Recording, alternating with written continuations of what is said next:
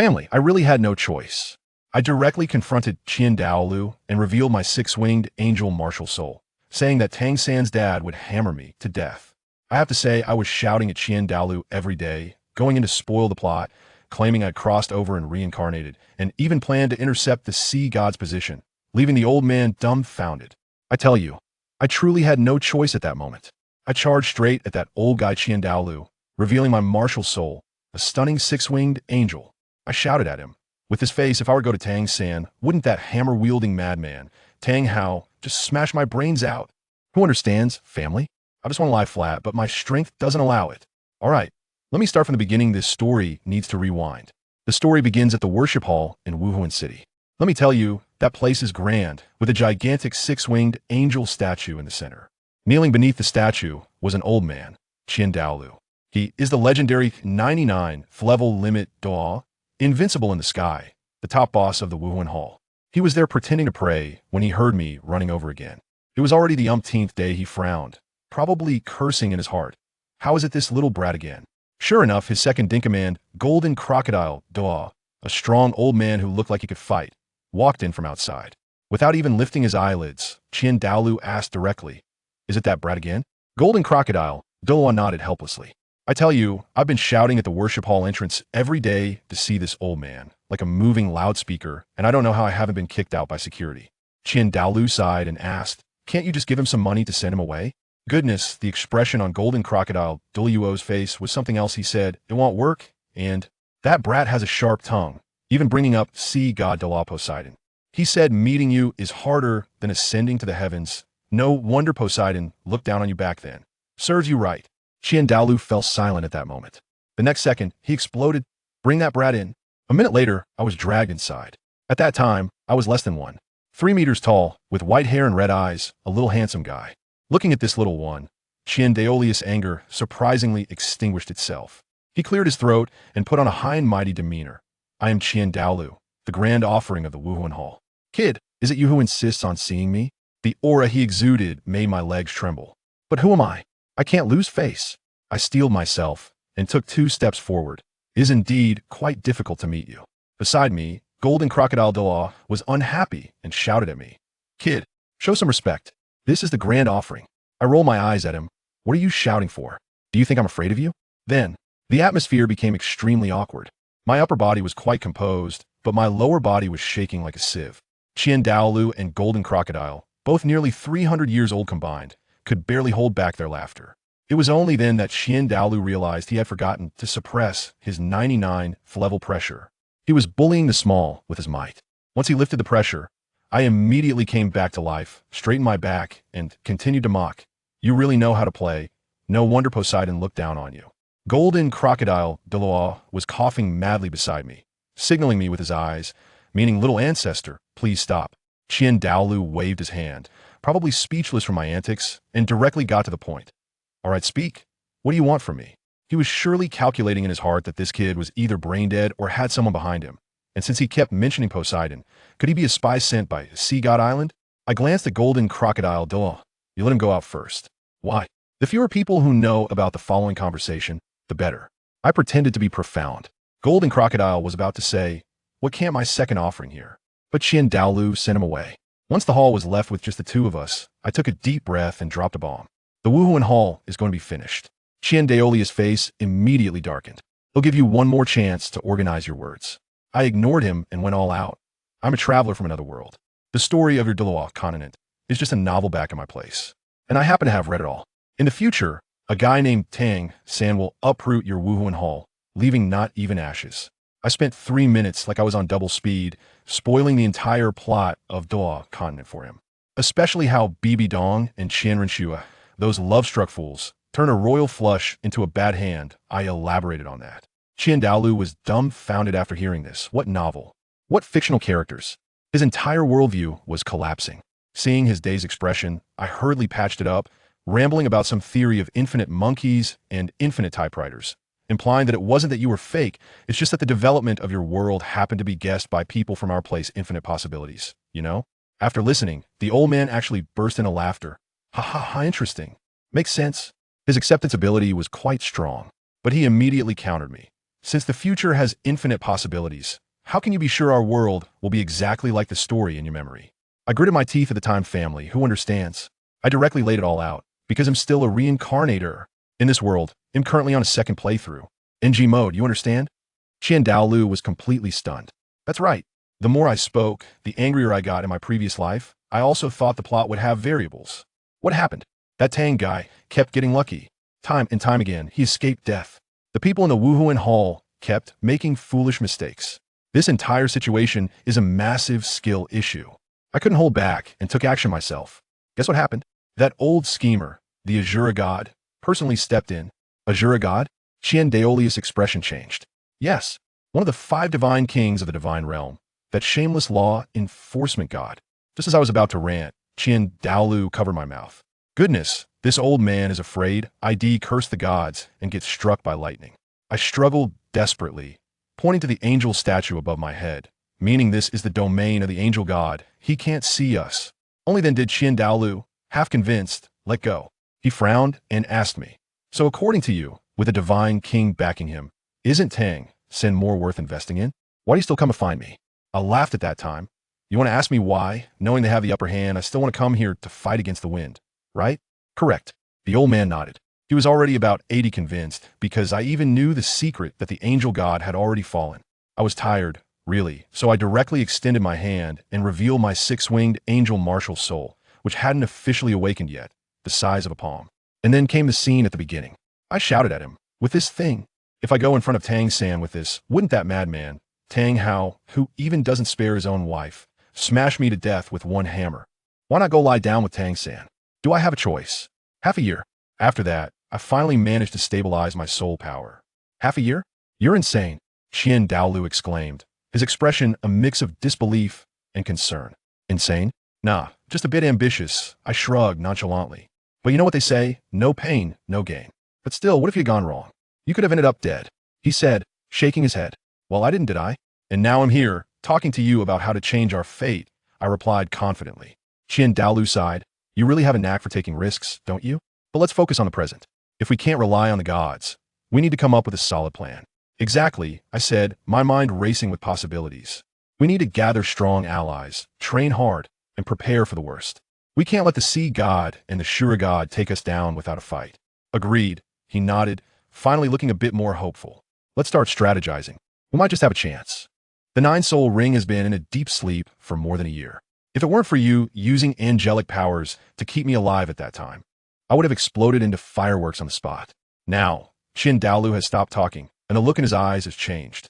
He is probably thinking this kid is a werewolf. He asked me if I'm afraid of death. I directly countered, what is there to be afraid of? If the spirit hall falls, with my angel spirit, would that bunch of hammer wielders let me go? I've worked hard to reach the rank of limit Douluo. Am I supposed to live my life as a stray dog in the end? Of course, it's mainly because of you. I added, you made me protect your granddaughter Qian Rinxue in your previous life, otherwise I would have run away long ago. In that situation, with a dual divine position Tang San, and with the Azura god ready to flip the table behind him, there was simply no way to fight. In the end, I helped Bibi Dong and Qian Rinxue block a strike from the Azura demon sword. That counts as returning you a favor. Because of me? ISNT that right. I started to complain. Bibi Dong looks at me all wrong because of my angel spirit, and your good granddaughter Qian Rinxue also dislikes me because of her mother. Bruce, you keep trying to set us up, making her even more annoyed with me. You tell me, as a limit Douluo, it's really awkward for me to be in the spirit empire, with 2 future gods wanting to stab me. If it weren't for your old face, I would have thrown in the towel long ago. Dalu was momentarily speechless, probably recalling his troublesome son. All right, I suddenly remembered. There's another reason why Qian Rinxue dislikes me. Not only am I tempted by her body, but I'm also tempted by her mother's body. I also flirted with a few other young girls. So every time she sees me, she wants to kill me. Dalu. The atmosphere froze. The next second, this old guy kicked me in the butt, sending me flying out. Damn, what ungrateful old thing. Are you sick? I cursed while lying on the ground. Ungrateful? Dalu's face darkened. You little rascal, thinking about both mother and daughter. Today, I must knock some sense back into you. Saying this, he walked towards me. I was so scared that I kept retreating. What do you want to do? Bully the weak? I tell you, if you come any closer, I will take action against Poseidon. Dalu stopped. The aura around him became increasingly dangerous. I I sensed something was wrong and quickly backed down. I was just joking. You wouldn't take it seriously, right? Ah, damn, you bastard. I was wrong. Half an hour later, I was sitting on the steps with a bruised face. And Dalu had summoned the other 6 offerings from the spirit hall. Wow, a line of titled Douluo. It looked like a meeting. The one called Guangling Douluo came over and pointed at me, asking Dalu, "Boss, who is this kid? He can't be your illegitimate son, right?" I shouted back in unison with Dalu, "No." As a result, this synchronization made the old men look at us even more strangely. Dalu quickly interrupted their gossip. "All right, stop guessing. Let me introduce you. This kid will be one of the offerings in the hall from now on. So please be accommodating." Oh, the 6 old men elongated their tones, wearing an expression that said we all understand. Dalu was already overwhelmed and directly asked me to show my martial spirit. I had just been beaten up and was quite displeased. "You want me to show it just because you say so? Do I not care about my face?" Oh, that group of old men started again. Dalu had no choice but to transmit a message to me. "Give me some face, and I'll agree to help you with something." Hearing there was a benefit, I immediately perked up, just as I was about to unleash my martial spirit. I suddenly remembered that I hadn't officially awakened yet. I quickly leaned close to Dalu's ear and whispered, "Help me awaken first." That little figurine from earlier was too lackluster. Dalu was stunned. "You haven't awakened yet?" I rolled my eyes. "Nonsense. If I awakened in Spirit City, would I still come here? That woman in the Hall of the Pope would probably take me out on the spot." The old man nodded and directly injected his soul power into my body. I guided it accordingly, and with a loud boom, a genderless angel spirit over 3 meters tall, wearing a mask and holding a holy sword, burst forth. It shone with golden light, and my aura was fully charged. The 6 offerings were stunned on the spot. A god-level spirit. Light-winged Douluo pointed at my spirit and shouted, "Boss, you still say it's not? On Douluo Continent, can an angel spirit belong to anyone else?" When they saw my innate level 20 soul power, they became even more convinced that I was a descendant of the Qian family who had fallen into exile, likely still connected to Qian Xuanji. Dalu was annoyed by their chatter and shouted, "Can you see clearly? Does this spirit look like mine?" Only then did they take a closer look and realize it was indeed different. But these old fellows had wild imaginations, muttering, "Could be a mutation?" After finally sending those offerings away, Dalu asked me what to do next. I shrugged my shoulders. "What else can we do? Just live normally. Shouldn't we deal with that Tang sent beforehand? Have you forgotten what I said?" I retorted, "The Azura god is watching. Killing him won't help. The God King can revive him in no time if he wants to. Rather than alerting him, it's better to let it be for now. After all, before he becomes a god, he's just a little calamity." Dalu found this reasonable and then asked me how I lived in my previous life. I sighed and began to complain. "In my last life, I awakened at the Spirit Hall Square and was then captured by Bibi Dong. Although you made a promise not to harm me, my days in the Pope's palace were truly miserable. How should I put it? Don't you understand her yet?" I retorted. "For her, I am just a tool. Because of my angel spirit, her feelings towards me are quite complicated. On one hand, she wants to kill me. And on the other hand, she wants to cultivate me to take revenge on your Qin family. Anyway, because of your troublesome son, I suffered greatly under her. At first, I naively thought I could develop a deep teacher-student bond, but it was of no use. In her heart, there was only her old lover. During the Soul Master competition, I almost got killed by Bibi Dong with a single strike, just because I hit you Xiaojiang a few times. If you hadn't arrived quickly, I would have been done for right there. After that, I came to the offering hall to hang out with you." After hearing what I said, Dalu felt quite awkward, as the whole situation stemmed from his useless son. I finally concluded, "Anyway, I've had enough of the atmosphere over at the Pope's place.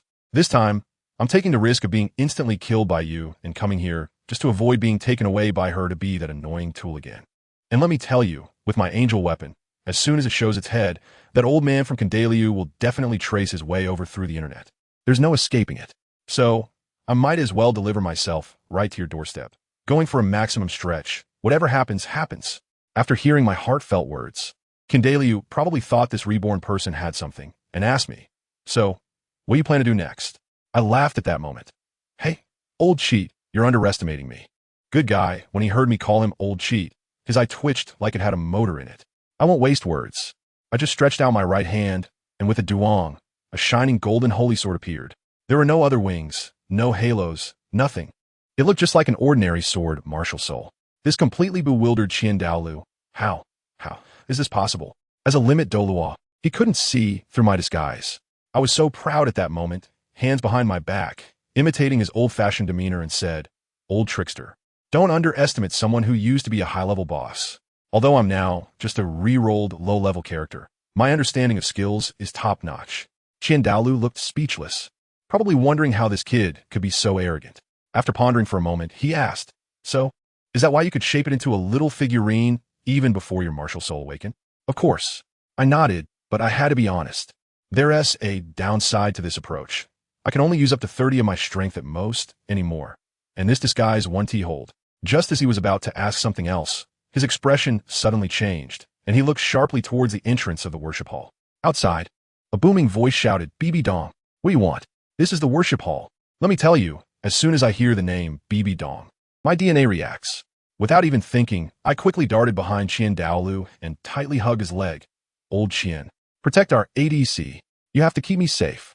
Dalu looked down at me, his face filled with black lines. Is it really necessary? I thought to myself, how could I not be? That crazy woman could take me out in an instant. I firmly told him, of course. She really would kill me. You have to believe me. Dalu still wanted to argue with me, saying that she doesn't know me now. How could she go all out against a little kid? But family, who understands? I understand too well.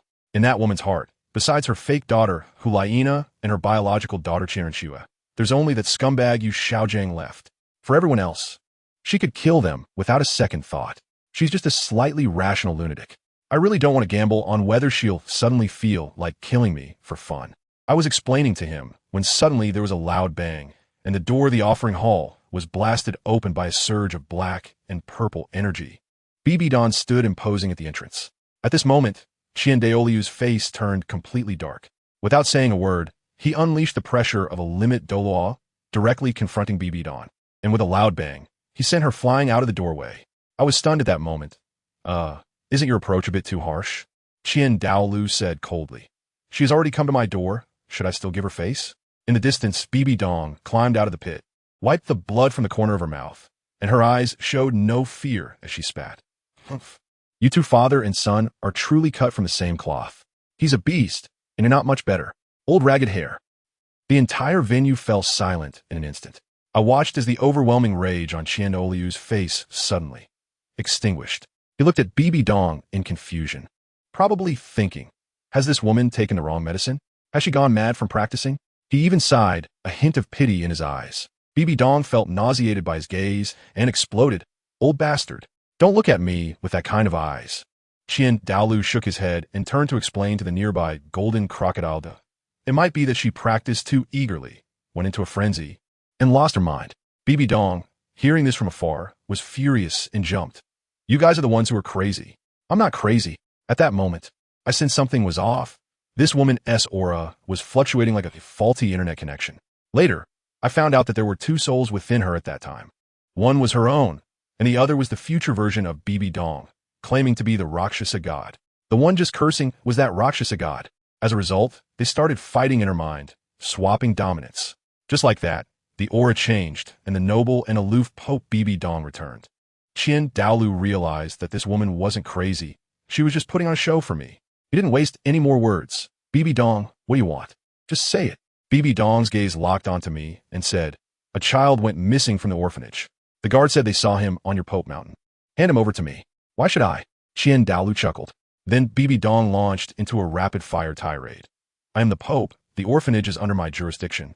The awakening of martial souls is under my jurisdiction, and the Martial Soul Academy is also under my jurisdiction.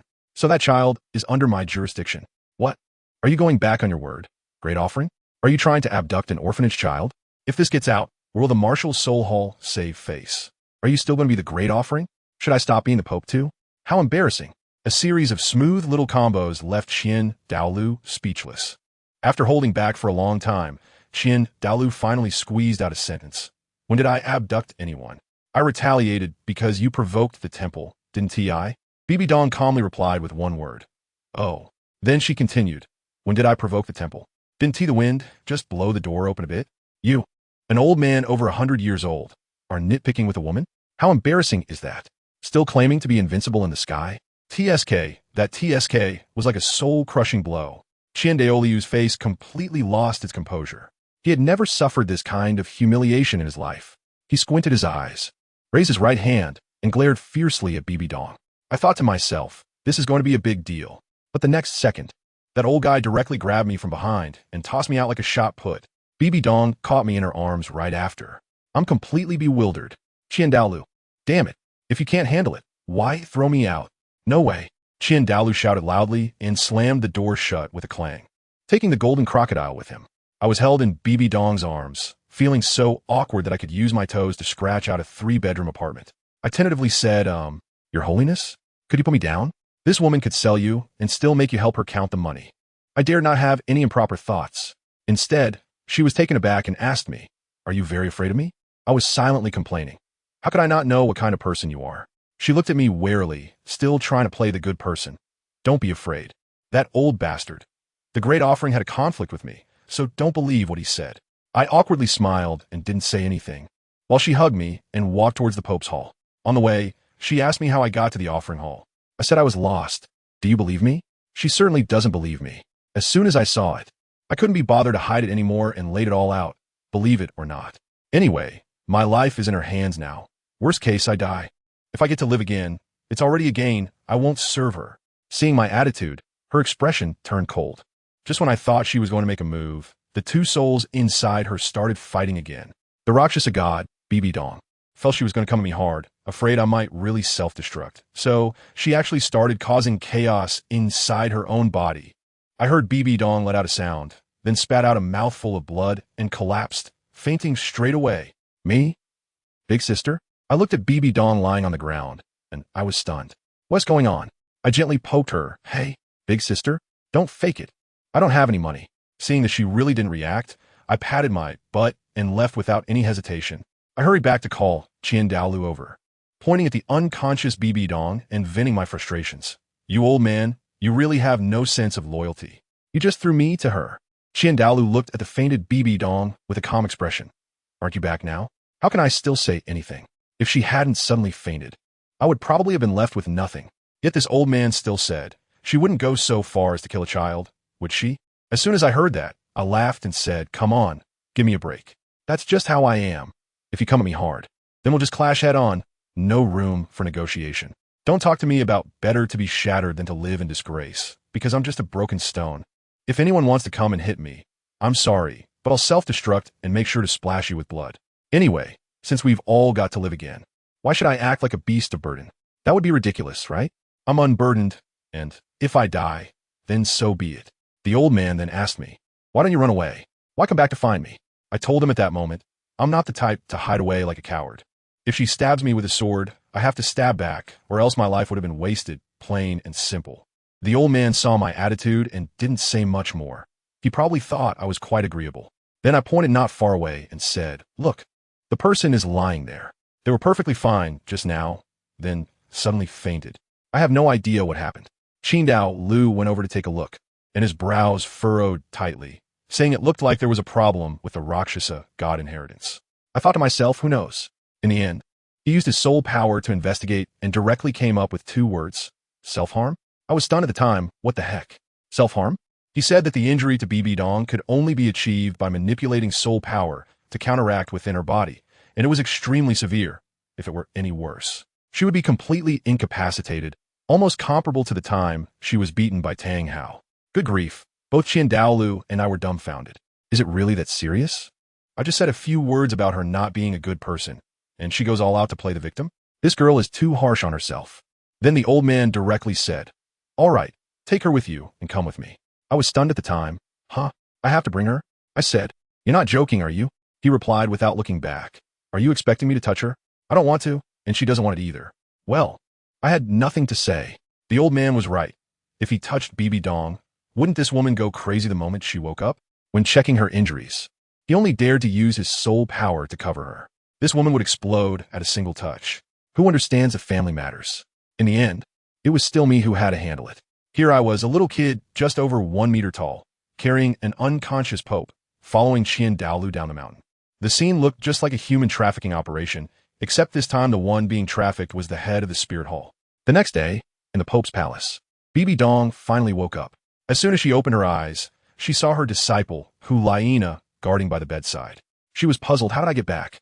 Hulaina hurriedly said, Teacher, it was the Grand Offering who brought you back and even found a healing soul master to treat your injuries. Upon hearing the words Grand Offering, Bibi Dong's face fell instantly, her disgust evident. Would he really be so kind? Hulaina was so scared she didn't dare to speak. Bibi Dong didn't explain much and turned to ask, was there a child following? Hulaina said, Yes. That child is the one you were looking for, right? He carried you back. Bibi Dong was even more confused. He carried me back? We were almost about to fight back then. Why would I care about her? Then she sat there in a daze, actually chatting with the Rakshasa god in her mind. She asked, didn't you say he would run away? What's going on? Her cyber friend lazily replied, Oh, I forgot to tell you. He is actually a bit of a softie. He can't ignore the old and weak when he sees them. And you were hurt so badly at that time. He definitely couldn't just leave you. Bibi Dong pressed further. What exactly is your relationship with him? The Rakshasa god sighed and said, I guess you could say he's half a disciple. I am indeed his teacher, but he doesn't listen to anything I teach. I said the limit for the first soul ring is 423 years, and he stubbornly absorbed a 4,200-year one, almost dying on the spot. I said the limit for the second soul ring is 764 years, and he just turned around and got you one close to 8,000 years, lying in bed for a month. Good heavens, a pure rebellious child, just defying authority. The more she spoke, the angrier she got. Because I kept slapping that so-called master's theory in the face, she was increasingly displeased with me. After hearing all this, Bibi Dong fell into complete silence. She realized that this kid was a super potential stock that absolutely couldn't be offended. After thinking for a long time, she called Hulaina over and began to paint a grand picture. Laina, help your teacher out, go up the mountain and bring the child down. As long as you cultivate well, when you reach Soul Sage, I will appoint you as the saintess of the Spear Hall. The little fox couldn't resist this and was immediately coaxed into a frenzy, and the next day, she happily went up the mountain to find me. However, this girl got lost directly on the mountain. There was a huge maze between the Pope's palace and the Grand Offering's palace. She wandered inside, and when night fell, with a few wolf howls around, she completely broke down, squatting on the ground, crying, thinking she was going to perish. I happened to pass by and heard someone wailing. When I went over to take a look, it was her. I immediately warned her in a bad mood. Stop crying. If you dare to cry, I'll leave you here to feed the wolves. She immediately held back her tears, looking very wronged. I asked her why she was here, and she honestly replied that the teacher sent her to ask me to come down to thank and apologize to me. I couldn't help but laugh when I heard that. Apologize? Would Bibi Dong apologize? The sun must be rising in the west. I told her to go back and tell her that it wasn't necessary. I didn't need her insincere apology anyway, and she would never change. After saying that, I started to lead her down the mountain. Then, folks, the most outrageous move happened. Just after we walked out of the maze, I turned around, and this little fox seized the opportunity to launch her second soul skill, Fox Charm, directly at me.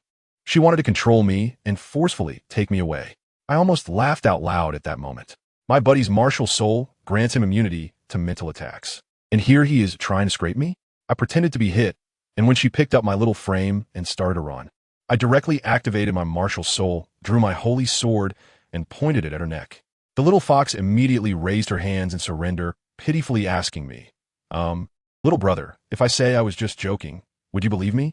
I smiled without really smiling and replied, what do you think? In the next second, I sheathed my sword and punched her right in the face, giving her a black eye. She exploded in anger. Damn, little brat, you shouldn't hit people in the face. Then this girl got fired up too and activated her martial soul, charging at me. The two of us, one a 10-year-old soul master and the other a 6-year-old just awakened, were rolling on the ground like two 3-year-olds fighting, and she even bit me. Dalu observed from the shadows, probably dumbfounded, thinking these two are truly like the sleeping dragon and the phoenix chick. Back at the Pope's palace, Bibi Dong looked at the bruised and battered Hulaina, completely speechless. The key point is, she was bullying the smaller one and still couldn't win. How embarrassing. Hulaina was still stubborn, saying I was shameless, using my martial soul while wearing a mask, making it impossible for her to hit me. Hey, upon hearing this, Bibi Dong got excited and asked what my martial soul was. When Hulaina described it, blonde hair, white wings, and a sword, Bibi Dong's heart skipped a beat. An angel. She quickly went to ask her cyber friend for confirmation and heard that my angel martial soul is the genuine plus version, while Qian's is just the wholesale version, equipped with abnormal healing and immunity to mental attacks. Now Bibi Dong couldn't sit still, realizing that if I trained up, I'd be a god in the future. and she had to build a good relationship with me. Hulaina finally had a change of heart and apologized to me, saying she shouldn't have repaid kindness with malice and try to forcefully bind me. All right, it seems this master and disciple have finally opened their minds a bit. On the other side, in the worship hall, Dalu was also complaining about me, saying I was fighting with a little girl, how embarrassing. But I'm proud. I, at 6 years old, defeated a 10-year-old 2-ring soul master. This achievement deserves to be boasted about for a lifetime. I'm telling you, that old man is just jealous. Jealous of how unreasonable my angel martial soul is. Then I started teasing him, saying, "Old Qian, are you jealous that I'm more handsome than you? Otherwise, why didn't Poseidon notice you back then?" I stood with my hands behind my back, wearing a serious expression as I started to boast, back in the day. I single-handedly stormed into Poseidon's island, knocked down those 7 pillars in no time, and even tossed their broken trident into the sea. You have no idea. The look Poseidon gave me at that moment, TSK, it was so full of affection, he practically wanted to elope with me on the spot. Dalu's face turned green. He must have been cursing me for being crazy in his heart, thinking that Poseidon probably wanted to slap me to death. I was still showing off there. Old cheat, are you jealous? I'm the man that Poseidon has been thinking about. No, I'm the man that the entire sea god island has been thinking about. Slap. This old man could no longer tolerate it and slapped me flying out. Just as I was flying out, the door of the offering hall happened to open, and Qianren Shui, who had just rushed back from Tiano City, collided with me in a twist of fate. Slap. Another slap sent me crashing against the wall. I remember I was completely dazed at that moment. As soon as I opened my eyes, I felt a big white rat. No, a shadow of a person, charging at my face. I instinctively blocked and bam, I flew away. The blonde girl who attacked me looked innocent and asked, "What was that?" "Well, thank you very much. You're the real problem." Meanwhile, the old man, who was kneeling beside me, stood up gracefully and turned to his granddaughter, saying, "Just a little brat who deserves a beating." I understood in an instant.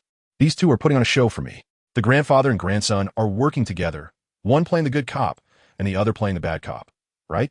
Dalu, you old sly one. I was wearing a pig's head face, peeling myself off the wall, pointing at him and cursing. Dalu, you. Just as the words left my mouth, I caught a glimpse of the blonde girl next to me. Qianren Shui. I instantly swallowed the second half of my sentence. I tell you, I can argue with Dalu privately all I want, but in front of Qianren Shui, I dare not be reckless. This silly girl really can draw her sword and attack at the slightest disagreement. I immediately put on a smile while comforting myself and very reluctantly asked, "Have you eaten?" Dalu, the old guy, seemed to enjoy it, replying slowly, "Not yet." See, he really likes this approach. Giving him face in front of others is better than anything else. Qianren Shui pointed at me, looking curious. "Who is he?" Just as Dalu was about to introduce me, he said, "Mou, the new one from the offering hall, consider him." I immediately answered, "The 8th offering." "Just kidding. We can't mess up the hierarchy." I was making crazy expressions at Dalu. "Didn't you say I could be the 8th? At this moment, not only Qianren Shui, but even Dalu was at a loss, both of their faces filled with confusion. I directly switched to the voice chat mode in my mind and started venting at Dalu. "Didn't you promise?" "When did I promise?" This old man still wants to go back on his word. We can see through his little schemes. He just wants to matchmake me with his granddaughter and tie me to the war chariot of the spirit hall, right? He wants me to call him Grandpa. Dream on. You don't recognize it, huh? Fine. I'm packing my bags and going to Sea God Island to retire. I'm directly threatening him. Go ahead. Hey, this old guy isn't falling for it. He looks indifferent. Anyway, you've already made an enemy of the Shura God, so you'll have to fight sooner or later. And in the end, you'll still have to come back, so what is the rush? Goodness, he has me completely under his control. He knows I can't swallow my pride. Losing is fine, but I can't lose so miserably.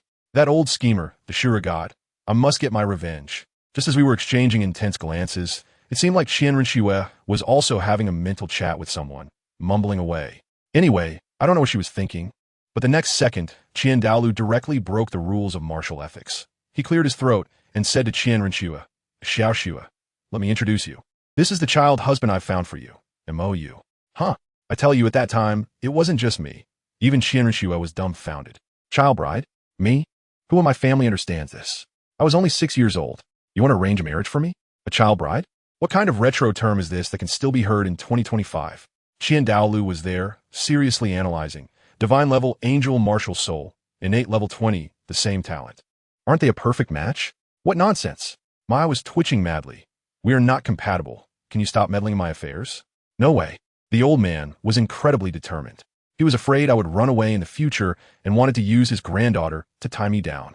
His plan was practically hitting me in the face. Then something even more ridiculous happened. Qianrenxue actually agreed without hesitation. Good. I'll take this child bride. Hey. The person involved is still here. Can I refuse? I weakly raised my hand. No. They both said in unison, leaving me with no temper at all. Qianrenxue even half squatted down, holding my face, rubbing it with both hands, and asked me, am I not pretty? Pretty. What can I say? She's indeed pretty. But her heart is as dark and ruthless as her mother's. Then why do you refuse? It's not suitable. I pushed her hand away. What is not suitable? She held my face again, winking at me. I'm only 6 years old. Still a child. I was desperately struggling. It's okay. I'm only 15. A mere 9 years old is nothing for a soul master. She smiled as if it was all a light matter. I'm completely at my wit's end. This grandfather and grandson are simply cut from the same mold. It was the same in my previous life, only this time it was ruined by BB Dong. And now I'm all alone, unless you can give me a reason that is convincing enough. Qianrenxue saw that I had nothing to say and issued me an ultimatum. Are you sure? I raised an eyebrow. A reason? My reason is explosive. I immediately put on a serious face and cleared my throat. Then listen well, I'm craving. I hadn't finished speaking when that old rascal Dalu covered my mouth tightly. The look in his eyes was dangerously intense, as if saying, are you really looking to die? We started another mental voice battle. Why are you covering my mouth? Isn't she the one who wants a reason? Is that a reason? That's the path to death. Oh, the path to death? You learned that pretty fast from Tang San. Huh? I'm just speaking the truth, letting her see my true colors. I'm just a bastard with a human face and a beast's heart. Honesty is one of my few virtues. How can you be so shameless? The old man is about to go mad. Is this your first day knowing me? I said confidently. In the end, the old man still succumbed to my shamelessness. He let go of me and said to Qianrenxue, let us talk about the child bride thing later. He wouldn't dare to let me say that out loud, or else his precious granddaughter would immediately draw her sword and slice me. Just as this matter was settled, Qianrenxue suddenly ran off to whisper to Dalu, saying something about taking me to Heavendo City. As soon as I heard it, I exploded. Going to Heavendo City? Playing house with her? What a joke. One idle person in the spirit hall is enough. Don't drag me into this. My talent can't be wasted on such nonsense. Dalu hesitated, but his granddaughter was quick with her words, saying something about how proximity to the water tower gets the moon first, fearing that if I stayed in Spirit City, I'd be fooled by BB Dong. She even pointed at me and said, Grandpa, look, this kid doesn't seem very smart. Can he withstand that woman's sweet talk? Thank you very much. You're the one who's not smart. In the end, Dalu was really convinced and came over to persuade me. I'll be straightforward. Old trickster, don't bother. Your granddaughter is too cunning. I can't get along with her. It's too exhausting. Don't worry. I will definitely help in the divine battles in the future. I want to run away. There's no need to tie me down like this. As soon as I said that, Dalu seemed a bit embarrassed. He probably didn't expect me to be so straightforward. After he left, Qianrenxue came over. This girl seemed to be fired up by my rejection, and she immediately threatened me, saying, are you sure you want to refuse me? Do you believe that from now on, every person you like I will? Before she could finish her sentence, she suddenly clutched her heart and squatted down, blood trickling from the corner of her mouth. Good grief. What kind of new-style extortion tactic is this? 1 second, she was a domineering CEO, and the next she was like Lindayu. She glared fiercely at the air, then stood up, wiped the blood, and casually said, if you don't want to, then forget it. After saying that, she turned around and left, leaving me alone in a state of confusion in the wind. This change of attitude was faster than flipping a book. I completely couldn't understand it. Forget it. I was too lazy to think about it. So I turned around and went back to the little palace that Dalu had arranged for me to sleep. Lying on the bed, I began to ponder that it seems there's nothing to look forward to in this life. Facing the Shura God, a God King level powerhouse. Even if I fully powered up BB Dong and Qianrenxue with 3 level 1 gods, it would still just be sending food to the enemy. This gap is something that hard work can't bridge at all. No matter how hard an ant tries, can it ever compete with an elephant? Isn't this just a pure hellish start? Forget it. Let it go. Let it be destroyed. Hurry up. Just focus on companionship. As a result, the next morning, let me tell you, I was physically awakened in a literal sense. As soon as I opened my eyes, I saw Qianrenxue's enlarged face. She had turned me into her personal pillow, clinging to me like an octopus, drool even dripping onto my face. I had only one thought at that moment. My innocence was gone. Immediately after, things got worse. She hugged me tighter. Her legs also wrapped around me. I felt like all the bones in my body were singing anxiety. Who understands this among my family? Is this a sister hug kill? This is clearly a hug me to death. With her soul king strength, my little body couldn't take it. If she put in a bit more force, I'd be heading straight to meet the real angel. Ugh! I desperately arched my head back, gasping for life-saving air, and shouted in her face, "Sister, you're killing me." Only then did she wake up groggily, and upon seeing me almost rolling my eyes from being choked, she instantly snapped to attention and quickly let go. I tumbled out of bed, panting heavily and getting 8 feet away from her. That was too close, just a little bit more. But this girl really had a unique way of thinking. Instead of apologizing when she saw me in such a sorry state, she leaned over the edge of the bed, watching me with great interest, and took the initiative to ask, "What are you doing here?" I turned green with envy. "Guess what? I almost got suffocated by your hug." "Let me guess." She laughed like a little fox. "Are you reluctant to part with me? Last night you said you didn't want to, but then you turned around and came to warm my bed? TSK. You say no, but your actions are very honest." Huh? I almost spurted out a mouthful of old blood. The villain is crying out first. How can this woman speak nonsense without changing her expression? Don't explain. An explanation is just a cover-up. She's still pressing on, saying that if you regret it, she can give you another chance. Do you want to be my child husband? The kind that warms my bed, you know? I'm tongue-tied and can't argue with her, and in the end, I get so angry that my face turns red. And I can only blurt out, "I'll support your sister." After saying that, I angrily turn around and slam the door as I leave. If I stayed any longer, she would drive me to my death. Once I'm gone, Qianrenxue finally lets out a breath, her whole face instantly turning as red as a monkey's butt, and she buries her head in the blanket. Hey, she can be embarrassed too. Serves her right. I stormed out of the bedroom, and as soon as I entered the hall, I saw that old Dang from Dalu sitting there, looking at me with a subtle expression on his face. I instantly understood that this old guy must have known all along. Not bad. Haha, I almost got suffocated by your precious granddaughter. I retorted at him in annoyance. Can you consider the difference in our physiques and strength next time you stir up trouble? If she rolls over in her sleep, I'm done for. The old man also looked awkward, probably didn't expect his granddaughter to sleep so wildly. I ignored him and turned to wash up. By the time I finished getting ready and walked into the yard, I was hungry. I shouted into the air, "Old thief, do you have anything to eat?" Suddenly, a cold voice echoed from behind me. "What did you call me, Grandpa?" I shivered. How is that woman Qianrenxue still haunting me? I immediately put on a flattering smile and took small steps towards the door. "You heard wrong," I meant. "Dear High Priest." But before I could finish my sentence, as soon as I lifted my foot, my neck tightened, and I was directly lifted off the ground. Let me tell you, it was just like grabbing a kitten with no room for resistance at all. I was feeling frustrated at the time, and when I turned my head, it was Qianrenxue. I said, "Sister, we have no grievances in the past and no enmity in the present. What are you doing?" She ignored me completely, just grabbed me and turned to leave, directly pressing me onto the stone bench in the middle of the courtyard small pavilion. Well, I couldn't run away, couldn't fight back, and she could fly too. I accepted my fate and thought, let be destruction, hurry up. But guess what? She didn't make things difficult for me.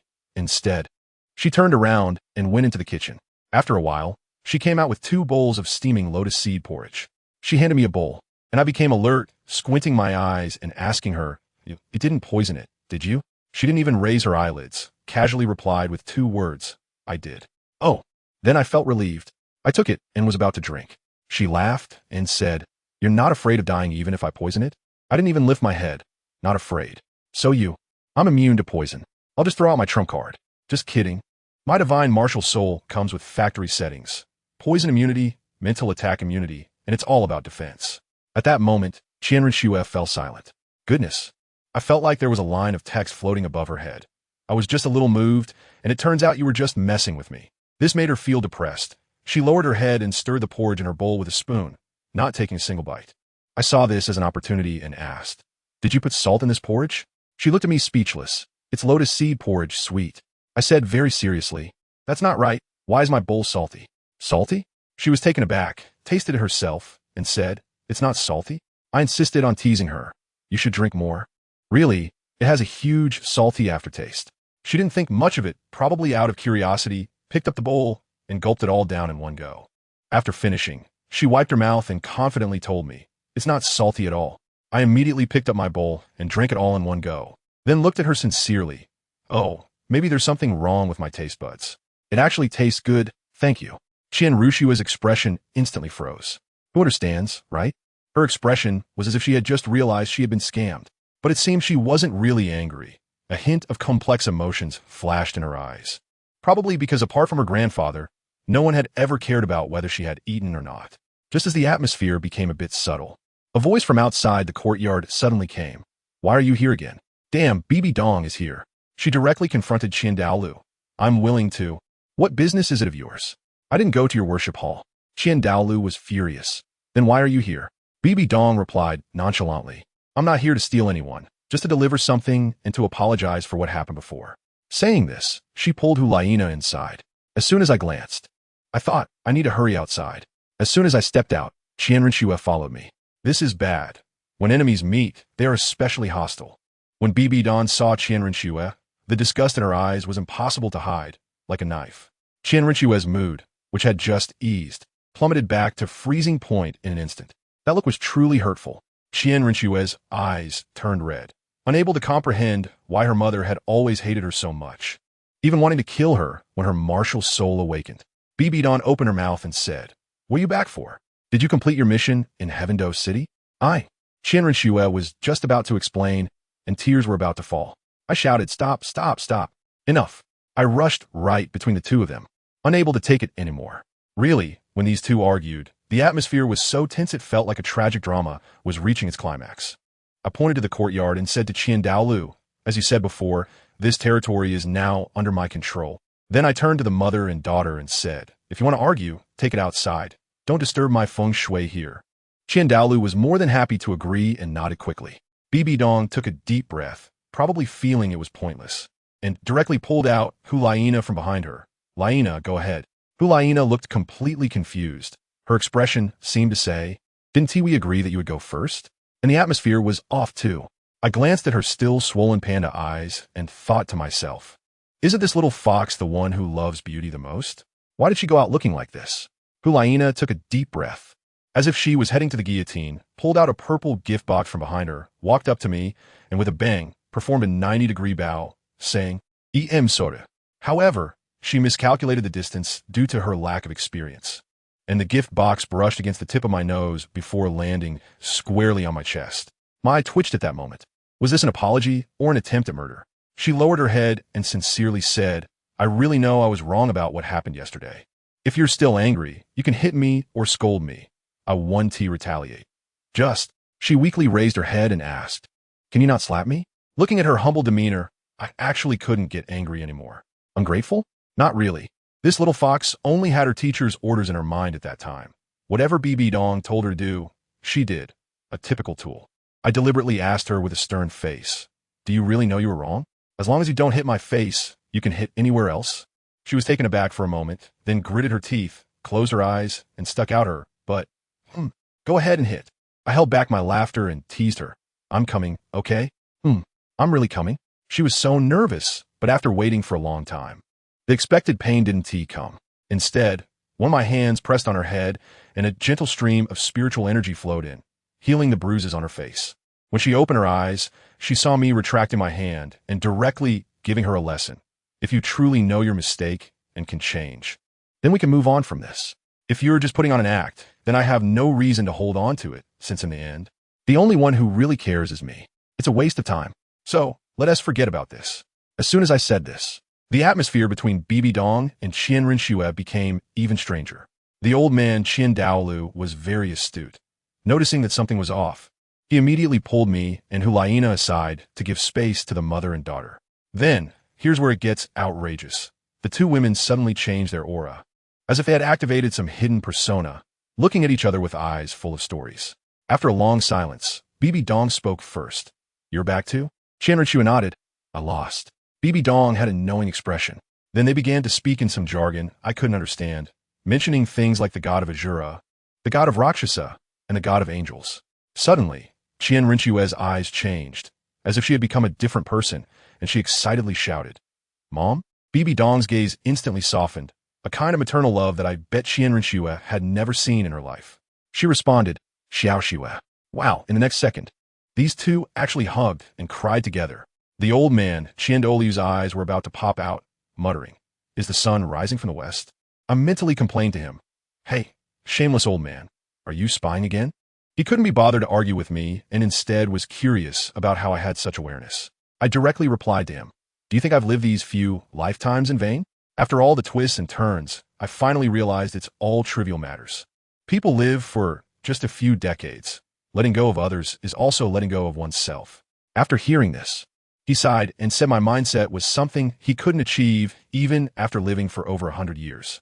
I thought to myself, if you had died twice like me, you would understand. While chatting, Dalu suddenly asked me, "By the way, when do you plan to go get your soul rings?" I said any time is fine. I had been pondering whether the first soul ring could directly be a 10,000-year one. But now I've figured it out. It's unnecessary and my body can't handle it. The key point is, my martial soul has some unique traits. The strength of the soul skills is linked to my soul power output and has little to do with the age of the soul rings. The first 6 soul rings focus on elemental immunity. He was stunned when he heard that. It can do that? Then he asked me what attribute I plan to acquire first. I answered nonchalantly, "It must be light attribute and fire attribute." "Why? Isn't your precious granddaughter a combination of light and fire attributes?" I had to get rid of those two first, otherwise, who could endure being chopped by her every day? Dalu was left speechless at that moment, probably pondering how many times his granddaughter had chopped me. On the other side, that mother and daughter finally finished their affectionate moment. But it seemed like that cold-faced BB Dong was back, forcibly making Rinchua forget what had just happened. However, Rinchua's mindset was good now. She looked as if she had eaten honey, her face flushed, and her gaze towards me was strange. She walked over with a big smile, pulled me in her arms, and started to rub my face vigorously. Let me tell you, at that moment, I understood why my cat always wanted to scratch me. Who can stand this? I was just about to lose my temper when I saw the look in her eyes. And immediately from my heart I said, "Sister, you are really beautiful." She was so pleased that she gave me a kiss on the cheek and finally let me down. But as soon as she released me, Hulaina, that little fox, hugged me from behind and, imitating Rinchua, rubbed her face against mine. I was furious at that moment. Damn, are you women ever annoying? If you touch me again, I'm going to charge you. Hulaina reluctantly took a sip before letting me go. As a result, when Rinchua saw this, her expression instantly darkened. Goodness, she thought I was her child husband, and she could kiss me, but no one else could. Saying that, she was coming over again. As soon as I saw this situation, I activated my martial soul and turned to run. I shouted, "Old cheat, take care of your grandson." Bang! I was so focused on dodging behind that I didn't look ahead and crashed straight into a soft embrace. I was frozen at that moment, this familiar smell. It's BB Dong. I'm doomed. I'm done for. I'm still in my martial soul possession state. She must have seen my angel wings and would definitely format me on the spot. I stiffly raised my head and forced a smile. I didn't mean to. And guess what? BB Dong surprisingly didn't blow up. She just looked down at my little wings, her expression softened, and she said, "Thank you for carrying me back to the Pope's palace earlier, Xiaoyu." Huh. I was dumbfounded but quickly went along with it. Oh, it was nothing. It was nothing. Then she took out a purple crystal ring from her pocket and put it directly on my finger, saying, "This is a storage soul guide. 30 cubic meters, and it can store living things. Consider it a token of gratitude. You can't refuse, or it would mean you don't respect me."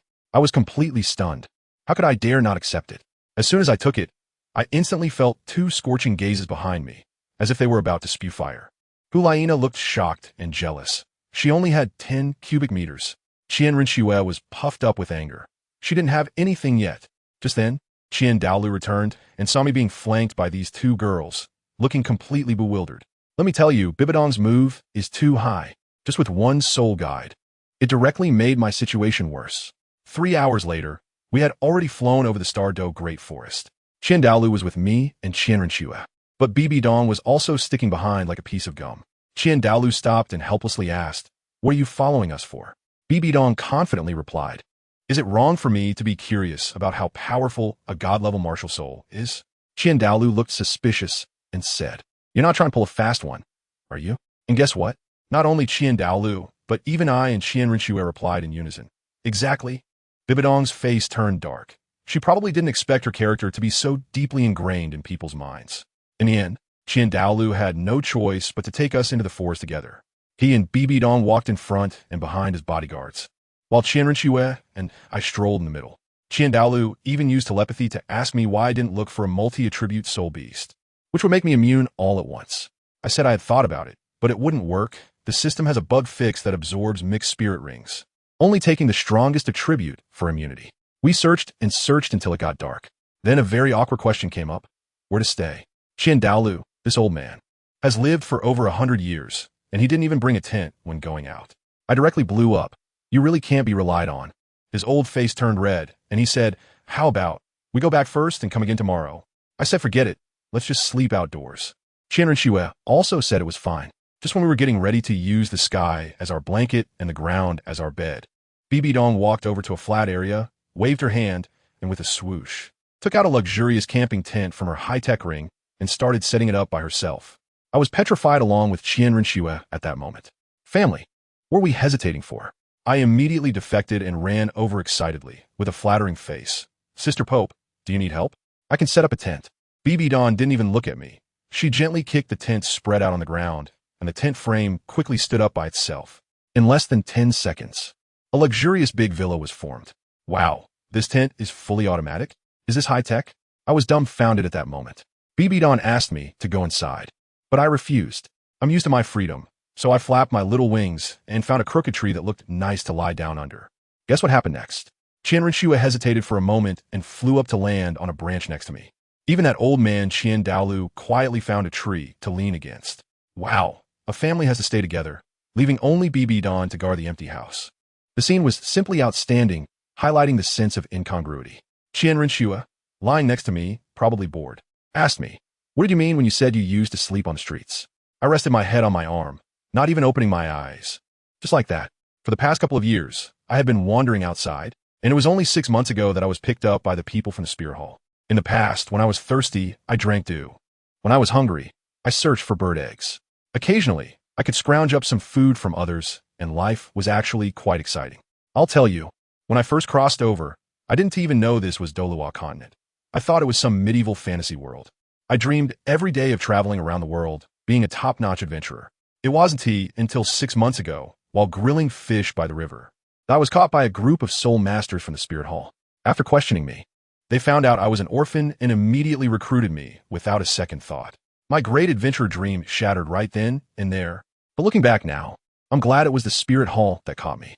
If I had awakened my six-winged angel martial soul while wandering outside and ran into some 7-treasure glazed tile school or blue lightning tyrant dragon family, they would have seen the Spirit Hall's iconic martial soul and might have physically eliminated me on the spot, making me reincarnate.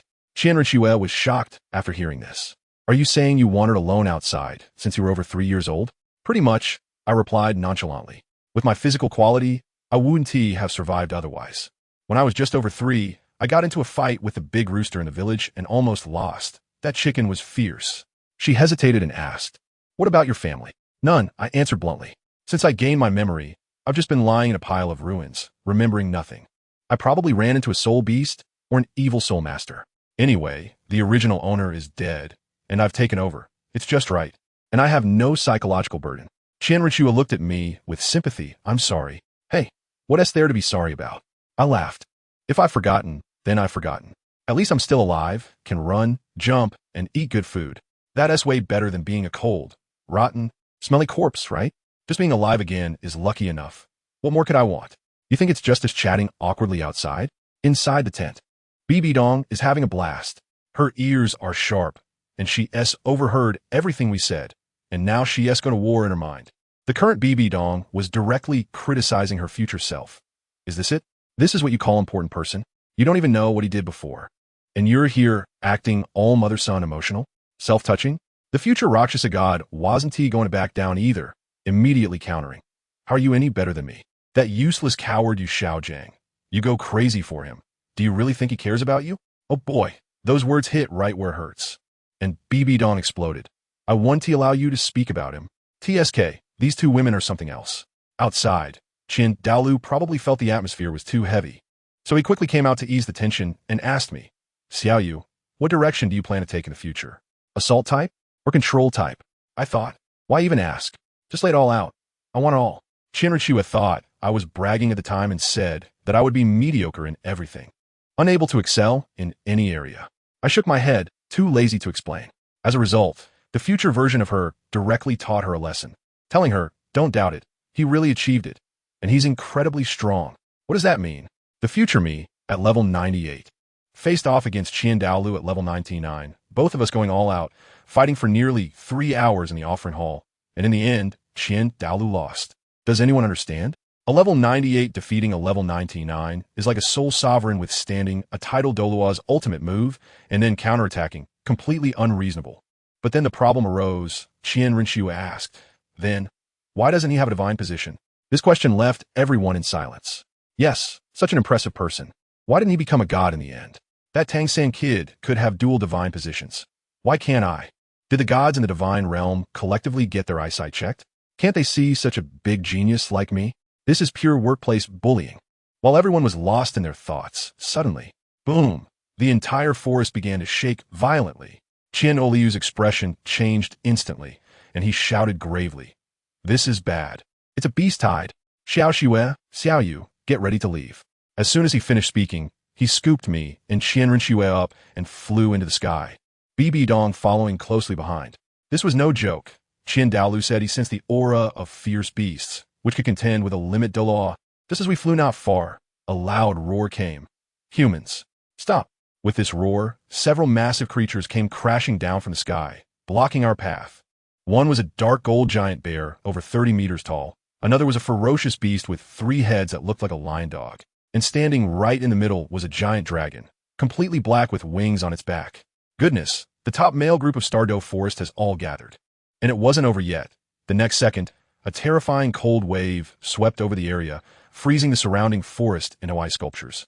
And a vague figure appeared behind the black dragon. Dalu tensed up, protecting us tightly. That black dragon, known as Emperor Tian, spoke in a low, rumbling voice. With the offerings of the angel god, have no intention of starting a war. Dalu sneered. Then what does this mean? Are you throwing a party? Emperor Tian raised his massive dragon claw, pointing directly at me. Hand over that child, and you can leave. No way. Rinxiu was the first to refuse. Dalu secretly began to mobilize his divine power, preparing to fight to the death.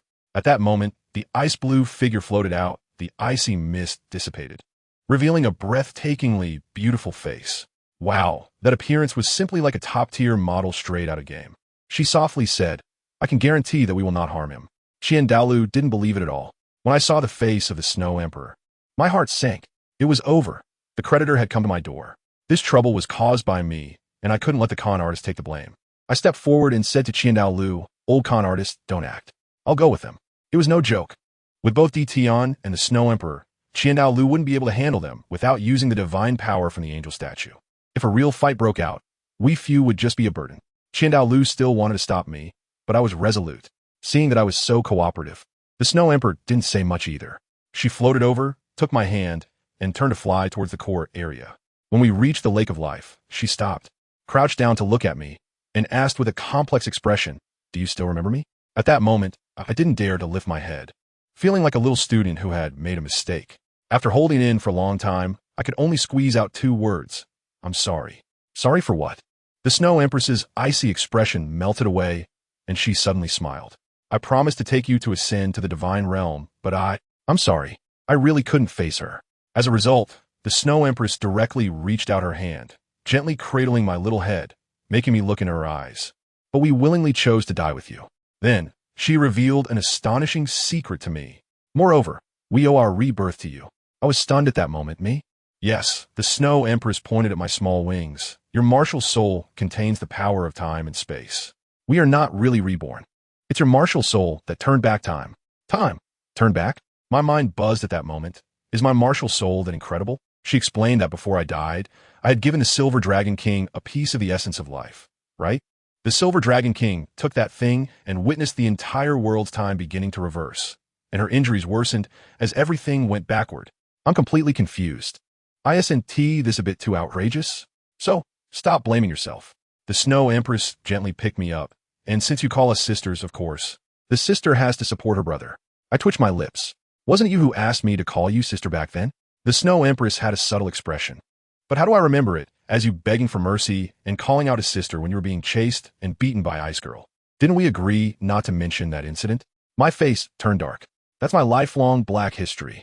As soon as we cleared up this misunderstanding, the atmosphere instantly became relaxed. I asked her why she didn't go to Spirit City to find me and insisted on blocking me here. She said it was because she was afraid of being discovered by Dalu, and also, she wanted to see if the Silver Dragon King was the same as them. Most importantly, there are good things here. As soon as I heard it, I laughed. I took her to sneak into the Lake of Life. You're talking about that big meat worm, right? Yes, that's him. Let me tell you, this guy's luck is really terrible. Back in the day, he was practically a giant power bank. To awaken the Silver Dragon King, he was completely drained, losing 1,000,000 years of cultivation on the spot. It's quite tragic. Only Tion saw some potential in him and took him in to hide out in the Lake of Life. I hurriedly asked Snow Emperor, by the way, besides you and Ice Sister, who else remembers me? Snow Emperor replied, everyone remembers. Even Emperor Tion and the others remember. At that time, when my life source exploded, time flowed backward, which was equivalent to creating a memory archive point for all the fierce beasts under the Lake of Life. I twitched at the corner of my eye.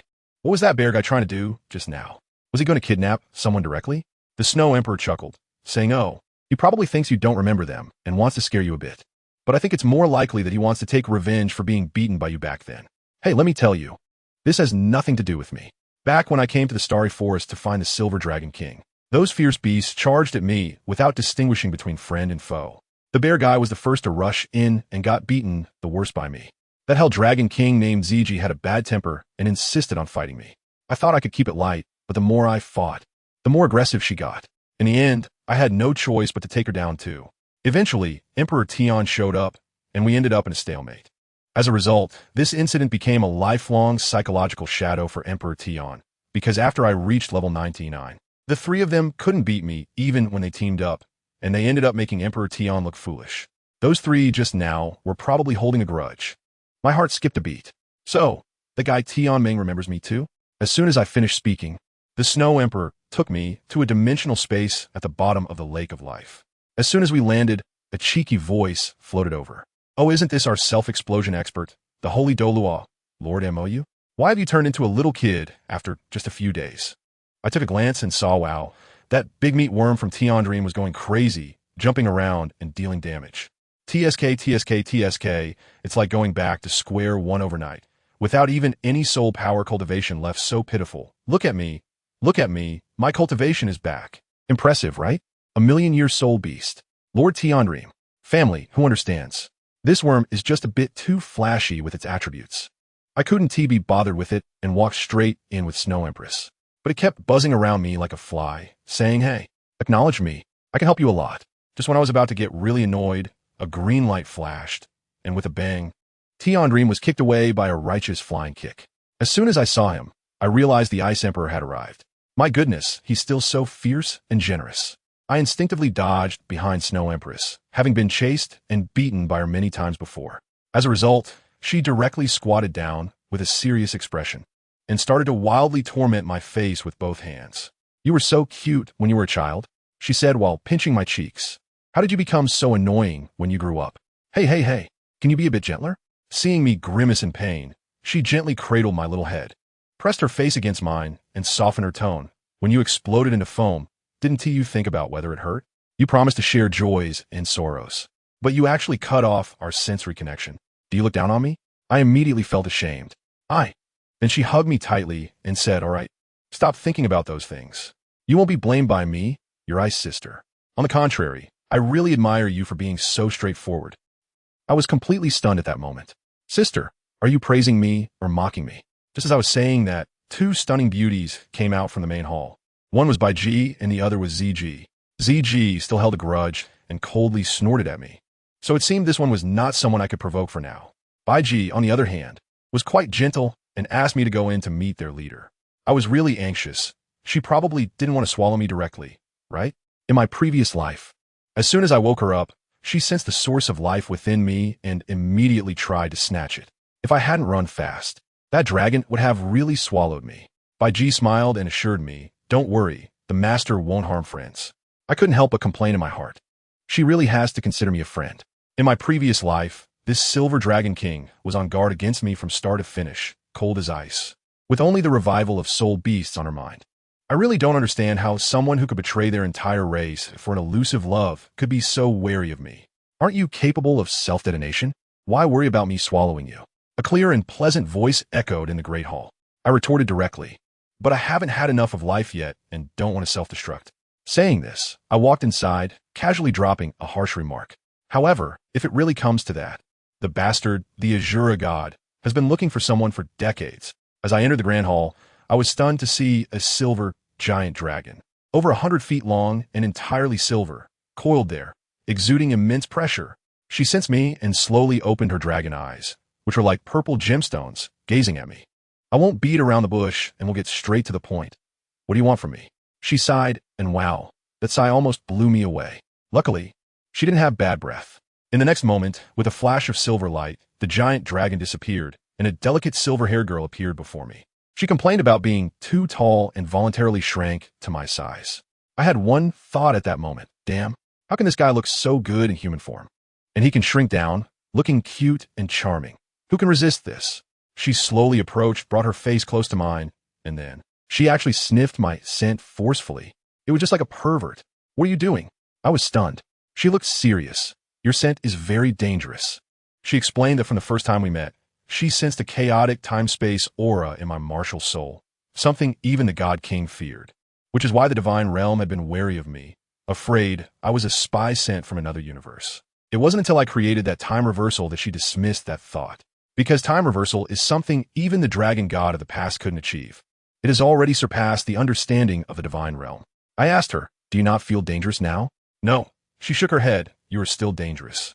It's just that I now know your enemies are those guys from the Douluo god realm, and they are my enemies too. And the enemy's enemy is a friend. So we can cooperate. Without thinking, I refuse to collaborate with you.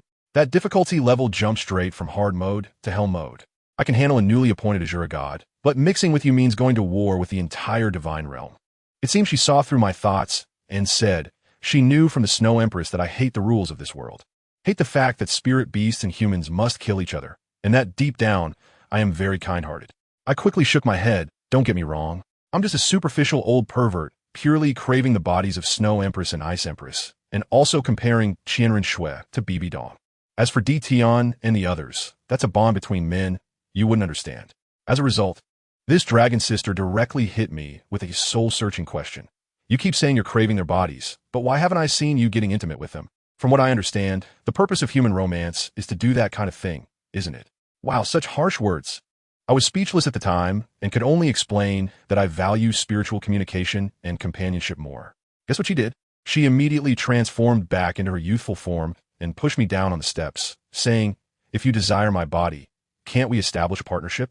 I was so furious at that moment. What the hell? What kind of operation is this?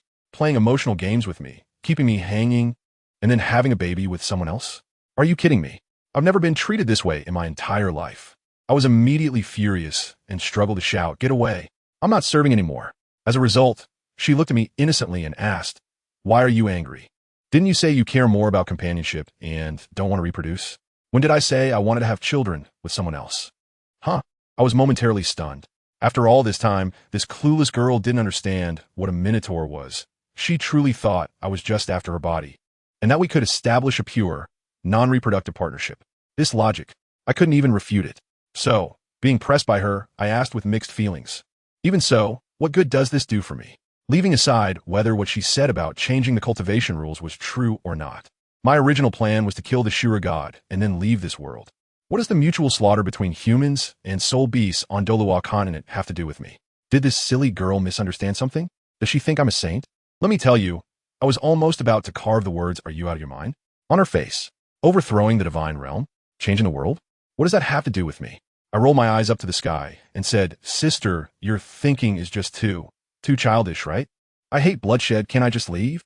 Why do I have to stay and be your savior? Besides, do you really think that without soul rings, humans wouldn't fight? Who understands this, family? It's so naive, it makes me want to cry. Humans are still crazily competing against each other. Today you betray me. Tomorrow I stab you. Do you expect us to hold hands with soul beasts and sing we are a loving family? What a dream.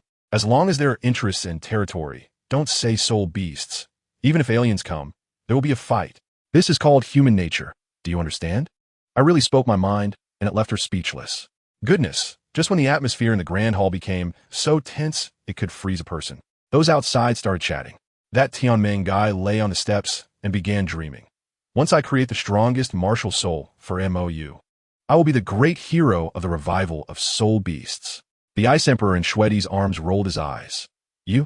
A hero? It's already impressive if you don't blow him up. Let me tell you, Ice Emperor's sarcasm is spot on. My angelic martial soul is ridiculously high in specification. Tianming, a million-year soul beast, is still just a mundane creature at the end of the day. To create a second martial soul of the same level for me? That's like trying to build a Gundam with bicycle parts. They're not even in the same dimension. But this guy Tianming has his own little schemes. He's here playing the role of a tool, being exploited by Emperor Tian and the others every day, and he's already tired of it. Sacrificing himself for me? That's him trying to hitch a ride. He's betting I'll become a god in the future and help him out, turning him from a million-year power bank into a divine beast Tianming. He thinks this investment will pay off big time. Moreover, he is secretly eyeing Ice Emperor. Oh my. Those little thoughts, does he think I don't know? Seeing how close I am with Ice Emperor, he is trying to save himself by becoming an extraordinary good brother, conveniently finding a way out for himself, saying things like there are plenty of fish in the sea. TSK, tough on the outside but bitter on the inside. Just when he was getting all sentimental, I kicked the door open and came out, almost scaring the life out of him. The Silver Dragon King was chasing behind, shouting, "Didn't TU say that humans and soul beasts cannot coexist?" I was speechless. I turned around and yelled at her, "Yeah, it's all just as terrible. Do soul beasts not kill each other? Is the Stardow Forest just a daily performance of Animal World? Can you honestly say that D. Tian has never eaten another soul beast? That ZG has never killed one? Even Tianming, this weakling, has killed other bugs. So what? Do I have to help you exterminate all humans? Am I the one going insane, or are you? I'm a human too, for crying out loud. Your logic chain is even more abstract than the route planning of my robotic vacuum. Pure self-deception. Just as we were about to have a real-life PK, a little furball, the Emperor Beast suddenly pounced on me. Oh, let me tell you, that little guy was so fluffy, hugging me and calling me little brother you. It was so cute that I lost all my temper. I stood up holding it and confronted the Silver Dragon King. All right, no more talks about cooperation. If you want to heal, let's talk again when I become a title Douluo. But she was still unwilling to give up, holding on to me and saying that it was possible to not destroy humanity, but cooperation was a must. I was really puzzled and asked her, "What makes you think I can help you? Just because I'm stubborn? I almost couldn't take down a sure god. And you want me to go against the entire divine realm and 5 god kings? I've already delivered ahead with the Snow Emperor and Ice Emperor once. Do you expect me to do it again? Right now, I just want to focus on my development. See if I can become a sea god and live a stable life." At this point, the Silver Dragon King had nothing more to say. She knew that she had no leverage. Why should I risk my life to help her gamble on an uncertain future? She sighed and turned back to her palace. At that moment, Tianming came over, rubbing his hands and asking, "So, are we still going to pursue that god-making plan?" Me? His gaming addiction has kicked in again. Standing in front of me, he clapped his hands as if he activated a special effect and loudly declared, "Of course it's me. You're Tianming Ge. I will use 1,000,000 years of cultivation to create a martial soul for you." I was completely dumbfounded at that moment. Dude, did you grab the wrong script? Isn't this the protagonist's line from the next door? How did it end up here? He saw me hesitating and directly sent me a mental message, sounding so humble. "Brother you. My dear brother, I don't want to be a power bank anymore. Take me out to see the beautiful world. I'm begging you." I glanced at him sideways. "Aren't you still thinking about the Ice Emperor?" He immediately stood up straight. "Nonsense. We're brothers. A brother shouldn't betray his brother's wife. I understand that. All right, since we've come this far in the conversation." I reminded him that if I failed to become a god, he would also be finished. As a result, this guy, full of loyalty, patted his chest. "We're brothers. A soldier would die for a true friend. I'm sticking with you. What else can I say? I can only agree. Anyway, his 1,000,000 years of cultivation is a huge help to me, especially the enhancement of my mental strength and the age of my soul rings, which is like timely assistance. Bai Ji and the others also said this is the Silver Dragon King's intention, a kind of early investment for me to heal her injury sooner. Here I come. As soon as Tianming's voice fell, 10 golden rings shone brightly around him, and the scene was like having a premium membership. He wants to give me the second martial soul of Ultimate Ice and hinted that the Snow Empress and Ice Emperor must also sacrifice. I quickly interrupted him. "Wait. First, you need to confirm if your martial soul is worthy of my angel martial soul. If the quality is too low, it will just be treated like a snack." Tianming was immediately stumped. He didn't know either. I said, "Forget it. Let's not worry about the second martial soul for now. Just give me your energy, and let's get the immunity up and running. Then, the sacrifice began.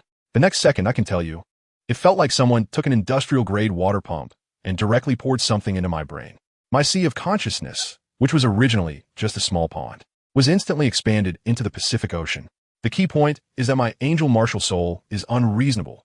It immunizes all mental attacks. And the energy from Tianming was treated as free drinks, gulping it all down. It was even competing for more. Tianming couldn't stop even if it wanted to. Boom. My angel martial soul shot up like it was on steroids, instantly growing to over 10 meters tall. Good heavens, it was like it transformed into a mecha, right? Just as Tianming turned into a giant golden soul ring, a problem arose. The martial soul embryo he created with his cultivation was too shabby. My angel martial soul didn't even look at it and was ready to digest it as junk food. Tianming's consciousness was anxiously shouting in my martial soul, "Damn, it's going to be gone. We can't coexist." At that moment, the Silver Dragon King rushed out of the hall, probably unable to bear it any longer. Gritting his teeth and pouring his creation divine power in my body, trying to forcibly preserve that martial soul embryo. What happened next? My martial soul had a big temper. Who are you to touch my things? It retaliated with an even more terrifying pressure, directly sending the already heavily injured Silver Dragon King flying, causing him to spit blood and faint, adding injury to injury. However, her action did have an effect. The martial soul embryo was not swallowed, but instead fused with the holy sword in my hand, forcibly splitting away while my angel martial soul was in a rage. When I woke up, exhausted, with just a thought, I found a stunning silver longsword in my hand, becoming my second martial soul.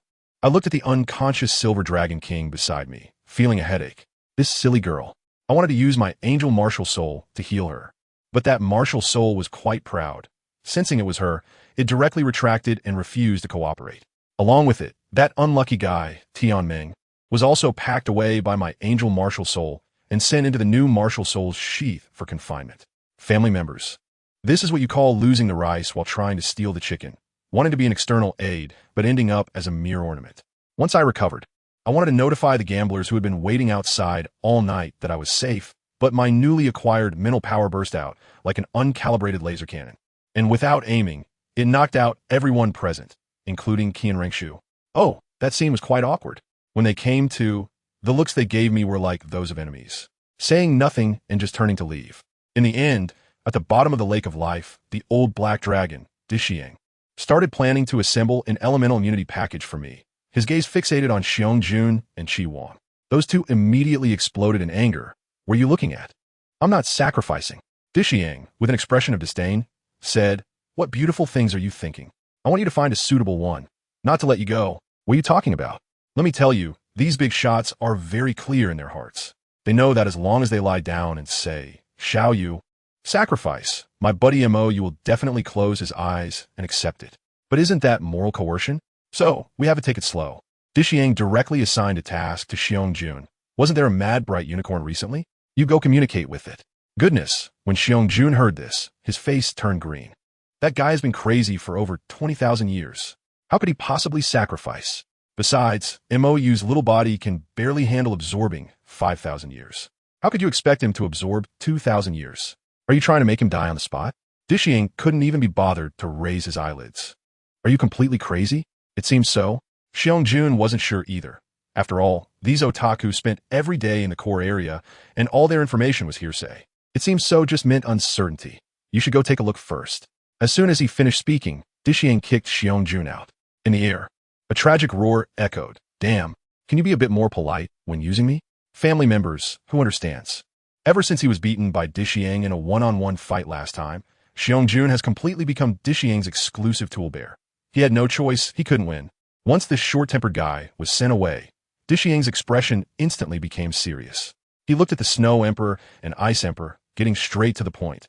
Snow Emperor, I know you want to help him, even wanting to sacrifice directly like last time. I have no objections, but I hope you can persuade MOU to help our Soul Beast clan fight a bit. He paused and dropped a heavy bombshell. If he is willing, I, Dishiang, can sacrifice to become his soul ring in the future. Beside him, Bai Ji and ZG immediately followed up. We are too. I tell you, they are really scared to death. In the Battle of Jialing Pass, MOU was strong, right? He could hold off all their fierce beasts by himself. But what happened? In front of the God King, he was as fragile as paper. That sense of despair completely shattered their lucky thoughts. They finally understood everything. All this talk about lying low and conserving strength is nonsense. In front of God, you're just a max-level pawn, and the God King can crush you with a single finger. Back then, even the Dragon God was so powerful yet still knelt down, let alone them. So, they're betting everything. All in on my buddy MOU. This is the last chance. But the Snow Empress and Ice Emperor exchanged glances, their faces full of difficulty. It might not work. The Snow Empress shook her head guiltily. If it were just me, I would be willing to give up anything. But Xiao Yu, he has already died more than once. You all saw it. He would go to his death for a promise. If we speak up again, he will definitely agree. But they are unwilling. They don't want to use this feeling to bind him. Simply put, my buddy is a top-notch smart guy, but insists on acting like a fool. Why? Because life is too clear, too exhausting. This world is bloody, and he feels uncomfortable watching yet can't change anything. So he wants to turn a blind eye and not be troubled. He usually acts carefree. Not because he is stupid, but because he doesn't want to fuss over things. He just wants to live in the moment, not letting hatred and schemes torment him. So, the Snow Empress and Ice Emperor directly bowed and apologized. There was no room for negotiation. Tian sighed, understanding that this outcome was expected. On the other side, my buddy MOU finally woke up. How long did I sleep? He groggily opened his eyes. More than 3 days. The Snow Empress replied. Wow, that long. MOU sat up, and the first thing he asked was, So, how's the Silver Dragon King? Before he fell asleep, he tried for a long time. His angelic martial soul was throwing a tantrum and wouldn't come out. It was probably angry because he forcibly split its holy sword. The Snow Empress said, The injury has worsened, and he is still in a coma. Upon hearing this, MOU felt overwhelmed. He hated being indebted to others. He was just about to suggest helping her, when suddenly he heard Tian Ming's ghostly wails in his head. MOU, bro, let me out. It's so dark in here. It's so oppressive. MOU, confused, took out the split holy sword. Goodness, the sword sheath had many more silver patterns on it.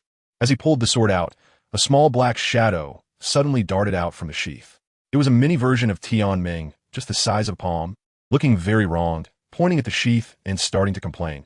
Didn't you say there's a big villa in your martial soul? Why am I locked up in this dark room? MOU was also puzzled. I don't know either. He tried to put the sword back, but Tian Ming let out a howl and was sucked back into the sheath by a powerful force. The three of us exchanged glances. I understood. This was definitely revenge. The angel martial soul was taking revenge on Tian Ming, the culprit. Tian Ming was crying inside, lamenting why. I'm helping you. Why is it only me who's suffering? MOU felt helpless too, so he had to draw his sword again and let Tian Ming out for some fresh air. Tian Ming blinked with his big eyes. Brother you. I'm doing this for you. Can you bear to see me locked in a small dark room? But I can't summon the angel martial soul right now. MOU shrugged, indicating he couldn't help. Seeing Tian Ming almost in tears, MOU's heart softened. All right, I'll think of a way. He closed his eyes and sank into the sea of consciousness. Sure enough, he saw his angel martial soul floating in the air, back to him, exuding an aura of don't bother me. I'm so annoyed. MOU could only muster his courage to coax. Can you help me out? Improve Tian Ming's environment a bit. After all, he helped me a lot. I can't just be ungrateful. The angel martial soul ignored him, just waved the oddly shaped holy sword in his hand, looking quite uncooperative. But the next second, MOU felt the outer sword sheath space expand, and there was light, upgrading from a small dark room to a studio apartment. Hey, this is promising. MOU quickly seized the opportunity. Can you help me again? Can you heal the Silver Dragon King? She's also pretty miserable. Her mind was never that great, and now she's hurt even more. She helped me too. I can't just repay kindness with malice, right? The angel martial soul still ignored him, looking down at the sword in his hand with a face full of disdain. MOU mumbled softly. I think this sword looks pretty good now, with more silver scale patterns. It's way cooler than before. Before he finished speaking, he felt the angel martial soul's pressure lower even further. It's all good. It's all good. Montauk used survival instincts kick it in. Just as he was lost in thought, the angel martial soul suddenly accelerated and crashed straight into him. What the heck? MOU was knocked out of the sea of consciousness, looking bewildered. No way. Such a bad temper? But he quickly realized, hey, the angel martial soul could be summoned again. It was just that without the holy sword. This martial soul was now crossing its arms in front of its chest, looking very smug. So it wasn't a big shot, just a bit Sundra. MOU mumbled to himself, stood up, and told the Snow Empress and the others, all right, wait for me a moment. I'll go in and treat her. A few hours later, MOU walked out of the hall with a depressed expression. The Snow Empress asked curiously, "What's wrong?" Mou turned around and pointed behind him. I was dumbfounded. Really? There was a miniature silver-haired lowly clinging tightly to his back, like a koala. What is going on? The Snow Empress couldn't help but laugh. I was healing her, and as I was healing, she shrank. Then she just clung to me and won't let go. Mou felt like he was in a daze. Great, now I can't move. I hope I won't have to replace Tianming and become the new generation of tools here. That little thing seemed to find his back uncomfortable, and after a bit of struggle, crawled to the front of Mou, finding a comfy spot to continue hanging on. Montague. What the heck? You're being picky now? At this moment, the Ice Empress returned. Seeing this scene, she was dumbfounded. I just went out for a bit, and you two have a child behind my back. Mou retorted, Sister, you give birth so quickly? The Ice Empress walked over and pinched the little lowly's face. Let me see who you resemble. Why does she look so familiar? She's the Silver Dragon King. Mou reminded her, feeling hopeless. The Ice Empress was so scared she jumped back, immediately bowing at a 90-degree angle. I didn't mean to. When Emperor Tian and the others returned and saw this scene, their jaws almost dropped. The master turned into a baby. Bai Ji hurried over to check, looking puzzled. Strange, the feeling of severe injury on the master is gone. Mou was about to cry, seeking help from them. Can anyone help me get her off? Bai Ji looked troubled. This wasn't something you could just grab. She was locked in with spatial power. None of them could break it. Emperor Tian tentatively suggested, how about you stay here for a while? If she doesn't wake up for a lifetime, do I have to stay here for a lifetime? Mou was speechless. Xiangjun whispered from the side, not that it wouldn't work. Mou's face darkened, feeling like he was being set up. Did they really think he had no way out? He directly summoned the angel martial soul, grabbed the split holy sword, and held it against the little Silver Dragon King's neck, saying fiercely, Hey, little dimwit dragon, if you don't let go, I won't be polite. The little Silver Dragon King seemed to sense the threat and let out a pitiful sound, crying 1T help. Mou lowered his voice. I'll count to 3. 3, 2. As a result, the little one called out in a milky voice, Daddy. Mou's eye twitched. Calling Daddy won't work? Let go. Mama? The little dim-wit dragon instantly changed her tune. Mou's CPU was about to burn out. All around, the fierce beasts were holding back their laughter, especially Xiangjun, whose face was turning purple. This is karma. You want to take the soft approach, and now you've met your match. In the end, Mou was completely at a loss, reluctantly sheathing the sword. Fine. I'll consider it a debt I owe her. The angel martial soul behind him spread its wings, enveloping him and the Silver Dragon King, and with a flash of light, the angel martial soul disappeared. Emperor Tian and the others were instantly dumbfounded because they couldn't sense the Silver Dragon King's aura at all. She was clearly right in front of them. I sealed her aura in my martial soul's special space. Even the gods can't detect it. And Mou explained, don't believe it? Try it. Saying that, he walked outside. Emperor Tian stopped him, not daring to gamble. Mou was furious. Aren't we supposed to cooperate? Do you not even have this bit of trust? If I'm found out, I'll be doomed too. So, do you believe it or not? After struggling for a long time, Emperor Tian finally lowered his hand. He took the gamble. Montague, with his new accessory, emphasized close companionship, flew out directly. But a few seconds later, he flew back again. In the puzzled gazes of the fierce beasts, Mou awkwardly coughed twice and walked to the Snow Empress's side. Ahem, let's go out together. Damn, I forgot this is the bottom of the lake. The Ice Empress added a helpful jab. Lil, you can't swim. Mou, caught off guard, felt his face turn red. Sister, can you not expose my weakness so easily? Can't you see that bear is already rolling up its sleeves? A minute later, everyone cautiously surfaced in the life lake. Mou shouted at the sky without a second thought. Azura, your ancestor. 10 seconds passed and nothing happened. See, I told you nothing would happen. Mou looked relaxed. Emperor Tian and the others were dumbfounded. Bro, you're our own brother. What if the god of Azura really hears you? But seeing there was no reaction, Emperor Tian finally breathed a sigh of relief. Since the safety issue is resolved, what's next? Emperor Tian asked. Mou shrugged. If you're not at ease, you can come along. He had resigned himself, hanging on to their master. What else could he do? Thank you. Emperor Tian was sincere. Wait, don't be so quick to thank me. Mou interrupted him. I just don't understand. I've already lost once. Why do you all have so much confidence in me? At this moment, the three-eyed golden lion sauntered back, curiously looking at the pendant on Mou. What is this? Mou patted the head of the little dumb-headed dragon. Your master. Mama, the little dumb-headed dragon called out pitifully again. Mou felt exhausted. Sister, I'm not your mom. Since the cooperation was established, Bear Lord's gaze unconsciously drifted towards Red King, implying, "Are you going to offer a sacrifice to liven things up?" "No." "Mo, you quickly stopped him. "No rush for sacrifices. What I need most now is elemental immunity. Let's talk about it after I become a titled Daw. For now, just add soul rings to this newly arrived sword. Light attribute and fire attribute will do." Ice Emperor was puzzled. "Isn't it supposed to fully add one first for a twin martial soul?" "Mou explained. "My situation is special. The energy from Tianming is released slowly. No pressure. Besides, with so many of you planning to make sacrifices for me, I have to find a good place for you to stay, right?" Just as the words fell, Tianming shot out from the sword sheath and confronted Mou. "This is unfair. Why do I have to stay in a small dark room while they get to stay in a big villa? I want to see what it's like inside, too." Emperor Tian silently walked over, picked up the palm-sized Tianming, squinting his eyes. "I plan to make a sacrifice in the future, too. Do you want to live with me?"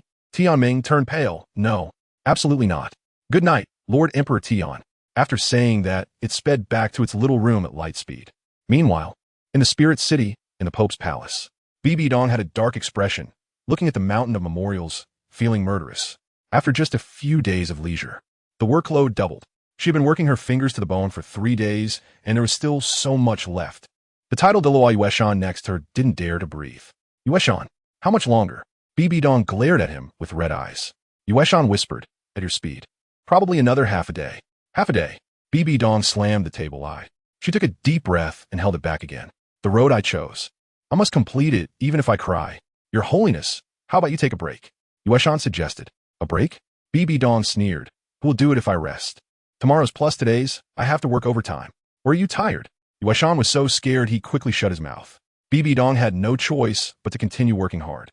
But in her spiritual space, she was venting her anger at another self who was lounging in a rocking chair. "Can't you help me with this?" The Rakshasa god Bibi Dong lazily opened her eyes. "That's your job, not mine.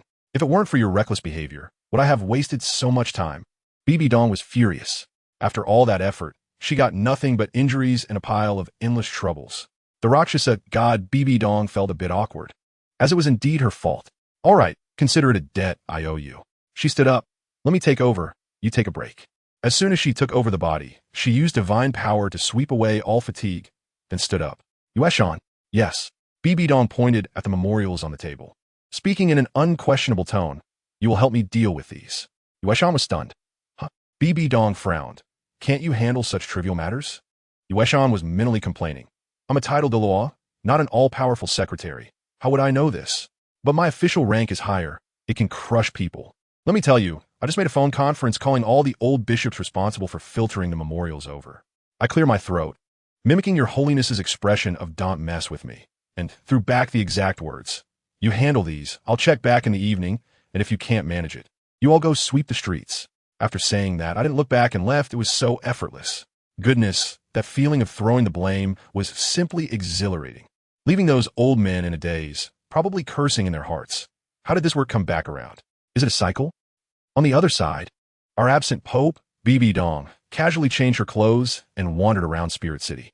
To be honest, her life was practically a template for tragedy. She had been a cultivation fanatic since childhood, and just when she finally got into a relationship, she ended up with someone as bizarre as Yu Xiaojiang. I tell you, now that she has been reborn, Bibi Dong's mind is much clearer. Back then, she was purely a love-struck girl, thinking it was so special and genuine that Yu Xiaojiang, a powerful soul master, dared to call her by her name, the Soul Empress. Wow, how unique, how unpretentious, simply like a lotus that is untouched by mud. Looking back now, who understands her family? That wasn't called having spirit, that was called being rude. Acting like a big shot just because she was from the Blue Lightning Tyrant Dragon family. What face does a useless person, kicked out by their own family, have? Back then, she actually wanted to betray the spirit hall for such a thing, directly rubbing her teacher Qian Xuanji's face in the dirt. Can you say Qian Xuanji wasn't anxious? That old beast is a jerk, but can you say he had no feelings at all, purely acting on lust? Bibi Dong herself doesn't believe it. After raising a disciple for 20 years, like a daughter, in the end, she wanted to sever ties for an outsider. He had many ways to deal with it. Why did he have to use the most foolish and despicable one? Unless he was driven mad.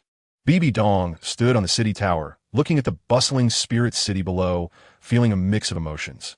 She murmured, "Xiao Yu, do you think this is self-inflicted?" "And I, MOU.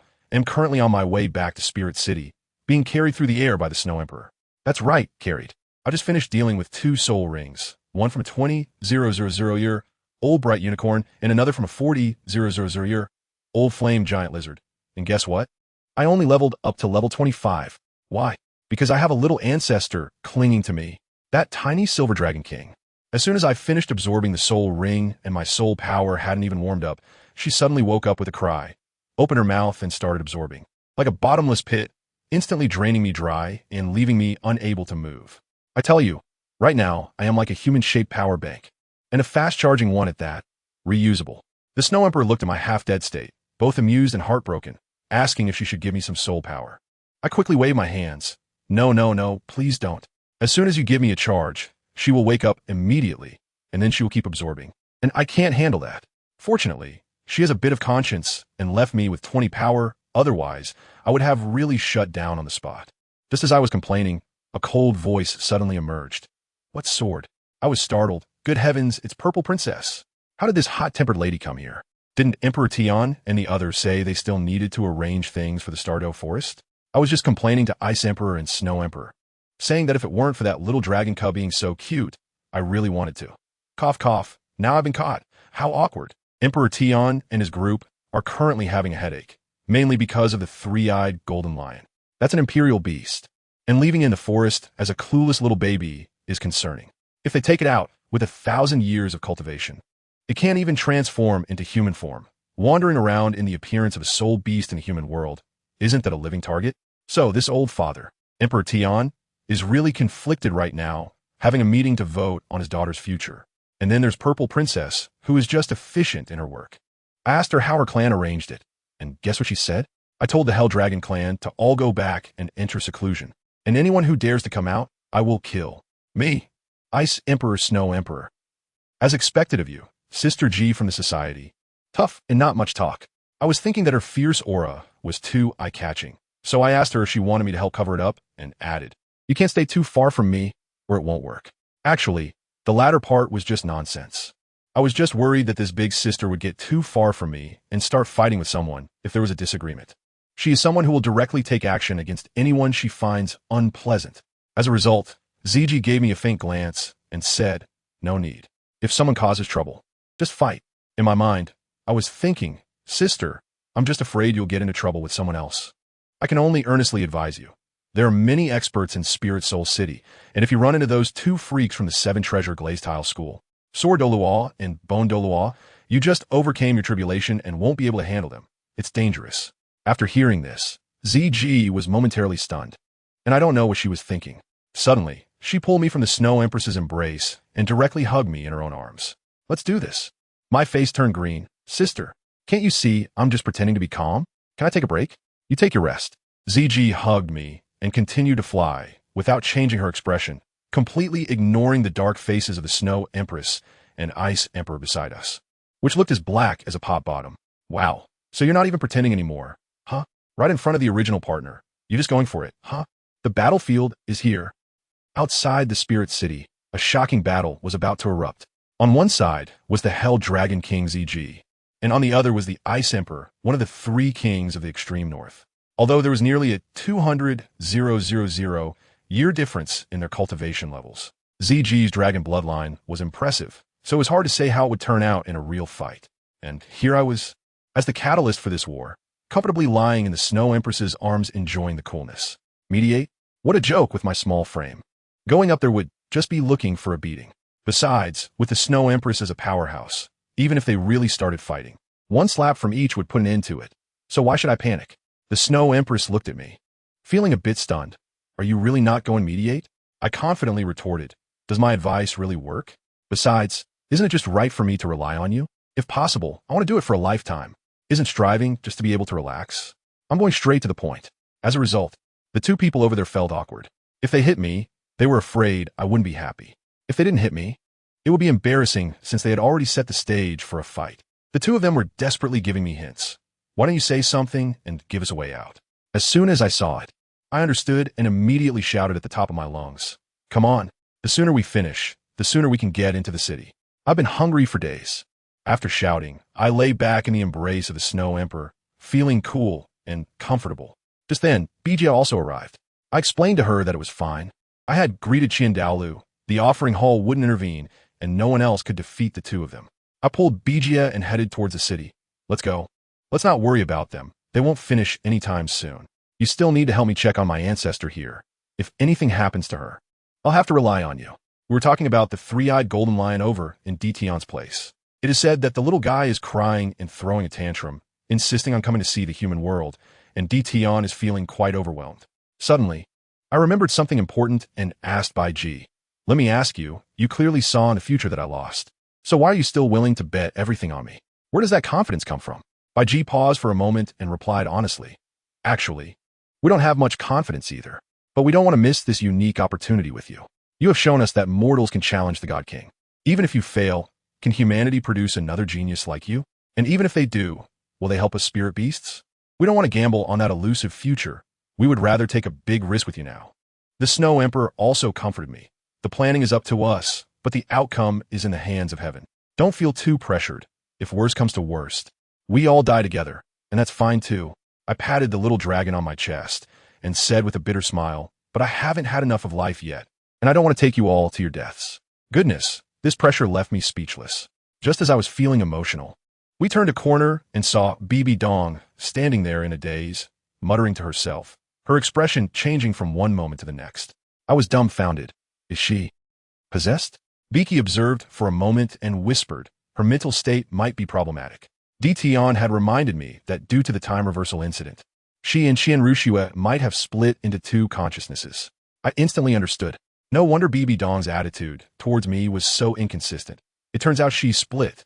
There are two souls residing in one body, the current her and the one who carries the memories of her past life. This is a big problem. Just when I was feeling a headache, it seemed that the consciousness of the Rakshasa god in Bibi Dong's body took over, and she came to her senses and saw me. "Xiaoyu, when did you come back?" "Just now," I shrugged, deciding to play dumb for now. This situation is too complicated. If we lay everything out, it would be awkward for everyone, so let's just drag it out for a while. But my mind was already racing. Two consciousnesses. Qianren is manageable, but Bibi Dong's side is going to be troublesome. Yu Xiaojiang, Tang San, Shura God. If I want to win in this life, I can't continue to be a virtuous person. To deal with petty people, I have to use their own methods. My plan is to let Tang San inherit the position of the Shura God. When he is at his weakest, I will have the Silver Dragon King create chaos in the divine realm to hold back the other gods. Meanwhile, I will gather the Rakshasa God, the Angel God, and the recovering Silver Dragon King. The three of us will take on a newly ascended god who is just a rookie. I will also find a way to steal the Shura God sword. Isn't this a guaranteed win? Little San, don't blame me for being ruthless. I really don't want to lead them to death again. At this moment, Bibi Dong has already walked up to us. She glanced at Xue Di and Bai Ji, her eyes filled with scrutiny. Who are they? I introduced without changing my expression. Biki, my friend. Xuedi, my sister. Xuedi nodded in agreement. Bibi Dong had a look on her face that said she didn't believe me at all, and then pointed at the little baby lying on my chest. What about her? I was seriously talking nonsense. I picked it up on the road. As soon as I finished speaking, my little ancestor in my arms sleepily raised her head and called out in a baby voice, "Mommy?" I was dumbfounded at that moment. Wait, who is your mom? I'm a pure man. Just as my brain was crashing, my two sisters who had just finished fighting, Ice Emperor and Purple Princess, caught up with me. Let me tell you, my angel spirit, when I cover them with my aura, it's like turning on a shared location. They can find me, and I can find them too. It's all about mutual effort. Bibi Dong's beautiful face was filled with confusion, her gaze scanning back and forth between me and the two new beauties. The meaning was clear. Well, you little rascal, haven't seen you in a few days. And your team has grown? And they're all top-tier beauties? I cleared my throat and directly listed the names. The 200,000 year-held Demon Dragon King, ZG, and the 400,000 year Ice Emperor Scorpion, Ice Emperor.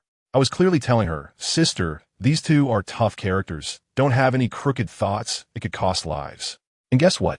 Bibi Dong just casually replied with a hello. Her expression was as arrogant as can be. My heart sank a bit. I understood that the one online was the Rakshasa god consciousness, feeling very proud, thinking that fierce beasts are nothing in front of the gods. Fine, as long as she has a brain. I directly took my family and turned to head up Hope Mountain, saying, "I won't disturb you, Your Holiness. While you're out shopping." Bibi Dong opened her mouth to stop me, but ultimately held it back. Of course, we're not related at all. So why should she interfere with me? As soon as I walked away, I felt a wave of mental energy behind me, as if two people were arguing in my head. Let me tell you, BB Dong's schizophrenia is really a bit serious. The Ice Emperor muttered beside me. With a sour tone, let her split her mind. You're not indebted to her. You better not fall into that old habit again, with your overflowing sympathy. Family, who understands? This girl really knows me well. In my previous life, I almost ruined myself because I sympathized with BB Dong. I glanced at her and teased. Are you jealous? The Ice Emperor's face turned serious, and she replied defiantly, yes, so what? I'll tell you, if you try to tempt her again, I'll knock her out and throw her on your bed. Let's see if you're still tempted. Wow, this girl is really fierce. If she likes someone, she just goes for it, straightforward and brutal. I quickly raised my hands in surrender, grabbed her hand, and said, I'm not tempted anymore, okay? I'm only tempted by you. Is that good enough? Don't be mad. Let us go eat something delicious. Really not tempted anymore? She still looked skeptical. I helplessly shrugged my shoulders and said, look at me like this. How can I be greedy? I'm just a little kid. Besides, I have a little light bulb in my arms that can shout mom anytime, anywhere. What can I do? Ice Emperor then let out an "oh," understanding that it wasn't that I didn't want to, but rather that I lacked the ability. All right, we'll talk about this later. She lifted me up as if I were a little chick and said, let's go, I want to eat the most expensive. Seeing us fooling around, BG couldn't help but laugh. In their spirit beast world, there was no such mode, right? It's already remarkable that they didn't fight to the death. It was only after I arrived that I managed to turn that group of hot-tempered fierce beasts in the Star Dove Forest into a comedic duo. By the time we returned to my small courtyard, next to the offering hall, the old man Dalu was already waiting there. He looked at the row of girls behind me, Snow Emperor, Ice Emperor, Bijia, Ziji, and the little one in my arms. 5 of them, all girls. The way that old man looked at me was different. His mood was incredibly complicated. I bet he was definitely roaring inside. You little brat, are you forming a harem? What about my granddaughter Qianrenxue? I pretended not to understand his expression. Great offering. They will live here from now on. Is that okay? Dalu squeezed out 2 words from between his teeth. No problem. Then he turned around with a dark face and left, probably to contemplate life for his granddaughter. With everyone gone, the Ice Emperor started a plan. This place is too small. Shall we expand it ourselves? Our home. We have to build it ourselves. I was just about to say that I've already talked to the con artist, and he will send a professional construction soul master over, super efficient. But then the Ice Emperor directly said no and shot me down. Well, it seems this girl or guy wants to build her love nest by herself. The Snow Emperor quickly pulled her aside to whisper, probably trying to persuade her not to do any ice sculpture art here, since this isn't the extreme northern ice plains. I turned to ask Bijia and Ziji, what kind do you like? Bijia requested something simple, something quieter. Ziji, on the other hand, looked serious and said, something more powerful. I was dumbfounded at the time. Dominance? House. In what aspect of dominance? It's just that it looks very imposing. She pointed down the mountain. Just like the Pope's palace we saw when we climbed up, I almost couldn't catch my breath. Sister, that is not a place to live. That is the facade of the Spear Hall. If I build a house up the mountain that's even more imposing than the Pope's palace, wouldn't that be like driving a car more expensive than the boss's right in front of the whole company? It's like asking to be fired on the spot. Looking at Ziji's nervous yet expectant little eyes, I sighed. It's not impossible. It just feels a bit like declaring war on the one below. Forget it. I'll go have a talk. After saying that, I resignedly flew down the mountain. This kind of thing must be communicated with BB Dong.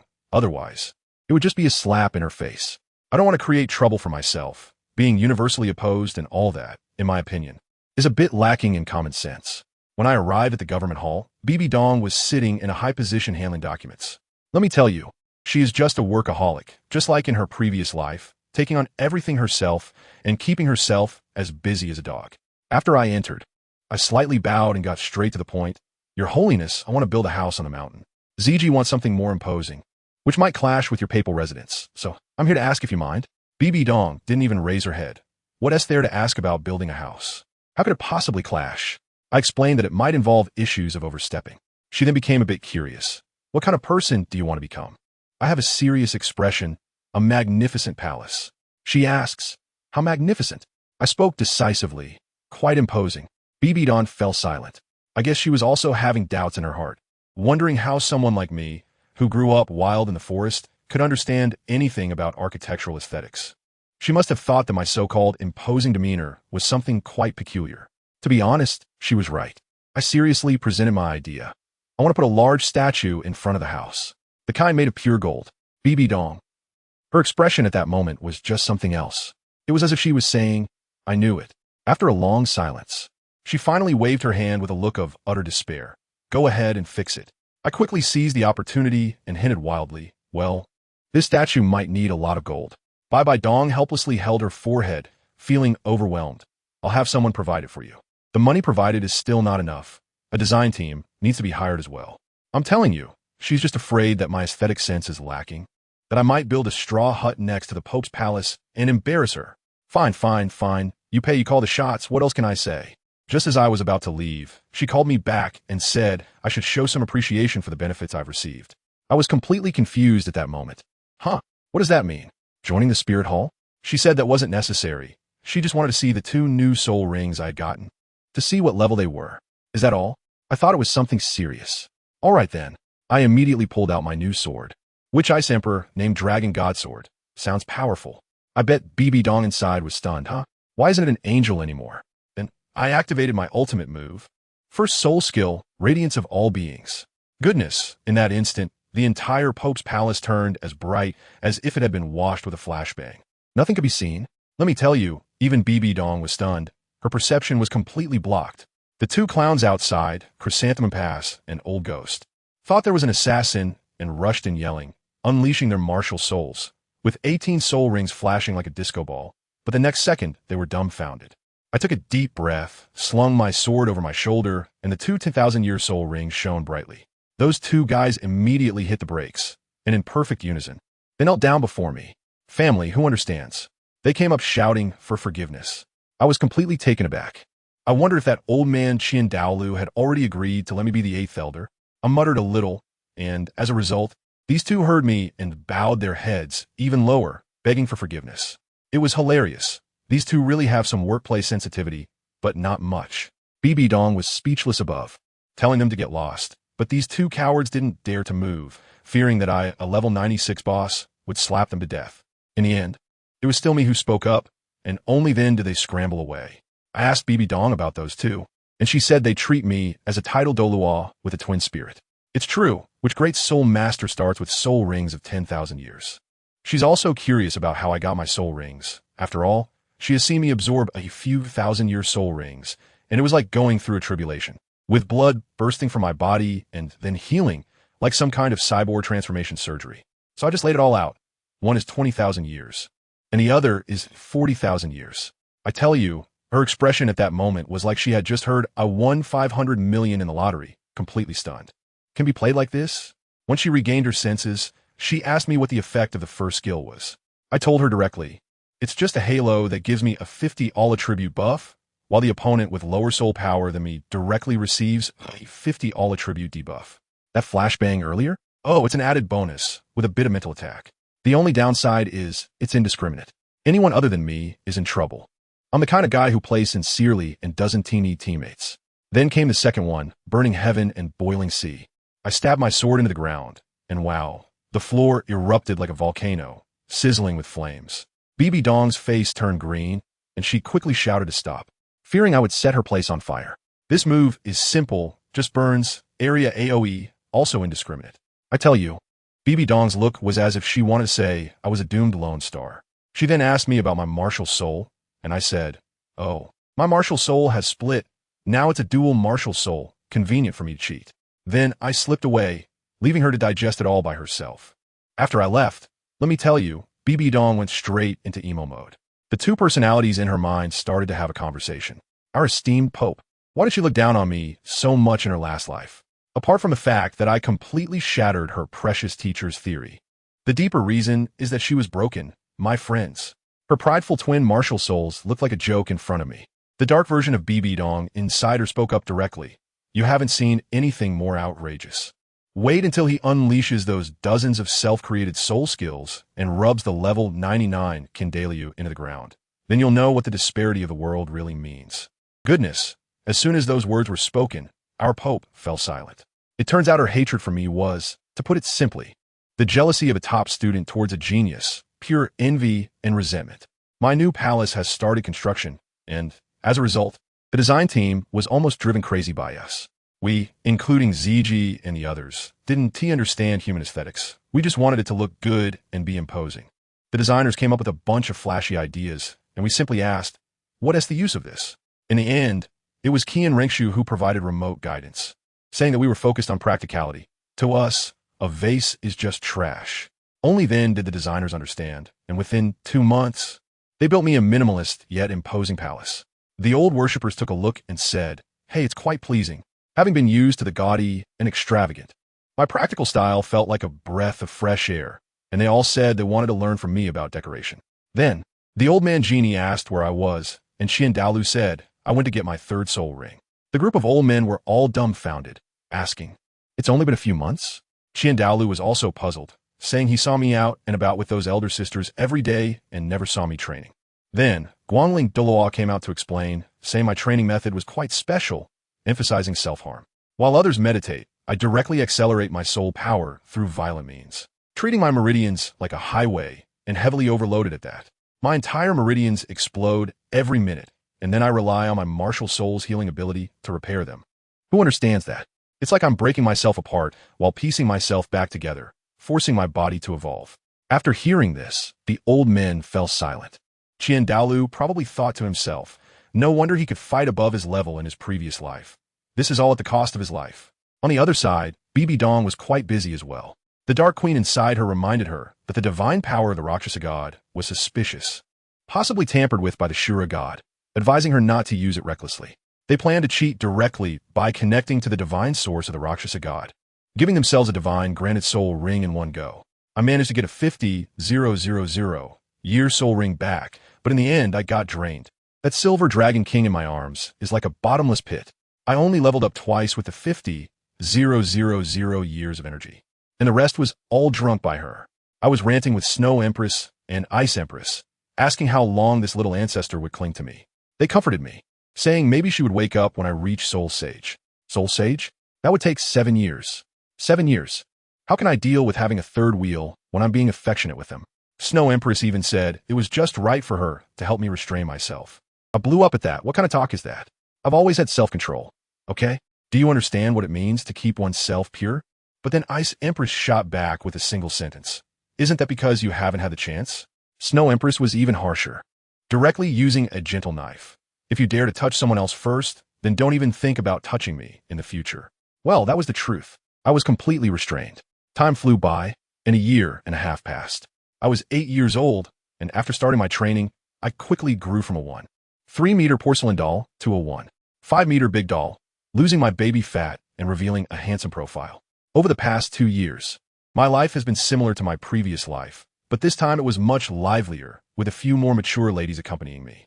Although they couldn't do much, it was nice to have them around. Bibidong's attitude towards me was also not as cold as in the previous life. She wasn't overly enthusiastic either, probably because Snow Empress seemed to have said something to her, but I wasn't clear on the details. As for Qianren, she was still executing her undercover plan in Heaven Do, returning to Soul City every 6 months, which was much more frequent compared to her once every 1 or 2 years in the previous life. Additionally, Emperor Tian and Xiong moved over, and the 3-eyed golden lion was brought along as well. What can I say? Family members, who understands? Emperor Tian is purely a daughter slave. When he has to go far away, that little 3-eyed golden lion transforms into a jet fighter on the spot, crying buckets. And Emperor Tian has no choice but to bring her along. Goodness, let me tell you, with this, all the top combat powers in Stardew Forest, Emperor Tian, Xiong, Bai Ji, ZG, Red King, and Wan Yao Wang, every single one of them has come to Soul City to be my bodyguards, adding Ice Empress and Snow Empress. It's no exaggeration to say that as long as the gods don't personally intervene, I could walk sideways on Douluo Star. Even crabs can't compare to my swagger. At this moment, I was sitting in a speeding carriage headed for Nodding City, which is the future novice village of Tang San. Who's driving? It's Xiong, a 1.9-meter tall strong man wearing a bitter melon face, probably thinking this job is too degrading. Inside the carriage were Emperor Tian, Bai Jimi, and the clingy little 3-eyed golden lion. Of course, the silver dragon king was still the same, like a pendant clinging to me. Emperor Tian, having taken many lessons over the past 2 years, has a bit of understanding of human society, and he looked puzzled, asking me, that Tang how? Isn't he a title Douluo? How did he end up so miserable, running to such a remote place? And his 3-year-old son is taking care of him? Are human kids this competitive? I was leaning on the soft body of the 3-eyed golden lion when I heard this and rolled my eyes. Dude, don't think too much. The people from the Tang family have a really unique way of thinking. That guy is just completely self-destructive, playing around with his pain literature. Seriously, as a title Douluo, even if he doesn't reveal his identity, with his blacksmithing skills, he could easily create an entire artwork and make hundreds of thousands of gold soul coins in no time. But he doesn't. He enjoys living a life where he barely has enough to eat. To put it bluntly, it's pathetic. Having the ability, yet choosing to live a hard life. I can't think of any other word for it. Sister BG, who was listening beside me, also looked confused, but we can't just directly take action against Tang San now, so I straightened up and sighed. Sister, how many times have I said it? Tang San is not important. He's just a tool, a wedge used to pry open the Azura God. Killing him? What good would that do? I still need him to inherit that Azura God position and act as my inside man. What I want to deal with has never been Tang San. It's the Azura God who is hiding behind the scenes and pulling the strings. Outside the car, Xiong-jun poked his big head in and asked, "So what are we going to do now?" I shrugged and thought, let's stir things up.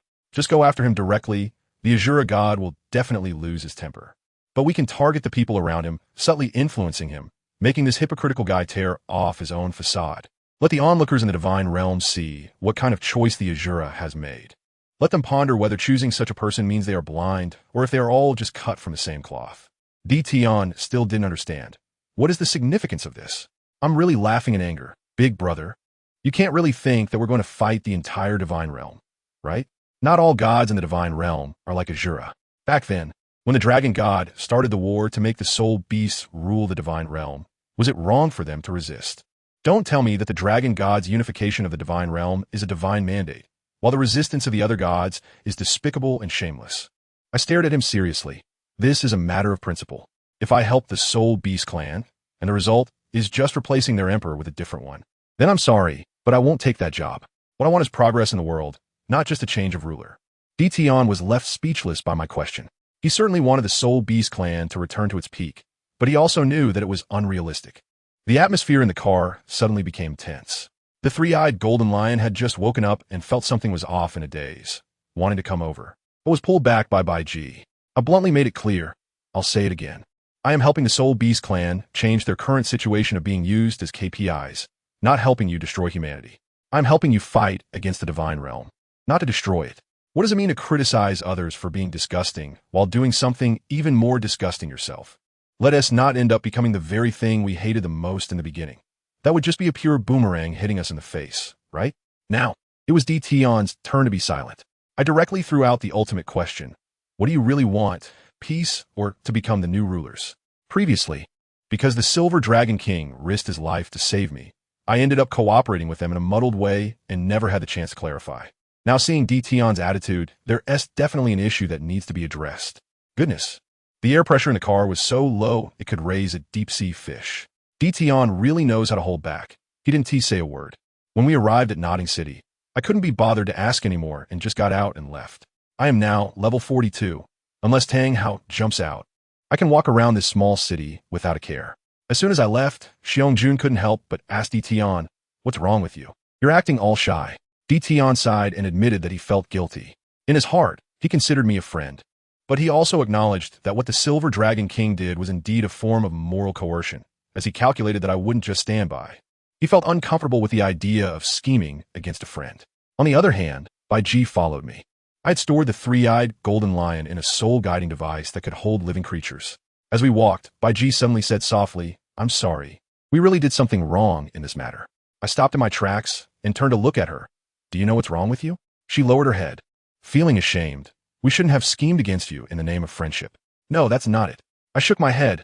"You and Dalu have made the same mistake. You don't trust me. Dalu is afraid I'll run away, so he wants to use his granddaughter to keep me in check. You are the same. Even without the Silver Dragon King incident, you'd find other ways to make me owe you a favor, right?" Bai Ji buried her head even deeper. "I am really a bit angry. You're always calculating interests and losses, but you forget, do I care about those? Even if you do nothing, I will still try to change the current situation of the world because I want to do it. Not because I owe anyone or am forced to do it. It's been almost 2 years, and you have all been pretending to be clueless, making me almost think I was being overly sentimental. Just now, Emperor Tian's hesitation made me see your guilt. What exactly do you take me for? I thought we were friends, but your actions make me feel like a fool being played, a clown. I really don't understand why it is like this. Just because I don't care doesn't mean I'm a fool. BG is almost crying, wanting to say sorry. Can you not apologize? I interrupted her directly. I'm most annoyed by this. Is it useful? If someone is killed, can saying sorry bring them back to life? I walked up to her, looked up into her eyes, and said word by word, what I want is for you to be a bit more honest. I don't want to have to guard against my own people while calculating others. This isn't about gains or losses. It's just because it makes me look like a pure clown, and I really, really hate that feeling, you know? BJ's gaze flickered, and in the end, she nodded heavily. I understand. Can you promise me to speak directly in the future? BJ nodded seriously, and I'll tell you, I just went in for a surprise attack and kissed her on the cheek. She was completely stunned. Weren't we talking about serious matters? I smiled and took her hand to move forward. As long as you understand, that's enough. As for this, consider it your spiritual compensation to me. It's fine to acknowledge mistakes and correct them. There's no need to hold on to grudges. I'm letting myself go. All right, here's something funny. That woman BB Dong secretly followed us as well, lurking in the shadows like a cyberstalker.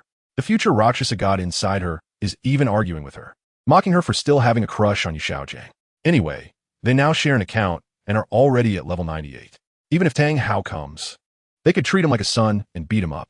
We didn't go directly to the Nodding Academy, but first came to the Spirit Hall branch. I needed to confirm whether that kid Tang San had arrived and find a local to guide us, to avoid having to waste my breath later when someone fails to recognize the situation. When we reached the entrance of the Spirit Hall, the guards stopped us, and I immediately pulled out the token from the offering hall. The two guards were completely stunned. They didn't recognize it. They could only rush inside to find the person in charge.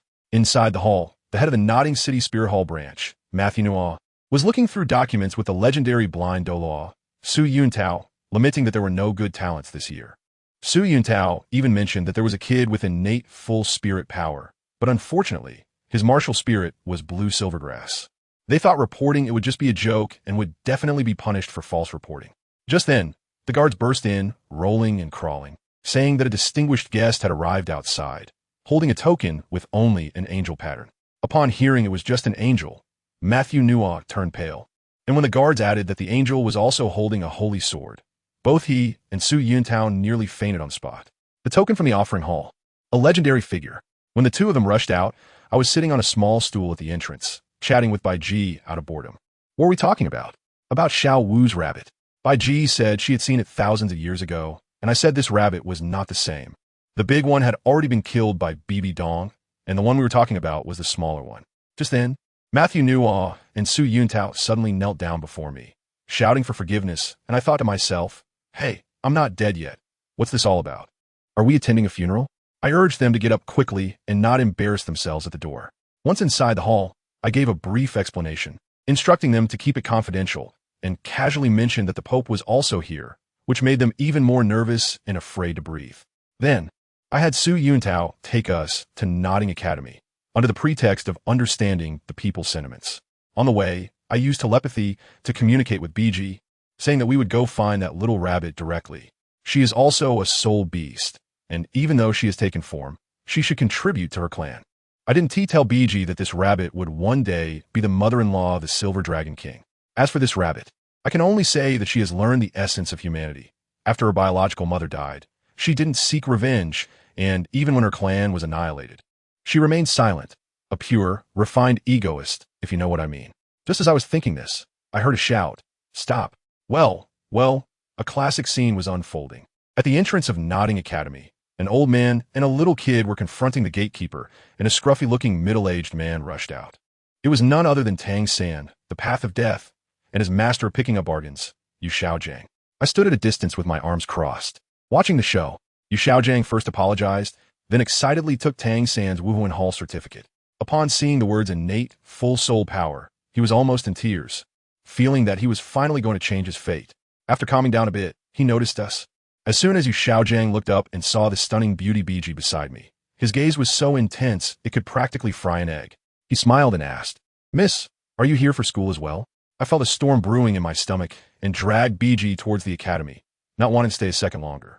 The gatekeeper, seeing that we were brought by Su Yuntao, didn't dare to say a word. "Yu Xiaojiang, who was ignored, looked awkward. But his eyes were only on Tang San, that precious kid. And Tang San, that little guy, didn't even pay him any attention. Instead, he was attracted by BG, probably sensing some familiar aura. Poor Yu Xiaojiang, being ignored twice in a row, was almost losing face, but for the sake of his great theory, he endured it. What's wrong? Seeing my expression as if I had eaten a fly, BG couldn't help but chuckle. A bit disgusting, I retorted. Honestly, after seeing those distinguished old men in the offering hall, looking at a greasy and slovenly middle-aged man like Yu Xiaojiang was really unbearable. You haven't seen the handsome old guys in Qiandaolia's group. Each one either has an immortal aura or exudes dominance. That's what style is.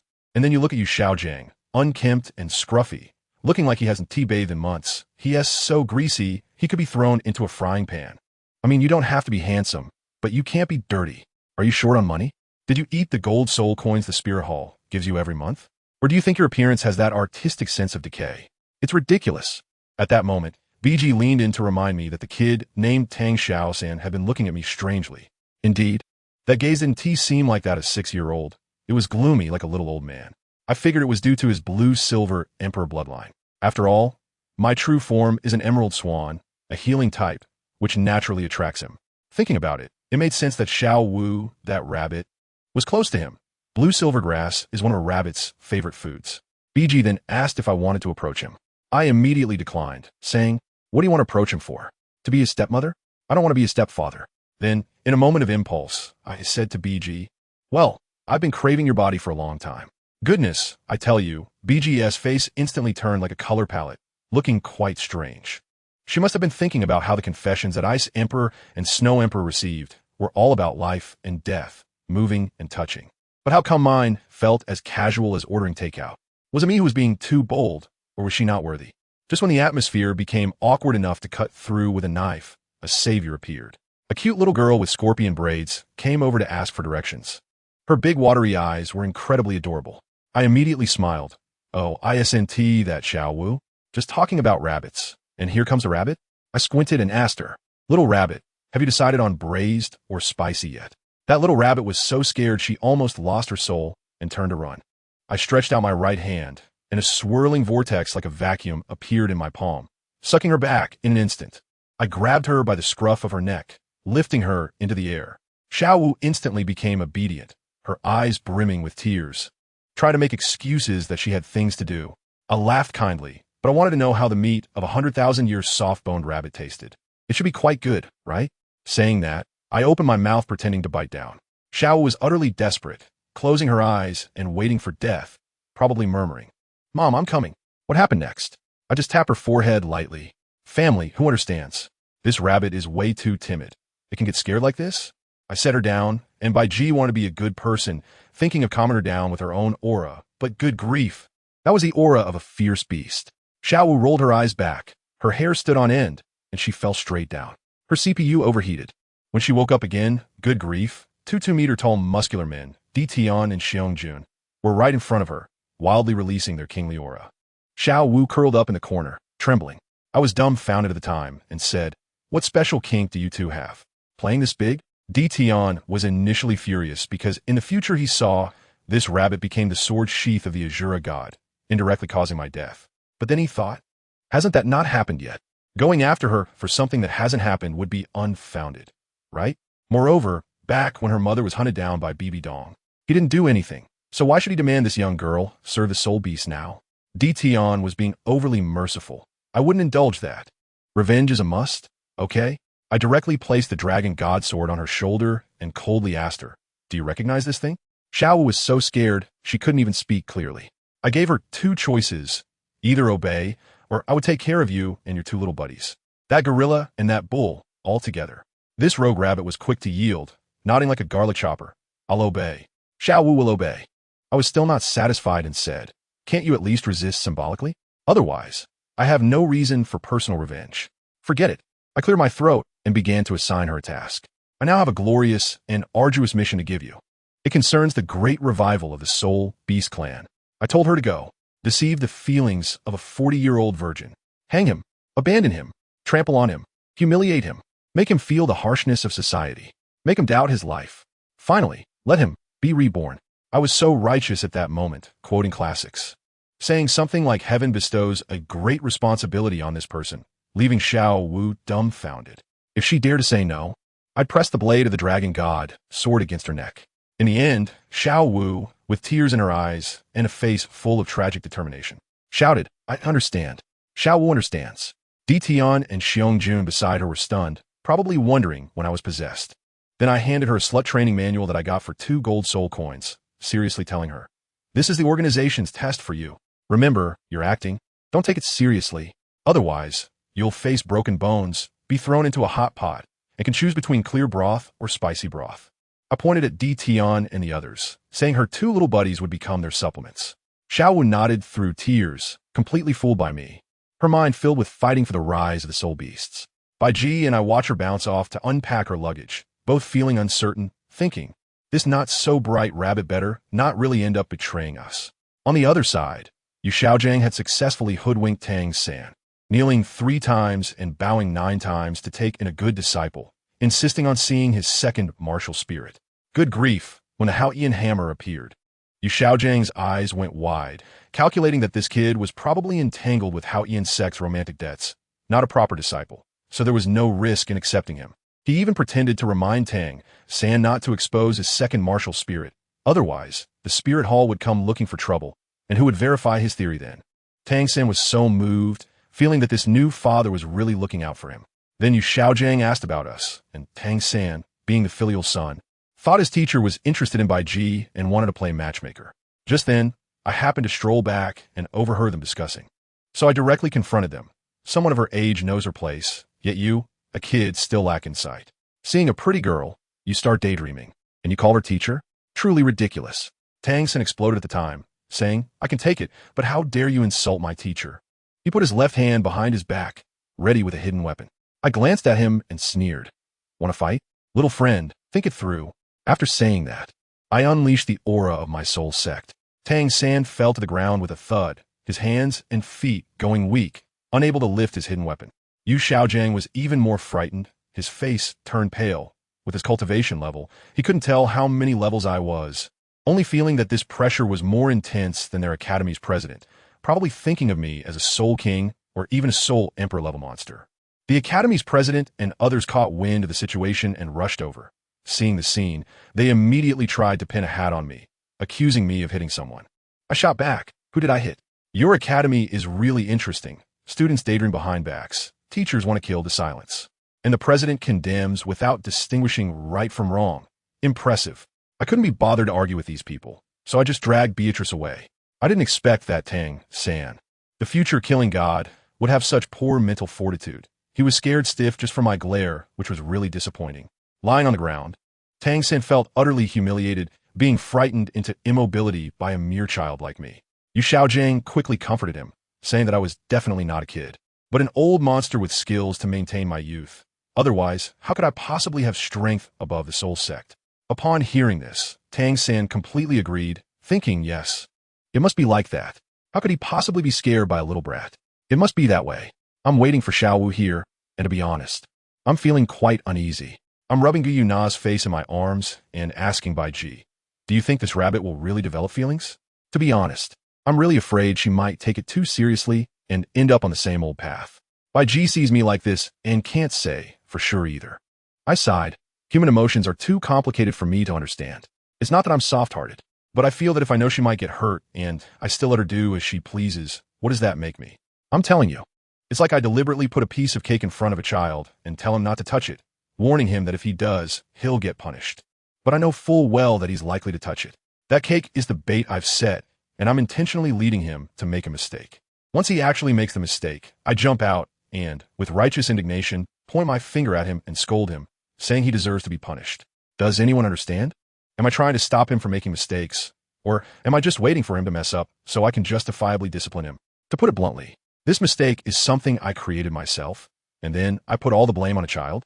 What kind of nonsense is this? I admit that I feel a bit conflicted inside. It's not that I can't bring myself to do it, but I suddenly realize that I'm becoming the kind of person I despise the most in my past life. To win, I'm starting to resort to any dirty tricks. BG probably noticed that my expression was off, smiled gently, and said, haven't you already said that you're not a good person? Wow, her words really caught me off guard. I am indeed not a good person. I can do anything.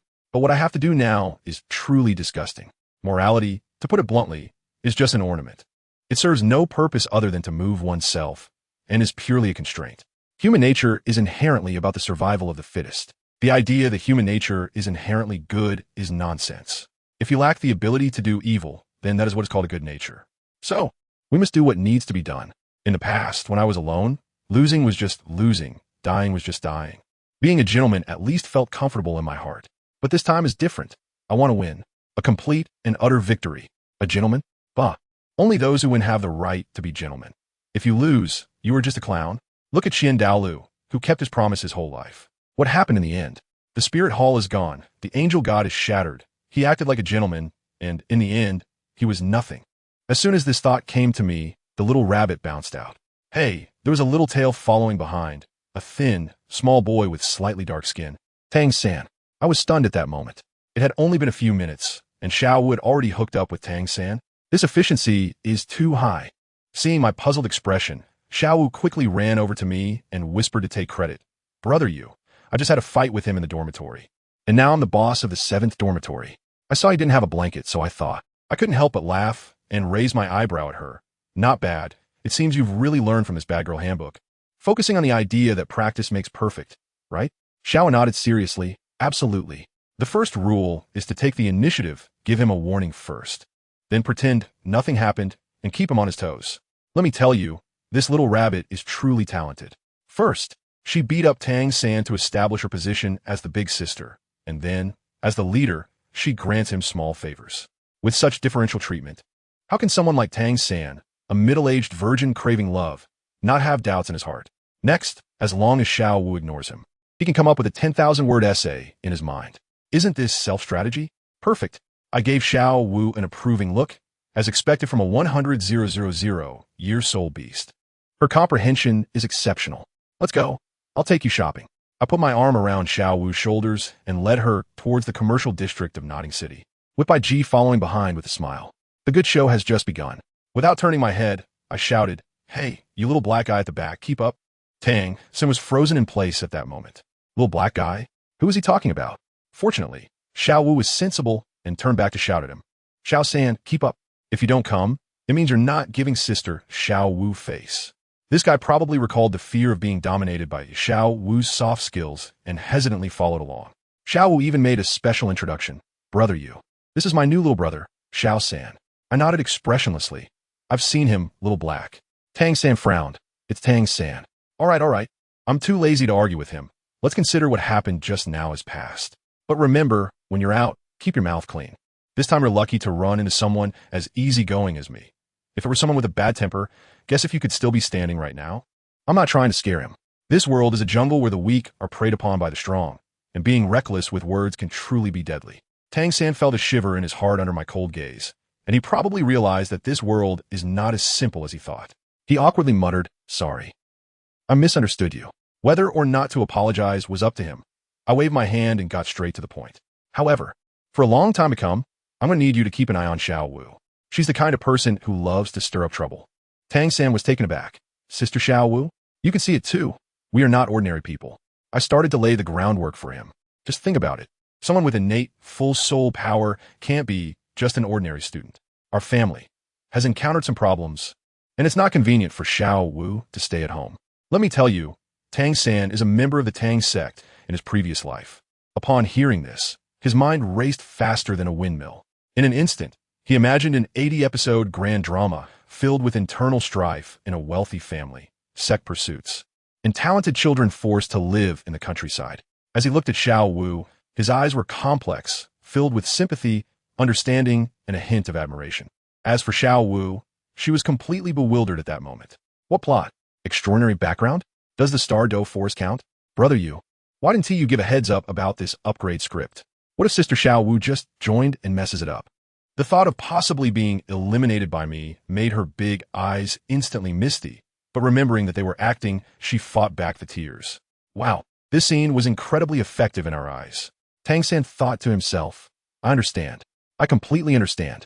The pain of being far from home, the fear and anxiety." I thought to myself, wow, is this rabbit's acting really that good? The tears come and go so easily, and it can control them freely? Genius. BG thought, what has scared this rabbit to such an extent? As soon as I noticed that the timing was about right, I timely revealed a melancholic expression, wrapping my arm around Xiao Wu and continuing to walk forward. Tang stood in place for a few seconds, then hurriedly caught up. I quietly transmitted to Xiao Wu, your acting is pretty good, your learning ability is a bit frightening. Xiao Wu blankly replied, huh? Just after getting the secret manual, she already has this level of skill. Given some time, she will definitely become a great talent. I patted her reassuringly. Oh. Xiao Wu, confused, nodded, probably thinking, looks like I won't be in trouble.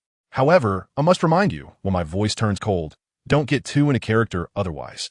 Spicy rabbit head or 5 spice rabbit legs. You and your 2 difficult brothers can choose one. This nail must be hammered in firmly. This play must go on, no matter how disgusting it is. To deal with a small person, one must use the methods of a small person. After 2 hours of fussing around, I sent the 2 of them back to the academy. After our joint performance, Tang San is now fully convinced of our identities. He thinks Xiao Wu is the treasured granddaughter of an elder from a hidden sect, and I am Xiao Wu's cousin, an old monster who has regained youth. The way he looks at me has changed. He believes I am the key to revitalizing the Tang sect and is already planning how to take advantage of me. At the academy gate, I said, tomorrow I will take you to the soul hunting forest. Tang San felt a bit touched, thinking that although I have a foul mouth, I'm not a bad person. Then my next sentence was, I see this broken academy. I doubt anyone has the ability to get you good soul rings. Just as he was about to defend his knowledgeable teacher, I cut him off. I won't comment on your teacher. I've only heard some things about him. Whether they are true or not, you can check for yourself. You can know a person's face, but not their heart. Understand? After hearing this, Tang San nodded and didn't say anything more. On the way back, Bai Ji could no longer hold back. You're both acting and helping out? What do you really want to do? Are you really going to help him? If I don't help him, how can I see how ungrateful he is? I said softly, not only do I want to help him now, but I will also help him in the future. I won't lift him high then. Wait to see his performance. I want the entire divine realm to see what kind of person the inheritor chosen by the Azure God is. Repaying kindness with resentment. Being ungrateful. When the time comes, where will that old man's face go? The Divine Realm Committee has long been dissatisfied with Azura, especially the God of Destruction, who will definitely seize the opportunity to cause trouble. But what if he really gets fooled by you? BG is still a bit worried. I was directly amused by her. You might as well hope that the Azure God will suddenly find his conscience and abandon the pursuit of our dragon clan. Who is Tang San?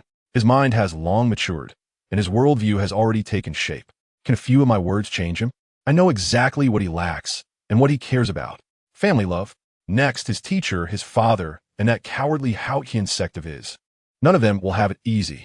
Of course, I won't let his mother off either. I'll catch her and make her warm my bed. As for love, I sighed. No matter how Xiao Wu chooses, she is a knife stabbing into Tang San's heart. As long as Tang San feels true emotions. He has already lost this game. Am I being a bit too wicked? I suddenly asked Bai Ji. Be silent. Am I bad? Indeed I am. But what does it matter to speak of good and bad to an enemy? Our relationship is one of life and death. Being merciful to him is being cruel to ourselves. I have chosen to be a villain to win. What right do they have to pretend to be gentlemen? This gamble is either win or die. The next day, on the carriage to the soul hunting forest, I quickly reduced Yu Xiaojiang's theories to nothing with just a few words. Show me your martial soul. I glanced at Tang San. He summoned the blue silver grass. I'll just say it directly. Let me clarify, this thing of yours is definitely not blue silver grass. Your blue silver grass can't have innate, full soul power. In the 10,000 years of data from the Spirit Hall, there has never been such an exception. There are only 2 possibilities.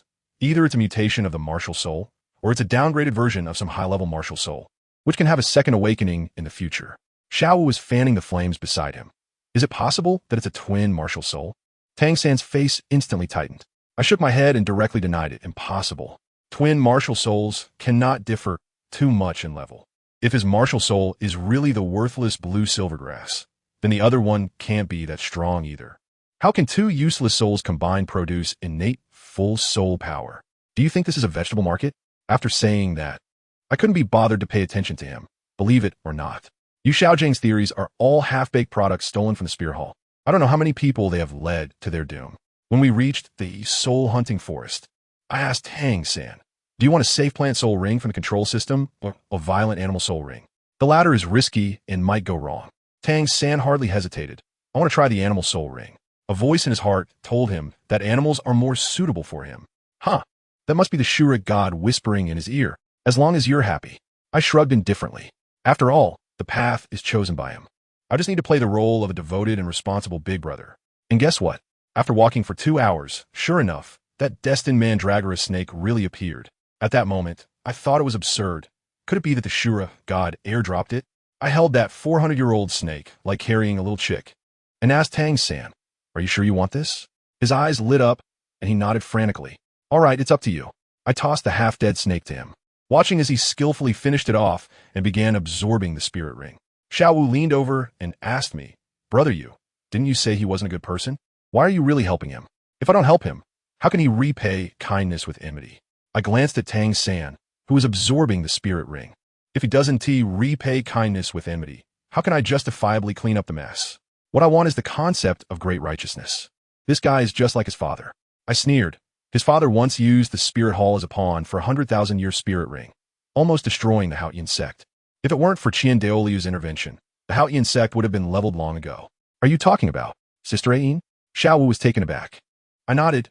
"That's right, the blue-silver Emperor Ayin.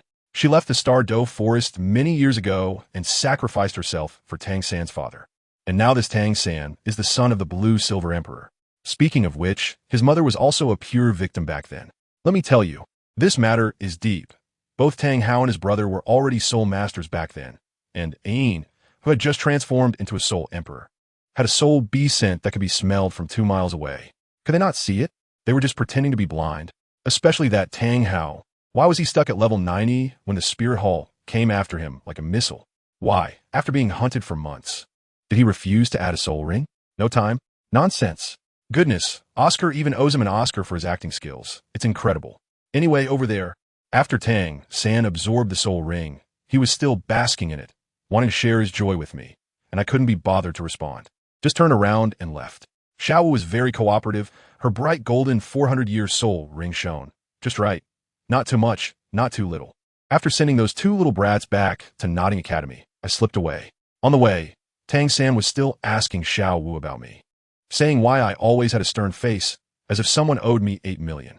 Xiaowu was straightforward and nodded, saying, "Yeah, brother Yu has a lot on his mind." Before they finished talking, Yu Xiaojiang rushed over like a cannonball, excitedly asking where Tang-san had gone. Xiaowu rolled her eyes and slipped away. She was also annoyed with this messy uncle. Tang-san, on the other hand, was honest and said, "Teacher, we want to hunt for soul rings." As soon as he said this, Yu Xiaojiang's face turned dark as the bottom of a pot. Let me tell you, he was not angry that Tang-san acted on his own and was in danger. He was mad that I hadn't started using you to verify my awesome theory yet. And how could you have solved the problem on your own? What if you got it wrong? How would I face those who looked down on me? Tang-san was also thick-headed. Seeing the teacher was angry, he immediately knelt down. Families, who understands? This filial piety was about to overflow, and he opened his mouth, saying, "Teacher, hit me or scold me. Go ahead." Yu Xiaojiang was at a loss for words, but was still angry. He could only darkly help him up, saying, "Forget it. Forget it. It's just the first soul ring. There's still a chance." His tone was as if Tang-san had already wasted 9/10 of it. He probably thought Tang-san just casually got a 10-year white garbage soul ring and asked, "What did you absorb?" His eyes were full of disdain. But then Tang-san proudly showed off his 400-year mantis snake soul ring. Yu Xiaojiang immediately froze. How is this possible? Without my guidance, how could you absorb a soul ring of this age? Moreover, absorbing an animal soul ring with a plant martial soul, isn't that my exclusive patent? Where did this kid get the guts? Was it a fluke? He grilled Tang-san with questions, and Tang-san was honest, confessing everything, saying it was I who helped. And I provided knowledge about control and assault systems, and I recommended this soul ring. Yu Xiaojiang's eyes lit up, asking, "Did he tell you about the 10 core competitive advantages of martial souls?" Tang-san was completely confused. What is that? The expression on Yu Xiaojiang's face was something else, alternating between blue and white. He probably roared inside. "You don't even know my core theory. How do you know these things? Did you steal my theory and call it common sense?" Tang-san innocently replied. He said, "These are common sense in the soul master world. Killing people and striking at the heart, brothers. This is called killing people and striking at the heart." Yu Xiaojiang was completely broken, chasing after Tang-san asking what else I said. Tang-san then blurted out my theory of the similar quality of twin martial souls and the theory of the secondary awakening of the blue silver grass. Goodness. Every new term was like a heavy slap on Yu Xiaojing's face, making him dizzy.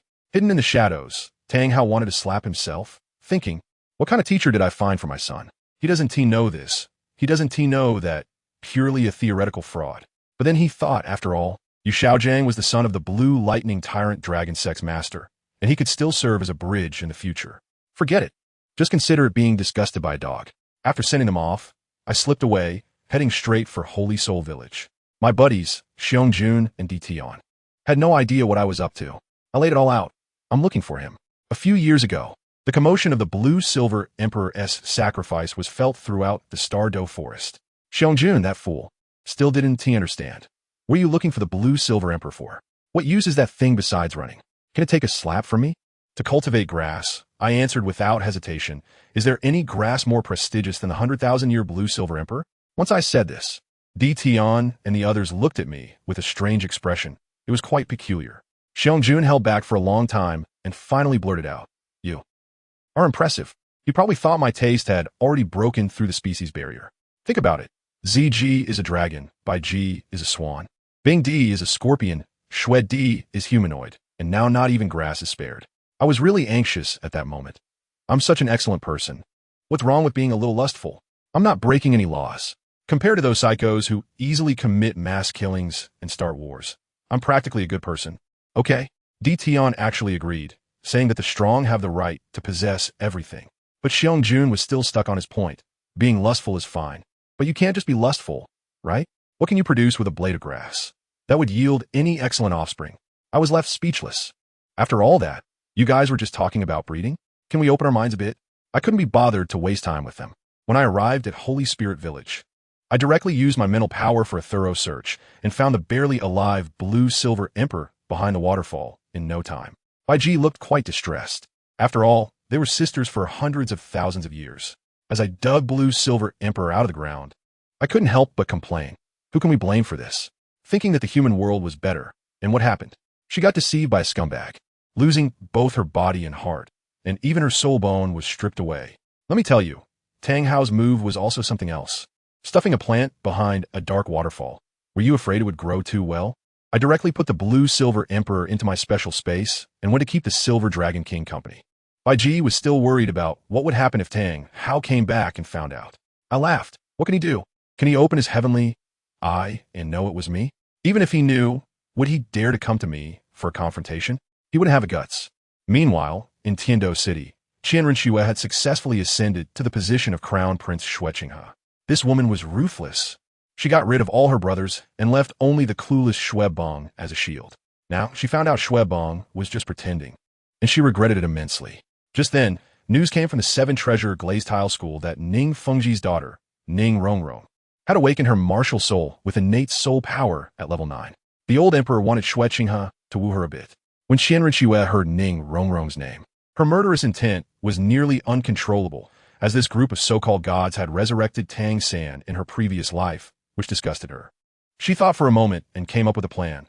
Since wooing is the goal, I'll marry Ning Rongrong, strengthening our ties and completely binding the seven-treasure glazed tile school to my war chariot. This news reached Wuhuan City, and Bibi Dong was delighted, thinking my daughter is clever and knows how to play the game. She had already hated the food god and the nine-color goddess who had caused the resurrection of the divine light, and had no good feelings towards the seven-treasure glazed tile school. Initially, she wanted to send Hulaina to hint at them, but then she reconsidered. No, if she wanted that old fox Ning Fengji to obediently marry his daughter to my daughter, she had to apply some pressure. She directly called out to Yuguan, who was about to leave. Forget it, I'll go too. Let me tell you, Bibidon's idea at that time was very simple, to show off her muscles. Yuning Fengji has two powerful Douluo as bodyguards, right? Fine, I'll beat those two old men in front of you. So you can see that the so-called upper three sects are just a joke in front of my Wuhuan temple. By then, will you still not hurry to find a big thigh to hold on to? I've received this news too, but to be honest, I'm not interested at all. After all, Ning Rongrong was personally taken care of by me in my last life, and the seven-treasure glazed tile school was also destroyed by me leading the team, along with Ning Fengji, Chen Xian, and Gu Rong, all taken out in one go. Not to mention the blue lightning tyrant dragons Yu engine, the Hao Yin sect people, and Dai Mubai from the star Luo Empire. When I think about it, I really didn't die in vain in my last life. I've already offended the main character group. That old man Dalu still wanted to pull me to support Qianrenshua, saying I should go to the Seven Treasure glazed tile school to show off and demonstrate the dominance of the younger generation of Wuhuan Temple. I directly refused, saying forget it, I'm almost exhausted worrying about the future divine battle every day. Where would I have the time to play house with you? The old man had no choice but to sigh and leave. As soon as he left, the Snow Empress came in and advised me, saying I should clarify things with the old man, that I and Qianrenshua are not on the same path at all. I leaned against her and shook my head. This matter can't be explained. In his lifetime, Dalu was beaten by Tang Chun in terms of strength, humiliated by Poseidon in terms of emotions. And his son was killed by his daughter-in-law. The only thing he clings to now is his granddaughter Qianrenshua, who can inherit the angel god. He can endure anything for her happiness. If you were to tell him now that his granddaughter is actually not what he thinks, that she will lose in the future, that the angel god will be gone, and the spirit hall will be finished, who can understand this? This old man has suffered all his life, and he only has this little hope left. How can I bear to shatter it? He would really collapse. Moreover, let me tell you, this old man is actually terrified inside. He knows he will have to make a sacrifice in the future and won't live for many more years. So now, he truly sees me as his only lifeline, afraid that one day I might abandon him. He has even hinted to me several times that if we really can't win in the future, I should not hold on and should take Qianrenshua far away, not letting the spirit hall accompany him to the grave. Who can understand this? A man over 100 years old, who was once a genius, now lives in fear every day while having to pretend to be calm in front of me. It makes me uncomfortable just watching. The Snow Empress asked me if I plan to drag things out like this forever. I said, what else can I do? Should I directly lay it all out and tell him that his granddaughter will ruin their family fortune in the future? Wouldn't that make him unable to rest in peace? She then asked, what about the matter between you and Qianrenshua? Do you really not intend to try again? I was furious at that moment. What the hell was that trial for? With our current relationship, the main theme is to keep a respectful distance, and no one should bring up those past grievances. We can barely form a team to face the future divine battle. If I get involved again, it would truly lead to a complete break in our relationship. For the sake of that trivial matter, lower our chances of winning the divine battle? I'm not that foolish. As long as those two don't act up and betray us again, I'll be grateful. I don't expect anything more. Anyway, let's leave it at that for now and focus on the business in Heaven-Do City. As soon as we arrived in Heaven-Do City, a little incident happened. We went to the Heaven-Do Royal Academy to capture someone, targeting Dugu Bo's granddaughter, Dugu Yin. Before I even made a move, I turned around and wow, ZG had already apprehended her. The way she was tied up, I was dumbfounded. The rope was looped around her neck and tied in various ways around her chest and back, twisting all over. Seriously, who understands this? Isn't this the legendary tortoise shell binding? ZG innocently asked me. I learned it from a book. Is there a problem? I thought to myself, what book are you reading, sister? Can proper bookstores sell this? Look at that girl. Her face is so red it reaches her neck, both shy and angry. Thinking we're going to abduct her, I could only cough awkwardly and compliment her. Nice figure, then got straight to the point. Where's your grandfather? This girl is quite stubborn. She immediately said, my grandfather is Dugu Bo. Title, Douluo. With a glare from ZG, the dragon scale longsword was directly pointed at her neck. The killing intent was much stronger than her grandfather's level 90 aura. The girl was so scared, she almost urinated herself. Trembling as she said her grandfather went to the Seven Treasure glazed tile school. I couldn't just let her handle it, especially with that socially awkward old poisoner, Dugu Bo, who has such terrible social skills. How could he attend Ning Fengji's party? The people from the Spirit Hall were there too. Does he dare to show his face in front of Bibi Dong? I took out the Pope's order and told her, stop pretending with us. In my last life, I was the one who sent that old poisoner away. I know exactly what kind of person he is. I told her that previously, Yue Guan and Gui Mei couldn't accomplish their task, but now that I'm here, I'm giving your grandfather another chance. Either join the Pope's Hall, or I will make the phosphorescent snake emperor species graduate directly from this continent. The little girl turned pale upon hearing this, and eventually caved in, honestly leading us to the sunset forest. When we arrived, there was a sea of green toxic mist. Before I could say anything, the clumsy Xiong-jun inhaled it with a loud roar, smacking his lips and saying, not toxic enough. I wanted to cut ties with him right then and there. Who understands, family? When out and about, don't say you know me. I can't afford this embarrassment. I raised my hand and created a wind vortex, tearing a path through the toxic mist and motioning for her to continue leading the way. Before long, the main character arrived. A massive green snake head shot out from the forest, and Dugu Bo yelled, who dares to enter my territory? Just as he finished speaking, he saw Douluo tied up like a zongzi. His eyes turned red, and he stared fiercely at our tallest and most imposing figure, Tian, roaring, "Lecher!" Tian was completely dumbfounded. His expression was like an old man confused by a smartphone. I thought, this blame is way off the mark. I quickly jumped out and said, "Hey, look here, I'm the main character. Your granddaughter is in my hands." But the old man ignored me entirely and continued to scold Tian, which made me furious. Is this kid's body just a nobody?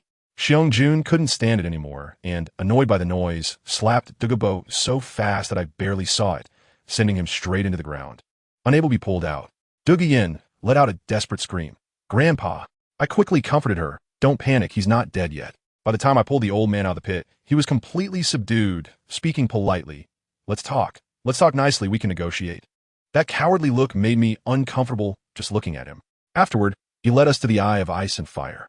Tian and the others were thrilled as they sensed the dragon's aura. I took out the Silver Dragon King, who was sleeping in my arms, and presented it to Douluo, saying, "See this? This place is where the Ice and Fire Dragon King died. They're the children of this little ancestor. And according to inheritance law, this place now belongs to her. You are just a security guard who has watched the courtyard for decades." I tell you, Douluo's expression at that moment was one of wanting to refute, but not daring to. His face turned so green it rivaled his poison. The situation was stronger than the person. What could he do? In the end, I started using tactics, giving him a slap and a sweet date. I said, "I see you've been a security guard for so many years. It's not easy. I can help you detox and also help your granddaughter." He was thrilled to hear this and asked how I knew he was poisoned. Well, of course, the poison was almost spilling out of him. I told him that his poison had already reached a critical stage, and to completely cure it, he would have to give up all his toxic skills. But with his stubborn nature, how could he just give up a lifetime of hard work? So I gave him a second option, conservative treatment. But he could no longer act recklessly, otherwise he might die on the spot at any time. At least he could live until old age. The old man hesitated for a long time and finally looked at his granddaughter. He still caved in, bowed deeply to me, and said, "Please." So it was settled. He owed me such a big favor that from now on, whether he wanted to do something or not, it would no longer be up to him. He had made up his mind. Therefore, to show my sincerity, I directly pulled out a few large bones from my storage soul guide. Let me tell you, as soon as those things were taken out, the entire valley was filled with a delicious aroma. I pointed at the pile of bones and said to Douluo, "Come on, little sister, a gift for our meeting, pick one yourself." Just as I finished speaking, the old man beside us, Douluo, was so shocked that his eyes were about to pop out, his mouth wide open enough to fit an egg, and he exclaimed in a shrill voice, 10,000 years, soul bone." I felt so proud inside, seeing how naive you were. 4 pieces, all starting from 10,000 years, a 20,000-year-old unicorn skull, a 40,000-year-old fire lizard right arm, a 50,000-year-old purple electric tyrannosaurus left leg, and finally, a grand finale, an 80,000-year-old dragon eagle torso bone. Douluo was also stunned, her face pale, stammering as she asked, For me? Her expression was as if I was handing her a bomb. "Of course, it's for you. Let me tell you, I have a quirk. I don't like having someone else's bones on me. It makes me uncomfortable. So these soul bones that come with the soul rings, I've always treated them as collectibles or gifts. Giving them to someone like Bibi Dong would at most earn me a well done, boring. But giving them to a girl like this, I could gain a devoted little fan. This deal is a huge profit." I watched as Douluo displayed a conflicted expression of wanting but not daring to take. Without hesitation, I waved my hand and took back the other 3 pieces, then directly shoved the largest and brightest 80,000-year-old soul bone into her hands. No more hesitation. This one has the highest age and best quality. Hurry up and absorb it. What happened next? Old Douluo dashed over and snatched the soul bone from his granddaughter's hands, returning it to me. "Sorry, we can't accept this thing." I was unhappy at the time and said, "Hey, I'm giving this to your granddaughter. What does it have to do with you?" He looked serious and said that this thing was a ticking time bomb and would bring disaster upon us, and that the 2 of us couldn't handle it. Who understands? It's so troublesome just to give a gift. He was also worried that I would use this as leverage to control them in the future. I'm really speechless about being so handsome. All right, you guys are smart. You think a lot. I smacked my lips and took back the soul bone. Well, in this day and age, good things can't be given away. As soon as I put it away, I saw their expressions of both relief and pain, and I couldn't bear it.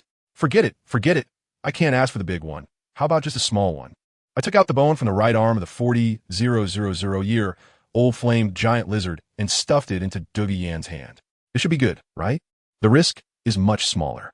Even if someone really comes to snatch it later, if they can't beat us, they can just chop off your right arm. And that would be the end of it, right? As soon as I said this, Yan's face turned pale with fear, and she instinctively covered her right hand with her left hand. I raised my eyebrow and spoke a bit more sternly. If you don't take it now, I'm really going to be unhappy. Douluo finally understood this time. If he refused again, the rift would be formed today. He sighed deeply and said to his granddaughter, "Take it." I was finally satisfied. Seriously, it felt like I was begging you to accept me. As Yan began to absorb the soul bone, I took the opportunity to observe the flowers and plants around me. To be honest, these things looked no different from the weeds by the roadside in my eyes. The information I had stored in my mind was more than the entire library of the Spear Hall. I really couldn't care less about what they called divine herbs. With my talent, did I really need to rely on pills to level up? What a joke. What I lacked was a path to becoming a god. Before long, Yan finished absorbing the soul bone. Wow, her soul power shot up from level 25 to 28, a boost that was faster than a rocket. She raised her hand, and the emerald green snake martial soul was actually wrapped in a layer of crimson flames. A faint red poisonous mist sprayed out, and a tree that could be hugged by a person 10 meters away instantly rotted, withered, and turned to ash as if it had been splashed with strong acid. I stroked my chin, and the effect is pretty good. It's simply a walking version of corpse water. Douluo was even more excited, his face flushed, saying that with this, his granddaughter could basically walk sideways in the Soul Clan. As soon as I saw the effect was so explosive, I immediately became interested again and took out that 80,000-year-old torso bone, eagerly asking, "How about you try absorbing this too? I'm really curious about what effect this thing has." Yan was so scared that she kept waving her hands, saying she didn't want it at all. Just then, I suddenly heard the faint voice of Ziji. "You don't plan to give away my soul bone in the future, do you?" I was taken aback and rolled my eyes at the air. "What are you thinking? I definitely have to keep your bones for myself. What is the point of giving them to others? I'll take care of my own issues." Resolving the internal conflict, I clapped my hands. "All right, the gifts are done. Now it's time to get to the main topic, treating the illness." I first pointed at Yan. "You go first." After she sat cross-legged, I specifically instructed, "In a moment, clear your mind and hand over control of your soul power to me. Don't resist, even if it hurts, just hold it in." Then, I placed my hand on her back, and the treatment began. The principle is quite simple. Using forceful means to compress all the toxins that were running rampant in her body into the newly acquired soul bone. Then, I helped her establish a brand new soul power operation route tailored specifically for her. The process was indeed a bit rough. Yan trembled in pain, cold sweat pouring down her face, and eventually, blood mist started to seep out of her body, but she gritted her teeth and didn't make a sound. On the side, Douluo was anxiously pacing but didn't dare to speak. Once I finished and wrapped up, Yan rolled her eyes and fainted in my arms. I fed her a healing light orb and laid her flat. Then, I turned my head and showed Douluo a kind and friendly smile. "Now it's your turn." I told him, "Your granddaughter's issue is just a minor annoyance, but yours is serious and requires strong medicine. Be mentally prepared, old poison." His face turned green at that moment, but he still gritted his teeth and sat down. As soon as my hand touched him, his scream, like that of a slaughtered pig, echoed throughout the valley. "Ah." I frowned and said, "What are you shouting about? Your granddaughter isn't even calling you. Hold it in." "Ah, damn it. Xiangjun, give him a slap." Smack. The world became quiet, and he fainted. I continued with the procedure. Before long, he was awakened by the pain again. "Ah, smack. Family, who understands?" For nearly an hour, the entire valley echoed with his heart-wrenching screams and Xiangjun's crisp and loud slaps. It was simply unending. By the time I finally finished the treatment, Douluo was completely collapsed, lying on the ground, tears streaming down his face, looking at me with eyes full of despair and fear, as if I were some living king of hell. Was it really that painful?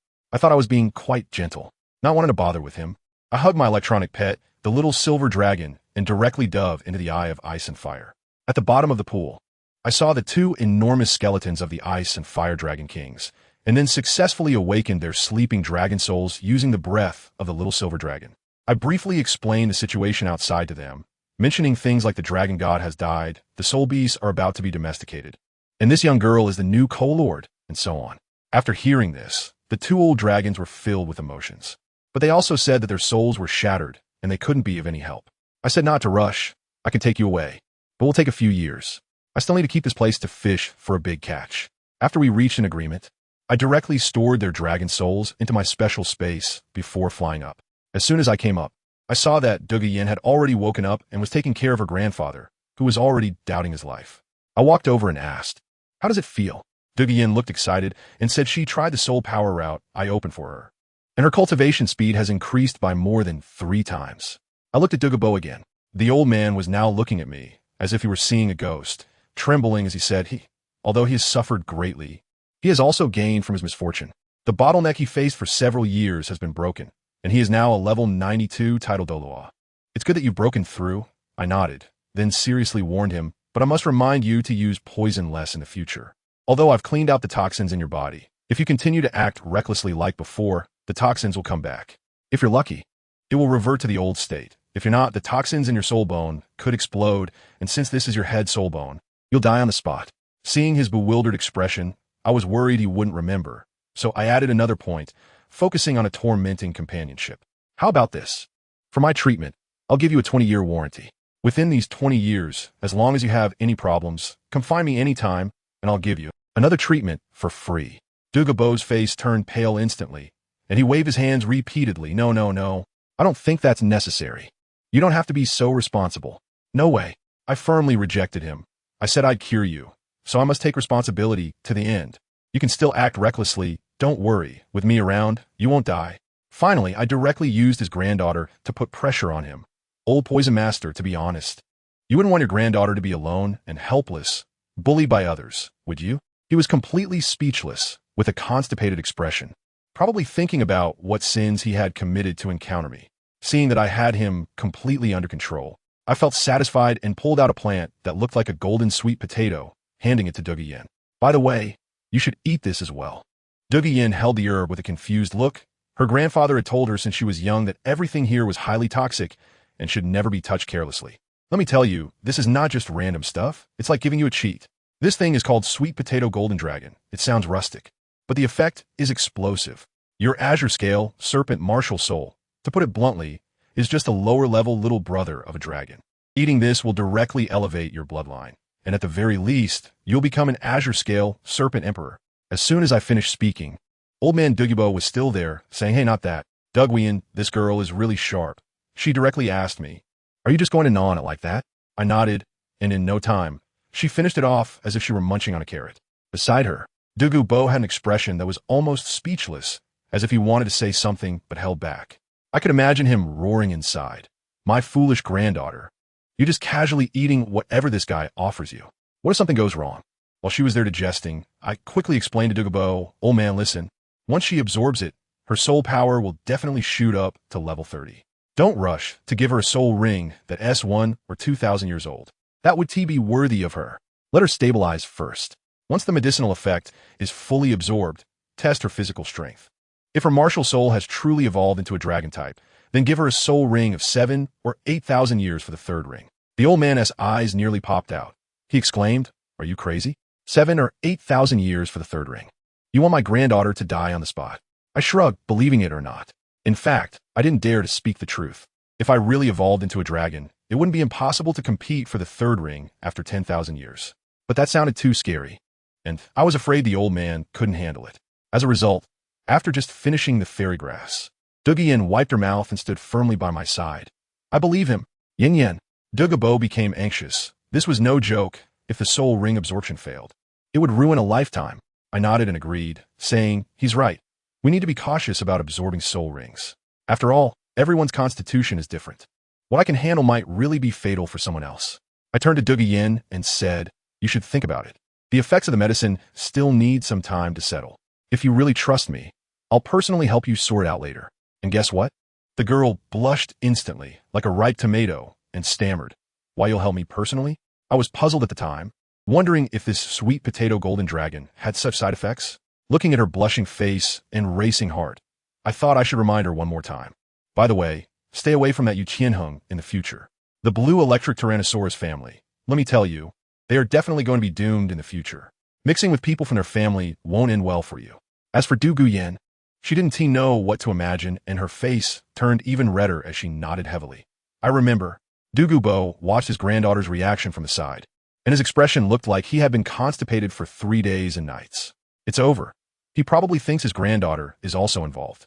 After everything was settled, I said goodbye to them and casually declare my sovereignty.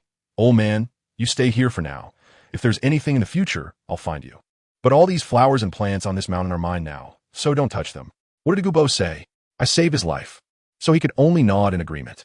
I had just left when Dugubo pulled his granddaughter aside and asked seriously, Yin Yin, tell me honestly, are you interested in that kid? Dugu Yin was taken aback for a moment, then surprisingly nodded.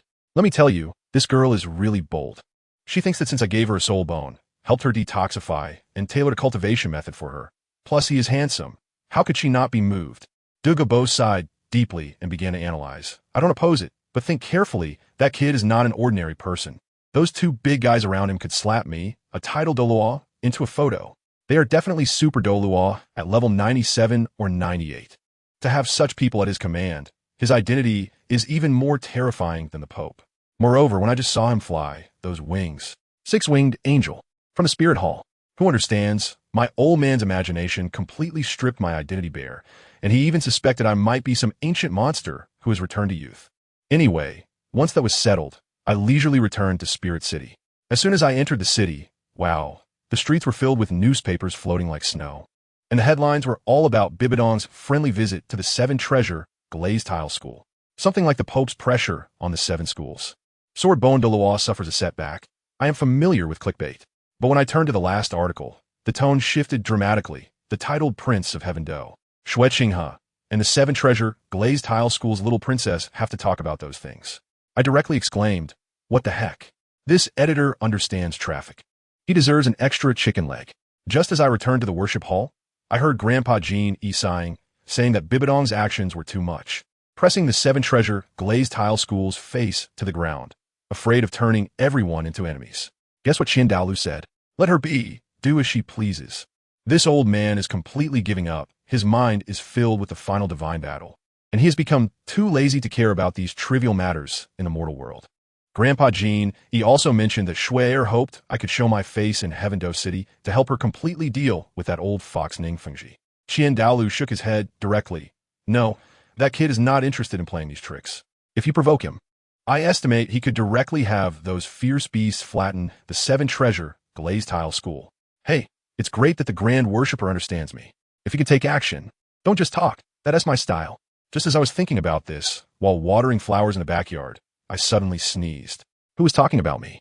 When I turned around, that blue silver emperor actually woke up and asked me who I was. I put down the shower head and said, I'm robbing you. She looked confused and asked, what are you robbing me of? I told her not to think about her broken hammer anymore, and that from now on, she would be mine. When I get tired of playing, I'll smash that hammer and take back your soul bone. Then you'll be my warm bed servant. At this point, BG came over, and when she saw that silly look on the girl's face, we exchanged a glance and were speechless. We started questioning her, each taking turns. You're a 10,000-year soul beast. Did Tang Hao's 2 brothers not notice? You were discovered just because he happened to be level 90. How coincidental is that? The Spirit Hall has been chasing you for over 5 months, and he didn't have time to get a single soul ring? Are 10,000-year soul beasts extinct in the Stardew Forest? Also, why did you just run around the forest? Wouldn't it have been easier to just go in? And guess how she responded? Brother Hao said, we are humans now, and soul beasts won't help us. Brother Hao wouldn't do that. Family, I really want to thank you. Pure self-deception. Late-stage love brain, there's no saving it. I was furious at that moment and confronted her directly.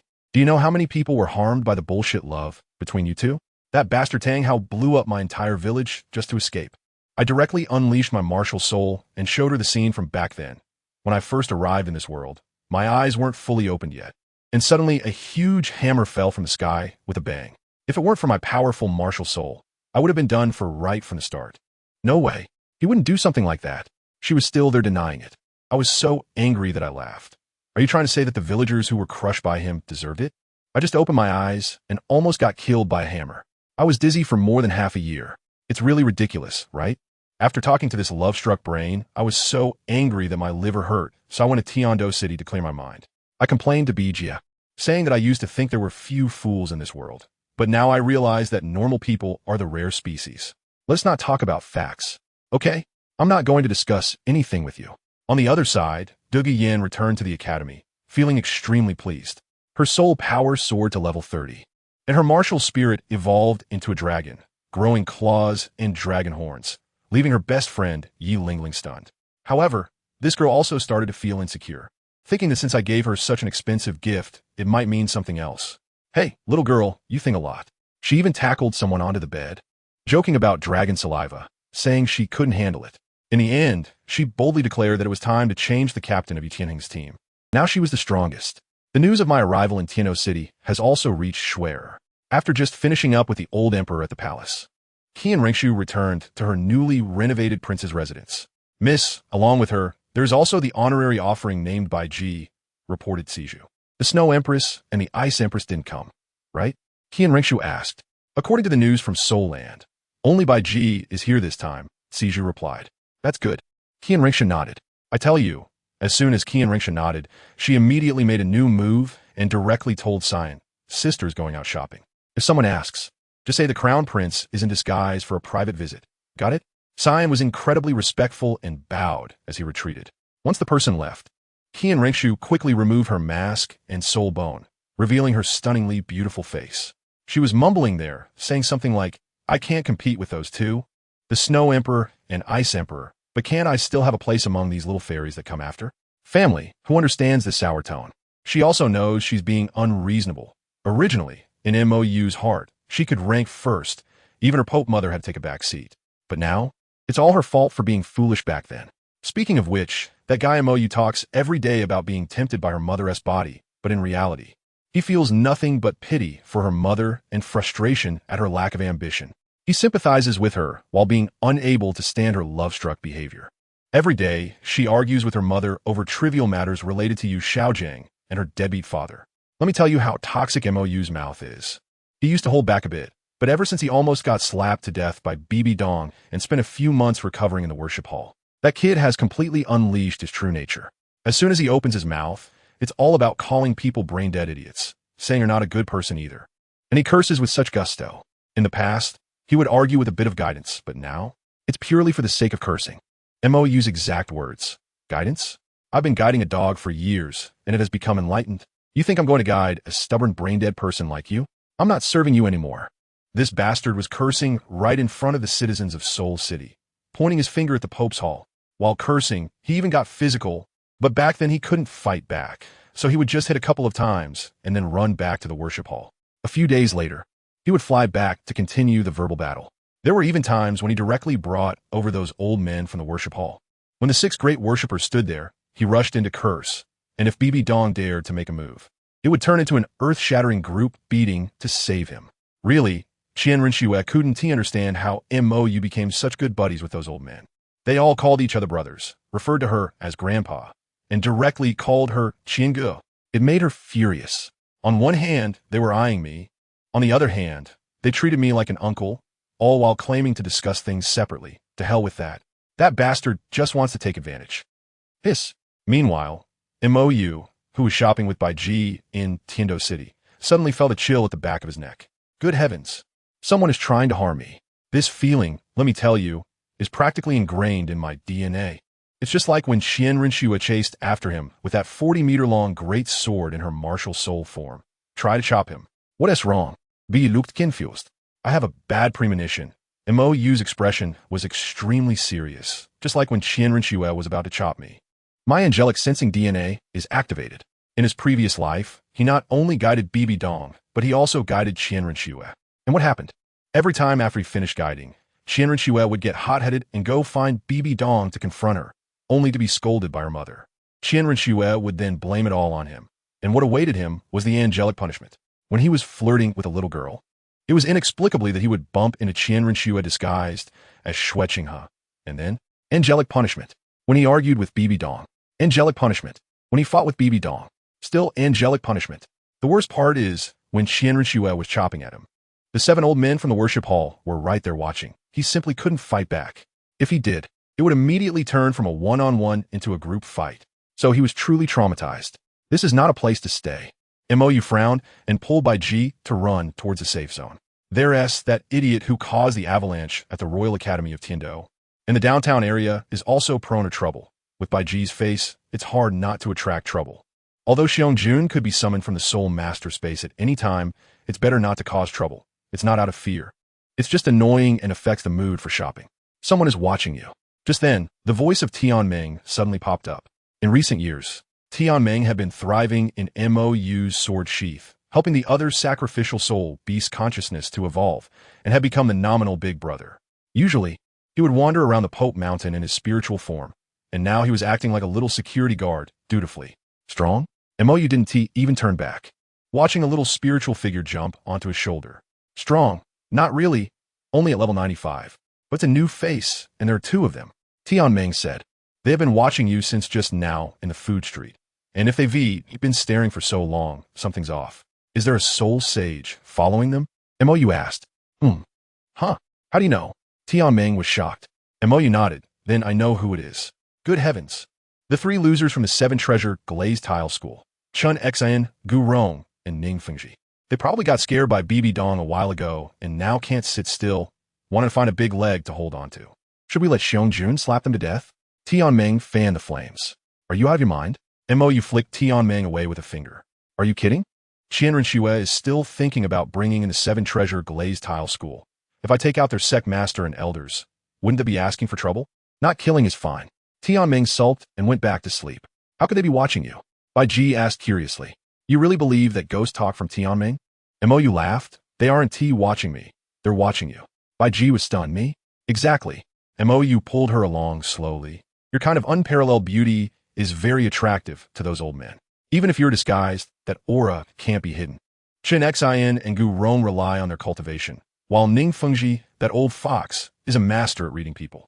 Your aura stands out among the pile of useless nobles in Tiando City. It's strange if you're not being watched. On the other side, on a tall building, Chen Xian was staring intently at Mou and Bai Ji, looking extremely serious. Fengji, those two are very unusual. You old lecher. Are you interested in that girl? Gu Rong was frantically tearing him down beside him. Chun Xian completely ignored him and said solemnly, that kid is a swordsman. You can tell that much? Come on, just say you're interested. I want to laugh at you. Don't mess around. Chun Xian glared at Gu Rong. I wouldn't sense it wrong. That kid is not an ordinary swordsman. Sword uncle, can you be more specific? Ning Fengji quickly mediated.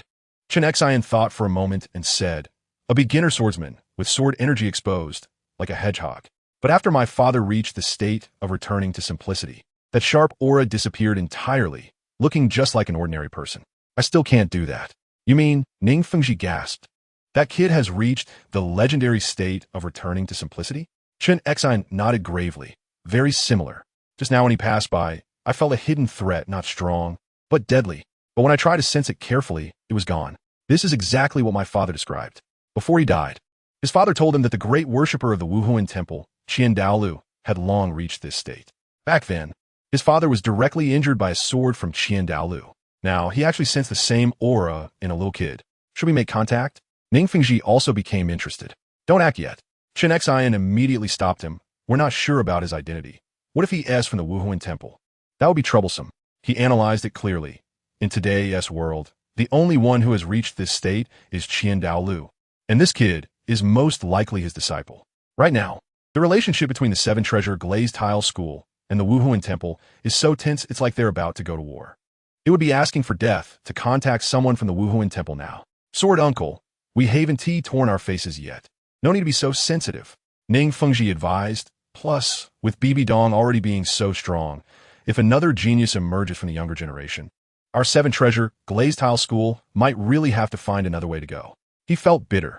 The Wuhuan Temple was now at its peak. The two great empires were decaying. The Haoyan school had become a turtle hiding its head. And the Blue Lightning Tyrant Dragon clan was also at odds with the Wuhuan Temple. The so-called 3 upper sects being connected by blood was simply a joke. If they didn't think of a way soon, the 7-treasure glazed tile school would eventually perish. Doesn't the Blue Lightning Tyrant Dragon clan have 2 geniuses? Named Yu Qianxin and Yu Qianheng. Chen Xian said, it seems that the Wuhuan Temple hasn't heard of any young geniuses worth mentioning. Right? Just because you haven't heard of them doesn't mean they don't exist. Ning Fengji shook his head. With BB Dong's character, if she really has talent, she must be hiding it and will only reveal it when she grows up to scare people. What if that kid just now is really from the Spirit Hall? Gu Rong spoke up quietly. How about killing him? Goodness, this old brother is really daring to think that way. One BB Dong is already enough to deal with, and adding a swordsmanship genius. What else can we do? No way. Ning Fengji and Chen Xian shouted in unison. Chen Xian's face turned pale. If he really is that angel Douluo's disciple, once something happens to him, the 7-treasure glazed tile school will be finished.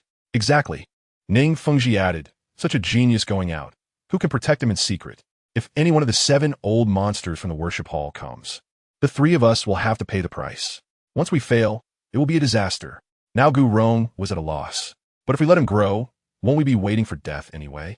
The 3 of them fell silent. Act now, die now. Don't act, die later. Either way, it's death. Wait a minute, Chen Xian suddenly realized. Aren't we just speculating? Ning Fengji nodded. Indeed, it's already absurd for the spirit hall to have a BB Dong. How could there be another swordsmanship genius?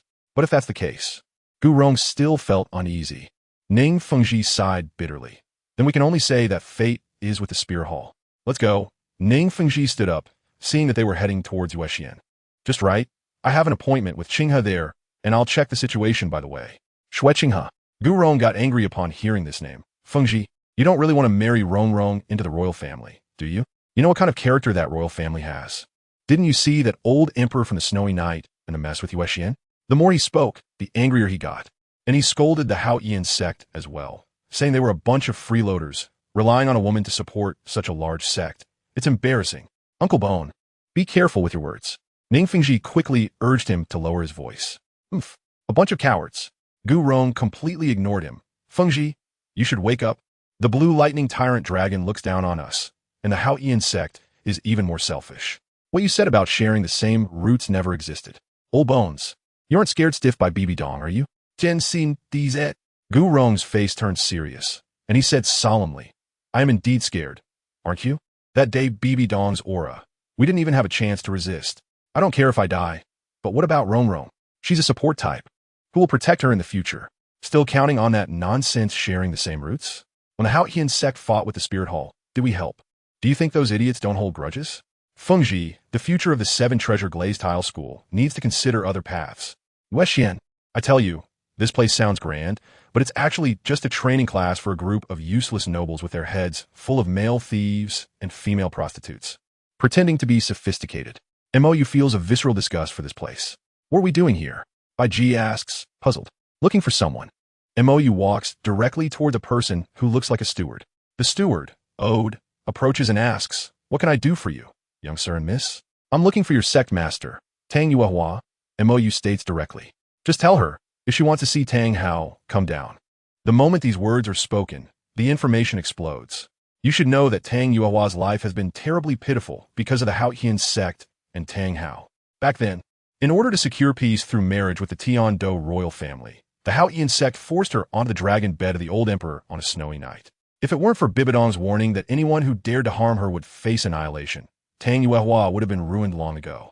Even so, she remained wholeheartedly devoted to serving the Hao Yian sect, helping them with logistics and gathering intelligence over the years. What are you laughing at? Bai Ji looks at MOU's strange expression. I used to think sex slaves only existed in novels. I didn't expect there would be 2 in this family. MOU shakes his head, speechless. He learned all this from Tang Yuehua using hypnosis techniques in his previous life, and at that time, Hulaina was left dumbfounded. So now you're looking for her. I'm a kind-hearted person. MOU looks at the blue figure slowly walking down from upstairs, feeling pity for her, preparing to rescue her from her suffering. Those 2 are the sect masters, Ode points at MOU. When Tang Yuehua sees unfamiliar faces and hears Tang Hao's name, she immediately becomes alert, thinking that people from the spirit hall have come to humiliate her. Her expression darkens instantly. She approaches, wanting to say some formal words. But MOU swiftly grabs her wrist and transmits a message. I know where Tang Hao is. With just this one sentence, Tang Yuehua trembles all over. Her expression changes, and she immediately pulls MOU upstairs, forgetting all about Bai Ji. Once they reach the 3rd floor and enter Tang Yuehua's room, she closes the door and impatiently asks, where's Brother Hao? You weren't this anxious when your father died, were you? MOU sits down on his own, surveying the cold-toned room. Where's Brother Hao? Tang Yuehua's eyes turn red. MOU raises an eyebrow and nonchalantly utters 2 words. He is dead. Impossible. Tang Yuehua instantly collapses, clutching her clothes tightly, trembling all over. How is that impossible? Back then, the Pope of the Spirit Hall was severely injured. Do you think a newly promoted title Douluo like him could be any better? Mou's tone is icy. Tang Yuehua directly slumps to the ground, muttering that it can't be true, brother Hao won't die. Mou looks at her, and his gaze grows colder. You care so much about that scum who doesn't he care about you? If it weren't for him, you would have experienced that kind of thing that night, right?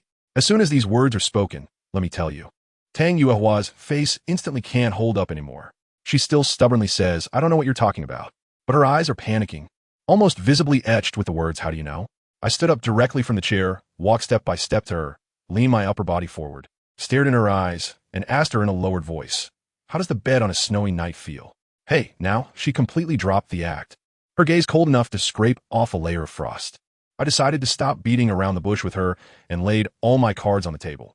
I said, if word gets out that the renowned Haoyan sect, in order to make a deal with the Tiandu imperial family, actually sent the sect leader's own sister to the emperor's bed, and that this was all planned by the entire elder council, while her brother Tang Xiao just stood there like a blind man, tacitly agreeing. I mean, if this news breaks, how can the Haoyan sect still have the face to stand tall? A series of words hit her like a hammer, and she froze right there, completely dumbfounded like a wooden statue. I looked at her lost and dazed expression and couldn't help but laugh. I reached out and patted her cheek, saying, your reaction hasn't changed at all. In my previous life, I used to tease her like this, and she would have the same blank expression. It was really boring. What do you want to do? She finally came back to her senses, her voice trembling. This was related to the reputation of the Haoyan sect, and she couldn't afford to be nervous. What do I want to do? I touched my chin, tried to imitate the demeanor of those spoiled rich kids from the Avalanche, and was about to say a classic line, Master of Moonlight Pavilion, you wouldn't want this matter to spread. Suddenly, with a creak, the door just opened. I looked up, and who else could it be standing at the door but Shueqing, huh? Let me tell you, in that instant, my DNA reacted intensely. My calves almost cramped, and I nearly sat back down on the coffee table. Damn this reflex. I had been caught too many times by Qian Ruxue in my past life. So now, every time I see her putting on that fake smile that doesn't reach her eyes, I feel a chill run down my spine. Like I've been caught cheating. What does it have to do with you? I blurted out before my brain could catch up, shooting back at her. Oh no, Qian Ruxue, now Shueqing He, had a strangely eerie smile at the corner of her mouth. Little brother, did you just do something bad? I watched this scene that was expanding my psychological shadow infinitely, and in the blink of an eye, I hid behind Bija, shouting at the top of my lungs, don't wrong, good people. I didn't do anything. Damn it. It's all that old man Qian Lu's fault. In my last life, he made me be her punching bag since I was little, and now he's directly put me under bloodline suppression. As soon as her aura opens, I'm done for. Qian Lu, you've really made me suffer. The atmosphere in the room was so awkward that it could be scraped out with my toes. On the other side, Tang Yuehua saw the situation and was almost scared out of her wits. For the sake of their Haoyan sect's reputation, she didn't care about anything else and hurriedly found an excuse to sneak away, fearing we would expose her little issues. Qian Ruxue just stared at me and asked what I wanted with Tang Yuehua. I hid behind Bridget, feeling quite confident. What is it to you? She actually frowned, as if she wanted to advise me. You should understand her situation. It's better to be cautious. I couldn't help but click my tongue, almost laughing out loud. Let me tell you, the words coming out of her mouth were simply the funniest joke of 2025. A person who could throw away the spear that she had protected for 20 years without batting an eye, just for her own interests. A person who could sell out Yueguan and Guay Mei, who had served the Spirit Hall for decades, along with a bunch of elders, just to win over Tang San. Does she really think she can talk to me about being easygoing? Does she even deserve it? It's disgusting how a callous and ungrateful person pretends to be deep and affectionate. I couldn't be bothered to say another word to her, so I pulled Beiji and turned to leave.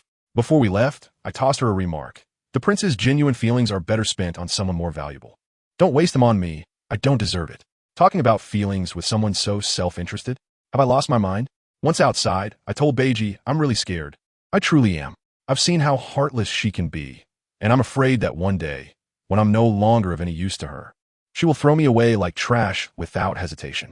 Knowing what kind of person she is, yet still rushing to get close to her, aren't I asking for it? So, it's better to keep my distance, to save some face for both myself and her.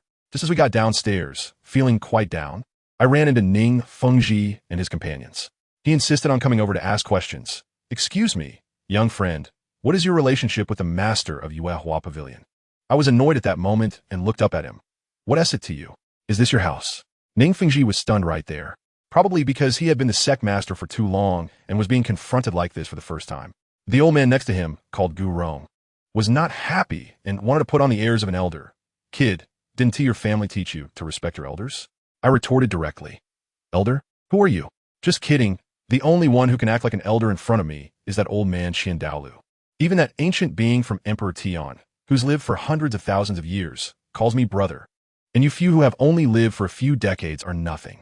That old man was also left speechless. I couldn't be bothered with them, so I pulled by Ji and walked in another direction.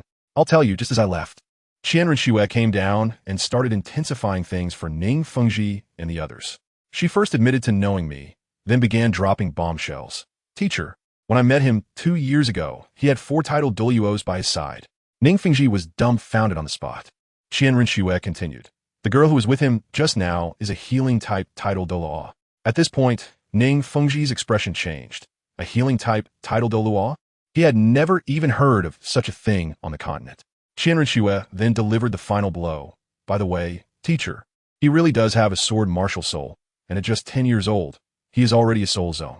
Good grief, with these 3 strikes, Ning Fengji, that old fox, along with the 2 titled Douluos beside him, were completely stunned. A 10-year-old soul zone with 4 soul rings? They probably conjured up an epic fantasy drama in their minds, imagining hidden families, soul bones worth thousands of years as food, and backers comparable to the Hall of Spirits offerings. Let them think whatever they want. The more they think, the further they drift from the truth. I was interrupted by Qian Renxue, so I didn't bother to tease Tang Yuehua and decided to focus on important matters first.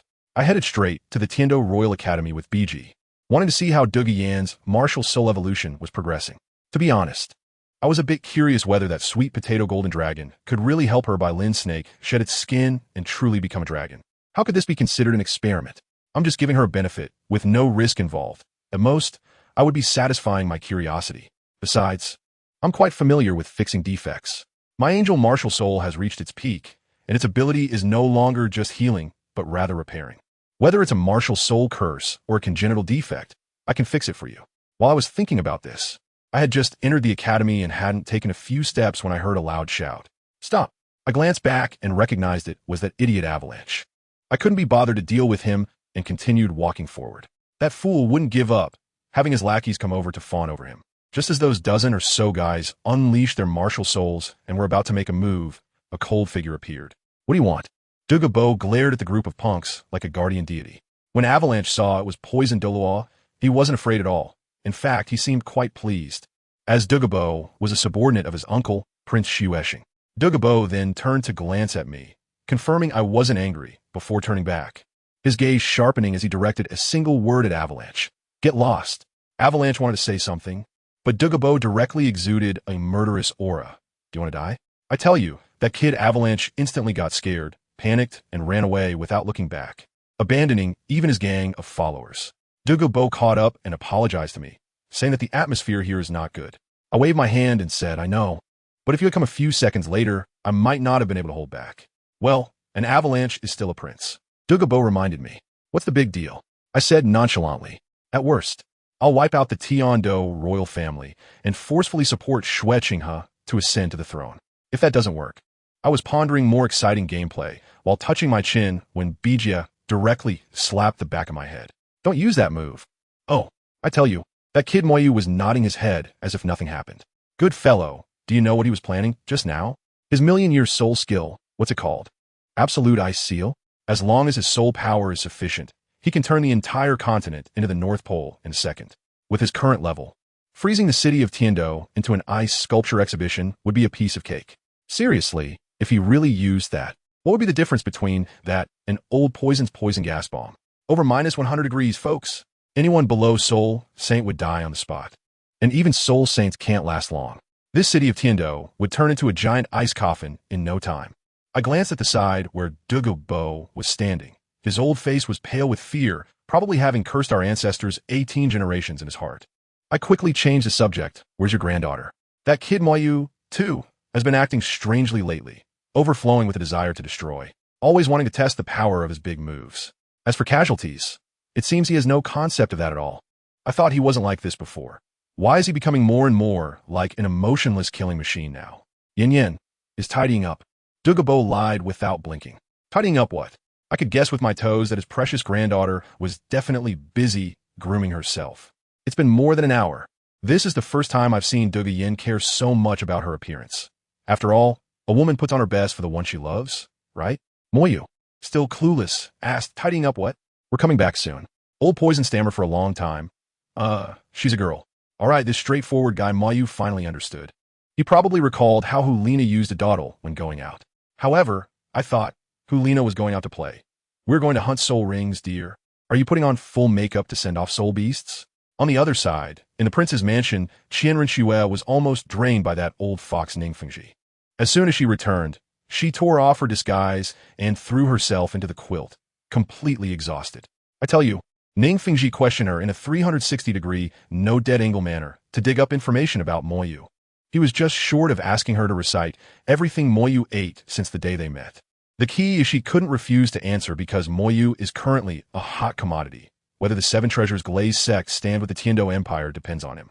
If Moyu is from the Spirit Hall, that old fox would definitely take the whole sect and defect immediately. But that wouldn't work if the Seven Treasures Glazed sect defected. The two major empires and other sects would definitely huddle together for warmth and directly battle the Spirit Hall, which is not cost-effective. So, Moyu has to maintain this identity as a hidden genius to give them confidence. The more confidence he provides, the more completely they will collapse when the truth comes to light in the future. The leader effect, you know? But this old guy actually wanted to push Ning Rongrong towards Moyu. Qianren turned over in the quilt, looking helpless. The marriage alliance plan she proposed earlier was outright rejected by Ningfengji. Are you kidding? Shuqinghe is just a big soul master on the surface, a waste. How could Ningfengji possibly want him? Now that Moyu has emerged, a genius young man who perfectly fits his son-in-law standards. This old fox has already hinted to her openly. Marriage alliance? Dream on. Even if my daughter sells, she must be sold to a title Douluo reserve, not to an emperor. What a beautiful thought. Qianren snorted. With Ning Rongrong's pampered young lady temperament, could Moyu indulge her? Within 3 days, she would be doubting her life. That guy Moyu doesn't care who you are. When he advised her mother Bibi Dong, he was also presenting facts and reasoning. But if that didn't work, he would directly confront. You blind thing, you lack brains and blame others? Just that tough. So during the Soul Master competition, he almost slapped Yu Xiaojiang to death. I tell you, even though Moyu himself said he just lightly touched him, I don't believe you. A soul Zun like Yu Xiaojiang didn't explode his gear after receiving 2 slaps from a soul Douluo. That's already a miracle of physics. After all, at that time, Moyu was someone who could face Tang Hao head-on. But would Moyu cooperate with this? Qianren started to have a headache again. Right now, Moyu is just passively holding a name. He is not participating at all. If Ningfengji really set his sights on him, that kid would definitely throw down his tools and refuse to do it. From what I know of his temper, don't even think about it. Qianren said decisively. That guy, when he's easy to talk to, you can coax him, but once he says he won't do it, no matter how you try to persuade him, it won't work. He is stubborn as a mule. This is troublesome. If Ningfengji and his daughter anger Moyu, with a fierce beast around him, will they flatten the Seven Treasures Glazed sect without a second thought? Qianren knew that those fierce beasts could even initiate a beast tide, capable of destroying the continent. Moreover, she also noticed that Moyu is different now. He has some sympathy, but not much. The indifference he has towards life is not the kind that looks down on others, but a pure indifference that has nothing to do with me, which is unsettling. Sigh. I'll find a chance to advise him. I hope he still listens to me. Qianren sighed. This is tough.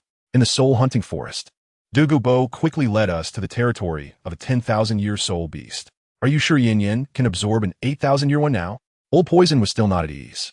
His granddaughter's martial soul had evolved, and her physical quality had improved quite a bit, but with the second soul ring only being 700 years.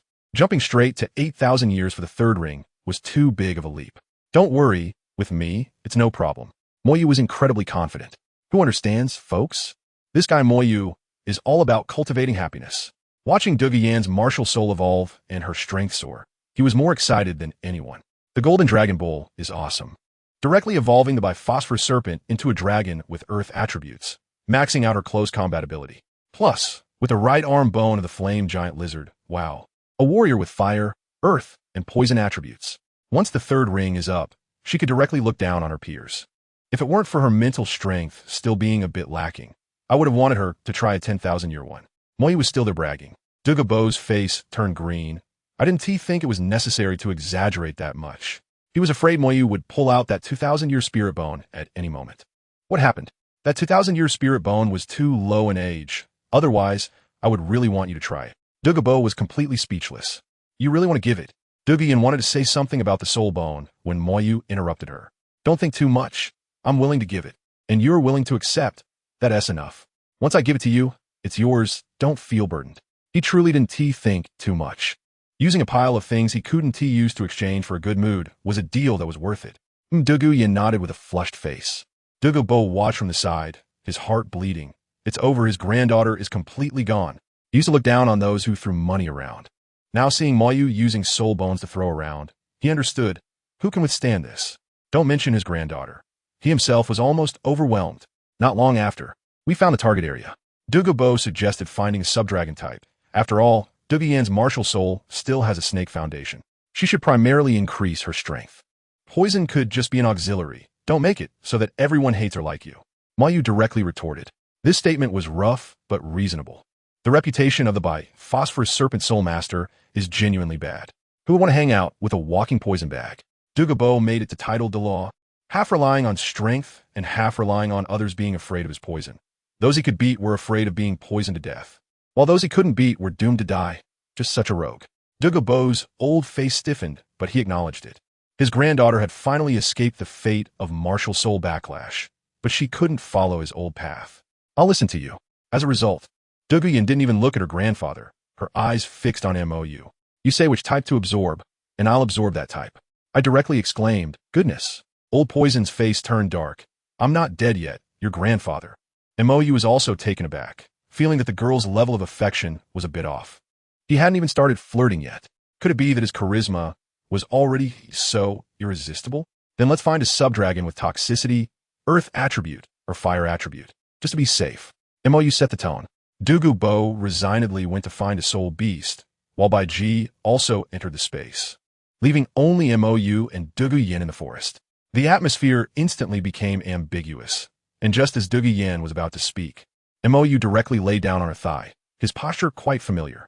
Some things, as long as you understand them in your heart, don't act impulsively. He looked at the sky and said leisurely, the future is long. First see clearly what you want, and also see clearly what kind of person I am. Douluo's cheeks flushed, and she lightly responded. And one more thing, I need to make it clear. You suddenly sat up straight, his expression serious. I'm a scumbag. Not to the extent of falling in love with every girl he sees, but when he sees a beautiful girl, he indeed easily develops thoughts. Of course, it's just thoughts. Whether it develops further depends on the other party. He wasn't fond of love at first sight. To him, that was just lust. Of course, he was also driven by lust, but after that initial impulse, he would calm down, and only after interacting would he know if he truly had feelings. Let me tell you, he was so frustrated at that time, as if he was complaining about something. He felt that his emotions were too rational. Compared to Bibi Dong and Qianren Xue, who argued every day due to differing views, his relationships with Xuedi and Bingdi were plain but very stable. In short, he felt that looks could only start things. The follow-up had to come from the heart. The next day, Douluo successfully absorbed innate for 100-year-old Earth Armor Dragon Lizard, directly skyrocketing to level 30. Your luck is incredible, Moyu couldn't help but exclaim. This old beast was simply tailor-made for her. However, Douluo beside them looked terrified. The absorption process wasn't that smooth. Douluo almost exploded, relying entirely on Moyu's abnormal healing ability to forcefully prolong her life, dragging what should have been an hour-long process to over 2 hours. Old Poison watched in shock, already deciding that he would never let this kid help with the next soul ring. This was not absorbing a soul ring, it was practically crossing a tribulation. Your level is rising too fast. It's easy to have problems, Moyu said, and a light group was shot into Douluo's body, causing her soul power level to instantly drop back to level 30. This thing can disguise soul power levels and soul ring colors. Your fourth ring must be a 10,000-year one. Too eye-catching, so hide it for now. Douluo tried to control it. Good grief. The colors of those 3 soul rings flashed like an RGB marquee. So colorful. The people in the city really know how to have fun. After sending off Douluo, Moyu strolled over to Yuxian. As soon as he entered, the steward invited him upstairs. Tang Yuehua had her back to him and coldly said, "What do you want?" "What do I want?" Moyu casually sat down, What do you have? Tang Yuehua was immediately stumped. Yes, what did she have? Just a marginal figure of the Haotian sect. Then why are you looking for me? To humiliate me? Or to humiliate the Haotian sect? Her voice grew colder. Let me tell you, I've already sent the news out. Soon the Haotian sect will announce my expulsion. You can't threaten anyone with that. Mo was taken aback. Are you out of your mind? Do I need to go through all this trouble to deal with the Haotian sect? Then what can you do? Tang Yuehua didn't believe him. Play. Mo shrugged. Tang Yuehua was stunned. Play? Play what? Some bad images flashed through her mind, and her face turned red. I feel like you're thinking of something inappropriate. Mo said gloomily. No. She quickly denied it. Mo walked in front of her and got straight to the point. You wouldn't have some strange feelings for Tang Hao, would you? I don't. Tang Yuehua was like a cat whose tail had been stepped on. I'm not mocking you. Mo shook his head. I just want to know, do you know Tang Hao well? He and Tang Xiao were both soul Douluos back then.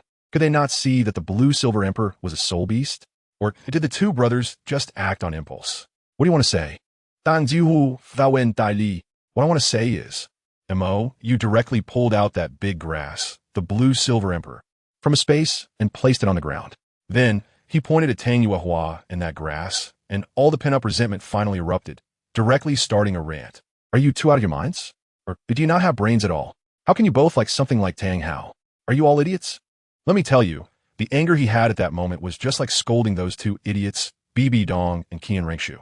He really couldn't understand why every woman he encountered was more cunning than the last, with more tricks up their sleeves than a cold briquette. And none of them were like the silly, sweet blue silver emperor. Other protagonists had beautiful women throwing themselves at them, but for him, each one was like Zhuge Liang reincarnated, guarding against him like he was a thief. Isn't this double standard? This damn world has a problem with him, right?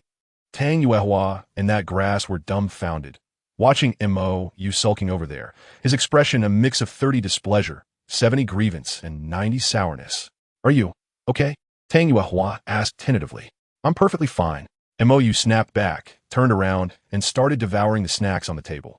In Angel space, Xiangjun poked Bai Ji. Aren't you going to comfort him?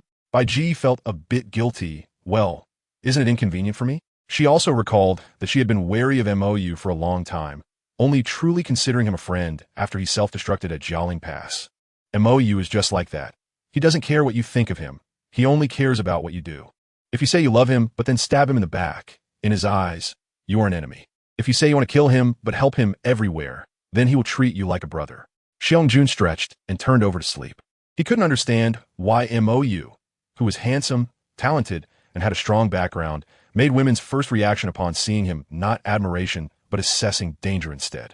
Indeed, brothers are better. A woman's heart is like a needle at the bottom of the sea.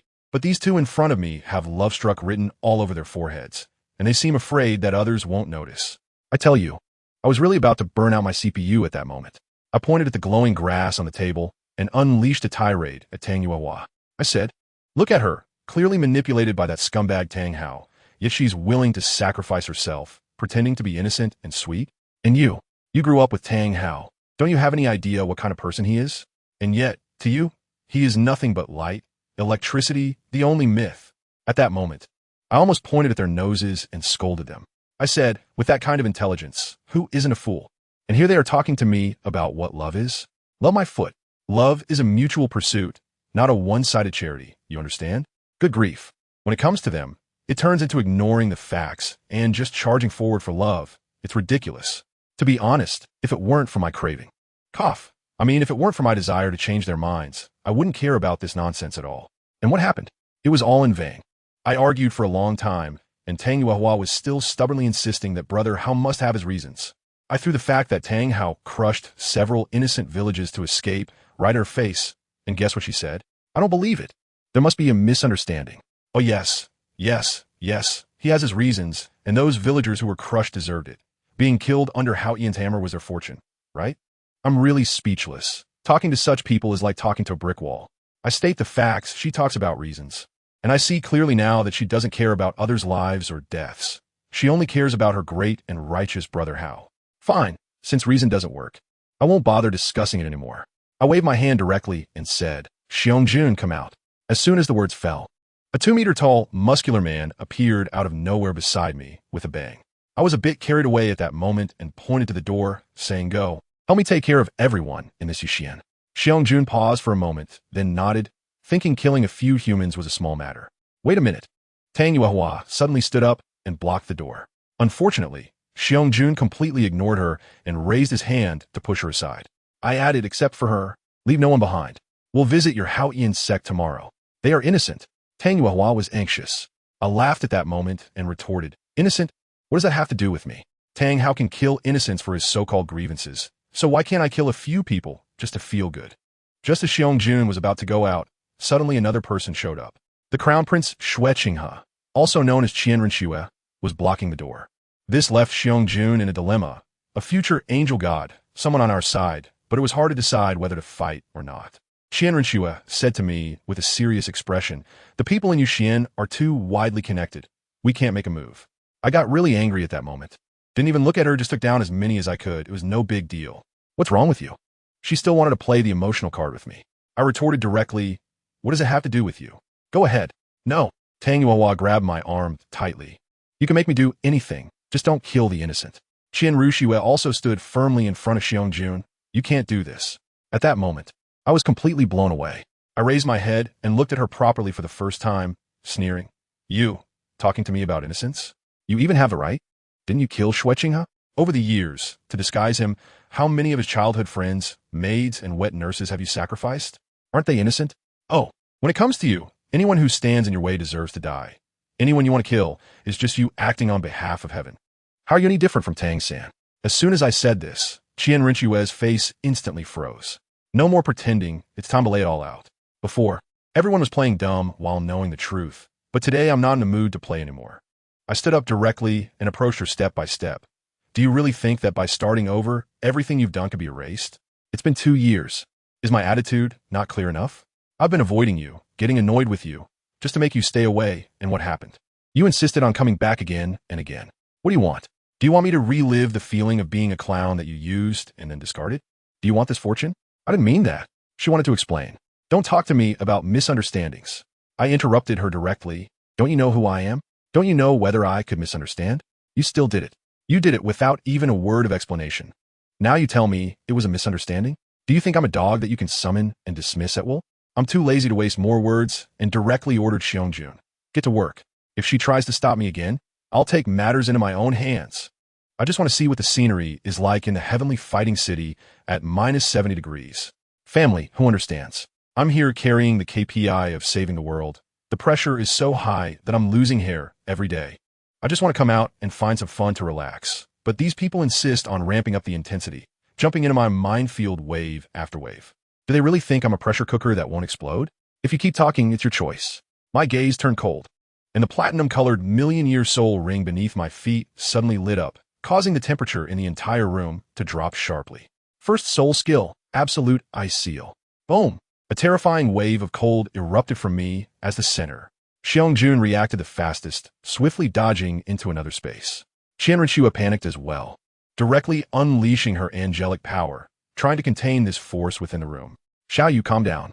I ignored her. With your current soul power, can you withstand 1,000,000 years of soul skills? As soon as the words fell, cracks began to appear on her golden shield. Just when the shield was about to shatter into pieces and the entire Heaven-Do city was about to turn into an ice sculpture, suddenly, an ice blue figure appeared out of nowhere. She simply waved her hand, and the devastating cold wave instantly vanished. The Snow Empress has returned. She directly hugged me. Her voice especially gentle. Don't be angry. Relax. I'm here. In that moment, the tension I'd been holding on to finally relaxed, and I retracted my soul rings.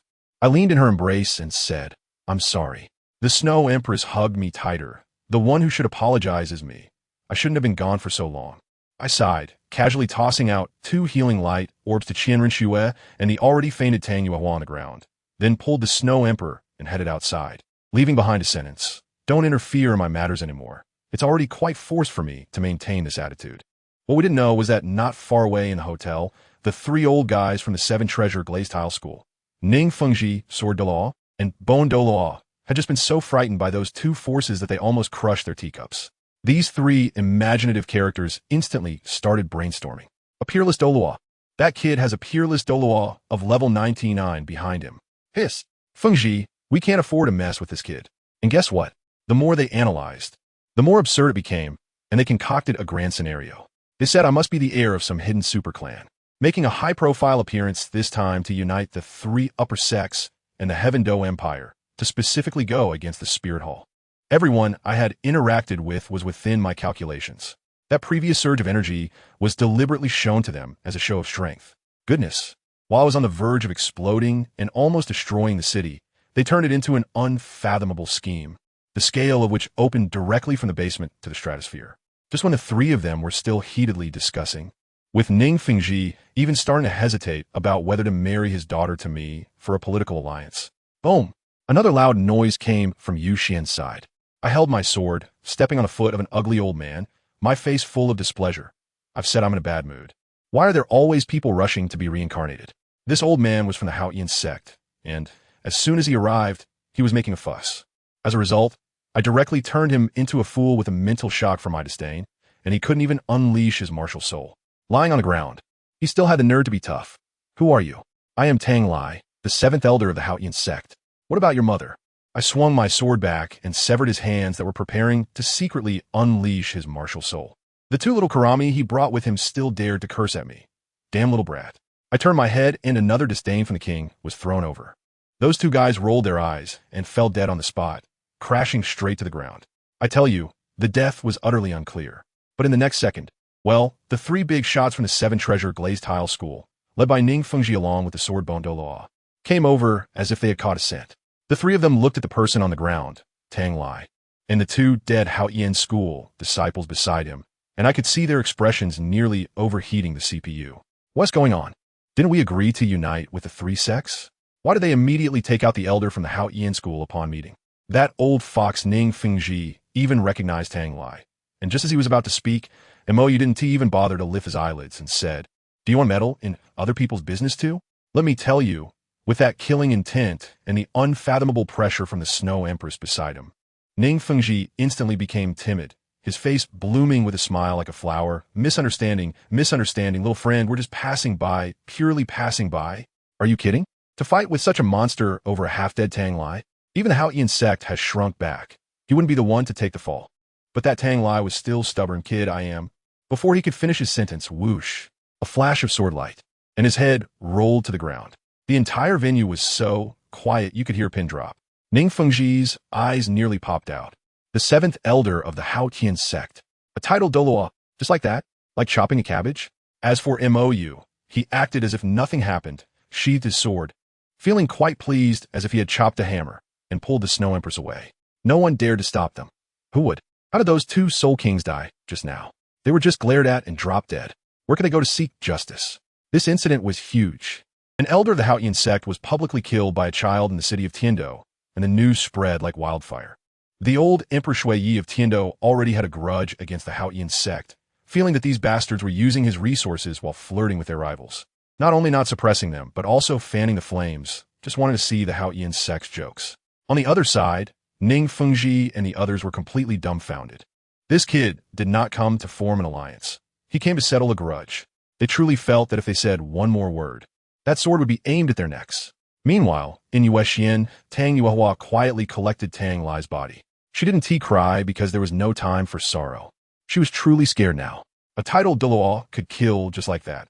Annihilating their Haotian sect was no joke. Just as she returned to her room, guess what? Mo Yu had already snuck in her room, casually eating her snacks. Tang Yuehua turned pale. Do you really have to take action against the Haotian sect? Of course. Mo Yu didn't even lift his head. Why? Do you need a reason? Mo Yu shot back at her. What about your brother Tang Hao, who destroyed villages and killed those ordinary people? Does he get to kill it? Well, just because he has his reasons, while I can't. Tang Yuehua wanted to argue. My brother wouldn't. Stop. Mo Yu interrupted directly. I'm not here to debate with you. I'm going after the Haotian sect for one reason. I want to. Tang Yuehua was stunned. What is the difference between you and him? No, big sister. Are you mistaken? Mo Yu chuckled. When did I ever say I was a good person? Which of my actions resemble what a good person would do? Who understands family matters? You can reason with a good person, but how do you moralize a person who is clearly a villain? Tang Yuehua was completely speechless. Her heart like ashes. Then what are you here for? To kill me first? Kill you? What value is there in killing you? Mo Yu's words hit hard. Seeing Tang Yuehua's lifeless expression, he slowly said, I give you a chance to save those young members of your sect. I don't like killing, but Tang Xiao and your elders must die. Understand? Old things that have become stagnant will only breed new filth. On the other side, in the prince's mansion, our prince, Qian Rinxue, was on the verge of depression.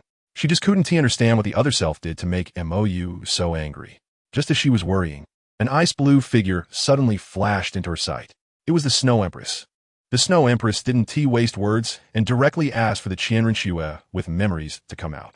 Once they switched, the Snow Empress got straight to the point. I came to talk to you about the conflict between you two. Do you think that by starting over, all the bad things you did in the past can be erased? Qian Rinxue's face turned pale, and she didn't speak. He just died. Wei closed his eyes and opened them again. He was here now. For him, you both changed faces faster than flipping a book. One moment you were indifferent to him. The next you were asking about his well-being. Are you here doing CPUPUA? Don't you find it disgusting? The Snow Empress's words were like knives. To put it bluntly, you're too self-centered, too proud. Even in emotions, you carry a sense of superiority. What are you superior about? What do you treat him as? A pet that can be casually discarded and picked up again? He has patience for you purely because of your grandfather's face.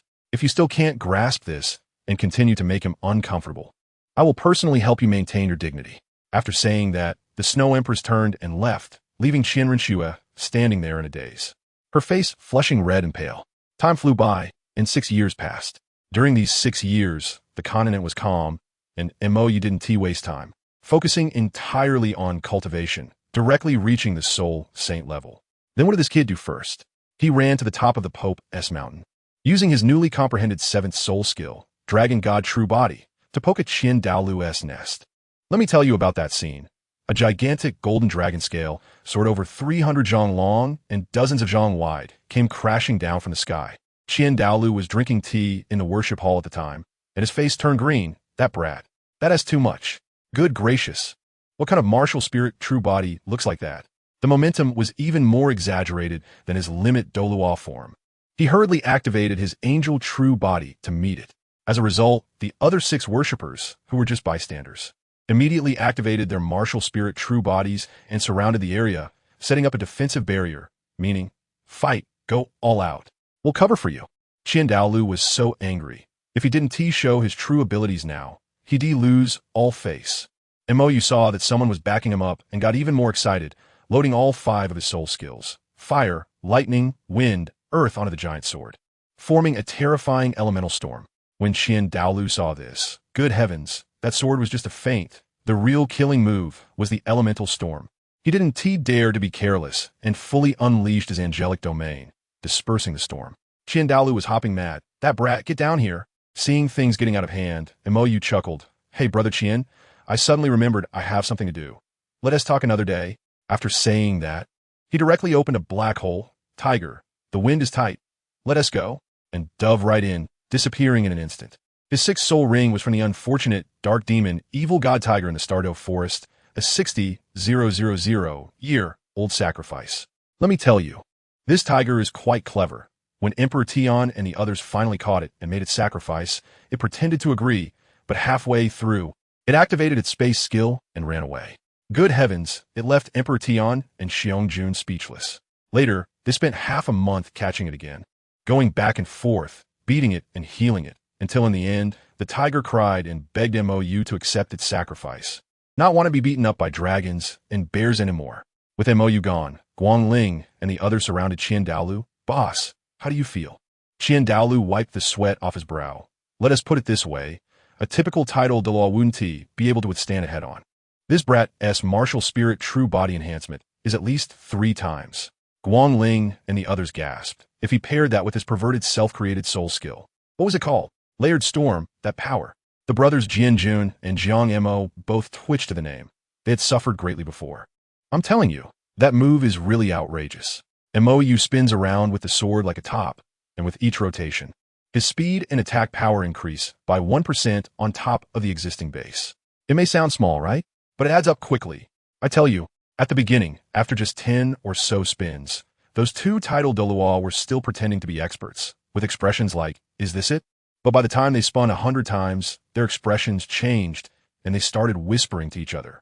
By the time they reached 200 spins, goodness, their faces turned green. In the end, Mou managed to spin 500 times before striking down, and those 2 brothers used their martial soul true forms to take it head-on. What happened? Whoosh, they were gone. They were sent flying, with 3 ribs broken. Why? This thing grows exponentially, brother. 500 spins, 1% per spin, do the math, that power increased by more than 100 times. Which family's soul skill is this insane? And this isn't even the limit. Theoretically, as long as MOU is in good shape, he could keep spinning until the end of time. Infinite stacking. When those few elders thought about this, if MOU used his martial soul true form over 300 meters to perform a Thomas full rotation. Hiss, that scene is too beautiful to look at. The entire martial soul city would be flattened. Anyway, those 2 brothers were traumatized. As for our protagonist, after provoking Dalu, MOU directly used the space jump of the tiger and made a quick getaway. The next time I saw him, he had already wandered to the edge of the Star Doe forest, casually walking with a 3-eyed golden lion the size of a kitten. He came out this time for a serious matter, just to wait for his little cat. But the 3-eyed golden lion in his arms was unhappy and asked in a childish voice, "Little you brother, didn't you just adopt a little tiger? Why do you want to raise a cat again? The sisters at home said you're a playboy, just wanted to bring home pretty girls who understand the family. Just because my little you brother is handsome, the sisters at home keep drilling into the 3-eyed golden lion's head, saying he is a scumbag and to be careful not to get CPU'd. I thought in these years he was either cultivating or fighting, busy like a donkey in a production team. Where would he find the time? MOU also had a righteous face. Nonsense. When have I brought anyone back in these years? Just as he was saying this, there was a commotion in the woods ahead. 2 beautiful women, one in front and one behind, were playing cat and mouse. The one in front looked disheveled, while the one behind, accompanied by several thugs, was leisurely trailing her. With a smile on her face, TSK, just like in a palace drama. These 2 are the sisters of the Zhu family from Xingluo. Elder sister Zhu Zhuyun and younger sister Zhu Zhuqing. The younger sister Zhu Zhuqing had been chased for 3 days and nights and finally couldn't take it anymore. She did a backflip and jumped onto a tree, panting and asking, "Sister, that coward Dai Mubai has run away. We've already lost. Why won't you let me go?" Her sister Zhu Zhuyun smiled. "My dear sister, are you silly? Our family's rule has only one outcome, and that is either you die or I die. I told you." MOU was just hugging the little 3-eyed golden lion and watching the show, while giving me some knowledge. He said this inheritance competition method set up by the Star Luo Empire sounds impressive, but it's actually incredibly stupid. It turns people into soulless beasts, and, in the end, the entire country becomes chaotic. No wonder they can't compete with the Heaven Do Empire. While he was saying this, a masked guy under Zhu Zhuyin made a throat-slitting gesture, meaning they were going to deal with the second young lady right there. Zhu Zhuqing was immediately in despair. She was only at level 27, and her opponents were all from the Soul Sect. What could she do? Zhu Zhuyin pretended to be kind and advised, "Xiaoqing, come back with your sister. I'll at most cripple you, better than dying." Crippled? That would be just like her aunt, being kept as a pet by the emperor in the palace. Zhu Zhuqing's eyes turned cold, and she showed her claws, looking defiant. Just as that sister waved her hand, a few thugs were about to go up and deal with the younger sister. As a result, MOU, holding the cat, leisurely walked out. Those people warned him not to meddle. Guess what MOU said? He said, it's fine, you guys continue. I'm just passing by to enjoy the scenery." That left those people utterly confused. In the end, a Soul Sect member who looked like a hyena got anxious and came up with his soul ring shining. "Kid, I see you want to be a hero and save the beauty." Huh? MOU innocently shrugged. "You guys really misunderstood. I actually want to wait until you kill her." He paused for a moment, then smiled and said 2 words, "While it's hot." I tell you, as soon as those words were spoken, the air seemed to freeze. The 2 sisters turned pale, thinking to themselves, how could such a handsome guy be so twisted? The elder sister, Zhu Zhuyin, exploded on the spot, pointing at MOU and shouting, "Kill him." But what happened? MOU didn't even move, just took 2 steps forward, and suddenly, soul rings started popping out from under his feet. 5 black ones, 2 red ones, 7 rings. The thug's eyes were about to pop out, their calves trembling. 10,000-year soul rings. "Hey, Soul Saint?" MOU ignored them completely, walked straight up to Zhu Zhuyin, lifted her chin with one hand, and lightly asked, "Do you like my soul rings?" Zhu Zhuyin was so scared her soul almost flew away, stuttering, "Why yes, it's beautiful." This was no Soul Saint.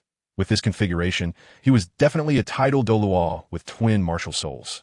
MOU was still not satisfied. "If it's beautiful, why aren't you looking at me?" Just as Zhu Zhuyin mustered up the courage to say something polite, MOU turned to glance at the 4 thugs who were ready to flee. In the next second, with a soft sound, Those four were crushed into meat paste by an invisible pressure, blood splattering everywhere. Zhu Zhuyun and Zhu Zhuqing turned pale instantly. Mou then slowly turned back. What did you just say? You were looking for? Then, the dramatic scene unfolded. The younger sister, Zhu Zhuqing, whether she was scared, silly, or something else, suddenly snatched the three-eyed golden cat Mou had thrown to her, putting its paw on the little guy's neck, and shouted at Mou, "Let her go." Goodness, I was stunned. What kind of logic is this? The person just saved you, and you turn around and kidnap their pet? Mou also had a question mark on his face, too lazy to waste words. His gaze sharpened, and a wave of mental power rushed over, causing the two sisters to roll their eyes and faint. Then, he casually threw the two fainted cats, one big and one small, over his shoulder and said, "All right, let us go while it's hot." The scene shifted, and we found ourselves in a carriage heading to Soto City. The two sisters, Zhu Zhiyun and Zhu Zhuqing, woke up and knelt straight on the opposite side like quails, not having eaten or drunk anything for 2 days, not daring to make a sound. It was the three-eyed golden cat who couldn't take it anymore and asked, "Aren't you tired?" The two cats lowered their heads, not daring to speak. Of course, offending a titled Douluo would mean disaster for their family. Mou closed his eyes and asked, "Tired?" The two answered in unison, "Not tired." "Hungry?" "Not hungry." Just as the words fell, two loud growls sounded, a duet. Unbelievable, especially Zhu Zhuqing, who had been chased for 3 days and was already starving. Mou seemed to not hear, casually saying, "Then continue." The two sisters' faces turned red with embarrassment. In the end, Mou softened his heart, tossed 2 packs of beef jerky from his soul guide, and complained, "Don't let me hear that embarrassing sound again. It makes me feel like I'm mistreating you." The two little cats held the beef jerky, eating it so cautiously, afraid to make any noise. Mou couldn't help but smile. He looked cold. But was it really necessary to scare people like this? He went to Soto City mainly to find Xiao Wu. That girl had already been fooled by him, having a terrible impression of Tang Hao and his son, and was about to head to Shrek Academy. Mou glanced back at Zhu Zhuqing, pondering whether to let this little cat go to Shrek and see for herself what her fiancé Dai Mubai was really like. After all, the girl still had fantasies about Dai Mubai, and unless she saw for herself how useless he was, she wouldn't give up. While Mou was deep in thought, the elder sister Zhu Zhuyun was getting clever.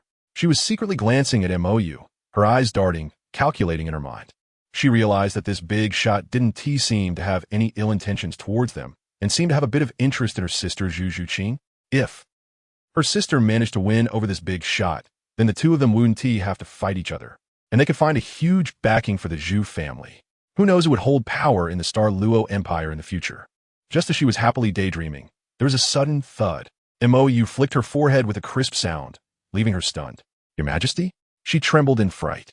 Mou leaned in close to her ear, as if whispering, "What good things are you thinking about?" Zhu Zhuyun, caught with her thoughts exposed, was so scared she couldn't even speak. Meanwhile, the three-eyed golden cat, who had been quietly observing, was definitely the discipline inspector sent by the sisters. It walked over and patted Mou on the back, looking serious. "Little you can't be lewd, or else Sister Shui will abandon you." Mou's expression instantly turned awkward. He quickly sat back down, pretending nothing happened, and to take revenge, he turned the three-eyed golden cat back to the size of small cat, hugging it and giving it a good sniff. At this moment, Zhu Zhuyan cautiously asked where they were going, and Mou replied, "Soto City." Just those 3 words made Zhu Zhuqing, who had been playing dead, visibly tremble. But she quickly regained her composure. She calmed down because she realized that her family wouldn't understand. Run? How could she run? The person opposite was a titled Douluo. Her little arms and legs weren't enough to withstand even one of his fingers. So that scumbag named Dai Mubai would have to wait. My sister is also quite clever. Perhaps the atmosphere was too awkward, and out of the blue, she asked, "What are you going to Soto City for?" Goodness. As soon as the words came out, her face turned pale. Wasn't that just asking for trouble? What if we annoyed this guy and ended up in serious trouble? But guess what? This guy didn't care at all and casually replied, "Oh, I'm going to Soto City. I heard there's a scam academy called Shrek there, so I'm going to check it out. If it's true, I'll expose him." Shrek? My sister and I exchanged a glance, and my heart skipped a beat. Isn't that coward Dai Mubai hiding there? I'm telling you, this situation is incredibly dramatic. At first, my sister intentionally leaked the news about Dai Mubai partying and living it up to me, hoping I would completely give up on him and join her in supporting the Crown Prince, Davis. But I was stubborn. As soon as I heard the news, I ran away from home that night, determined to confront that scumbag. Well, that stirred up a hornet's nest. The Crown Prince, Davis, found out and was almost losing interest in Dai Mubai, thinking he was just a useless guy wasting away in a remote area. But my reckless action ignited his anger. Davis was furious and ordered my sister to deal with me halfway. My sister was actually trying to let me escape all along, but there was a soul king among the people Davis sent, so she couldn't do much. If it weren't for my good luck in encountering this gentleman, I probably would have been 6 feet under by now. You know what? This gentleman is asking knowingly. My sister wouldn't dare to lie. She nodded timidly. Then, wow, my brother directly took out a piece of black material and started reading it in front of us. Shrek Academy. Admission age under 13, soul power above level 20. Graduation requirement, level 40 before the age of 20. My sister's eyes lit up at that moment, thinking, sounds amazing, right? Could it be that Dai Mubai didn't lie to me? But then the elder brother's next sentence left us in silence. Amazing? He had a look of disbelief on his face, and an insider revealed that the faculty at this academy was terrible. The educational resources were almost zero, and the living conditions were even worse than most junior soul master academies. He laughed, and his laughter was full of sarcasm. A genius like this, above level 20 under the age of 13, isn't that something special? In a sect, they'd at least be an inner disciple, and in the spirit hall, they might even be personally mentored by Soul Daw. But what about this academy? They recruit a bunch of top geniuses and just let them fend for themselves. If they succeed, it's because he taught them well. If they fail, it's because you didn't work hard enough. I burst out laughing. Everyone, isn't this just pure cyber witchcraft? The big brother is still going on. The data says that Shrek has admitted 62 geniuses, but only 14 have graduated. What about the remaining 48? Do they just disappear? They take pride in it instead of feeling ashamed. While cursing those 48 as useless, they praise those 14 graduates, claiming that the most impressive one is now an elder of the Spirit Hall, second only to the Pope. Speaking of this, he himself couldn't help but chuckle. Let me educate you. There are only 3 types of elders in the Spirit Hall. First, titled Douluo. Second, honorary elders with significant contributions. Third, soul saints with over 30 years of service, who were given that title as a courtesy. But Shrek has been around for less than 20 years since its founding. Where are they going to find a authority second only to the Pope elder in their 30s? Can someone shake one out for me on the spot? After my sister and I listened, the only 2 words that came to mind were, scammer, purely a fraud group. But my younger sister still didn't give up hope and weakly asked then, why did you smash it? Then, with a loud slap, a token was thrown into my sister's hand. We focused our eyes and saw, wow, a 6-winged angel, the Pope's token. This person is from the Spirit Hall. The big brother spoke with righteous indignation, using the name of our Spirit Hall to swindle. How can I not smash it? If he can't find that elder for me today, I'll let him know why the flowers are so red. My sister's heart sank at that moment, and she trembled as she asked, Are you an elder of the Spirit Hall? My brother shook his head, no. My sister just sighed in relief. And the next second, my brother said, I am a worshiper of the Spirit Hall, which instantly fried both of our CPUs. What does being a worshiper mean, folks? It means a VVIP among the VIPs, a peak boss above level 95. Don't even mention killing us. If you were to do it in front of the Star Luo Emperor, that old man would have to smile and say, Boss, please enjoy. It's over now. There's completely no hope left. Seeing our cowardly expressions, my brother probably found it boring. He leaned back and leisurely said, Do you want to guess why I killed those people in the forest? Just by looking at your martial souls. I knew you were from the Zhu family of Star Luo. I'm not a fan of causing trouble, so killing people to silence them is the most convenient way. At that moment, I was wildly complaining in my heart. Is that what you call having no choice? Killing them is as casual as killing a few flies. Okay, now, both of you belong to me. His voice wasn't loud, but each word struck our hearts. Anyway, no one in Star Luo knows that you are in my hands. Of course, you can also try to escape. It just so happens that I haven't played the cat and mouse game for a long time. The scene shifts to the streets of Soto City. A girl in a pink dress is complaining irritably to a boy in blue beside her. Xiao-san, is that teacher of yours reliable or not? I heard that the Shrek Academy is in terrible shape. Xiao Wu is utterly speechless. Let me tell you, in recent years, Xiao Wu has been spoiled by MOU and has high standards for her quality of life. Tang-san is still there washing for his teacher. Xiao Wu, you can't judge a book by its cover, and the academy is the same. Xiao Wu rolled her eyes directly. Come on. Brother, you already said that you should overcome difficulties when there are no conditions. If there are conditions and you still choose to suffer, isn't that just pure foolishness? Anyway, I don't care. If that place is really so broken, I won't stay. The more Xiao Wu spoke, the angrier she became. And Tang soon began to have doubts in his heart. Let me tell you, Xiao Wu's inner complaints are almost overwhelming. Tang San is clearly being treated like a test subject by that master named Yu Xiaojiang, practicing with things he himself isn't sure about. What if something goes wrong? Has he thought about that? And yet, Tang San treats him like a god. What a big fool. On the other side, on the streets of Soto City, Imoyu was holding a little girl dressed in a milky white princess dress as he walked out of a clothing store. That's right, it's me and my sister.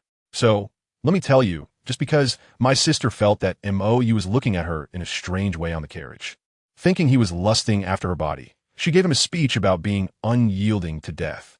The next second, bang, we were both turned back into our childhood forms, becoming two little girls under one, 3 meters tall. Our clothes disappeared as well, and we could only be carried by him to buy these ridiculously embarrassing princess dresses. At that moment, I really wanted to find a crack in the ground to hide in. My sister is about to cry too. Your Majesty, can you turn me back? Mou raised an eyebrow. Turn back? If I turn you back, won't you say I'm being unreasonable again? My sister's face turns bright red with just a swipe, and she buries her head in her skirt, too shy to speak. I'm more open-minded than she thinks. Since I can't resist, I might as well learn to act like a little girl and cling to his neck, acting cute. I've figured it out. This guy just loves to have fun, and the more you resist, the more he enjoys it. Before long, we arrive at a place called the Rose Hotel. When I saw that glittering name, my heart skipped a beat. Could this guy really have some special preferences? Mou seemed to see through my thoughts and said directly, I'm a bit perverted, but not as much as you imagine. As he spoke, he deliberately leaned close to my ear and blew a breath. Or maybe you can. I was so stiff at that moment. If I agreed, I would lose the position of queen. If I didn't agree, I might lose my life. Just when I was caught in this dilemma, a sudden roar of a tiger echoed through the hotel. The 3 of us looked inside, and to our surprise, a person using blue silvergrass was fighting against a soul master with a white tiger martial soul. That was Daimubai. I was stunned. When my sister heard that name, her pupils shook, and she stared intently at the person inside. It really was him, the fiancé who left her to die alone. As for Mou, he completely ignored us and was telepathically communicating with Xiao Wu. What's going on? Xiao Wu's voice rang directly in his head. You go? We came in to book a room, but the waiter said there was only one left. Just as we were about to leave, this yellow-haired guy jumped out and said he had booked the room and told us to get lost. Can I tolerate this? Just let the mistress teach him a lesson. However, it seemed that the mistress couldn't win. You go. How about I just slip away? Mou was confused. Slip away? Why? Xiao Wu replied confidently. If the mistress can't win, she'll definitely tell me to run away. Can I just skip the middleman and go straight to the point? Besides, being taken advantage of by this lewd tiger, I would benefit. At that moment, Mou probably had no words, wondering how his rabbit ended up becoming such a schemer. The fight ended quickly, as that guy Dai Mubai pretended to let the room go, leaving with a pair of twins. Mou gave Xiao Wu a few instructions and took both of us to the spirit hall in Soto City, directly showing the token, and the bishop eagerly arranged everything for us. As soon as we entered the room, my sister couldn't sit still, looking at me seriously. Xiaoqing, do you want to never be chased again? I was stunned. What do you want to say? She got straight to the point. You should have noticed that devotee is interested in you. Xiaoqing, seize the opportunity. No matter what means you use, as long as you grab onto this big leg, even the Starry Emperor won't be able to do anything to you. I was furious at that moment. You want me to seduce an old man whose age I don't even know? If you want to, go ahead yourself. I said coldly. Don't think I don't know what you're planning. It's just that if I do this, Dai Mubai won't have a chance, and you can secure your position as queen, right? So what? My sister doesn't feel the slightest bit embarrassed. Do you still have any hopes for that coward? Don't you want freedom?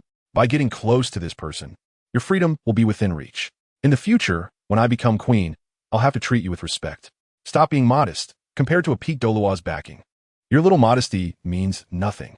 I was at a loss for words after she confronted me, but still unwilling. Anyway, I'm not going. If you want to go, go by yourself. Xiaoqing. My sister was so angry that she grabbed my shoulders and shook me vigorously, asking why I was rejecting such a good opportunity. Why do you insist on being tied to that coward, and in the future, compete with me to the death? Do you really want to force me to kill you myself? Huh? Or do you want to kill me? That's not what I meant. I lower my head, my mind in a chaotic mess. Let me tell you, these big shots come together. Don't do serious business. Just love to have fun. Dalu over there is so angry he is about to have a stroke, saying he wants to catch Mou and give him a beating. But this guy is doing just fine. Not only is he calm, but he is also thinking about going to Shrek Academy for some fun. He patted the shoulder of the nearby Guangling and said, "Brother Ling, you look so young. You're practically tailor-made for infiltrating." Who is Guangling? He asked the fifth elder of the spirit hall, an old man over 80, but he looks like a sunny youth of 15 or 16. Upon hearing this, he was excited, saying, "All right, I haven't been a student for many years. Let's see what the current little kids are like." Goodness. Two guys combined are almost 100 years old, planning to impersonate 12-year-old kids for enrollment. Who understands that? Zhu Zhuqing was stunned at the time. Isn't there an age verification for enrollment? Guangling waved his hand, nonchalantly saying, "Tricking a soul emperor is just a piece of cake, right?" The problem arose. MOU, standing at a height of 9 meters, built like a tank, with a cold aura like a Siberian cold wave. How does that relate to the words 12 years old? He shrugged, saying, "I can't pull that off." Guangling pointed at Zhu Zhuqing. "Well then, I'll team up with this little girl." "What about the other two?" MOU clearly arranged it, saying, "Family accompanying." Inspecting the teaching environment, that's reasonable, right? Saying this, he pulled Zhu Zhuyin over, smoothly taking advantage of the situation. With the roles established, how to address each other became a new problem. MOU insisted, "Of course, with my aura, I have to be the big brother." Guangling laughed, turning to Zhu Zhuqing. "Little girl, how about calling me brother to hear?" Zhu Zhuqing was stunned. Having the fifth elder of the spirit hall call her sister is quite a blessing, right? But who is Guangling? MOU's close buddy. Casually putting his arm around her shoulder, "Call me brother, and from now on, walk boldly outside. Apart from those few immortals, I'm not afraid of anyone." On the other side, Zhu Zhuyin directly got excited, wrapping her arm around MOU's, instantly entering role-playing mode, and flirtatiously said, "All right, my fiancé, I tell you." That feeling was like breaking free from shackles. In that ghastly place of the Xingluo Empire, she felt like she was being tortured every day. Now, being kidnapped by MOU, she felt like a real person again. MOU quickly gave her a warning. Acting is acting, but don't get hands-on. As a result, Zhu Zhuyin, emboldened, suddenly leaned in. After a successful sneak attack, she laughed. "If touching is out, then talking should be fine, right?" MOU helplessly said, "Sister, your heart rate is off the charts." With that one sentence, Zhu Zhuyin felt guilty. MOU sighed and gave her a spoiler alert. "Don't think about your Davis. The Xingluo Empire is about to collapse. What you have isn't called a relationship. They call it a business partnership, understand? The Spirit Hall wants to unify the continent and end this war that has lasted for over 1,000 years." Zhu Zhuyin panicked at that moment. Then, "What about our Zhu family?" MOU couldn't give a definite answer. Just tap her on the head. "Why think so much? You're just a kid. Why worry about that? Learn from your sister. Spend more time cultivating. Look at you, 19 years old and still not at the soul master level. I became a soul sage at 14. Am I being arrogant?" Goodness, this wave of humble bragging directly fried Zhu Zhuyin's CPU. Can people really be compared? This guy is simply a freak. Seeing her frustrated expression, MOU added another jab. "Ever since that coward Dai Mubai ran away, have you and Davis started feeling secure and slacking off?" Zhu Zhuyin was completely speechless because everything MOU said was spot on. Let us just say, this Shrek Academy is practically a scam, specializing in tricking and deceiving. The registration fee is 10 gold soul coins, and after paying, they tell you, you're too old. Eliminated. Your soul ring doesn't match. Eliminated. Your soul power isn't enough. Eliminated. Where's the money? No refunds. Want to get it back? Sure, defeat Dai Mubai. But when that 3-ring soul sovereign stands there with a soul emperor teacher beside him, who dares to make a move? You can only admit you're unlucky. MOU's face darkened at that time. He can't stand such tricks that exploit the lower-class citizens. I tell you, those 10 gold soul coins could mean several months' worth of food for an ordinary family. His murderous aura was about to boil over, and Guangling hurriedly held him down. "Brother, calm down. Don't go on a rampage here." MOU took a deep breath, suppressing his anger. What was their turn to register? The old man in charge, Li Yusong, asked them to showcase their martial souls. Zhu Zhuqing's ghostly cat martial soul came out, quite ordinary. When it was Guangling's turn, he revealed his ice-bound martial soul, and an overwhelming pressure erupted from deep within his bloodline, causing Zhu Zhuqing's little cat martial soul to be so scared it immediately shrank back, meowing. Li Yusong's eyes nearly popped out. Top-tier martial soul. MOU quickly communicated in a low voice. "Brother, tone it down. There are ways to show off." Guangling then awkwardly smiled, retracting his aura. He had forgotten that he was now a peak Douluo at level 97, and his martial soul had evolved twice. What kind of pressure could an ordinary person withstand? Li Yusong's attitude changed faster than flipping a book. One moment he was indifferent, the next he was grinning like a flower. Congratulations to both of you. Exempt from the exam. Directly go to the fourth round.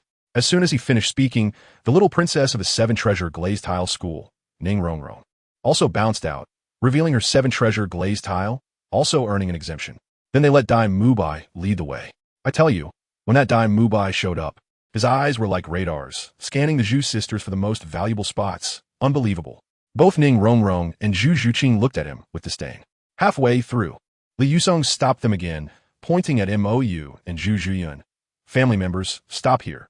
The back is Academy confidential. Mou didn't even look at him. His voice cold as ice beneath the mask. Oh, then let us go to another academy. After saying that, he turned around to leave. And Guangling and the others followed without a word.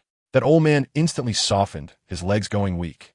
Come on, if such a top talent is let go, Dean Flender would certainly skin him alive. He hurriedly chased after them. Hey, don't go. Special circumstances, special treatment. You can enter. Mou snorted coldly, his disdainful gaze penetrating even through the mask.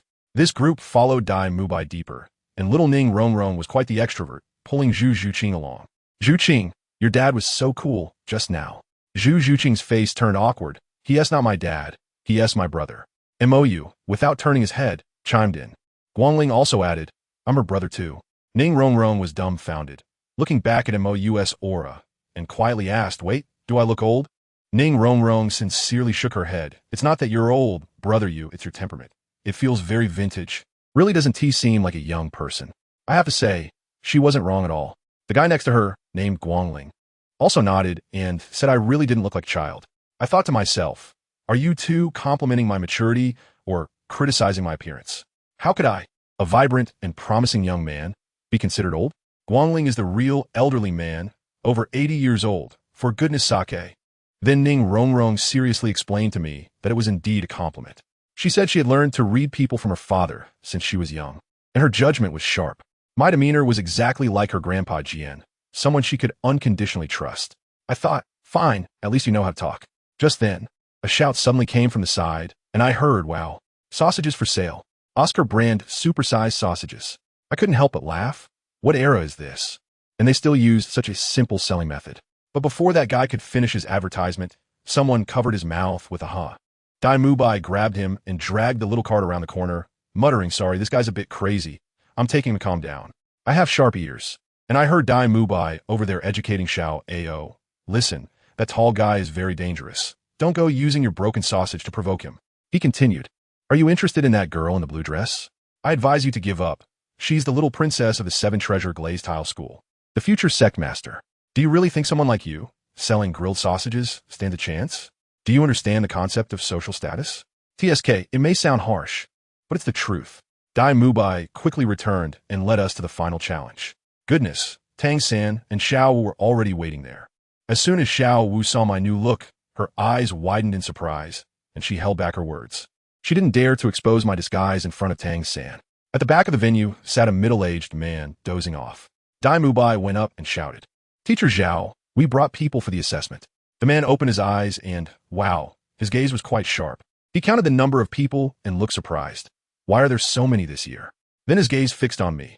After all, at nearly 2 meters tall, I really did stand out like a telephone pole among the crowd. Dai Mubai was scared and quickly explained, Teacher Zhao, these two are family members, not students. As a result, when Teacher Zhao opened his mouth, he nearly sent me away on the spot.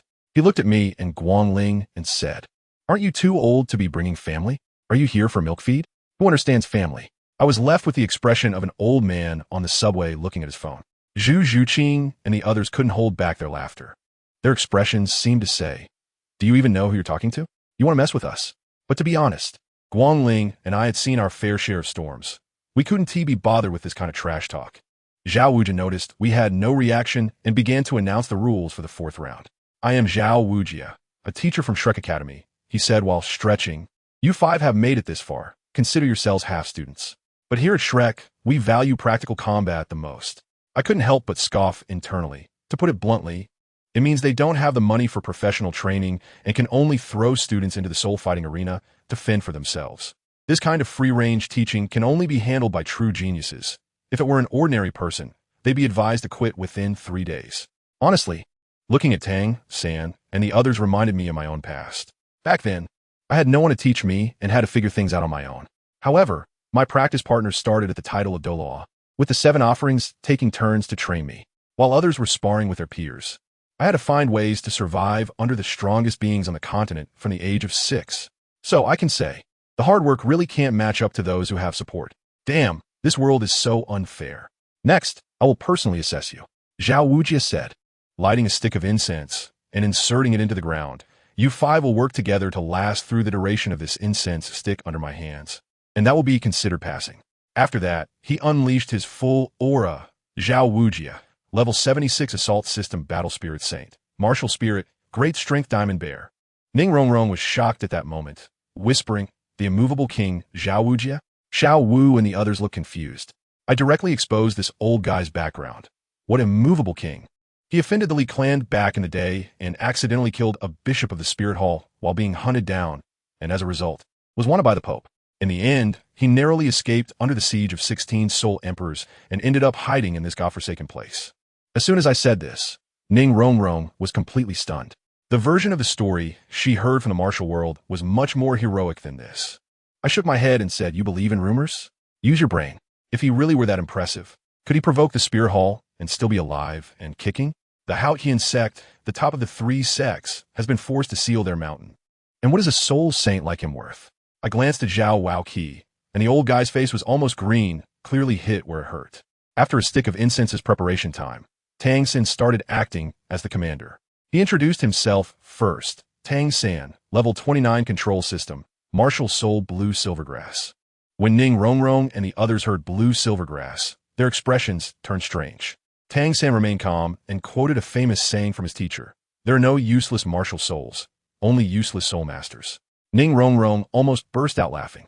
The original author of this saying was a useless person who couldn't even reach level 30 at over 40 years old. Next was Xiao Wu, Ning Rongrong, and Zhu Zhuqing, who each introduced themselves. When it was Guangling's turn, he reported his status to show off. Guangling, level 31 Agile Attack System Battle Soul, Martial Soul, Ice Bow, level 31.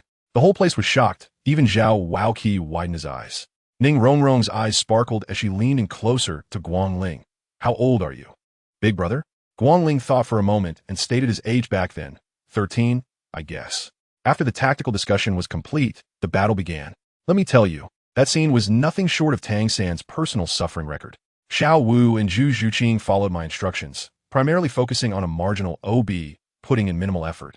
Guangling shot a couple of arrows from a distance, like a mere tickle. Ning Rongrong was diligently operating the 7-treasure, glazed tile pagoda to buff Tang San.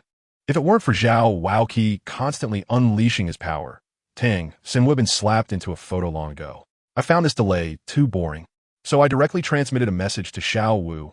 Rabbit, that's enough. It's your turn to get hurt. Give your third brother some pressure. As a result, this rabbit started to act cute. Yuga, can you bear it? I can bear it. I can bear it too much. Hurry up. Xiao Wu received the order and let out a loud shout. Little San, I'm coming to help you. She charged towards Zhao Wujia like a little cannonball. Zhao Wujia was already prepared, grabbing her ankle and casually throwing her towards Guangling and Ning Rongrong. Wow, with that throw, he even knocked into Zhu Zhuqing, who was slacking off. Guangling had no choice but to retract her martial soul to catch the 3 of them. Zhao Wujia's move killed 4 birds with 1 stone, clearing the battlefield and leaving only Tang San to face him one-on-one. When Tang San saw Xiao Wu fainting, his eyes instantly turned red, like he had activated the Sharingan. With a furious roar, he unleashed his hidden weapons like they were free, bombarding Zhao Wujia in a storm. To be honest, that scene was quite intimidating. Zhu Jian beside me was so stunned that she said if it were her, she wouldn't be able to handle it all. However, these little gadgets were just that to me. Zhao Wujia was momentarily careless and was indeed suppressed. But after all, he was a soul sage. Seeing that he was losing face, he immediately activated his martial soul's true form. His 4th soul skill, positioning tracking, instantly locked onto Tang San. And then his 5th soul skill, gravity compression, pressed Tang San firmly to the ground. Tang San was pinned down and couldn't move. When he looked up, he saw Xiao Wu over there chatting and bouncing around with Zhu Zhuqing, completely fine. The anger in his heart instantly deflated, and he just lay down. After the battle ended, the incense happened to burn out. Zhao Wujia cleared his throat and awkwardly said, ahem, although the timing was a bit off, you still passed. I finished watching the play, stretched, stood up, and patted Zhu Zhuqing's head. Not bad. Zhao Wuji's old face twitched. I continued, all right, it's getting late. Let's head back to the city for dinner. As I was preparing to take everyone away, Zhao Wuji suddenly stepped in front of us, saying, they have already passed the assessment and are now students of Shrek Academy. I laughed. So what? Did I say I wanted them to enroll? Zhao Waoqi's face froze. What do you mean? What I mean is I brought them here to see, and I found out that your academy is too shabby. I shook my head. I can't bear to let my sister suffer in such a broken place. It pains me. Zhao Waoqi's eyes twitched wildly, and he quickly signaled to Daimu Bai. Daimu Bai was also anxious. We'll renovate immediately. I'll sponsor it. Sorry, the first impression is already very poor. I pulled Zhu Zhuqing and was about to leave. Zhao Waoqi was really anxious this time, and directly said harshly, if you pass the assessment, you will be my student. If I say you can't leave, then you can't leave. As soon as he finished speaking, the powerful diamond bear martial spirit possessed him, and he looked ready to fight. Originally, you were my target, but since you want to get hit, then don't blame me. I shrugged and took a step forward. In the next moment, I disappeared from the spot and reappeared right in front of Zhao Waoqi. I clenched my right fist and punched him in the chest. Boom! Zhao Waoqi didn't even have time to react, and his whole body was blasted away like a cannonball, crashing directly into a nearby chicken coop, causing a commotion among the chickens. If you don't have the ability, don't try to play tough. I retracted my fist and said lightly, it's easy to get hit. I didn't use my full strength with that punch. It was merely a warning. Zhao Wujia not getting up immediately from the chicken coop indicates that the other party understood this warning. Let's not forget, he knocked Zhao Wujia, who had his martial soul activated, flying with one punch without even using his own martial soul. What if he had activated his martial soul? Zhao Wujia isn't a fool. Facing an opponent whose strength he cannot gauge, but is certainly above his own, it's better to play dead and avoid further conflict. After all, this is the academy. If a real fight breaks out, even if the opponent is just a soul sage like him, the destruction caused would be terrifying. The students of Shrek Academy are still here. Mou left with Zhu Zhuqing and the others, while Ning Rongrong hesitated for a moment, her gaze lingering on Tang San for a long time, but ultimately decided to stay. Although Zhu Zhuqing and Guangling are geniuses, looking at their older brother Mou's combat power, they'll likely come from some major power she's never heard of, and she has little hope of winning them over. However, this Tang San, through the earlier casual conversation with Xiao Wu, she already knew they had no background, and coupled with Tang San's display of that magical hidden weapon technique, he was able to briefly suppress a soul sage with the cultivation of a great soul master. Although the soul sage was holding back significantly, from her perspective, he would have no problem dealing with soul sex at the very least. Thus, comparing both sides, she could only choose to stay in this broken academy. After sensing the disappearance of Mou and his group as presence, Zhao Wujia finally got up and walked out of the chicken coop. Teacher Zhao, are you all right? Oscar, who had been hiding in the shadows with a sausage, ran over. Zhao Wujia dusted off his clothes and shook his head. I'm fine. That person didn't get serious. Teacher Zhao, why did you let them go? Dai Mubai asked, somewhat frustrated. Zhu Zhuqing left with that unidentified person. She was his fiancée. What is this all about? What do you want? Zhao Wujia glared at Dai Mubai. The opponent's cultivation was unknown, and he had already reached that speed and power without activating his martial soul.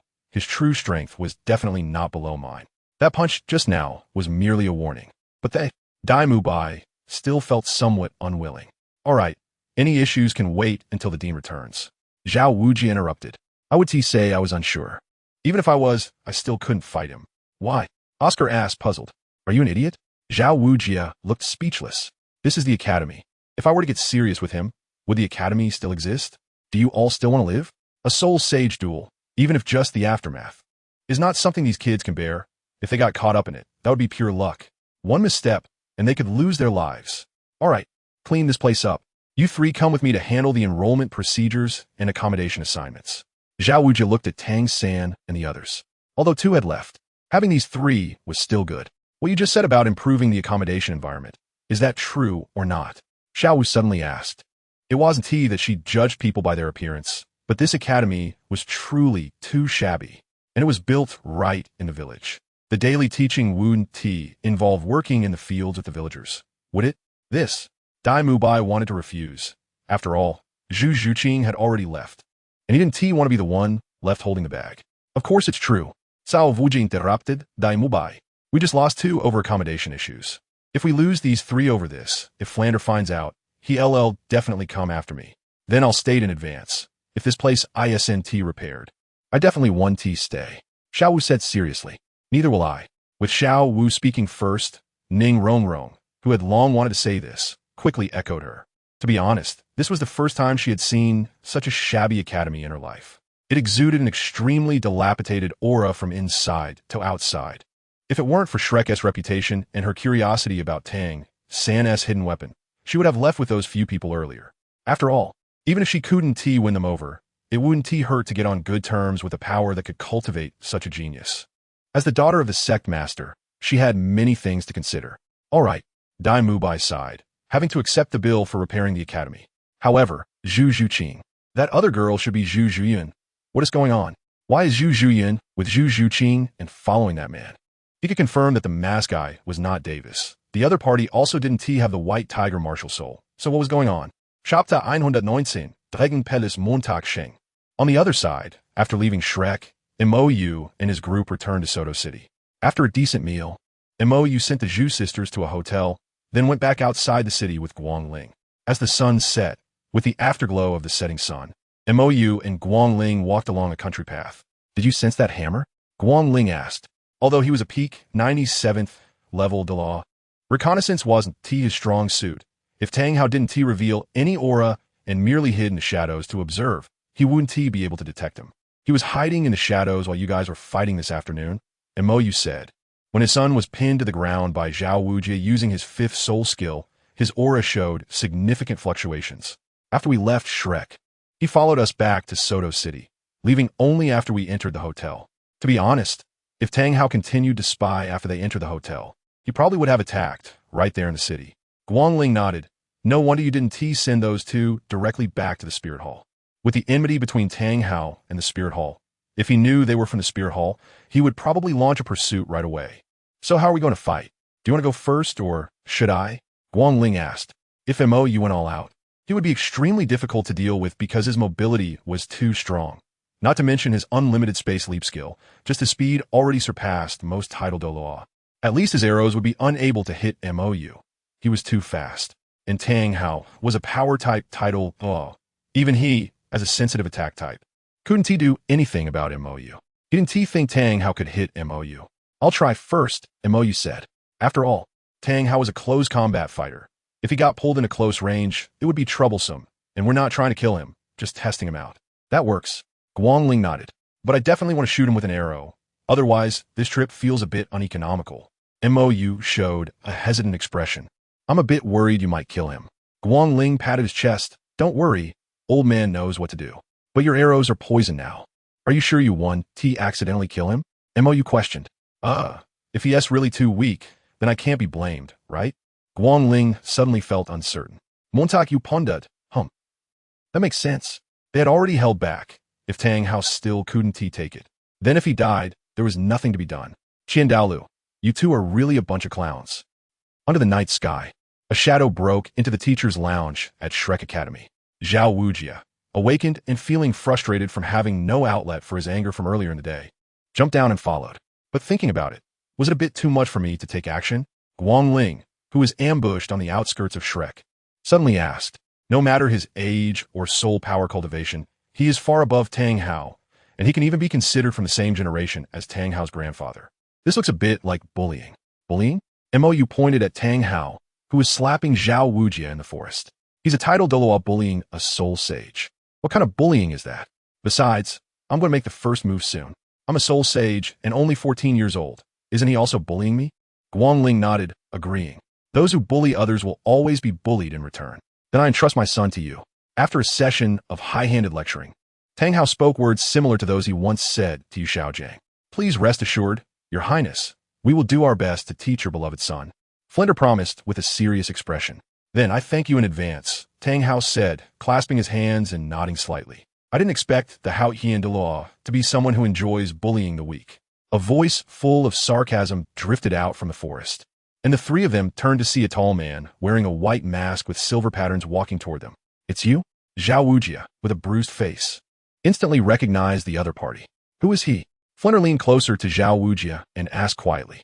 He's the one who beat me up during the day, Zhao Wujia replied. Flinter was taken aback. So he asked the one who took my 2 genius students away. As soon as he said that, Flinter noticed something was off about the atmosphere and immediately tried to reduce his presence. This guy seems to be here for Tang Hao. Your Excellency, what brings you here? Tang Hao asked in a deep voice. He dared not be careless about this person, including the child with the bow from earlier, because he couldn't see through the cultivation of these two. Thus, it was very possible that the other party was a titled Douluo like himself. During the day, he refrained from revealing any aura while tracking for a long time, worried that they might have ties to the Spirit Hall. If that were the case, he might have to personally find another place to teach his son. I'm curious about what the youngest titled Douluo on the continent is capable of, Mou said, spreading his hands. May I ask who you are? Tang Hao inquired. Mou paused slightly. Dragon Palace, Missouri Sheng title. Dragon God. Tang Hao was taken aback. Dragon Palace? What kind of power is that? I've never heard of it before. Also, Mo Sheng, title Dragon God, Dragon-type martial soul. The other party had already introduced himself. So Tang Hao had to respond. Tang Hao, title, Hao Yin. After all, if this person were from the Spirit Hall, there would be no need for conversation. They could just fight directly. Please enlighten me. Mou stopped wasting words and extended his right hand, signaling the other party to make the first move. However, Tang Hao did not want to clash with a titled Douluo whose strength was unknown. Your Excellency, if you wish to determine our strengths, I'm afraid Tang Hao cannot accompany you. This place was not far from the Spirit Hall in Soto City. Once his whereabouts were exposed, the titled Douluo from Spirit City would quickly come to investigate. If they found out about his son's anomalies, that would be terrible. If you were worried about exposure, we can change the method. Mo, you guessed Tang Hao's thoughts, which was simply not wanting to reveal his whereabouts. What method? Tang Hao asked in confusion. Without using soul rings or soul skills, Mo said. Not using soul rings or soul skills. Tang Hao was stunned.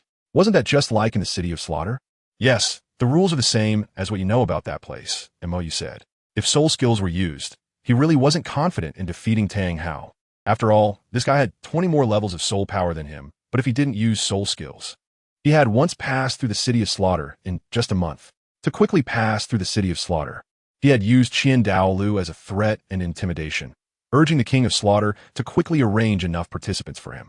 He had thought that this way, he could attract the attention of the Shura God and receive a new Shura God trial. But he almost killed everyone in the inner city of the City of Slaughter. The Shura God had not reacted at all, even after he obtained the domain of the God of Slaughter and returned to the City of Slaughter. He found the Shura demon sword there, but still no reaction. Even more amusingly, that bastard Shura seemed worried that he would take that broken sword away. So he placed restrictions on it, preventing him from touching the Shura demon sword. To be honest, Shura's actions were almost like saying directly, my divine position is already taken. Don't come near. It really made him laugh to death. So he kindly destroyed the entire Hell Road, and from then on, the City of Slaughter could only be entered but not exited. When the King of Slaughter saw that scene, he almost laughed to death. However, Tang San actually obtained the domain of the God of Slaughter afterward, which was just absurd. How did he get out of the City of Slaughter? You have to know that the Hell Road had been completely destroyed by him. Can Tang San also fly? Chapter 120. Battling Tang Hao, the Great Deceiver, is back online. Since that's the case, Tang Hao will experience your high-level skills. With the restriction of not using soul skills, Tang Hao stopped talking nonsense, lifted his hammer, and took a stance to prepare for battle. He was one of the gods of slaughter who could pass through the City of Slaughter without using soul skills. This actually gave him an advantage in front of someone whose strength was unknown. However, the other party must know something about him and deliberately proposed such a rule. Was it a reliance or sheer arrogance? Here I come. Mou's mouth curled slightly under the mask. Without using soul skills, you're in for it. I'll beat you like a dog. Whoosh! A violent sound of air being sliced through echoed, and Mou instantly disappeared from his spot, appearing in front of Tang Hao in the same manner he had approached Zhao Wujia during the day, deliberately throwing a punch. Boom! Tang Hao, who had been prepared, hurriedly lifted the Haotian hammer to block this punch, but was still sent flying over 10 meters, with his supporting legs sinking into a pit nearly half a meter deep. What great strength! Tang Hao no longer appeared casual, his expression serious as he looked at this monster who hadn't even used his martial soul yet. Zhao Wujia beside him gasped, realizing that the guy had indeed not been serious when he hit him earlier. If he had taken that punch head-on, he would have collapsed on the spot. Is that all right? Mou shook his hand, asking lightly. His violent and abusive way of operating soul power had the greatest benefit. not just in speed of cultivation, but also in greatly enhancing his physical strength. To adapt to his violent usage, his body had to evolve, and after more than 8 years, his physical strength was now comparable to that of a title Douluo with a strong attack-type beast martial soul. Aren't you going to use your martial soul? Tang Hao moved his numb right hand, picking up the Haotian hammer again. That depends on your ability. Mou extended his right hand, signaling the other party to move first again. Realizing that the other party was probably stronger than himself, Tang Hao no longer held back. Gripping the Haotian hammer tightly, exerting force in his legs, and leaping high, with the Haotian hammer shimmering with blue and red electric light, smashing down toward Mou. Seeing this, Mou did not dodge, still watching Tang Hao's fast approach in a relaxed state. Just as the Haotian hammer was about to hit Mou, his hands finally moved. In Tang Hao's astonished gaze, Mou's right hand caught the Haotian hammer, and then his body slowly turned, while his other hand quickly and smoothly grasped the hammer's handle. In the next moment, Mou suddenly exerted force, using Tang Hao's own strength to spin and throw him out. Boom! Tang Hao was thrown out at high speed, crashing into the trees in the forest, knocking down countless plants before barely coming to a stop. ISNT that the move that kid used during the day? Zhao Wujia, watching from a distance, exclaimed in surprise. It seems to be called something like controlling the crane to catch the dragon, using 4 ounces to deflect 1,000 pounds. Could it be that they have some connection? Flinder's thoughts began to race. Ahem. Tang Hao, who was thrown back along the same path, coughed heavily twice, looking quite unwell. This is not a trick of a third party. He had seen the miraculous techniques his son had used. He had already known about them during his sparring sessions with that little girl at Notting Academy over the years. However, the way this person had just exerted force was even more domineering. It combined softness with hardness, resembling the unique style of the chaotic windhammer method. When he was caught just now, he had struggled with all his might, but he simply couldn't break free.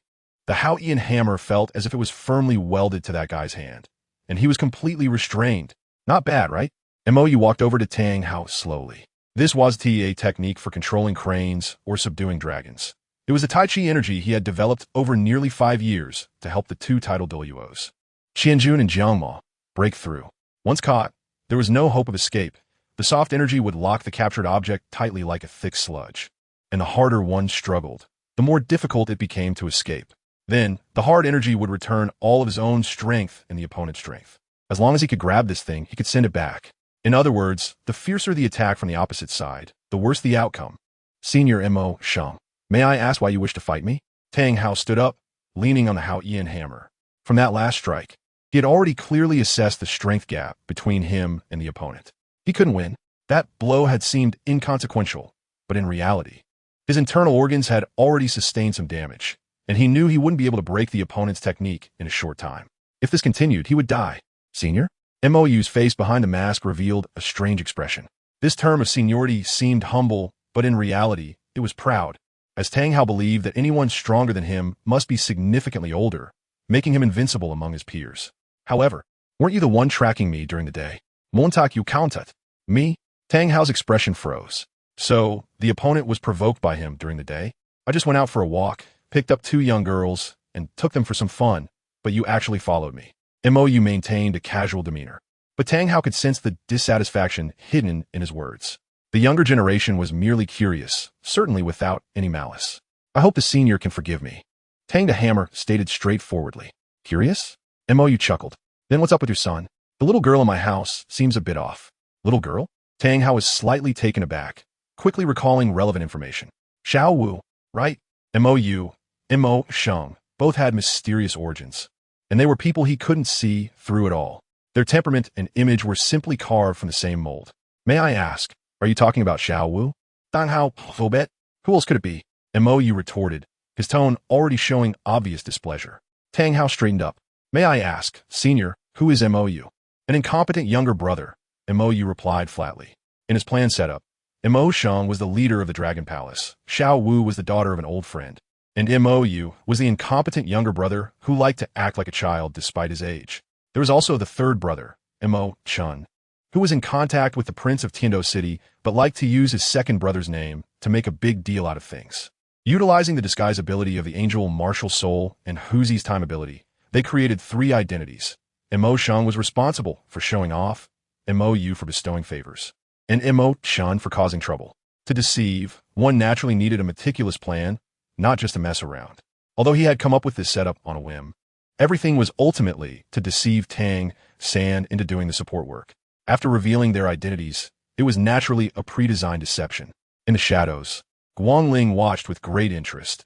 Mo's ability to deceive was truly exceptional, never tiresome to watch. He could spin a story effortlessly, and before they arrived, there was no such setup as the Dragon Palace. Moreover, Mo's stories were crafted based on previous situations, making them reasonable and coherent. Many problematic areas were left unmentioned by Mo, allowing the other party to imagine, fill in the blanks, and perfect the narrative. In short, Mo's remarkable mind could be incredibly clever one moment and naive the next, capable of deceiving anyone. It seemed limitless, yet when being foolish, there was also no limit. Not turning back until hitting a wall was already praiseworthy. The more foolish ones would hit the wall and still not turn back, insisting on collapsing it. This novel can be downloaded through the open-source Freestar string downloader developed by Xingyu. If you obtain this novel file through a proxy downloader, and the merchant did not provide the software source code or open source address, please request a refund and report the merchant. Author's email, xingyvoutlook.com. Author's QQ, 201-759-3710. Official QQ group, 149050832. Official TG group, https, MeFQ Tool Chapter 121, Guangling and Haoyan Sect. Half an hour later, after being deceived by Mou, Tang Hao, despite being battered and bruised, left with joy in his heart. The Dragon Palace. Yet another force to contend with the Spirit Hall. Moreover, his son had already formed a deep bond with that little Wu. Although that little girl had a bit of a temper, the third party would accommodate her. However, who exactly took Ayin away? Your ability to deceive has grown, Guangling remarked on the road back to Suatua City, feeling at a loss for words. To be honest, if it weren't for seeing Mou grow up and knowing what kind of person he would have been worried about when he would be deceived. This kid was just too natural at deceiving people. It was hard to guard against. I merely stated a bunch of facts and added a bit of guiding information. The specific deception was all imagined by him, Mou said with righteousness. He only provided some clues and didn't say too much. After all, more words lead to more mistakes. Only by giving some hidden clues for the other party to discover and imagine themselves would they firmly believe in these things. This was the true essence of deception, because everything he said was true, and what the other party saw was also true. While the false elements were all imagined by the other party, he merely didn't deny them. Just like the Dragon Palace, he never indicated that he was at odds with the Spirit Hall. This was what Tang Hao thought. Previously in Tiando City, Ning Fengji and the others were the same. He said nothing. If one were to say who had the most problems in all of this, it would undoubtedly be those self-righteous, clever people, as everything was imagined by them. However, I do feel a bit regretful that I couldn't shoot him with an arrow tonight, Guangling sighed. He genuinely wanted to teach a lesson to the Haoyan sect because, during his youth, the Hammer sect was really arrogant beyond measure. At that time, the sect leader of Haoyan sect was Tang Chun, a genius who was on par with the Pope of the Spirit Hall, the current Grand Priest Dalu, and even later narrowly defeated the unparalleled Douluo of the Grand Priest. Thus, even a small, ordinary disciple of the Haoyan sect dared to show a stern face to the main clergy of the Spirit Hall when they were out and about. He had been quite displeased back then, but he couldn't afford to offend the flourishing Haoyan sect. It was only after Tang Chun went missing, and the Haoyan sect gradually declined, that they became known as the top 3 sects alongside the Blue Lightning Tyrant Dragon and the 7 Treasure Glazetile sect.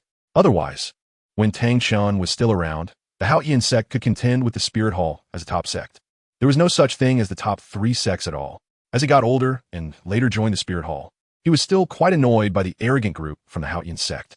Previously, he thought that the Grand Priest would let them take revenge for Qian Xuanji's death at the hands of Tang Hao, but he didn't expect that his stubborn leader would stick to his word and not allow it. So just now, he really wanted to secretly shoot an arrow at Tang Hao. This group was really too irritating. Next time, when I can defeat old Qian, we can visit the Haoyan sect, Mou said. Guangling raised an eyebrow. You think you can defeat the boss? When is that going to happen? He didn't doubt that Mou could do it. After all, with his progress and the ability to easily fight above his level, it was certain that he would surpass the Grand Priest in the future. However, the question was, would he be alive by then? I'm afraid I won't make it to that day, Guangling sighed. He wasn't young anymore, and in a few years, he would be 90. Although he had miraculously broken through to level 97 with Mou's help, He was well aware that he could not advance further. His life was pretty much at its end. At most, he had another 20 or 30 years left. You will see, within 10 years, Mo assured. Guangling chuckled, then I will wait and see. However, defeating the boss is not enough. You also have to beat that hammer that bullied me back then. When he was young, he had indeed been bullied by Tang Chun, and it was then that he met Dalu. His martial soul was just an ice bow. And not only was he suppressed in cultivation, but once he was close to the Haotian hammer, he simply couldn't fight back. If it weren't for the Grand Priest, he would have probably been crippled by Tang Chun. Tang Chun is no match for old Qian now, Mo said. He had heard Guangling talk about his embarrassing encounter with Tang Chun before, so they both shared a commonality of having been struck by a hammer. Guangling was taken aback. What do you mean? Tang Chun is currently in the city of slaughter, controlled by the nine-headed bloodbat, and his consciousness has fallen into a deep sleep, Mo explained. Why go to farm the god of killing domain later? I'll take you to see. Those who obtain the god of killing domain could freely enter and exit the city of slaughter and could also bring people in. Moreover, there was a bug. As long as one passed through the Hell Road, they could obtain the god of killing domain, regardless of how they passed. He had used this bug to bring Hulaina and the little kitten into the city of slaughter, and then flew over the Hell Road. Anyone who left the city of slaughter through the Hell Road would automatically acquire the god of killing domain. Furthermore, his angel martial soul had the ability to expel evil thoughts and could even clear the private goods mixed in the god of killing domain by the Shura god. The origin of the god of killing domain was the divine energy of the god of killing, but it seemed that the god of killing had already fallen, and those who obtained the god of killing domain were all aiming for the Shura god, so there had been no new successor to the god of killing. Of course, the position of god of killing was absolutely not considered because it was a lower divine position of the Shura god, inherently controlled by the Shura. Once one became the god of killing, they would be a tool for the Shura. Well, I'll have to see that, Guangling pondered. If the boss could defeat Tang Chun in that state that Mo mentioned, they should be able to take action against the Haotian sect, right? With old Qian's personality, there are some things you shouldn't expect, and Mo naturally saw through Guangling's thoughts. However, Dalu would not recognize defeating Tang Chun in that state. That's true, Guangling said helplessly. His boss was so stubborn. Back then, Dalu was the execution elder of the Spirit Hall, a real executioner. But when it came to these matters, he was incredibly unreasonable. He really couldn't understand how his mind worked. No, Mo was very similar too. This kid was also a ruthless killer. But he was actually a strangely good person. Should it be said that those with angel martial souls were all a bit off? After all, he completely couldn't understand Qian Xuanji's actions towards Bibi Dong back then. He had watched Qian Xuanji grow for decades. That kid wasn't someone who would be impulsive. And he had raised Bibi Dong as if she were his own daughter for so many years. How could he suddenly do something so despicable? It didn't make sense. He really couldn't understand. Not to mention him, even the other priests couldn't figure it out, and even Dalu, his biological father, couldn't understand. After all, if Qian Xuanji had truly been plotting against Bibi Dong for a long time, wasn't it easy to cultivate this little girl's affection for him from a young age? It shouldn't be difficult to nurture, right? Moreover, the Qian family's bloodline was so outstanding, Qian Xuanji wasn't ugly, and his talent was on point, so it didn't make sense. It really didn't make sense. This family's way of thinking was a bit strange. They couldn't possibly think that nurturing was troublesome and prefer to take the hard route, right? His boss's education couldn't be that poor, could it? Chapter 122. Proactive? Gambling. In Soto City. After chatting with Mo Yu, Guangling returned to the Spirit City.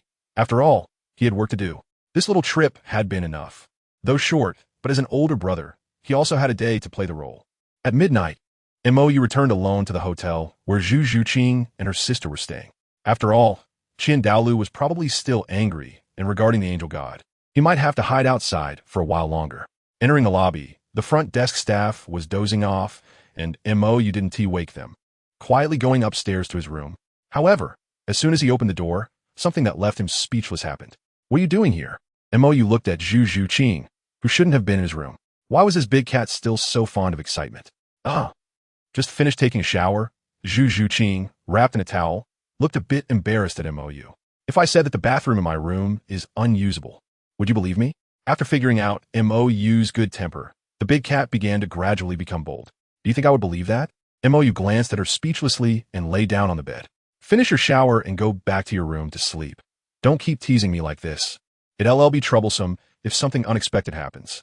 Hearing this, a sly glint flashed in Zhu Zhuqing's eyes as she suddenly jumped onto Mo Yu's bed. the towel that had wrapped her body falling away, revealing some scenes that couldn't pass censorship.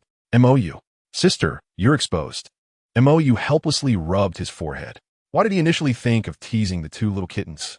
The main reason wasn't to tease the little kittens, but because this big cat became particularly mischievous after getting familiar with him. Even in his previous life, it was the same. She always wanted to tease him and then watch his helpless expression, which seemed to be the biggest pleasure for the big cat. Oh no, I have a cramp. Can you help me stretch it out? Zhu Zhuqing raised her head pitifully. MOU shook his head helplessly, stood up as if he didn't see Zhu Zhuqing's pitiful look. If you want to sleep here, sleep well. I'm going to your room.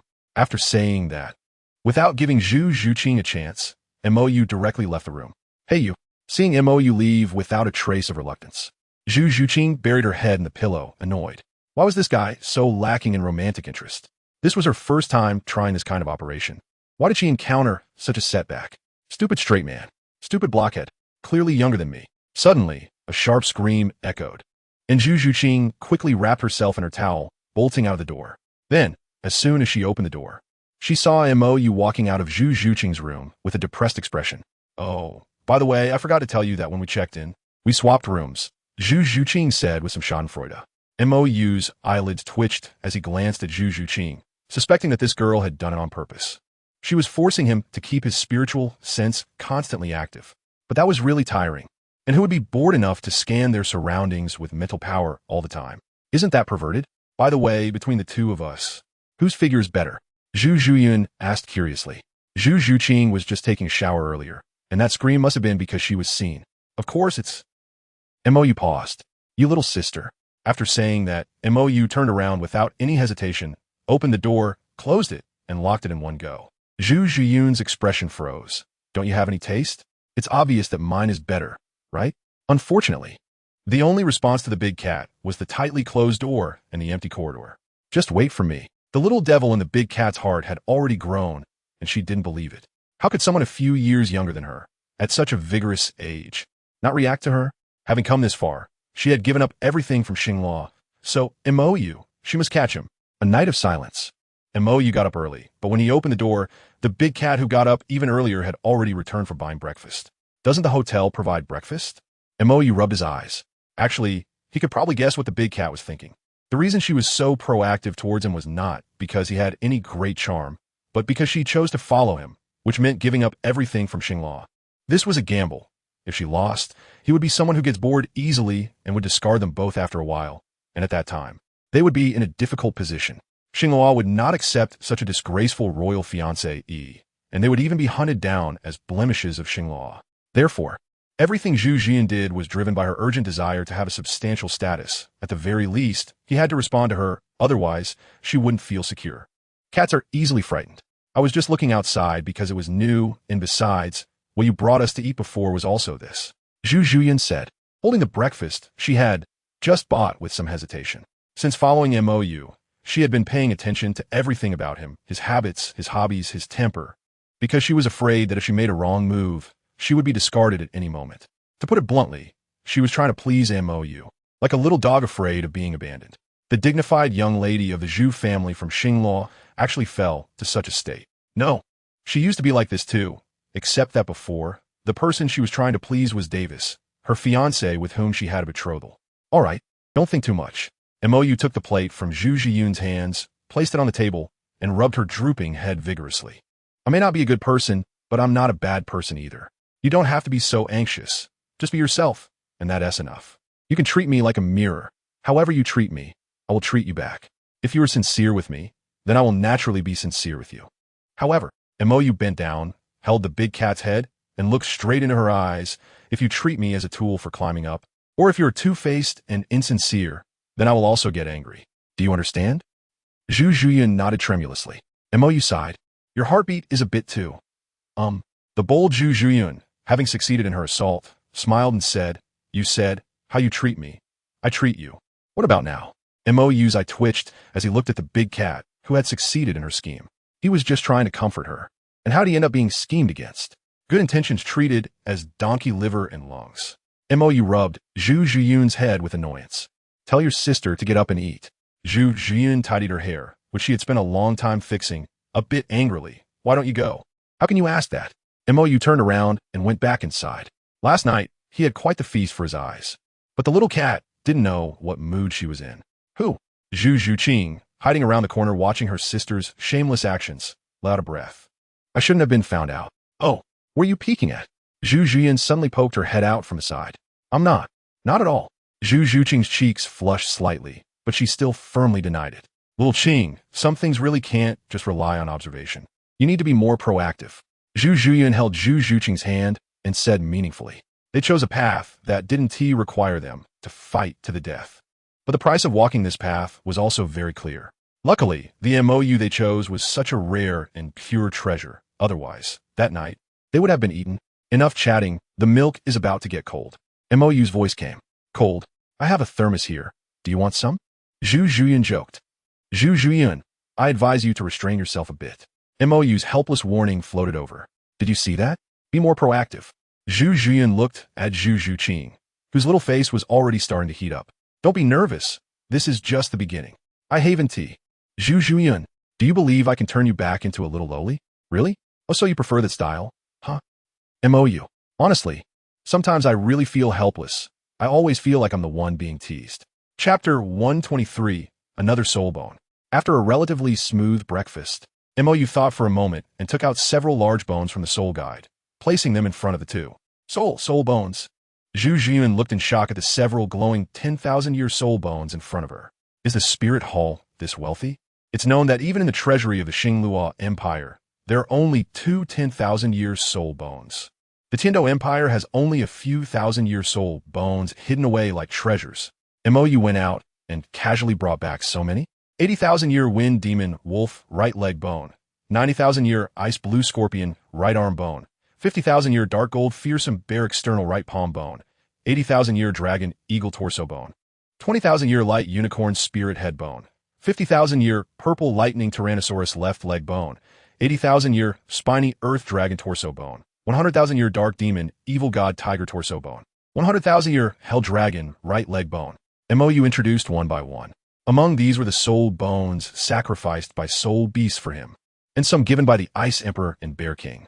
The one given by the Ice Emperor came from a member of the Ice Blue Emperor Scorpion tribe who fell under the 10,000-year tribulation, and the external soul bone given by the Bear King was a trophy he obtained from a battle. The right leg bone of the Wind Demon Wolf was picked up by the King of 10,000 Beasts. Take a look and choose whichever you like. Each person can pick one. MOU said. X2 the two sisters looked at MOU with blank expressions. One for each person? It would be nice to absorb soul bones for leveling up now, but when the difficulty of cultivation increases later, this method won't work anymore. MOU said. It's not that he was reluctant to part with the soul bones, but he was mainly considering this point. When their levels were low, if they relied on this method to cheat, when the later stages of cultivation became difficult, the speed would slow down, and this mindset could easily lead to problems. He remembered that it took him several years to break through to level 98, and it made him anxious enough that he couldn't even sleep. That's not what I meant. X2 the two sisters quickly waved their hands to deny it. They weren't complaining about the amount being too little, but rather, isn't this too much? Are you really giving soul bones to people? Zhu Zhuyin completely couldn't understand MOU's operation. Seriously, using soul bones to hit people? She wouldn't even dare to think of that in her dreams. Why am I taking it out if I'm not giving it to you? Montak Yuli tartet. Pick whichever piece you like. I don't need these things. Seeing that MOU's attitude didn't seem fake, Zhu Zhuyin casually picked up the 20,000-year-old bright unicorn spirit bone. Upon seeing this, MOU frowned and snatched the skull back, putting it away in his storage soul guide. Zhu Zhuyin felt a moment of panic, thinking her action had angered MOU, but MOU instead said with an unhappy expression, I'll let you choose. Can you pick something good? Can't you see the 100,000-year-old soul bones? Why pick that 20,000-year-old one? Previously, Dong Guyan was thinking of picking the worst one, and now these two were also thinking of picking the worst, making it seem like he was hinting at something. It seems that in the future, it would be better not to take out this 20,000-year-old head soul bone, mainly because when placed alongside the 70,000, 80,000, and 100,000-year soul bones, it always seems to lead others to think in a twisted way. Zhu Zhuyin was completely stunned. Did he dislike the soul bone she picked as too poor? Both of you are sensitive attack-type soul masters. The most suitable soul bones for you among these are these few. Mou simply recommended himself. The right leg bone of the Gale Demon Wolf, the torso bone of the Dragon Eagle, and the left leg bone of the Purple Lightning Tyrannosaurus. Additionally, while the torso bone of the Dark Demon Evil God Tiger is also suitable, this thing is a bit dangerous, as it contains the power of an evil god, which I currently have no way to remove. I don't know what specific effects it might have, so I wouldn't recommend it. Then there's the right leg bone of the Hell Demon Dragon. It has water attributes and a bit of shadow attributes, so it's also not suitable for you too. Of course, the superiority of the 100,000 year old soul bones can overlook this point. Absorbing it wouldn't be a bad thing, so it's up to you how to choose. The two sisters stared at Mou in a daze, not speaking, because it seemed like Mou was really planning to throw soul bones at people. This is too exaggerated, right? Hey, did you hear what I said? Mou raised his hand and waved it in front of the sisters' eyes. Why was there no reaction at all? How about, never mind. Zhu Zhuyin lowered her head, feeling a bit guilty. I can't accept such a gift. Zhu Zhuqing also closed her eyes and lowered her head. You two don't think I'm testing you, do you? Mou asked suspiciously. No, X2, the two sisters shook their heads in unison. It's just that they felt Mou was serious, so they really dared not accept it. From the time they met in the Stardow Forest until now, it had been less than a week, and they had only formally known each other for less than 3 days. Strictly speaking, the atmosphere only became slightly normal after the arrival of the light-winged Douluo, and that was just yesterday. Having known each other for such a short time and giving a soul bone, they really did not dare to accept it. Not taking it means you're not giving me face. Mou's expression fell. It was strange. Why was it always like this when he gave gifts? Dong Guyen was like this, and now these two were too. He was giving soul bones, not something commonplace. Why was it that offering treasures instead led to rejection? Old Mo, can you lower your emotional intelligence a bit more? Tianming's somewhat disdainful voice sounded. A silkworm baby, about the size of a palm, plump and crystal clear, suddenly jumped onto the soul bone in front of everyone. Mo was slightly taken aback. My emotional intelligence is low. Can you have just a little bit of self-awareness? Tianming scoffed. Over the years, when he was bored, he often went to the Pope's palace to chat with Bibi Dong, wanting to learn about Mou's embarrassing stories from his past life. In the end, he concluded that if Mou had even half the brain, he wouldn't have ended up in that kind of relationship with that mother-daughter pair. This guy often can't be said to have low emotional intelligence. It's more like he completely lacks it. Although Mou is quite smart, in terms of emotions, he is what humans call a straight man. A steel straight man. He is too serious. Moreover, he simply doesn't know how to date. He doesn't understand what women are really thinking. To be honest, if it weren't for this guy's good luck in meeting girls like Snow Empress and Ice Empress, who have extremely pure feelings, he would definitely end up alone. Because his feelings are too pure and stubborn, without any impurities, it leads to him often being out of sync with others. Human emotions are not as pure as Mou thinks. Alright, you two don't need to have any psychological burden. This guy is just like that. When he says he wants to give something, he really just means to give something with no other intentions. Tianming looked at the Zhu sisters. Normally, giving gifts and things is a form of reciprocal behavior, subconsciously hoping for a response from the other party. Either hoping the other person also gives them something, or hoping this gift can deepen the relationship between the two. But Mou is quite magical. When he says he wants to give something, it really is just giving something. He doesn't think about whether this action will bring him any returns. In short, regarding uncertain things, he won't have any expectations. This is a kind of subconscious pessimism. He really can't imagine what Mou has gone through to form such a subconscious pessimism, because he genuinely has no expectations at all, like gambling. Starting with the mindset of definitely losing. If he wins, it's fine. If he loses, it's only natural. This is true pessimism. Not that kind of hopeful outlook where one sighs over a loss or rejoices over a win. This guy is really like an old man. Chapter 124, A Chance Encounter with Ning Rongro. With Tianming's help, Zhu Zhuqing and Zhu Zhuyin finally accepted this overly generous gift. At the same time, under Tianming's teasing, the two sisters gained a deeper understanding of Mou. Then, they simultaneously developed the same question. Does such a person really exist in this world who acts purely based on preference, completely disregarding interests and losses? Under Tianming's explanation, Mou's thought process is quite peculiar. He treats you well, but he does not expect you to treat him well in return. To Mou, treating you well is his business. How you treat him is your freedom. He doesn't think, I treat you well, so you must treat me well.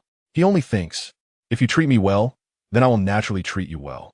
Mou never makes any demands of others, and he sincerely believes that there is no such thing as something being taken for granted in this world.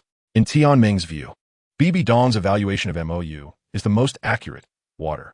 It accommodates everything, with no absolute black or white. It appears calm, yet there are undercurrents. Water benefits all things, regardless of whether they are good or evil. Moreover, water can nourish everything, but can also destroy everything. Mou is not a bad person, but he is absolutely not a good person. In the afternoon, after the two sisters absorbed the soul bones, Mou, once again wearing a mask, took them both out of the hotel. However, he always felt that these two were acting strangely compared to before, but he couldn't pinpoint what the problem was. The most direct thing was that, previously, Zhu Zhuqing would follow him from 3 feet behind, but now she actually walked beside him like Zhu Zhuyun, no longer deliberately keeping her distance. This was strange. Could a single soul bone have such great power? So, the reason he was tormented by these two in his previous life was that he hadn't given them soul bones, but he hadn't in his last life. The spirit hall's soul bones couldn't be given to him. Dalu had given him a few bottom-of-the-box ones, but he hadn't accepted them. How do you feel? Mou broke the silence. With Tianming's help and verbal persuasion, the two of them reluctantly accepted the 50,000-year purple lightning Tyrannosaurus left leg bone and the 80,000-year Gale demon wolf right leg bone. Although these two soul bones differ by 30,000 years, their quality is similar. The purple lightning Tyrannosaurus possesses a powerful dragon bloodline, and if matched against the 80,000-year Gale demon wolf, the purple lightning Tyrannosaurus would likely win. When distributing the soul bones, Tianming directly used a drawing lots method. He wrote on little pieces of paper and randomly assigned them. In the end, the big cat drew the Gale demon wolf right leg bone, while the little cat drew the purple lightning Tyrannosaurus left leg bone. I feel great. Zhu Zhuyan found opportunities to get closer to Mou, but unfortunately, their height difference made it impossible for her to sneak attack. Embracing Mou's right arm, Zhu Zhuyan said happily, as expected of a 10,000-year soul bone. It directly raised me to level 40. Once I absorb the soul ring, I should be able to level up another 2 levels. Additionally, it has given me a powerful enhancement skill, Wind Chase. It increases my speed by 500% instantly, and my peak speed can last for 5 seconds. After activation, it has a 10-second cooldown, but with the 5 seconds of duration deducted, the actual cooldown is only 5 seconds. That's outrageous. Mou showed a strange expression. Is the 10,000-year soul bone really that impressive? It's making me want to absorb it a bit. Not only that, but after this instant acceleration, I can also step on air and achieve brief flight, Zhu Zhuyan added. What about you? Mou curiously looked at Zhu Zhuqing. The soul bone of the purple lightning Tyrannosaurus is not inferior to that of the wind demon wolf. Zhu Zhuqing paused for a moment. I also leveled up 2 levels, now at level 29. My soul bone skill is Lightning Flash, which allows me to move at super high speed in a radius of 500 meters from my position, similar to lightning. And I can also change direction in the air. As for how fast it is, I'm not sure. Also, what's wrong? Mou asked, puzzled. Zhu Zhuqing had been acting strangely since absorbing the soul bone, reminiscent of how Donggu Yan was back then. I feel like there's a strange connection between us. Zhu Zhuqing said, blushing and feeling embarrassed. A strange connection? Mou was taken aback. That's quite normal. A voice echoed in Mou's mind. You absorbed the soul ring of the purple lightning Tyrannosaurus, and its spirit consciousness is now within you. The recently absorbed soul bone will resonate with the soul ring, and it will also resonate with the spirit consciousness of the purple lightning Tyrannosaurus. Therefore, this little girl feels a vague connection with you. After some time, once she completely refines this soul bone, it will be fine. I see. Mou nodded, looking at Zhu Zhuqing. Don't worry. It's because I absorbed the soul ring of the purple lightning Tyrannosaurus, and you absorbed its soul bone. There will be a resonance between the two, and it will be fine after a while. Hey you. Tianming was speechless. What a pity it's too late. This rare opportunity, you should have said something nice, like a meeting of minds, or something to impress this little girl, right? Why did you have to be so straightforward? What's wrong? Mou asked, puzzled. Nothing. You're hopeless. Tianming returned to the sword sheath, exhausted and ready to sleep. Really, this guy is hopeless. Even if he had suggested what I just said, Mou would still ask why. Why not just say it directly? Why create misunderstandings? Really? Only a soul beast with extremely pure feelings can adapt to Mou's way of thinking. As for humans? Damn, only a silly and sweet person could accept that. Hi, Zhuqing. How are you? A crisp girlesque voice rang out from behind Mou and the others. Zhu Zhuqing turned around and saw Ning Rongrong. Is it really you guys? Ning Rongrong jogged over. I thought you had already left Suatua City. Is there something going on? Zhu Zhuqing's attitude was somewhat cold. After all, she had known this girl for less than an hour and knew nothing except her name. Nothing. I just saw you guys and came over to say hello. By the way, where's Guangling? Why isn't he here? Ning Rongrong asked curiously. He went home, Mou replied. But it seems you've already enrolled, right? It's class time. How did you end up here? This. Ning Rongrong hesitated and could only cover her embarrassment with a smile. How could she say she was tired of the training and came out to rest? That would be so embarrassing. Could it be that you disliked that academy so much that you dropped out? Zhu Zhuyan teased. Not really dropping out. I just find the training too boring. So I came out for a walk. Ning Rongrong inadvertently blurted out the truth. Laziness is not a good habit. Mou shook his head. He didn't have any malice towards Ning Rongrong. In his previous life, it was just a matter of different stances. Although she participated in reviving Tang San, he had also killed her whole family. As for Ning Rongrong's princess syndrome, please, she was a princess to begin with, all right? The Seven Treasures Glazed Tile School is as rich as a country. Plus, there are two top-ranked title Douluo, Chen Xian and Gurong. What's wrong with her being proud? She had been pampered as a precious jewel since childhood, and having a temper is perfectly normal. Qianrichua's temper was much worse than Ning Rongrong's. Ning Rongrong's anger was just threats and banter, but she had never really asked her family to help her kill anyone. However, Qianrichua would take lethal action at the slightest disagreement, just like her mother, destroying what she couldn't have, extremely self-centered. If we're talking about princess syndrome, Qianrichua is the real deal. I know laziness is bad, but I didn't train like they do before, Ning Rongrong said quietly, as she instinctively became more honest due to Mou's demeanor resembling Chen Xian's. That's normal. New officials need to show their authority.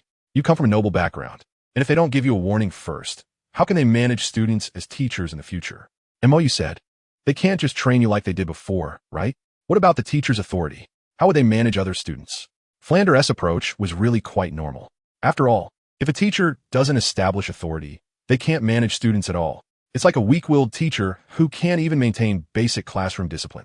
How can they teach? Ning Rongrong was taken aback. Are you saying he did it on purpose?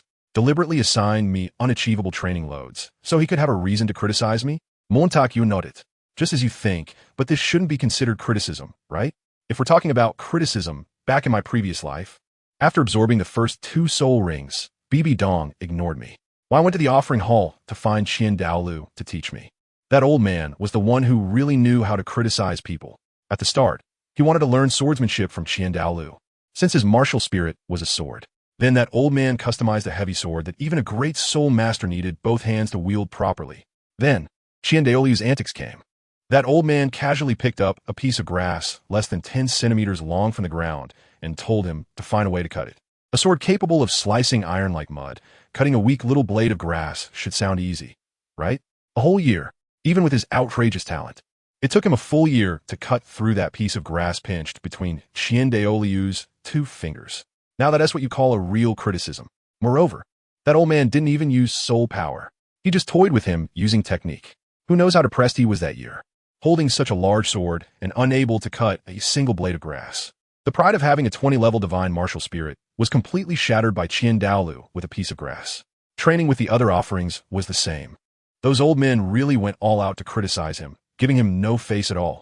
But thanks to those old men hitting him hard from the start, otherwise, when he was pressed by Soul Sage and slaughtered by Tidal Douluo later, he wouldn't know how to handle it. Qian Daolu's initial goal for him wasn't to compare with his peers, but to surpass him as a divine offering of the angel god. Before that, no matter what abilities he had, whether it was self-created soul skills or being invincible among peers, or even casually fighting beyond his level, it was all useless.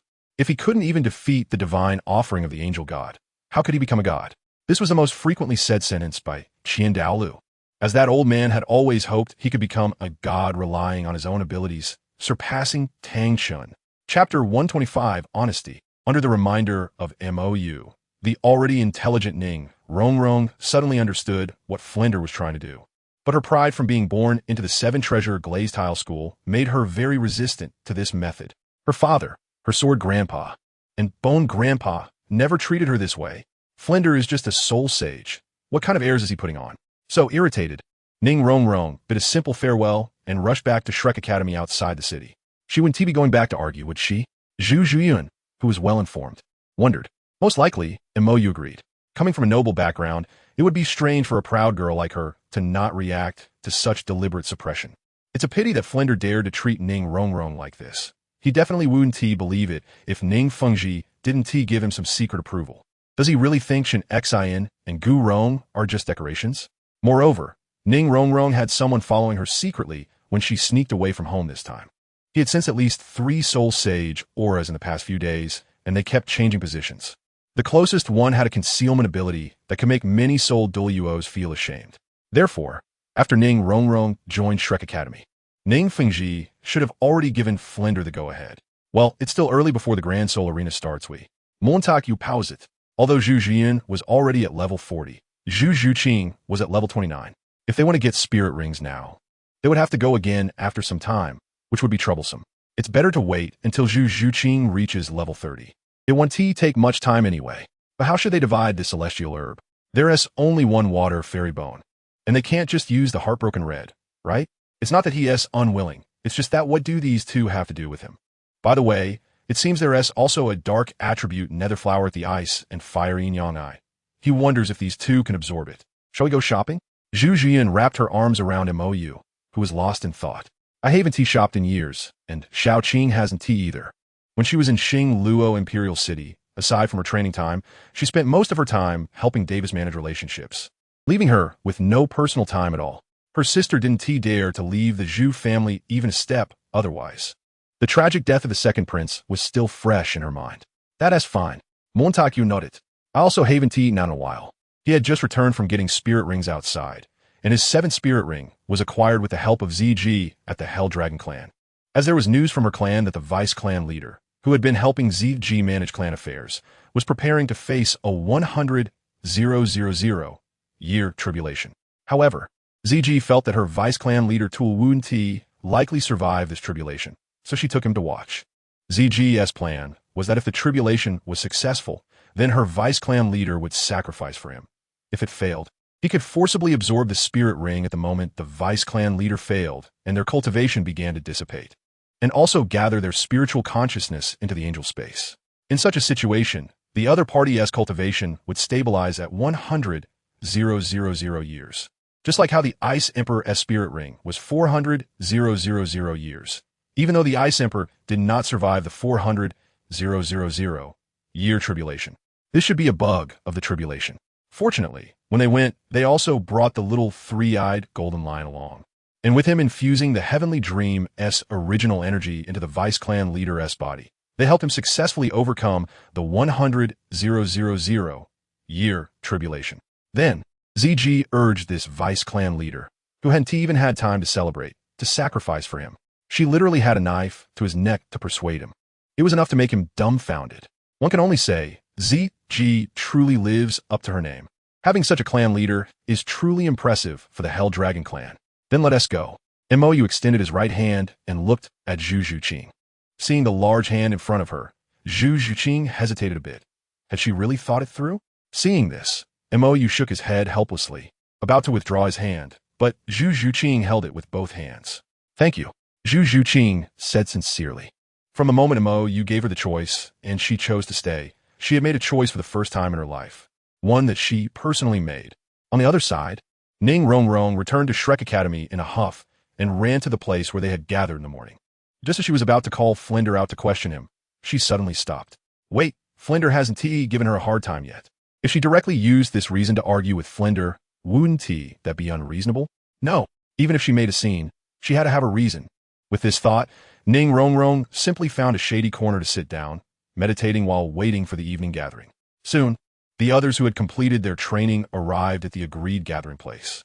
The first to arrive, Tang San and Xiao Wu, looked at Ning Rongrong, who was meditating in the corner, both puzzled. Didn't the dean ask her to run? Why is she sitting here meditating? The later arrivals, Dai and Mubai and Ma Hongjun, also couldn't understand Ning Rongrong's actions.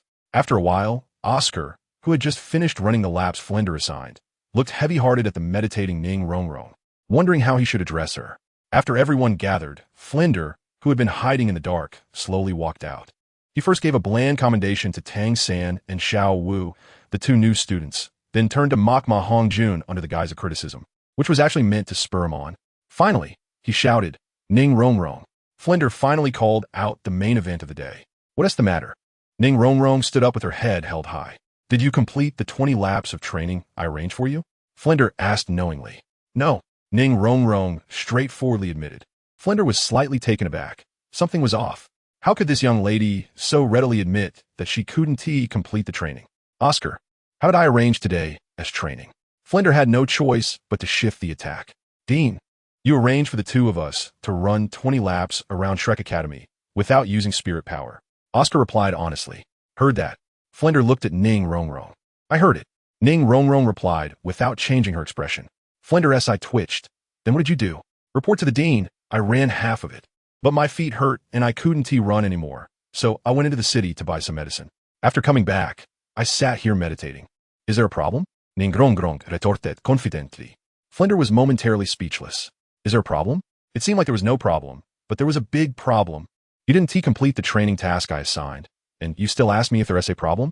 Flinder adjusted his glasses. "Do you think you can act special in the academy? Can you ignore the training plan I arranged and do as you please? If so, why did you come to Shrek Academy? Wouldn't it be better to cultivate a home? Let me tell you, since you've entered this academy, you have to follow my rules. You must do as I arrange." Ning Rong Rong huffed lichtly. "Then what does it mean for the dean to deliberately assign me an impossible training load? Is it to establish your authority? You clearly know I can't complete the training target you set for me. Yet you not only refuse to arrange a more reasonable training plan for me, but also want to use this to suppress me and establish your authority. Is this your way of teaching? Are you more concerned about whether I can learn something or whether you can establish your prestige through me? A person like you, who can only rely on suppressing students' confidence to establish your authority, is even qualified to be a teacher." Chapter 126. Ning Rong Rong's frenzied output after being bombarded with criticisms. Flinder's expression turned extremely ugly, while the others felt an inexplicable sense of agreement with Ning Rong Rong's defense. Although Ning Rong Rong indeed failed to complete the training tasks assigned by Flinder, she hadn't slacked off, had she? When they returned, Ning Rong Rong was still meditating and cultivating. Additionally, they could naturally see that Ning Rong Rong was the pampered type. Even Oscar, a seasoned veteran, found it hard to cope with the training amount Flinder arranged that morning, let alone Ning Rong Rong, who had just entered school and knew nothing. However, knowing this, Flinder still deliberately assigned Ning Rong Rong an excessive amount of training. What was his intention? Enough. Flinder's expression hardened, interrupting the chaotic thoughts of everyone. Truly worthy of being the little princess of the Seven Treasure Glazed Tile School. She managed to steer the focus of the matter with just a few words. It was clear that Ning Rong Rong was slacking off and had not completed the training task he assigned, sneaking off to Soto City to shop and rest, which he had witnessed with his own eyes. But just when he wasn't paying attention, this little girl inexplicably returned, still meditating and cultivating in the square. What Ning Rong Rong said earlier was just her using her position as a student to shift all her issues onto him, her teacher. Yet her stance made these students naturally empathize with her. As a result, it turned into something like he was deliberately making things difficult for Ning Rong Rong. "Don't change the subject. Don't think I don't know what you did today. Your words might deceive them, but they won't deceive me," Flinder asserted firmly. Ning Rong Rong shrugged her shoulders and asked, "Then tell me, Dean, where's the lie in what I just said? Did I not leave? Did I not buy medicine? Did I not come back to meditate and cultivate?" "You." Flinder was momentarily at a loss for words. What Ning Rong Rong said was true, but there were many problematic elements mixed in, and he couldn't point them out because it was too easy to find excuses in those areas. "What do you mean? Are you implying that you couldn't tell whether I could complete the training load you assigned? Did I let you down?" Ning Rong Rong said sarcastically. "Oh, I'm really sorry. I didn't expect that as a teacher, you would be so unaware of your student-specific circumstances. You really are responsible." Flinder's face completely fell. Due to Ning Rong Rong's excessive output, Tang San, who had a mysterious insistence on respecting teachers and valuing the way, stood up. "Ning Rong Rong, the dean is also encountering us for the first time, so naturally, he doesn't understand our situation. But the training tasks he arranged will definitely not exceed your limits too much. I believe you know this very well. Moreover, many of the things you just said have numerous loopholes. I don't understand the specifics and can't refute you. But I want to say that since we have entered this academy, we should at least show the most basic respect and obedience to Dean Flinder as our teacher, rather than confronting him aggressively like you just did." "Well said."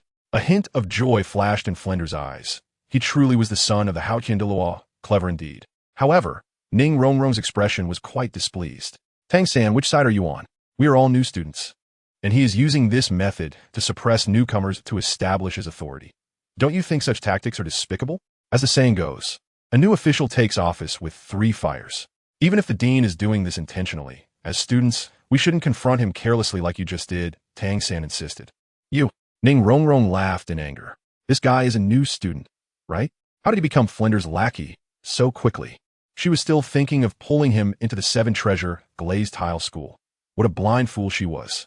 All right, with Tang-san's help, Flinder regained his upper hand.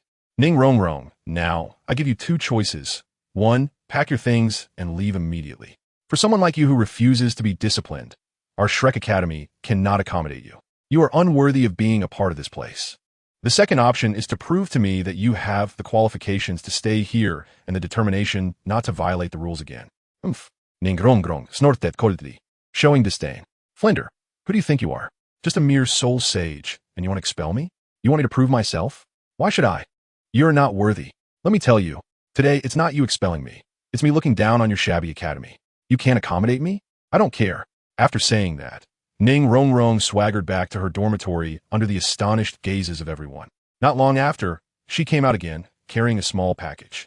By the way, Flinder, the tuition fee from today can be considered a tip for you from me. I don't want it. You can keep it to improve their living conditions. After saying that, Ning Rongrong directly walked towards the gate of Shrek Academy. Ning Rongrong, stop right there. Seeing Ning Rongrong really about to leave, Flinder's expression completely stiffened. Ning Fingji had just written to him, asking him to teach his little princess well. And now she was leaving? What was going on? TCH, you call it Shrek Academy, and the reputation is quite loud, but the teachers are like this. And the academy is built like a slum. The students you tricked into coming here must have really run into bad luck. Ning Rongrong's mocking voice floated back. Meanwhile, the 3 soul sages hiding in the shadows, responsible for protecting their lady, exchanged glances after hearing the whole conversation. I think the lady's words make sense, said the closest soul sage. This Shrek Academy is shabby, and the dean has this attitude. The lady has never been treated like this. Even the 2 elders of the Swordbone have always spoiled her.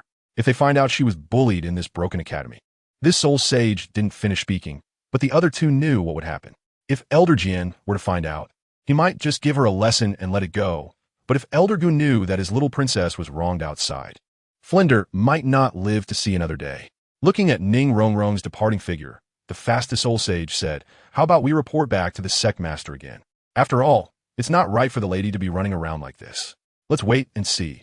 Maybe the lady will come back once she cools off, said the soul sage who was responsible for ensuring Ning Rongrong didn't sneak out. After all, there had been quite a few similar situations in the past, and I think Flinder will probably go to persuade her. Otherwise, if the lady embellishes the story when telling Elder Gu and even cries a little, I feel that not only Flinder, but the entire Shrek Academy will be in trouble. The other 2 soul sages exchanged glances and nodded in unison.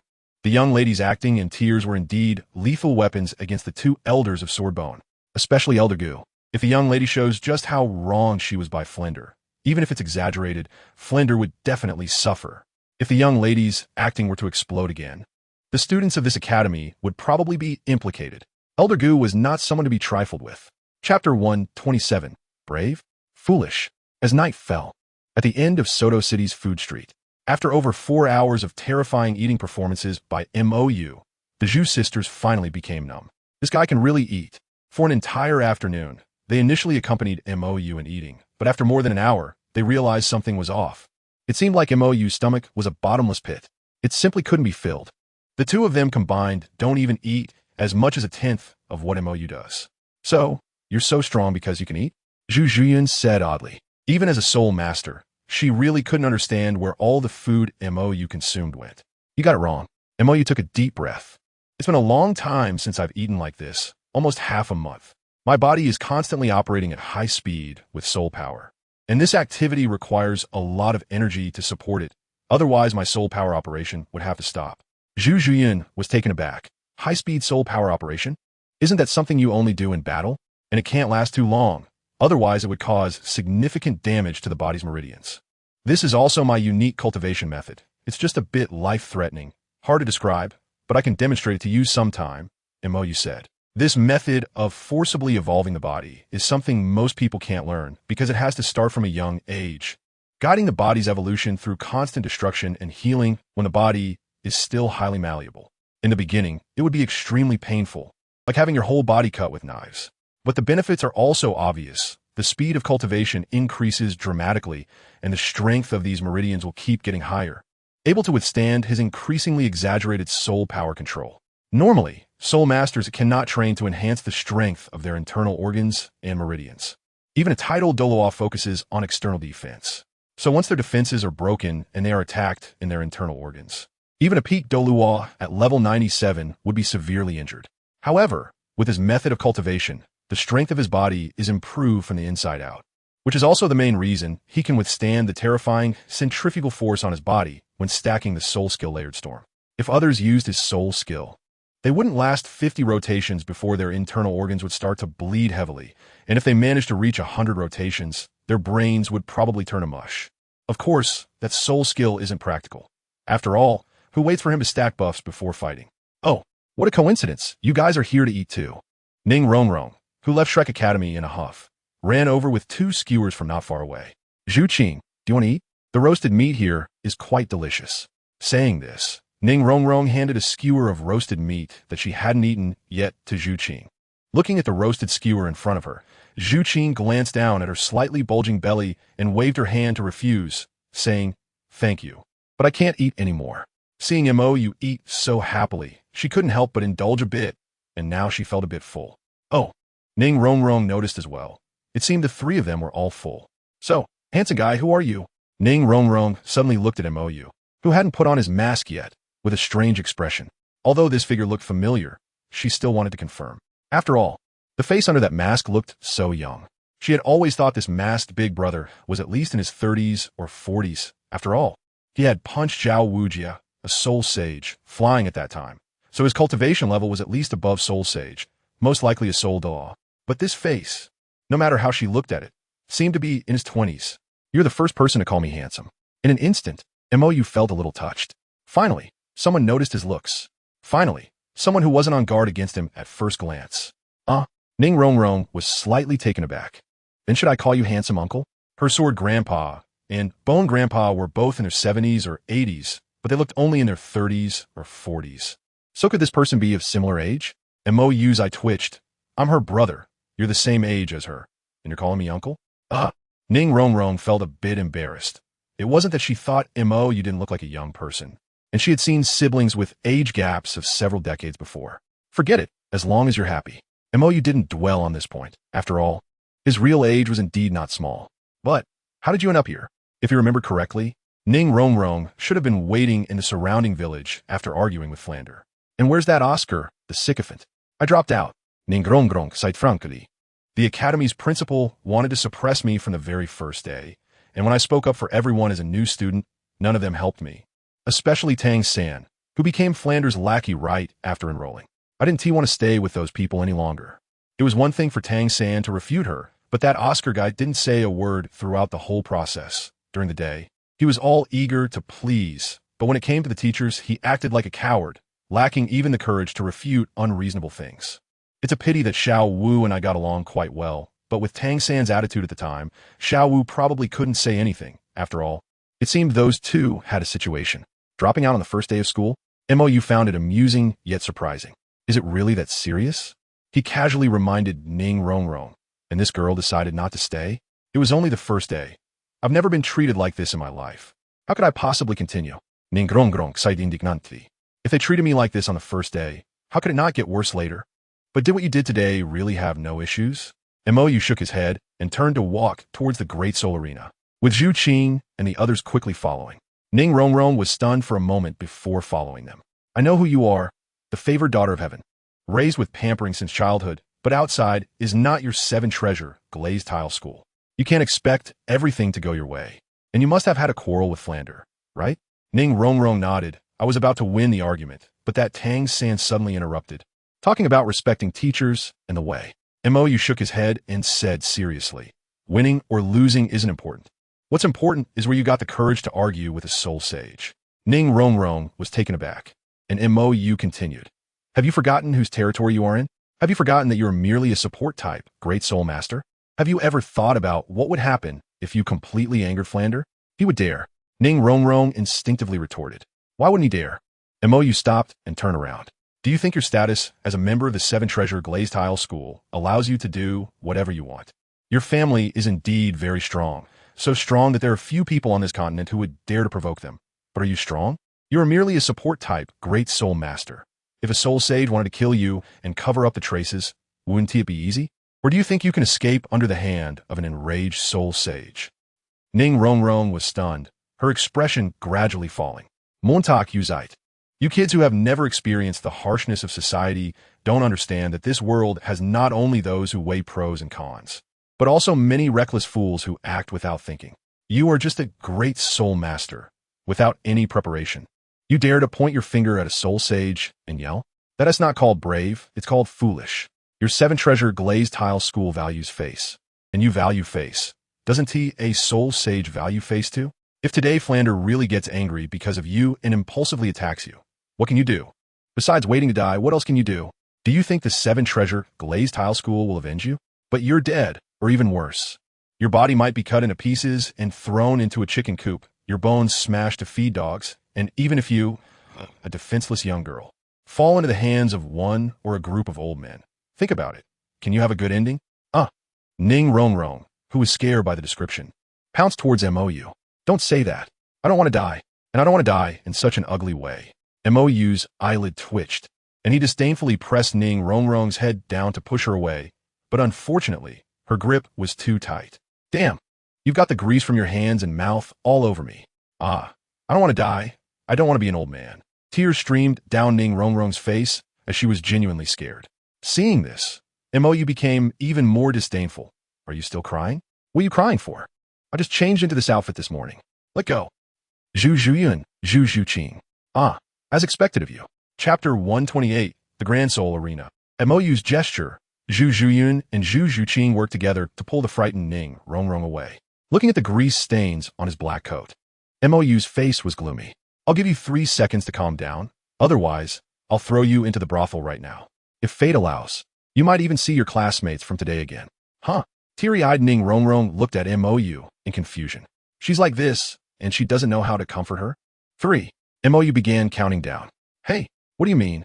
Ning Rongrong said angrily. 2. Mou rolled up his sleeves. Wait a minute. There are so many people here. Do you dare to make a move? Seeing the emotionless mask on Mou's face, Ning Rongrong started to panic. 1. The sensible young lady covered her mouth obediently and signaled with her eyes, I will behave. I thought you were very brave.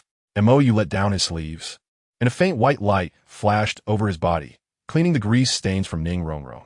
Seeing this magical scene, with tears still in her eyes, Ning Rongrong couldn't help but ask, can you help me with this? Mou glanced at her, causing Ning Rongrong to shiver, but in the next second, he threw out a small light orb that floated onto Ning Rongrong, instantly erasing the grease and tear stains.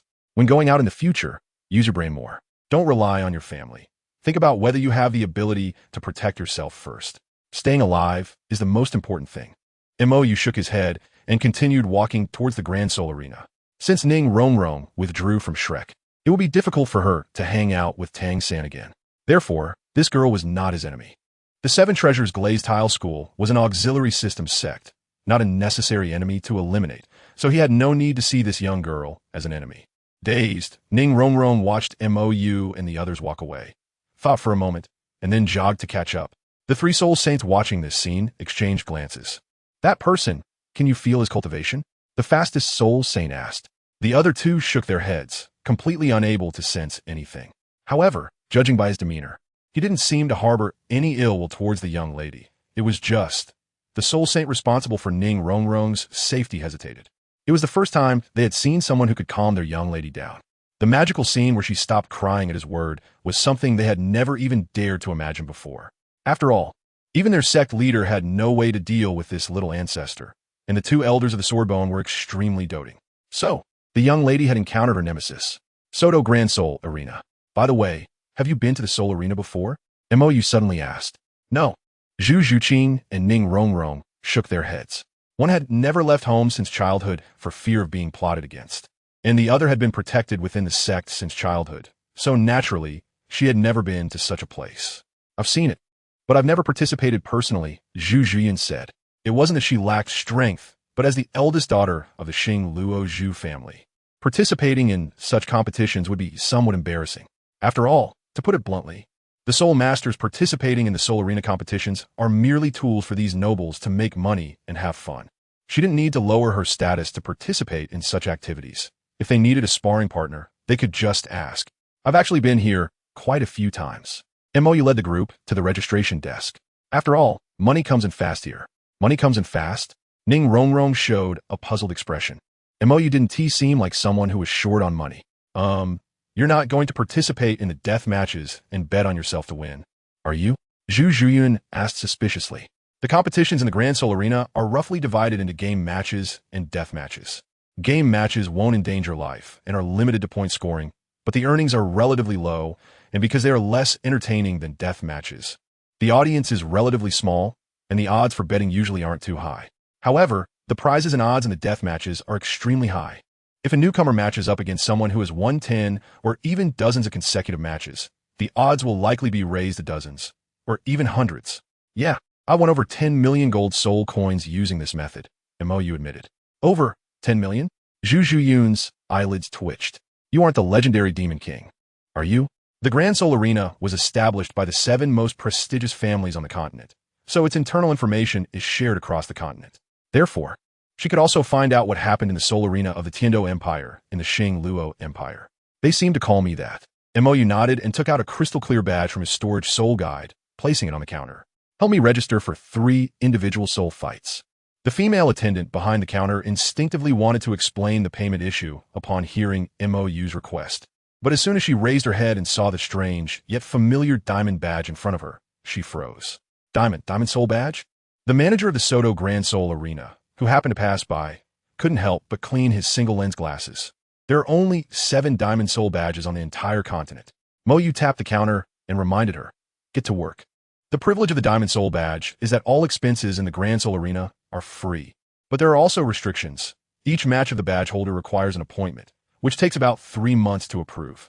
Therefore, since Mou got this thing, he hadn't participated in any soul fights due to the hassle. It really is that way.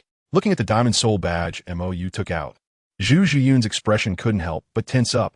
This guy is actually the legendary Demon King from Hell, who caused the 7 families to unite and stop the continuation of soul fighting. What is it? Zhu Zhuqing asked in confusion. Ning Rongrong was also a bit curious. She had never been to a place like the Soul Arena and wasn't very familiar with the rules here, only knowing that the Diamond Soul Badge was the highest level badge. Zhu Zhiyun swallowed hard. For years ago, a monster appeared in the Tiando City Grand Soul Arena. He signed up for over 1,000 matches in less than a month, and they were all death matches without level restrictions.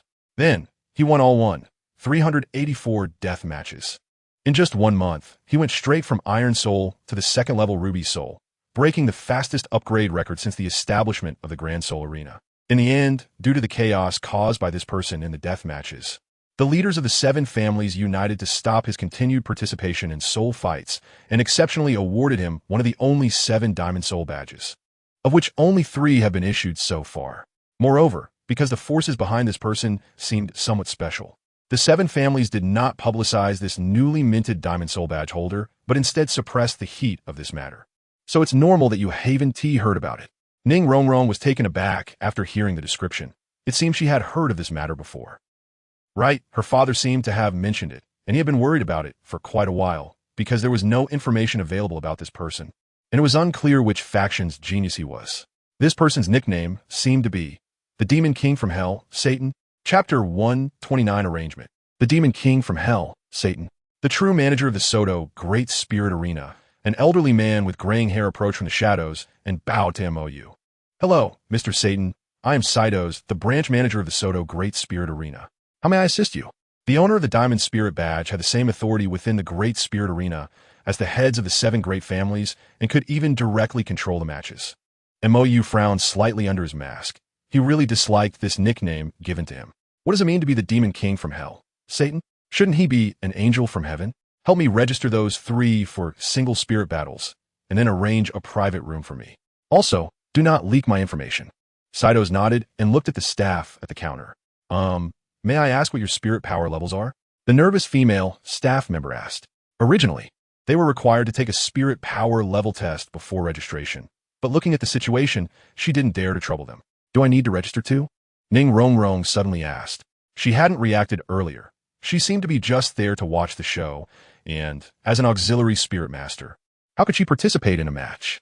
Mou turned his head and said softly, "You don't have to register, but I'll register." Ning Rongrong felt a chill in her heart and hurriedly walked to the counter. Ning Rongrong, level 26. May I ask what your single spirit battle code is? The registration staff asked. 7 treasure, glazed tile. Ning Rongrong answered without hesitation. The Great Spirit Arena was not a safe place.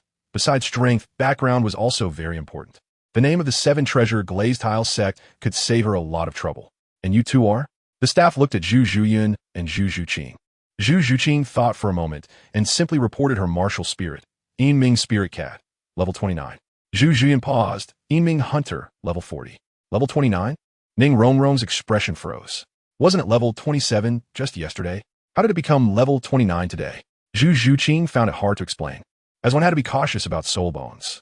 Saido's bowed to Mou. The spirit battle badge will be delivered to you shortly.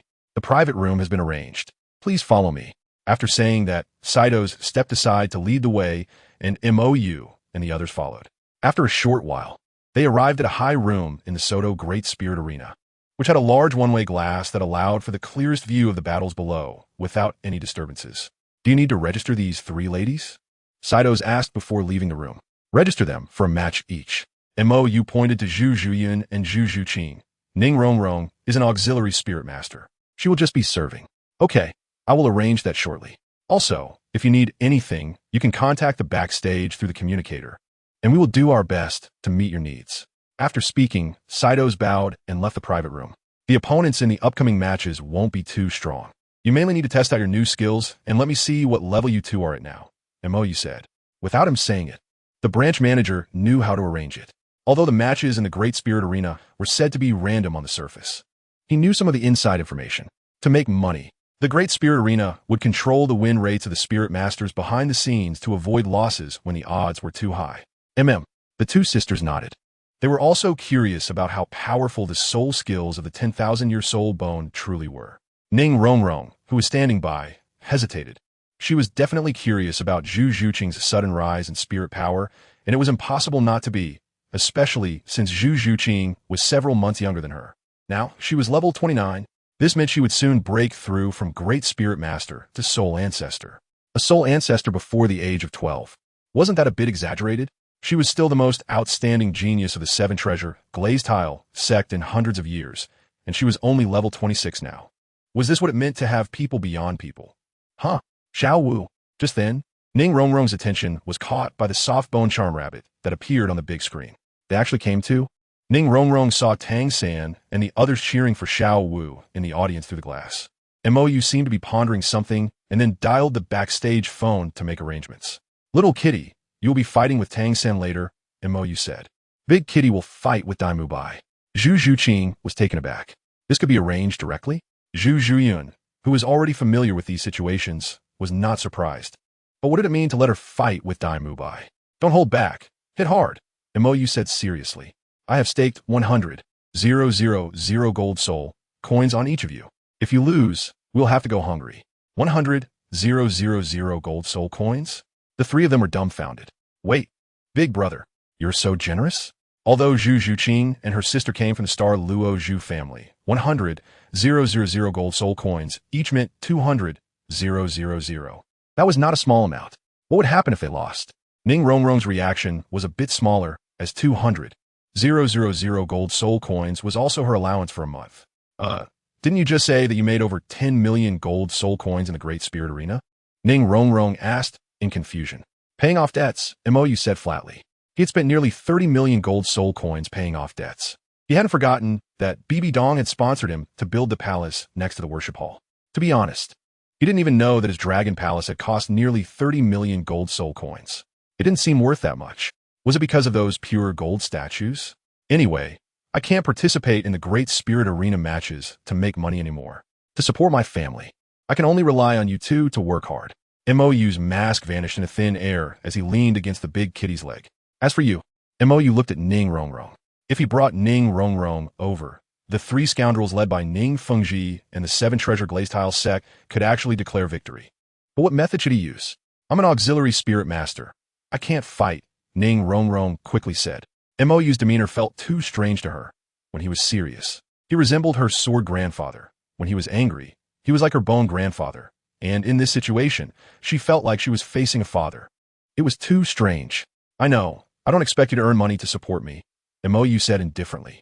Ning Rongrong felt mocked, but she couldn't pinpoint what was wrong. However, if you plan to continue staying by my side, you should do something. When did I ever stay by your side? Ning Rongrong's heart tightened as she quickly retorted. No. Then what are you doing here now? Mo asked. He had never allowed Ning Rongrong to follow him. He had only helped her register a spirit battle badge earlier, and he hadn't expected this girl to be so honest. Ning Rongrong kaze flickeret. Finally landing on Zhu Zhuqing, who was peeling grapes for Mo. I'm with Zhu Qing. I'm not with you. Huh? Zhu Zhuqing was taken aback. Were they very familiar? It seemed they had only been teammates for a brief moment yesterday. Are you two familiar? Mo asked. Zhu Zhuqing shook her head.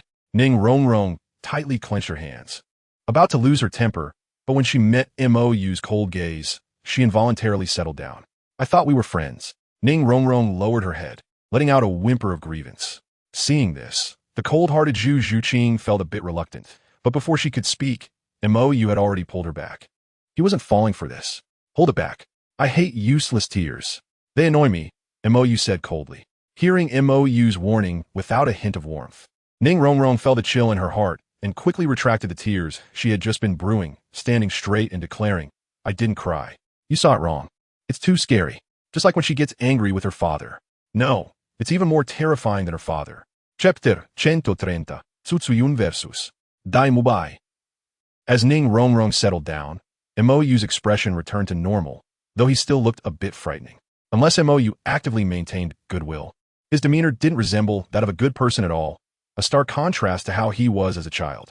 This was also the main reason why Mo was accustomed to wearing a mask when he went out. It wasn't because his looks caused a stir, but because people who didn't know him wouldn't see him as a good person at first glance. The first impression, this person is dangerous. Speak plainly. What do you want to do with me? Mo asked. Ning Rongrong lowered her head.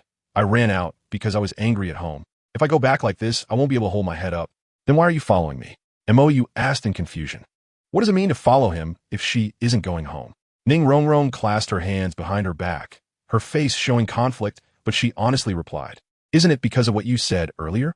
I'm a support type, soul master walking alone outside, without even the most basic self-defense ability.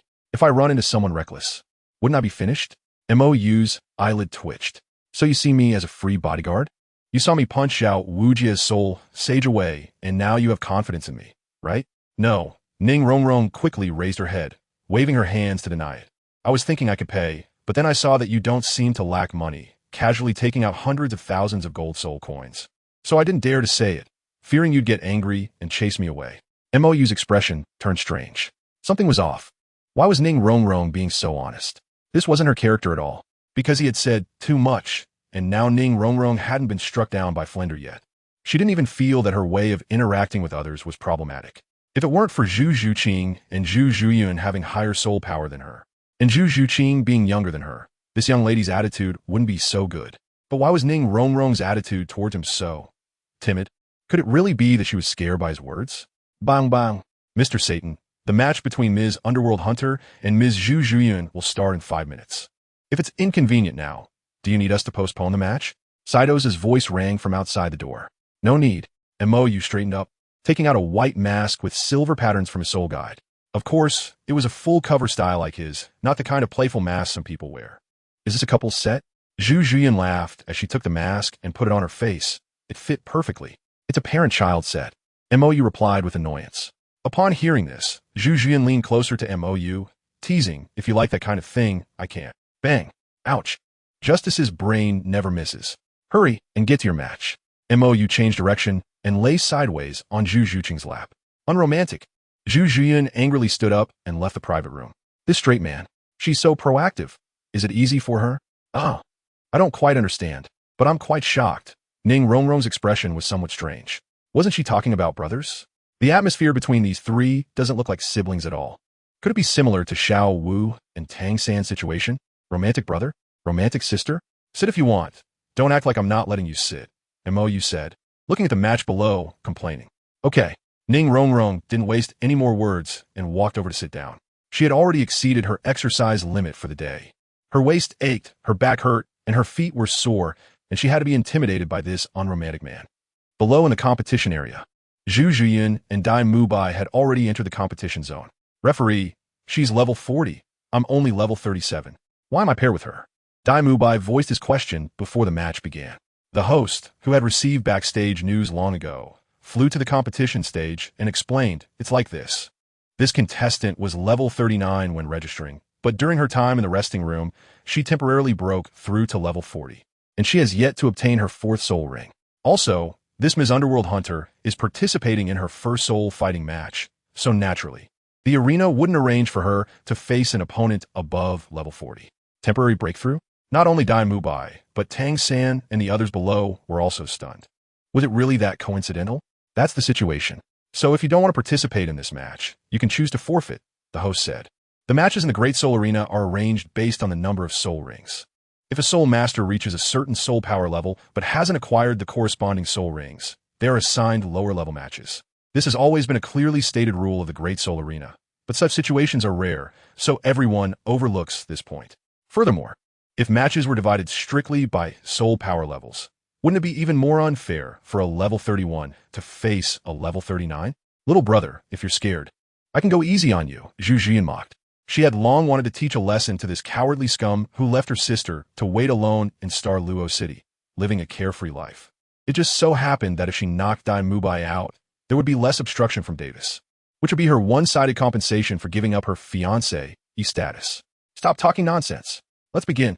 Provoked by Zhu Zhuyin, Dai Mubai, who had been a bit anxious, instantly exploded with anger. Okay, after receiving the agreement, the host flew back to a high position. Match start. Open your martial souls. As the host's voice fell, Zhu Zhuyin and Dai Mubai both activated their martial souls, and as soon as Dai Mubai saw the underworld spirit cat martial soul, he immediately recognized the opponent's identity. Zhu Zhuyin? What are you doing here? Where's Zhu Qing? And who is that man? Dai Mubai fired off all his questions at once.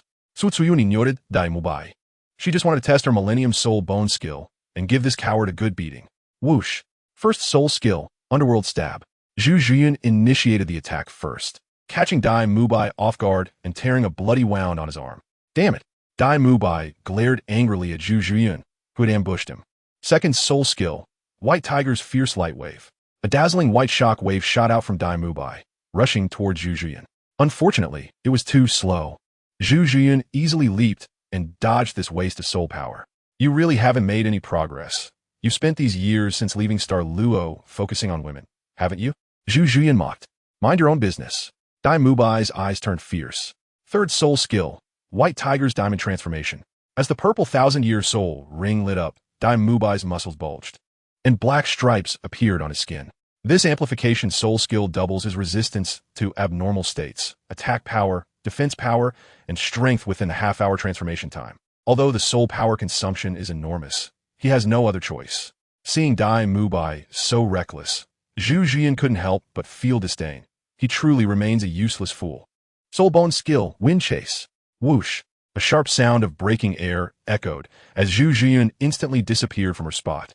Dai Mubai, who couldn't find Zhu Zhuyin anywhere, was taken aback and activated his first soul skill, White Tiger Shield. Where's she?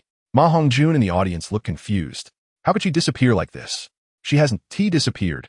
Tang San's expression turned serious, a faint purple light flickering in his eyes. She's too fast. She's moving at high speed in the air. In Tang San's eyes, Zhu Zhuyin seemed to be stepping on some invisible barrier in the air, constantly changing positions, and her speed was increasing, making it impossible for the naked eye to track. This person's movement speed has already surpassed Dai Mubai's eye reaction speed, even under his purple extreme magic eyes. She appeared as intermittent shadows. He can barely see her now. How is this possible? Tang San's expression froze. She can change direction while moving at such high speed? What kind of technique is this? It's as if she is riding the wind. The voice of Zhu Zhuyin rang in Dai Mubai's ear, yet he couldn't see her at all, and his first soul skill's duration was about to expire. Ghostly Claw. Zhu Zhuyin's cold voice rang out. followed by a flurry of storm-like claw strikes aimed at Dai Mubai's legs. A tragic scream echoed as Dai Mubai's first and third soul skills couldn't withstand the ghostly claw unleashed in Zhu Zhiyun's super high-speed state. Considering this was merely a competition, Zhu Zhiyun still held back. Otherwise, she could have used her third soul skill to cripple Dai Mubai's legs completely. Damn it, this is too much. Looking at Dai Mubai lying on the ground, howling in pain, Flinder, who had just received the tuition fee from Dai Mubai's victory, turned pale with rage. Not only had he lost all his money, more so, someone had used such a vicious attack on a student in this kind of match. Referee, I want to file a complaint against her. Flinder shouted. That kind of speed she just displayed, and the skill she used is definitely not a century-old soul skill. I demand an inspection of her soul power level, let alone a century-old soul skill. That exaggerated speed might not even be achievable by a 10,000-year amplification soul skill. That's not a speed that a soul scholar can reach. Chapter 131 Zhu Zhuqing vs. Tang San. Hearing Flinder's protests, many spectators echoed in agreement. After all, Zhu Zhiyun's speed was simply too abnormal. Even a level 40 soul master without added soul rings couldn't possibly reach such an exaggerated speed, could they? Many soul kings in the audience couldn't achieve that kind of speed. They couldn't even react, let alone follow with their eyes. And, seeing the excited audience, the host lightly asked, "Ladies and gentlemen, do you really suspect that the Great Soul Arena would jeopardize its credibility for just a small match?" The venue fell silent, and Flinder's expression froze. Is this possible? How could the 7 great families risk their centuries of credibility over such a trivial match? But that speed was genuinely off. Without any warning, she accelerated to a point where even he, a soul saint, had to concentrate to barely keep up. Yet this person is merely a soul scholar? What a joke. Even the continent's fastest, sharp-tailed, swift martial soul couldn't be so outrageous, right? Can we announce the match results now? A somewhat fatigued Zhu Zhiyun asked. The 80,000 year soul bone skill, while the speed increase is incredibly absurd, requires intense concentration to control when first used at such speeds. Otherwise, one might accidentally leave the competition area. To put it bluntly, she felt a little dizzy. The host nodded and flew to the center of the arena. The winner has been decided. The winner of this match is the Ghostly Hunter. After announcing the result, the host landed in front of Zhu Zhiyun, congratulating her on her promising start as the Ghostly Hunter. Next, please follow the staff to update your score. As for the evil-eyed white tiger contestant, looking at Dai Mubai, who had already fainted from pain, the host turned to the staff at the side of the arena. This contestant seems to be seriously injured. Please take him to the treatment room for the healing soul master to check. After saying this, the host flew up again. The next match will be the Ghostly Spirit Cat against contestant Tang San. Both contestants are participating in the soul fighting competition for the first time. Let us look forward to the duel between these two newcomers. Please prepare, the match will begin shortly. In a high-level box, as Zhu Zhuqing heard the host's announcement, she sat up from resting on MOU's lap and said, "Relax, winning or losing isn't important. Just focus on feeling it out." Zhu Zhuqing nodded seriously. She would definitely not lose. Seeing Tang San already preparing at the edge of the arena, Ning Rongrong raised a bit of a mischievous thought and stood up to grab Zhu Zhuqing, who was about to head to the match. Zhuqing hit him hard. Zhu Zhuqing was taken aback. Do you have a grudge against him? Ning Rongrong nodded vigorously, of course. If he hadn't interrupted earlier, Flinder would have definitely been unable to argue against me. Zhu Zhuqing helplessly nodded. This person really holds grudges. After leaving the box, Zhu Zhuqing happened to run into Zhu Zhiyun returning. Luckily you chose this side. That coward is still the same, a useless fool, Zhu Zhiyun commented. Zhu Zhuqing remained silent. Since she chose this side, she had to say goodbye, as Xing Luo was no longer related to her. Even the Zhu family, or their father, would probably not hesitate to send someone to clean up if they knew they did such a thing. After all, in the eyes of the high-ranking Ghostly Duke, they were merely tools to maintain the power split with the Dai family. If they died, they could simply be replaced. Seeing Zhu Zhuqing's calm reaction, Zhu Zhiyun let out a sigh of relief. She was worried that Zhu Zhuqing might feel undue guilt towards Dai Mubai. It's fine not to care. What's in the past should be forgotten. Zhu Zhiyun patted Zhu Zhuqing's shoulder. By the way, that 10,000-year soul bone skill's speed amplification is terrifying. I almost left the arena just now. Be careful later. Your instant speed seems to be faster than mine based on the description. Don't just charge outside the arena. Zhu Zhiyun reminded. Zhu Zhuqing nodded and walked towards the competition area. In the box, alone, Ning Rongrong looked at Mou lying on the sofa opposite her, her heart unconsciously racing. To be honest, she was a bit scared. This was the first time she was alone with a man other than her family elder. And although she felt Mo, you should not be a bad person, still. I'm not interested in little flatboards, Mo said leisurely. Ning Rongrong was taken aback. Her cheeks quickly flushed. How could someone as knowledgeable as her not understand what Mou was implying? But is she really that young? Not that young. It's Zhu Zhuqing and the others who are too big. Oh, just a few minutes in, and you're already teasing a little girl? Zhu Jian walked in, sitting down next to Mou. I'm not interested in little kids. Mou shifted positions again, lying on the soft lap. If it weren't for the inappropriate setting, he would have wanted to let out the three-eyed golden lion. She was really comfortable, soft, and plump. I'm not a little kid, Ning Rongrong retorted angrily. Mou turned his head, his gaze lingering on a certain uncooperative part. TSK. Ning Rongrong. He is mocking me, right? Right? On the competition stage. Seeing this familiar figure, even though Zhu Zhuqing was wearing the mask Mou had given her, Tang still recognized her. After all, they were teammates just yesterday, albeit for only the duration of an incense stick. Please prepare, the match begins. With the host command, Tang San and Zhu Zhuqing instantly summoned their martial souls. Having gained some understanding of Zhu Zhuqing's fighting style during yesterday's battle, Tang San immediately began to unleash his blue-silver vines on a large scale. The speed of agility-type soul masters is an advantage, but their weaknesses are also obvious. Their attacks require distance and time for assistance. As long as their activity range is restricted, they find it difficult to launch effective attacks. In other words, control-type soul masters have a natural advantage over agility-type ones. Zhu Zhuqing, who had been warned beforehand, naturally noticed this, but she was here today to test her soul bone. Soul bone skill, lightning flash. ZZZ. With a crisp sound of electric current and a flash of purple lightning, Zhu Zhuqing, who was originally standing at the opposite end of the arena, instantly charged in front of Tang San, in a face-to-face stare of less than half a meter. Not only Tang San, but even Zhu Zhuqing herself was momentarily stunned. So fast. However, with such a great opportunity, such a perfect distance, combined with her own incredible inertia, Zhu Zhuqing naturally would not let this chance slip away. She turned her body at high speed and executed a cat kick. Although Tang San barely managed to see Zhu Zhuqing's attacking move with his purple extreme magic eye, he wanted to dodge, but his body couldn't react in time. At this distance and speed, Tang San could only watch helplessly as Zhu Zhuqing kicked him away. The entire process took less than a second. What the hell is going on? Flander, who had just checked Dai Mubai's condition in the medical room, arrived at the viewing area just in time to see Tang San being sent flying by the ghostly cat strike, landing outside the arena. What speed is this? Not to mention Tang San, even he might not be able to react in time.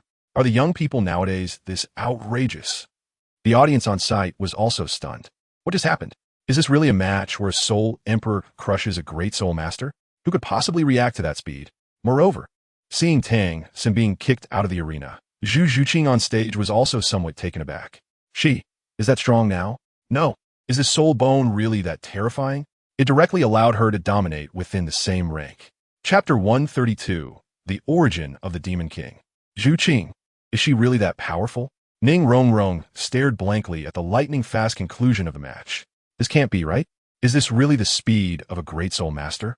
Just now, Zhu Zhiyun's invisible high-speed movement, she could still attribute that to the advantage of the soul sect. But Zhu Zhuqing is just a great soul master.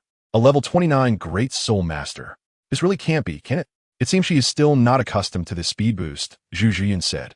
So far, Zhu Zhuqing's soul bone skill has a more exaggerated speed increase, while her soul bone added a temporary effect similar to wind control. Zhu Zhuqing projected herself forward in a straight line like lightning. But this method is also less controllable. With Zhu Zhuqing's current spiritual power as a great soul master, it is difficult to control such extreme acceleration. Just now, she almost crashed into something. Moreover, the consumption is a bit large. Mou observed. Just now, Zhu Zhiyun had to accelerate 3 times in midair to adapt to that speed when facing Dai Mubai, and those 3 accelerations consumed nearly 10% of her soul power. However, Zhu Zhuqing's lightning flash skill consumed 10% of her soul power with just 1 activation. Although it might be due to her unfamiliarity with using it for the first time, it seems that a great soul master using a 10,000-year soul skill without the corresponding soul ring support is still a bit forced. Meanwhile, backstage, prompted by the staff. The host finally regained his senses. This match is over, and the ghostly cat contestant wins. Dark Horse, Flander shouted. He had used all the money from Dai Mubai's sponsorship for the Academy's repairs to bet on Tang San to win. 10,000 gold soul coins. Gone. He knew Tang San's abilities. He could hold on for so long, even in Zhao Wujia's hands. And control-type soul masters are supposed to have a natural advantage over agility-type soul masters, right? How could he lose so miserably? He was instantly killed. Mr. Flander, please watch your words. A staff member in charge of organizing team soul battles walked over and sternly reminded him. Flander is a regular at the Great Soul Arena and is also a soul sage, so they didn't want to offend such a strong figure. However, Dark Horse, such words could seriously damage the reputation of the Great Soul Arena. Both contestants registered as newcomers tonight, and their soul power levels were the same. So, Mr. Flander, where's the Dark Horse? The staff member asked seriously. That little girl's speed just now is simply not achievable for a Great Soul Master, or rather, even a few soul sages could not reach that speed. Can't you see this obvious issue? Flander argued. So, the staff member countered. You should know that the rules for arranging competitions in the Great Soul Arena are based on the number of soul rings. The opponent is a 2-ring Great Soul Master. So no matter how strong she is, it is within the rules. Flander was momentarily speechless. So, do you have any other questions? The staff member asked. None. Flander shook his head, initially thinking that being a bit tough would make the other party back down. It seems he wouldn't be able to recover his more than 10,000 gold soul coins tonight. Observing Flander's dejected mood, the staff member, who understood that he was likely losing money again, approached him and whispered, Mr. Flander, if you have any other thoughts about the Ghostly Hunter and Ghostly Cat contestants just now, I suggest you drop them. Flander was taken aback. He indeed planned to find those two later to see what was going on, as that speed looked suspicious.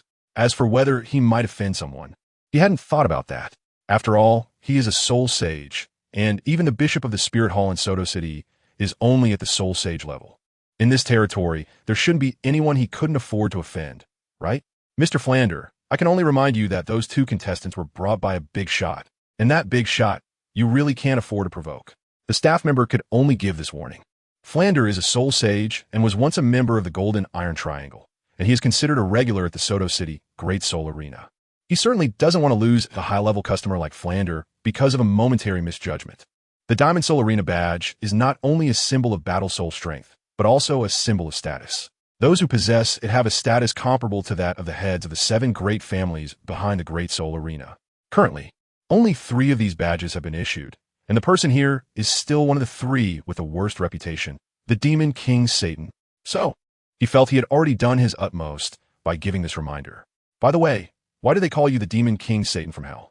In the private room, Ning Rongrong, after Zhu Zhuqing returned, once again expressed confusion at this title. MOU's battle soul code doesn't seem to be this, right? At the registration desk, she vaguely saw the background information displayed on MOU's battle soul badge. It seemed to be called something like Angel. However, so far, the staff in the Great Soul Arena seem to be calling him Mr. Satan or Lord Demon King. MOU shrugged on the sofa. If they insist on giving me such a nickname, what can I do? Sister Zhuyun, you should know, right?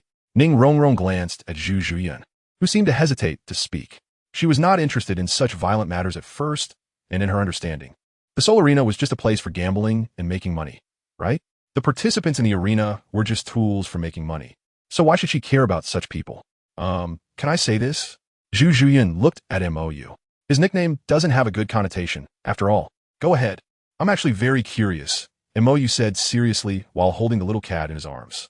The little cat, being held by MOU, first tensed up and then relaxed, though its heartbeat quickened a bit, probably due to the aftermath of the earlier match. Seeing the drastic change in his younger sister, a hint of amusement flashed in Zhu Zhuyun's eyes as he explained. This title came about because when you participated in the Soul Arena's death matches, you only signed up for life and death battles. From what I know, at that time, you seem to have signed a gambling agreement with the Soul Arena, allowing you to continuously participate in the death matches, and the prize money would keep accumulating. You could only stop when the Soul Arena could no longer arrange matches for you. Otherwise, you had to participate in at least 3 matches every day. And if you lost, your prize money would reset to 0. I did indeed sign that with them, MOU admitted. Otherwise, their pace of arranging matches was too slow. I could end a fight with just a slap, yet I was only allowed to compete less than 10 times a day.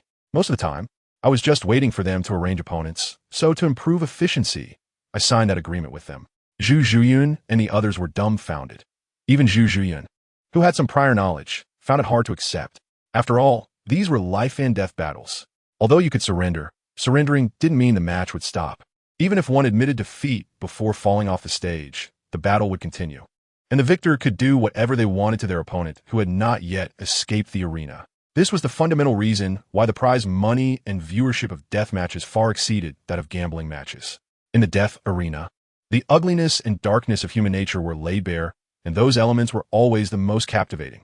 Moreover, MOU was participating in the Grand Soul Arena of the Heavendo Empire, where there were many nobles who loved to watch powerful soul masters slaughter each other like beasts and perish. They could enjoy the thrill of being high and mighty, pulling the strings behind the scenes. Therefore, before MOU, no one had ever won more than 100 matches in the death arena, because the nobles despised such shining victors. Once a winning streak occurred, they would find ways to extinguish that light completely. The title of Hell's Demon King, Satan, only appeared after you won 1,000 consecutive matches. A record so exaggerated had never been seen in both death and gambling matches, and the way you fought, without even using your martial soul, resulted in opponents either being slapped off the stage or having their limbs broken and thrown off. Sometimes, bloody scenes would occur where opponents had their heads twisted off and used as balls to kick. Over time, this nickname emerged. Even just recalling this, Zhu Zhuyun still felt a chill at the news from back then, because nearly 1/3 of the over 1,000 soul masters who fought against MOU had died. Moreover, to arrange matches, the Soul Arena summoned soul masters from outside, lured them with high prize money, as long as they could stop MOU's winning streak. At that time, MOU was the type who refused to leave the arena, and some soul masters who were slapped off would appear again to compete. But none of those who returned survived. The title of Hell's Demon King, Satan, is not a powerful title. It's merely because of his brutal methods and terrifying strength. This title in the Grand Soul Arena represents death. And MOU is only 14 this year, which means he did this when he was 10 years old. He turned the death arena upside down.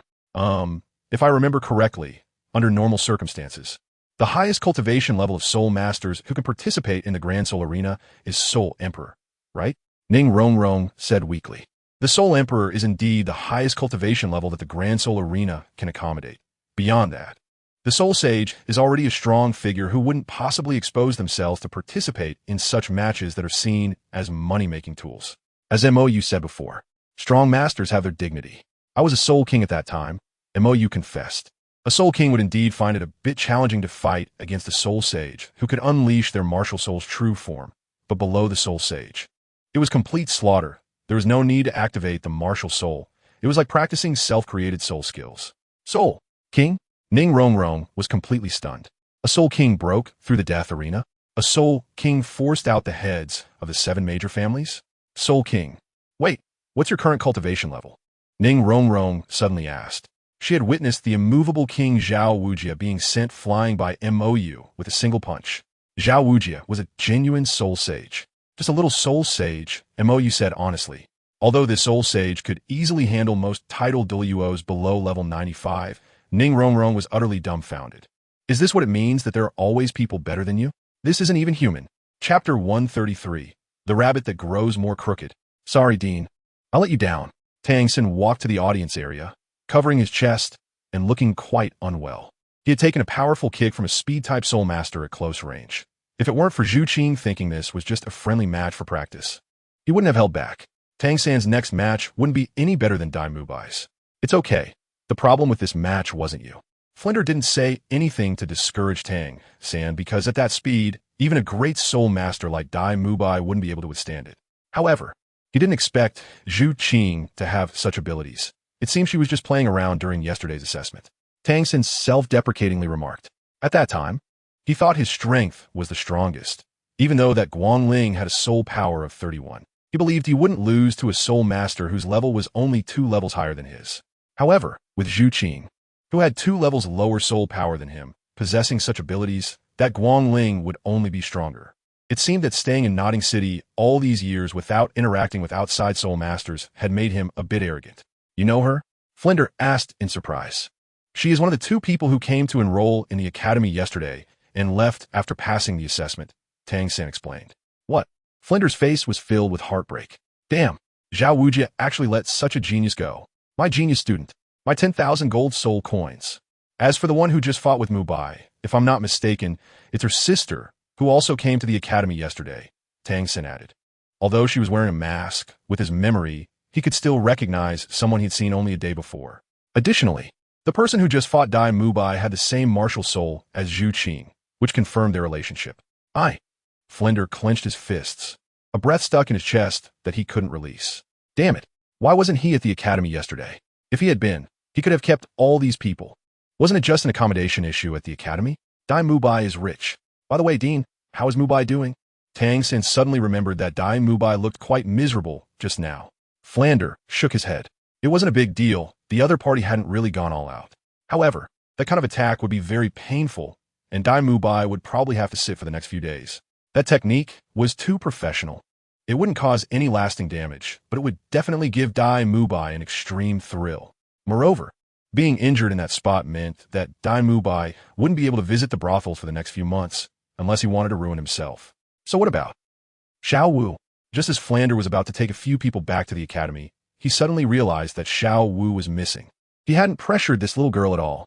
Xiao Wu just said she saw Ning Rongrong and went over to say hello, said Ma Hongjun. Ning Rongrong. Flander was taken aback. He had searched for this little ancestor in Soto City for half a day without finding her, and she had actually come to the Soul Arena? Where is she? Flander asked. This morning, when he got up, he found a letter from Ning Fengji of the Seven Treasure Glazed Tile School on his desk, asking him to take good care of the child, without needing to worry too much or give any special treatment. And now, in the afternoon, this ancestor had run away. How was he supposed to explain this to Ning Fengji? Moreover, if this incident attracted the attention of the two titled Douluos from the Seven Treasure Glazed Tile School, he would definitely be in trouble. I didn't see her. Xiao Wu said she saw her and told me. And then she ran off, said Ma Hongjun helplessly. Xiao Wu was still upset with him for what happened this morning, so the fact that she even bothered to acknowledge him was already generous. You guys. Flander showed a helpless expression. Xiao Wu wasn't exactly stable either. Previously, Yu Xiaojing had informed him that this little girl couldn't be treated harshly, or it would only backfire. When Ning Rongrong rebutted him this afternoon, Flander noticed that Xiao Wu seemed eager to jump in and support her. If Tang San hadn't interrupted first, he might not have been able to hold his ground against those two. Besides, if Xiao Wu left, Tang San would most likely follow her. It was so difficult for him to recruit some good talent. Why did it have to be so troublesome? All right, let's hurry up and find her. Flander instructed Tang, San, and Ma Hongjun to split up and search other parts of the Soul Arena, while Oscar was currently in the treatment room taking care of Dai Mubai. On the other side, after sensing MOU's presence and confirming that he wasn't too far away, Xiao Wu quietly ran over. Brother Yu? The door to the private box suddenly opened, and Xiao Wu peeked in through the crack. The next second, her expression suddenly turned extremely strange. She saw Ning Rongrong taking off her shoes and placing her little feet on the table, while MOU happened to be sitting opposite her, and Zhu Zhuqing and Zhu Zhuyan were pressing down on Ning Rongrong for both sides. Over the years, Xiao had learned a lot about certain topics from the study materials brought by MOU, and she instantly thought of something. Hiss, you guys, it's not what you think. Ning Rongrong, blushing, hurriedly interrupted. I understand. Xiao Wu quickly entered the room, closed the door tightly, and jogged over to sit down. Seriously looking at MOU, Brother Yu, Xiao Wu understands you very well. MOU was speechless as he patted the little rabbit's head. You don't understand anything. The mouth of the three-eyed golden lion really has no filter. He kindly took her out to get some fresh air, but this girl always took the opportunity to talk about his research on art, while this 10,000-year-old little rabbit was learning those manipulative tactics from somewhere and inexplicably got the wrong idea. Heaven help us. Although he wasn't a good person, he was a gentleman in this regard. She said she was tired after a day, and her feet hurt, and then this guy made me help her check. MOU pointed at Zhu Zhuyan. Check her feet? Xiao Wu's imagination started to run wild. She remembered reading in many novels that a girl's feet shouldn't be touched. And if they were. Hiss. Xiao Wu gasped. Brother Yu, aren't you afraid that Sister Baiji will hit you for being rough with a girl? Over the years, Xiao Wu had also become familiar with Baiji, and Baiji had told her that if she could successfully complete the tasks given by MOU, she might even be able to resurrect her mother in the future. So she had worked hard these years. She had even worn out her copy of the manual for heartless women. What the hell? MOU's eye twitched. What the hell has this dead rabbit learned? I don't think I gave her anything related to that. Chapter 134, Strange Academy. As the atmosphere in the room became increasingly ambiguous, Mo simply threw a small healing light orb to Ning Rongrong, putting an end to this farce. He hadn't really thought about how to deal with Ning Rongrong yet. After all, in his previous life, he had killed her entire family, which made him feel strange whenever he saw her, especially when this girl kept swaying in front of him. "Are you a healing-type soul master?" Ning Rongrong asked in surprise. This healing effect is more miraculous than that of the soul sage from the seven-treasure glazed tile school. All the fatigue has been eliminated. However, didn't Mo just break through the life and death arena? Can a healing-type soul master do that? No. Mo shook his head. To be precise, I'm a grinding emperor. Aside from this healing ability, all of his skills were indeed developed through hard work. Thousand Ways Flow, Golden Crocodile, Azure Luan, Lion, Light Feather, and Thousand Genes Demon Suppression. He had labored alongside these 7 top experts for over 10 years and relied on this healing ability to use his body as a testing machine, creating a bunch of self-developed soul skills. Truly, no one in this world worked harder than he did in his past life. Since awakening his martial soul, he had hardly taken a break, sleeping only 6 hours a day, and this grind lasted for 20 years. He couldn't even understand where he got such strong motivation. He just kept going without a moment's rest. Unfortunately, the grinding emperor couldn't beat the cheaters, let alone deal with pig teammates. If it weren't for the Ice Emperor always acting as a caring older sister, and if those two had really stayed loyal to him, his mindset would have exploded a long time ago. Grinding emperor? Ning Rongrong couldn't comprehend the special meaning of this term. Forget it, it doesn't matter. And Mo shook his head. He didn't want to recall those miserable times, which were both painful and exhausting. "What are you here for?" And Mo looked at Xiao Wu. Xiao Wu couldn't help but clasp her hands together, looking up at Mo with an awkward smile. I want to ask, can I not stay in that broken academy? You need to clarify. I don't think it's too broken. It's definitely not that I don't want to suffer. Xiao Wu declared righteously. Montakyu, do you really think I'm blind? It's just that I'm the only girl in that academy, and the students there feel a bit disgusting, Xiao Wu said with a look of disdain. First of all, there's Dai Mubai. I heard from teacher Zhao that he goes to the brothels every few days. The day before yesterday, I saw him hugging those twins, and then there's that Ma Hongjun. I don't even want to describe him. What's even more disgusting is that just now, I heard Dai Mubai telling Ma Hongjun that once he was done playing with those twins, he could introduce them to Ma Hongjun for fun. To be honest, I almost couldn't hold back and started fighting. Xiao Wu's complaints were endless. In her description, the students in that academy, apart from Oscar, who was still a bit unclear, were all disgusting. As Xiao Wu spoke, Zhu Zhuqing and the others' expressions grew increasingly grim. If the students were like this, the teachers probably weren't any better, Zhu Zhuyun said disdainfully. Which academy's teachers would allow their students to run to brothels every day? Even a Noble Soul Master Academy wouldn't be so indulgent. In fact, most Noble Soul Master Academies are very strict about this. Good thing I slipped away, Ning Rongrong said with relief. If it weren't for Mo, she would likely have stayed at Shrek for the sake of her pride. Just thinking about facing those lewd men every day made her shiver. Zhu Zhuqing felt a bit fortunate. If it weren't for meeting Mo, she would have probably joined Shrek Academy too, as Dai Mubai was her only choice, despite her reluctance. Mo, who could roughly tell what these people were thinking, felt a bit guilty. After all, without him, if things had gone as they originally were, Zhu Zhuqing, Ning Rongrong, and Xiao Wu could all become gods. And Zhu Zhuqing could achieve her dream of being a maternal figure. But because of him, the futures of these people were somewhat uncertain. If he lost the battle against the Divine Realm, they wouldn't have a good outcome.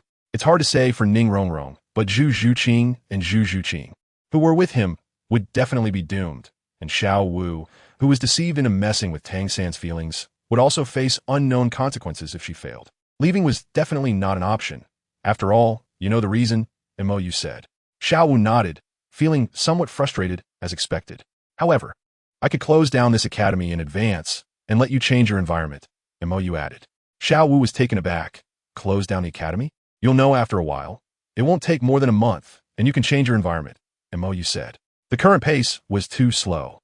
The stage in Soto City was too small. He needed to speed things up for these people. The Lamba Academy, far away in the Heavendo City, and the nearby Yuexian, mixed with the attention of the 3 great sects, the Heavendo royal family, and the Spirit Hall, would be much more interesting. So, can you reveal where we are going? Xiao Wu asked curiously. Heavendo City, Mo said. Ning Rongrong showed a different expression. You're going to Heavendo City? Which academy? She actually planned to go to Heaven-Do City as well. After all, now that she had left Shrek Academy, she couldn't just wander outside indefinitely and had to find an academy. There were many options in Heaven-Do City. First, there were enrollment offices for the Four Elements Academy, and then there was the Heaven-Do Royal Academy, both of which she could easily get into. In fact, she initially wanted to go to the Heavenly Water Academy, but if she hadn't heard about the so-called miraculous Shrek on the way, she would have already arrived at the Heavenly Water City. Lamba Academy, Mou said. What kind of academy is that? Ning Rongrong asked, puzzled, as she had never heard of this academy, so it shouldn't be a powerful one. A peculiar academy in the Heaven-Do Imperial City that refuses to recruit noble children, Mou described. Lu Erlong's actions were actually quite foolish. Her refusal to recruit noble children was similar in nature to those noble academies refusing to admit commoner soul masters. She thought she was resisting the high and mighty nobles, but in reality, she was only widening the gap. Noble academies looked down on students from Lamba Academy because being able to enter this academy indicated they were all commoner soul masters. Similarly, students from Lamba Academy, under Lu Erlong's influence, also looked down on students from noble academies, thinking they were all useless and incompetent. But is that really the case? Soul master cultivation depends on talent, and talent is most commonly inherited. The reason nobles maintain their noble status is that their talents are almost always high. The children of high-level soul master couples can cultivate to the soul king even with low talent, while most commoners, if lucky enough to have children with soul power, typically start with innate soul power of only 2 or 3 levels, not to mention the quality of their martial souls. Talent and martial souls are mostly inherited through bloodlines. So even if students from Lamba Academy think they are strong, it's because they are still in school and have yet to recognize the reality of class differences. Perhaps during school, they temporarily surpass their noble peers through hard work, but as time goes on, the gap in talent will increasingly affect them. When they reach a standstill at the soul master level, watching those once far behind noble children slowly move ahead to become soul kings or even soul sages, their previous pride will become a joke. Not everyone is a genius. The world of soul masters is not just about strength. It is filled with choices and social intricacies. And soul masters must also face the realities of life. If Lu Erlong really wanted to help commoner soul masters, she shouldn't deliberately reject noble children, but should recruit all equally, allowing commoner soul masters' children to have the opportunity to socialize with these nobles at an age when they are not solely focused on interests. This would be the most significant help to them in a realistic sense. The world of soul masters involves not just cultivation, but also the harsh realities of life. Most soul masters cultivate merely to provide a better life for themselves and their families, not like those glamorous geniuses who claim to become stronger to defeat someone or to leave a mark in history.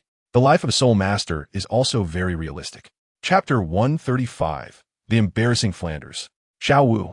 Where did you go just now? After leaving MOU, Xiao Wu successfully reunited with Tang San and the others. Looking for Ning Rongrong, Xiao Wu said. She actually got along quite well with Ning Rongrong, so when Ning Rongrong confronted Flanders during the day, she almost stood up to join in. But because Tang San spoke first, she couldn't at that moment. Otherwise, she would have wanted to leave with them. Didn't this fat guy tell you? Xiao Wu asked. She had said goodbye to Ma Hongjun before leaving. Xiao Wu, we're all classmates. Please don't call me that, Tang San said awkwardly, as Ma Hongjun was right next to him. I haven't forgotten his great achievements this morning. Rongrong didn't want to stay in the academy. His problem is not small. Xiao Wu scoffed. This morning, when they just got up and went out, they encountered this fat guy pestering a girl from the village. After they interrupted, and that girl left, this fat guy actually turned his attention to them. If it weren't for Dai Mubai intervening at that time, she would have beaten this fat guy into a fat pig. I was just joking. Ma Hongjun scratched his head awkwardly. How was he supposed to know these two were new students? He had been having fun outside during enrollment yesterday. Joking? Xiao Wu shot him a sideways glance and stopped talking. Did she not understand what these people were thinking? At that time, the look in this fat guy's eyes did not seem like a joke. If she and Ning Rongrong were not soul masters, but ordinary people, she could guess what this fat guy might do. Ahem. Okay, let's let the past be the past. Flanders, who had been listening in the shadows for a long time, came out to smooth things over. Xiao Wu, where's Ning Rongrong? What for? Xiao Wu was reluctant to engage with this dean. If it weren't for him driving Ning Rongrong away, she wouldn't be stuck in this broken academy alone. Fortunately, MOU said she would be able to change places soon. She paid the tuition, so she is a student of the academy. Now that she is throwing a tantrum and running outside, how could I, as the dean, Not care? Flanders explained. At first, he thought Ning Rongrong was just throwing a tantrum in the nearby village. But when he sent Dai Mubai and the others away to look for her, she was nowhere to be found. So, he searched around Soto City for a while, even asking acquaintances in the city to help keep an eye out. Who knew Ning Rongrong would run all the way to the Great Soul Arena alone? Upon hearing this, Xiao Wu's impression of Flanders improved quite a bit. Although this guy was greedy, he was still somewhat responsible. However, Ning Rongrong said she didn't plan to come back. Xiao Wu shrugged. I just advised her earlier. After all, she left, and I'm the only girl in the academy. But she vented a lot to me, and I won't say much about the basic environment of the academy. The key issue is the people. First, there's you, the dean, targeting her on the first day. What's it going to be like in the future? Then there's that fat guy and the Lu Tiger who just got sent to the treatment room. Rongrong heard those two discussing that Dai Mubai plans to let that fat guy have some fun after he's done with the previous pair of twins. Just hearing that makes me feel sick. What did you say? Flanders' face instantly fell, looking unkindly at Ma Hongjun. Is what she said true? Twins? And having some fun? After all the effort he put into this kid, is this how he messes around with Dai Mubai? No, Dean, absolutely not. Ma Hongjun wouldn't dare to admit such a thing. If he did, Flanders would beat him to a pulp. Huh. What a coincidence. Not only Ning Rongrong heard it, but I did too, Xiao Wu said disdainfully. And you, Tang San, you should have heard it too, right? This. Tang San looked awkward. He indeed heard it. After all, he and Xiao Wu had just returned from the registration office, and Dai Mubai and Ma Hongjun were discussing this with Oscar present. However, he felt it was inappropriate to say much about such matters. Besides, for men, this isn't a big deal, right? Seeing this scene, Flanders' expression completely soured. Good. Very good. You did well. Saying this, Flanders grabbed Ma Hongjun by the back of his collar and headed toward the exit. He knew this kid had a great demand in this area due to his martial soul, but he had helped this kid a lot over the years, even spending his own money to let Ma Hongjun solve this problem at the brothel. But now, this kid is messing around with Dai Mubai, twins, and saying, let me have some fun after you're done. What a playboy. And not only that, but he had to say it outside, even let classmates catch him. This is just dragging his face on the ground. He couldn't control that kid Dai Mubai too much, but Ma Hongjun, this kid he raised. Tang San, you and Xiao will go to the treatment room and see how Dai Mubai is doing. If he can walk, return to the academy tonight. If not, let him crawl back. Anyway, I must see all of you gathered tomorrow morning. Yes, Dean. Although Tang San felt helpless, he could only agree. Now he could only hope that Oscar's recovery sausage would help with Dai Mubai's injuries. Otherwise, returning to the academy tonight would be a difficult task. On the other side, MOU took Zhu Zhuqing and Zhu Zhuyun away from the Great Soul Arena and back to the original hotel. Ning Rongrong followed them. MOU had no intention of driving her away. After all, the Seven Treasure Glazed Tile School, if they could avoid killing, they would, since it was just a support-type sect that couldn't stir up much trouble. Moreover, the interpersonal network of the Seven Treasure Glazed Tile School is indeed very terrifying. To be honest, even the information network of the Spirit Hall cannot match that of the Seven Treasure Glazed Tile School in many places. When they say their ears and eyes are all over the world, it's not a joke. After Zhu Zhuqing and Zhu Zhuyun returned to their rooms, MOU called Ning Rongrong to his room. Although I don't mind you, this little drag, hanging around, I think we need to clarify what you want to do. MOU sat on the sofa, looking serious. Don't beat around the bush. I hate it when others digress when I'm discussing serious matters. Just answer what I ask. Seeing MOU's attitude, which resembled that of her father, Ning Rongrong felt a bit guilty. After thinking it over, she decided to be honest. Bodyguard, and by the way, help the Seven Treasure Glazed Tile School make friends. Concise and easy to understand. And now, MOU asked. Now. Ning Rongrong paused, her expression serious. I want to know how Zhu Zhuqing, Zhu Zhuyun, especially you became so strong. Soul King level. Sweeping the death arena in a month, forcing the heads of the 7 major families to personally intervene to settle things. That kind of strength, along with the forces behind him, is definitely not simple. If it were just MOU alone being so outrageous, she could comfort herself that it was a talent issue. But Zhu Zhuqing and Zhu Zhuyun are also so extraordinary.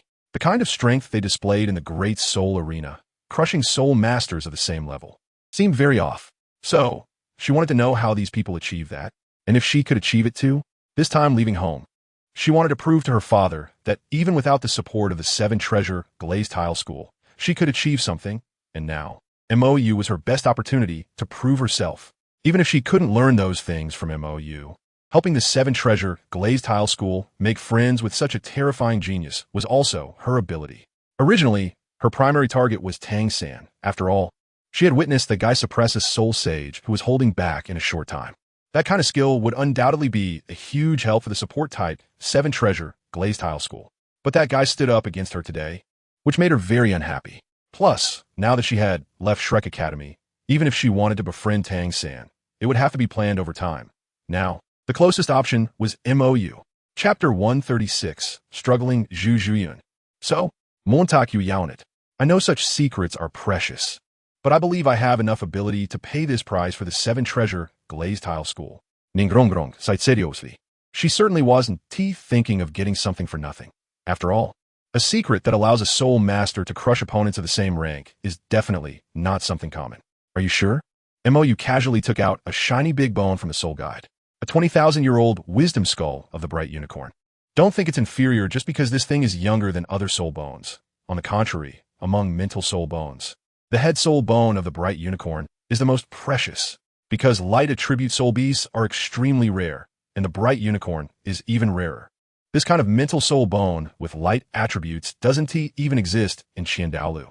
The light attribute has a purifying effect, capable of dispelling the distracting thoughts of soul masters, and when combined with the mental attribute, the enhancement for soul masters is incredibly terrifying. Therefore, this 20,000-year soul bone is actually only second in rarity to a 100,000-year soul bone. The reason he didn't let Zhu Zhuyun take this one earlier was mainly because it was inappropriate, as the Nethercat has a dark attribute, which clashes with the light attribute and could cause some adverse effects. Do you think the seven-treasure glazed tile school can afford this price? The moment she saw the soul bone, Ning Rongrong was stunned. She certainly recognized this thing. The seven-treasure glazed tile school had an 8,000-year soul bone in their treasury, and her father had treasured it for many years, seemingly planning to give it to her for absorption later. However, this kind of luster and aura, a 10,000-year soul bone, this is not something that can be bought with money. Zhu Zhuqing and the others became so strong because of this thing. On the other side, as a good sister, Zhu Zhuyun came to talk to her younger sister again. Be honest. How do you feel? Zhu Zhuyun hugged the little cat from behind. Pretty good. Zhu Zhuqing naturally knew what her sister was talking about. So how do you feel about him? Zhu Zhuyun asked curiously. Her thoughts are still not straightforward even now. Regarding MOU, it's more about being moved by his willingness to generously gift her soul bone. If we were to talk about feelings in that aspect, it might not even compare to Davis. After all, he has been her fiancé for so many years. It would be a lie to say she has no feelings for Davis. However, in the past few days, she feels that the already unstable emotions seem to be disappearing. Is it because MOU is too good to her? After all, this is the first time she has felt such genuine goodwill without any ulterior motives. Akin to the innocent feelings of a child who knows nothing. There is no pressure, no need to be anxious, and no need to be cautious. Even as an adult who has seen the ups and downs of human relationships, she is almost unable to resist indulging in it. The feeling MOU gives her is similar to that of her mother, who exists only in her memories. There's no need to be tense or worried. She can truly relax. It is also this strange feeling that makes everything in front of her seem somewhat dreamlike. She actually let down her guard towards a man she has known for less than a week. She doesn't know. Zhu Zhuqing shakes her head. She is unsure of what kind of feeling she has for MOU, but at least she can be certain it's not romantic. After all, they have only known each other for a few days. Her feelings for MOU are more of gratitude, because he saved her in the forest, brought her along. And now she doesn't have to fight her sister to the death anymore, plus there's the soul bone.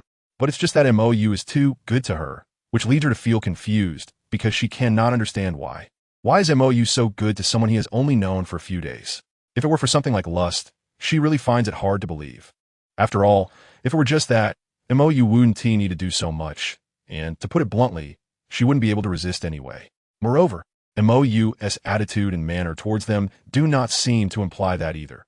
If one were to describe it, he treats them more like children, with affection. There's no need for any reason. It's just the kind of affection he willingly gives. It doesn't matter if she doesn't understand. However, I want to remind you that a person like him, who is so pure, is very dangerous. Zhu Zhuyun said inexplicably. Because he doesn't care about any gains or losses, a person like him cannot be fathomed, and you will never know whether you might unintentionally anger him or accidentally touch his sensitive spots. Furthermore, the Spirit Hall, the Hall of Offerings, in the future, we will probably have to face off against Xingluo and the Zhu family. She has been keeping an eye on the movements of the Spirit Hall over the years. Xingluo's army has even started preparing for war. According to the current attitude of the Spirit Hall, war is unavoidable in the future. And when that time comes, what will they do? Once the war starts, the Xingluo royal family will undoubtedly have to be eliminated. Otherwise, leaving them would only increase hidden dangers. The Pope of the Spirit Hall would not make such foolish decisions, and the Zhu family, who have been friendly with the royal family for generations, cannot betray them. Otherwise, the Zhu family will never be able to hold their heads high. This means that the Zhu family will most likely meet the same fate as the Dai family, heading towards destruction alongside Xingluo. What will they do then? She is hesitating and afraid, especially after absorbing the soul bone given by Mou. She knows she can no longer return to her past life, and can only walk down this path to the end. However, she still feels a bit guilty. You feel guilty towards Davis, right? Zhu Zhuqing turned over and asked. She knows that the relationship between her sister and Davis is more like a transaction. But after more than 10 years, no matter how transactional it is, there are feelings involved. Unlike her and Dai Mubai, now Zhu Zhuyun is the one who is betraying. Of course, Zhu Zhuyun admits candidly. They have been engaged for over 10 years, and they are even going to officially marry in a few years. If Davis sees how I am now, he will be very disappointed. Although Mou has never touched her, as Davis's fiancée, she is being overly friendly with another man, even offering herself several times, which makes her feel cheap and embarrassed. Mou, you must have noticed her guilt. So this understanding man always treats her actions as childish play, treating her like a child. I really feel like I am stuck between two worlds now. Zhu Jian hugged Zhu Zhuqing tightly, misty-eyed. As Davis's fiancée, for over 10 years, she is now being intimate with another man. Even though this man only sees her as a child, after absorbing the soul bone he gave her, she knows she cannot quietly leave with a clear conscience. And she cannot face Davis. She truly feels like she belongs to neither side. So, do you want to go back? Zhu Zhuqing asked. If you want to go back, I think he will let you go. It's not that simple, sister. Zhu Zhuyan smiled, but it was a painful smile. If he is willing to let me go, can I really leave? Things are not that simple. 80,000 years of soul bones. Do you think the relationship between him, who gave such a thing, and me, who accepted it, can still be simple? Even if it is simple, because he is really strange, would others believe it? Would Davis believe it? If I don't tell him about the soul bone, he will eventually find out, but when he discovers it himself, no matter what I say, it will be useless. To be honest, Mou is really quite despicable. Currently, he indeed hasn't thought of her in that way. But today he took out the soul bone for both of them to absorb, which already defines the situation. Even if Mou lets her go now, she still doesn't dare to return to Xingluo because of this soul bone. No matter how she explains it, no one will believe her. She would only end up in a situation where she belongs to neither side. So during the day, she really didn't want this thing, even if she accepted it. She didn't plan to absorb it, but now, what should she do? She knows she cannot let go of Davis. She feels guilty towards him, but she also cannot leave here with justification. If I had just died in that forest, I wouldn't have to face this dilemma now, right? Zhu Zhuyan revealed her struggle. But I don't want to die. At that time, in order to survive, she even decided to give up everything in Xingluo. But now Mou's lenient attitude towards her has completely undermined her previous sense of peace. Because she does have a choice. She has the right to choose. Chapter 137, Adaptive Training. The next day, Zhu Zhuyan got up early as if nothing had happened, preparing to go out to buy breakfast. However, today, someone was faster than her. Good morning, Sister Zhuyan. Ning Rongrong greeted her as she returned from buying breakfast. What is this? Zhu Zhuyan showed a puzzled expression. The young lady of the Seven Treasure glazed tile school, who could leave in a huff over a college's intimidation, is actually doing this? She could see clearly that the girl had no romantic thoughts towards Mou at all, even though Mou is handsome. This guy looks really give off a dangerous vibe. If it weren't for Mou wearing a mask to soften the blow, this girl might have thought of Mou as some kind of villain. No, this guy's indeed one. I have to do something since I'm staying by his side. It wouldn't be appropriate to just take money, so I can only do what I can. Ning Rongrong explained. But Zhu Zhuyan was not buying it at all. She could see that this girl had ulterior motives. Could it be that Mou took out his soul bone again? What did he say to you last night? Zhu Zhuyan asked. He didn't say anything. Ning Rongrong's eyes inadvertently dodged. After all, she could tell that the relationship between these three was unusual. If she caused a misunderstanding, it would be a disaster. Seeing Ning Rongrong's reaction, Zhu Zhuyan was already certain that Mou, this guy with a strange way of thinking, must have revealed the soul bone. Does this big brother treat a 10,000-year soul bone like a cabbage on the roadside? You should be more careful. Zhu Juyan shook her head, considering it advice for the little girl. Mou is not a good person. Although he is emotionally simple, his mind is anything but simple. When she plays tricks, Mou sees right through it. Meanwhile, at Shrek Academy, at Flander's request, even though Dai Mubai was seriously injured, he was carried back from Soto City last night with the help of Oscar and Tang San. With the assistance of the healing soul masters in the battle arena, Dai Mubai had only managed to recover a little. Now, being able to stand on the playground with Tang San and the others was largely thanks to Oscar's recovery sausages. However, there was a good side. After being moved around all night, the brotherhood between Dai Mubai and the other two had strengthened quite a bit. Fatty, what's going on with you? Looking at Ma Hongjun, who had arrived late and was battered and bruised, Dai Mubai showed a puzzled expression. It seemed that Ma Hongjun hadn't participated in the battle last night. Don't mention it. You messed me up badly. Ma Hongjun walked over to Oscar, dejected, and asked for 2 recovery sausages. He had really been beaten badly last night. He was even punished to kneel for an entire night just because of a few words of discussion. He felt so wronged. He hadn't even touched those twins. Dai Lauda, you guys discussed the matter of the twins last night, and the dean found out. Oscar reminded. Upon hearing this, the pale face of Dai Mubai, which was originally due to the pain, darkened slightly. How did the dean find out? Damn it. Didn't he just exchange a few polite words with that fat guy? How could he really introduce a woman he had slept with to this fat guy? The fat guy doesn't mind, but he finds it disgusting. Ugh. Oscar's gaze unintentionally drifted toward Xiao Wu, but because of Tang San's obstruction, Dai Mubai mistakenly thought Tang San knew about it. Saner, do you know? Dai Mubai asked. That. Tang San was momentarily taken aback. If he mentioned Xiao Wu, it would definitely affect their future classmate relationship, so didn't the dean go to find Ning Rongrong last night? So, Tang San spoke ambiguously. After all, this matter was indeed related to Ning Rongrong, so he wasn't exactly shifting the blame. Hearing Tang San's explanation, Ma Hongjun didn't dare to refute anymore. He didn't want to offend Tang San. So pushing the matter entirely onto someone who had already left was the best choice. It's that dead old hag again, Dai Mubai's Facha Darkinet. If I encounter her, I will definitely kill her. Who are you going to kill? Flander's voice floated over from a distance. Dai Mubai immediately stood at attention. No, nothing. If he offended Flander, this guy would really kick him out of Shrek Academy. After all, how could an academy in the Heaven-Do Empire dare to recruit a prince from the Star Luo Empire? Flander, who had scolded Ma Hongjun all night, didn't he want to mention this matter again? Although you lost last night's battle, and it was a devastating loss, at least it made you realize that there are people beyond people, and you shouldn't always think of yourself as the best. Flander said, including you, Xiao Wu. Although you won, it was only because you were lucky. If you had encountered Tang San's opponent, you might not have won either. At this point, a hint of regret appeared on Flander's face. That was originally his genius student. Dean, I'm level 30 now. Oscar weakly raised his hand. The moment Flander, who had a grim face just a second ago, heard this news, a smile immediately appeared on his face. Ahem, good. Oscar is the second among you to break level 30. In that case, tomorrow, Teacher Zhao will lead you all to the Star-Do Forest to hunt for soul rings. This is also a trial for you. Huh? Dai Mubai's face fell. Dean, then you have to go too. Flander's face darkened again. Even if you have to crawl there with us. It's all Dai Mubai's fault for leading Ma Hongjun astray. In the past, Ma Hongjun had no choice but to go to those places, but now this guy is even messing around with twins. It's simply lawless. He hasn't even done that himself. After saying that, Flander ignored how ugly Dai Mubai's face looked and turned to Oscar. Now, let us continue today's lesson, Xiao Ao. Upon hearing Flander's words, Dai Mubai and Ma Hongjun's expressions slightly changed, and then their gazes playfully drifted towards Tang San and Xiao Wu, as they probably guessed what was going to happen. All right, Dean, Oscar replied, and then he began to make his recovery sausages on site.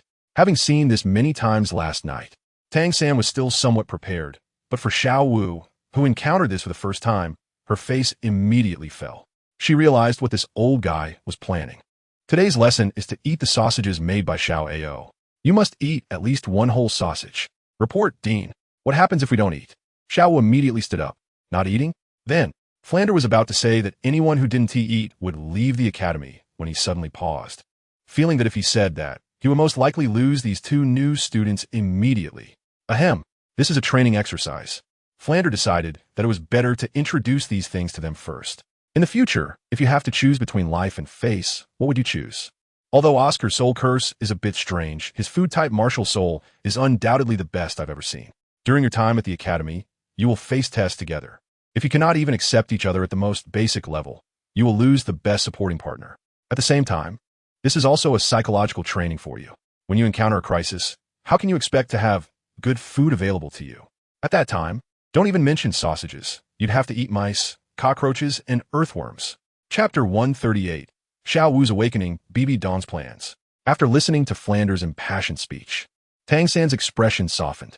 Having experienced those days in the Tang sect, he naturally had a deeper understanding of Flanders' words. However, Xiao Wu, who had undergone the spiritual infection from MOU, was different. Stepping forward under the puzzled gazes of everyone, she raised her head and stood tall. Report, Dean. First of all, regarding face and life, my brother, you said, life is what I desire, dignity is what I desire, and one cannot have both. Those who forsake life for dignity. I would rather die standing with dignity than live without dignity, because living without backbone cannot be considered truly living. Moreover, I am here to study at this academy. I don't know anything about these classmates. And you can't expect me to entrust my life to a group of strangers. I'm not some brainless fool. Also, you mentioned facing difficult environments. My brother, you said, a gentleman does not stand under a dangerous wall. A truly intelligent person wouldn't think about how to struggle for survival in a difficult environment, but should always avoid putting themselves in dangerous situations. Besides, we are soul masters. If we really fall to that point, I don't think we would even have the chance to eat rats or cockroaches. So, your hypothetical situation, Dean, is completely invalid. What you said makes no sense at all. I absolutely will not eat that disgusting sausage. After saying that, Xiao Wu firmly stepped back. Upon hearing Xiao Wu's impassioned speech, Tang San, who had long anticipated such a reaction, couldn't help but smile wryly.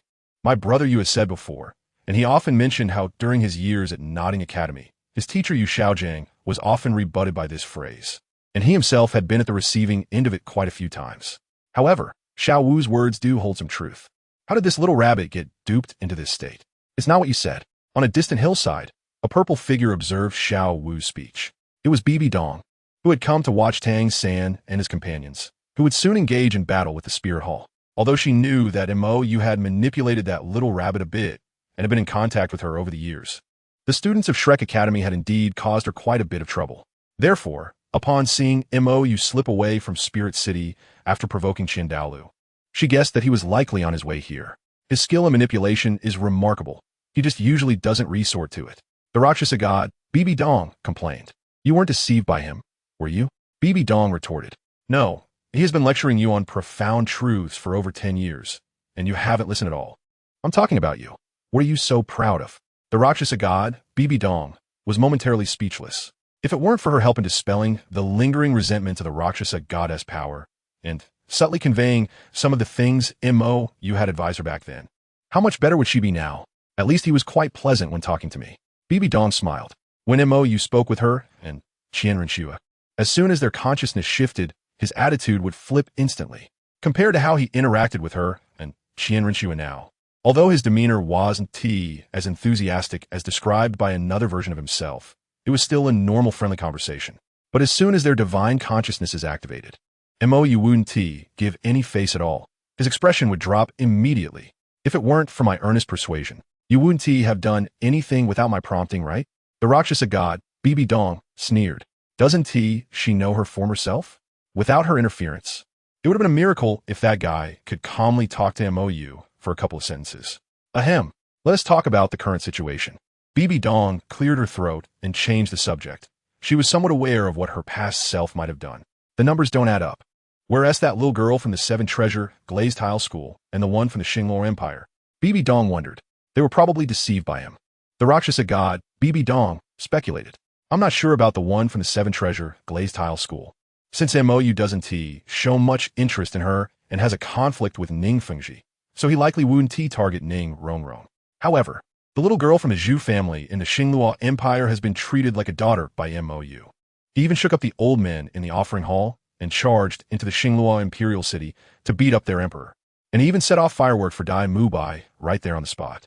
When it came to Zhu Zhuqing, the Rakshasa god, BB Dong's tone became somewhat strange, but she didn't seem to realize it herself. However, BB Dong did notice, but she didn't plan to say more. So what do we do now? Should I just use the Rakshasa scythe for a wide area bombardment and take out Shrek? They're all here, BB Dong suggested. Have you lost your mind? The Rakshasa god. Bibi Dong looked confused. If killing these people could solve the problem, MO, you would have already scattered their ashes. Wouldn't we need to do anything? MOU's personality in this life is quite different from the last. In his previous life, he avoided killing unless absolutely necessary. Even during Spirit Hall's soul-hunting operations, he only really acted against the leadership of the top 3 sects, such as Ning Fengji from the Seven Treasure Glazed Tile School, Gurong, Chenexine, Yu Yuanjin from the Blue Lightning Tyrant Dragon Sect, and Tang Xiao and the Elders from the Haotian Sect. Moreover, he casually killed a Dugu Bo in Tiando City. Besides that, she had never seen MOU kill anyone. However, in this life, she clearly felt that MOU has become less merciful. So what are we here for? Bibi Dong was somewhat perplexed. The Pope is very busy. Although she has gradually started to hand over her duties to Hu Laina in the past 2 years to help manage things, most of the decisions still need her to make. You must not forget what the Snow Empress said before. Bibi Dong reminded. Although the Snow Empress seems gentle, just like Bai Ji, she can clearly feel that for the Snow Empress, the only important person is MOU. For MOU, the Snow Empress can do anything. Of course, I haven't forgotten, but Xiao Yu is just impatient with me. He wants to be with you. The Rakshasa god, Bibi Dong, said. Bibi Dong was taken aback. What do you mean? The Rakshasa god, Bibi Dong, explained. He is under a lot of pressure right now. So he is out and about mainly to relax and, in other words, to find some fun. And his greatest joy, Tang San and Yu Xiaojiang. Bibi Dong understood. Over the years, another version of her had mentioned a lot about the conflicts between MOU and her, as well as the conflicts with Qian Renxue. Ultimately, it boiled down to a few points. First, her obsession with Yu Xiaojiang and the contradictions with Qian Renxue. The most arguments between MOU and her were about this. Secondly, she easily loses her mind when it comes to issues related to Yu Xiaojiang. After meeting Tang San, Qian Renxue also became irrational, even creating many misunderstandings in front of MOU to win over Tang San. But she understood very well that Qian Renxue's attempts to win over Tang San were meant to provoke her, as MOU had subtly revealed quite a bit about the past to Qian Renxue. And the connections with Qian Xuanji and Tang Hao all stemmed from Tang San's birth when Tang Hao was being hunted by Qian Xuanji. But MOU mistakenly thought that Qian Renxue was interested in Tang San, and after her daughter learned she was misunderstood, she didn't want to explain. Even if MOU ended up arguing with her, she remained indifferent. To be honest, she found it hard to understand Qian Renxue's actions, especially later on, after Qian Renxue exposed her identity, or to be more accurate, revealed her identity. In order to win over Tang San, she even abandoned the porcupine and serpent spear, who had been by her side for over 20 years, as well as the elders and bishops who participated in the pursuit of Tang Hao. She declared that as long as Tang San was willing to join the Spirit Hall, all of these people could be disposed of at will, and she could even provide an initial deposit as a sign of sincerity. And that scene was all witnessed by MOU. According to reports from the porcupine, MOU directly charged at Qian Renxue, shouting a bunch of insults, while Qian Renxue, then only a soul sage, couldn't he possibly defeat MOU, who had long reached the super Douluo level. A proud daughter of heaven was pressed to the ground and beaten by MOU in front of both friends and foes in the plaza of Tiando City. It was also because MOU was so annoyed by Qian Renxue that he almost fought with the 2 old fellows, Chen Xian and Gurong, from the Seven Treasure Glazed Tile School. If it weren't for Qian Dalu not trusting the situation and personally going to check, MOU would have almost been taken away by the desperate Chen Xian. Since then, MOU has not shown her any good face, and even Qian Dalu, who knew the inside story, couldn't bring himself to say anything, as that time Qian Renxue truly went too far. Regardless of whether she was serious or not, she should never have said such things to an enemy of the Spirit Hall, to the son of her half-killer father, and to Tang San, who had just recently slaughtered a branch of the Spirit Hall. So, are you still thinking of trying? To see if you can ease the relationship between you? Bibi Dong asked. The Rakshasa god Bibi Dong sighed. Because of the past, he didn't believe I would change, nor did he believe that Xiao Xue would change. No matter what we did, in his eyes, it would only be a performance, insincere. However, Tang San and Yu Xiaojiang, these 2 individuals, these 2 key contradictions. If I took action against Yu Xiaojiang, could it prove my change? Bibi Dong fell silent for a moment. So, he actually still cares about you, right? If Mayu didn't care, he wouldn't have gotten angry with another version of himself. He would just treat it like an ordinary passerby. However, Mayu's deliberately double-standard attitude shows that he is still quite displeased. The Rakshasa god Bibi Dong sighed again. I no longer expect him to regain his former attitude. Now, I just hope he can be a little happier. If I, as the person involved, took action against you Xiao Jiang, it should relieve some of his anger, right? Chapter 139. Master Xiao Wu. After Xiao Wu's impassioned speech, Flander's expression was quite unusual, because what Xiao Wu said was indeed reasonable. If soul masters really fell into that kind of situation, there would be no chance to eat anything like rats or cockroaches. Moreover, once a soul master engaged in a life-and-death fight, it would definitely be a fight to the death, with no chance to escape. However, his main focus today was to help these two quickly integrate into the academy. The most basic thing was to trust their classmates. If they couldn't even do that, how could he teach teamwork in the future? If they couldn't accept Oscar's soul spell, wouldn't they be left without support in team battles? And was Oscar, this food-type support soul master, to be excluded? How could that be possible? However, Flander had a strong premonition that if he said anything about leaving because of not eating, Xiao Wu would be even more decisive than Ning Rongrong yesterday. And once Xiao Wu left, Tang San would definitely leave as well. After just recruiting 2 genius students, would he be left with nothing? Flander was caught in a struggle. If he forced them, he would lose the students. If he didn't force them, the teaching would become a joke. After hesitating, Flander couldn't bear to lose these 2 genius students and had to announce the dissolution early, calling Tang San aside. You need to persuade Xiao Wu. Oscar's sausage is fine. If she can't accept even this, what will she do in team cooperation in the future? Tang San smiled bitterly. Dean, Xiao Wu's temper is very stubborn, and as long as it was something her brother you said, it can't be persuaded. If I said a few more words before, I would have been beaten. To be honest, even now, if I don't use powerful hidden weapons, I can't defeat Xiao Wu at all. In the past, I was often beaten. As long as I dared to refute something Ma Yu said, my waist would be kicked in an instant. You can't persuade her either? Flander asked in confusion. Yu Xiaojiang also mentioned this person in his letter and advised him not to be hard on Xiao Wu, mainly because of this person. It seemed that these two were from some unknown powerful faction. That night, Tang Hao came to beat Zhao Wujia, and then the person claiming to be from the Dragon Palace beat Tang Hao as well, mentioning Mo Yu at that time, referring to him as an unworthy younger brother. Sigh, try a little harder. You have witnessed the effect of Oscar's sausage. If you give up such a high-level support over this small issue, that would be too regrettable. Flander patted Tang San on the shoulder, gave him a reminder, and walked away. There's nothing to be done. That night, that Mo Yu could pin Tang out of the ground, which means the other party was at least a titled Douluo. He couldn't afford to offend such a person. After some contemplation, Tang San approached Xiao Wu. Xiao Wu, Oscar's sausage is actually fine. It's just that the soul spell is a bit disgusting. Didn't you see how miserable Dai Mubai looked last night? This morning, it was thanks to Xiao Ao's recovery sausage that he could even stand. Tang San said, "Oh," Xiao Wu replied blandly. "If you want to eat his big sausage, go ahead. I'm not stopping you, but I won't eat it. It's disgusting." Xiao Wu, what the dean said actually makes sense. Moreover, we need to learn teamwork in this academy. Without Oscar's support in team battles, it will be very difficult for you. If you accidentally get injured, Xiao Ao's recovery sausage could save your life. Tang San continued to persuade her. Xiao Wu fell silent for a moment, and just when Tang San thought he had succeeded, a trace of self-mockery appeared on Xiao Wu's face. "Xiao San, do you still remember what you used to say?" Tang San was taken aback and felt a pang in his heart. "Injured? Saved? Your assumption is quite extreme." Xiao Wu stood up from grass.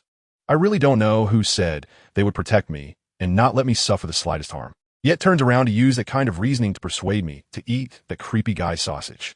"Xiao Wu, I didn't mean it that way, Seeing the disappointment on Xiao Wu's face, Tang San felt a sharp pain in his heart. But Xiao Wu had no intention of giving him a chance to explain. Here, it was Xiao Wu who led the battlefield. "Xiao San, brother, you told me that soul spells are largely influenced by the soul master's own mindset. That Oscar, with such a disgusting soul spell, shows that his heart is just as creepy. What was he thinking when he made that sausage? You're a man. You can't guess, right? I just risked being expelled from the academy to refuse because I didn't want to be disgusted by that guy. Nor did I want you to be disgusted by him. And now you're actually turning around to persuade me?" A bitter smile appeared on Xiao Wu's face as she shook her head, no longer saying anything, and slowly walked away. Meanwhile, Tang San, who was left stunned in place, felt a wave of regret. Clearly, Xiao Wu had refused that kind of thing because of him. Yet he not only didn't help, but turn around to blame Xiao Wu. Injured? Saved? Why did he want Xiao Wu to face such a situation? Mo Yu was right. A gentleman does not stand under a dangerous wall. If Xiao Wu is unwilling to accept such things, then he should ensure that Xiao Wu is never harmed. "Xiao Wu, I was wrong. Please don't be angry anymore." Realizing this, Tang San stood up and chased after her. This was his responsibility, a responsibility he had long said he would bear. Hiss, this little rabbit. The Rakshasa god Bibi Dong was dumbfounded as she observed in shadows. No way. That little rabbit, who was completely obedient to Tang San, even willing to sacrifice everything for him, has now become such a PUA master. Moreover, that Tang San, who could achieve dual divine positions, has now become a simp. What on earth has Moyu taught her over the years? Bibi Dong fell into deep thought. Moyu could actually turn that pure and brainless little rabbit into such a PUA master? Moyu actually has this ability? No, wait. If Moyu has this ability, how come he can't even fool her? No joke. There aren't too many who can withstand PUA, and she was originally a love-struck brain. With Moyu's ability, how could he not manage to fool her? In the spiritual space, Bibi Dong looked disdainfully at another version of herself. After a long time, it wasn't he that he was foolish. It was that you were foolish. Moyu isn't brainless. He is not incapable of fooling, but when facing her, he never wanted to use any tricks. He always faced her head-on, wanting to exchange sincerity for sincerity in the end. He got a heart of a wolf and lungs of a dog. How many times have I said it? At that time, my mind wasn't clear. Even if it were you, it wouldn't be any better. The Rakshasa god Bibi Dong retorted. Who knows? Bibi Dong neither admitted nor denied it. After all, she really lacked confidence. When facing that silly boy, Moyu, her first thought wouldn't be to calculate and use him, because such a sentimental fool is the easiest to control. Chapter 140 Heartbeat. Did you cry last night?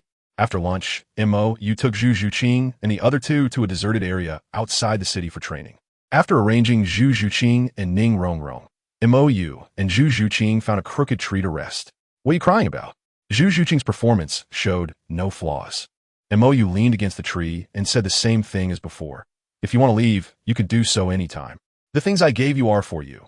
Don't feel pressured because of a soul bone. In his previous life, he had flirted with the big cat. So how could he not understand her feelings? Even if they were just a couple in a cooperative sense, after more than 10 years, she wasn't like Bibi Dong. How could she have no feelings at all? But can I leave now? Seeing that Moyu was straightforward, Zhu Zhuqing also lay down. At first, I thought if Xiao Qing could follow you, I could go back and be the queen of Xingluo, and with your light, maybe I could have a say in Xingluo in the future. But who knew you were such a big shot from the Wuhuan Temple? In recent years, the conflicts between Xingluo and the Wuhuan Temple have grown larger. If I had this connection with you, although on the surface everyone wouldn't say anything, behind the scenes, the Zhu family would definitely be implicated. Moreover, with Xiao Qing by your side, my lofty father would probably demand she pull you towards Xingluo in the name of the family, and then she would be caught in the middle. Furthermore, after this incident, wouldn't T. Davis really doubt me? All the people he sent to follow me are dead, but Xiao Qing and I survived, and then I returned completely unharmed? That doesn't make sense, right? Not to mention you've now given me a soul bone. No matter how I explain it, I can't hide it. And with Davis's character, he won't believe me again. Our feelings were already fragile, and after this, Zhu Zhuqing laid everything out, as there was no need to hide anything, and she didn't have the ability to play tricks in front of Moyu. He could see through her at a glance, so there was no need for her to embarrass herself. So, you did it on purpose, right? Zhu Zhuqing turned to look at Moyu. From the moment we met, I felt you seemed to know us very well, as if we had known each other for a long time. At first, I was very nervous and scared, so I didn't notice, but these past few days, the feeling you gave me, is it very obvious? Moyu asked.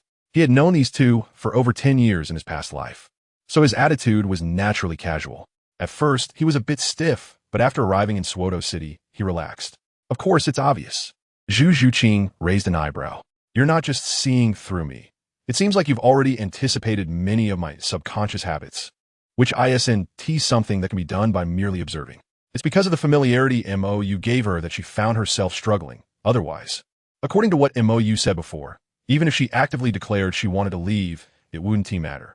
But this strange feeling made it impossible for her to leave with a clear conscience, always feeling like there was something she couldn't let go of. If I said this was a memory from my past life, would you believe it? Moyu asked. You, a blockhead, would say something like that? Zhu Zhuqing laughed. A lover from the previous life? Although it sounded like a cliché love line, coming from Moyu, a guy who is clueless about romance, it felt exceptionally fresh and unusual. By the way, Zhuqing, what is your relationship with him? Not far away, Ning Rongrong, who was quickly exhausting her soul power by releasing amplification soul skills as per Moyu's request, asked curiously. What relationship? Zhu Qing, who had just exhausted her soul power by using a 10,000-year soul bone skill, flashed a hint of awkwardness on her face. It's that. Ning Rongrong carefully glanced in Mou's direction and lowered her voice. Don't you call him brother you? But the atmosphere between you doesn't seem like siblings. Especially your sister. Many times it doesn't feel like the way a sister would interact with her brother at all. It's nothing. You must have misunderstood. Zhu Qing felt a bit guilty. Really? Ning Rongrong looked skeptical, although the way the three interacted didn't differ much from siblings. And Mou's attitude towards them was normal. She always felt inexplicably that there was an ambiguous tension between them. It's so strange. She had seen plenty of sibling interactions over the years. Xueqinghe and Xueku from Tiando City were also siblings. Although their interactions were very close, she felt no hint of any inappropriate ambiguity. However, between these three, although there were no overly intimate behaviors, that kind of ambiguity that only couples have always seemed to appear out of nowhere. Even during meals, they couldn't settle down. This was really not right. With her years of experience in observing people, she was sure there was something going on with these three. Hiss! Ning Rongrong suddenly gasped, nervously lowering her voice. Zhu Qing. Look, they're hugging each other. Huh?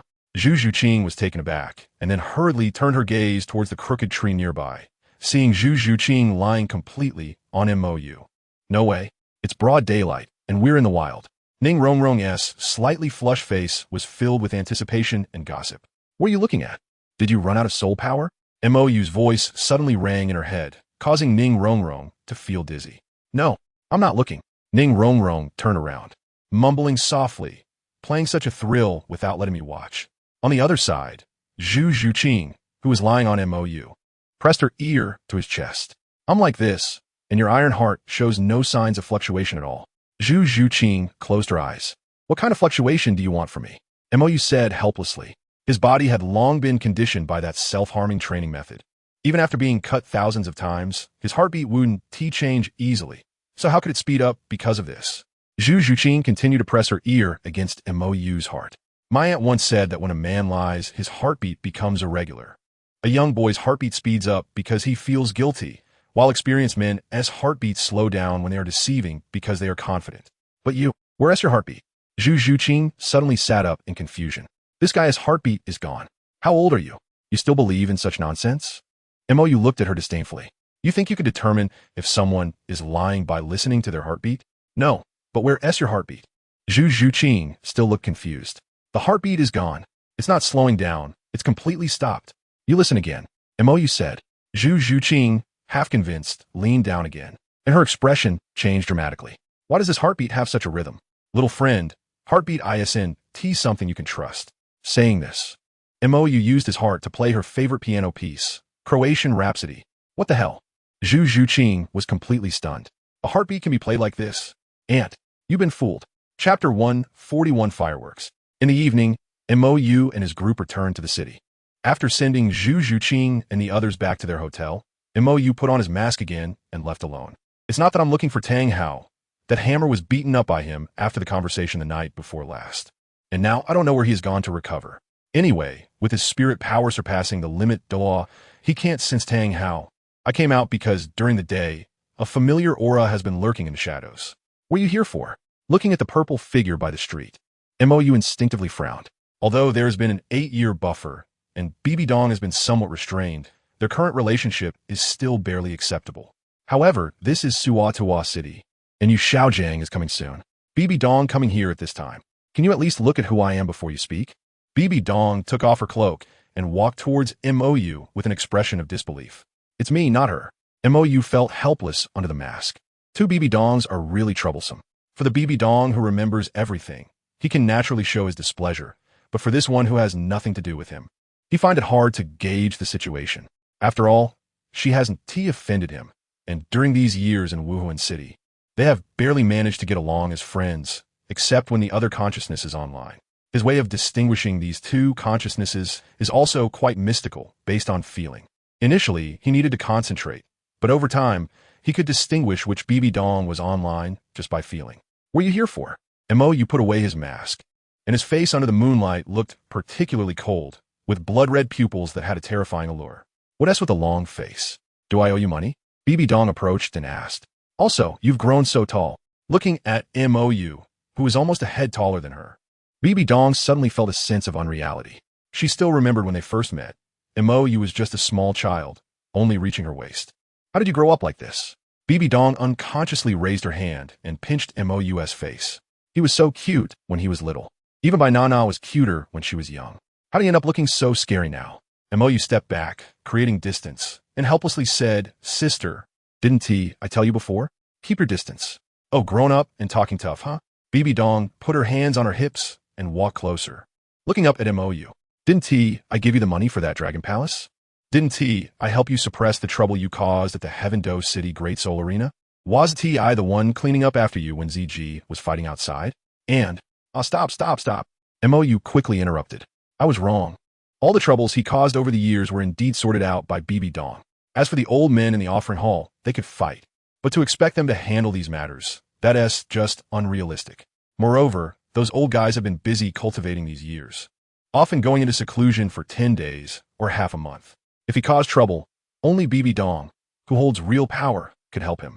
So may I ask, what are your plans for coming here, Sister Pope? Mo Yu said helplessly. I still think you looked cooler when you were that rebellious. Bibi Dong commented. Mo Yu really had two completely different faces when he was young and when he grew up. When he was a child, he was truly lovable, but after growing up, his cold demeanor always made people hesitant. How should I put it? Mo Yu's image after growing up is really too deceptive. Who would have thought that this big boy, who seems to push people away, is essentially still that silly child? Montag US twitched. If he came to find you, Xiaojiang, he probably wouldn't arrive until tomorrow. Bibi Dong was slightly taken aback. How did you know I was looking for that coward? Mo Yu's expression froze, and he turned to leave. Hey, wait a minute.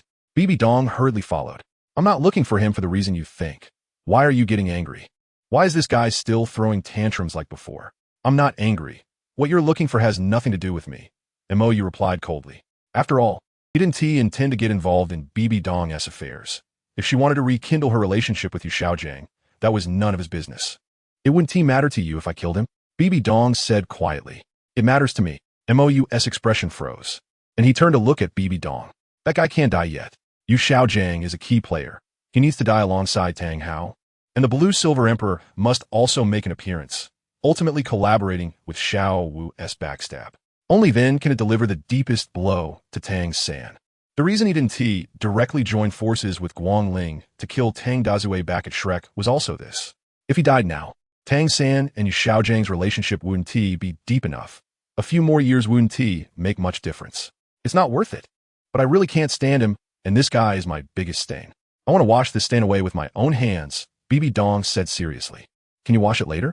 Mo Yu said helplessly. Now Bibi Dong has already reached the 99th level limit Douluo ahead of time, and she can perfectly control the power of the Rakshasa god.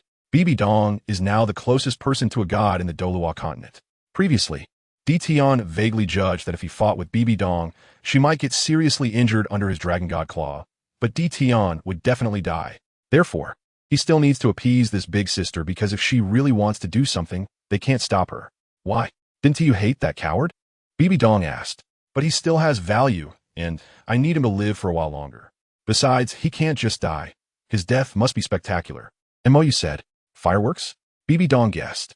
Mo Yu was slightly taken aback. She really shared everything with you. Fireworks are his unique technique, forcing high-level soul masters to inject excessive high-concentration soul power into low-level soul masters, then throwing them into the sky. The moment the soul power connection is severed, the excessive violent soul power will rampage within the low-level soul masters, and then boom. It's somewhat similar to a soul master absorbing a soul ring that exceeds their capacity and exploding. However, his soul power has multiple elemental attributes, so it can present various colors. After the explosion, it will create a colorful fireworks effect. At that time, he treated Dai Mubai like fireworks and set them off above Xinglua Imperial City. Guangling's evaluation of this was bloody yet beautiful. Although this move is essentially bloody, it still looks quite nice. Moreover, the red fire attribute soul power would incinerate the remains after the explosion, leaving no strange remnants behind, so children wouldn't be scared. Additionally, this fireworks technique has a limitation. It cannot be activated when the opponent's soul power is not significantly lower than his. Of course, that was in the past. In this life, he has the devouring ability of the dark demon evil god tiger, so he can completely devour everything from the opponent first. then forcibly inject his own soul power. In other words, now, fireworks can be ignited at any time. Chapter 142, Sister. After some fuss, MOU brought this troublesome big sister back to the hotel. Wait a moment. You need to wear this first. MOU took out a mask he had made out of boredom from his soul guide. Once it fits the face, it will present different effects based on the wearer's appearance, but it will not reveal any characteristics similar to the original, making it a type of human skin mask. BB Dong's soul power has now been completely consolidated, and she can even use the Rakshasa demon scythe to connect to the Rakshasa secret realm, replenishing her Rakshasa divine power at any time. This means that aside from not having officially inherited the divine position, she is no different from a god. No one can sense her true strength, and even those with divine power cannot perceive her aura at all. BB Dong took the mask and put it on obediently. After all, Tang Hao was right around Tang's San, and if she were seen, it would inevitably disrupt MOU's plan. By the way, if you don't want me to argue with you, don't let her come out, MOU advised. Didn't you say that letting others go is letting yourself go? Can't you let her go? BB Dong asked. No, MOU shook his head. If we were in Martial Soul City, it would be different, but here, and with you Xiaojiang coming soon, if you let her out and she puts on a show of a reunion with an old lover, I can't guarantee that I can stay calm.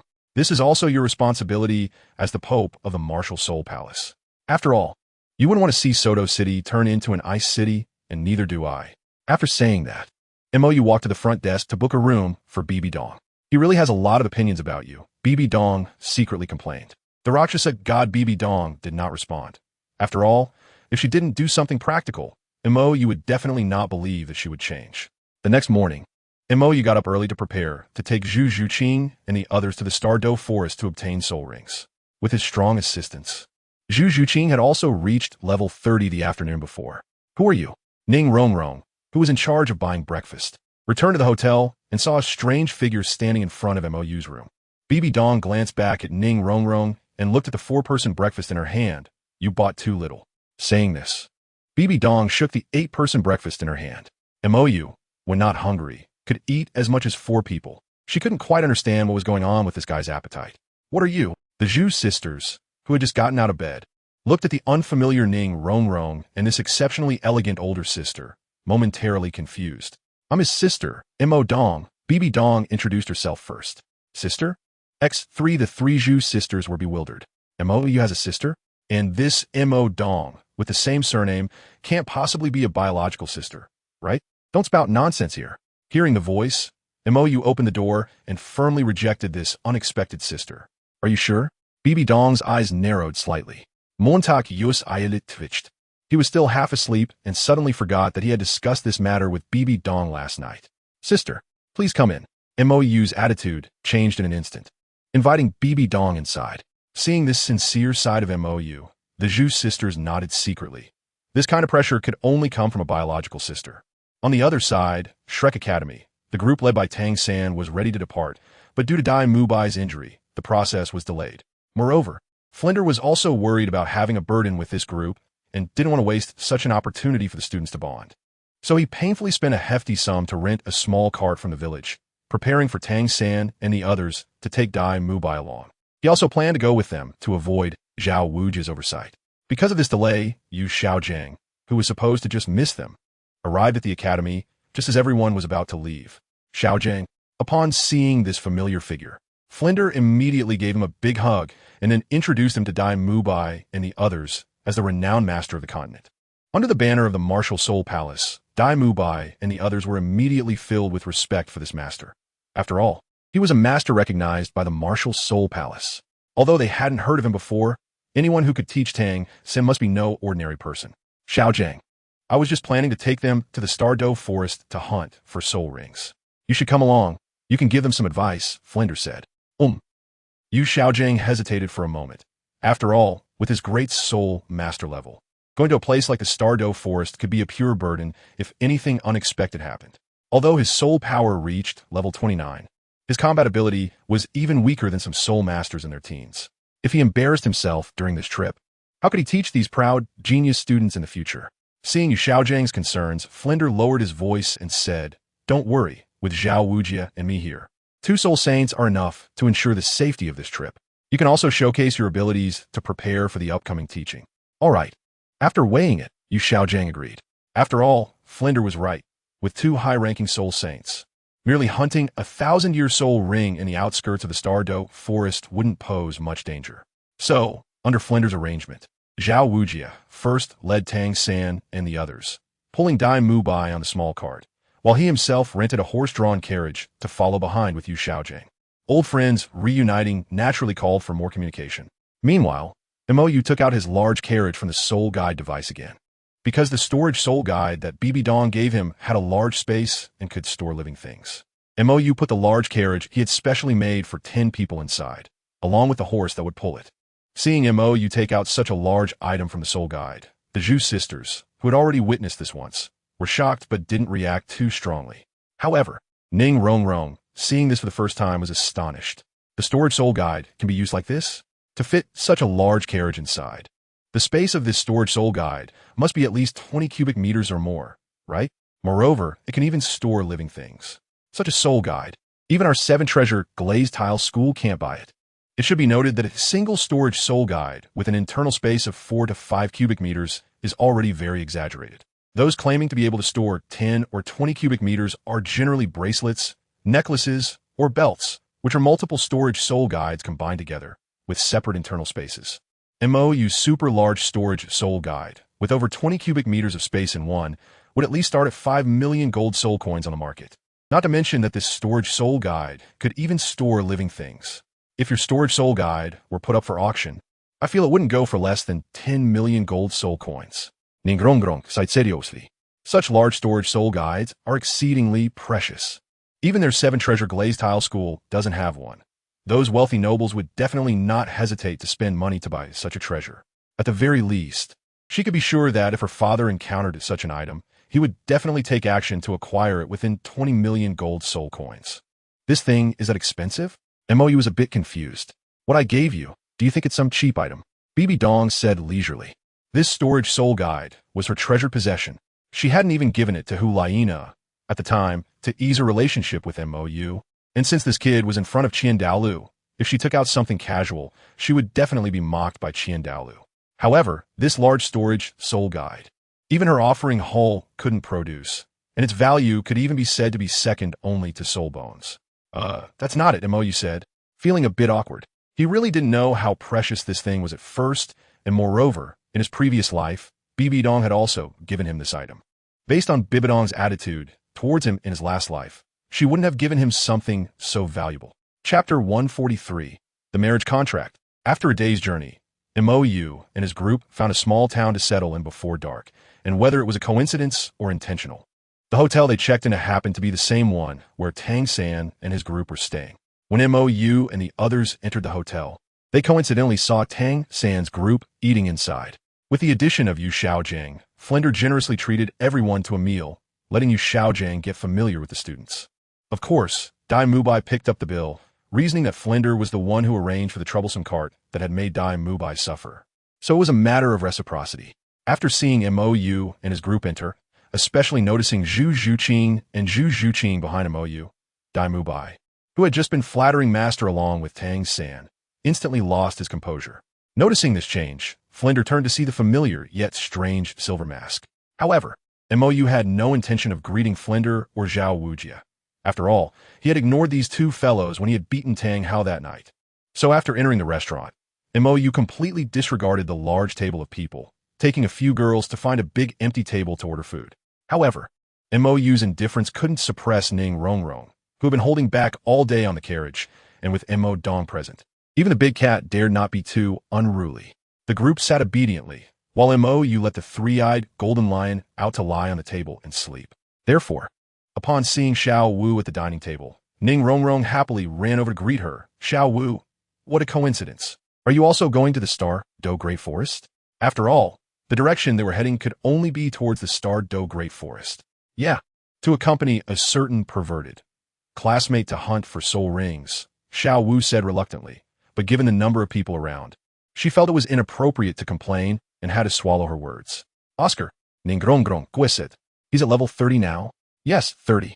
Oscar, who was mentioned by Ning Rongrong, felt excited but had to pretend to be calm since the teacher was present. That's impressive. Ning Rongrong did not keep her distance, as these young talents would surely achieve great things in the future. The Seven Treasure Glazed Tile School's principle was never to take the initiative to make enemies with anyone or any force. Merchants never took sides, but made the safest investments. Now that she had left Shrek Academy, there was no conflict of interest with these people, so she naturally saw no need to sour the relationship over past trivial matters. So who are you? Xiao Wu asked knowingly. She knew that you could find them in such a large number of hotels precisely because of his sensitivity to her presence. As he had mentioned before that he could sense her position, just as she could sense his. If there was any danger, they could focus and call for help. Zhu Qing is also level 30 now. We're going to accompany her to hunt for soul rings, Ning Rongrong said generously. Level 30. Flinder and the others exclaimed in surprise. Wasn't Zhu Qing only at level 27 during the entrance exam a few days ago? How could she level up 3 times in just a few days? Is this a joke? Stop chatting, let's eat, Mou called out. Coming. Ning Rongrong replied, greeted Xiao Wu again, and ran over. Seeing the astonished expressions of Flinder and the others, Yu Xiaojiang asked in confusion, Flinder, what's wrong? Cough, cough. Flinder lowered his voice, Xiaogang. That Zhu Qing over there is the one I told you about before, who had already passed the entrance exam, but didn't want to enroll. She was only at level 27 just a few days ago. It's only been 3 days. How could she level up 3 times? What a waste. 3 levels in 3 days. Yu Xiaojiang's expression showed shock. How is that possible? Even someone like Tang San, who has innate full soul power, would take nearly a year to level up 3 soul levels. 3 levels in 3 days? What kind of joke is this? No. The well-informed Yu Xiaojiang quickly realized. It's indeed impossible to level up 3 times in 3 days through normal training, but there's an extreme case where this can be achieved. Soul bones. High-quality soul bones. Thinking of this, Yu Xiaojiang looked at Zhu Qing with envy. If he could absorb a high-quality soul bone, he would definitely break through level 30. Flinder. I think I know how she did it, Yu Xiaojiang said calmly. You know, not only Flinder, but even the other students, except for Xiao Wu, turned their eager gazes toward him. 3 levels in 3 days. If they could achieve that speed, wouldn't they be on track to become title Douluo? Under the intense gazes of everyone, Yu Xiaojiang's vanity was greatly satisfied, but he still took a sip of tea and said solemnly, Soul bones. Soul bones. Everyone was stunned, their earlier anticipation disappearing in an instant. Who doesn't know that absorbing soul bones can rapidly enhance soul power? The problem is, do you have any? Only Dai Mubai's expression turned doubtful. Soul bones? How could she possibly have soul bones? Although the Star Luo royal family had a 10,000-year legacy soul bone, that thing was kept secret by his father, Dai Tianfeng, in the treasury, and no one could access the place except the emperor. Zhu Qing. How could she possibly obtain a soul bone? Dai Mubai, you seem to know her? Ma Hongjun asked. Dai Mubai's expression became somewhat unnatural. Actually, Zhu Qing is my fiancé. Everyone was shocked. Even Ning Rongrong, who had been eavesdropping from the opposite table, looked at Zhu Qing in surprise. However, after Dai Mubai's words, Zhu Qing's expression instantly darkened, running away in fear of death and leaving her alone in Star Luo to attract fire and wait to die. How could this scum even mention this matter? If it weren't for encountering Mou in the forest before, she would have probably been dead by now. A fiancé, as the name suggests, is still unmarried. Mou, who had taken off his mask to drink tea, said leisurely, it's just a marriage contract. It can be undone. Ning Rongrong nodded upon hearing this. Indeed, it was just a marriage contract. She remembered that her father had taken her to Tiando Imperial City before, saying he wanted to introduce her to someone who might become her fiancé, but for some reason, it was never mentioned again. Hearing Mou's casual remark, Dai Mubai scoffed. Unbinding the marriage contract? This is a marriage bestowed by the Emperor of the Star Luo Empire.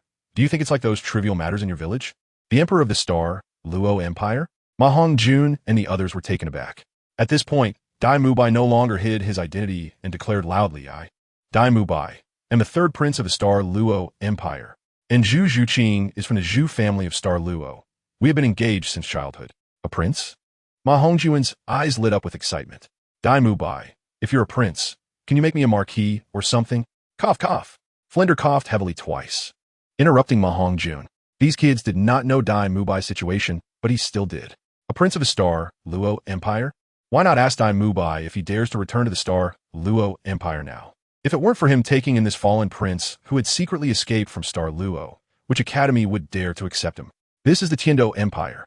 Chapter 144. Not daring to cause trouble is mediocrity?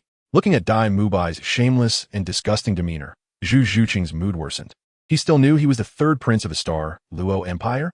He still knew he had a fiancé, a cowardly fool who was scared away by his older brother and fled in the middle of the night from Star Luo, yet had the face to bark here. Seeing his sister's pale face, Zhu Zhuyin couldn't help but mock him. You, Dai Mubai, hit where it hurt, stood up with a flushed face. What? Zhu Zhuyin coldly glanced at Dai Mubai. It seems the previous lesson wasn't enough, or maybe it's been too long, and you've forgotten your fear of me?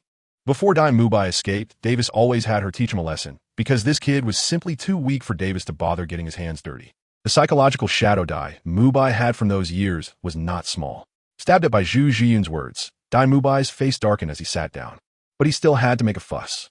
Zhu Zhiyun, although I don't know how you ended up with her, if I lose in the future, she will die with me, and it will be you who does it. According to the rules of Star Luo, after determining the victor, whether to kill or cripple, it's a prince against a prince, and a prince's fiancé, against a prince's fiancé, even if he would be killed by Davis. Zhu Zhuqing wouldn't escape. Waiter, where's my food? Mou raised his hand and shouted. After concentrating on meditation and training in the car for a whole day, he was already hungry. Did they really think he was sleeping? Sorry, this guest, coming right up. Due to Dai Mubai's high-profile announcement of his identity and the tense atmosphere on site, the waiter in the kitchen was afraid to come out, fearing they would be used as a punching bag. Can we talk about this after we finish eating? Mou patted the pale-faced Zhu Zhuqing. Zhu Zhuqing gently responded, her expression softening. Seeing Mou take the initiative to mediate, Dai Mubai immediately became arrogant again, but before he could bark again, Zhao Wujia suddenly gave him a knock on the head, and Flanders' death glare was also directed at him. If you talk nonsense again, I'll make you lie in bed for 2 more months, Flanders warned. This brat is asking for trouble. That is a title Douluo. Don't say you. Even your father Dai Tianfeng would have to act humble and smile. You can talk big, but don't drag the other kids into it. He and Zhao Wujia didn't think they had the ability to save these kids from a provoked title Douluo. Dean, Dai Mubai showed a puzzled expression. The dean was known for protecting his own, even if that guy could beat Zhao Wujia before. Now they had 2 soul saints on their side. What was there to fear? Shut up. Eat your food. Flanders interrupted. Yes. Seeing that Flanders' attitude was off, Dai Mubai dared not say anything more and sullenly lowered his head to eat. Tang San and the others also sensed something was off and stopped talking, quietly eating. Meanwhile, Bibi Dong, sitting next to Mou, was quite puzzled. Mediating? That's not like Mou's temperament. Unless he provokes it himself, if the other party starts it. How the conflict stops and how it stops is not up to them. What's wrong? Bibi Dong asked softly. What do you mean, what's wrong? Mou retorted. This isn't your style. Bibi Dong said. What style do I have? Mou asked again, unreasonably making a scene and being relentless when in the right. Bibi Dong stated matter-of-factly. In the last life, Mou was like that, and in this life, the obviously colder Mou could not possibly have a good temper. First of all, this is their own business. It's South, not my place to meddle. And I can't just beat a dog to death because it barks at me on the side of the road, Mou said. I'm not you. Bibi Dong was momentarily speechless. She was trying to show concern, and he still wanted to retort. A small Tsanghui academy. What is there to be arrogant about? Dai Mubai's mocking voice suddenly rang out. Having just vented his anger on Zhu Zhuyin, he was now looking for someone to release his frustrations on. Flanders and Zhao Wujia had no intention of intervening in this childlike conflict. Meanwhile, Ma Hongjun, who had befriended Dai Mubai and now knew of his prince identity, had no hesitation in joining the mockery. Yes, just a small Tsanghui academy. What is there to be arrogant about? This time, the students of Tsanghui Academy couldn't hold back. It was clearly that fat guy who first mocked their female classmate, but just as a student was about to stand up to retort, they were stopped by their teacher. Oscar, sitting next to Tang San, couldn't help but lower his head and chuckle at this scene, knowing a good show was about to unfold. What good show? Tang San asked, puzzled. Oscar whispered to Tang San and Xiao Wu, this is also part of our cultivation. Dean Flanders said that not daring to provoke trouble is a sign of mediocrity. Tang San paused slightly, about to say something when Xiao Wu interrupted with a disdainful expression. Nonsense. Flanders' expression froze. Why did this little girl refute everything he said? My brother, you said, strong people draw their swords against stronger opponents, while weak people draw their swords against weaker ones. Not daring to provoke trouble is mediocrity? If you're so strong, why don't you provoke a title Douluo? Only picking on soft persimmons and thinking you're impressive? Xiao Wu didn't hide her disdain for the dean's strange worldview. although her brother Yu had a bad temper. What he said was the hard truth. You have this awareness? Hearing Xiao Wu's words, Bibi Dong looked at Mou strangely. Don't I? Mou retorted. Ah. You do. Bibi Dong was left speechless. A level 99 limit Douluo charging at a dual god-rank Tang San. ISNT that exactly a strong person drawing their sword against a stronger one? On the other side, although Xiao Wu had interrupted Dai Mubai, who was still furious from Zhu Zhuyun's anger, didn't he care about that? After asking Oscar for 2 recovery sausages, he directly activated his martial soul, creating chaos in the dining area of the hotel. After all, even if he couldn't win, the dean would back him up, but he had to vent his anger tonight. Other diners in the restaurant saw this scene and quickly got up to leave. They didn't dare to get involved in a fight between soul masters. Are you out of your mind? Mou's angry voice rang out.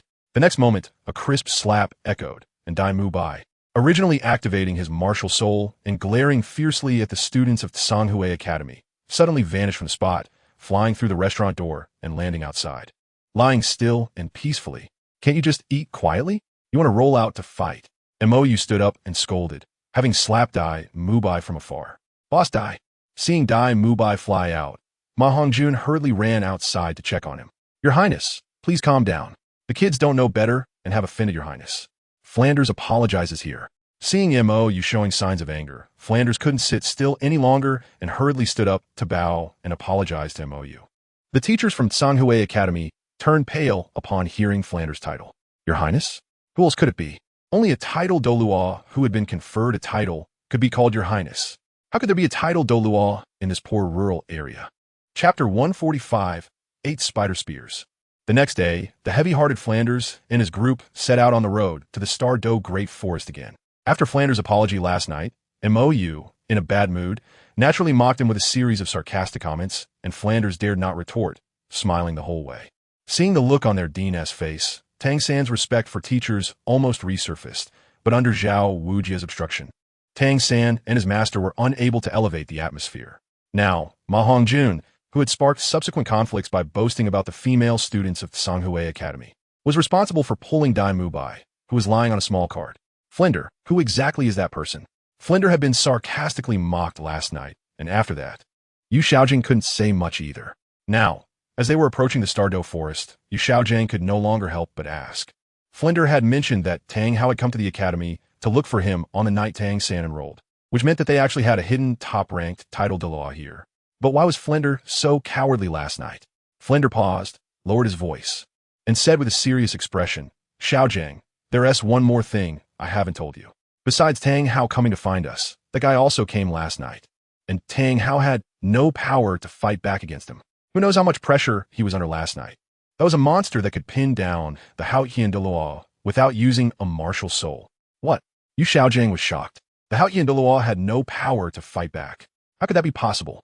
Tang Hao had just advanced to title Douluo and had killed or injured 3 veteran title Douluos from the Spirit Hall. How could there be someone who could overpower Tang Hao? I saw it with my own eyes, and it seemed Tang Hao was also injured, Flinder said with a serious expression. If it weren't for the fact that this backing of Tang Hao was completely useless, why would he act this way? At his age, would he still care about face when apologizing to someone? Moreover, this person seemed to have some strange relationship with Xiao Wu, Flinder added. If it weren't for hearing that guy mention Xiao Wu when talking to Tang Hao that night, he wouldn't have dared to say anything, hoping that the other party wouldn't take action against him for Xiao Wu's sake. Xiao Wu? Yu Xiaojing was taken aback. Could it be related to Mou? Yes. That person seemed to call himself Mo Sheng, and his title was Dragon God. So his martial soul should be a dragon-type beast martial soul, Flinder said. Generally, the titles of title Douluos are related to their own martial souls or attributes, such as the poison Douluo's poison or the sword Douluo's sword. Additionally, there are also legacy titles like the Haotian Douluo, which every generation's strongest title Douluo of the Haotian sect can inherit. A dragon-type beast martial soul? Yu Xiaojing frowned tightly. Are there other dragon-type beast martial souls on the continent besides the blue lightning tyrant dragon? Moreover, being able to defeat Tang Hao indicates that the quality of this dragon-type martial soul is definitely not low. But why has he never heard of it? There are no records of this in the Spirit Hall's archives. Alright, for the upcoming training, unless you encounter soul beasts over 1,000 years old, we will not intervene. Everything will depend on yourselves. As they approached the Stardo Forest, Zhao Wujia began assigning tasks. Tang San and Xiao will be responsible for clearing the path, while the others will stay in the middle, and our teacher will take the rear. Originally, Dai Mubai, who has the highest spirit power, should have been responsible for clearing the path, but now this guy can't even protect himself, so it's better not to push it. Additionally, Dai Mubai's current injured state serves as a simulation for you to prepare for future dangers, where a companion gets injured and you support each other, Flinder added. However, let me remind you, I do not want to see you disregard your injured companions. Nor do I want to see you abandon Dai Mubai when you encounter danger in the Stardew Forest. Although Zhao and I are responsible for the rear, you must simulate a situation where we are not present. Do not think of throwing your classmates to the teachers when danger arises. But Xiao Wu wanted to refute, but seeing Flinder's sullen face, Tang San quickly pulled her back. Ancestor, can you say a little less? Didn't you see how Flinder was mocked last night? Xiao Wu pouted, but didn't he say anything more? After all, Flinder had stepped up for the students under that kind of pressure last night, which she found somewhat agreeable. At least he didn't abandon them and run away after offending the title Douluo. On the other side, MOU and his group also entered the Stardew Forest. MOU and Bibi Dong were leading the way, while Zhu Zhuyin and the others were following closely behind. By the way, do you want Tang San's 8 spider lances? MOU suddenly asked through sound transmission. 8 spider lances? Bibi Dong was taken aback. MOU indeed doesn't absorb spirit bones, but this external spirit bone shouldn't be an issue, right? I don't want it, MOU said bluntly. My angel wings look so good. I don't want that broken thing. I was planning to destroy it this time, but since you're here, I'll see if you want it. Although external spirit bones can grow with the spirit master, he felt something was off about this one. How could a 2,000-year-old man-faced demon spider drop such top-tier equipment? To be honest, a growing external spirit bone is worth even more than a 100,000-year spirit bone. But this thing just happened to appear on a small 2,000-year-old man-faced demon spider? Is that reasonable? Although he also has one. The external right palm bone from the dark golden fearsome bear given to him by Xiong-jun has extremely harsh conditions for its emergence.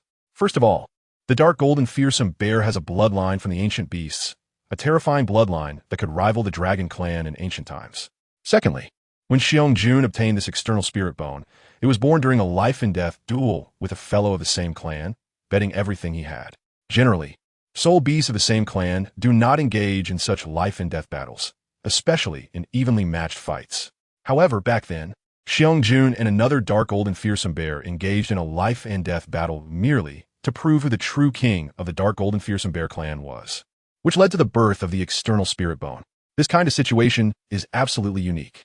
And that external spirit bone has always been carried by Xiong-jun as a keepsake because it was the first life-threatening crisis he encountered on his growth path. And it was also the first time he suffered such serious injuries apart from facing Emperor Tian. But Tang San's external spirit bone was born too easily, right? A 2,000-year-old man-faced demon spider dropping god-level equipment? Is that even scientific?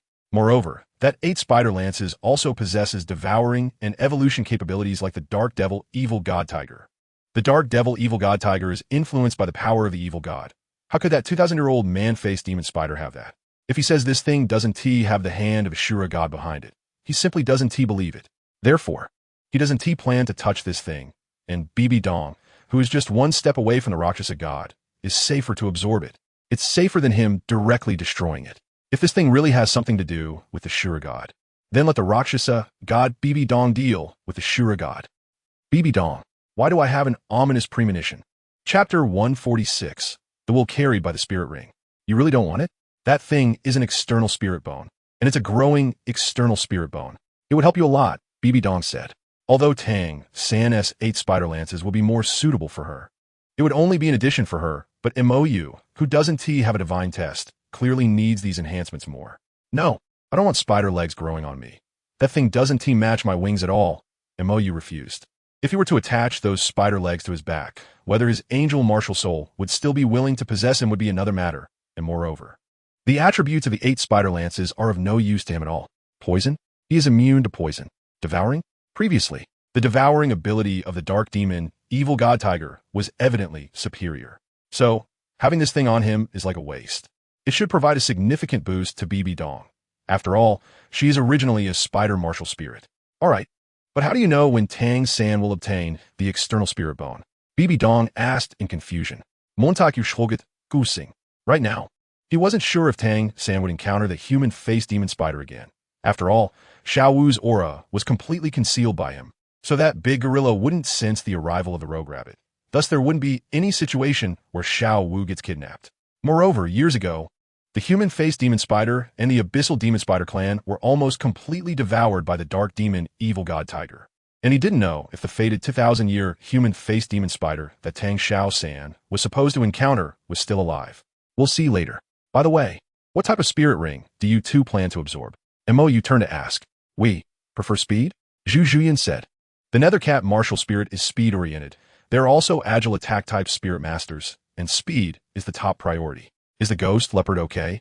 Mo asked. This type of spirit beast has good speed and power, plus it has a dark attribute, which matches well with your martial spirits. I'm fine with it, Zhu Zhuqing responded. I have no objections either, Zhu Zhuyan also agreed. Mo looked at BB Dong. Then could you please help keep an eye out for ghost leopards around 3,000 to 6,000 years? BB Dong frowned slightly. Can they absorb that? Not everyone is like Mo, who can directly handle high-aged spirit rings. I've helped them absorb 2 10,000-year spirit bones, so it should be fine, Mo said. Besides, with me around, the worst that could happen is a bit of pain during the absorption process. It won't fail anyway. BB Dong was left speechless. Theoretically, with Mo around, as long as it's not too excessive, there shouldn't be a situation where the spirit ring absorption fails. Because when absorbing spirit rings of excessive age, a spirit master's body may not be able to handle it, leading to an explosion and death. But Mo's healing power can prevent this from happening. When a spirit master's body can't withstand it, Mo can inject his domineering healing power into the other's body.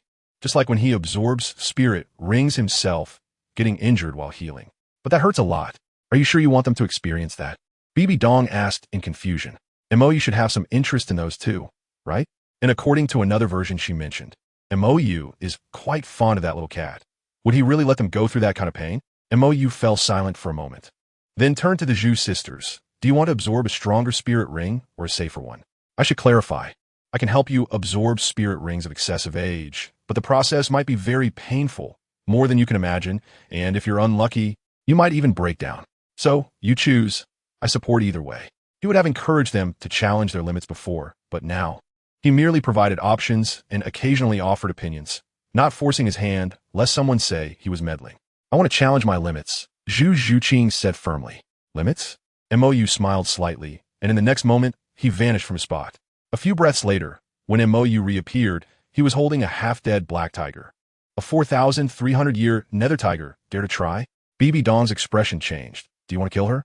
The limit for the third spirit ring is 1,760 years. 3,000 years is already considering her absorption of the spirit bone, but 4,000 years. She will die. She is not you. Feeling BB Dong change her tone, Mo's relaxed brow slightly furrowed, and upon hearing that harsh 1,760 years, his expression darkened. Are you teaching me how to do my job? Seeing Mo like this, the Rakshasa god BB Dong felt a chill in her heart. Damn, I spoke without thinking. The Zhu sisters were puzzled by the sudden change in atmosphere between Mo and BB Dong. What happened? Why did it seem like they were about to fight? They didn't need to act like this. The Rakshasa god BB Dong could only change her approach. I didn't force her, Mo said lightly. I merely provided a suggestion. No matter how she chooses, I support it, and I won't ridicule, mock, or even hope for others to fail, to prove my correctness like some people. BB Dong's expression tightened. That wasn't my intention.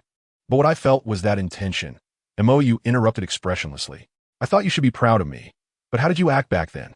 You laughed at my embarrassing state, even feeling a bit regretful, wondering why I didn't die. Right? It's unfortunate. Isn't it? I survived, enduring one embarrassment after another, yet I am stronger than you. Stronger than all of you. How many moves do you and the great angel god think you can take from me at the same level? Mo looked puzzled. 3 moves? Are you overestimating yourself? The Rakshasa god BB Dong's expression completely darkened. Why wouldn't Mo even give her a chance to explain? You treated me like this back then. Mo leaned down, whispering into BB Dong's ear. Have you forgotten?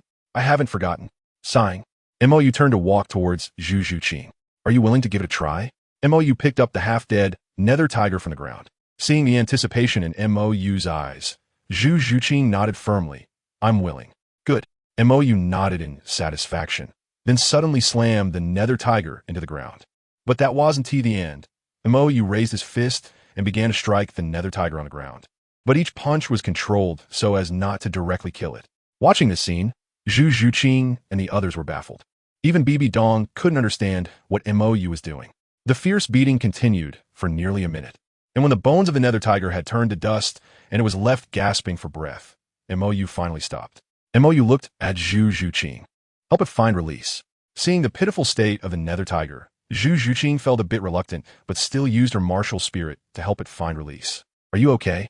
Mistaking Mou's earlier actions as a fit of anger, Zhu Zhuqing asked worriedly.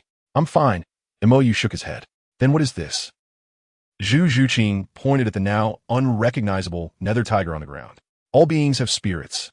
If a soul beast experiences extreme emotions of wanting to live but unable to before dying, and at that moment, someone can help it find release, then that soul beast spirit ring will carry a kind of sacrificial will, expressing gratitude towards the person who killed it. In this case, the absorption of the spirit ring will be easier, Mou explained. This applies not only to 10,000-year soul beasts, but to all soul beasts. Under extreme emotions, not only will the explosion rate of spirit bones increase, but the produced spirit rings will also carry a special will, which will help spirit masters absorb the spirit ring more easily, as a form of repayment from the soul beast. However, this balance is extremely difficult to control. If not handled well, it could lead to the spirit ring carrying a grudge, making absorption more difficult. His sudden violent beating earlier didn't give the nether tiger time to think, and he also secretly used mental power to interfere, guiding the nether tiger's thoughts to make it believe deep down that Zhu Zhuqing was the one who helped it find release. All right, we can start now. If you can't handle it later, I'll help you. Just remember not to resist, Mou said. Zhu Zhuqing nodded, then sat down to begin absorbing the spirit ring. You must not let your family imitate this. Mou smiled brightly at the seemingly thoughtful Ning Rongrong. The difficulty of this operation method is quite high, and if not handled properly, it can easily cause the spirit beast to develop a grudge. Even a great soul master absorbing an ordinary 1,000-year soul ring can encounter some strange situations, so don't imitate it casually, okay? Seeing the fake smile on Mou's face, Ning Rongrong felt a chill and could only nod vigorously. I won't say. I absolutely won't say. This method seems off in every way. Who would think of torturing the spirit beast before absorbing the soul ring? Isn't that sick? That's good. Mou nodded and then turned his attention to Zhu Zhuqing, who was absorbing the soul ring. The fact that soul rings carry the remnants of spirit beasts was something he sensed during his previous life, when he broke through to Soul Sage and could use the angel's true body. Most people's soul rings carry a grudge, and generally, the higher the age of the soul ring, the stronger the grudge. It's not just the 10,000-year soul rings that have this. A small number of people's soul rings carry a sense of gratitude. After realizing this, he observed many people's soul rings and the scenes of how they hunted for soul rings, and then he also experimented with some spirit beasts. In the end, he confirmed that not only 10,000-year spirit beasts carry the impact of a grudge, all spirit beasts do, but those under 10,000 years old do not have enough soul strength to produce a soul impact. And the will and grudges they had before dying will permanently remain on the soul ring. He could clearly feel this will due to the ability of his angel martial soul. In this life, if it weren't for establishing a partnership with Tian and others, as well as by Ji and her group, he initially intended to use this method to improve his success rate of absorbing soul rings and to lessen the burden. But now, it's not appropriate. He could only take action against these ferocious and bloodthirsty spirit beasts for the others. He had to consider Tian and their feelings. Chapter 147 Opportunity. After the 4,000-year nether tiger's soul ring was drawn to Zhu Zhuqing, the energy carried by the soul ring quickly surged into Zhu Zhuqing's body, and she emitted a painful, suppressed sound as expected. Under the impact of soul power that exceeded her body's limit, Zhu Zhuqing felt a tearing pain all over her body, and a faint smell of blood gradually rose. This doesn't seem right. Ning Rongrong's expression froze as she smelled the blood. Isn't the process of absorbing a soul ring supposed to be different? Why does this smell so much like the legendary explosion death? She's not you. Bibi Dong walked over. I can do it. Why can't she? Montak Yuli tartet. As he spoke, a warm white light illuminated Zhu Zhuqing. With the help of this healing power, the struggle on Zhu Zhuqing's face eased somewhat. I have confidence in the suggestions I give, and besides, this is her choice, Mou said lightly. But she doesn't have to go through this. Can you bear it? Bibi Dong asked in confusion. Mou definitely wasn't indifferent to Zhu Zhuqing. Otherwise, he wouldn't have had the nerve to go to the offering hall and make a scene with those 3 old guys in the Star Luo Empire. However, since he cared, why let her suffer like this? Can I bear it? Mou's gaze flickered slightly. What if I can't bear it? Right now, I can protect them. What about in the future? What if something happens to me? Can they protect themselves? I can only say that I will do my best in places I can see. But what about places I can't see? I am not omnipotent. I have even failed once. Indulgent pampering will eventually lead to backlash. I don't want them to be unable to do anything after they leave me. So within my control, I will try to help them improve as much as possible. As for this bit of pain, it's nothing. He was merely preparing for risks. After all, wasn't he confident he could win? What if he lost? In fact, he initially thought about not intervening and letting them follow their original trajectory. That way, even if he lost, it wouldn't matter to them.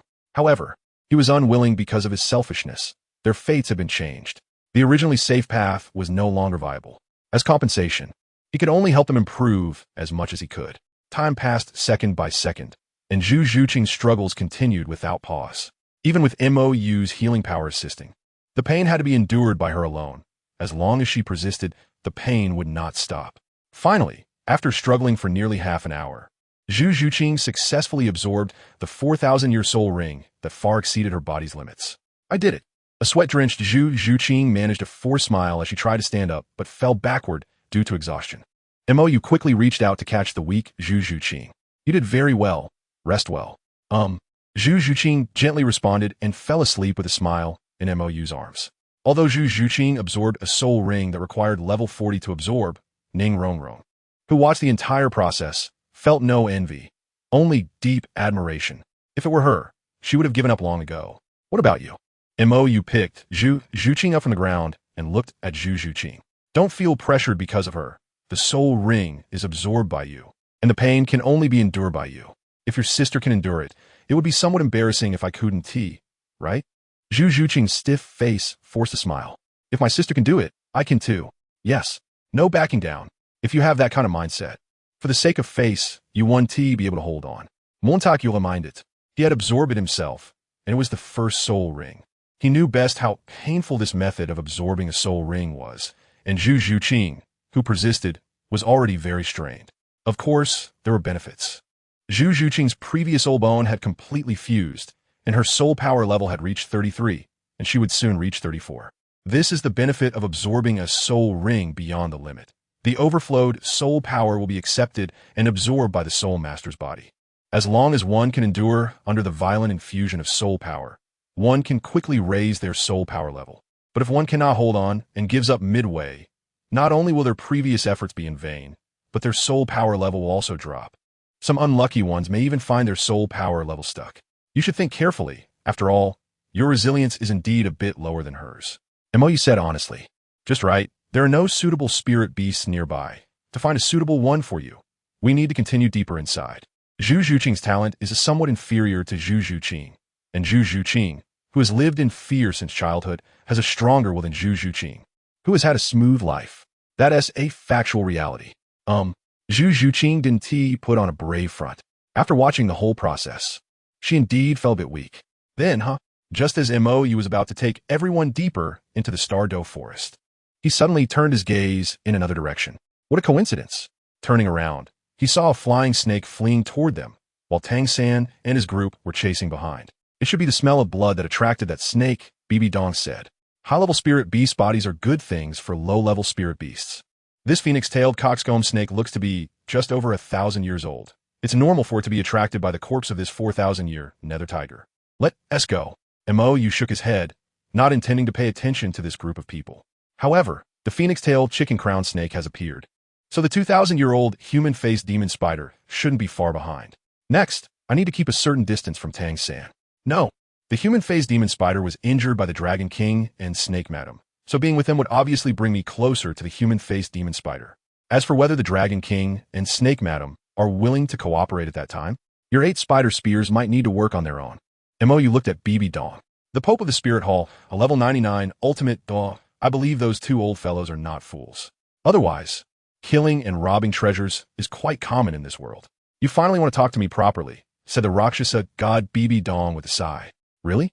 MOU asked. BB Dong stepped forward. I know you won't easily trust me again, but at least I hope you can. Not force me to control my emotions when I need peace. MOU interrupted, signaling Zhu Zhuqing in his arms with his eyes. She needs to rest. BB Dong sighed, her eyes flickering as she changed the topic. Can't you give her a chance? She said helplessly. She could see that Mou cared about her. Otherwise, he wouldn't have such a clear reaction. If Mou really wanted nothing to do with her, given his character, he would treat her as a stranger and not waste any feelings on her. If she is willing to share even 1/10 of her past antics, you should know how incredible it is that I can hold back and not involve you, Mou said lightly. Also, I came out for a walk to relax, not to put pressure on myself. If you don't want me to have an attitude towards you as well, it's best not to meddle in this matter. Bibi Dong sighed. All right. In fact, even if the other her didn't speak, she could guess what she would do to make someone as magnanimous as Mou so angry. That was really impressive. Chapter 148. Phoenix-tailed chicken crown snake. With the cooperation of Tang San and Ma Hongjun, although it was a bit difficult, they managed to subdue the phoenix-tail chicken crown snake before it rushed towards Mou. Hey, what a coincidence. Seeing Xiao Wu walking over, Ning Rongrong began to greet her again. Indeed, quite a coincidence, huh? As Xiao Wu approached and saw that Mou's expression wasn't very good, along with the tragic corpse of the ghost tiger on the ground, she instinctively felt a bit uneasy. Thank you for your help, Senior. Upon seeing Mou, Flender, although feeling a bit uneasy, still came over with a smile to greet him. I didn't help, Mou said. They caught this thing themselves. It has nothing to do with me.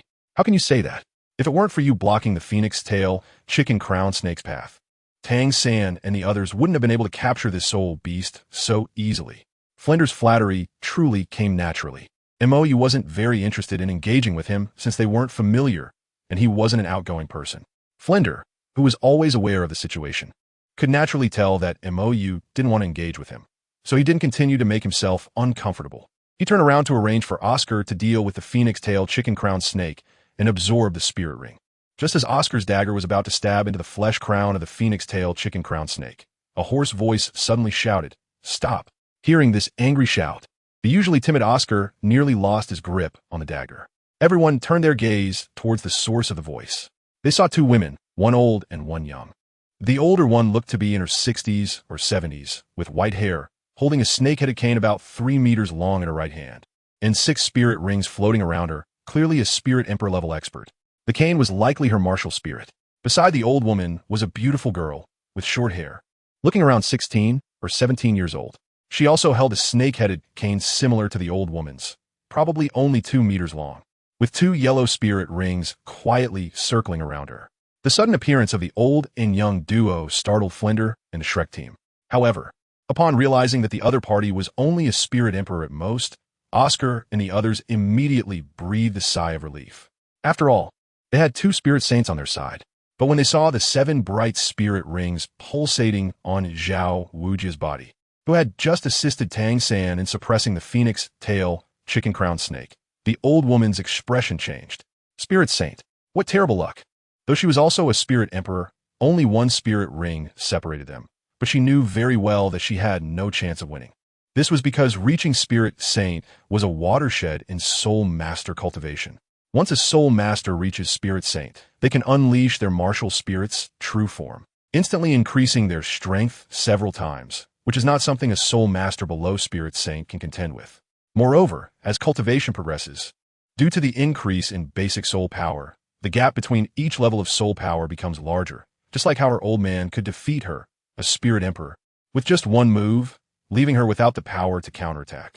Now, with her old man not nearby, it seemed that today would not end well. However, Flender and Zhao Wujia, upon seeing the snake-headed cane in the old woman's hand, had a rough guess about her identity. Dragon King and Snake Madam. Although the Snake Madam before them was merely a spirit emperor and had no chance against their 2 spirit saints, with the Snake Madam here, the Dragon King was undoubtedly not far away. Dragon King Meng Shu, now that as a spirit Douluo.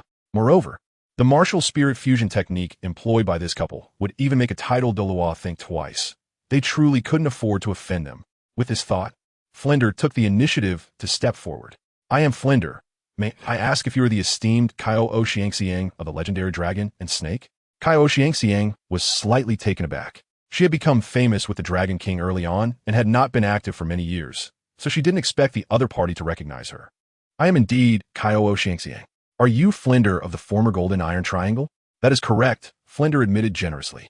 As a shrewd businessman, his primary duty was to build a good relationship with clients, and in terms of attitude, he naturally had to be proactive. May I ask what brings you here? Senior Snake, madam? Flinder said as he stepped forward to block the line of sight of the old woman and her granddaughter, gesturing to Zhao Wujia behind him.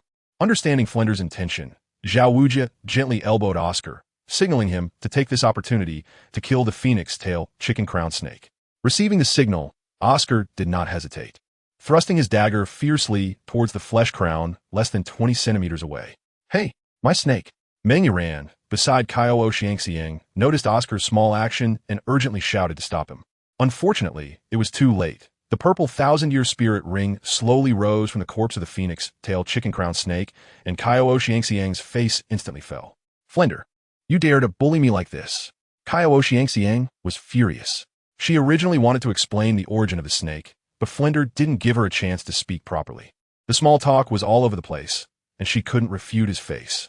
But who would have thought that this thick-browed and big-eyed guy would be so shameless? Hey, senior, what are you talking about? Flinder's face was full of confusion, as if he had no idea what he had done to anger her. You! Kaiou Xiangxiang's anger surged, and with Meng Yuran's support, she barely steadied herself. Good for you, Flinder. We'll see. The phoenix-tail chicken-crown snake was already beyond saving, and Kaiou Xiangxiang didn't dare to linger with her granddaughter in front of the two spirit saints. She waved her hand, quickly leaving with her granddaughter. After all, in the world of soul masters, killing and silencing witnesses was a common occurrence.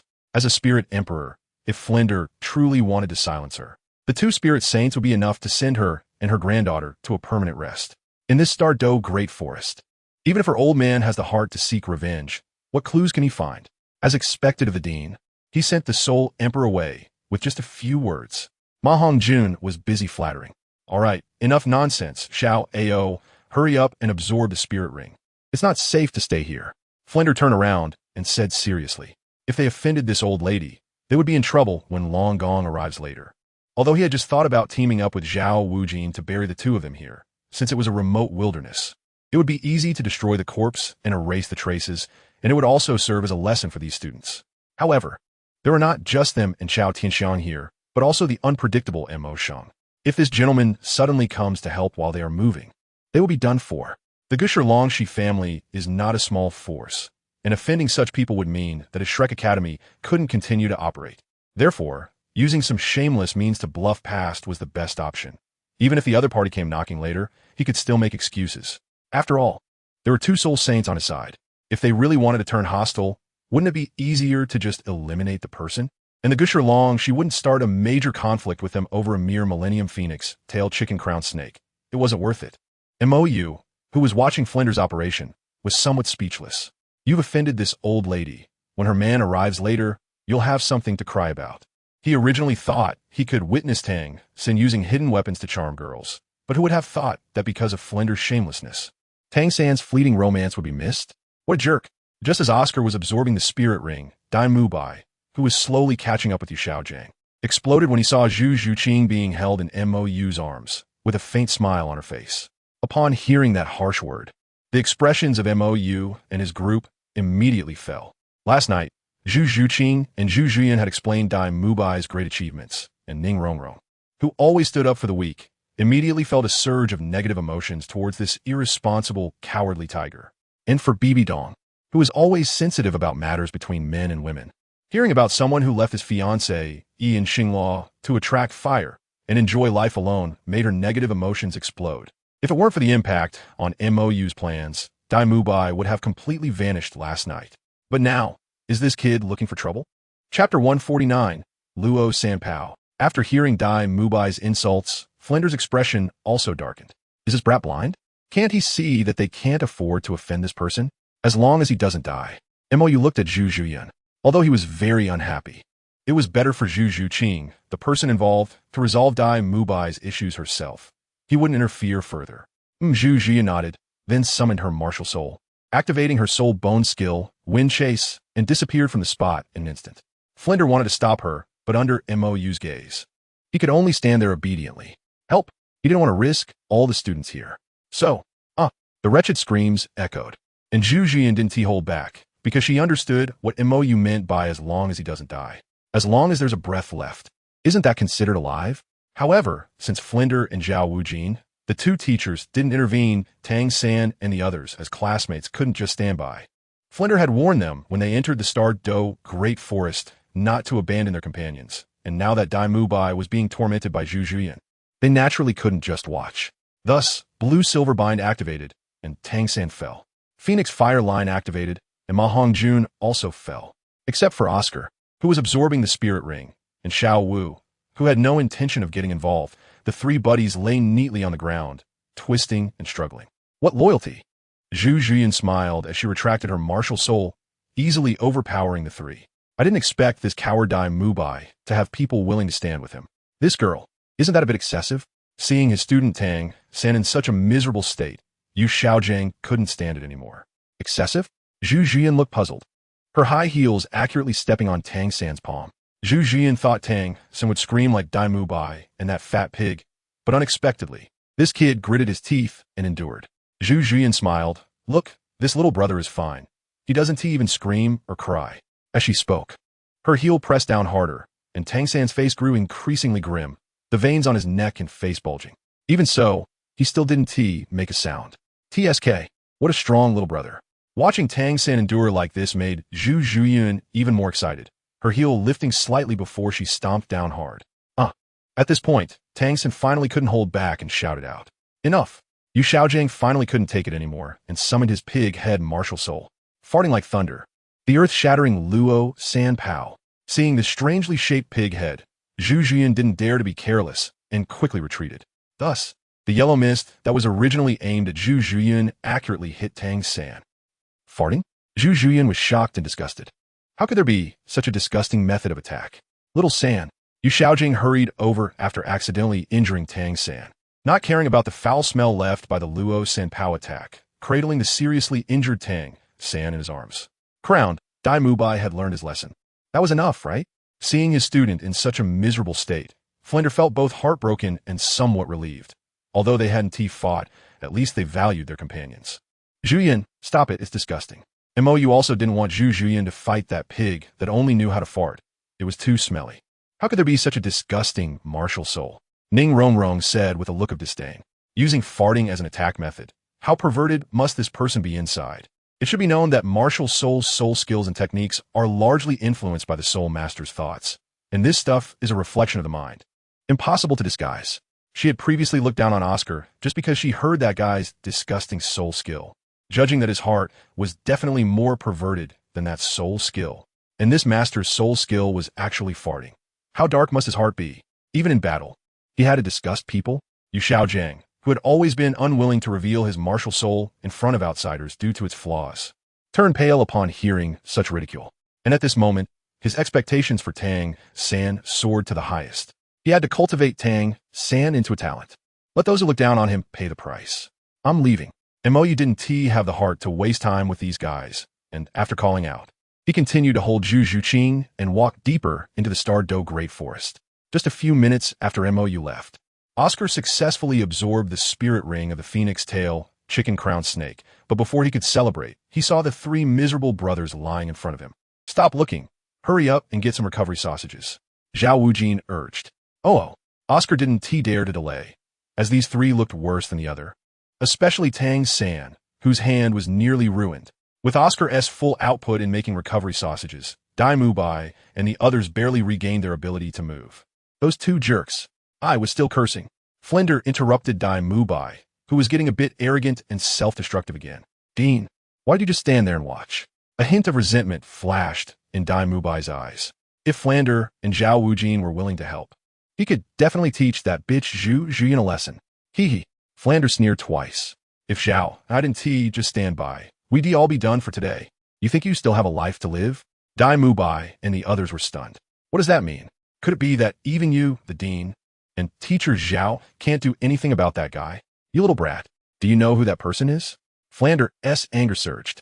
That is a title Douluo. Don't say me. Even your father, the Star Luo Emperor, would have to show respect to a title Douluo, being able to pin Tang Hao down. His strength is likely at the legendary level of 95 or above, a peak Douluo. Not to mention him. Even the Seven Treasure Glazed Tile School and the Blue Lightning Tyrant Dragon Clan wouldn't dare to easily offend him. The destruction and threat caused by a peak Douluo who comes and goes without a trace can only be barely dealt with by the Spirit Hall, which has multiple peak Douluos as protectors. Other people, other forces, not to mention acting like a coward like he did just now. Even if they were to kneel and act like a coward, they would have to. Title Douluo? Dai Mubai's expression was blank. Zhu Zhuqing actually clung to the thigh of a title Douluo. No wonder she was unwilling to join Shrek and be with him. Bitch. Clinging to the thigh of a title Douluo, even the star Luo imperial family wouldn't dare to easily offend her. In the future, facing Davis, he would have to die alone. Bitch. Chapter 150. Over the Limit Soul Ring? Enough. Offending a title Douluo. Being able to keep your life is already good. Don't think about those unnecessary things. Flander interrupted the oppressive atmosphere. Moreover, with your talents, you will definitely be able to become title Douluos in the future, and you may even surpass that guy from earlier. Of course, this was purely comforting talk. That was a monster capable of treating the Haotian Douluo like a grandson. His true strength probably reached the legendary level of 97 or even 98. These kids' talents are good, and their innate soul power is high, but to reach the pinnacle of Douluo, it's not enough to just have good talent.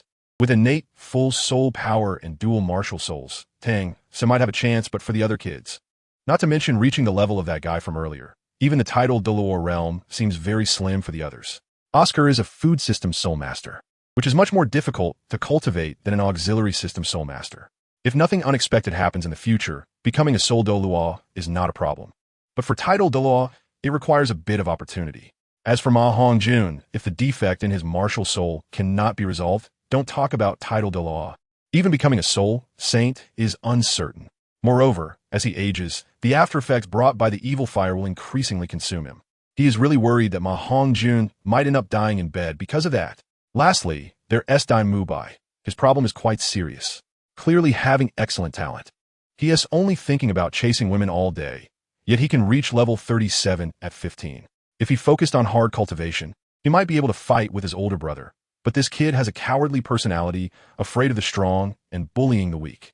If he can't change this, he is very likely to die at the hands of his older brother Davis in the future conflicts of the Star Luo imperial family.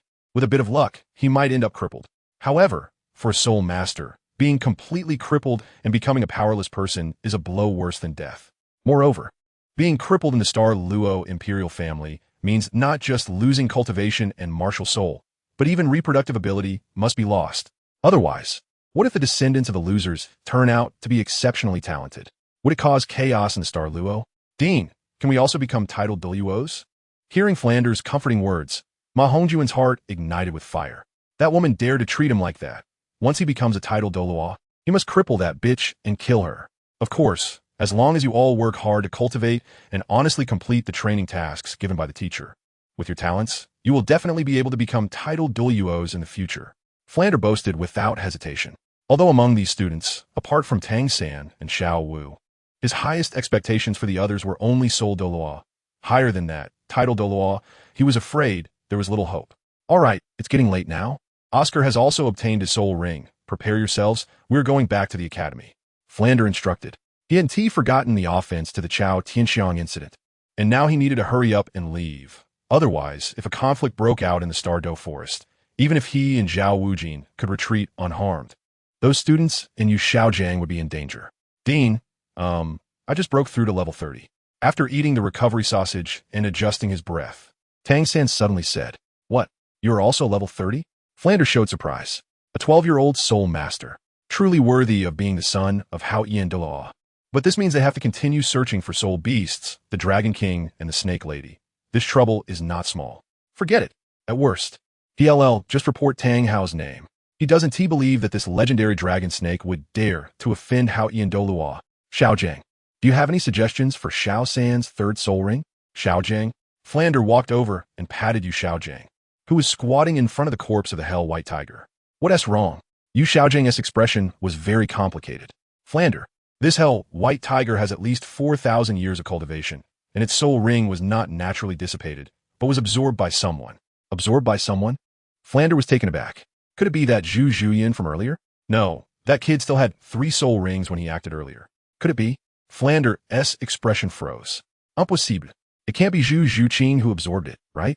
That kid is just a level 30 great soul master. How could she absorb a soul ring that a soul king can only endure? But the death of this Hell White Tiger definitely happened less than an hour ago.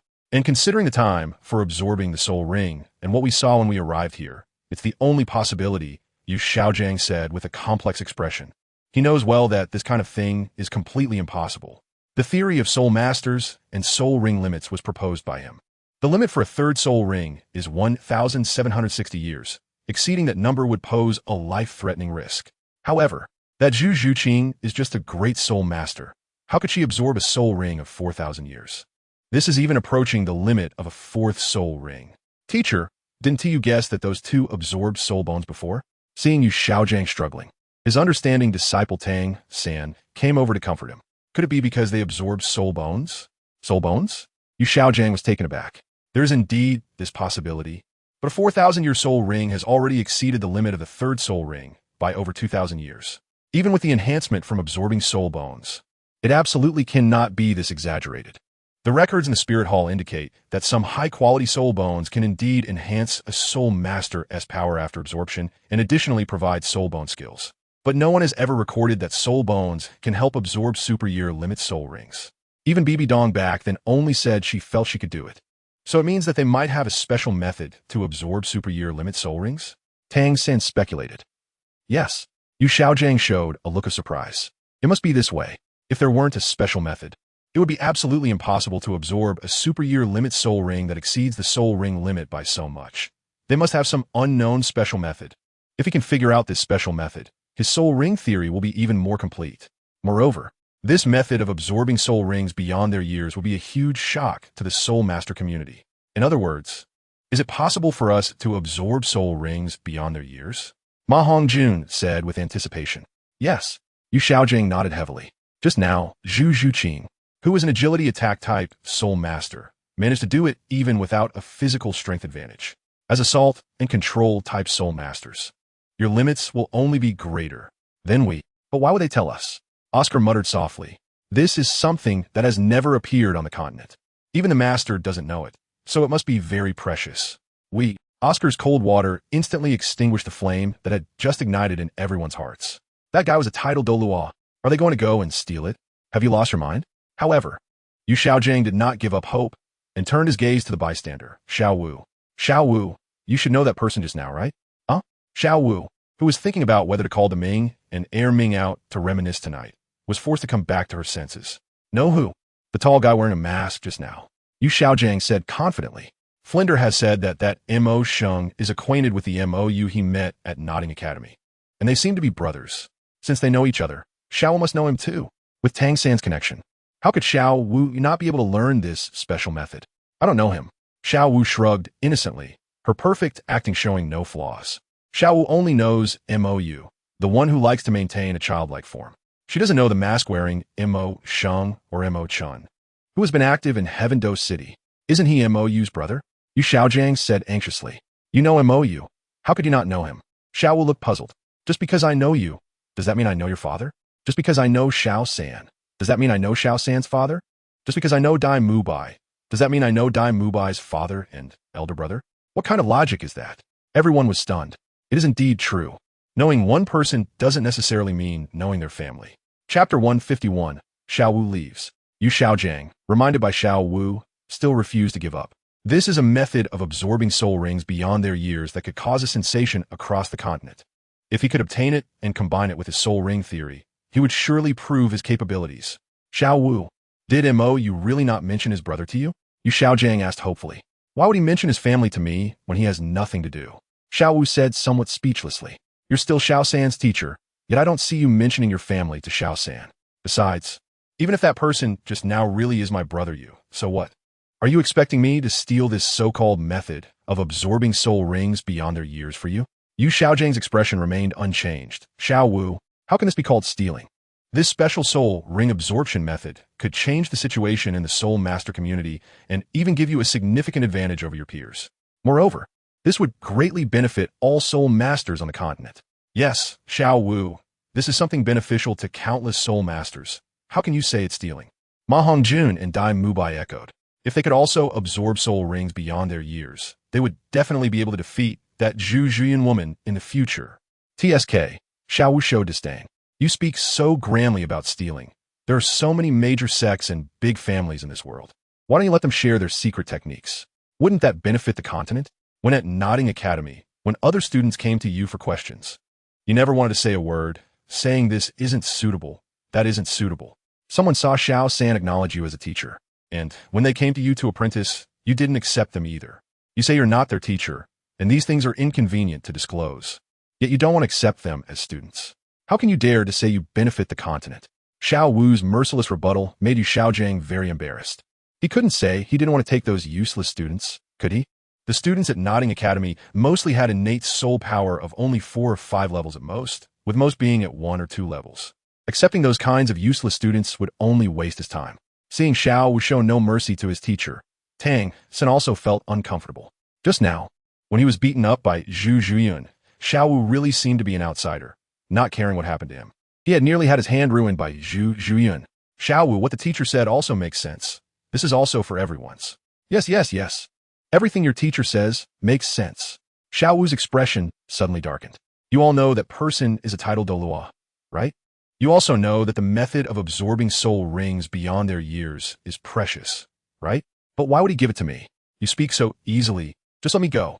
You all are amazing. Then why don't you go yourselves? We don't know him either. Ma Hongjun retorted.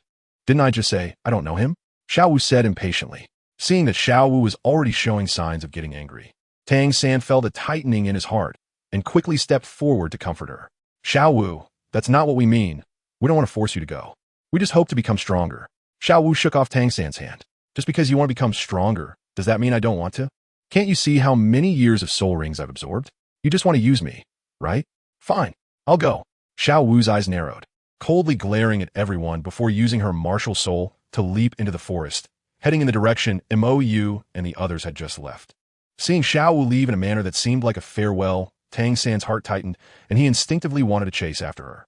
However, just as he stepped out with his right foot, his unsteady body fell forward. If it weren't for Yu Xiaojiang supporting him in time, Tang San's already poor appearance would have worsened. Xiao San, your current physical condition can't be reckless, Yu Xiaojiang said sternly. But Xiao Wu running alone in the Stardew Forest is even more dangerous. Tang San said anxiously. Don't worry, Xiao Wu is just a great soul master. She can't run far in a short time, and her current direction is where Mo Sheng and the others left, so she shouldn't encounter much danger on the way. No need to worry, Yu Xiaojiang comforted. But Tang San still felt uneasy. After all, Xiao Wu had just been upset with the academy students, and now she was being encouraged by Dai Mubai and the others, so she must be very angry. And he had just offended the teacher, so he didn't stand on Xiao Wu's side. With that kind of expression just now, she must be feeling very sad. Xiao San, Yu Xiaojiang patted Tang San's back hard, nearly knocking him down. Look at your current condition. Can you act recklessly? Tang San winced in pain, his body tense. He could barely stand, and his right hand, which released blue silvergrass, was severely injured by that woman. Now even releasing his martial soul was a problem, and the hidden weapon that required both hands to use would have its power greatly reduced. Xiao San, you still have your teacher and classmates, Yu Xiaojiang said earnestly. Flender, who was finally mentioned, nodded, saying, that's right, we will catch up to Xiao Wu, so don't worry. Besides, she's currently angry, and if we follow too closely, it will only have the opposite effect. You three are not in a condition to move quickly right now. Xiao Ao has exhausted his spirit power from making recovery sausages, and you all need a rest. Yes, Xiao San and Xiao Wu should have some connection with that person. She should be fine. That's right. Let's give her some time to calm down. Under Flender's leadership, Dai Mubai and the others began to persuade Tang San. However, Flender considered that an angry woman needs time to cool off. Xiao had just been pressured by her classmates, so her mood must be very bad right now. If we rush to follow her, it might cause an even bigger conflict, so maintaining a certain distance is important. Dai Mubai and the others purely hope that Xiao Wu can catch up with Zhu Zhuqing and find out the method for absorbing the super long year spirit rings. That way, they can also become stronger. But is it really like that? On the other side, Xiao Wu, familiar with the Stardew Forest, quickly caught up using her sensing ability towards Mou. As soon as they met, she started to rant wildly about Yu Xiaojiang and the Shrek students, complaining about their so-called righteousness and the countless spirit masters. Xiao Wu felt disgusted, as if she had lived for 100,000 years without experiencing such nausea. It was truly disgusting. Even the rabbits would want to vomit. They are interested in the method of absorbing the super long year spirit rings. A malicious smile appeared on Mou's face. Yes, they even want to force me to ask you for it, Xiao Wu said with an unhappy expression. How could she trust those people when she has only known them for a few days? They hadn't even exchanged many words, and they had previously had quite a few conflicts. But what happened? As soon as they heard there was something good, they immediately looked at her with shining eyes. Who do they think they are? Especially that master, so shameless, leading the way with talk of contributing to the continent's spirit masters, Xiao Wu emphasized. Back in Notting City, I never saw him say even one word to ordinary students. Even when they came to ask him, he would just brush them off, first hinting that they needed to be his apprentices, and then when they really came to apprentice, satisfying his vanity, he would say they didn't have a master-apprentice bond. It made me want to throw up so many times. Xiao Wu's complaints continued nonstop, and whenever the spirit hall was mentioned, Bibi Dong would instinctively look away, knowing it was embarrassing. Xiao Wu, I think normal people wouldn't want to experience that kind of pain, Ning Rongrong said with lingering fear. When Zhu Zhuqing absorbed the spirit ring, there was a blood mist surrounding her, and her whole body was trembling. Produce. With MOU saying that his white light has healing effects, she could roughly understand the absorption principle of these super long-year spirit rings. Just endure it. As night gradually fell, MOU and his group still couldn't find a suitable spirit beast for Zhu Zhuqing, so they found a place to settle down. By the way, Xiao Wu, you've been gone for so long. What about Tang San and the others? Ning Rongrong still thought there was some kind of relationship between Xiao Wu and Tang San. If they wanted to catch up, they would have been here by now, Bibi Dong said lightly. Flinder and those students have been keeping a stable distance from us, likely assessing time and distance based on the traces we left while crossing the forest. So impressive? Ning Rongrong was a bit surprised. Tracking can be done like this? Wait, why aren't they catching up? Xiao Wu left, so as teachers and classmates, why are they deliberately keeping their distance? They are waiting for me to complete the task. Xiao Wu fiddled with the campfire. They are looking forward to me obtaining the method to absorb the super long-year spirit rings, and then sharing it with them. How could they recklessly come over and disturb me? Ning Rongrong's eyelid twitched. That might disappoint them. MOU's simple and crude method requires a powerful healing spirit master to assist, and during the absorption of the spirit ring, one cannot be disturbed. If the healing assistance is not executed properly, the absorption of the spirit ring will be interrupted, which places very high demands on the healing spirit master. Not only must their healing ability be strong, but they also must have meticulous control over their spirit power. To be honest, even if she knew this method for absorbing super long-year spirit rings, she wouldn't dare to imitate it. Because during the absorption process, the spirit master has no capacity to resist at all. If this healing spirit master has any ulterior motives, the absorption could fail at best, or at worst, it could result in complete failure. She wouldn't dare to gamble.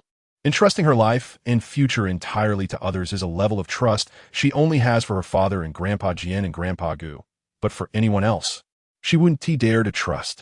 So, she couldn't understand why Zhu Zhuqing could so readily trust MOU. After all, if anything went wrong, she could very well be ruined for life. If they ask you again, just tell them the truth. I don't think they would dare to imitate it. MOU said, and to be honest, no one else can imitate this method besides me. The energy he uses to heal the body is pure healing power, free of any impurities and is stronger than the healing power of BG, the 500,000-year-old Emerald Swan.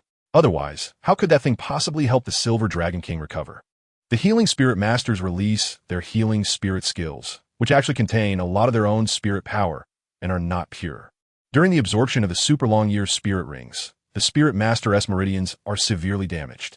If any external spirit power is mixed in, things could get interesting. So, even if this method were to spread, it would be useless because the most crucial point in absorbing the super long-year spirit rings is him. But I feel like they wouldn't believe it, Ning Rongrong said. They could believe it or not, Xiao Wu said with an annoyed expression. Sister Xiao Wu is already being very generous by speaking the truth. I'm not familiar with them. Even now, thinking of Dai Mubai and their expressions makes me feel disgusted, especially that master. How could he say such shameless things so matter-of-factly? Don't you have anything to say? MOU left the campfire and walked over to Bibi Dong, who had been standing far away since the beginning. It's strange. The one controlling the body now should be Bibi Dong, who has nothing to do with him.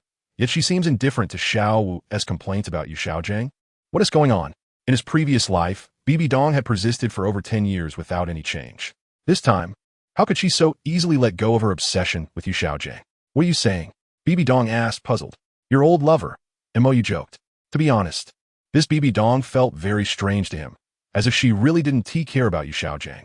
She was completely different from the Bibi Dong he knew. To put it bluntly, this BB Dong is intelligent, while the one he knew in his past life was not. Are you looking for a beating? BB Dong kicked out. I've long lost interest in him. Yu Xiaojiang is just a coward, insecure, and vain. If it weren't for the heavy training tasks given to her by Chihiro Ji since childhood and the fact that she had never left the spirit hall, she could say she had never seen many men growing up. The people around her treated her with utmost respect due to her status as a saint. There was no one she could communicate with as an equal. At that time, only Yu Xiaojiang, who suddenly entered her world, seemed so unique. She was young at that time and impulsively swept away by what she thought was love, which ended up messing up her life. If she had been a little calmer back then, she wouldn't have had any interest in Yu Xiaojiang. Over the years, the shock that MOU has given her has been more than enough. When this kid practiced with Guangling, even a simple basic attack was a self-created soul skill. Most people spend their whole lives only to develop one or two self-created soul skills that match their own martial souls. But MOU, he comes up with one after another. Different soul rings, different scenarios, adapting to the situation. This kid truly makes her feel defeated to the core. With someone like MOU constantly in front of her, how could she possibly take an interest in anyone else? Does she really think she is blind? Are you really BB Dong? MOU questioned. Could it be that you've been possessed? I'll possess your sister. BB Dong kicked out again, and MOU skillfully dodged. Looking at BB Dong like this, MOU really felt uncomfortable, even though he had been facing this kind of BB Dong in Wuhuan City for years. The BB Dong I know is completely different. Montaku Zait. You may have a bit of a temper, but at least you are still human. She. TSK. Hearing MOU's words, BB Dong felt a bit strange. Was this kid praising her or mocking her? Is it possible that I have always been like this? She is too. No. Montaku filmed he didn't eat. The BB Dong, I know didn't have a brain at all, couldn't listen to others and never cared about people. All she thought about was her old lover and this ridiculous idea of making the world suffer like her. Even if she started a war, it wasn't for unifying the continent. She only wanted the war itself. All she thought about was completely destroying the Wuhuan palace that had been passed down for thousands of years. Her martial soul empire never sought victory from the very beginning. What she wanted was for everyone to be destroyed together. She didn't care at all what her wars would bring or how to minimize losses. She was never the empress of the martial soul empire or the pope of the Wuhuan palace. She was just a high and mighty god. Looking at the thick resentment radiating from MOU, BB Dong was a bit dazed. With this level of resentment, she could almost transform it into Rakshasa divine power. No. What exactly did you do? BB Dong asked in her mind. Didn't I tell you before? The Rakshasa god BB Dong felt extremely complicated. MOU is just a straightforward person. Many situations back then were actually misunderstandings. She just didn't want to explain at that time, and MOU kept asking. He wanted a precise answer, while she was filled with the resentment and anger brought by the Rakshasa divine power. How could she have a mood to explain to MOU? As a result, the more he wanted to know the truth, the more conflicts arose between them. By the end, even now, the resentment in MOU's heart made him think of all her actions in a different light. In MOU's eyes, she could never do anything good. No matter what she did, in MOU's eyes, it would turn into something else. Is there a possibility that you misunderstood her? BB Dong said. Misunderstanding? MOU shook his head. Once or twice is a misunderstanding, 3 or 4 times is an accident, 7 or 8 times, dozens of times. Is it still a misunderstanding? Even if it really is a misunderstanding, has she ever thought about explaining it? BB Dong. But she wants to explain to you now, and you don't. If she wants to explain, do I have to listen? Montaku interrupted. If she wants to explain, do I have to believe her? Why didn't she do it earlier? I've said so much. Has she ever believed me? Has she ever listened to me? I feel no respect from her at all. From beginning to end, there's only been disdain, especially in the end, at Jialing Pass when I was thinking of helping. So I first took out Tang San as support, and she just told me it was none of my business. Angel God, Rakshasa God, really impressive. They become gods. And I'm just a mortal, but what do they think I'm doing? Do they think I'm risking getting killed by those 2 shameless gods hiding behind? The martial soul empire? Unifying the continent? What the hell does that have to do with me?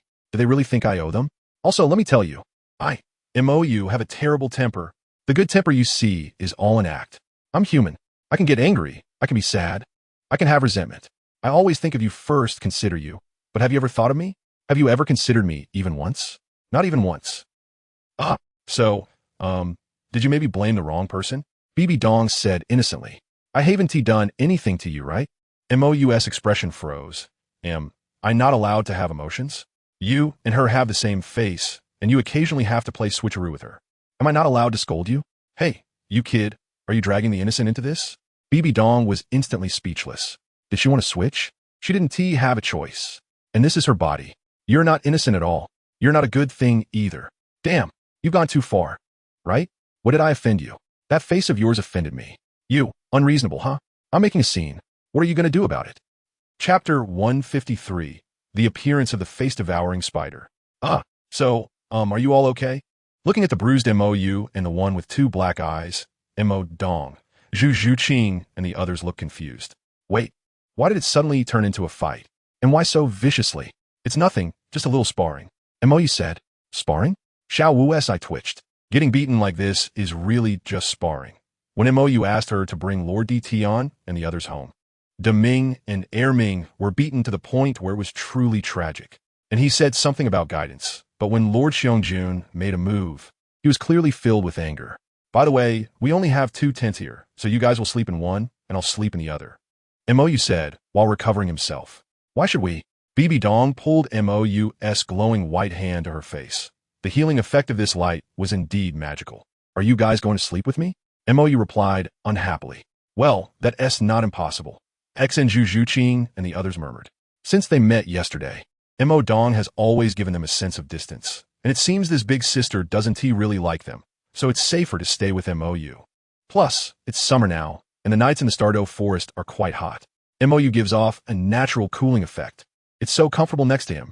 Don't even think about leeching off my cool air. MOU said with a guarded expression. When they were on the carriage, under Zhu Zhuqing's leadership, these little girls all discovered this cooling effect of his, and they all crowded around him. It made it hard for him to even sleep. If it's cold weather and they find out he also gives off warmth, then what will happen? What cooling effect? Zhu Zhuqing, who had been dizzy for half a day, covered her head and walked out of the tent. How do you feel? MOU flashed over to support the swaying Zhu Zhuqing. It's fine.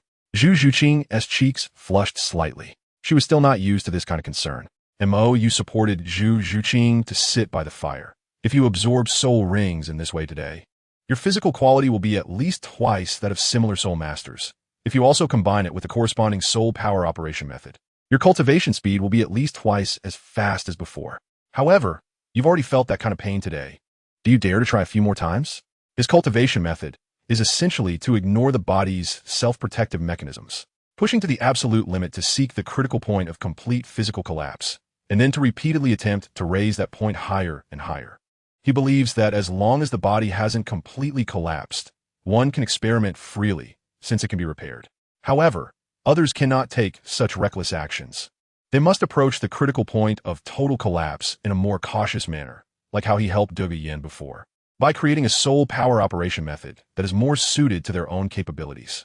However, that process is quite painful. Today, he hopes these two will try absorbing a soul ring beyond their years, just to prepare them psychologically, because creating a completely tailored soul power operation method is akin to demolishing and reconstructing the original meridians. The pain involved is similar to what Zhu Zhuqing will experience when absorbing the soul ring beyond its years. Additionally, while absorbing a soul ring can be interrupted, the process of helping with the demolition and reconstruction cannot be halted once started. It must be completed in one go. Otherwise, operating soul power with a half-new, half-old path can be very dangerous. Therefore, if they cannot endure that pain, he won't help create a specialized soul power operation route, as that would only harm them. You, Flinder. Here we go again. A familiar yet unfamiliar voice interrupted Zhu Zhuqing just as she was about to speak. Grandpa, during the day, they stole my phoenix tail, chicken crown snake. After reuniting with Long Gong, Meng Yiran and her grandfather, after injuring a faceless spider, ran into Flinder and his group again. This time, the faceless spider was blocked by Tang San and the others, and was injured by Zhao Wujin's gravity soul skill. Just as Tang San and Yu Xiaojing finished observing the age of the faceless spider, Long Gong and the others caught up. Isn't this Snake Lady? What a coincidence. Flinder approached with a smile. This must be the renowned Long Gong, right? Junior Flinder, I've long admired you. Long admired? More like enemies on a narrow road. Chao Tianxiang said with a displeased expression. During the day, they forcefully took her granddaughter's phoenix tail, chicken crown snake. And now they want to snatch their faceless spider? Senior, what are you talking about? When did juniors and seniors become enemies? Flinder asked, confused. Shameless. Meng Iran said angrily, turning to the tall, thin old man beside her. Grandpa, this guy is just stalling for time. He forcefully took my phoenix-tail chicken crown snake during the day. Upon hearing this, Long Gongmeng Shu's eyes instantly sharpened. With 2 yellow, 3 purple, and 3 black soul rings pulsating around him, a powerful pressure from the soul, Dalu, surged towards Flinder and his group. Seeing that the newcomers were not friendly, Zhao Wujin and Flinder immediately revealed their soul rings, both having the best soul ring configuration of 2 yellow, 2 purple, and 3 black, and together they forcefully blocked the pressure coming from Meng Shu. You two have competed for my granddaughter's soul ring twice now. While I was not present during the day, you cleverly seized the phoenix-tail chicken crown snake.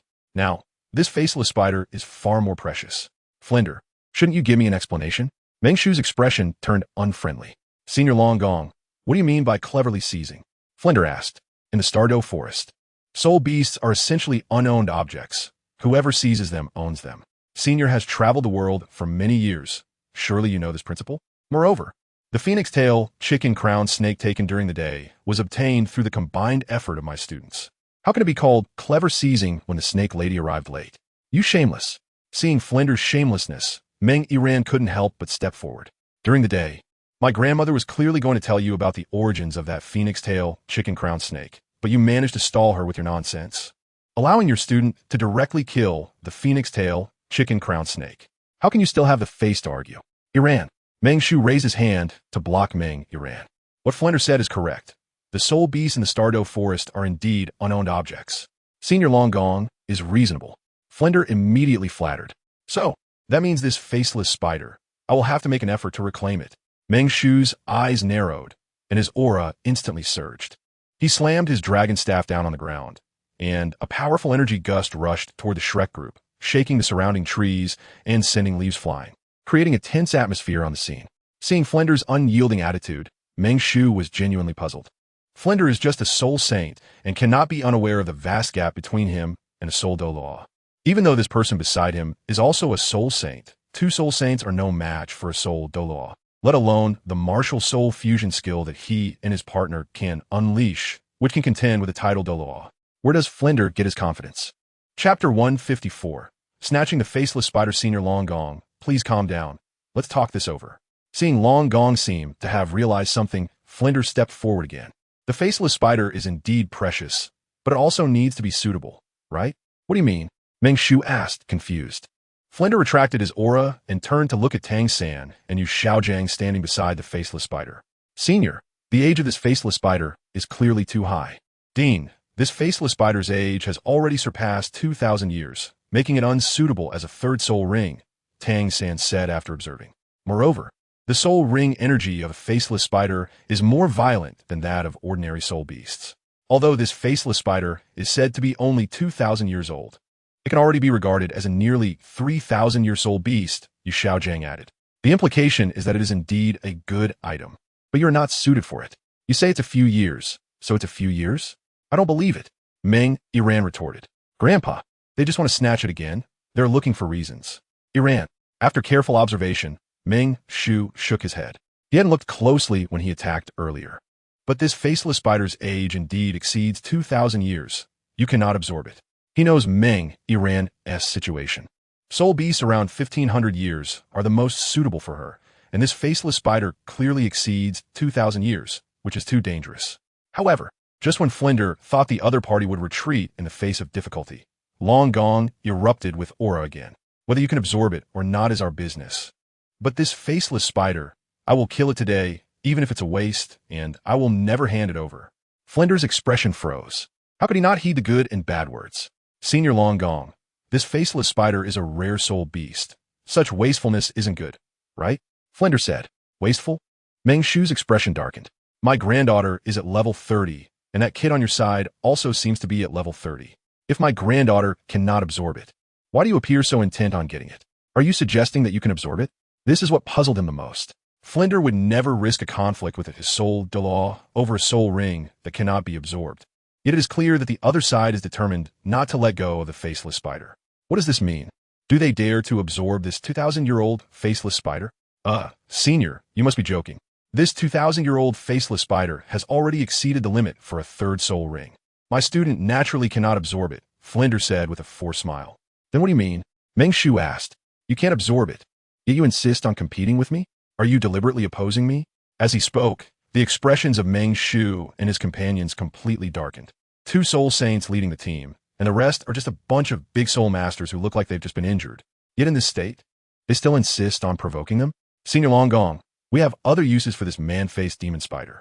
Moreover, Flander took 2 steps forward towards Meng Shu and communicated through voice. Do you know how Ian Douluo, Senior Long Gong? Meng Shu was taken aback, and Flander continued. If Hao Qian Douluo's son wants this man-faced demon spider, will you still dare to snatch it? What do you mean? Meng Shu asked through voice. To be honest, the kid who just spoke is Hao Qian Douluo's son. It's him who wants this man-faced demon spider. Otherwise, why would I, as a junior, so recklessly offend a senior? Flander said helplessly.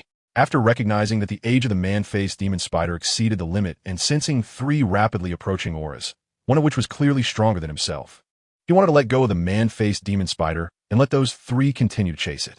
But before he could say anything, Tang San said that he had a connection with this man-faced demon spider, and Yuxigang, who had been insisting on his soul ring limit, strangely did not refute, which forced him to take the risk of confronting Long Gong. Otherwise, he would be crazy. How can you prove it? Meng Shu was quite skeptical. Hao Qianhua Tang Hao disappeared after killing the Pope of the Spirit Hall back then, and even the Hao Ian sect was forced into seclusion without a trace. How could he suddenly reappear? And he has a son? If Senior Long Gong wants to see Tang San's Hao Ian hammer, that's also possible, Flander said. Meng Shu fell silent. Since Flander was willing to use something like the Hao Ian hammer as a guarantee, it was highly likely that what he said was true. After all, Wu Huan is something that cannot be faked. If he insisted on verifying the authenticity and something went wrong, then this conflict would be absolutely unavoidable. Senior Long Gong shouldn't think about killing to silence me or destroying the body, Flander reminded. I know I'm no match for you, but if you want to keep me here, it won't be an easy task, right? I have the Flying Eagle Wu Huan, and even if I can't win, I can escape. And once Tang Hao knows about this, we all know what will happen, right? You want to leave them behind and run? Meng Shu said in a deep voice. It's not that I have no choice, Flander said with a bitter expression. If I were to fight you head-on, the result is obvious, so I can only resort to this desperate measure. But you wouldn't want to take the entire Long Snake family down with me, right? Tang Hao is a madman who dares to kill even the Pope. So if anything happens to Tang San, I, as the dean, will definitely not be able to escape. But the culprit, Long Gong Meng Shu, and your Long Snake family, shouldn't think of staying. Meng Shu's expression froze. He really didn't dare to gamble. For just a mere man-faced demon spider and a bit of face, he would bet his entire family? Absolutely impossible. Thinking of this, Meng Shu's face gradually relaxed. Since he is Hao Qian Douluo's son, he naturally cannot offend him, because that is a madman who dares to kill even the Pope of the Spear Hall. A madman who doesn't care about his own Hao Ian sect. He doesn't think he would hesitate about the Long Snake family. Since I still can't absorb this man-faced demon spider soul ring, then I will gift this item to you all as a way to make friends. Meng Shu said with a smile.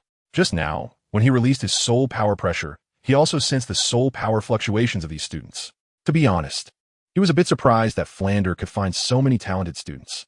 Since he couldn't keep these kids here, he could only befriend them. Seeing Meng Shu's attitude change so drastically, not only were Tang San and his group confused, but Meng Yiran and Xiao Tianxiang also completely couldn't understand. Grandpa, why? They have already robbed my phoenix tail chicken crown snake. So why do they want to rob my man-faced demon spider again? Meng Yiran said angrily.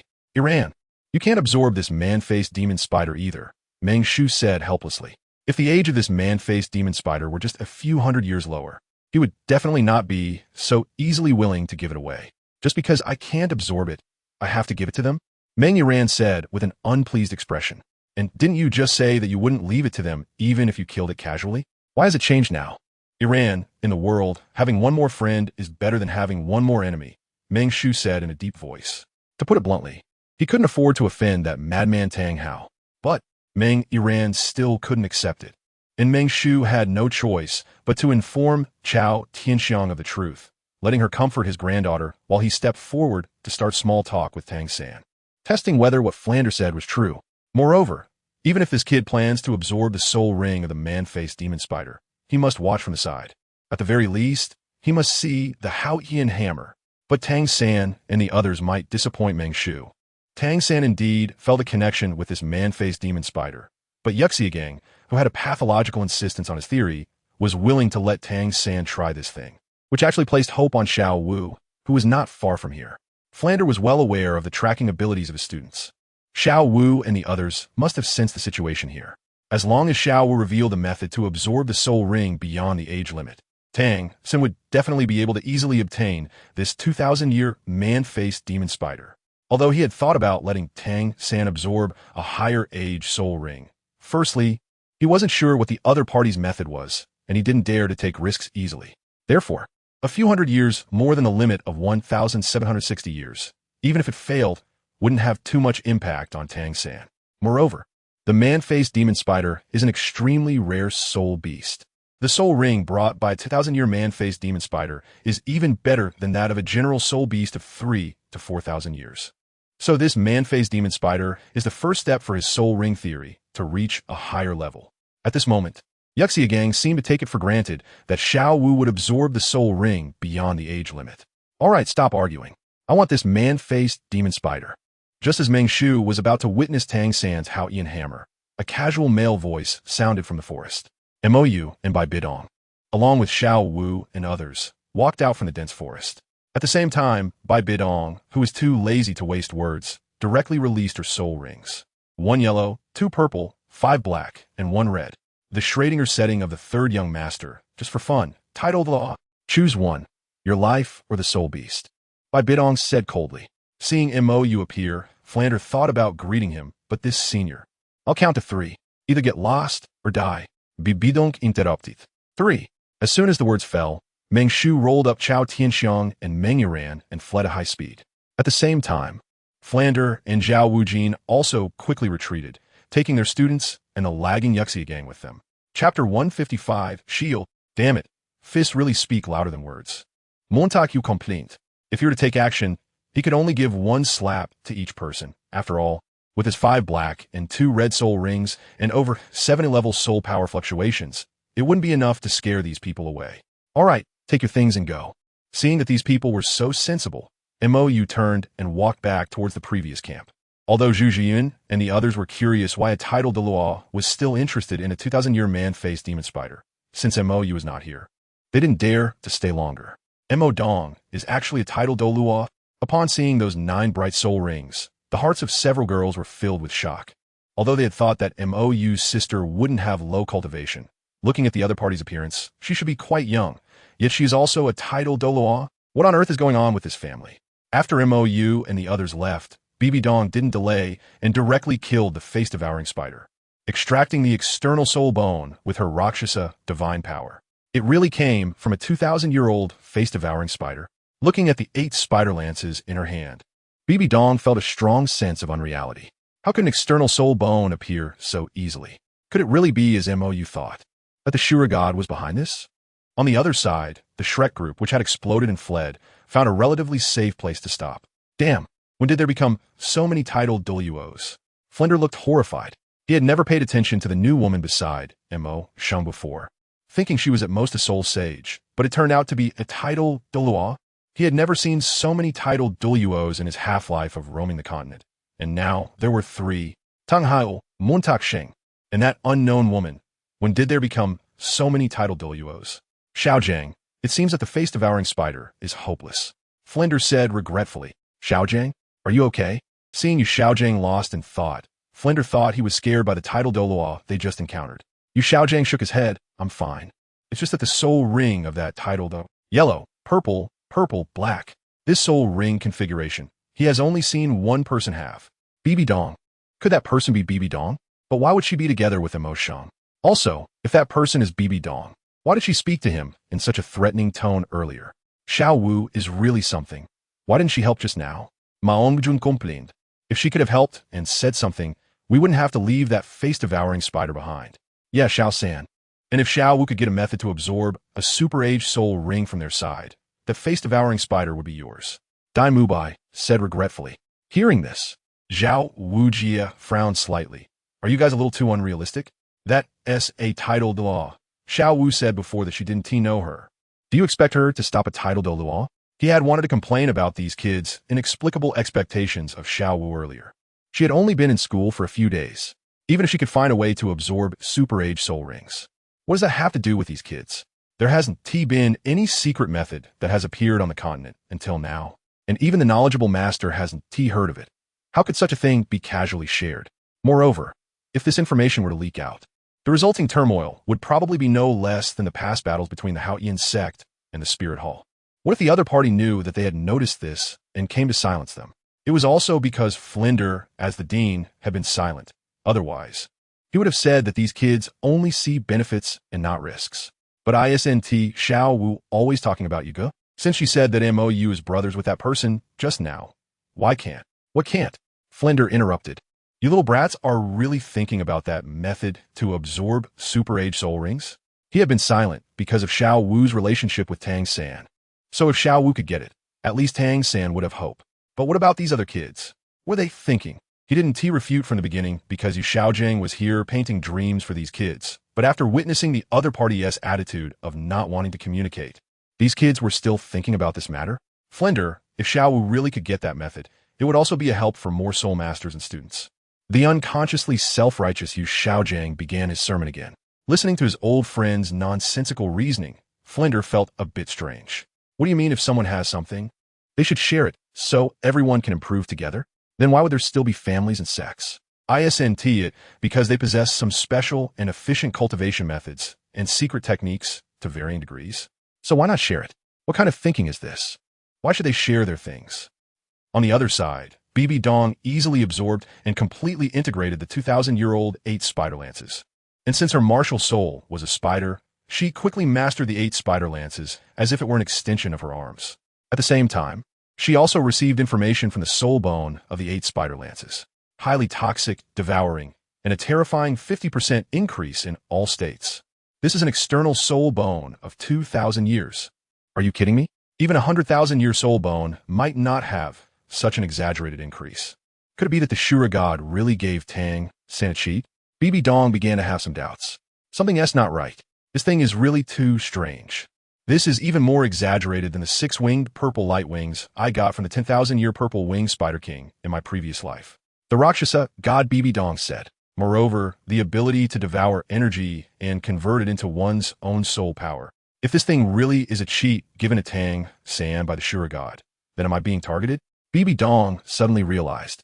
She had been a bit puzzled earlier, although there was no resentment between her and MOU like there was with another version of her. To say that they had a good relationship would definitely be false. So, could this kid be trying to use her to attract the Rakshasa god's attention? Damn, using her as a shield. Don't worry, we have completely mastered the divine authority of the Rakshasa god now. Even the Shura god can't do anything. And he would attack an heir who is only one step away from becoming a god, just for a soul bone. The Rakshasa god Bibi Dong said. So, you thought from the start that he intended to use us as shields? Bibi Dong questioned. Isn't that obvious?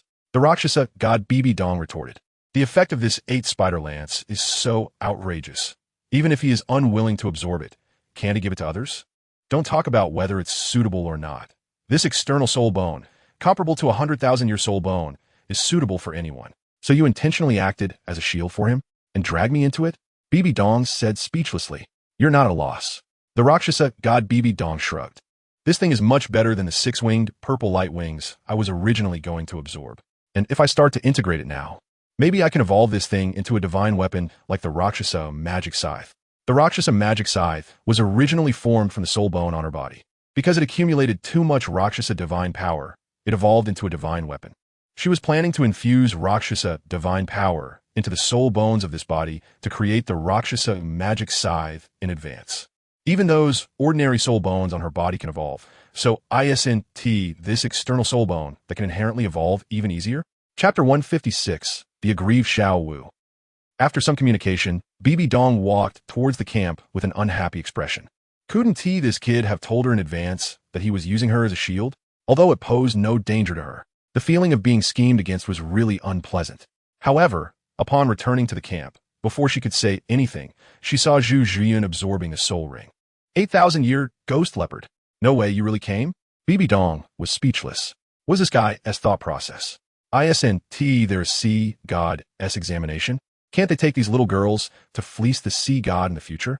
Why does it have to be done in such an extreme way now?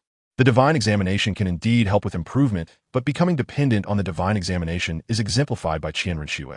The Rakshasa god Bibi Dong said, "After I became the Rakshasa god, I brutally defeated Tang San, who became the sea god. After Qian Renshue became the angel god, she was also ruthlessly defeated by Tang San. Isn't this enough to illustrate the problem? The divine test is indeed a good thing, but Qian Dalu, due to his reliance on the divine test, can never surpass Tang Chun. Qian Renshue also relies on the divine test, resulting in her angel god being as fake as it gets, incredibly weak. To be honest, based on the power MOU displayed at Jialing Pass, Qian Renshue might not even be able to defeat him. A rank 1 god, unable to defeat a limit Douluo, how weak is that? Although in MOU situation at that time, many rank 2 gods probably couldn't win against him, she really couldn't understand this guy's combat power. He was clearly only using soul power, yet he could exhibit such strength. The next day, under MOU's guidance, Xiao Wu returned to the Shrek team, and Tang San absorbed a soul ring from a burrowing demon spider, which happened to match the age of the previous faceless demon spider, without any issues. This made Yu Xiaojiang fall into self-doubt. Could it be that his theory was wrong? Tang San didn't use any special methods, yet he smoothly absorbed the 2,000-year burrowing demon spider. So, that kid named Zhu Zhuqing relied solely on her own body? Or is it true that soul bones can provide such a massive boost? What Yu Xiaojiang was thinking, no one knew, but seeing Tang San successfully absorb a soul ring beyond the theoretical age limit made Dai Mubai and the others start to become active in their thoughts. Could it be that they had been too lacking in confidence before? Maybe they could also absorb soul rings beyond the age limit. After all, if Tang San could do it, there was no reason they couldn't. Even after seeing Tang San's soul power rise to level 31 after absorbing that overage burrowing demon spider, they felt a pang of regret for having honestly absorbed soul rings within the age limit before. However, what they didn't know was that the burrowing demon spider Tang San absorbed was actually a remedy provided by Shameless God King. He had planned for Tang San to absorb a certain external soul bone, but it was intercepted by the heir of the Rakshasa god. He was helpless in this situation, as Bibi Dong had completely grasped the divine authority of the Rakshasa god and was only one step away from becoming a god herself. If he took action against Bibi Dong, who was in this state, the recently, for some reason, suddenly interested destroyer god would definitely intervene if this matter escalated. The fact that he secretly killed a Rakshasa and the angel would surely be exposed. The destroyer would not let such an opportunity slip by. And the neutral forces of good and evil would likely not sit idly by while he executed a rank 1 god on his own. So, he could only find a way to remedy the situation from another source. The ice and fire eyes formed by the Ice and Fire Dragon King that fell to the mortal realm should not have any issues, right? Xiao Wu, you are already level 30? Flinders said, in surprise. The aura of a great soul master and a soul master is different, and as a soul sage, he can naturally sense such subtle distinctions. Yes, and last night they also helped me find a soul beast. As she spoke, Xiao Wu showcased her purple 3rd soul ring. The first 6 soul rings condensed by a transforming soul beast are the most suitable for its own needs, similar in nature to God-given soul rings. This soul ring is close to 2,000 years, right? Flinders' expression changed. Tang San absorbed the 2,000-year burrowing demon spider. How could Xiao Wu do the same? Why is Yu Xiaojiang's theory about soul rings not applicable at all? About that, Xiao Wu estimated I was originally thinking of condensing a soul ring that was about right. But MOU kept an eye on me and urged me to give it my all. So I ended up condensing a 3rd soul ring of nearly 2,000 years. And then MOU beat me up. What have you been doing all these years? Why are you so weak? Xiao Wu protested. I've been working hard to complete my tasks. And what was Xiao Wu doing? Didn't you go come to check on her every 6 months? If it weren't for Ning Rongrong and the others stepping in to help, Xiao Wu would have been beaten to a pulp. By the way, Xiao Wu, did you manage to get that? Ma Hongjun came over, not willing to give up, and Dai Mubai and Oscar perked up their ears in anticipation. While Yu Xiaojiang also walked over with Tang San. Get what? Xiao Wu asked in confusion. The method for absorbing overage soul rings. Ma Hongjun said excitedly. Oh, you mean that? Xiao Wu suddenly realized. Seeing Xiao Wu's expression, everyone's eyes lit up. They knew there must be a special method. They could also absorb overage soul rings. No, Xiao Wu shrugged her shoulders, looking innocent. No, everyone looked disappointed. Xiao Wu, I'm not asking you to tell everyone this method, but at least you must be willing to share with Tang San, right? Yu Xiaojiang said with righteous indignation. I already said no. Why don't you believe me? Xiao Wu was unhappy. There really was no special way to absorb overage soul rings. Zhu Zhuqing and Zhu Zhuqing could absorb such high-level soul rings solely due to MOU's healing abilities. Otherwise, they would have been overwhelmed by the violent soul power while absorbing the soul rings. It's not that we don't believe you, it's just what? Xiao Wu interrupted you, Xiao Jiang impatiently. I said I wouldn't go, but you guys forced me to go. I went, and still nothing happened. Yet you still don't believe me? If you want to know so badly, you go yourself. Also, who was scared away by just one sentence last night? You guys are afraid, am I not? Knowing full well that it was a titled Dalu who could easily kill me, yet you still wanted me to go. As she spoke, Xiao Wu's acting skills, which had reached perfection, smoothly activated again, her big eyes starting to mist over, and her eyes turned red. Seeing Xiao Wu looking so wronged, even Flinder, who was usually shameless, couldn't stand it anymore. All right, I said there is nothing, so there is nothing. If anyone brings this up again, don't blame me for being rude. There was nothing to begin with. Xiao Wu shouted, and tears streamed down her face. All right, nothing. Seeing Xiao Wu truly crying, Flinder felt helpless, and Tang San, who was usually dense, finally stood up, pulling out a limited edition carrot from the 24 Bridge Mingyue Night, a high-level carrot for 1 gold soul coin. Xiao Wu, it's our fault. Please don't be angry. Have something to eat to calm down, okay? Xiao Wu snatched the carrot from Tang San's hand, biting down hard as she glared at you Xiao Jiang and Daimu Bai. If you keep bringing this up, I won't stay in this academy anymore. It's ridiculous, making it seem like I owe you all something, humph. All right, we won't mention it anymore. Seeing Xiao Wu so angry, even while eating carrots, Tang San felt a pang of heartache, and at the same time, a surge of anger toward Daimu Bai and the others rose within him, a feeling he was not even aware of. How could they make Xiao Wu feel so wronged? They were on the path to destruction. Chapter 157. Domestic Violence. I advise you not to go too far. On the carriage returning to Soatawa City, MOU looked helplessly at Zhu Zhuqing, who was leaning against him with a weak expression. It hurts, Zhu Zhuqing said with a pitiful look. You said you would break through the limit, and you really pushed me to the limit. 8,000 years. Many people only have their 5th soul ring at that age, and you gave me a 4th soul ring. Do you know how much it hurt last night? It still hurts now. As she spoke, Zhu Zhuqing leaned closer to MOU. So cool. Looking at Zhu Zhuqing enjoying herself, MOU's eye twitched. Did she really take him as a tool? But last night, the 500-year-old ghost leopard was a bit much. Zhu Zhuyin almost couldn't handle it. If she hadn't tried to take the easy way out and find a suitable soul beast, she wouldn't have had to suffer like that. So, she endured it. MOU endured it, but Zhu Zhuqing next to her had an odd expression. The way she said that made it sound like no one had ever suffered before. She's only at level 30, and she's only 12 years old. Her sister is already 19, and, at level 40, does absorbing a 4th ring soul beast from 8,000 years really hurt that much? Does it still hurt now? Are you kidding me?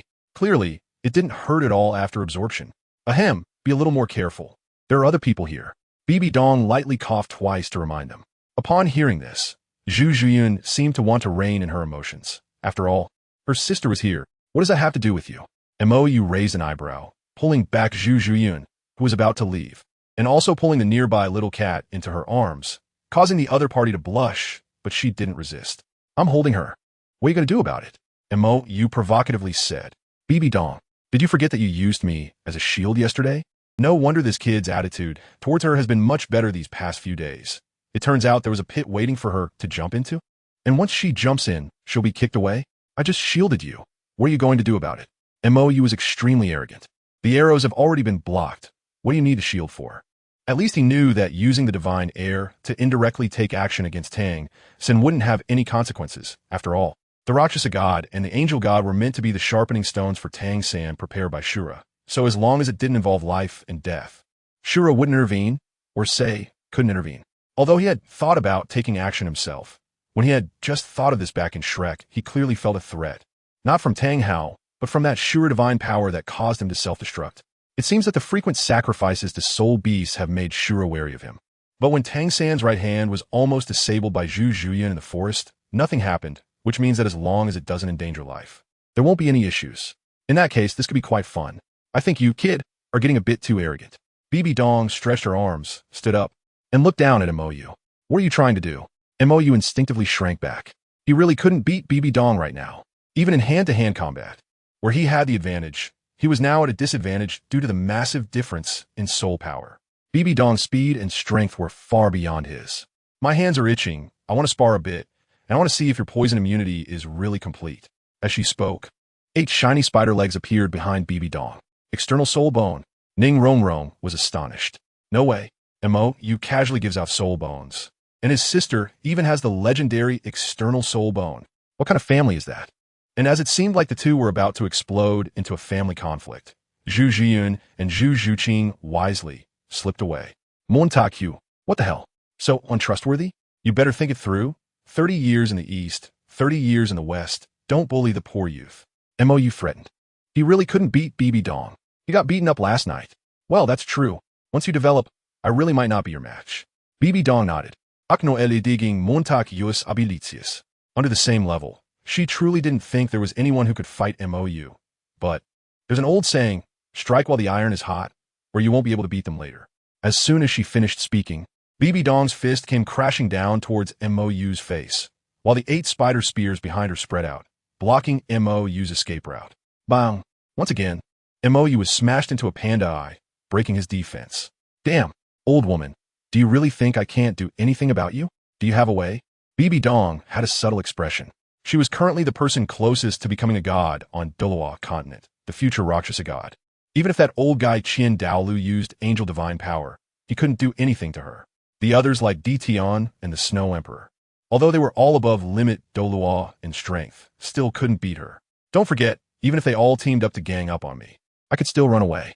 BB Dong reminded with a teasing look. Montaque, shameless. Bang, I'll show you shameless. I'll show you how to act. Let me tell you, give me some respect.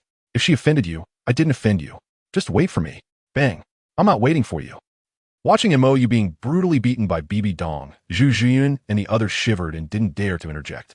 Is this domestic violence? On the other side, in Soto City, after receiving news from Mou, Douluo, the current captain of the royal fighting team, quickly gathered the team members and headed towards Soto City. As for the reason, the captain said, if you don't want to hear it, do you want to get beaten up? After evolving her martial soul, Douluo's combat power skyrocketed. Her phosphorescent dragon snake martial soul combined the powerful strength of a dragon and the lethal poison of a snake.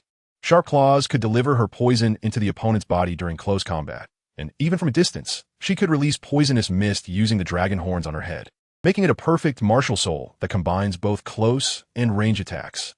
Additionally, with the enhancement of the sweet potato golden dragon and the soul power operation route tailored for her by Mou, Douluo's cultivation speed was also very fast.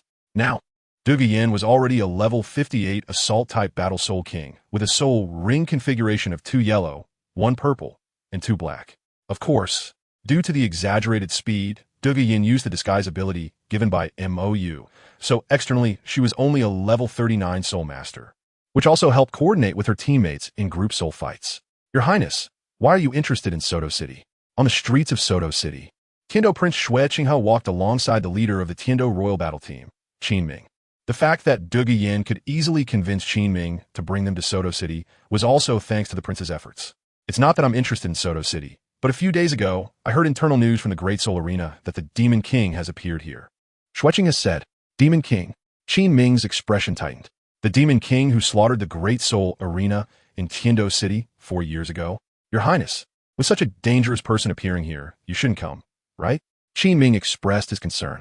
The reputation of the Demon King Satan in Tiando City is terrible. Not only was he brutal in the life and death arena, but many nobles who looked for trouble after matches had their limbs twisted and discarded at the entrance of the Great Soul Arena. And even though everyone knew he did it, there was no evidence. Even nobles couldn't take action against the star of the Great Soul Arena without evidence. So during that time, when the Demon King rampaged through the life and death arena, the entire nobility of Tiando City became obedient. Even a certain prince became humble and polite. And Qin Ming, who had watched the matches at that time, had a deep fear of this mysterious Demon King. After all, he had seen barehanded heart extraction, barehanded skull tearing, and various gruesome bloody scenes. Anyone who witnessed such a scene wouldn't want to engage with this mysterious Demon King. The Demon King Satan from Hell is not an exaggerated nickname. It's a fact. Chapter 158 Help. Teacher Qin, don't be nervous. Although the Demon King's reputation is bad, he didn't indiscriminately kill the innocent when he was in Tiando City. Xue has said, moreover, you know very well what kind of people participate in the life and death arena. Qin Ming nodded. Although the matches in the Great Soul Arena seemed to have a higher level of excitement, That's only true in these small cities. In more prosperous cities, people prefer the bloody life and death arenas. The soul masters who have been active in the life and death arenas for a long time are not exactly of clean background. Many of them are even fugitives wanted by the two empires and the spirit hall. They have abandoned their previous identities and have fallen to become henchmen in the great soul arena, doing dirty work that cannot be openly mentioned. The reason the Demon King was so popular back then was that he killed too many death warriors raised by the nobles of the great soul arena in Heavendoe City. If it weren't for the heads of the 7 great families personally stepping in to suppress the heat and issuing diamond soul badges, who knows what the great soul arena would have turned into? So, does His Highness the Prince want to win over that Demon King? Qi Ming asked. Winning over is not quite the right term. After all, my uncle, Prince Xuesheng, tried to reach out back then. I heard he even got the poisoned Douluo involved. But the Demon King did not respond. Xuesheng has said, therefore, my interest this time is more out of curiosity. Ever since the Demon King obtained the Diamond Soul Badge, he has been silent, but now he suddenly appears in Soto City. Perhaps something interesting will happen? Interesting. Qi Ming nodded deep in thought. By the way, speaking of which, the Shrek Academy, where Teacher Qin came from, seems to be in Soto City too? Xuesheng has suddenly asked. Yes. Mentioning Shrek Academy instantly energized Qin Ming. He began to pour out various praises and pride without stopping. Meanwhile, the students behind him, like Duge Yin, looked at Qin Ming with helplessness. Their teacher was starting again, bragging about Shrek. However, they were also curious about the capabilities of the academy that could produce such a genius as Qin Ming. On the official road outside Soto City, a large carriage was speeding along, carrying Mou and his group who had just returned from the Star-Do Great Forest.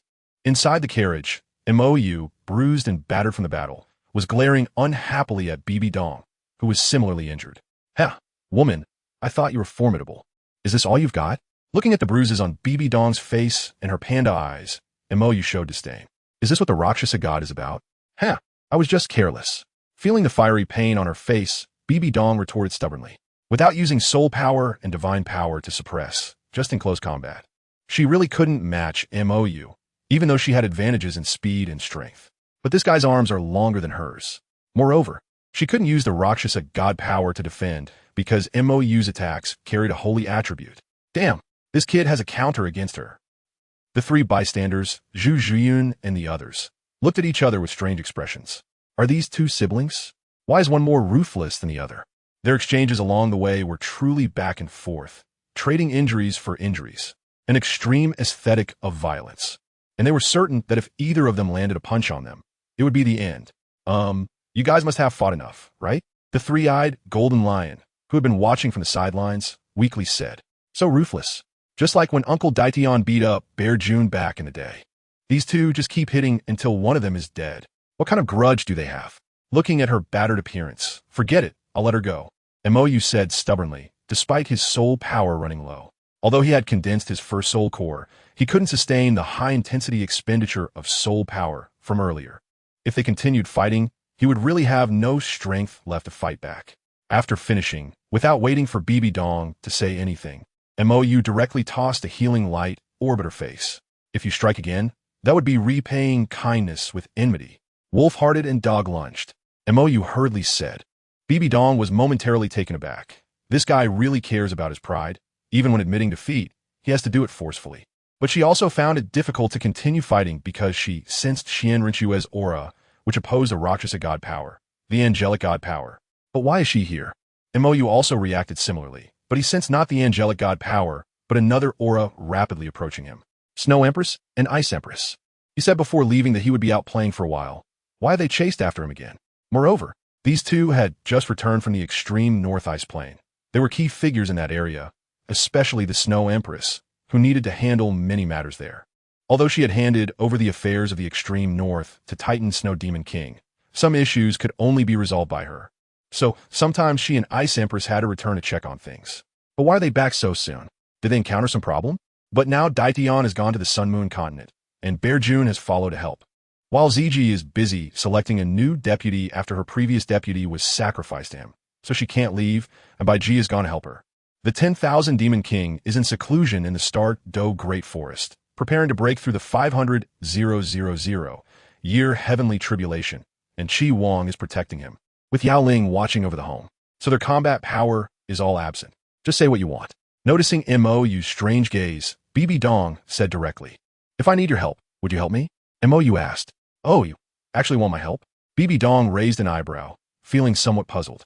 Mo actually needs her help with something? It's not confirmed yet. I'm just asking for now. If you're unwilling, I'll think of another way. Mo shrugged. Even if nothing happens this time, the heavenly tribulation for the Ice Empress and Snow Empress is approaching, because they have been with him over the years. Influenced by the natural energy of Tianming and the three-eyed golden lion, their cultivation has progressed unusually fast, so when the heavenly tribulation descends, he wants Bibi Dong to help. After all, the energy of the heavenly tribulation targeting soul beasts comes from the divine realm, and the Rakshasa god power, which also belongs to the divine realm, should be able to withstand it. Of course, if it can't withstand it, or if Bibi Dong is unwilling to help, he would have to try to see if he could pull them into the angel space and break through. Chapter 159, Unyielding Yu Xiaojiang. Soto City. As Mou and his group entered the city, they bumped into Xue Qinghe and his group who were wandering around. Mou looked at Bibi Dong with a strange expression. "Did you call her here?" Bibi Dong shrugged. "I haven't clarified things with her yet." The two groups stood on opposite sides of the road, neither making a move, as if caught in a strange standoff. Mou was currently wearing a mask, indicating that his identity wasn't Mou, so Qian Rinxue and Duge Yan on the opposite side didn't directly greet him. Qin Ming and the rest of the royal battle team were also subdued by an invisible pressure that Mou unintentionally emitted. Finally, due to Mou's uncertainty about Qian Rinxue's intentions, combined with the increasingly close auras of the Snow Empress and Ice Empress, he took the initiative to move first. Phew! After Mou left, Qin Ming and his group let out a heavy sigh. What kind of pressure is this?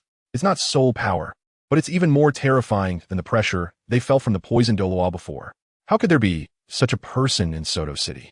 "You all go back to rest first. I'll go pick up two people," Mou said to Zhu Zhuyun and the others. The girls nodded. They had been on the carriage all day and were already tired. After Mou left, Ning Rongrong curiously looked at Bibi Dong. "Sister Dong? Who is you going to pick up?" Bibi Dong glanced at Ning Rongrong and her two sisters. "Sisters?" The three girls were slightly taken aback. "Does Mou have so many sisters? Could it be that, like this Mou Dong, she is also a violent maniac?" Sensing the strange thoughts in the hearts of the three girls through the Rakshasa divine power, Bibi Dong narrowed her eyes. "What are you thinking?" "Nothing."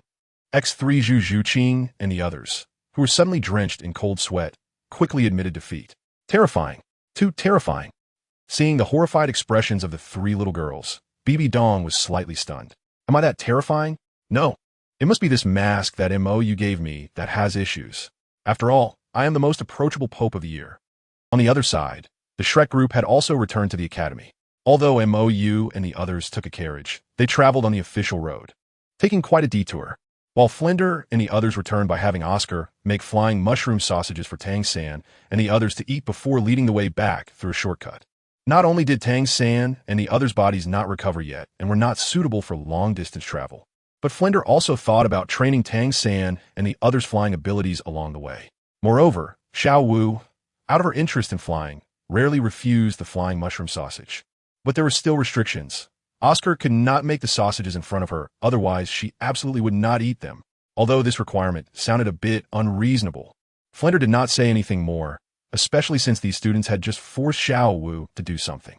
Instead, he let Oscar practice the storage ability of the sausages, as having Oscar's sausages be storable would be a great help in future training. "Xiao Gang, you're not still thinking about that method, are you?" After arranging the students, Flinder took Yu Xiaojiang to the teacher's lounge. Seeing Yu Xiaojiang's heavy expression, Flinder, familiar with his strong thirst for knowledge, guessed what he was thinking. "Flinder, although Tang San's 2,000-year soul ring exceeds my theoretical limit for soul rings, it doesn't exceed by much, so it can be considered an exception. However, that girl Zhu Zhuqing with her 4,000-year soul ring definitely has a problem," Yu Xiaojiang said solemnly, absorbing soul rings beyond the age limit. He had already seen Bibi Dong's second soul ring, so for those that only exceeded a little bit, he could classify them as exceptions. He even felt that this was an advantage of being a twin martial soul. Bibi Dong has a twin martial soul, and so does Tang San. So they can absorb soul rings that exceed the limit, but what about that Zhu Zhuqing? It can't be that a soul bone gives such a terrifying enhancement, right? Could it be that soul bones can help soul masters absorb higher age soul rings? If only there was a soul bone for him to experiment with. "Xiao Gang, if their essay problem, their essay problem. What else can we do?" Flinders said somewhat helplessly. Over there are two titled Douluos, and they are titled Douluos of unknown origin. We don't know what kind of forces they have behind them. It's best not to think about such people. Under normal circumstances, once a soul master becomes a titled Douluo, they would go to the spirit hall to hold a title conferring ceremony, and their title would spread. However, that Mo Sheng, called the dragon god Douluo, has never been heard of, and the woman beside him, two titled Douluos who have never made a sound, not to mention them. Even the spirit hall wouldn't dare to act recklessly. Flinder, you don't understand. The way to absorb soul rings that exceed the age limit has an unimaginable impact on the soul master world. Yu Xiaojiang said seriously. Tang San only absorbed a third soul ring that exceeded the limit by over 200 years, and his soul power directly rose by 1 level. What if he could absorb even higher age soul rings? Is it possible to rise by 2 levels, 3 levels, or even more? Flinder was taken aback, and Yu Xiaojiang continued. If that's the case, then this method of absorbing soul rings that exceed the age limit can not only accelerate the cultivation speed of soul masters, but also enable more talent-deficient individuals to achieve greater accomplishments. A soul master of innate level 7 has a future achievement of starting from soul sage, hoping to reach soul Douluo, and title Douluo is basically out of the question. However, if there is this method of absorbing soul rings that exceed the age limit, and each absorption can raise soul power by 1 level or even 2 levels, then the probability of this soul master achieving title Douluo would greatly increase. Flinder, do you know how significant this method would be for the soul master world? Yu Xiaojiang's emotions grew more agitated. More soul masters could break through to title Douluo, and lower-level soul masters could reach higher realms, which would be a tremendous help for all soul masters. Moreover, if this method of absorbing soul rings that exceed the age limit could be obtained, then Tang San's speed in achieving title Douluo would also greatly accelerate. At that time, using the same method to attach high-age soul rings to his second martial soul, Tang San might even surpass that great offering from the Spirit Hall. And the one who taught Tang San and popularized this method of absorbing soul rings that exceed the age limit would become an immortal monument in the history of soul masters. All those who once looked down on him would regret it. Whether it's the Spirit Hall or the Blue Lightning Tyrant Dragon Clan, everyone, they would all regret having looked down on him, this genius of the soul master world. But Xiao Wu has already been there. Isn't that a failure? Flinders said helplessly. If he could, he wouldn't want these children to achieve greater accomplishments. But that is a title Douluo. If it weren't for the relationship between Xiao Wu and that MOU, whether Xiao Wu could return after running over last night would be another matter. They probably wouldn't escape death even if they knew the other party might have this method. After all, if they let this news out, it would cause a stir across the continent. Who would want to absorb higher age soul rings? Higher age soul rings represent stronger soul skills, and, as Yu Xiaojiang said, this method could speed up the cultivation of soul masters and even help them reach higher realms. This temptation, the Spirit Hall probably wouldn't be able to resist, right? No, Xiao Wu can. Yu Xiaojiang affirmed. Over the years in Odding City, I found that Xiao Wu has a good relationship with that MOU, and if Mo Sheng is really MOU's brother, then MOU must also know this method. So, just because it doesn't work for Mo Sheng doesn't mean it won't work for MOU. Choptut Yuzalthmush, Ye Lingling. On the other side, after receiving the Snow Empress and Ice Empress, MOU returned to the hotel and introduced these two to Zhu Zhuqing and the others before heading out with the Snow Empress. Since it was already evening, Zhu Zhuqing and the others were too tired and went to rest early. The room was left for Ice Empress and Bibi Dong. What are you here for?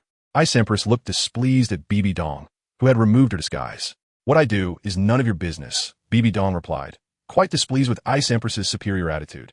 The Ice Empress is the ruler of the extreme north, and she is also the Pope of the Spear Hall, the future Rakshasa god. No one can give her orders. Did you injure MOU? Ice Empress's eyes became somewhat dangerous.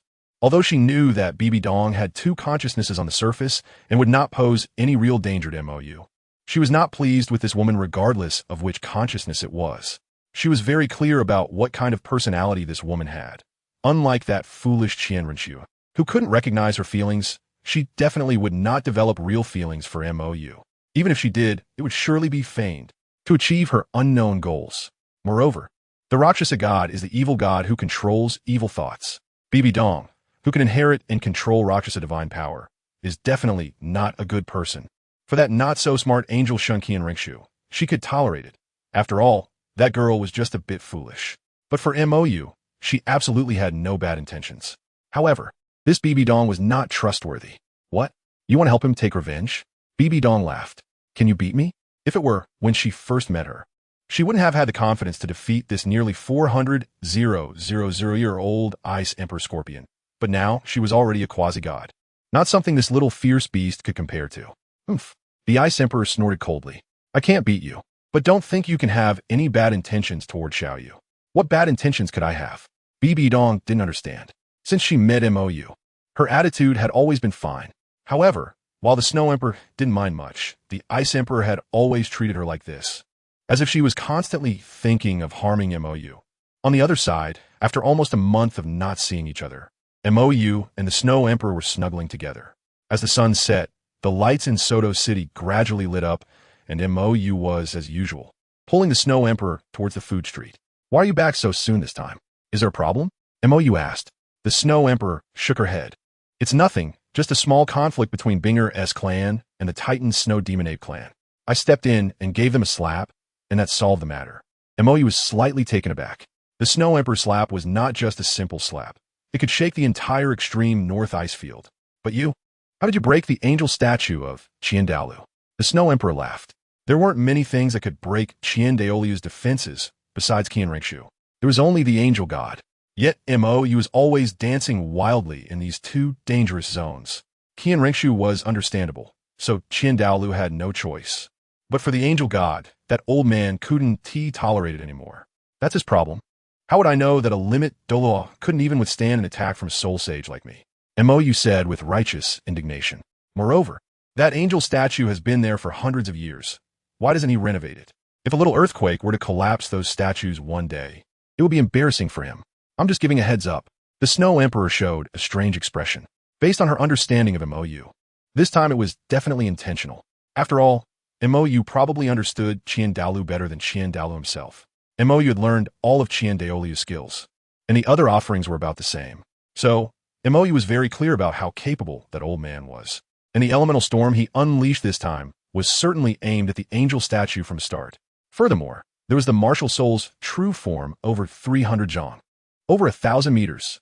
Making such a big commotion, Mou must have other ideas, especially with what she had heard about the supernatural news. All right, stop overthinking it. It's rare for us to go out. Mou interrupted the Snow Emperor's thoughts. This sister understood him too well. She would connect all his actions, leading to him having no secrets in front of the Snow Emperor. No matter what he did, the Snow Emperor would know what he was thinking. Yay! A familiar voice called out from behind. Mou turned around to see the green-haired Yin running towards him, pulling along a slender girl dressed in a silver outfit with a black veil covering her face. Sister Snow Maiden, you're here too? Yin was a bit surprised. The Snow Emperor nodded, acknowledging her. The Snow Emperor had interacted with Yin before, as she needed to confirm that the other party had no strange issues. Otherwise, she wouldn't let Mou continue to interact with her. Didn't you go to the Soul Arena? Mou asked. Qin Ming had brought them to Soto City, and they must have gone to the Grand Soul Arena for battles. Although Yin was the captain, with Qin Ming's personality, he wouldn't let her have any special treatment, right? What's soul to fight? If I fight a few more matches, I'll be forced to upgrade to a Gold Soul Arena. Then I'll have to match with the likes of Yu Tianheng. I can't keep up with them, Yin complained. Moreover, Lingling is already mixed in with me in the Silver Soul Arena. The mentioned Lingling looked up at the tall Mou. Her expression behind the veil a bit off. Although it wasn't their first meeting, Mou had given her a strange feeling from the very first time. Are we kindred? Does the Nine-Heart Sea Butterfly have kindred too? Could it be that the other party also possessed a similarly cursed martial soul? Lingling, say hello. Yin patted the dazed Yi Lingling. Although Yi Lingling was a bit infatuated, this wasn't their first meeting, right? It shouldn't be like this. Besides, it didn't seem like an infatuated expression. Hello. Yi Lingling reminded, slightly bowed, and then there was no follow-up. That's just how Lingling is. She means no harm. Yin quickly explained. Yi Lingling would only be a bit lively when alone with her. In front of others, she was basically mute. Even in front of her teammates, like Yu Tianheng. However, she knew that Yi Lingling's personality was just a bit reserved and introverted. It meant nothing else. I know. The Snow Emperor smiled and nodded. In her previous life, Mou had interacted with this little girl, and he was very interested in the extreme healing of the Nine-Heart Sea Butterfly, especially after learning from the Silver Dragon King that this thing originally belonged to the God Realm. However, at that time, Mou had no time. The War of the Spirit Empire had already begun, and he couldn't find out where Yu Lingling was. But this time, he would definitely not miss the Nine-Heart Sea Butterfly's extensive healing, because the complete healing of the Nine-Heart Sea Butterfly was very close to the healing power from Yu's Angel Martial Soul. If we talk about the purity of healing power, the Nine-Heart Sea Butterfly even surpassed the 500,000-year-old Emerald Swan by G. According to the Silver Dragon King, if the Nine-Heart Sea Butterfly could be restored to a 10-Heart Sea Butterfly, even gods could be completely resurrected. This ability would be extremely important in the future God Wars, so this little girl could not be overlooked. Chapter 161, The Powerful Douluo. While Yu and the others were casually eating on the food street at the Grand Soul Arena, after some back and forth with Yu Xiaojing, Flanders, who found it hard to be too direct, simply left the academy and came to the Grand Soul Arena, preparing to ask the healing soul masters here to help Dalu Bai and the others recover. After all, if they were to slowly heal like this, it would take too much time, and Oscar's recovery sausages couldn't heal such injuries. However, the healing soul masters of the Grand Soul Arena charged too much. Clearly just a soul zone. Yet the consultation fee alone was 100 gold soul coins. And for healing, depending on the severity of the injury, each person started at a minimum of 100 gold soul coins. ISNT, this robbing money. You guys are too black-hearted, Flanders said painfully. Mr. Flanders, the price for a healing soul master of the soul zone level is just this much. You should understand this from your travels. The manager of the Grand Soul Arena said helplessly. Healing soul masters are quite rare. This 45th level healing soul zone is a revered figure in our Grand Soul Arena. And if it weren't for considering Flanders being a soul sage, even if you offered money, they might not be willing to help. You must know, healing soul masters are esteemed guests wherever they go, and those above the Soul King level either join the Spirit Hall, join sects, or are recruited by some nobles. Having such a healing soul zone in their Grand Soul Arena is already a testament to the ability of their arena manager. Otherwise, they wouldn't be able to find one at all. Can't you make it cheaper? Flanders still felt it was too expensive. This doesn't mean that giving money will definitely cure them. Ma Hongjun is fine because he is too weak, so Zhu Zhuyun didn't pay special attention to him in the forest. However, Tang San and Dalu Bai were both given special care. If Dalu Bai's leg and Tang San's hand are not repaired in time, it will be troublesome if they leave hidden injuries. Mr. Flander, this is really the lowest price. And if it weren't for your good relationship with the Great Soul Arena, that gentleman might not even be willing to help. The manager said helplessly. If you bargain any further, I feel that gentleman will think you look down on him. Oh, fine then. Principal Flander? Just as Flander was about to resign to his fate, a familiar voice sounded from the side. Principal, it really is you. Qin Ming, who had brought Yu Qianheng and others to participate in the soul fighting competition, quickly approached. Qin Ming? Flander showed surprise. You still know to come back and take a look. Seeing Flander seemingly reunited with an old friend, the manager of the Soul Arena also stepped aside to avoid being a third wheel.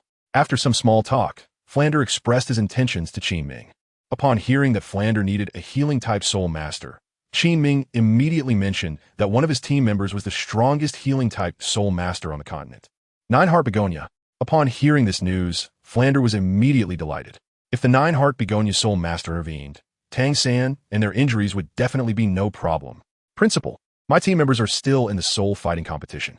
After they finish, I will accompany you to find her, Qin Ming said. Flander was taken aback. What kind of teacher are you? How can a team of students fight while running off to play? This. Qin Ming showed an awkward expression. He immediately explained to Flander that he couldn't even understand the strength of Douluo. Fighting against soul masters of the same level was like playing around for her. Even the vice-captain Yu Tianheng couldn't withstand 3 moves from Douluo. So, he really felt a bit at a loss regarding Douluo. The tasks he assigned were easily completed by Douluo, and she didn't neglect teamwork just because of her outstanding abilities. In fact, if Douluo wasn't holding back, he felt that girl could have already reached the Golden Soul fighting rank. That girl could really fight casually below level 40. Even Yu Lingling was brought to the Silver Soul fighting rank by Douluo. If the two of them continued to fight, they would be forced to advance to the Golden Soul fighting rank, and Yu Qianheng and the others couldn't keep up with them right now. Moreover, if Yin Yan were here, Tianheng and the others would feel a lot of pressure. Qin Ming said with a bitter smile. Ever since Douluo's martial soul evolved, her temperament has changed, and she has become the boss of the team. She's more effective in speaking than I am as the team leader. Hearing you say this, you are the real monster, Flanders said, in surprise. However, the one you taught. Hey, Principal, please don't say that. Guessing what Flander was about to say, Qin Ming's expression became serious, and he quickly interrupted. Yin Yan's abilities are not taught by me. I don't even know where she learned those fighting styles. To be honest, if I were at the same level as her, I would probably only be the one getting beaten. You're being modest. Flander patted Qin Ming on the shoulder, taking it as the student being humble. If the student is strong, that must be because the teacher taught well. Principal, I'm really not being modest. After all, if I really had that ability, Tianheng and the others wouldn't be unable to defeat Yin Yan when combined. Qin Ming sighed. What? Flander was taken aback. The 6 of them together can't even last a stick of incense against Yin Yan. Qin Ming said with a bitter smile. You should be able to understand how much psychological pressure Tianheng and the others face against Yin Yan, right? To be honest, if it weren't for the fact that Dugu Yin is their captain, experiencing a situation where 6 people are defeated would leave a huge shadow in their hearts. 1 against 6? Upon hearing Dugu Yan's glorious achievements, Moyu's expression became somewhat strange. Sister, can you tone it down a bit? Why are you only toning down your soul power? Moyu said telepathically. Huh? Dugu Yin was taken aback. Am I not restrained enough? She's almost a soul emperor. If she were serious, she could take them out with 1 slap each. But she still dragged it out for a stick of incense. Isn't that enough restraint? Have you ever seen a soul master at the same level who can crush 6 opponents? Moyu said helplessly. Aren't you one? Dugu Yin asked in confusion. Besides, you weren't just 1 against 6, right? 4 years ago, you broke through the soul fighting arena with your soul king strength. And you even instantly defeated soul emperors back then. I'm not that impressive, right? Moyu's expression froze. If you put it that way. That's true. However, you still need to restrain yourself a bit more. Otherwise, you might find it difficult to escape in the future. Actually, Dugu Yin looked back at Yu Lingling, who was walking with the Snow Emperor, and then looked around, sneaking around. Yu Tianheng's grandfather, the sect master of the blue electric Tyrannosaurus Rex, approached my grandfather a while ago, saying he wanted to discuss my relationship with Yu Tianheng. Moyu raised an eyebrow. That old man has his eyes on your martial soul? It should be. Dugu Yin nodded. The level suppression of dragon-type martial souls is the most obvious.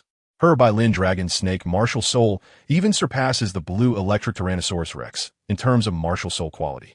So Yu Tianheng's strength is at least reduced by 30 when facing her. And the blue electric Tyrannosaurus Rex sect, which has always valued its martial soul inheritance, naturally became interested when they saw her top-tier dragon martial soul. So what did your grandfather say? Moyu asked. My grandfather said that young people should decide their own matters and that he does not intend to intervene. Dugu Yin shrugged. So what do you think? Moyu asked. Dugu Yin was stunned for a moment, then looked at Moyu with "Are you stupid?" expression. Don't you know? I don't know. Moyu shrugged and walked ahead. Dugu Yin's expression froze, and she lightly leaped from behind onto Moyu's back. I've decided to stick with you, and you still don't know? I don't know. Damn. Are you a dog? I'm a dragon, and I'm poisonous. Chapter 162. The Wronged Ice Emperor. Yin Yan, at the end of the food street, Moyu and a few others, who had just finished eating, ran into Qin Ming and Flander, who were looking for Yi Lingling. Do you know each other? Qin Ming asked in confusion. Isn't this the strange person they met on the street in the afternoon? I don't know. Dugu Yin smiled. Oh, no. We got to know each other when we were eating. Teacher Qin, I met someone today who can eat more than I can. He is really amazing.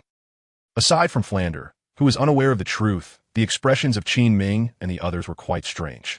Someone who can eat more than Dugu Yin? How terrifying is that? It should be noted that Dugu Yin can eat the amount of 5 people by herself. Her terrifying appetite even became a record at the Tiando Royal Academy.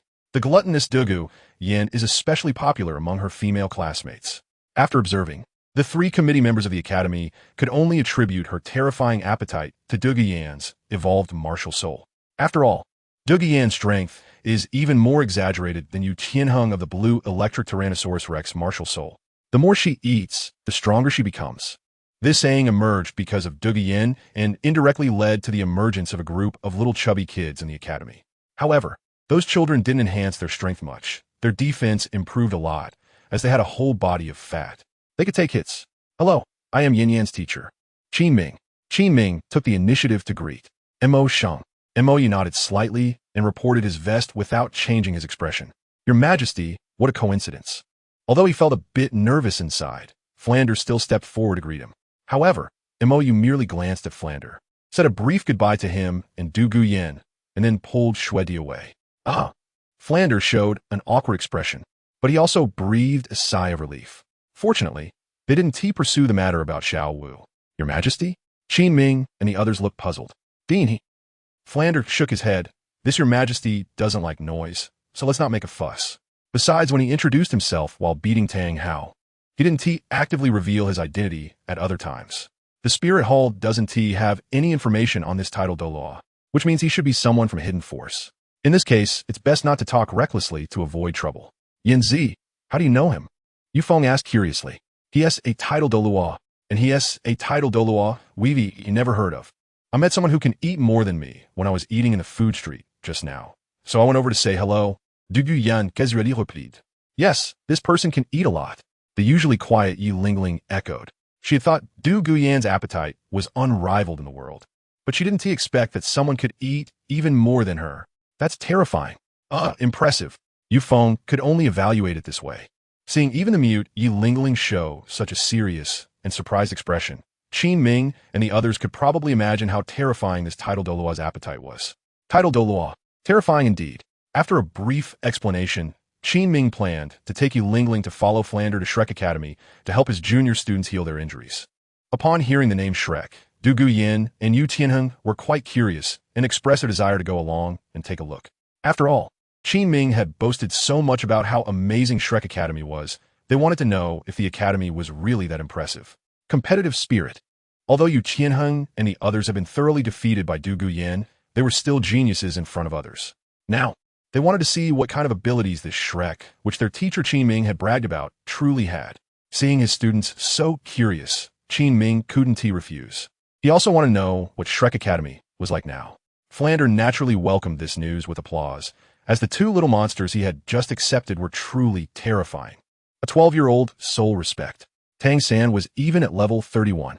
Moreover, Flander also wanted to lure two students from Qin Ming to his side because his own students were too few. They couldn't even gather enough people for a team battle. And the one he most wanted to recruit was, of course, the strongest in the team, Du Guyan. Meanwhile, Mou and Shuedi returned to the hotel. The moment Mou opened the door, a terrifying chill rushed at him. What do you want? Mou's eye twitched as he looked at his ice-encased room.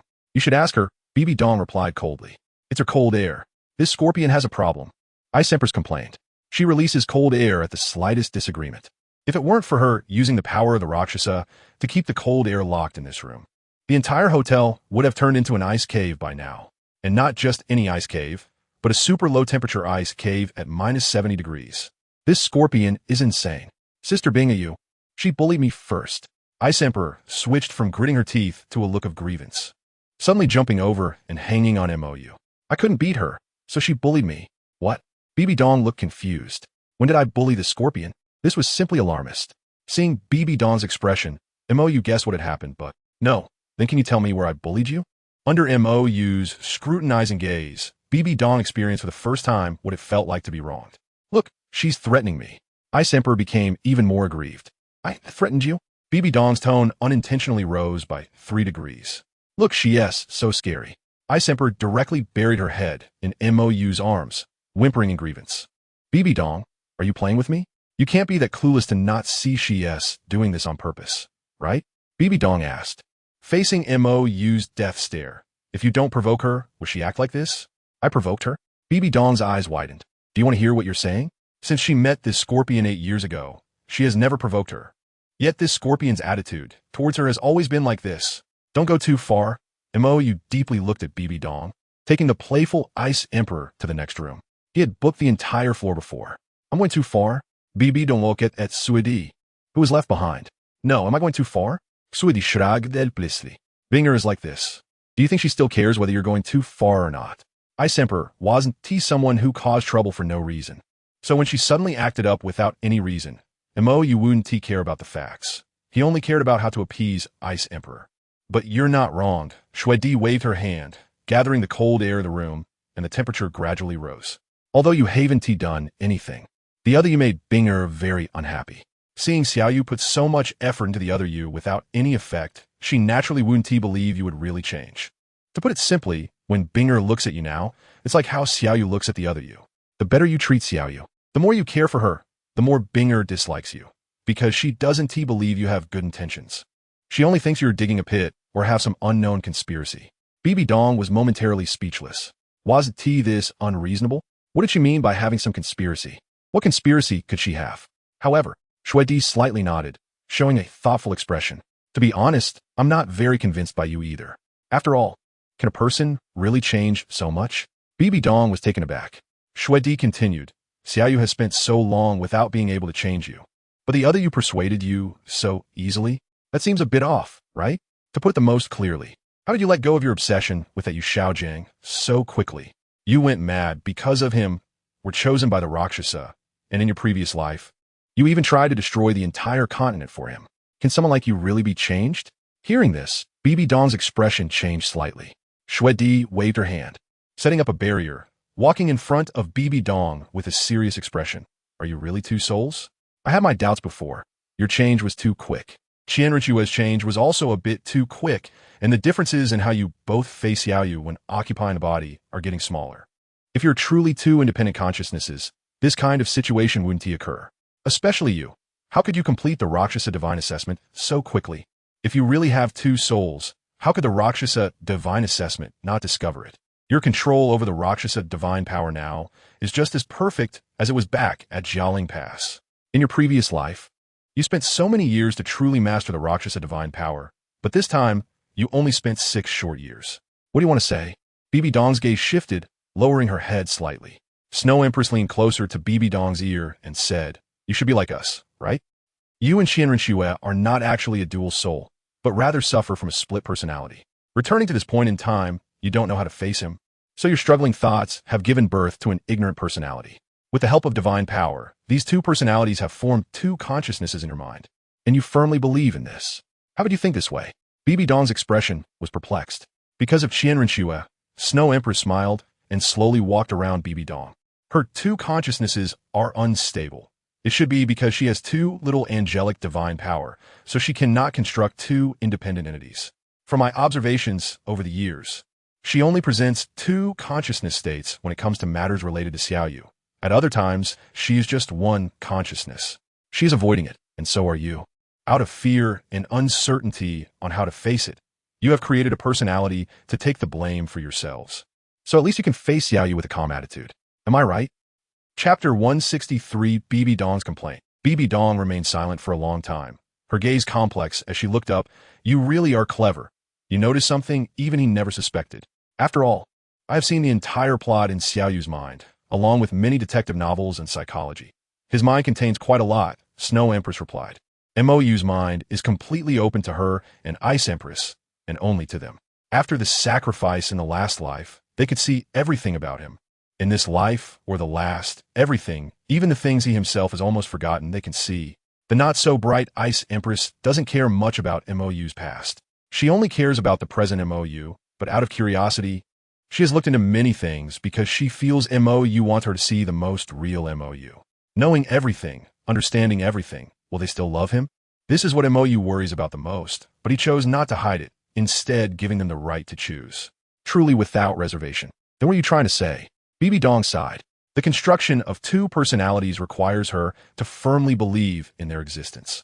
And once it is exposed and she begins to doubt it, these two personalities will collapse instantly and merge into a complete self. Snow Empress pulled BB Dong down to sit and said seriously, I hope you can recognize yourself. Do not avoid it. No matter what you have done, it has already happened and will not disappear just because you are unwilling to face it. If you do not accept your true self, you will never be able to see clearly. Xiaoyu has always been trying to wake you up, but he failed, and I know that was a misunderstanding. BB Dong was taken aback, you know? Of course, Snow Empress nodded.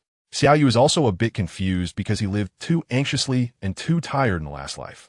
Many times he had no time to think, especially at the end during the battle at Jialing Pass. You don't know how afraid he is of death. So you don't understand what kind of feelings he had when he made up his mind to seek death, and also, he went to seek death with me and Ice Empress. At that time, the psychological pressure he bore is something you cannot comprehend. However, at that time, your reckless actions just happened to step on his landmine. Snow Empress's expression became serious. You saw that Xiaoyu did not become a god and had no divine power. I know that at that time you were pleased, happy that you had finally surpassed Xiaoyu once. After all, he had previously hit you too hard. So you became gods while he did not. At that moment, you felt a thrill of being ahead of him, but that thrill came at the wrong time. He thought he was about to die, taking the risk of certain death to go to Jialing Pass, and you were pleased? He bet everything on himself. While you were thinking of showing off your might as gods, that behavior in his eyes was not a joke, but mockery. Your joke came at the wrong time. Furthermore, later, because of the cleansing actions you and Qian Rinxue took against the Spirit Hall before the battle, it led to disunity within the Spirit Empire. If it weren't for the presence of two gods, your army would have been in chaos long ago. I heard that after that incident, Xiaoyu had an argument with you. But at that time, you thought it was not important at all. As long as you won the subsequent war, the problems of the Spirit Empire could be solved slowly. After that, the revival of divine light shone upon the world, and the Shura god Tang San was born. Seeing that expected situation, Xiaoyu warned you to be careful because the divine power of a Shura god is not on the same level as the sea god. You should have noticed the danger at that time, so you argued with him again, wanting him to leave because the battle of gods is not something humans can participate in, even if he was an extreme Douluo at that time. However, the pressure on him was too great. He could not just leave you behind because Qian Dalu had asked him before he died, and he had promised. He could not sneak away, but you presented a disdainful attitude, hoping he would leave quickly. Thus, the misunderstanding erupted. The immense pressure, along with your previous reckless actions, caused all the resentment Xiaoyu had accumulated to explode. What you wanted to express and what Xiaoyu understood were completely different. At this point, Snow Empress sighed helplessly. She had been observing the conflict between Mou and these two, but at that time, she hadn't realized it. She slowly analyzed these issues afterward. After all, if Bibi Dong really had no feelings for Mou and could not let go of Yu Xiaojiang, then after the Soul Master competition, when Mou had slapped Yu Xiaojiang to the brink of death, Bibi Dong would not have been able to kill Mou. At that time, she was actually outside the Pope's palace. If Bibi Dong, at her peak level 98, with the blessing of the Rakshasa god, really wanted to kill Mou, one move would be enough. Moreover, Mou would not have the ability to resist. But she didn't. Her demeanor at that time was very strange. Although it seemed that Qian Dalu arrived just in time, what she saw was Bibi Dong waiting for Qian Dalu to come before she acted. Although she thought this was strange at the time, she didn't say it out loud. After all, she didn't understand human emotions very well then. And Mou had left the Pope's palace, which made her quite happy, since she wouldn't have to argue with Bibi Dong every day anymore. Lastly, before Mou charged and perished together with the Shura demon sword, he eliminated Yu Xiaojiang, and Bibi Dong was indifferent to this. At the beginning of this life, the Silver Dragon King told her what Bibi Dong and Qian Rinxue did after Mou self-destructed. So, the biggest problem between you is really just some misunderstandings. However, you are unwilling to lower yourselves to explain. Both you and Qian Rinxue are too proud. Xiaoyu seems easygoing, but in reality, he is also very proud, which leads to a standoff where neither side is willing to back down, resulting in more and more misunderstandings, gradually becoming unexplainable, and eventually, there's no opportunity to explain. Snow Emperor sighed, but now I want to explain, and he is unwilling to listen, Bibi Dong bitterly said. Mou is currently unwilling to mention those past events at all. He gets angry at the mention of them. Previously, in Tiando City, Qian Rinxue provoked him. Your method is wrong, Snow Emperor said. If you want to apologize, you shouldn't be so stiff. Who apologizes while maintaining a high and mighty attitude? Bibi Dong raised an eyebrow. Are you asking me to grovel and beg for his forgiveness? What are you thinking? Impossible. Indeed, my problems are not small, but does he have no issues? He knows very well that I have a conflict with Qian Dalu, yet he runs up the mountain every day, learns swordsmanship from Qian Dalu, and shows off that broken sword to me. I am his teacher, but he doesn't come to ask me about his problems. Instead, he goes to ask Qian Dalu. He even didn't tell me about hunting for soul rings and directly had Qian Dalu take him. Where does that leave me? And about that bastard Qian Xuanjia. He knows that matter has always been my sensitive spot, yet he keeps jumping into that sensitive area like it's a dance party. He even drags Qian Rinxue and Hulaina to join him. Is this something a person can do? Anyone who knows about that matter dares not mention it in front of me. Even if someone accidentally brings it up, they would suffer consequences, yet he keeps using that matter to insinuate things at me. He even brings Hulaina, who knows nothing, to join in on the insinuations. If it were someone else, I would have dealt with them already. And Qian Rinxue, doesn't he know that every time I see this girl, I think of that scumbag Qian Xuanjia? But what does he do? He encourages Qian Rinxue to come to me to discuss that scumbag. And not just once. 2 sensitive spots, right in my face. Can a person even do such a thing? And then there's Yu Xiaojiang. He brings up Yu Xiaojiang's achievements to complain to me. Okay, I get it. I'm blind. And then, he keeps using Yu Xiaojiang to mock me every few days. And every time he mocks me, he has to accidentally show off his self-created soul skill. What does he mean by that? Huh? Does he look down on me? And he has done these things more than once. Does he have grievances? Is he unhappy? I'm even more unhappy.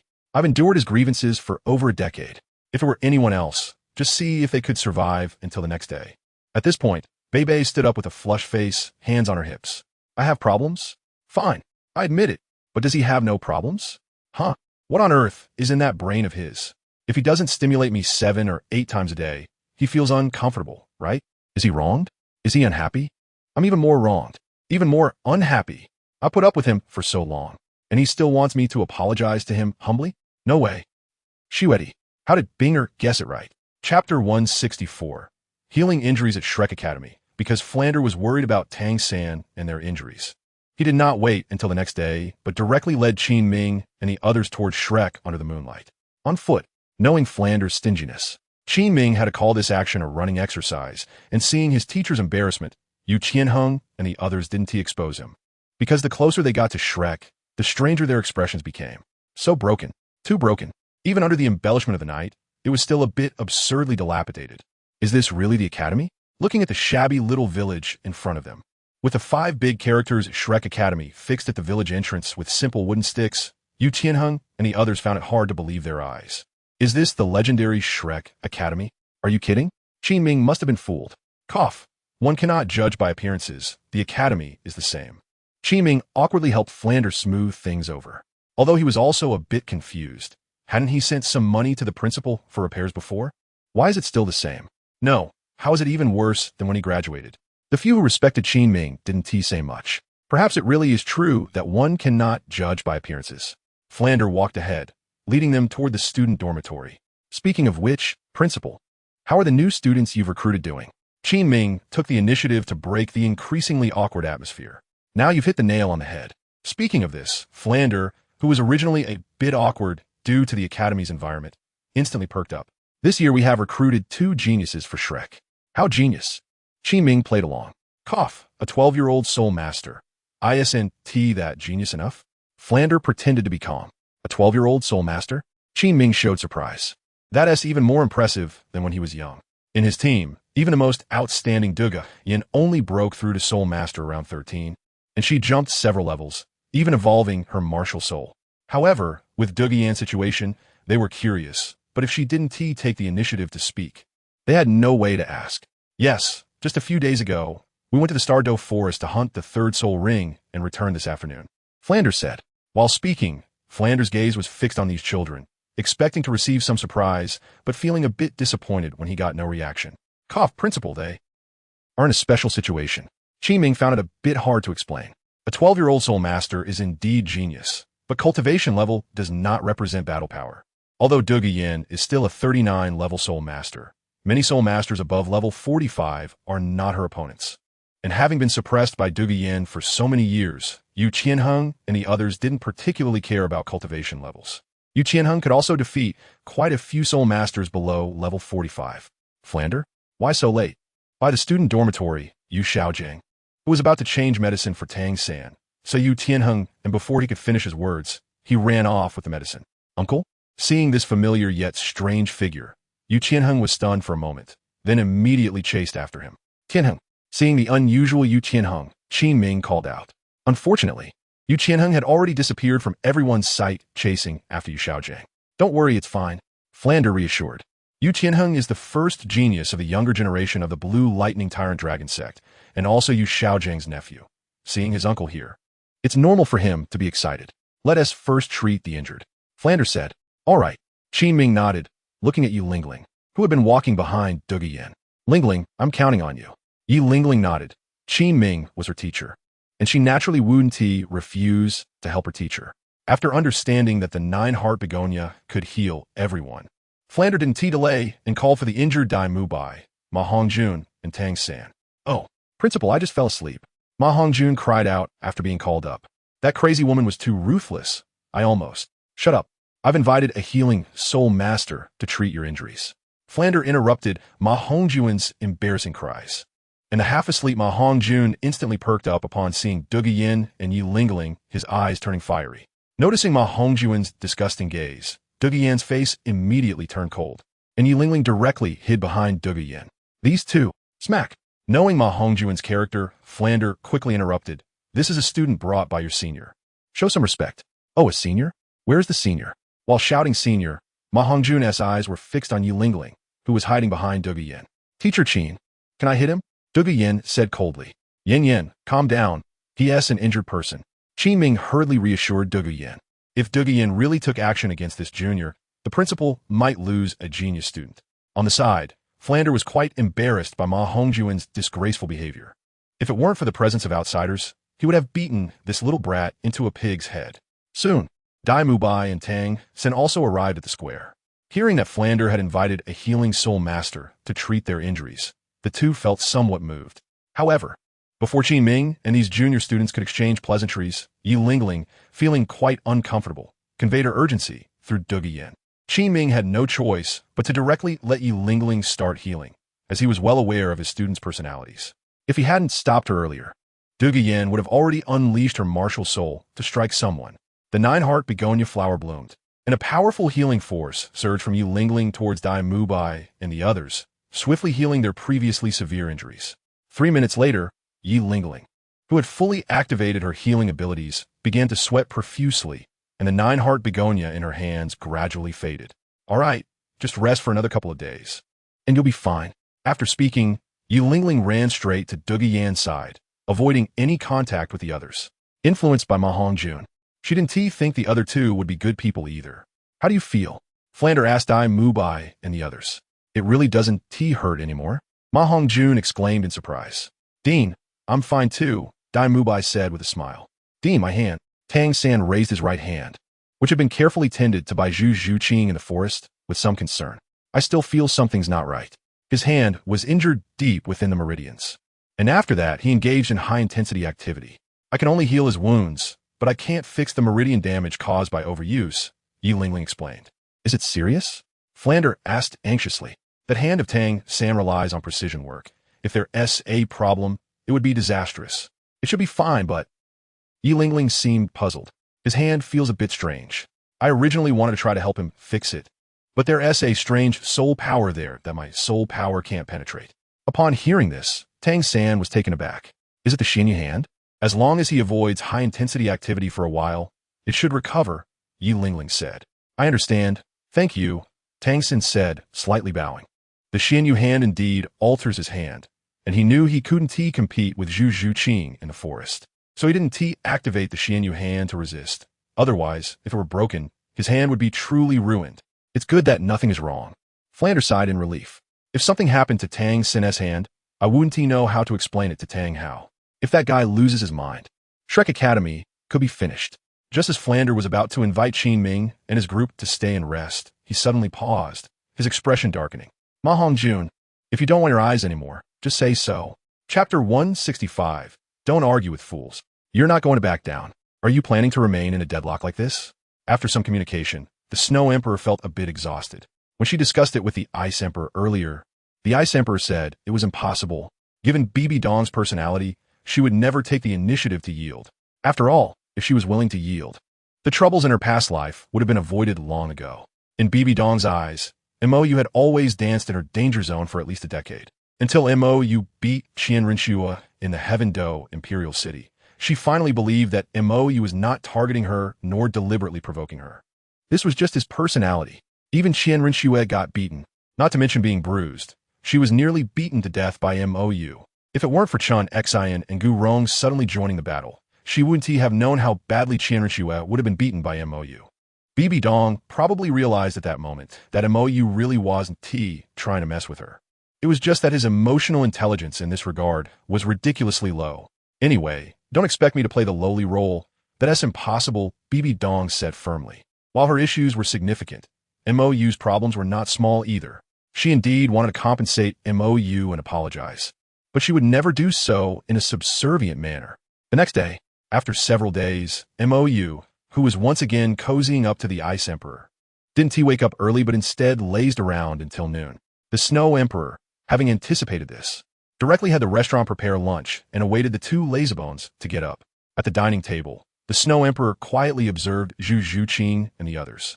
Except for Ning Rongrong, She actually knew them from her previous life, so she had no strong opinions about Zhu Zhuqing and her sister. After all, she had already observed them, and her main focus was now on Ning Rongrong. If she could pull this little girl from the Seven Treasure Glazed Tile School over, it could significantly reduce casualties in the future. At the very least, the Seven Treasure Glazed Tile School wouldn't be destroyed again. Moreover, with Ning Fengji's abilities and connections, if he were to side with the Spear Hall, it wouldn't be an exaggeration to say that it could directly reduce more than half of the conflicts during the future war initiated by the Spirit Empire. So, you didn't leave? Seeing Bibi Dong walk over again in disguise, the Snow Emperor was somewhat surprised and communicated telepathically. Why would I leave? Bibi Dong retorted with her mental energy. Aren't you unwilling to yield? The Snow Emperor asked, puzzled. If Bibi Dong didn't take the initiative to yield and lower her stance, there would be no possibility of reconciliation between MOU and her. Moreover, if MOU discovered that Bibi Dong currently only had one consciousness, they might not even have a chance to communicate. I want to try another approach, Bibi Dong said. The Snow Emperor was taken aback. Your old lover? The biggest conflict between MOU and Bibi Dong, aside from her relationship with Qian Renxue, was Yu Xiaojiang. There doesn't seem to be any other way, Bibi Dong said helplessly. Now that the conflict with Qian Renxue has been resolved, I can only take a hard line with Yu Xiaojiang. Although this somewhat implicated the innocent, she wasn't exactly a good person either. After all, MOU wasn't fond of that guy. But why are you concerned about the conflict between me and him? Bibi Dong was somewhat confused. Didn't I mention before? I hope he can be happy, the Snow Emperor said. MOU still gets angry because of you too, which means he hasn't let go of you. Otherwise, his attitude wouldn't be so extreme. He has unresolved issues in his heart, so I hope to help him resolve these troubles and make him a bit happier. Of course, there was another reason. The relationship between MOU, Bibi Dong, and Qian Renxue wasn't one of romantic love. Their connection was very strange. It was truly very strange. Even now, she couldn't find an appropriate word to describe the bizarre feelings between these three people. But one thing was certain. Their relationship was definitely not the typical romantic love between men and women, but a kind of entanglement that couldn't be expressed in words. She was sure that both Bibi Dong and Qian Renxue loved MOU, but their love was definitely not the normal kind of love between men and women. It was a bizarre love born from their peculiar interactions with MOU. Why are you still here? MOU pulled the Ice Emperor toward the dining table. Upon seeing Bibi Dong for the first time, MOU was momentarily stunned. Something fell off. Which consciousness is this? Bibi Dong turned her head and said with an unhappy expression. So you just use your tools and throw them away, right? Isn't that what you taught me? Montak you taught it. I'm just applying what I learned. What did I teach you that? Bibi Dong asked, confused. She hadn't used anyone and discarded them. Had she? MOU was slightly taken aback. It seemed. She hadn't. No, this woman must have done a lot behind his back. Forget about not teaching me. I learned it on my own, MOU said as he sat down with the Ice Emperor. You. Bibi Dong was quite displeased and was about to ask MOU to clarify his words when the Snow Emperor stopped her. You should give him some leeway. The Snow Emperor communicated. You are being so confrontational. Do you still want to ease the relationship? Should I give in to him? Bibi Dong was taken aback. Has this bastard ever given in to me? MOU has indeed advised her for over a decade, guiding her for so many years, but do you know how this bastard gives advice? He pours salt on the wounds. He dances on a minefield. He parties like a volcano. Whatever stimulates, he does it. When he's being subtle, he's sarcastic. When he's being direct, he criticizes indirectly. When he's not happy, he directly points at her nose and scolds her. She doesn't even know how she endured that for over 10 years. Please understand. Shuadi grabbed the excited Bibi Dong. You know what his temperament is like. He really doesn't mean it. He is just a bit foolish. Are you really going to argue with a fool? Isn't that even more foolish? Upon hearing this, Bibi Dong took a deep breath and held it in. Fine, she stooped to a fool's level. After dinner, Shuadi took Bibi Dong out of the hotel, and Bing Di followed. Although MOU didn't know what these two were up to, he didn't ask much and turned to take Zhu Zhuqing and the others out of the city for training. Looks like I guessed it right, Bing Di said. She knew Bibi Dong wouldn't take the initiative to give in. After all, there were so many opportunities in the last life. If only Bibi Dong could have softened up just once, or made a concession, they wouldn't have ended up with such a strained relationship. You really are speaking without pain. What kind of person is MOU? Does it help if I give in? Bibi Dong asked. How do you know it wouldn't help if you haven't tried giving in? Bing Di said with a smile. Can't you see? Xiao Yu's personality is like a mirror. How you treat him is how he treats you. If you refuse to take a step back, he naturally won T either. If you push hard, he'll push back just as hard. A mirror? BB Dong was stunned. Right. Being decide. I realized this after just a few years of knowing him. You've known him for so long, and you still can't see it? Her relationship with MO wasn't too good at first either. In fact, when they first met, she chased him for 3 days and nights.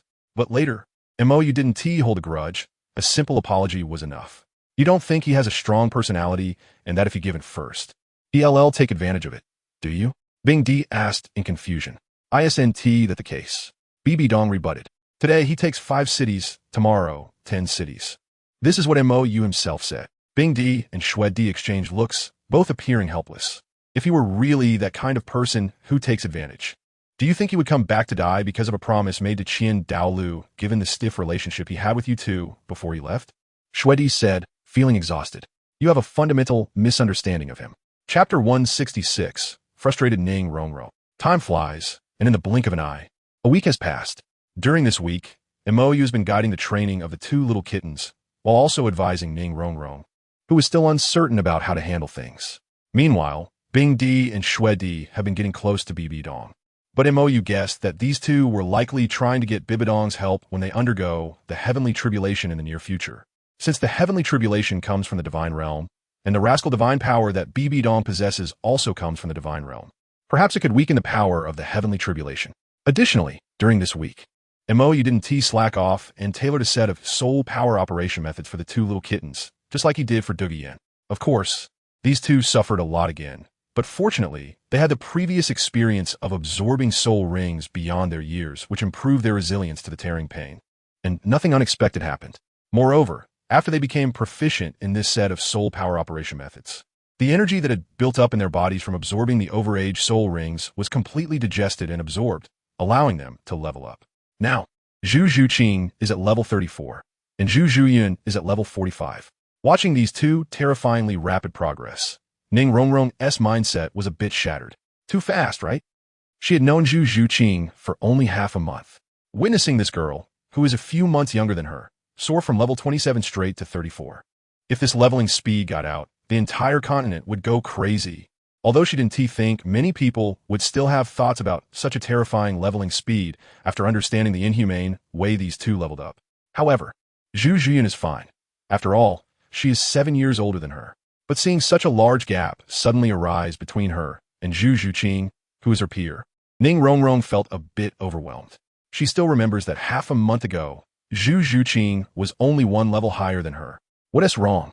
On the way back to the city in the evening, Zhu Zhuqing looked at the dejected Ning Rongrong walking beside her and couldn't help but ask. Thanks to MOU, Zhu Zhuqing no longer had to worry about the pressure from Xing Luo, and she reconciled with her sister. Coupled with this recent smooth and rapid leveling up, her personality has also become much brighter. Moreover, Ning Rongrong has been her first friend since her martial soul awakening, so she didn't treat her too coldly. Zhuqing, I feel like I'm such a waste. Ning Rongrong sighed, feeling hit by Zhu Zhuqing's exaggerated leveling speed. In the 7 Treasure Glazed Tile School, she had always been an absolute genius among her peers. Reaching level 26 soul power at the age of 12, breaking records that hadn't been surpassed in the 7 Treasure Glazed Tile School for hundreds of years. But since she left the sect and came to the outside world, first encountering a bunch of monsters in Shrek whose talents were not inferior to hers, and then witnessing Zhu Zhuqing and Zhu Zhuyun's unbelievable leveling speed, she really felt defeated. This so-called genius of the 7 Treasure Glazed Tile School seems to be nothing in the outside world. Zhu Zhuqing didn't know how to comfort Ning Rongrong. After all, her rapid leveling speed was all thanks to MOU. If it weren't for MOU giving her a soul bone, helping her absorb overage soul rings, and customizing a soul power operation route for her, she would have achieved what she has today. Although the 2 times of help aside from absorbing the soul bone caused her immense pain, it was precisely because she experienced that kind of suffering that she could truly be reborn. If Ning Rongrong was feeling defeated because of her leveling speed, she indeed didn't know what comforting words to say. Firstly, she couldn't make any promises on behalf of MOU, and secondly, she didn't think Ning Rongrong could endure the pain of opening up her entire body as meridians. This young lady from the 7 Treasure Glazed Tile School could flip out over a running task in Shrek, and even when she was with them, if it weren't for MOU's suppressive presence, she felt that Ning Rongrong's temper wouldn't be so restrained. Are you waiting for her to take the initiative? Zhu Zhuyun, walking ahead with Mou, asked quietly. What initiative? Mou had his hands behind his back, resting his head, waiting for this next-generation leader of the seven-treasure glazed tile school to take the initiative to crawl into bed. Zhu Zhuyun said seriously. I can see the situation of the Spirit Hall in recent years. It won't be long before they start a war.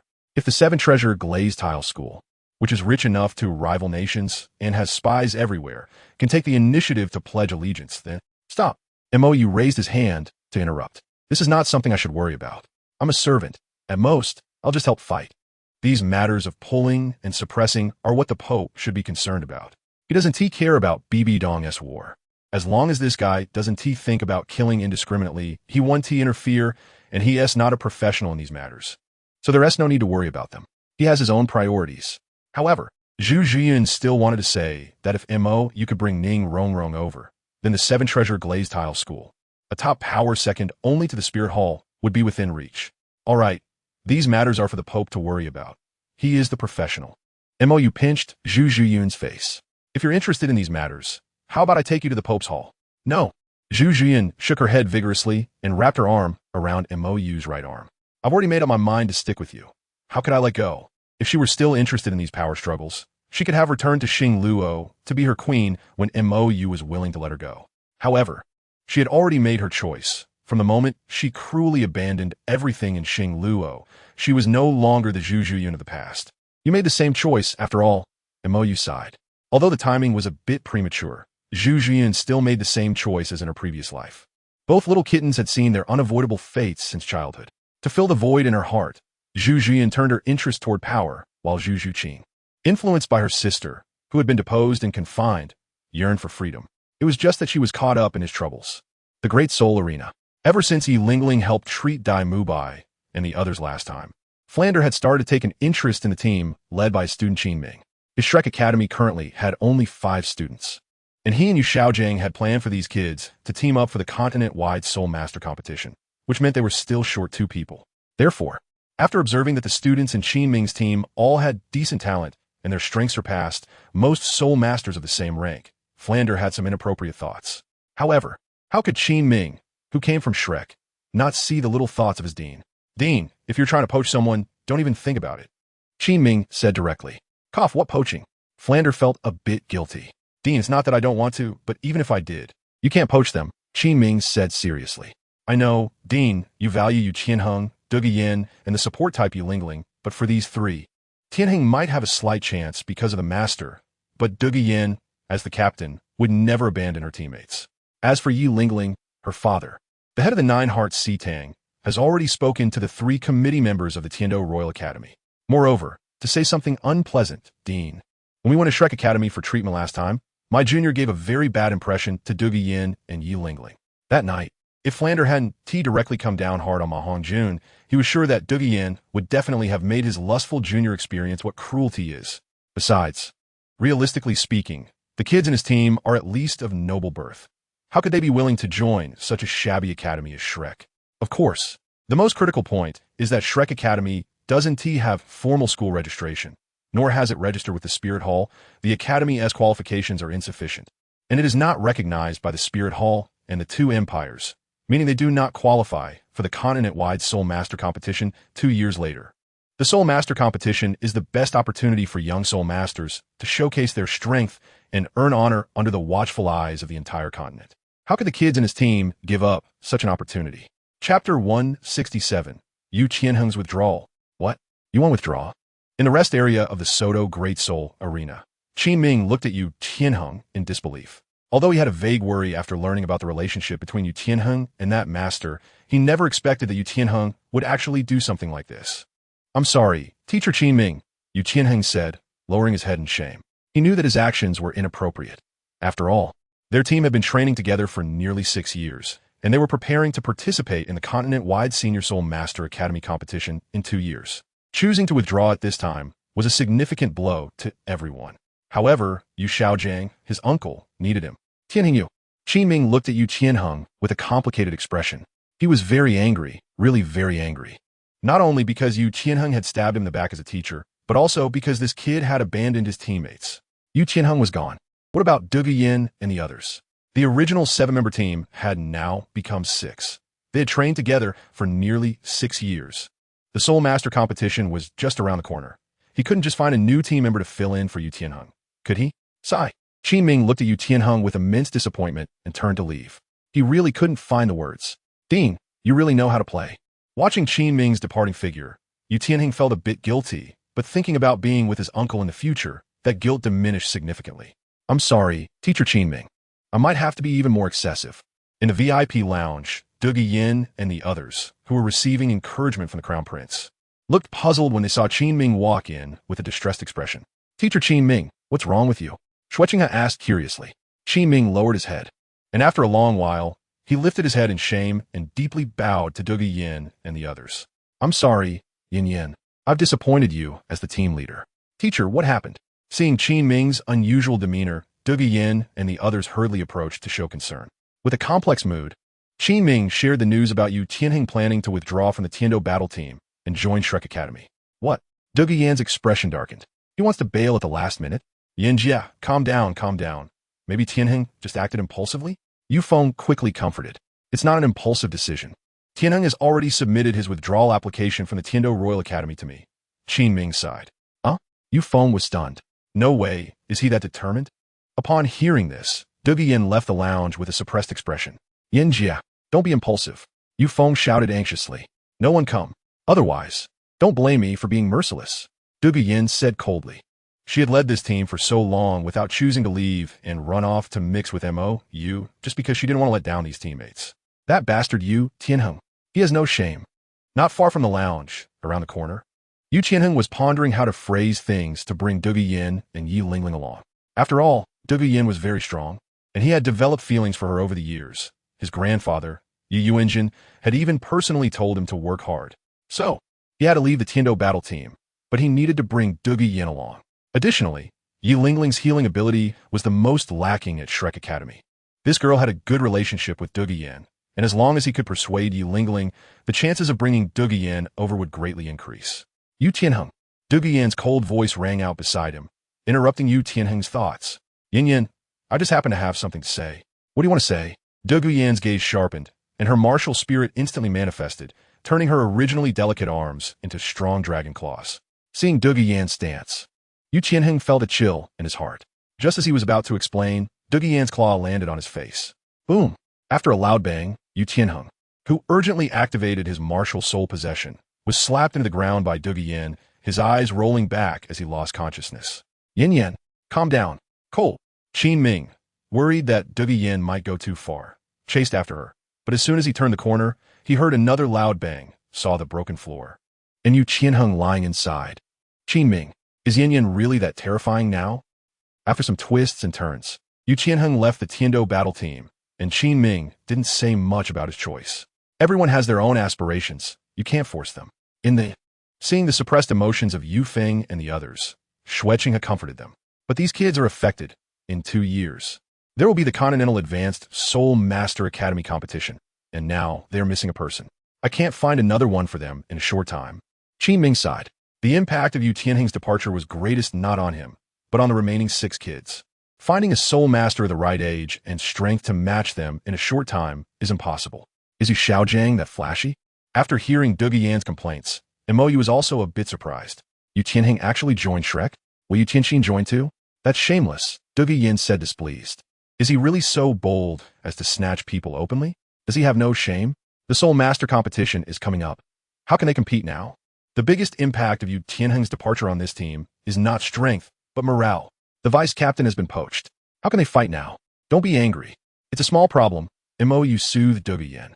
Yu Xiaojiang's flashy move made me think of another playstyle. If Yu Tianheng is pulled over, and if Yu Tianxin is pulled over too, both of the Blue Lightning Tyrant Dragoness top talents will be ruined by this sex scum. Then Yu Yuanjin. Hiss. Filial piety. Exciting. So what do you plan to do? Mo Yu looked at Du Yin and Yi Lingling. Are you waiting for Qin Ming to find you a new teammate?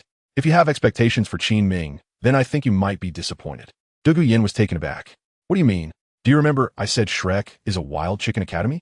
Mo Yu said, this academy's qualifications are insufficient. It is not recognized by the 2 empires and the Spirit Hall, so they can't participate in the Advanced Soul Master Academy competition. If it were before, They would have planned to participate in the Soul Master competition 7 years later, but now, with Yu Qianheng's joining, they have to participate in the competition 2 years later. Yu Qianheng will be 20 soon. If he doesn't participate in the competition 2 years later, by the time of the competition 7 years later, he will be over 25 and won't be able to compete anymore. You must know that the Blue Lightning Tyrant Dragon has high hopes for Yu Qianheng. An innate level 9 soul power. He is bound to become a title Douluo in the future. For such a genius, it would be unacceptable not to leave some glory and legends behind when he is young. And now, Yu Xiaojing has tricked Yu Qianheng into Shrek Academy. If he doesn't teach him well, and if anything goes wrong, or if Yu Qianheng can't represent the Blue Lightning Tyrant Dragon to shine, Yu Yuanjin won't be able to protect Yu Xiaojing. The elders led by Yu Lumian will definitely skin Yu Xiaojing alive. So, Du Guyan still hadn't reacted. Are you stupid? Mou tapped Du Guyan's little head. A Shrek Academy without competition qualifications, and a Tiando Royal Battle Team with competition qualifications but insufficient numbers. Do you think these two academies will be mixed together because of Qin Ming's relationship? Then, Shrek will gain competition qualifications and also complete their roster. You guys are sensitive attack, support, defense, and you, the original control system. With the character of those people at Shrek, you are okay since your strength is here. And Yi Lingling's situation is not bad either, because she is an irreplaceable healing soul master. But the other team members will likely be marginalized and become a backdrop for Shrek. To put it bluntly, the magpie occupying the nest is about to unfold. Chapter 168. The powerful Spirit Hall battle team, after hearing Mou's explanation, Du Guyan and the others, who knew their team leader well, fell silent. They didn't want to believe that their teacher and leader would do such a thing, but they had a bad premonition. And Mou's words were not slander. Would Qin Ming do such a thing? The answer is yes. In the original work, he could abandon Yu Qianheng and the others and resolutely follow Flanders, which shows that in Qin Ming's heart, his dean and teachers are the top priority. So what should we do? Du Guyan said sadly. I don't want to team up with those guys, and I certainly don't want to share my glory with a bunch of strangers. The contact with those Shrek students that night made her very unhappy, and now they could even poach people from their team. She didn't think those teachers would have any good morals. Moreover, Yu Qianheng actively left the battle team. If he brought a bunch of people back later, what would that be? You can also quit, Mou shrugged. This so-called Continental Advanced Soul Master Academy competition is actually a kind of arms race. Through the competition among the younger generation, various forces can weigh their future. Therefore, the Spirit Hall must win this Soul Master competition. Quit. Du Guyan showed a look of refusal. I also want to compete for the championship. Well, even though you are strong, you should forget about the championship. It's impossible, Mou said frankly. The strength of the Spirit Hall team exceeds your imagination. How strong can it be? I'm already a level 58 Soul King. In 2 years, I will definitely be a Soul Emperor, Du Guyan argued. But the Spirit Hall battle team currently has 2 Soul Kings and 1 Soul Emperor, and that Soul Emperor is a high-level Soul Emperor, who will definitely reach Soul Saint in 2 years, Mou said. Because Bibi Dong completed the Rakshasa God test early. She is only 1 step away from becoming a god, and she has completely mastered the divine energy of the Rakshasa god. Therefore, she can modify the content of the Rakshasa God test at will, which means that the Rakshasa secret realm has directly become an accelerator for Bibi Dong to train students. Hulaina, Xiaoyu, and Yin all participated in the Rakshasa God test under Bibi Dong's operation, with Hulaina's progress being the fastest, now reaching level 67, Xiaoyu 59, and Yin the slowest at 57. Moreover, the martial soul fusion technique activated by Hulaina and Xiaoyu can now directly compete with a soul sage who has activated their martial soul true body. Plus, the little favors he has given them. To be honest, Du Guyan really can't fight. She is indeed strong, but she is just one person. So exaggerated. Du Guyan looked bewildered. If she remembered correctly, the people from the Spirit Hall battle team seemed to be only 2 years older than her, right? She could only achieve such progress with the help of the immortal grass and Mou. The Spirit Hall. No, Mou is from the Spirit Hall. They wouldn't be taught by you, would they? Du Guyan questioned. No, Moju shrugged. He has only tailored a specific soul power operation route for Hulaina and the others and occasionally crushed them himself. Other matters are none of his business. It is Bibi Dong who is teaching. Didn't I tell you before? This Soul Master competition is very important for the Spirit Hall. They cannot lose. So, the Pope naturally gives them a little favor, Mou said.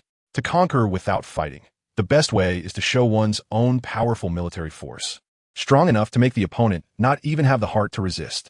6 years ago, Bibi Dong had already demonstrated her martial prowess at the Seven Treasure Glazed Tile School. She represented the combat strength of this generation of the Spirit Hall, undoubtedly crushing all her peers. Hulaina and her companions, as the golden generation of the Spirit Hall, were also representatives of the younger generation and naturally needed to achieve the same things as Bibi Dong. Now, and in the future, being completely crushed by the Spirit Hall was a significant blow to the morale of those sects that had not yet submitted to the Spirit Hall. At that time, as long as Bibi Dong expressed her tough stance again, many unnecessary conflicts could be avoided. Don't think about me. I'm not going to participate in such childish games. Looking at Du Guyan's expectant eyes, Mo refused without hesitation. Huh? Du Guyan looked disappointed. She was thinking that if Mo was willing to participate, he could easily win. What are you talking about? Mo patted Du Guyan on the head. In 2 years, I will reach the rank of Sol Douluo. If I participate in such a childish competition, those old men in the offering hall would laugh at me to death. In his previous life, he didn't participate in such competitions because they were completely meaningless. If he were to compete, it would be a complete dimensionality reduction strike, Sol Douluo, against a bunch of kids who weren't even soul saints. He wouldn't even need to use his martial soul. Just releasing his soul power pressure would be enough to end the battle. Well, I don't mind, but Lingling will feel regret. Du Guyan pushed Lingling forward. She is the next head of the Nine Hearts Sea Tang, and if she can't showcase the strength of the Nine Hearts Sea Tang in such a major competition, that would be quite a pity. Yin Yan I. Yi Lingling, pushed Mo side by Du Guyan, turned red. It's too close. What are you doing? Ning Rongrong and Zhu Zhuqing, who had just finished their double soul battles, walked into the lounge. From their perspective, it looked like Mo and Yi Lingling were about to kiss. Upon hearing Ning Rongrong's voice, Mo turned his head and had other thoughts. Why don't you team up for a match? The current Tianhou number 1 team, plus Ning Rongrong, Zhu Zhuqing, and Zhu Zhuyuan, could also compete. Compete in what? Zhu Zhuyuan had just returned from her individual soul battle. I mean, why don't you 3 join the Tianhou now? 1 team to participate in the Soul Master competition in 2 years? Mo asked. Us? Ning Rongrong didn't mind much, but Zhu Zhuyuan and Zhu Zhuqing's expressions changed. They were from the Xinglua Zhu family and were still nominally the prince's fiancé. If they participated in such a competition under the name of the Tianhou Royal Team, what would that mean? No, you two can't. Mo shook his head, realizing the issue. The identities of the 2 little cats couldn't allow them to join the Tianhou Royal Team.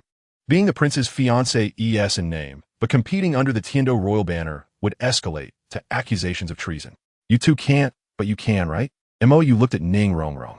The Seven Treasure Glazed Tile School had a good relationship with the Tianhou Royal family, and the Tianhou Royal Academy had always been under the management of Prince Shueqinghe, so it would make sense for Ning Rongrong to join the Tianhou team. Me? Ning Rongrong was taken aback. How would I participate? Did you forget? I'm only level 26. Even in 2 years, I'll just be a newly promoted Soul Master. If I go on stage, wouldn't I just be holding everyone back? Although she was reluctant to admit it, it was indeed the truth. The lowest ranked member of Du Guyan's team was the level 35 Yi Lingling, 9 levels above her. In such a situation, if she went on stage, it would look wrong, and moreover, if the 2 support-type martial souls, 9 Heart Sea Tang and 7 Treasure Glazed Tile, were put together, comparisons would inevitably arise. With such a significant gap in soul power between her and Yi Lingling, if she made any mistakes, the 7 Treasure Glazed Tile School would lose face. Chapter 169, A Clash of Wits. Due to Yu Tianheng's sudden withdrawal, the morale of the Tianhou Royal Academy team dropped to freezing point. Even though they still had the strongest Du Guyan, once Yu Tianheng left, to put it bluntly, the 5 of them felt like mere accessories to Du Guyan. In team soul battles, their contributions were minimal. If Yu Tianheng were still there, they could have leveraged teamwork to exert significant influence. But now, even with Du Guyan cheering them on, morale was something that, once it fell, was hard to recover. Meanwhile, Yu Tianheng, who joined Shrek Academy, had the help of Yu Shaojiang as a teacher and the identity of the Blue Lightning Tyrant Dragon's young lord. Tang San and Dai Mubai, 2 current giants of the academy, had a pretty good attitude towards him. Dai Mubai was mainly because Zhu Zhuqing had given him up. He had little chance against Davis in their upcoming battle, so if he could ally with the Blue Lightning Tyrant Dragon sect, at least he could secure his life and enjoy life without being crippled by Davis, even risking his life. Ma Hongjun and Oscar seemed to be going with the flow, just clinging to a powerful ally. As a result, although Shrek Academy's team still lacked the numbers for team soul battles, training from Yu Shaojiang had already begun. On the other side, Mo encountered a bit of trouble. What are you doing here? Montaku, who was invited by the Snow Empress to see the scenery outside the city, found no sign of her upon arrival. Instead, he encountered Bibi Dong, who had removed her disguise and was waiting early. See, Bibi Dong, dressed in a purple long dress, casually sat on the hillside. Speak your mind, Mo said coldly. Bibi Dong's recent behavior felt strange to him. After spending years cultivating his feelings towards the two Bibi Dongs, something seemed off now, and he couldn't understand what was going on with the Bibi Dong in front of him. I want to talk about the past, or rather, about things from my last life, Bibi Dong said, her tone a bit odd. Goodbye. Mou turned to leave. There's nothing to talk about. He didn't want to mention it again. The Snow Empress asked me to talk to you. Bibi Dong said softly. I know you don't want to deal with me, but I'm doing this at her request. Are you sure you want to leave? Mou paused, hesitated for a moment, but still walked back.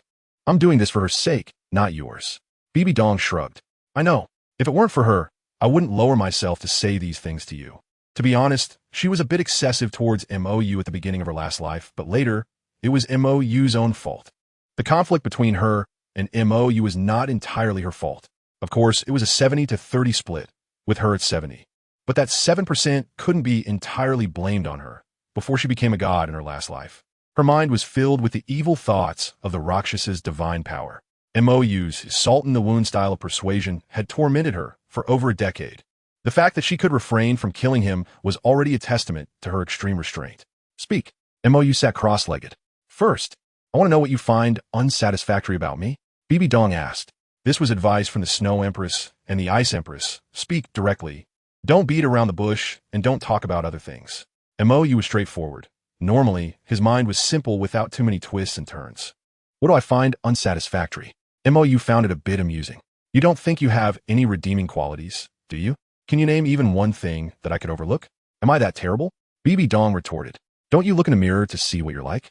Mou asked. You want to talk? Then let's go through it from the beginning. At the beginning, I awakened my martial soul at the Martial Soul Plaza. Good. A god-level martial soul. Before the awakening was fully completed, you pulled me back from the plaza to the Pope's palace. Then just a few minutes later, Dalu, sensing the aura of that god-level martial soul, rushed over. How did you do that? You knocked me out and tossed me in a side hall. Then told Dalu that I chose to go with you and had already become your disciple.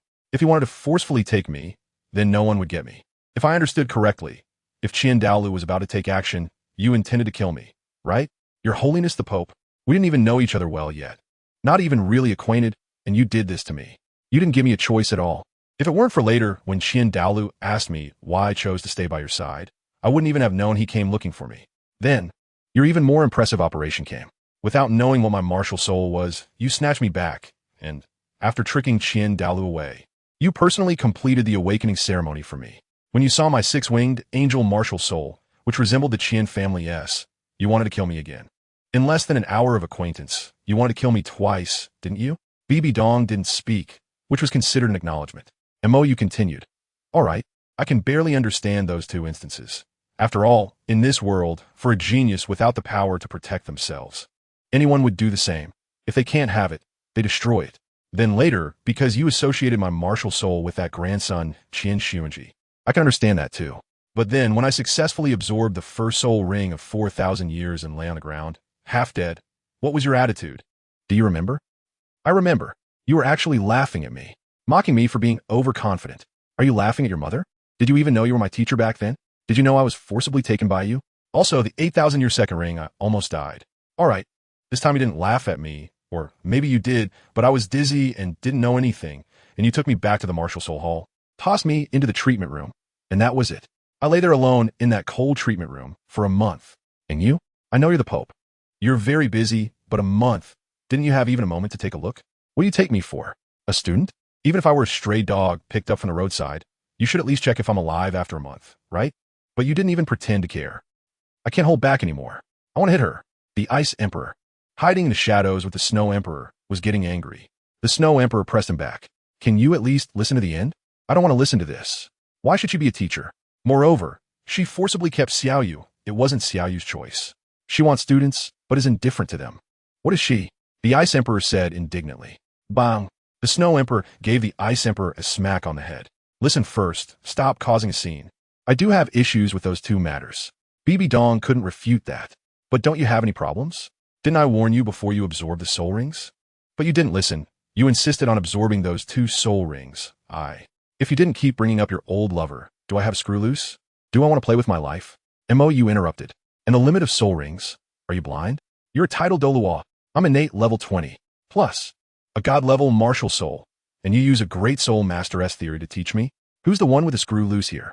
Fine. That matter is my problem. Bibi Dong still couldn't argue. She was indeed a bit foolish at that time. But later, when you lay in the treatment room for a month, it was the doctor who said you needed a rest, so I didn't let anyone disturb you. Nana wanted to go, but was stopped by me. And who told you I didn't check on you? I went every day, all right? You was taken aback. You went? How come I didn't know? I was busy during the day. But when I have the time, Bibi Dong said, I went at night. You was just a 6-year-old kid. And although he provoked her authority as a teacher from the start and completely disregarded her words, she wouldn't completely neglect the child. You were sleeping like you were dead. How could you know I went? Bibi Dong said, why do you think everyone is sneaky? You asked. You went to see me without letting me know? What use is that? Are you just too used to silently watching Yu Xiaojiang? Bibi Dong. You. How can everything be related to Yu Xiaojiang? Fine. My fault. Bibi Dong took a deep breath. She conceded. But the following things, she wouldn't let go. Then what did it mean when you went to find Dalu after you recovered? Bibi Dong asked. I'm your teacher. The first moment you recovered. You didn't come to find me. If you had problems with your training, you didn't come to find me either, but you ran to find Dalu? Do you even consider me your teacher? You looked at Bibi Dong with a look of disbelief. Is your brain faulty? Ever since I was brought to the Pope's palace and fully awakened my martial soul, have you ever given me a good face? When hunting soul rings, when I broke through my limits, you didn't praise me or encourage me. Instead, you mocked me. I lay in the treatment room for a month, and you didn't care about me at all. With all this, am I the one with a screw loose for looking for you? You ignored me. Why should I seek you out? You didn't even look for me. How do you know I ignored you? Bibi Dong said angrily. She had been waiting for this kid for several days. Then Yu Egwan told her this kid flew straight to the offering hall after coming out of the recuperation center. A few days later, this kid came waving the heavy sword made for him by Dalu in front of her. Who is the teacher here? Why should I look for you? You said confusedly. Knowing full well you don't like me, why should I force myself to get close? What do you take me for? And later, when Dalu taught me swordsmanship, you saw it, and you didn't give me a good face. You didn't want to teach, nor did you let others teach, but you never looked for me once. Bibi Dong said displeased. Montak you pouted. With your previous attitude towards me, if I still looked for you, that would be a screw loose. Knowing full well Bibi Dong didn't like him, he still went up to her?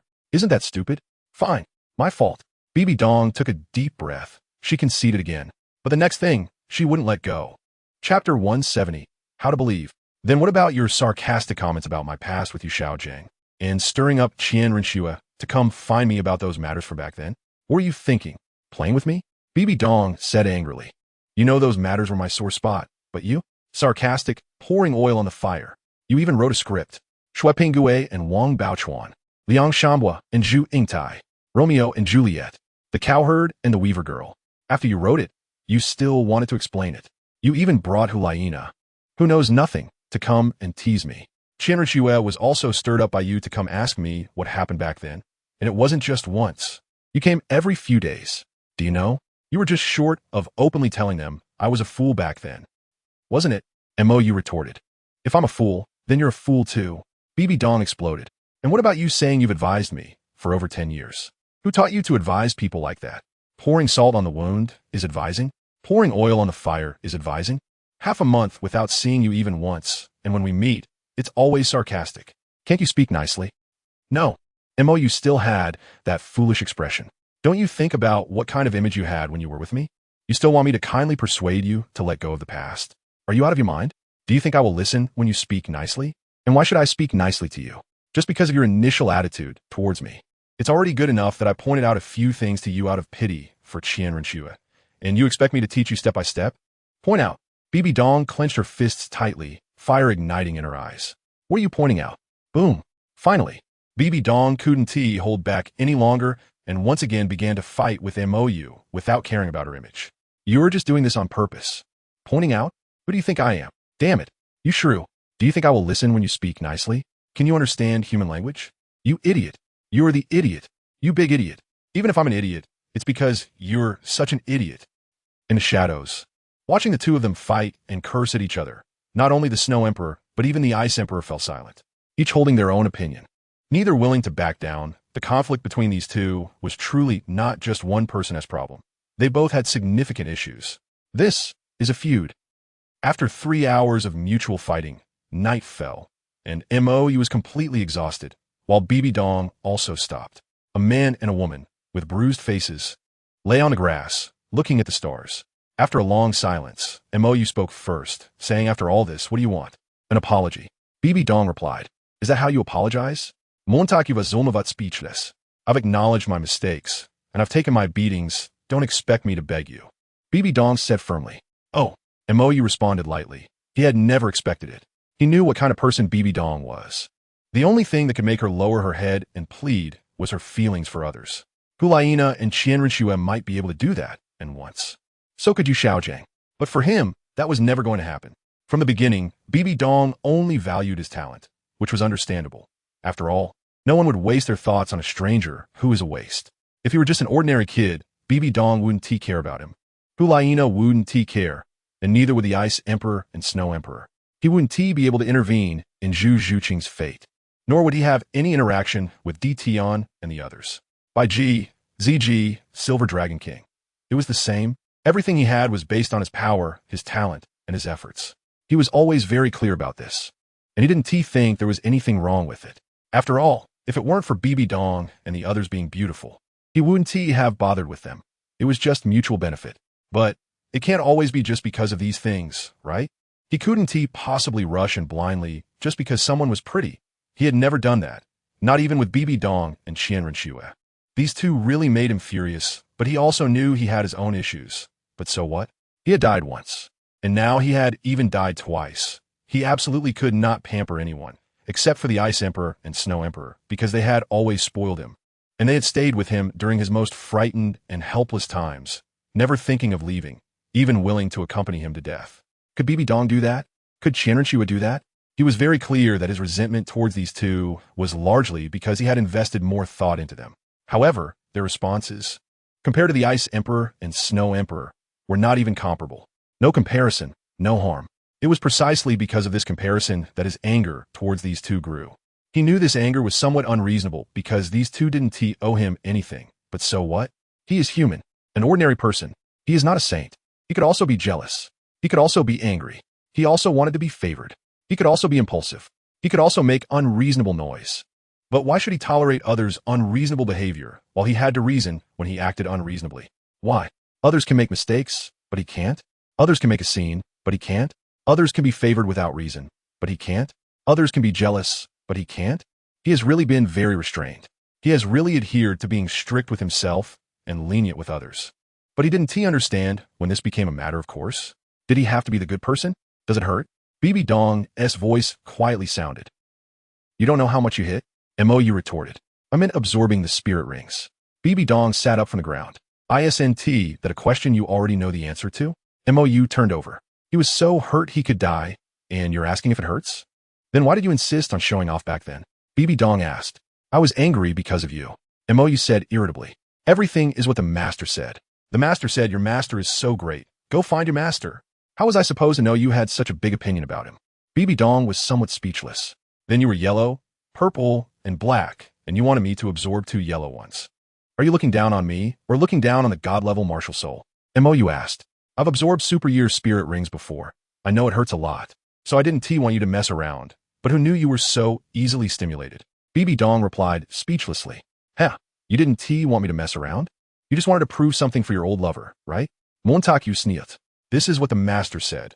Everything is what the master said. What kind of waste is a titled Douluo like Bibi Dong? She doesn't understand anything, does she? Fine, I did have that kind of thought at that time." Bibi Dong no longer denied it. "But you didn't tell me your martial soul had healing abilities." Mo's angelic martial soul has healing abilities like it's a cheat. It can heal even when blood seeps out and meridians are broken. Mo relied on this to forcibly absorb the super year spirit ring. Otherwise, with his body at that time, he would have been at his limit with 2,000 years. "Did you ask?" Mo also sat up. "Since you brought me back to the papal hall, have you cared? When you saw my angelic martial soul, you had a cold face. Am I blind? Knowing you didn't like me, did I still have to shamelessly get close? Then what did it mean when you shamelessly came to me later to make sarcastic remarks?" Bibi Dong said displeased. MOU relied on his deceptively cute appearance to come up with little stories every now and then to tease her. By the time she reacted, this kid had already run away, and he wasn't alone in outputting. He was pulling Hulaina and the residents of Spirit City to output together. I tried to be subtle, and you disliked it? MOU showed displeasure. Do you know how much effort I put into making those little stories? Was it just to wake you up a little? A good intention treated as a donkey's liver and lungs. What the hell? BB Dong suppressed her anger, sarcastically teasing her. Still a good intention? I care about your mother's head. Fine. My fault. BB Dong took a deep breath. She would endure. She would let it go. Then, did you take the wrong medicine? MOU interrupted. Up to this point, BB Dong had retreated several times. This was not something she could normally do. You don't need to act with me. MOU sighed lightly, stood up, and after resting for so long, relying on the soul core, his soul power had recovered quite a bit. Anyway, you 1T change, and I 1T believe it. There's no need. After saying that, MOU tossed a healing light sphere to BB Dong and turned to leave. BB Dong stood up and grabbed MOU. Then what will make you believe me? I don't know. MOU shook his head. I only know that I have been disappointed once. If it happens again, I don't know what I will do. Maybe I will kill you. Then let's gamble once. BB Dong said seriously. Paused for a moment, turned around. You know I don't like jokes. I don't like them either. BB Dong looked up into his eyes. I don't believe it. Turn his head. I don't need to gamble with you. It doesn't benefit me at all, ma. Snow Empress, Ice Empress. Shut up. Chapter 171. Investigating Shrek? To be honest, I really didn't expect you to do something like this. In a hotel room, Snow Empress and Ice Empress sat solemnly in front of BB Dong. They thought helping BB Dong resolve the conflict would make happy, but this woman actually stole home.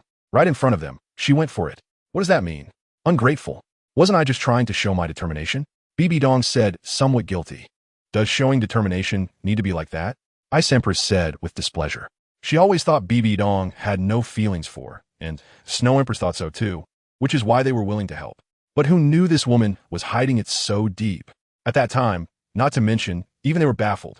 Who would have thought BB Dong had ulterior motives for? If I hadn't done something stimulating, he wouldn't listen to me. BB Dong said helplessly. If she hadn't directly gone for it, would have left. After talking so much tonight, his attitude towards her had finally softened, and if she didn't seize the opportunity, once that guy calmed down, she would have taken a beating for nothing, and who knew if there would be another chance like that. Stimulating? We were also quite stimulated. Ice Empress said disdainfully. That woman's sudden attack had directly shocked both her and Snow Empress. At that time, as soul power had just recovered a little and was all converted into healing power, leaving him with no ability to resist, and as a result, he was held by this woman and bitten. When they pulled them apart, S eyes were already vacant. Tears were streaming down, and this woman still casually said, I will be responsible for you. I don't need you to be responsible. Didn't need her to be responsible. What about them? So, what do you really mean to him? Snow Empress asked seriously. Clearly, under her observation, BB Dong had no intentions for, and also had no feelings for BB Dong. Even in the previous life, S main attention was still on Qian Rengshu because he felt sorry for the little girl. If it weren't for Qian Rengshu's insistence on pulling Tang San in, which reminded of the entanglement between these two in his memory of the original plot, she and Ice Empress would have had no chance at all, because up until that point, their relationship was mainly a cooperative one. They couldn't transcend the tribulation to become gods, and through a person with extraordinary talent, they hoped to ascend to the divine realm. Their relationship really started to develop in that direction only after they reached the Stardew Forest. Before that, they were just partners. And now, was already under great pressure in Bibidong's move. Get ready, investigate Shrek. In the spirit hall of Soto City, who was disturbed by BB Dong, simply took action. The reputation of Shrek Academy around Soto City had always been poor because this academy had been operating here for over 20 years, scamming countless people. Every year, a large number of young soul masters were scammed out of gold soul coins by Flander. If it weren't for his soul sage strength, they would have long been besieged by the surrounding academies. Now, the Spirit Hall stood up and clarified the previous issues of Shrek abusing the name of the Spirit Hall to harm civilian soul masters. The soul master families that had been scammed before all stood up to denounce Shrek and voluntarily provided testimonies.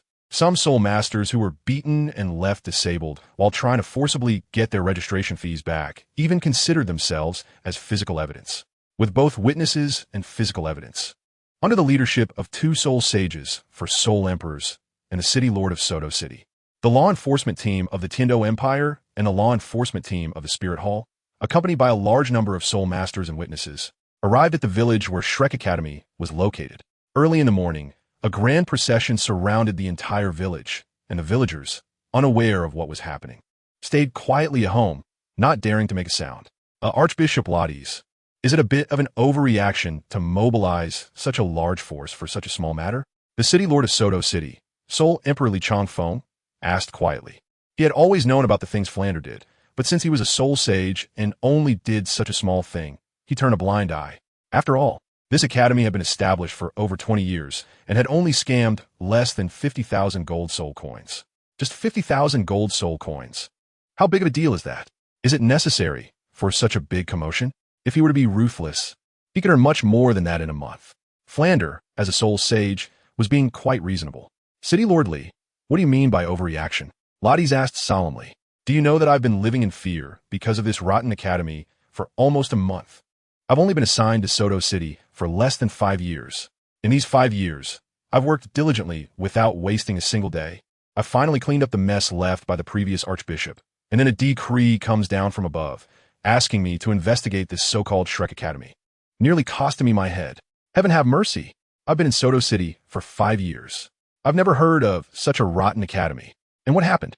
The previous archbishop took the back door, and this city lord of Soto did a good deed, almost getting blamed on me. The patron personally intervened. I've truly been living with my head on the line for the past month. Overreaction? Damn it. I almost got killed by this rotten academy. Isn't this stolen money only 50,000 gold soul coins? Li Changfeng leaned in to ask. And this matter seems to not fall under the jurisdiction of the Spirit Hall, right? The Spirit Hall can't manage these private academies. At most, they just help register these qualified academies, report them, and then go through the approval of the Tiando Empire to determine whether this academy qualifies for the high-level Soul Master Academy competition.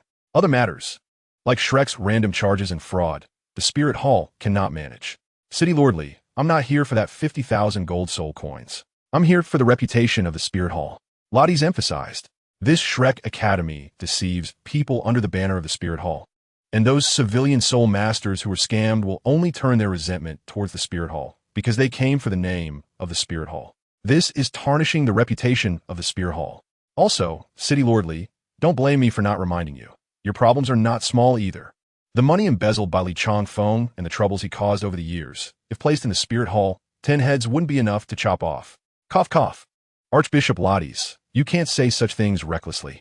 This city lord is diligent and incorruptible, and loves the people as his own children. Li Changfeng stroked his beard, looking serious.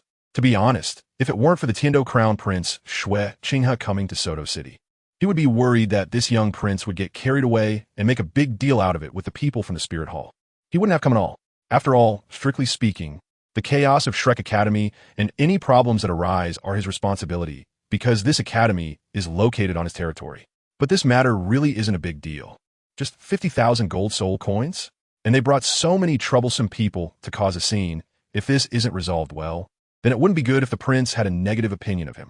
Chapter 172. The Spirit Hall cannot manage. Principal, something has happened. Early in the morning, after practicing, Yu Qianheng quietly inquired about the situation outside the village and quickly learned that the enforcement team from Soto City and people from the Spirit Hall had come to trouble Shrek Academy. What's going on? Yu Xiaojiang, who had gotten up early to prepare breakfast for Tang San and the others, came out upon hearing the commotion. Uncle, the Spirit Hall and the enforcement team from Soto City have come. The news I just found out is that Shrek Academy had previously recruited students under the name of the Spirit Hall, and there were allegations of fraud and robbery during the recruitment, violating the laws of the Heaven Do Empire. The Spirit Hall is here because this incident has damaged their reputation, Yu Qianheng quickly explained, mentioning that 2 cardinal soul saints and 4 soul emperors had come from the Spirit Hall. What? Yu Xiaojiang was taken aback. They are making such a big fuss over this minor issue. Flander, who had flown up to observe the situation from above, suddenly descended. It can't be right. This has been going on for nearly 20 years, and no one has intervened before. Flander, did you offend someone? Yu Xiaojiang asked, puzzled. This minor incident shouldn't warrant such a huge response from the Spirit Hall. And the enforcement team from Soto City is here just for a mere 50,000 gold soul coins? How is that possible? You know what kind of person I am. Who could I have offended? Flander said anxiously. With so many people outside, if this goes wrong today, Shrek's reputation will be ruined. Could be BB Dawn. Yu Xiaojing muttered quietly. Recently, They had encountered a woman in the Star Do forest whose soul ring ratio was the same as Bibi Dong's, and upon reflection, he realized that her figure and demeanor were strikingly similar to Bibi Dong's from his memory. So, could it be that Bibi Dong knew he was teaching at Shrek Academy and was deliberately targeting him? Dean, the academy is surrounded by the enforcement team and the spirit hall. Due to the commotion, Dai Mubai and the others also noticed the problem. It can't be targeting me, right? Zhao Wujin said with a serious expression. The spirit hall's warrant for my arrest hasn't been revoked. They may not be pursuing me as aggressively as before. But now there are 2 soul saints and 4 soul emperors outside, which doesn't look good. Flanders' little issue definitely shouldn't draw such a large response from the spirit hall. Upon hearing Zhao Wujin's words, Dai Mubai and the others looked doubtful. Indeed, the unmoved King Zhao Wujin was on the spirit hall's wanted list. If that was the reason, then the large commotion outside would make sense. What should we do now? Dai Mubai asked worriedly. If Shrek Academy is forcibly disbanded because of this, I'm finished. Don't worry. I'll go out and take a look first, Flanders said. I'm at least a soul saint. The spirit hall in Soto City wouldn't attack me over this minor issue. The city lord has a good relationship with me, and they don't care about the small amount of money involved. So the mastermind behind today's incident should be the spirit hall. On the hillside outside the village, Tang Hao, wearing a black robe, sensed the situation from the spirit hall and felt an ominous premonition. Could it be that Xiao San's identity has been exposed? Tang Hao wondered. No. Tang San has never revealed his Hao Ian hammer spirit to outsiders, and he hasn't shown any traces. Moreover, if the spirit hall was really targeting him, how could they only send 2 soul saints? With doubts in mind, Tang Hao covered his face and blended into the crowd. If things escalated later, he would just have to take his son away with a hammer. Mayor Li, Cardinal Rethis, what brings you 2 here? Flander casually walked out from the village. Li Changfeng was about to exchange pleasantries with Flander to downplay the situation, but Rethis stood out with a cold expression. Flander, you have been flaunting the Spirit Hall's name to defraud and rob nearly 50,000 gold soul coins. I represent the Spirit Hall to issue you a warning and revoke the Spirit Hall's previous permission for you to run an academy, and I demand a public apology. If you refuse, I will issue a capture order against you according to the laws of the Spirit Hall. What about our money? The villagers who came along asked in confusion. Yeah, what about our money? My 2 kids were defrauded of 20 gold soul coins. Us too. The crowd gradually became agitated, as Rithis seemed to only demand an apology from Flander, with no mention of returning the money. Silence. Rithis shouted. Everyone, I apologize. While I understand your desire to recover your money, the Spirit Hall has no jurisdiction over Mr. Flander's fraudulent actions. Although the Spirit Hall is powerful and has the most soul masters on the continent, it is ultimately a church organization and does not have law enforcement authority over these matters. However, Shrek Academy is established on the land of Soto City, and according to the laws of the Heaven Do Empire, Shrek Academy is under the jurisdiction of the Heaven Do Empire, meaning that Mayor Li can handle this matter. Rithis shifted the responsibility onto the silent Li Changfeng. Mayor? Upon hearing Rithis' words, the voices of the villagers gradually diminished. You want Mayor Li to handle it? They might end up having to pay more. A weak yet clear question arose from the crowd. The Spirit Hall actually had a good reputation among civilian soul masters because soul masters could receive subsidies from the Spirit Hall, and these subsidies for soul masters below level 40 were widespread. More than half of the soul masters on Douluo Continent are actually below level 40. As most people only have 1 or 2 levels of innate soul power, and their lifetime achievement might only reach soul sovereign at most. If innate soul power can reach level 4 or even 5, they're already considered geniuses among most people, while levels 6 and 7 can be cultivated as elite disciples in most sects, and levels 8 or even 9 of innate soul power are almost exclusively born in major sects or the Spirit Hall, as these individuals' parents are high-level soul masters, making it possible for them to awaken innate soul power of levels 7 or 8. As for the common people, having soul power would be a stroke of luck. Sorry, the Spirit Hall has no jurisdiction over these matters, Rithis said regretfully. While he also wanted to address these issues, unfortunately, this was a matter for the Heaven Do Empire, and the Spirit Hall could not intervene because it is a church-type soul master organization and does not have a law enforcement authority of the 2 great empires. The Spirit Hall can only fully manage the Spirit City and some surrounding areas, and that is under the strong deterrence of the current Pope. In the past, outside the Spirit City, the Spirit Hall basically had no jurisdiction and could only manage the issuance of soul master subsidies. With Rithis' explanation, the pressure shifted to Li Changfeng. Normally, he wouldn't need to intervene, as these people wouldn't dare to press him, At most, Flandre would just give him 20,000 gold soul coins as a gesture. But now it was different. The Heaven Do Prince Xue Qinghe was in Soto City. If this benevolent prince heard about such matters, he wouldn't ignore them. And the Bala Kingdom's relationship with the Heaven Do royal family had not been good in recent years, making it difficult for him. The Balak royal family was the one feeding him. So if he appeared too timid in his attitude towards the Heaven Do prince, the Balak royal family would not give him a good face. But if he offended the Heaven Do prince in this matter, the Balak royal family would definitely deal with him. Damn it. He had no idea what this prince was like and couldn't grasp the situation at all. He didn't want to offend Flandre, this soul saint. Mr. Flandre, please quickly clarify the false information about the Spirit Hall that Shrek Academy previously spread and issue a public apology. Otherwise, it will be very difficult for this bishop. Lottie said quietly. Normally, he wouldn't make such a fuss with a high-ranking soul saint like Flandre over such a trivial matter. But now the Spirit Hall is involved. Even the Pope has come. He is not afraid. He actually hopes Flandre will play hardball with him. The trouble this guy caused has made him anxious for a month. He has long wanted to beat this guy up. Even if he, with 2 soul saints and 4 soul emperors on his side, cannot take down Flandre. As soon as they start fighting, the Pope and the high-ranking officials will definitely not sit idly by. A title Douluo intervening. Emir Flandre is nothing. Chapter 173, Yu Xiaozhang's plan. After some twists and turns, due to the large number of people causing trouble at the scene, Li Changfeng had no choice but to symbolically issue a severe punishment to Flandre, demanding the surrender of illicit funds and a fine of 10,000 gold soul coins. With people from the Spirit Hall present, Flandre could only accept this amount, but a public apology? Admit that he had been deceiving people? Would he still be able to run Shrek Academy? What about his dignity as a soul saint? Moreover, once he accepts this matter, students who graduated from Shrek Academy, both now and in the past, will be doomed. What good can come from a student of a fraudulent academy? Shrek's reputation will be completely ruined. Bishop Lotties, I can accept this fine, but do you have any evidence for your claim that I deceive people in the name of the Spirit Hall? Flandre said seriously. Based on mere rumors, the Spirit Hall cannot take action against him. Everything must be evidenced, and coincidentally, he has never publicly advertised these matters in black and white. This information was spread by people he hired. He never said it himself. Evidence?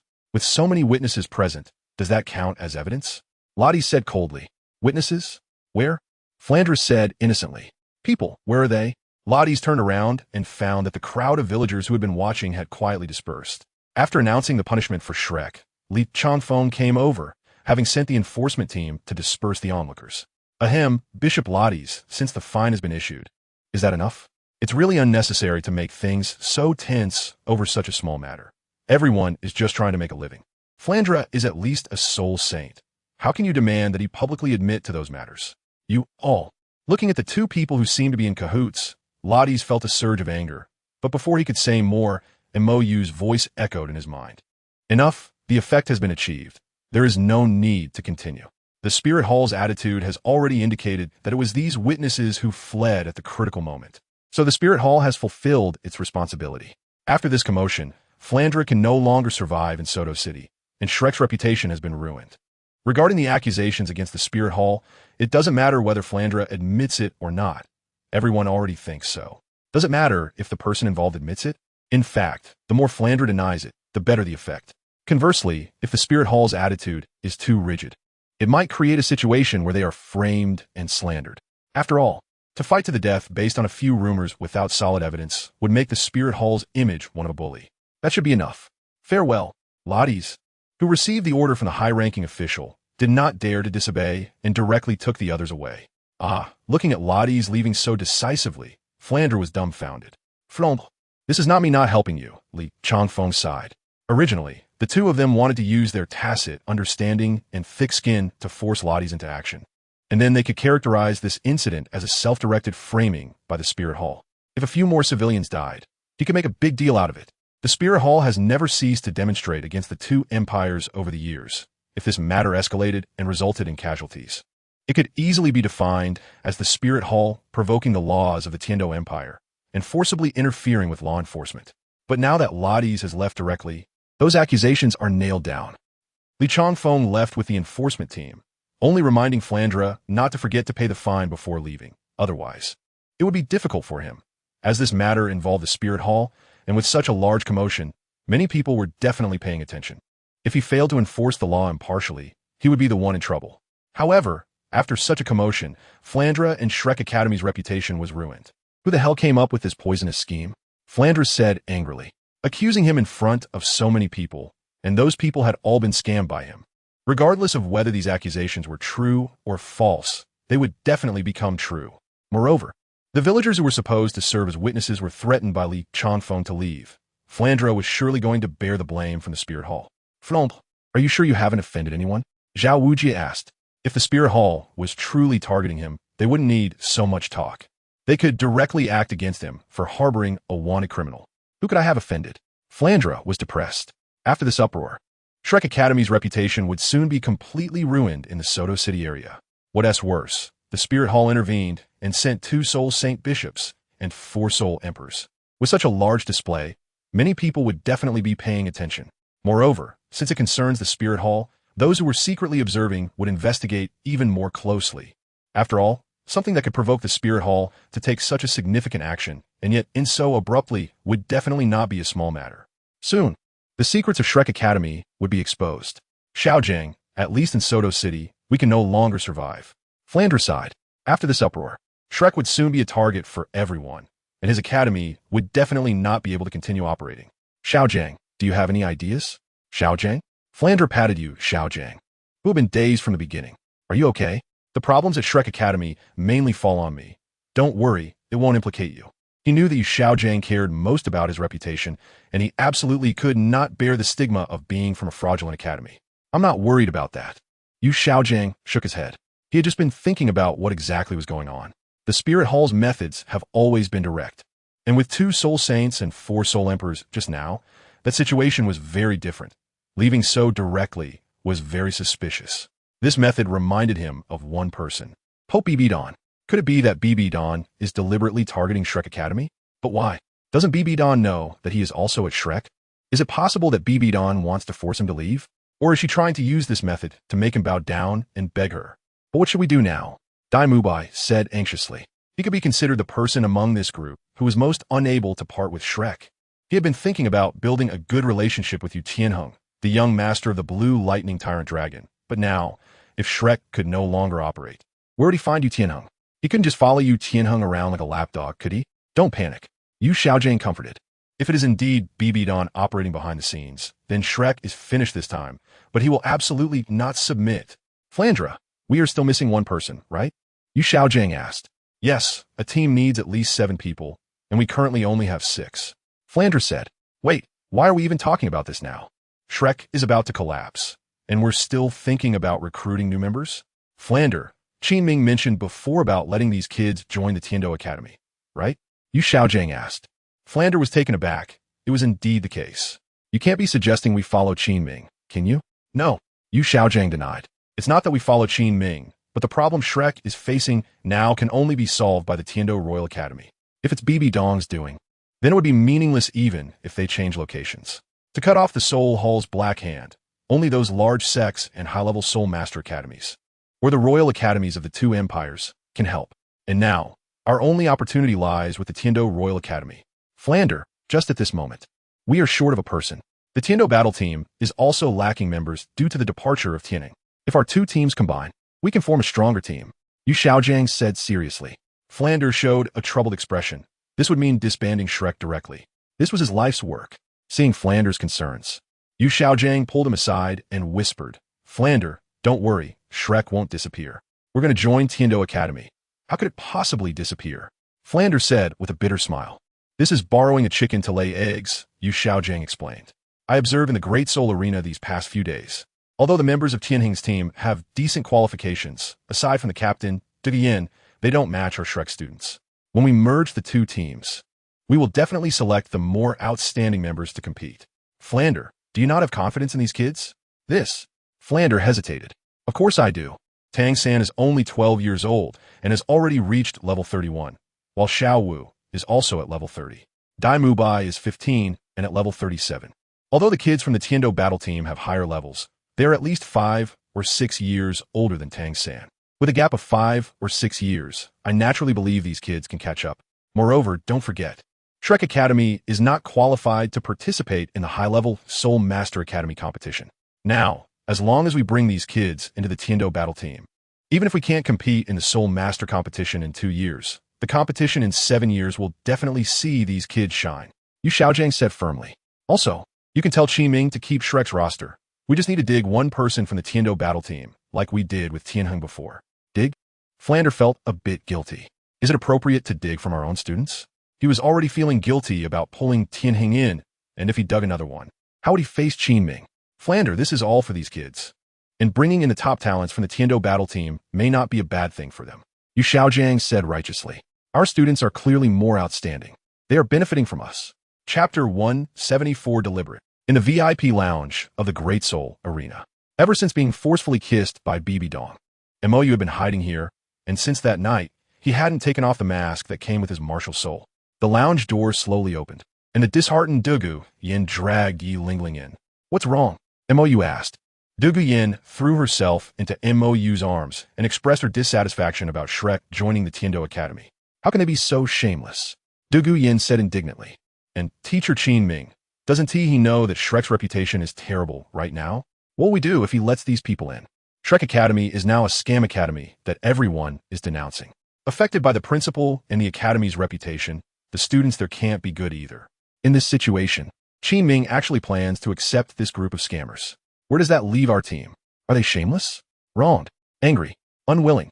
Dugu Yin poured out her grievances, and Yi Lingling, who was pulled along, occasionally echoed her. As Dugu Yin's closest friend, she was naturally very displeased with this matter. Or rather, everyone else was also upset, but they endured it because of Qinming. The most ridiculous thing is that bastard Yu Qianheng actually came to be a negotiator, trying to get me and Lingling to join Shrek. Dugu Yin said angrily. And the young master of the Blue Lightning Tyrant Dragon, to easily abandon teammates who have been together for 6 years and even help outsiders to dig the wall. What kind of young master is that? And he talks about camaraderie with her? Does he even deserve it? Didn't I already tell you guys before? Mou said with a bit of amusement. Yu Qianheng is just Yu Xiaojiang's lackey. He is more filial to this uncle than to his own father. Now that this is happening, I feel like I want to quit. Dugu Yin said with grievance. This team has been preparing for the high-level Soul Master Academy competition for 6 years. And now it's just 2 years away, yet this kind of thing happens. Don't you want to shine in the Soul Master competition? Mou pinched Dugu Yin's aggrieved little face. Although you have no hope for the championship, the runner-up is definitely within your reach. Are you encouraging me or mocking me? Dugu Yin showed a strange expression. Who says runner-up before the competition? Shouldn't we encourage the champion? Also, why have you put the mask back on? As she spoke, Dugu Yin raised her hand to touch the mask, but couldn't take it off no matter how hard she tried. Don't mess around. Mou removed Dugu Yin's hand. I'm just preventing ambushes. Ambush? Dugu Yin was taken aback. Are you even wary of me? She had ambushed him dozens of times before, and not many had succeeded. What ambush? Yi Lingling asked with confusion. Dugu Yin stood up and mischievously sat beside Yi Lingling, taking the opportunity to pounce on her. Yi Lingling's face turned bright red in an instant as she pushed Dugu Yin away. Yin Yan, you, they're all girls. Although there would be some intimate contact in the dormitory, it was never like this. And there are people watching. Oh, come on, we're all girls, it's fine. Dugu Yin casually wrapped her arms around the powerless Yi Lingling. She didn't really know what was going on, ever since her martial soul evolved. Her feelings had clearly intensified, but with Mou not around, and even if he was, he wouldn't be flirty with her. She had no choice but to turn her attention to her dorm mate, Yi Lingling. Of course, it was just a joke. Her sexual orientation was absolutely fine. Knock knock. There was a knock on the door, and Shwedi walked in. Just as Mou was about to get up, he noticed that behind Shwedi was another person. Shue, or rather, Qianrenxue. Should we step aside first? Dugu Yin also knew Shue-Qing's true identity, and this matter was even proactively exposed by Qianrenxue.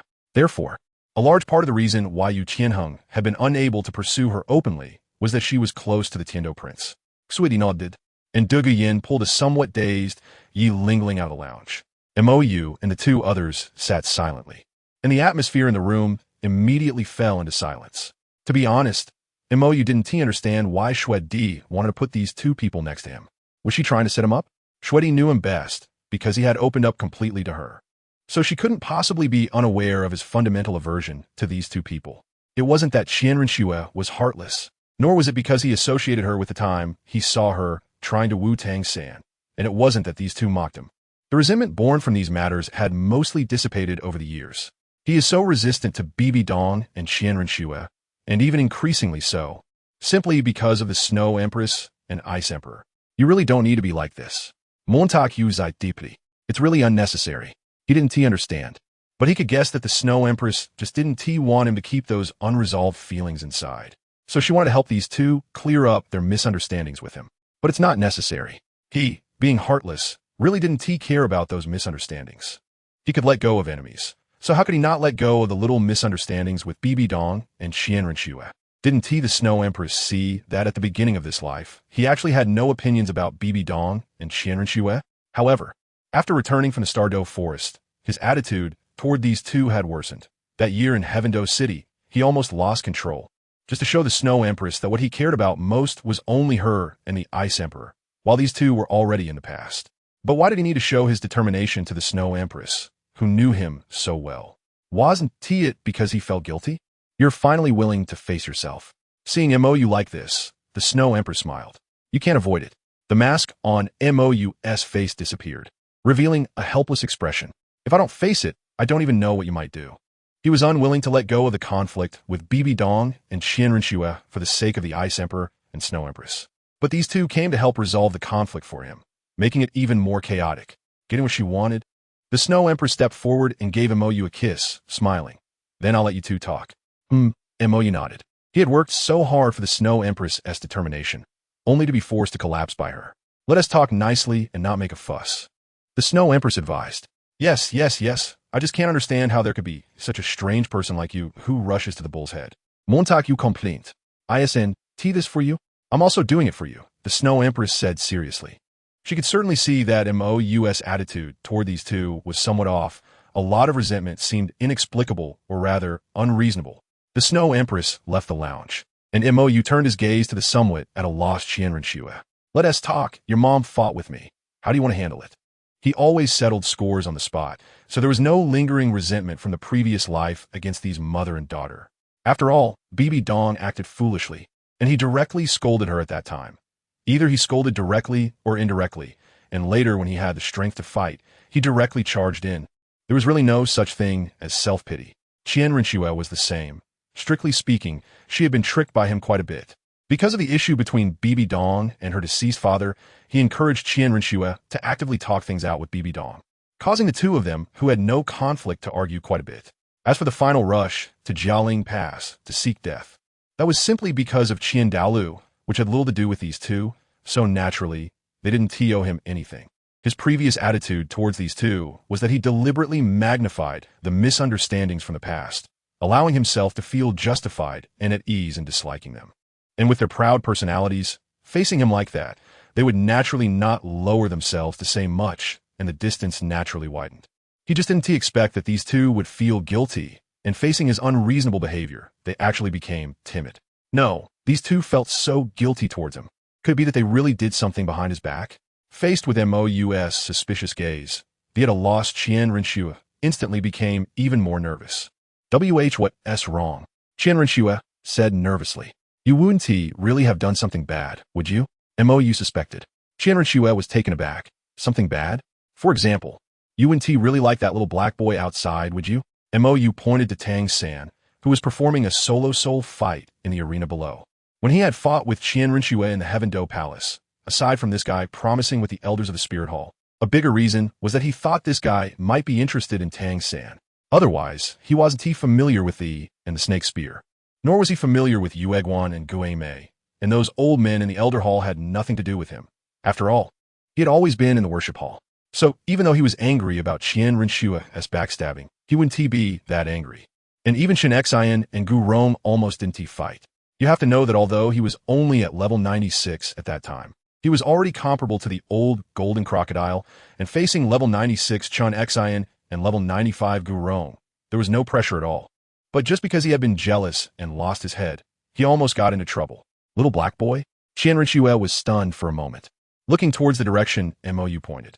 After seeing Tang San in the arena, Qian Renxue's expression instantly darkened, and she jumped over and rode on MOU. Her fist as big as a sandbag tightly clenched, smashing down towards MOU's face. Bang! Didn't I explain this to you a long time ago? Why bring it up again? Chapter 175, the angry Snow Empress. So you two fought again? Looking at the bruised Qianrenxue in front of her, the Snow Empress felt a wave of exhaustion. What the hell? She had finally persuaded Bibi Dong to let Mou go a little and to ease the relationship. And after Bibi Dong had finally opened up, Mou also finally stopped holding back like before. She originally wanted to encourage them to clarify everything. But why do they fight again? He still suspects that I have feelings for Tang San. What can I do? Qianrenxue said indignantly. She had already explained so many times. But this guy just wouldn't listen. He doesn't believe that she had such a big plan to win over Tang San without any other intentions. Why did you have such a warm attitude towards Tang San back then? The Snow Empress said helplessly. He only liked you back then. Even I and Bing, and those two sisters are just good friends. But you kept provoking him, and at that time, he had already told you that the relationship between Tang San and the Spirit Hall was irreconcilable, yet you still did that. He only likes me? Qianrenxue snorted coldly. He has flirted with so many girls, and even my mom is not spared. Do you think I believe that? But has he touched anyone? The Snow Empress asked. He. Qianrenshue's expression froze. Has he? The Snow Empress's expression became serious. Even Hulina, who grew up with him in Spirit City, who was within reach, he didn't touch. And those two sisters he had to rush back to the Star Luo Imperial City with several offerings. He hadn't touched either. You don't think he can't touch anyone, do you? Mou only seems to be a playboy, but in fact, he hasn't touched anyone until now, maintaining distance. Even when others throw themselves at him, he has always kept his distance. He has been waiting for you. But what has he received? The Snow Empress sighed deeply. You have no idea how much he suffered that day in the Heaven Do Palace. Nor do you know how much it hurt him when he was beating you in the plaza of the Heaven Do Palace. You only know that he pressed your face to the ground, almost ruining you in front of so many people. But why don't you think about it before that? Did he ever lay hands on you? How many times did you hit him? Did he ever get angry with you? That day, seeing you getting beaten like that. Why didn't he even Dalu, who usually favored you, say much? Have you thought about it? Because of you, he almost died in Heaven Do City that day. He has always been thinking for you. But why can't you think for him? Yes, he was really scummy this time. But do you think who created such a him?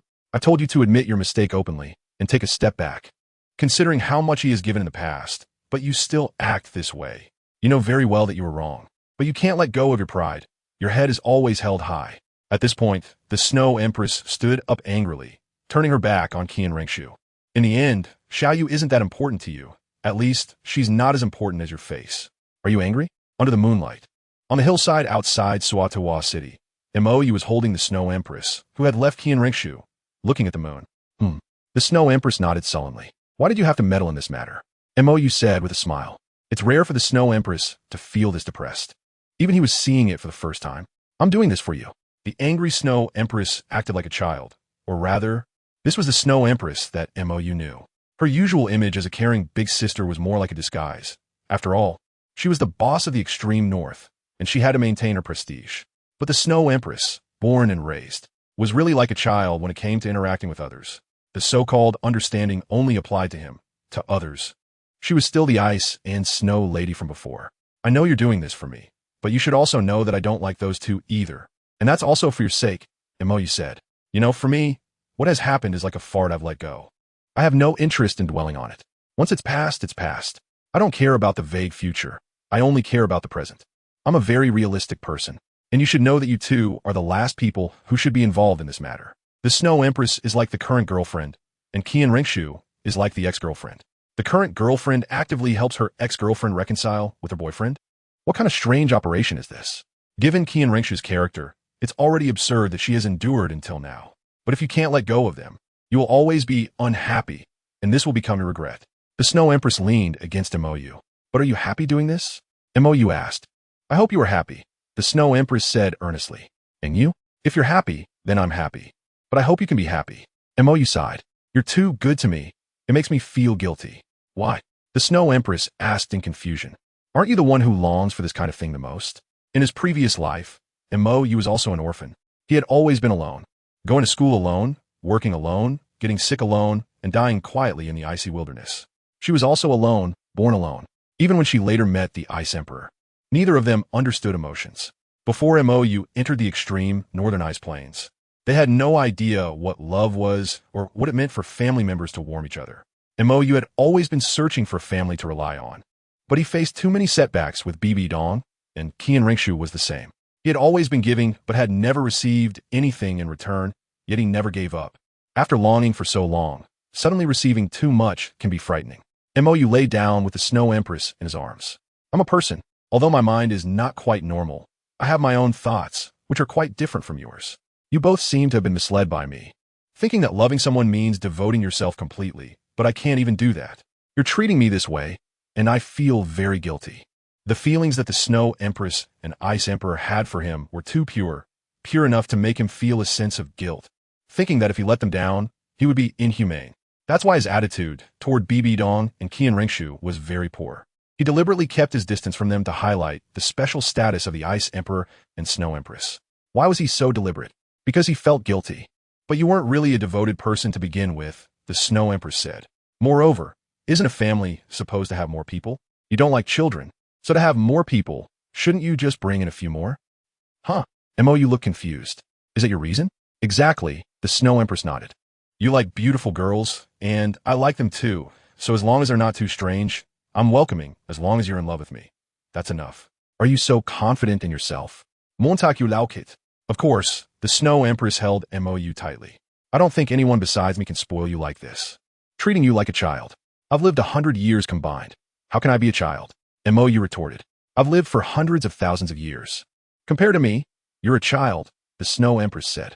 A person who's hundreds of thousands of years old needs to be coaxed to sleep, coaxed to eat. And if someone takes away the good food, they'll cry and need to be coaxed. So do you coax me? I do. Chapter 176. The Soul Bone of the Blue-Silver Emperor. How did it end up like this? Qian Ringshu, who had been beaten up, also went to find her mother, and Bibi Dong, looking at Qian Ringshu's bruised face, felt helpless yet somewhat amused. He's just a jerk, Qian Ringshu said sullenly. When she talks about what he did, Mou has no problem. Flirting with so many girls in front of her, even setting his sights on her mother. Is this something a person can do? And he says she's interested in Tang San? Is she blind? How could she be interested in that thing? This jerk is doing it on purpose, Qian Ringshu said angrily. The Snow Empress thought it was because she couldn't let go of her pride, but in fact, every time she wanted to lower her head, Mou would hit her hard. He had no intention of talking to her properly. You realized? Bibi Dong said with a smile. He was doing it on purpose. She was the first to have contact with Mou, so she was most aware of this guy's change in attitude. At first, when she went to the offering hall to find Mou, he didn't have much resentment toward her and didn't hold much resentment toward Qian Ringshu either. However, after returning from the Stardow Forest, Mou's attitude toward both of them gradually worsened, and it was a gradual process.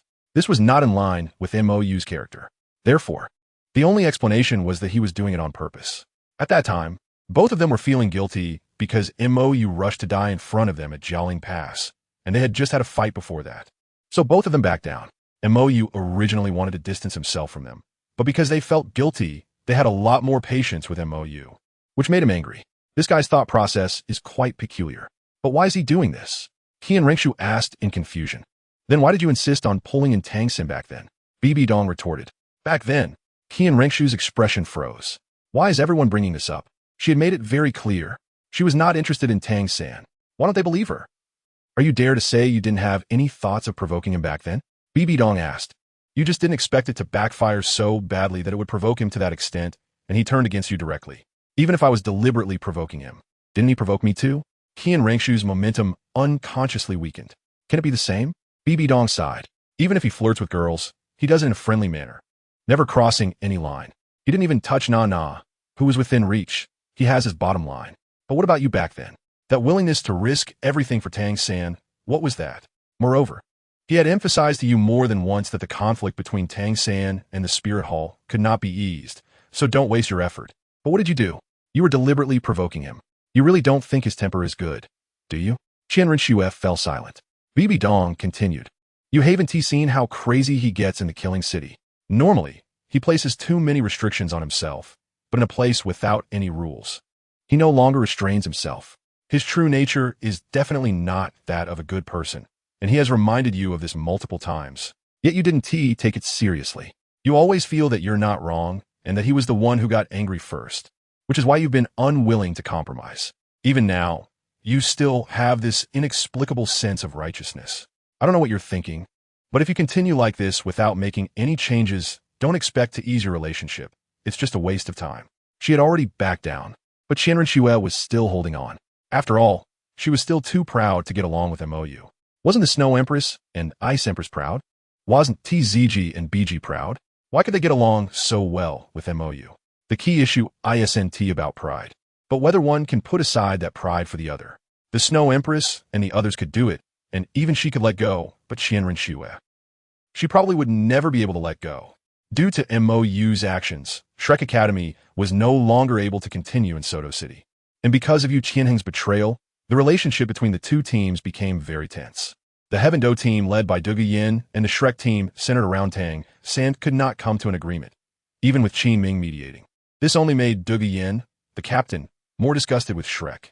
Seeing the increasingly problematic relationship between the two teams, Qin Ming could only suggest returning to Heaven Do City early, just in time to confirm the matter of Shrek Academy and Flanders joining the Heaven Do Academy.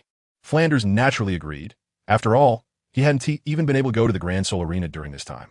Tang San and the others also participated in the soul battles while wearing masks to hide their identities, but over time, someone would eventually notice, and by then, Tang San and the others would probably be affected by Shrek's reputation. Shrek Academy was packing up to leave when Tang Hao, who knew that Tang San and the others were preparing to go to Heaven Do City, approached Yu Xiaojang again. "Your Highness, is there something you need?" Upon seeing Tang Hao, Yu Xiaojang's attitude was very respectful, not because of Tang Hao's title as a title de law, but simply because he believed that Tang Hao was the one who killed Qian Xuanji. "You're preparing to go to Heaven Do City next. But I can't go with you," Tang Hao said. "The situation in Heaven Do City is too complicated. There are too many soul Douluos from the Spirit Hall there, and even titled Douluos. If I go, my whereabouts will be exposed, and it will be very troublesome." Of course, this statement had some evasive meaning. He was unwilling to go to Heaven Do City primarily because Tang Yuehua was there, which made him feel guilty. "Your Highness, please don't worry. We are going to the Heaven Do Royal Academy this time. The Spirit Hall can't reach us, and little Sam will be fine," Yu Xiaojang assured confidently. "I hope so," Tang Hao said, feeling an ominous premonition. "However, I will still be active around Heaven Do City. If any trouble arises, notify me in time." After saying this, Tang Hao turned to leave. "Wait, Your Highness." Yu Xiaojang hesitated and stopped Tang Hao. "Is there something wrong?" Tang Hao asked, puzzled. Yu Xiaojang hesitated several times. But for the sake of Tang San, he still spoke up. "Your Highness, do you have any spare soul bones?" "Soul bones?" Tang Hao was taken aback. "This is for little San," Yu Xiaojang stated in advance. Earlier, in the forest, Yu Xiaojang explained to Tang Hao about Zhu Zhuqing absorbing the Super Year Spirit Ring and the high probability that she absorbed a soul bone, finally presenting his guess that soul bones could help soul masters absorb Super Year Spirit Rings. If Tang San could absorb a high-quality soul bone now, perhaps he could break through a limit with his fourth spirit ring. Soul bones can help absorb Super Year Spirit Rings? Tang Hao felt skeptical. "What theory is this?" "Although it's not certain, I have a strong confidence," Yu Xiaojang asserted. "Is that so?" Tang Hao fell into silence. He indeed had soul bones.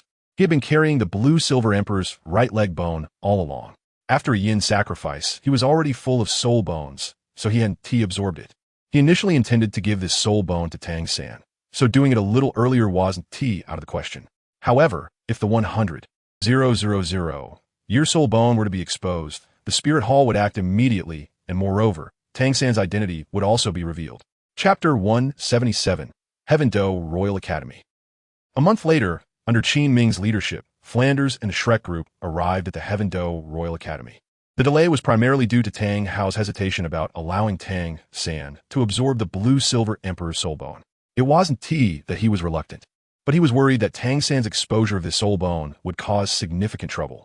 In the end, with Yu Xiaojang's persuasion, in order to allow Tang San to get a significant lead over his peers, Tang Hao took out the Blue Silver Emperor's soul bone for Tang San to absorb. However, due to Zhu Zhuqing and the others' recent experiences, Yu Xiaojang had already educated Tang San and the others about the preciousness of 100,000 year soul bones. Thus, Tang Hao could only inform Tang San of some of the circumstances, which naturally included the fact that the Spirit Hall was their number one enemy. This was also a precaution from Tang Hao to prevent any adverse situations should Tang San encounter people from the Spirit Hall in Heaven Do City. After absorbing the 100,000 year Blue Silver Emperor's right leg bone, Tang San not only had his soul power rise by 5 levels, directly reaching level 36, But even his blue-silver grass martial soul underwent some changes, faintly showing a trend towards evolving into the blue-silver king. Montagu, who learned of this from Xiao Wu, was very pleased. Your soul bone will be back soon. In Heavendo City, at Yu Xian, Tang Yuehua's room, Mo released the blue-silver emperor, who had mostly recovered. Do you really have to make a move against my child? After 6 years of interaction, the blue-silver emperor had gained more understanding of Mo, and with BG's gentle persuasion, the blue-silver emperor had finally begun to see cracks in her previous brainless infatuation with Tang Hao. However, she still felt that her child, Tang San, was innocent. If I don't kill him, he will kill me, and everyone I care about will die. Do you think I can afford not to act against him? Montak Yuli Tartit. The blue-silver emperor's character was really too naive. Even though BG had made their relationship with Tang San very clear, this brainless creature still hoped that everyone could sit down and talk, thinking that perhaps there was hope for peaceful coexistence. She even said she could persuade Tang how to let go of his hatred, and she could also let go of the hatred from being hunted in the past, hoping they wouldn't engage in such life-and-death battles. How should I put it? Naive. So naively frustrating. But the blue-silver emperor still hoped to prevent this conflict. Even though Tang Hao had come for her soul ring and soul bone back then, he later loved her, and they had a child. If she could persuade Tang how to let go of his hatred. Sister, you've got the wrong focus, Mo sighed. Right now, the biggest conflict between me and Tang Hao isn't you. You are merely an excuse for Tang Hao to numb himself. The real problem is the Haotian sect. Because of you, because of Tang Hao, the Haotian sect almost faced extermination. The previous sect master died because of this, and the Haotian sect suffered heavy casualties. The once-top sect that could stand toe-to-toe with the Spirit Hall is now hiding away, sealing itself off from the world. Tang Hao is a sect slave. He cannot let go of his hatred, and neither can the Haotian sect, so conflict is inevitable. Or do you think you can resolve this hatred? Mo tightly grasped the vine of the blue-silver emperor. Whether it was the Spirit Hall or the Haotian sect, both had paid a heavy price in that conflict. They too had lost family, parents, children, and loved ones. The injured were never just you alone. You could put aside past grievances, but what about them? Can you make them let go of their hatred? Aye. The vines of the blue-silver emperor unconsciously tightened, but due to being forcibly pulled by Mo, it couldn't evade. The only way to sever hatred is to destroy one side, so don't be naive anymore. Mo sighed, stood up, and looked at Tang Yuehua beside him. Soon, I will need your help. Don't forget our deal, and don't doubt my determination. As long as there is even a slight problem on your side, I guarantee that the over 1,000 heads from the Haotian sect will be neatly placed in front of you. I mean what I say. On the other side, Qin Ming led the Shrek group into the Heavendo Royal Academy. This is the Heavendo Royal Academy? Looking at this luxurious paradise nestled by mountains and rivers, Flinder and the others were stunned. Compared to their original Shrek Academy, to put it bluntly, their Shrek couldn't even compare to a restroom here. Yes, Dean. The Heavendo Royal Academy can be said to be the most luxurious and powerful academy in the entire Heavendo Empire, Qin Ming said proudly. After leaving Shrek, he had also entered the Heavendo Royal Academy for study, making it his second alma mater. It really is a good place. As the son of the former Blue Lightning Tyrant Dragon Sect Master, Yu Xiaojing's reaction was much more composed. After all, coming from the Blue Lightning Tyrant Dragon Sect and having spent some time in the Spirit City, he was not easily intimidated by what he saw. Big Brother Dai, how does this compare to the Royal Academy of Xinghua? Oscar asked curiously. The environment here exceeded his imagination. He couldn't even dream of such a paradise. Well, Dai Mubai paused. It's about the same. He couldn't exactly say that as the third prince of the Xinghua Empire, he had never formally visited his own Royal Academy, right? That would be too embarrassing. The Xinghua Royal Academy was Davis's territory, and he didn't want to die inexplicably in some corner of the academy. Seeing his teacher and students exhibiting such a country bumpkin attitude towards the Heavendo Royal Academy, Flinder suddenly felt a bit displeased. So what if they had money? Can money cultivate strong individuals? Compared to the Heavendo Royal Academy, it's clear that my Shrek is superior. Upon hearing this, Qin Ming understood and echoed. After all, having been forced to leave behind his life's work to come to the Heavendo Royal Academy, living under someone else's roof, Flinder surely felt very uncomfortable. Teacher Qin Ming, Sister Yinzi and Lingling planned to withdraw from the Heavendo Academy. You should go take a look. The wind god, who was possessed by a martial spirit, hurriedly flew over. Under the lead of Prince Shueqinghe, Dugi Yin and her group had long departed from Suatuwa City and returned to Heavendo City with Mo about half a month ago. What? Flinder and the others were shocked. Why? Qin Ming asked anxiously. Yes, why did they suddenly want to withdraw? Yu Tianheng was also anxious. The out-of-breath wind god glanced at the Shrek group behind Qin Ming. This matter should not need much explanation, right? In Suatawa City, Duguyan's attitude had already been quite displeased over this matter, and with Yu Tianheng repeatedly urging Duguyan and Yi Lingling to join Shrek for a stronger alliance, Duguyan's attitude towards Shrek had worsened. This time they returned to the Heaven-Do Academy early. Duguyan and Yi Lingling hadn't shown up for some time, and just today they had written their withdrawal applications, preparing to find the 3 committee members to withdraw. Dean, I'll go check it out first. You guys could take a look around. Qin Ming no longer cared about showing Flinder and the others around the Heaven-Do Academy. Go quickly. We'll follow after a while. Flinder did not try to keep him or say anything about them following along. After all, this matter was still triggered by them from Shrek. I'll go too. Yu Tianheng also ran towards the committee office with Qin Ming. What would he do if Duguyan left? His grandfather had emphasized to him that he must capture Duguyan. Huff. Watching Qin Ming leave, Flinder let out a sigh of relief with some guilt. This Heaven-Do battle team was, to put it bluntly, the one they had broken apart. However, there were still some people in Shrek who were happy about Duguyan's intention to leave, like Yu Xiaojie. There was no helping it. Duguyan was too strong. Previously, when in Suatawa City, Qin Ming had intended for Duguyan to interact with Shrek students to ease relations, but that child single-handedly defeated all 6 of Shrek's members, including Yu Tianheng. It was a complete and effortless crushing. The worst was his student Tang San, who didn't even have time to use his hidden weapons and was knocked down by Duguyan with a single slap. Then a kick to the stomach caused him to lose consciousness on the spot. That terrifying power left a psychological shadow on Shrek's students. The departure of such an outlier might not be a bad thing for Shrek. Moreover, if Duguyan really joined Shrek, Tang San's position would definitely be threatened. He might even have to give up his core tactical position. So, stop. Who are you? How dare you trespass into the Heaven-Do Royal Academy? The Shrek group looked towards the voice and saw a group of people surrounding a young man with a spoiled appearance walking towards them. Even if it wasn't the same time, the avalanche of fate would ultimately not be missed. Chapter 178. Duguyan also wants to withdraw. At the same time that Avalanche was being beaten in the usual way at the committee office of the Heaven-Do Royal Academy, Duguyan and Yi Lingling directly slammed their withdrawal applications onto the table of the 3 committee members. What does this mean? The thin old man, sitting in the middle, the chief of the Heaven-Do Academy Committee, Meng Xinji, looked puzzled. As you can see, Lingling and I intend to withdraw. Duguyan stepped forward and said, Withdraw? The short, stout old man, by Baoshan, the deputy chairman on Meng Xinji's left, opened the 2 letters on the table and glanced at them. Why? The 3rd committee member, Jilin, asked in confusion. You should know that there is less than 2 years until the All-Continental Advanced Soul Master Academy competition. Why would you choose to withdraw at this time? Even if you want to withdraw, shouldn't you at least wait until after the competition? They were not trying to stop Duguyan and Yi Lingling from withdrawing. After all, it wasn't an early graduation and there were soul power requirements. They couldn't interfere with students' voluntary withdrawals. However, the timing was inappropriate, right?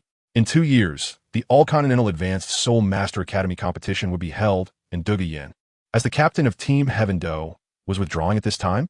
If Team Heaven-Do is about to disband, what am I, as the captain, supposed to do? Duguyan said unpleased. About to disband? Meng Xinji's expression grew serious. What happened? Did that kid Qin Ming get into some trouble? Haven't you received Yu Tianheng's withdrawal letter? Duguyan asked. Yu Tianheng's withdrawal letter? The 3 committee members looked at each other, their faces filled with confusion. When? Since a month ago. When Qin Ming took Team Heaven-Do and Prince Xue Qinghe away, they hadn't received any news at all. Not received? Duguyan was taken aback. Oh, it must have been him who got stopped. But it doesn't make much difference. Yu Tianheng has already left Team Tiando, and Teacher Qin Ming has also brought in a Shrek team from outside. Team Tiando is likely to be dismantled soon, and I don't want to wait until that forced disbandment, so it's better for me to leave on my own. Dismantle? Meng Xinji's expression tightened. Teacher Qin Ming only explained that Shrek is his alma mater and that its dean and teachers are very capable, with current students who are as talented as he is. He never mentioned anything about dismantling Team Tiando. Yen Yen, could it be that you misunderstood? Qin Ming is not that kind of person, Bai Baoshan said. Qin Ming has been at the Tiando Royal Academy for over 10 years. They know this young man well, and he wouldn't do something like dismantling his own team. It's not Teacher Qin Ming who wants to dismantle it. It's that Shrek who wants to dismantle it, Duguyan retorted. Yu Tianheng has already left. And back in Soto City, Yu Tianheng was encouraged by that academy's teacher to get me and Lingling to join as well. I didn't want to, and Lingling didn't want to either. Moreover, Our team's morale has already fallen apart. Not to mention that we can't find anyone to take you Tianheng's place in the short term. Even if we could, I wouldn't feel like it. There's just over a year left until the Soul Master competition. At this time, it's impossible to find new team members who can match their progress. And team cooperation and coordination take a long time to develop. Originally, because you Tianheng left, the morale of this team was already an issue, and now the team leader, Qin Ming, has brought in the very Shrek that caused all this. Anyway, she can't stay any longer. Is that the kid? At the heights of the Tiando Royal Academy, Mou and Dugabo were observing the Shrek students who were clashing with Xue Bong and his group below. Yes, that's Tang San, Mou confirmed. Tang Hao's son. Tang Hao shouldn't be here, right? Dugabo said worriedly. He's no match for Tang Hao. That guy was able to take on 3 opponents when he first entered the titled Douluo realm, and even crushed the Pope. Although he has made progress in his soul power cultivation due to the resolution of the issue with the biling snake poison and has now reached level 93, he is still no match for Yuguan. Just based on that, he can be certain that Tang Hao could easily beat him. Why are you being such a coward? Mou said with disdain. If Tang Hao comes, I'll handle it. Why are you panicking? Dugabo's expression froze. He had forgotten that this guy was a real monster. A soul sage. He could easily pin down a titled Douluo like him. And he had no chance of retaliation. The most outrageous part is that this kid is immune to poison. His poison is completely useless. Tang Hao could take on 3 opponents back then. You're strong, but you might not be able to take him down, right? Dugabo said worriedly. Indeed, if that guy were to fight for his life, I really wouldn't be his opponent, Mou admitted. But am I just one person? Dugabo was taken aback. Oh right. He had forgotten that those few monsters beside this kid could easily take him out with a single slap. A mere Tang Hao is nothing. But I still don't understand why you don't just kill them directly? Dugabo asked in confusion. With the power behind Mou, eliminating this group below, along with the Tang Hao, should be very simple, right? Why go through so much trouble to drive them away and then abduct Tang San to the ice and fire Yin Yang Ai? If killing them would solve the problem, I would have acted long ago, Mou said helplessly. What he's doing is not about dealing with Tang San, but about the Shura God. If it weren't for the Shura God, Tang San would have died long ago. All right, Yin Yin is currently discussing dropping out with those 3 committee members. You go add some fuel to the fire. By the way, under the premise of not killing anyone, don't give them any face. No problem, Dugubo nodded. He won't let this so-called Shrek leave easily after making his granddaughter angry for so long, and that Yu Qianheng kid really has no shame. I can't imagine what expression that old dragon from the blue electric Tyrannosaurus sect would have if he knew that his precious grandson had become the lackey of that Yu Xiaojiang who was expelled from the sect. It must be quite interesting. On the other side, in the southwest of Tiando City, at the Blue Tyrant Academy, Mou had no interest in how Dugabo would take revenge on the Shrek group that made his granddaughter unhappy after leaving the Tiando Royal Academy. He headed to the Blue Tyrant Academy. After all, Flander would soon be bringing Shrek to find Lu Erlong for some support. Mou? What are you doing here?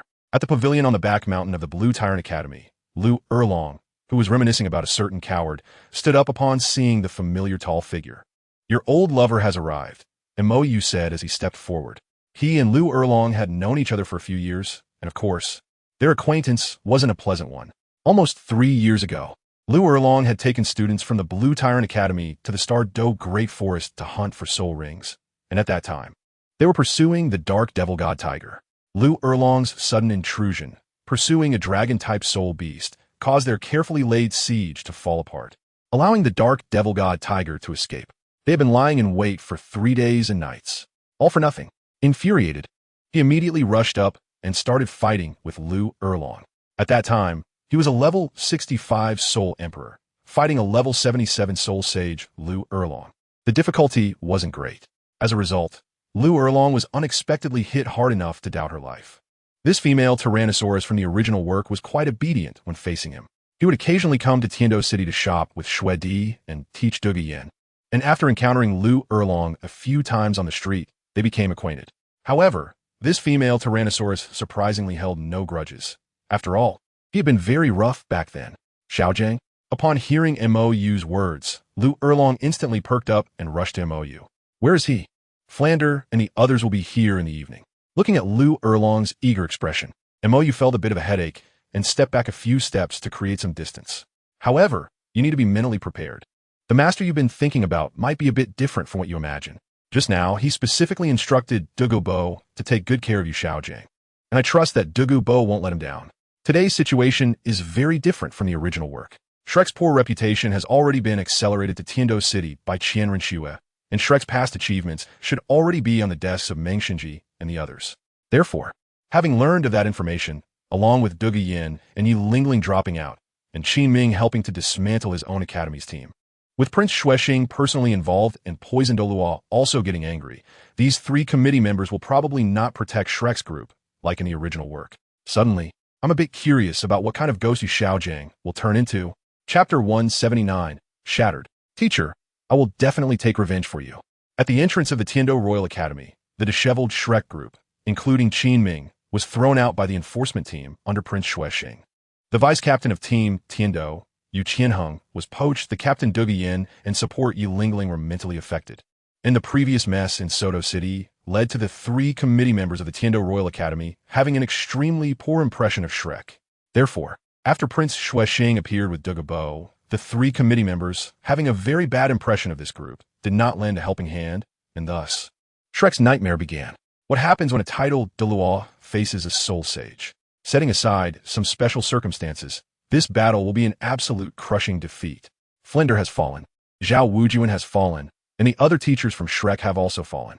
As for these students, in front of so many people, Douluo, as a titled Douluo, felt embarrassed to be too harsh, so he just slapped each of them a few times. And regarding Qin Ming, who brought such academic failures to the Tiando Royal Academy and caused the Tiando team to fall apart, unlike in the original story where he left voluntarily. This time he was driven away. The only difference was that he had been the leader for so many years under Douluo, so Douluo didn't go too hard on him. The main event, however, was the root cause of all this, Yu Xiaojiang. If it weren't for Yu Xiaojiang, Flinder would never have lowered himself to snatch his students. And Yu Tianheng was also misled by Yu Xiaojiang to join Shrek. This included later attempts to recruit Duguian and Yi Lingling, all of which were Yu Xiaojiang's ideas. So, Xiaojiang, don't worry. I will find a healing soul master to help you right now. Injured Flinder looked at the curled up and convulsing Yu Xiaojiang and comforted him alongside Tang San. Don't, Yu Xiaojiang, with tearful eyes, shouted with his last bit of strength. Don't let others know. It's shattered. Really shattered. Completely shattered. Teacher, don't give up. You can definitely be healed. Tang San encouraged, his eyes red. Yes, Xiaojiang, you have to believe in the ability of healing soul masters. Flinder echoed. Yu Xiaojiang, lying on the ground, was silently crying. It's shattered, really shattered. He can't face anyone anymore. Oh heavens, why have you deprived him of his dignity as a soul master? And now you're taking away his dignity as a man too. What did he do wrong? In a fit of rage and sorrow, Yu Xiaojiang let out a roar and completely lost consciousness. Xiaojiang, hold on. Teacher, wake up. Master, you, don't wail here. Get away. Hearing the cries of Tang San and the others, the law enforcement team that had just left returned again, their gun muzzles glinting coldly as they aimed at the injured Shrek members. Although the highest cultivation of the law enforcement team was only Soul King, which had no chance against Flinder and others, they showed no fear at all, because taking action against the law enforcement team would be equivalent to declaring war on the Tiando Empire. A group of stray dogs who had offended Prince Xuexing and poisoned Douluo and had been driven out of the Tiando Royal Academy. Would they dare to attack them? Stop! Flinder, with sharp eyes, quickly pressed down on Tang San's slightly raised right hand. He had seen this kid's hidden weapons, but they absolutely couldn't act now. Xiao San, don't be impulsive. If you act against them, we'll all die here. Flinder said in a deep voice. Think about Xiaojiang. He needs treatment now, or he won't last much longer. Tang San, with red eyes, struggled to retract his right hand. I understand. Tiando Royal Academy, Prince Xuexing, Prince Xuebeng, the three committee members. Douluo, Duguian, today, as humiliation, Tang San will definitely return it 100-fold. Under Poison Douluo's command, why not completely get rid of these people? Watching Shrek's miserable state from a distance, Xuebeng felt extremely pleased, but he was puzzled why Douluo was only taught a lesson and not eliminated. Are you teaching me how to do things? Douluo coldly glanced at Xuebeng. Xuebeng's expression froze, not daring. Xuebeng did not dare. Douluo took one last look at the Shrek members supporting each other and turned to leave. Xuebeng, left behind, turned his gaze to the silent Prince Xuexing. Uncle Wang, why is that? Xuexing shook his head. Poison Douluo is a titled Douluo and also a patron of our Tiando Empire. This time, lowering himself to teach a lesson to a soul sage and a group of kids is already the limit. If he were to kill them, It would not only damage his reputation, but also be bad for the Tiando Royal Academy. Just for a bit of reputation, Xu Ebing found it somewhat amusing. To save his life, his reputation had long been ruined. Moreover, after discarding his reputation, he found this world to be so interesting. And Douluo, does he have a reputation? Alright, killing is absolutely not an option, Xu Eshing said. Not to mention that Yu Tianheng is the young master of the Blue Lightning Tyrant Dragon. But that master Yu Xiaojing is the son of the Blue Lightning Tyrant Dragoness Lord. Although he has long been expelled from the sect, he is still the Lord's son, so killing him would be hard to explain. And that kid with the white tiger martial soul, he seems to be from the Star Luo royal family. How could a prince of Star Luo appear in the Tiando Empire? Shrek Academy. Why do I have a bad premonition? Did your grandfather break his egg? During dinner time, Ning Rongrong and Xiao Wu's group, who had been shopping all day, met up with Douluo and others at a large restaurant in the food street. MOU also brought Snow Empress and Ice Empress along. Listening to Douluo recount the entire conflict at the committee meeting this afternoon, MOU's expression was somewhat strange. Broken egg? Douluo might have gone a bit too far, right? A gentleman can be killed, but cannot be humiliated. He never thought of such a method. This was actually suggested by Yin Yan. Yi Lingling beside her blushed slightly, as she had been listening at the time. You? MOU showed a strange expression. Does Douluo have such a penchant for breaking eggs? No. Douluo blushed and covered Yi Lingling's mouth. I just said that master was too disgusting. Before, Xiao Wu also said that this person was very disgusting. So I told my grandpa to waste him. How would I know my grandpa understood it as breaking him? Your grandpa is really ruthless. MOU secretly gave Douluo a thumbs up. He couldn't do such a thing, but he wouldn't stop others from doing it. After all, everyone has their own way of doing things. At most, he would just break limbs and stuff them up the opponent's backside. Ruthless? The girls who had seen or heard about MOU's glorious achievements at the Great Soul Arena showed strange expressions. Compared to your methods, this is already very kind-hearted, right? Although I am ruthless, I will still give the other party some face, right? MOU said with righteousness. Ah, right, take someone's life and still leave them some face. Ice Empress, who was eating, disdainfully interrupted. She had also seen MOU's ruthless scenes. How to put it? She used to think that the slaughter between soul beasts must be more bloody and violent than that between humans. But after seeing MOU get serious. TSK. The title of the devil from hell is not an exaggeration at all. In the arena of life and death, tearing off skulls with bare hands is child's play. During the month MOU spent in the city of slaughter, the entire inner city was filled with the stench of fresh blood. Chapter 180. Yu Xiaojing is to blame? Shattered? Bibi Dong, who had followed to Tiando City, received news through the Platinum Bishop Saruth that Shrek's group had been thoroughly dealt with by Douluo at the Tiando Royal Academy. However, Yu Xiaojing's egg was shattered? Your Holiness, do we need to send a healing soul master? Saruth, who understood the past between Yu Xiaojing and Bibi Dong, quietly suggested. Send a healing soul master for what? Bibi Dong's eyes held a dangerous glint. Are you familiar with that guy? No, absolutely not. Saruth, frightened by Bibi Dong's gaze, hurriedly lowered his head, cold sweat pouring down. My subordinate has absolutely no connection with Shrek. Your Holiness, please see clearly. All right. Bibi Dong waved her hand. Don't be clever, and don't do anything unnecessary. My subordinate understands. Saruth quickly replied. Then what does this group from Shrek need my subordinate to do? What to do? Bibi Dong's expression revealed contemplation. Yu Xiaojing has been disabled. This should be something that Douluo wanted to do himself. MOU wouldn't do something insulting like this. A soldier can be killed, but cannot be humiliated. Even if it's someone he dislikes, he shares the same temperament as Qian Dalu. Next, Shrek should be heading to Lamba Academy. Lu Erlong. Thinking of the comical relationship between those two cousins, Bibi Dong couldn't help but laugh. I really don't know what Lu Erlong's expression would be when she sees the eunuch Yu Xiaojing. Your Holiness? Seeing Bibi Dong suddenly laugh, Salis felt a chill. Forget about it. Let's wait for a while and see. Bibi Dong instructed. At first, she wanted to take action herself, hoping to amuse MOU and make him happy. But that guy refused. After all, they had known each other. Even if they no longer loved each other, there was no need to hurt one another. And even less so to do such things for me.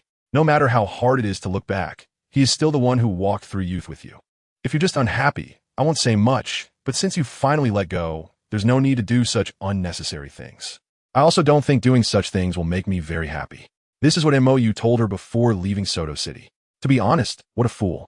That guy really is a fool. Salis nervously looked up from below the hall and saw a scene he had never imagined. Bibi Dong was crying. Your Holiness? You. Get out. Get out. Salas said no more, using all his strength as a contra to escape the main hall at his fastest speed. After a moment, Bibi Dong slightly raised her head in the hall, letting the tears flow from the corners of her eyes. If only I had met you from the start. Lamba Academy. After some twists and turns, Flanders still brought the Shrek group to seek refuge with Lu Erlong. As for you Xiaojiangs, well, they ultimately couldn't save it, and to prevent inflammation and infection that could lead to you Xiaojiang's life being in danger, Tang San performed the surgery in the inn. As for why they didn't go to an outside clinic, someone like you Xiaojiang, who cared about his face, would never allow the loss of his dignity as a man to be known. Otherwise, he wouldn't be able to face the world anymore. So you all got kicked out? Lu Erlong's expression darkened. What a great Tiando Royal Academy. What a great Dugabo. Lu Erlong, who hadn't finished her harsh words, paused. No way, I can't win. She was only level 78. No matter how hard she tried, she couldn't possibly be a match for a title Douluo. So I was lucky to have avoided a disaster while shopping with Rongrong yesterday, Xiao muttered. Yeah, Flanders sighed. After they arrived in Tiando City yesterday, they happened to run into Ning Rongrong shopping with Zhu Zhuqing's sisters. So Xiao was separated from them to go shopping and was lucky to avoid a disaster. At that time, he also told Xiao Wu that if there was a chance, they should bring those three in since they had already arrived at Tiando Royal Academy. And the previous concerns about the academy environment were no longer an issue. However, who could have imagined that such things would happen afterward? In fact, I also bear a lot of responsibility for this. If it weren't for my greed in Soto City, causing Shrek's reputation to be so damaged, we wouldn't have been so embarrassed yesterday. Flander said shamefully. He never expected that a small amount of money could lead to such a big problem, even harming these students. Qi Ming was also implicated. As the principal, he really felt embarrassed. Principal, the main responsibility for this shouldn't be on you, right? Xiao Wu suddenly said. Huh? The depressed Flander was taken aback, and the others turned their attention to Xiao Wu. Except for Yu Xiaojiang, who had just undergone surgery and was resting, and Tang San, who was taking care of him. The rest of Shrek's people were present. Well, listening to you all, the biggest problem with yesterday's conflict wasn't Shrek's reputation. After all, the qualifications of Shrek's students are there. Even if you, principal, lost that little money, you had already returned it before we left Soto City. Xiao Wu said, to know your mistakes and correct them is a virtue. And for soul masters, especially since you, principal, are a soul sage, losing that little money didn't harm anyone. At most, it's just a bit of thick skin, but to say it's unforgivable, not really, right? Indeed, Lu Erlong nodded. A soul sage didn't steal or rob. They only scammed a little money, and now it's already returned. What's the big deal?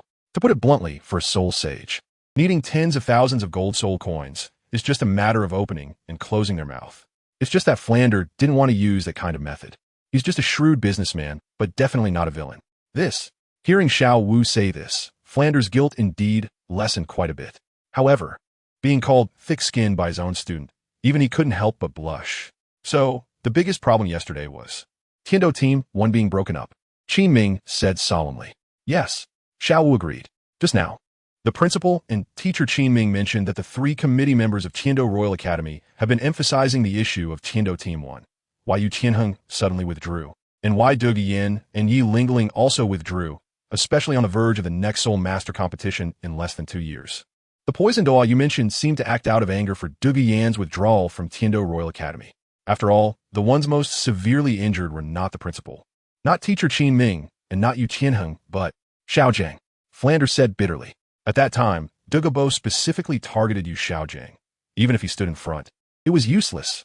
Dugabo easily pushed him aside, and most of the attention was on Yu Xiaojiang. Moreover, when he acted, he was also cursing, saying that a waste expelled from the Blue Lightning Tyrant Dragon family dared to provoke his granddaughter. So you're saying that we got beat up so badly because of the master? The chubby Ma Hongjun muttered. The other Shrek teachers and students didn't speak, but after Xiao Wu said this, they all agreed. If it weren't for the master tricking Yu Tianheng into coming to Shrek and wanting to bring Duge Yin and Yi Lingling in, which led to the collapse of Tiando Team 1, they probably wouldn't have angered the 3 committee members of Tiando Academy, nor would they have offended the poison Douluo, and they wouldn't have been beaten like that and thrown out like dogs. What are you talking about? As Yu Xiaojiang's steadfast good friend, Flander, seeing Lu Erlong's somewhat unusual expression, didn't hesitate to slap Ma Hongjun.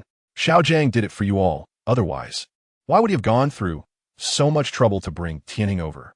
And Duge Yin, he was also considering Tianheng's situation, and in the end, Yi Lingling was just to help you recover quickly while training. right? And when Xiaojiang proposed this before, you all were in full agreement, weren't you? Now that something has happened, how can you blame everything on Xiaojiang? Chapter 181, The Right Way to Open the Heartbreak read. A few days later, Yu Xiaojiang, who had been hiding in his room and unwilling to see anyone, finally stepped out of the door under Tang San's encouragement. After undergoing the useless organ removal surgery, Yu Xiaojiang's complexion not only did not deteriorate, but rather improved significantly, and he looked cleaner than before. Most directly, the messy beard he had before had disappeared. After a long separation, Lu Erlong's gaze seemed to want to swallow Yu Xiaojiang whole, but facing Lu Erlong's gaze, Yu Xiaojiang, who had lost his second brother, felt deep fear instead of the regrets of the past. If Lu Erlong knew he was no longer a man, would she laugh at him? Upon thinking of this, Yu Xiaojing couldn't help but hide behind Tang San, afraid to face Lu Erlong. Seeing Yu Xiaojiang's attitude, which was so different from what she had hoped for, Lu Erlong felt a bitter disappointment in her heart. Why would Yu Xiaojiang, a grown man, be so cowardly towards her, a woman who had faced much worse? Yu Xiaojiang had been avoiding her for nearly 20 years. Did he still not want to face her? With this thought, Lu Erlong, who had come with high hopes, left in despair, not having said a single word to Yu Xiaojiang. Xiaojiang, have you been hiding for 20 years, and will you continue to hide? Flinder, who had been observing from the shadows, stepped forward. Dean, who is she? Tang San had yet to formally meet Lu Erlong, ever since arriving at the Lamba Academy.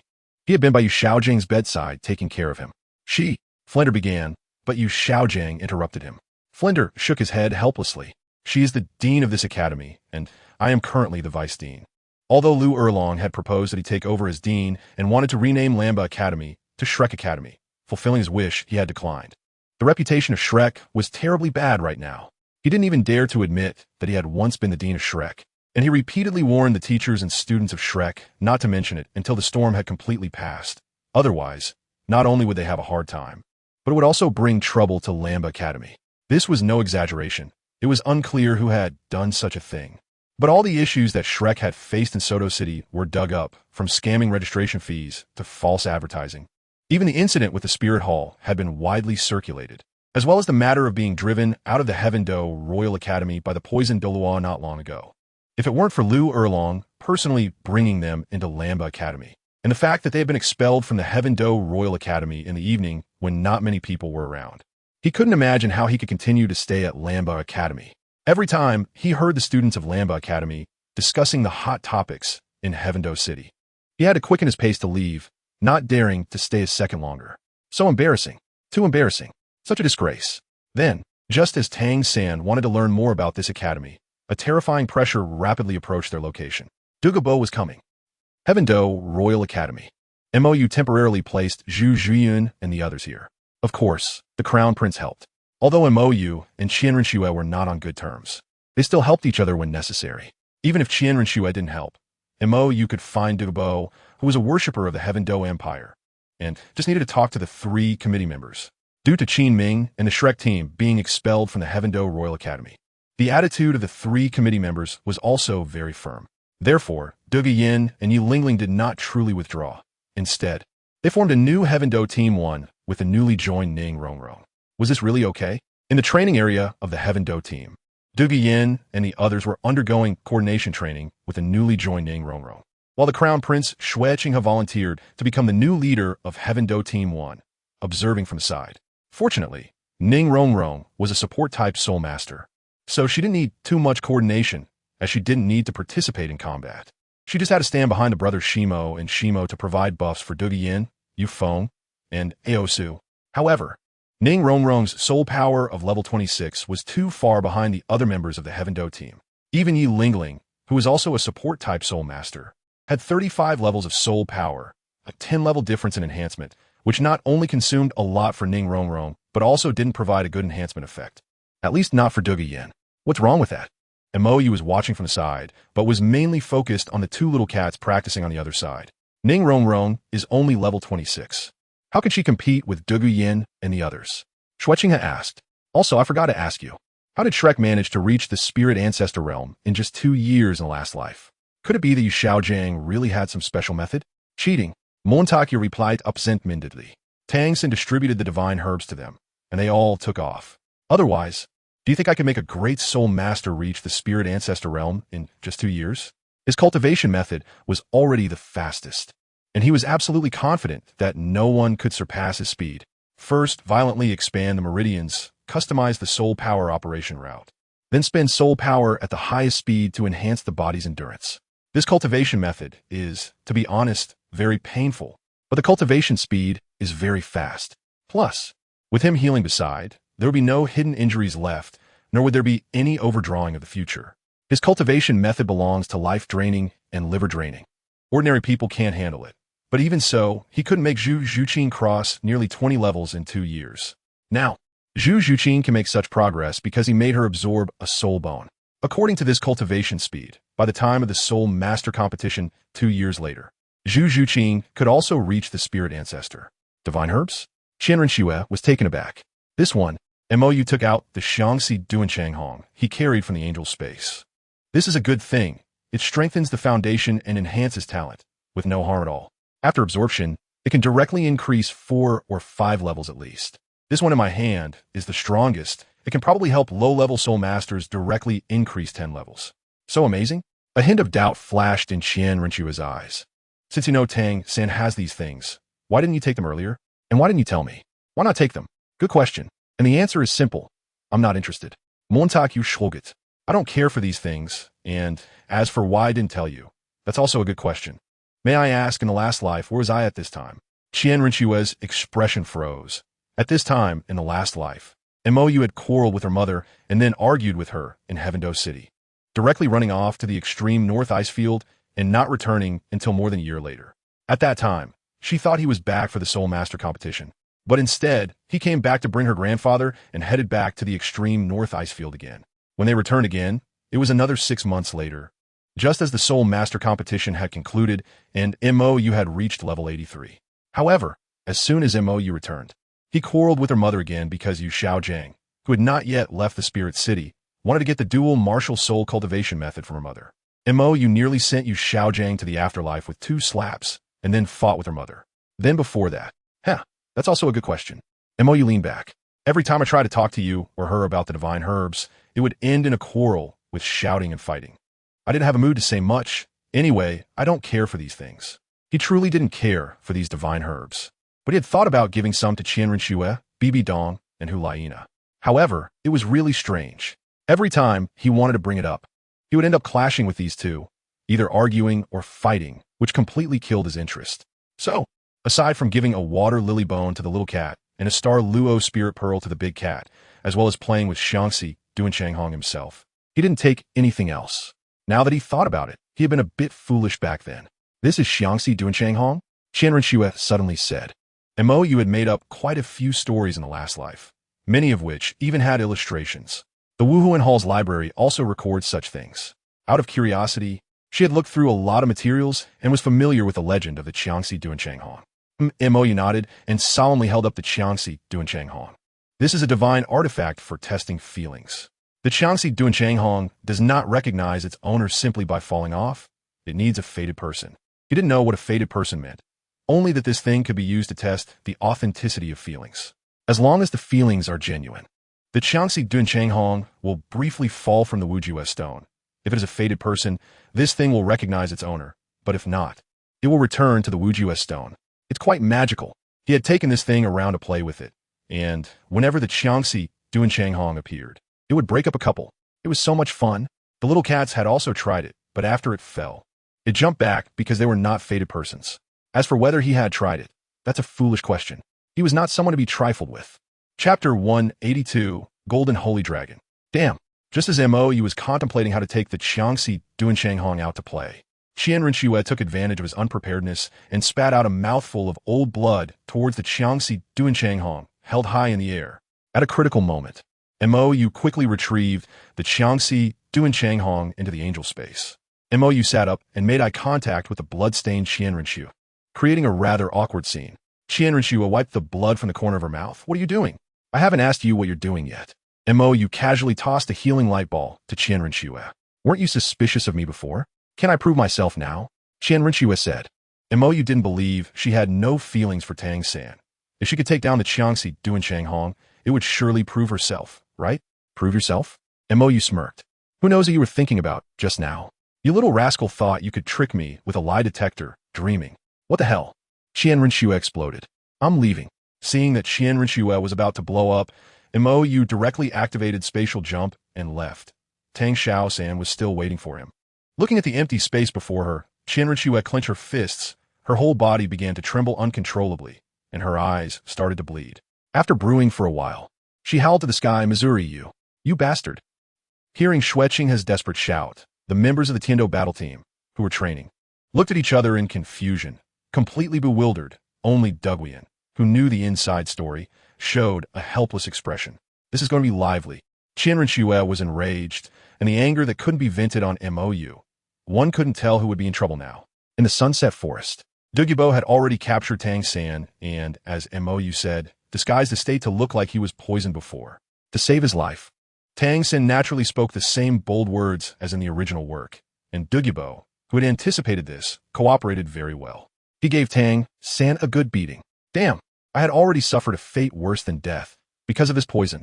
For these years of training with poison, it was like walking on thin ice. Afraid of any little accident. But it wasn't that he was afraid of dying. He was afraid of not dying directly. Dugubo remembered Mou's promise clearly. 20 years warranty. Within 20 years, no one could take his life. Tang San's proud and arrogant provocation did not pique Dugubo's interest but instead drew out his anger. So Tang San was beaten up. Afterward, Dugubo gave Tang San a bit of poison that was still bearable, letting him find a way to solve it himself. If he could survive, then he would believe those words he said before. TSK, you really hit hard. Looking at Tang San struggling on the ground, searching for antidotes, Mou felt a bit reluctant. Why did you hit his leg? What if you break the blue-silver Emperor's spirit bone? I hit hard. Dugubo was dumbfounded. Dude, do you want to listen to what you're saying? Do you think it's appropriate to say that? Cough, cough. Mou coughed lightly to cover his embarrassment. They should be arriving soon, and Tang San won't die for a while. Let's go play. I haven't seen the Trinity Spirit Fusion technique yet. The Spirit Fusion technique, jointly launched by Yu Xiaojing, Flender, and Lu Erlong, the Golden Holy Dragon, he had never seen with his own eyes. Or rather, the only Spirit Fusion technique he had seen was the one launched by Hu Laina and the Shiyue siblings. So he was quite curious about this kind of soul skill that could merge the powers of two, or even more people together. Outside the Sunset Forest, after Tang San was captured by Dugubo, the anxious Yu Xiaojing, unable to contact Tang Hao for the time being, had no choice but to lower his face and find Lu Erlong. With Flender's flying ability, they rushed toward the Sunset Forest. As for how they knew Tang San was taken to the Sunset Forest, it was simple. Dugubo had said so. Xiaojing, don't be so anxious. Although the poison Douluo is unpredictable, he wouldn't harm a child. He can't afford to lose that person, Flender comforted. Although he said this, he didn't believe it himself. The poison Douluo was the most unprincipled among the title Douluo. Other title Douluos could barely deal with soul Douluos and below soul Douluos. They never made a move. No other reason. They couldn't afford to lose that person. But the poison Douluo, let alone this kind of soul sage. Even many soul kings and soul ancestors had fallen prey to his poison. This guy truly had no scruples. And for the captured Tang San, it was still uncertain whether he was alive or dead. No, little San cannot have an accident. Absolutely cannot have an accident. Yu Xiaojing's expression turned somewhat frantic. Tang San was his only chance to prove himself. It absolutely couldn't go wrong. Moreover, if something happened to Tang San, Tang Hao wouldn't let him go. The most critical point was that he had no future. His ideals, his ambitions, everything could only be realized by himself. What kind of person is Tang San? Is he your son? Looking at Yu Xiaojing's anxious appearance, Lu Erlong couldn't help but ask. Yes, little San is my son. He is my everything, Yu Xiaojing said solemnly. Little San absolutely cannot have an accident. Upon hearing this, Lu Erlong's expression instantly became incredibly complicated. After so many years apart, he actually had a son. Cough, cough. Little San is Xiaojing's student. Once a teacher, always a father. This is what Little San said. So they're like father and son. Flender quickly explained. Like father and son? Lu Erlong was taken aback. So, he is not biological? Yu Xiaojing's expression froze. Biologically, he would not have any biological ones. He had no future. Poison Douluo. Stop. A voice filled with vicissitudes of life shouted from in front of Flender, and the next moment, a huge green serpent burst out from the forest. Dugubo, give me back little San. Yu Xiaojing shouted sternly. Dugubo had already destroyed his future. Now he wanted to destroy everything. No, absolutely not. Impudent. Dugubo grunted, and the soul power pressure of the title Douluo burst forth, directly sending Flinder and the others flying to the ground. Calling a title Douluo by his name, was this kid relying on his blue lightning tyrant dragon background? Even that old dragon wouldn't dare to address him like that. Did he really think Douluo was easy to deal with?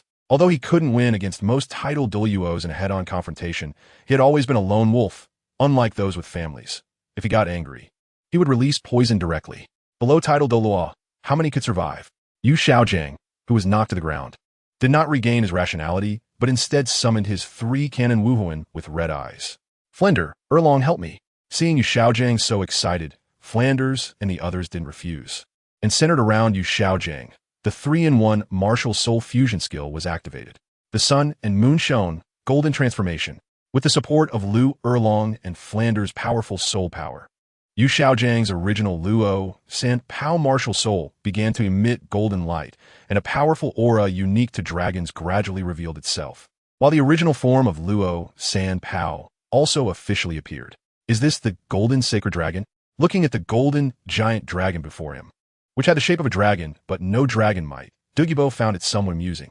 The suppression of martial soul levels for dragon-type martial souls is the most obvious, and his by Phosphorus Snake King martial soul belongs to a lower branch of dragons. This golden sacred dragon should theoretically be able to exert martial soul suppression on him like the blue lightning tyrant dragon.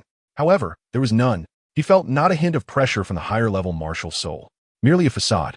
Douluo felt somewhat disappointed. Earlier, Mou said that this move could fuse into a golden sacred dragon capable of countering a title Douluo, and he had expected it a little. But was this the result? A decent martial soul fusion skill, but unfortunately, too weak. Douluo shook his head. If all 3 of you are soul saints, I might really have no confidence, but unfortunately, as the leader of the martial soul fusion skill, you are merely a great soul master, which is your fatal weakness. No sooner had he finished speaking than Douluo directly unleashed the soul bone skill, Medusa's gaze, without giving Yu Xiaojiang and the others time to react. A white energy shockwave erupted from the eyes of the by Phosphorus Snake King martial soul, rushing towards the golden sacred dragon that was hovering around Yu Xiaojiang and the others. The golden sacred dragon's strongest ultimate move, true form of the sacred dragon. What? Watching his Medusa's gaze being devoured by the golden sacred dragon, Douluo was somewhat surprised. This kid actually wanted to fight him to the death? Interesting, the 8th soul skill time. Just as he was about to activate time freeze to end the battle, Douluo suddenly froze, because he felt an extremely powerful martial soul suppression. It did not come from a golden sacred dragon. What was going on with this kid? Douluo was bewildered as he looked at Mou, who was walking towards him from the air, surrounded by an ice dragon. A dragon, far stronger than Douluo Yan's dragon snake, martial soul. Yu Xiaojiang, who was also feeling this martial soul suppression while controlling the golden sacred dragon, felt even more clearly that as a true dragon. The golden sacred dragon sensed the dragon soul carried by Mou. Impossible. Feeling the rapidly depleting soul power, Yu Xiaojiang panicked. The golden sacred dragon is afraid. How could this be possible? Even martial soul suppression could not possibly achieve this effect. It's so noisy. Mou's voice rang out. And then the ice dragon king surrounding him erupted with an extremely terrifying cold wave, instantly shattering the golden sacred dragon, and even Douluo was affected, with the forest within a kilometer radius completely frozen. Douluo, can't you consider me when you're showing off? Damn it. Chapter 183. Tang, since stealing things. Looking at the golden sacred dragon he had just killed and the innocently affected Douluo, Mou, standing in the air, was also a bit bewildered. I don't think I even made a move just now, Mou muttered. He had merely released the aura after merging with the Ice Dragon King, thinking of showing off and saying a few words, but he never expected to take these people down in an instant. I remember I told you before that although my dragon soul is like a candle in the wind, it still has demigod power, right? The Ice Dragon King's tone was quite strange. Over the past few years, the current golden-eyed Black Dragon King Tion had told him a lot about Mou, emphasizing the most that this guy had no self-awareness of his strength. He had initially thought it was nothing, but now it seemed. Didn't you say it had to be near the ice and fire yin-yang eyes? Mou questioned. And it should take both of you together to have demigod power, right? The Ice Dragon King's remains were right beneath the ice and fire yin-yang eyes, so relying on the special environment formed by their remnants in life. The residual souls of these 2 Dragon Kings still had demigod power, but he wasn't at the ice and fire yin-yang eyes now. That was before. The Ice Dragon King was somewhat speechless. We have stabilized our dragon soul after staying in your strange angel space for these years, and it has recovered quite a bit. Once you retrieve our remains from the bottom of the spring, we might be able to recover to the strength of a first-level god. So awesome? MOU was surprised. We were both at the peak of first-level god strength in life. Together we could match a god king evenly. Now together, we can barely reach first-level god. Is that still awesome? Dude, can you show some respect for the Dragon Kings? The good-natured Ice Dragon King was finally a bit defensive. He and the Fire Dragon King could barely reach first-level god, and that was already humiliating enough. Where's it awesome? The depressed Ice Dragon King directly returned to the angel space to find his wife. This kid's words were too hurtful. No, too hurtful to dragons. Watching the depressed Ice Dragon King go offline, MOU felt a bit awkward. He really wasn't team mocking, a first-level god. He couldn't even beat him at his peak in his previous life. It's so cold. In the forest below, frozen and exhausted of soul power, Yu Xiaojiang and the others were shivering in the temperature that had dropped to minus 30 degrees. Lu Erlong and Flanders were okay, as they were soul saints. And even if their soul power was exhausted, their bodies were still quite resistant to the cold. But Yu Xiaojiang, with only the cultivation of a great soul master, was suffering greatly. Just during the time MOU stood in the air in a daze, Yu Xiaojiang had already been frozen unconscious. Erlong, what are you looking at? Flanders asked as he cared for Yu Xiaojiang. Lu Erlong had been staring at that guy in the sky. Could it be that they knew each other? That person. I think I've seen him before. Lu Erlong said uncertainly. He looks very much like MOU, both in shape and temperament, and that distinctive white mask with silver patterns. But isn't MOU a sword martial soul? Moreover, a few years ago, that guy's strength barely surpassed her, but just now, the golden sacred dragon they activated was instantly taken down along with Douluo. That guy, no matter how outrageous, couldn't have reached title Douluo in just a few years, right? Moreover, the guy up there is clearly an ice attribute dragon martial soul, and the quality of the martial soul is far above the golden sacred dragon. Could it be a relative of MOU? Boom! A sound of ice shattering rang out not far from Flanders and the others, and at the same time, Douluo, who had been unexpectedly frozen, broke free from the ice, looking depressed as he stared at MOU in the sky. Good kid, can't tell friend from foe. Even considering Yin, you should give me some face. Feeling Douluo's strange resentment below, MOU waved his hand, retracting the cold air, and the temperature in the frozen forest gradually began to rise. MOU? Lu Erlong tentatively called out. Hearing the voice, MOU instinctively turned to look at Lu Erlong. Who are you? He was no longer MOU, but rather Mo Chun, whom Lu Erlong knew. MOU was in the form of a child and couldn't be careless. Mo Chun causes trouble. MOU grants favors. Mo Sheng shows off. Each plays their role, and the persona must not go wrong. Under the gaze locked by MOU's eyes beneath the mask, Lu Erlong trembled all over.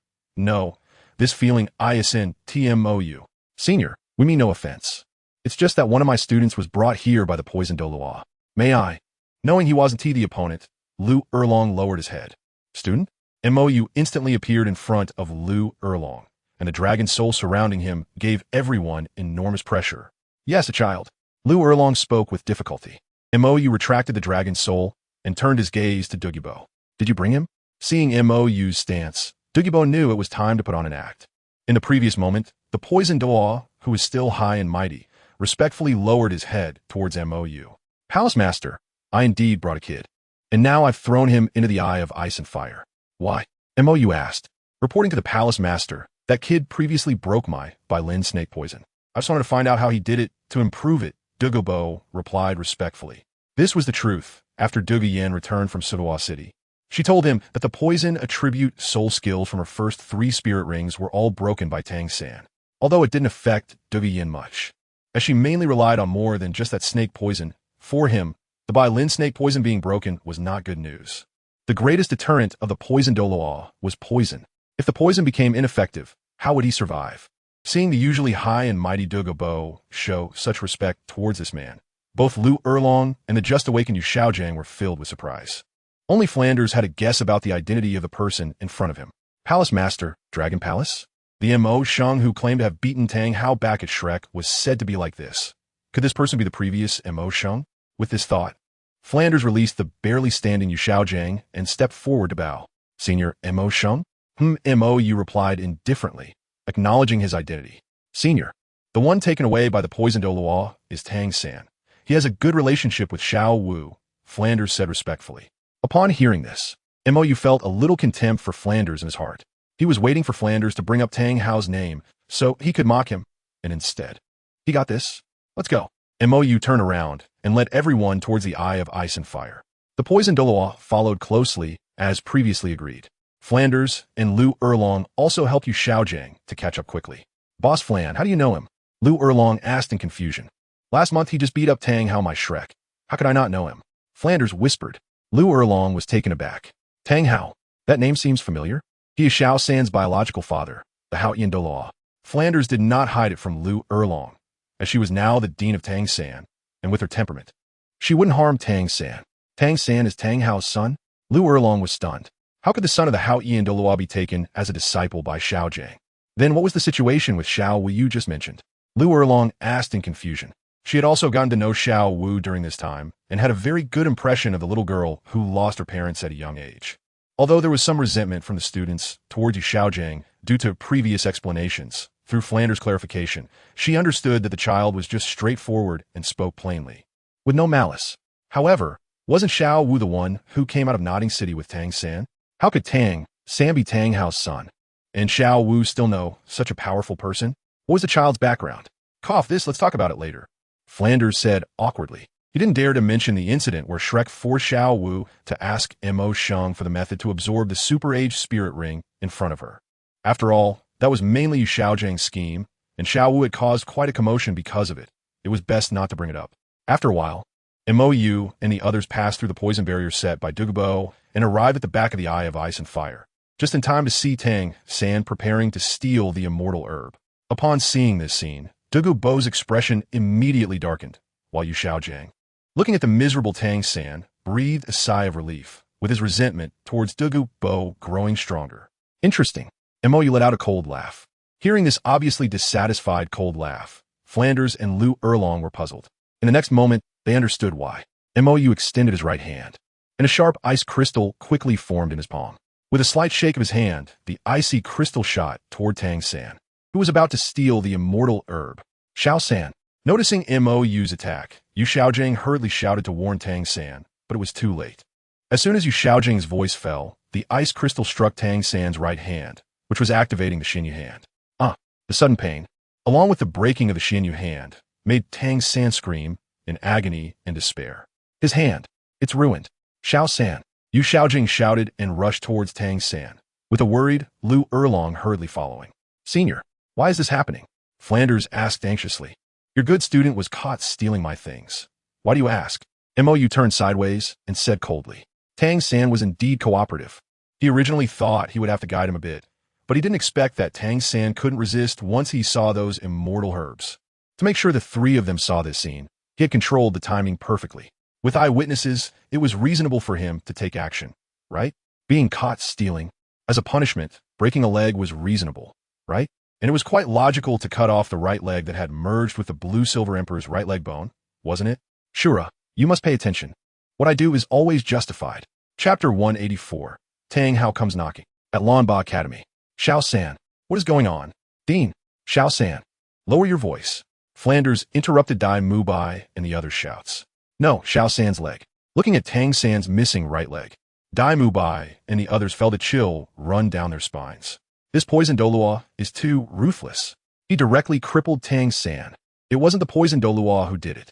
Flanders showed a bitter expression. If it were the poison Douluo, they would have brought up Tang Hao's name right away. Although the poison Douluo was strong, he couldn't afford to offend Tang Hao. He was caught stealing. Breaking a leg is all. Lu Erlong said lightly. Lu Erlong, who understood the whole situation, felt no sympathy for Tang San's miserable state at all. The immortal herbs, under the poison Douluo's explanation, were treasures comparable to 10,000-year spirit bones. And Tang San's method of stealing at that time was very professional, clearly knowing how precious that item was. Therefore, what Yu Xiaojiang said about not knowing means not being guilty was simply unreasonable. So, what would happen if someone was caught stealing right on the spot? Stealing? Dai Mubai was taken aback. Whose things was he stealing? Is it really that ruthless? You have to ask him about that. Lu Erlong shook her head and turned to leave. Unlike Bibi Dong, who had an irrational love for Yu Xiaojiang and could beautify everything about him in her mind. Seeing Yu Xiaojiang as perfect, Lu Erlong truly loved Yu Xiaojiang, but did not fail to see his flaws. She merely tolerated him, rather than making excuses like BB Dong, deceiving herself. Therefore, yesterday in the Sunset Forest, after hearing Douluo Bo's explanation of those immortal herbs and seeing it with her own eyes, Lu Erlong's first impression of Tang San was very poor. Later, when Yu Xiaojing said that not knowing meant not being guilty, and Tang San agreed, she became very displeased. Yu Xiaojing didn't know how precious those things were. He just wanted to protect Tang San, which was fine. But for Tang San, who clearly knew the situation and was extremely professional in his picking method, to play dumb was wrong, wasn't it? Not correcting a mistake, but instead arguing? This was the kind of person she despised the most. Afterwards, Mo Sheng got angry and merely waved his hand to cripple Tang San's right leg, cutting it off as punishment without taking his life. That was already quite generous. Stealing a treasure comparable to 100,000-year soul bone and getting caught. If this were in the Blue Lightning Tyrant Dragon or Seven Treasure Glazed Tile School, they would be minced in a meat paste to feed the dogs in no time. It's already quite fortunate to be left with a life. However, Yu Xiaojing seems unable to accept this matter. At that time, he even brought up Tang Hao's name to try and intimidate Mo Sheng, but unfortunately, the latter didn't take it seriously at all and even told Tang how to come find him in the Sunset Forest if he had the guts. Just now, when they returned to Tiando City, Yu Xiaojing left alone. She initially wanted to follow him to help, but was refused. Yu Xiaojing only asked her to take care of Tang San, so he must be going to find Tang Hao. On the path from Tiando City to the Sunset Forest, a shadow was moving at high speed. It was Tang Hao, who had just learned from Yu Xiaojing that his son's right leg had been cut off. He was now going to retrieve his son's leg. The right leg? Why'd it have to be the right leg? Just recently, he had absorbed the Blue Silver Emperor's right leg bone. Tang Hao's mood was incredibly heavy. Although he knew he was probably no match for that Mo Sheng, it was still his son's leg. If he could retrieve it in time, it could be reattached. He was even starting to doubt whether that Mo Sheng was specifically targeting that 100,000-year soul bone. Otherwise, why was it specifically the right leg? If it were the left leg, relying on the recovery skill of the Blue Silver Emperor's right leg bone, it could regrow. However, now that the right leg was directly severed, the Blue Silver Emperor's right leg bone was also gone. According to Yu Xiaojing, Tang San's soul power had plummeted by 6 levels. He had dropped back down to level 30. Tang San cannot be without his right leg. In the Sunset Forest, Mo Yu had already burned the right leg he obtained from Tang San, acquiring the Blue Silver Emperor's right leg bone, a 100,000-year soul bone. Feeling the alluring aura emanating from the soul bone in front of him, Douluo Bo was momentarily stunned. So you were after this soul bone? No. Was it really worth going through all this trouble just for this soul bone? I'm not like you. I do things with principles and reason. Mo Yu was toying with the Blue Silver Emperor's right leg bone in his hand. With this, he could resurrect the Blue Silver Emperor. As long as the Blue Silver Emperor was revived, Tang San's Blue Silver Grass would forever remain Blue Silver Grass. Douluo Bo's eye twitched slightly. Although this sounded strange, Mo Yu indeed had a point. In this world where strength was revered, he was willing to waste some breath discussing principles with someone who had no right to dialogue. Mo Yu was probably the only one. If it were someone else, they would just steal it without so much as a word. As for the immortal herb from the ice and fire Yang Yin Eye, after seeing the 2 powerful dragon souls that Mo Yu brought up from the spring's bottom, he had completely believed Mo Yu's words. The things here truly belonged to that little girl who had been lying in front of Mo Yu earlier. Or to put it more directly, the 2 dragons that created the ice and fire Yang Yin Eye were the true masters here. And he was merely a lucky passerby. But even so, Mo Yu still gave his granddaughter an immortal herb to help her martial soul evolve. With that, could he say Mo Yu had a problem? To be honest, this guy was just a great benefactor. Huh? So soon? Mo Yu raised an eyebrow. He could already sense the presence of Tang Hao entering the Sunset Forest. Cough cough. I won't disturb you any longer. After saying that, Douluo Bo quickly slipped away. He was no match for Tang Hao, so it was better to keep his distance. However, just a few steps out, Douluo Bo was yanked back by Mo Yu. Where are you running off to? Weren't you going to fight? If I stay here, would I be in the way? Douluo Bo said with righteous indignation. He absolutely would not admit that he was cowardly. Why are you running if I'm fighting? Montagu questioned, puzzled. With Tang Hao's abilities, it's not that I look down on him, but even if he blew up all 9 of his soul rings, I could still easily handle him. This is the Ice and Fire Yang Yin Eye. The dragon soul of the Ice and Fire Dragon King is with him. Definitely a demigod's power. Handling a Tang Hao is as easy as pie, but you don't intend to kill him. What if he holds a grudge against me? What about Yin Yin? Douluo Bo worriedly asked. Leaving the roots of the grass uncut is a major taboo in the spirit master world. But Mo, you had previously said that Tang Hao couldn't he die yet. A powerful title Douluo who could come and go without a trace, if he were offended. It would seem matter to him if he died, but Dugu Yin was still young. Don't worry, I'll make him equal to you in power. And I don't think he would dare to lay a hand on Dugu Yin, Mo, you said lightly. Equal to me in power? Dugu Bo showed a look of confusion. Tang Hao has the Haotian sect's inherited soul bones, right arm bone, and left leg bone. I'll cut off his left leg later, making him and Tang San pitiful brothers. Mo stated. After a soul bone is absorbed, generally, only by killing the soul master can the soul bone be separated. Simply cutting off the absorbed soul bones from elsewhere is not enough, and this method greatly damages the soul bone, risking its shattering. He severed Tang San's right leg bone by relying on the Angel Martial Soul's isolation ability to prevent the Blue Silver Emperor's right leg bone's recovery ability from interfering, thus retrieving the soul bone intact without killing Tang San. In the original work, when Tang Hao removed the soul bone, he directly dropped 20 levels. He was also trying to avoid damaging the soul bone. Otherwise, if he simply severed the absorbed right arm and left leg, he would only drop to level 90 at most. With the restrictions of the soul rings, his level wouldn't drop that much. Senior, could you return my son's right leg? Tang Hao's unquestionable voice rang out not far away. Yu Xiaojing had also described the location of the ice and fire Yang eyed him. So he didn't waste time searching blindly in the sunset forest. You think you're getting my face, huh? Mou's expression hardened, and the ice dragon's soul attached to him again. A wave of terrifying cold energy gathering in his hand and shooting fiercely towards Tang Hao. Tang Hao, who had just made his declaration, immediately felt a deadly threat and quickly activated his martial soul true body along with his 8th soul skill, the 1,000-ton barrier, to resist the cold wave. Even so, Tang Hao is still sent flying. Dugabo, this is absurd. Is it that you're too strong, or is Tang Hao too weak? Chapter 185. Tang Hao also has a severed leg at the city gate of Tiando City. Since telling Tang Hao about Tang San's situation, Yu Xiaojing had been waiting here for 3 days and nights. Even though Flender had said that Mo Sheng could rub Tang Hao into the ground, Yu Xiaojing would not believe such things without seeing them with his own eyes. Ever since he learned that Tang Hao single-handedly counterkilled 3 title Douluos of the Spirit Hall and even hammered down the Pope Qiang Sunji, who had given him deep trauma, Yu Xiaojing had developed a mysterious admiration for Tang Hao. In his eyes, Tang Hao was omnipotent, even if, as Flender said, Tang Hao lost to that Mo Sheng without using soul rings or soul skills. This time, it was to retrieve Tang San's right leg and soul bone. Tang Hao would definitely go all out. Back then, when Tang Hao first entered the title Douluo rank, he could fight 3 at once. How could the current Tang Hao possibly lose to an obscure Mo Sheng? Tang Hao could definitely do it. He could definitely do it. With bloodshot eyes, Yu Xiaojing stood at the city gate, eagerly looking in the direction of the sunset forest, convinced that Tang Hao would definitely bring back Tang San's right leg. He could definitely do it. Xiaojing, stop waiting, go back and rest for a bit. If you keep this up, your body won't be able to take it, said Lu Erlong, unable to bear it. Yu Xiaojing had been waiting here for 3 days and nights without closing his eyes. He had just been injured in the sunset forest, and now going on a hunger strike without sleep would lead to problems. Don't worry about me. I have to wait here for him. He can definitely do it. Yu Xiaojing insisted, his body already at its limit, but his spirit still in an excited state. Even if he can, it's useless for you to wait here, Lu Erlong advised. Even if Tang Hao can bring back Tang San's leg, so what? Is waiting here useful? Can help Tang Hao? Moreover, in her view, there's no hope at all.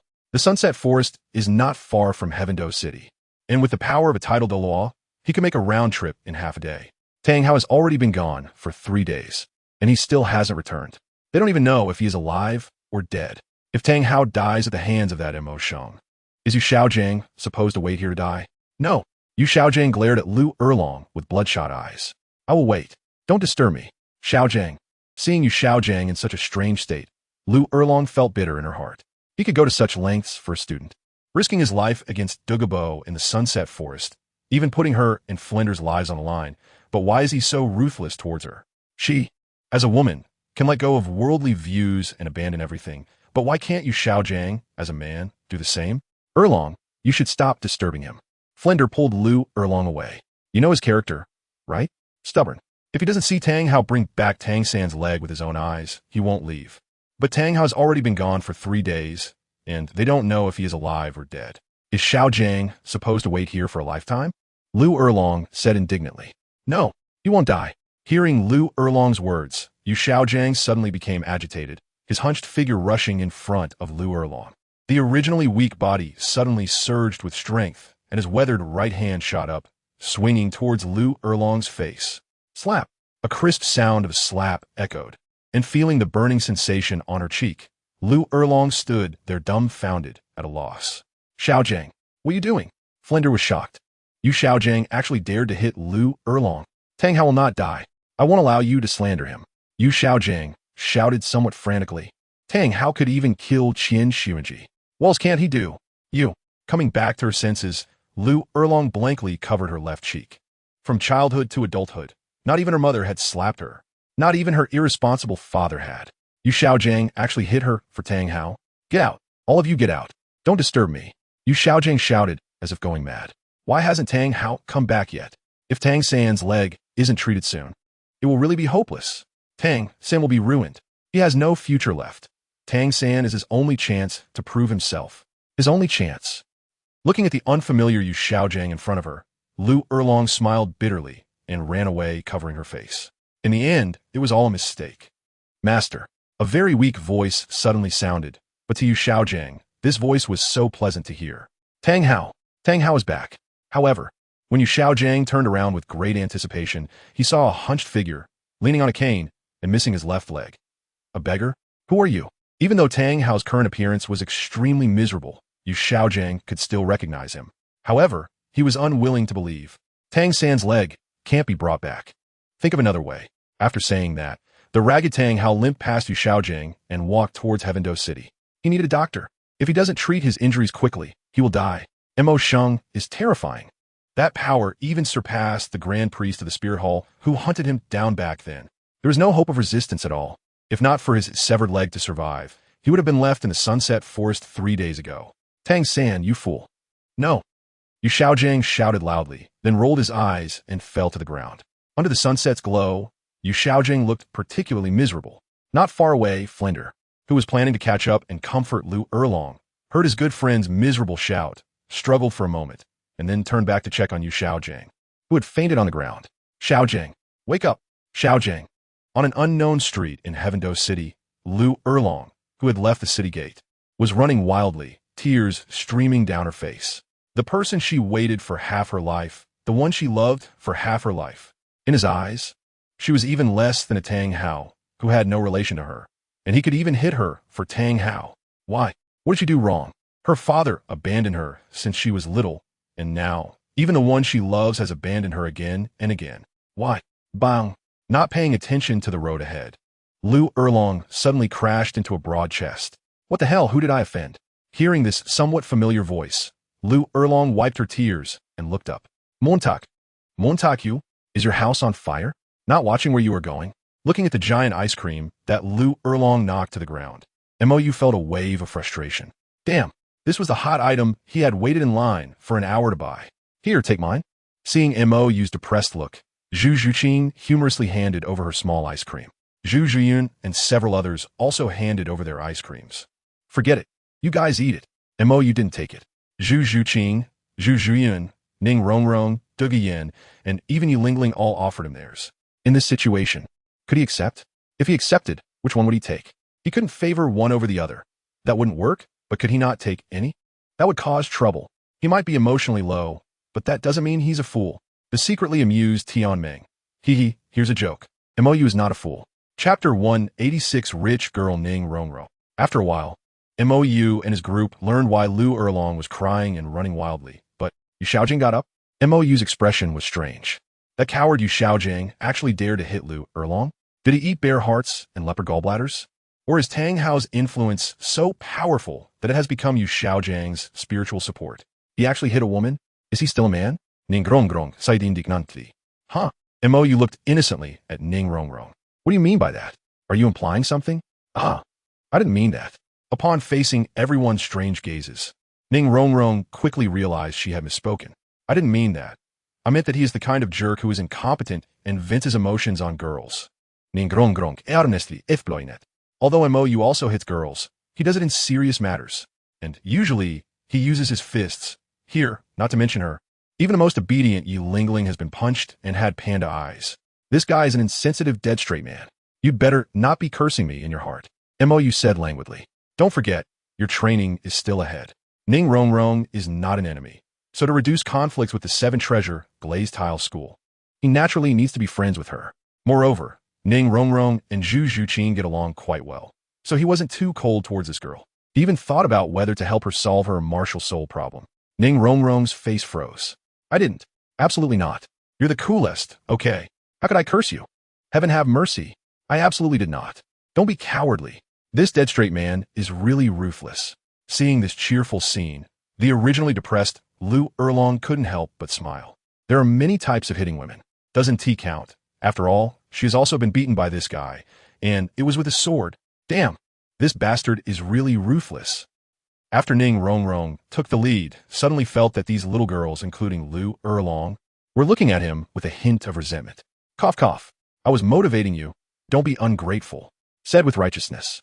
You're the dog. X5 Zhu Zhuyun and the others instinctively retorted. What dog?